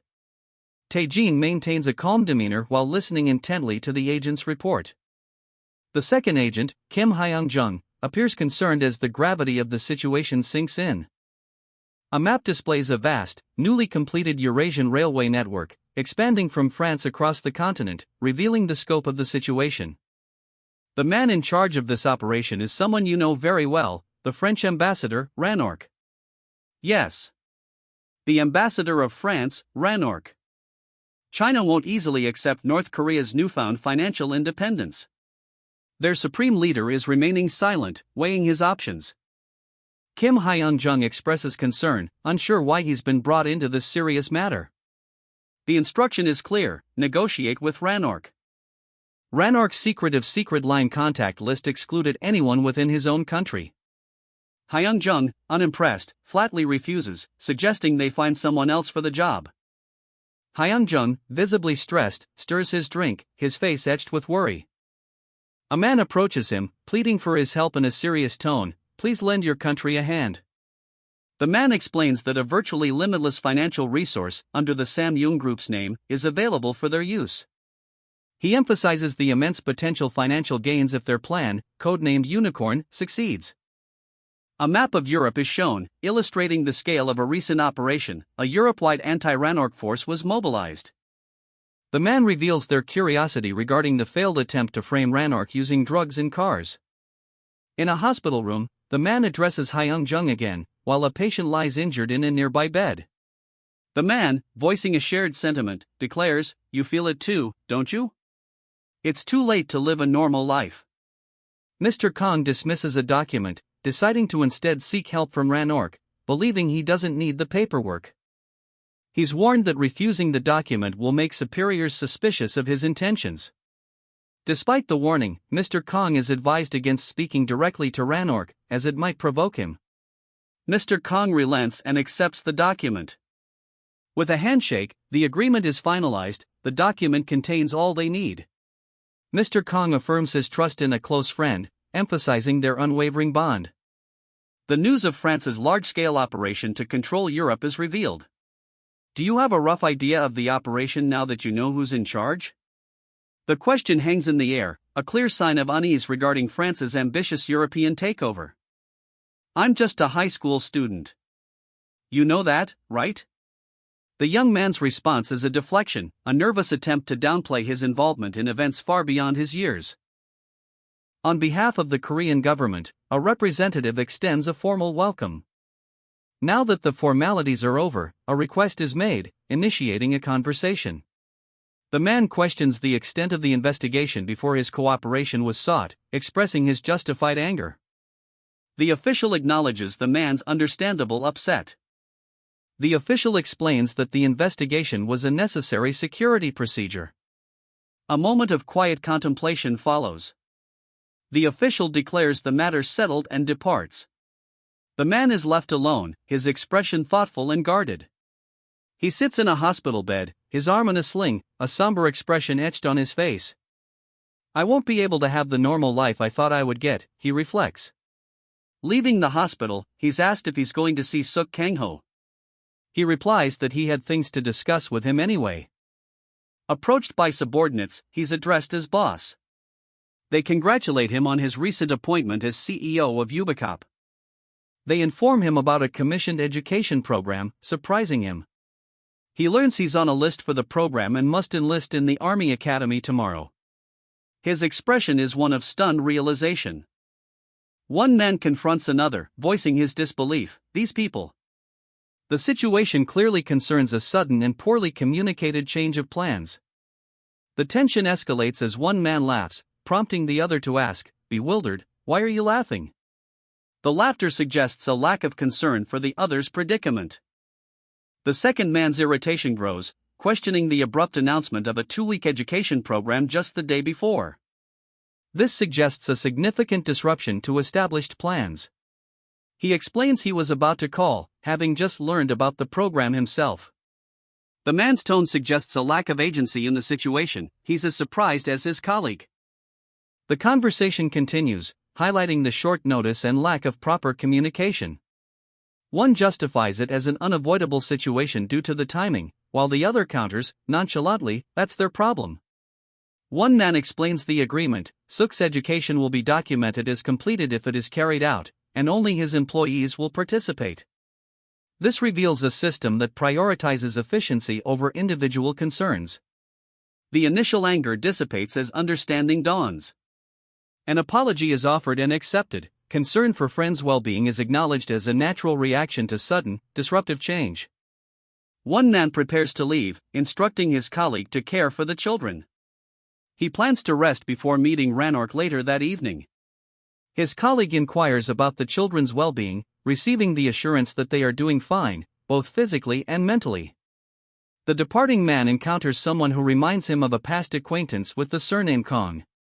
A phone call reveals that the man stepped on a few people from either the Great Right or Great Left gang, which is soon to be eradicated. The informant emphasizes the imminent destruction of the Great Right gang, highlighting that even prosecutors want to prevent their reappearance. The man insists that he is not involved in the impending violence, walking away from the situation. It's Michelle this time. What's up? Did something happen again? Starting a while ago, our phones are buzzing with calls from all the TV networks and production companies. They're all saying that they want to be a part of this TV show. I can't believe it. Have the power to do that? Anyway, we have the green light, right? Not just the green light. It sounds like we have a good problem on our hands. Sounds good. I'll drop by the office soon. I have something to take care of first. Damn, what now? You came earlier than I thought. I rushed so I could meet Monsieur Khan.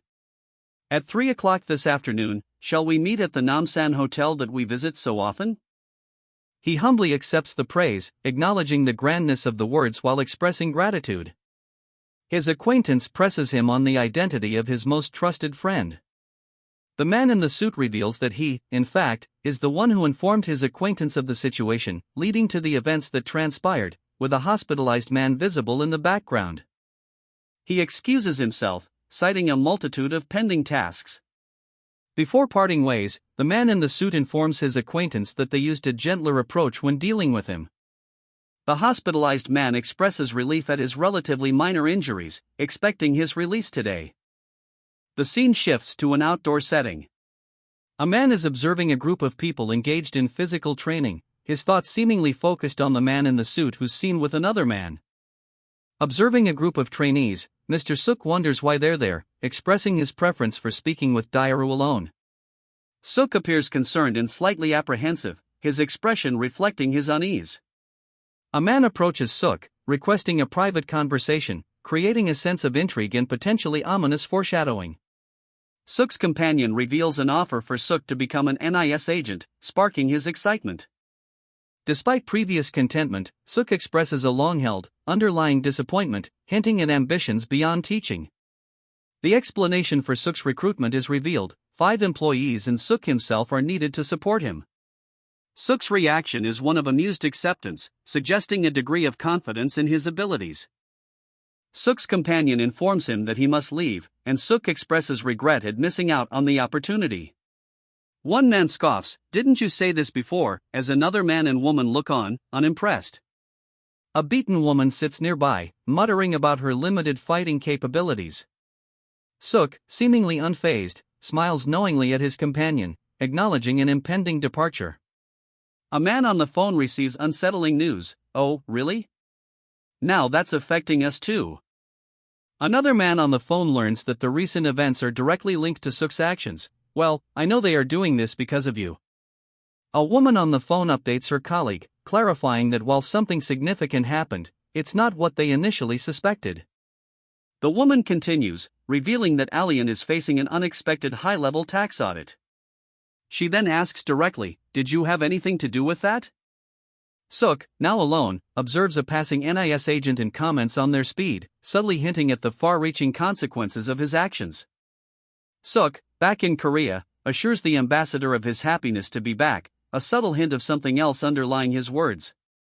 He dismisses a concerned colleague's worries about the speed of events, implying a sense of inevitability and a lack of control over the situation. Suk shows a relaxed, almost smug expression, suggesting confidence in his plans despite the unfolding events. Greeted by his subordinates, Suk's position of power is reinforced, highlighting the resources at his disposal. He downplays the urgency of the situation with a subordinate, though his nonchalance may mask deeper anxieties. Suk speaks on the phone, expressing surprise at the accelerated timeline, suggesting events are unfolding faster than anticipated. He advises caution and restraint, perhaps indicating a need to manage the escalating situation carefully. A man in a suit sprints through a sterile hallway, his expression grim. He's clearly in a hurry, his movements urgent. He slides to a stop, narrowly avoiding a collision. The sound of his sudden halt echoes in the silence. Two figures emerge, their faces set in a determined glare, both drawing their weapons. He realizes, with a jolt, the danger he's in. Shit, they both have guns, he thinks, his breath catching in his throat. With lightning-fast reflexes, he deflects a shot, the bullet ricocheting off his blade. A fierce clash ensues, a blur of motion and steel. He is caught in a deadly crossfire, the two gunmen relentless. Another gunshot rings out, the threat escalating sharply. A brutal clash sends one gunman sprawling, a crimson spray marking the impact. He counters another attack, the impact sending his opponent reeling. The fight is fast, brutal, and relentless. He takes a hard hit, his body slamming against the floor, his opponent's foot poised over his chest.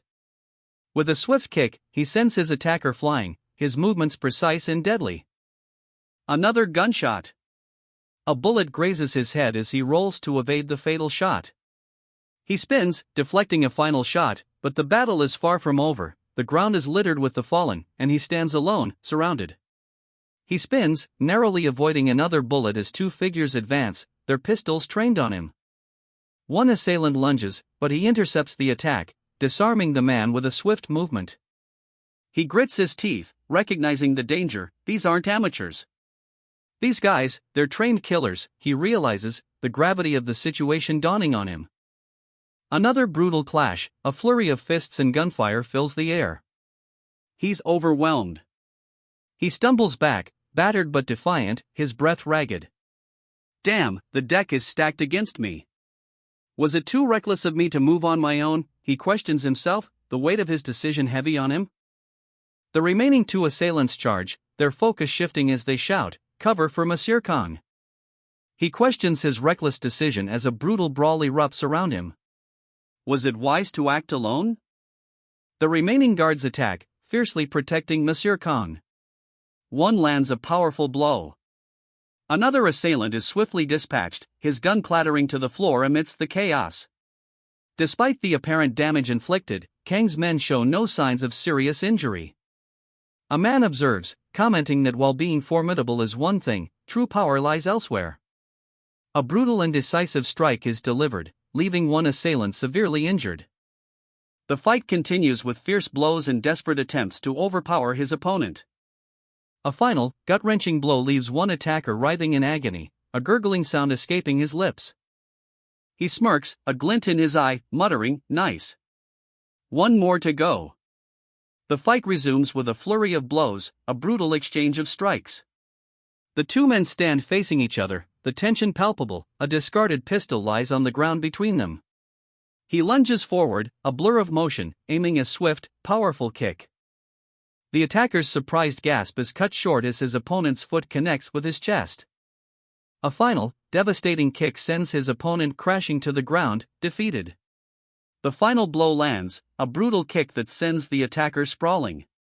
His eyes widen in disbelief as the world tilts. The scene shifts to a sleek, modern elevator.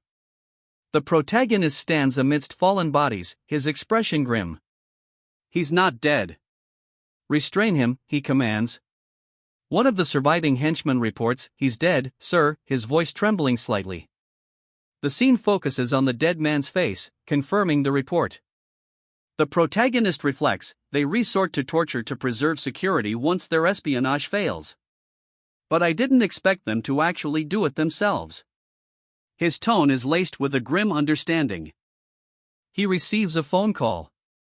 2 hitmen were killed in the freight elevator, the voice on the other end reports. The protagonist nods grimly, acknowledging the information. A concerned voice inquires, copy that. Are you all right? The protagonist replies, yes. It was a hassle, but I'm fine. His calm demeanor masks the intensity of the situation. The protagonist, having ended the call, calmly states, will do, as he turns away, leaving the scene. Monsieur Kong enters a lavishly appointed room, where a man awaits him on a plush sofa. The man inquires about Kang's earlier incident, to which Kong replies that he was simply lucky.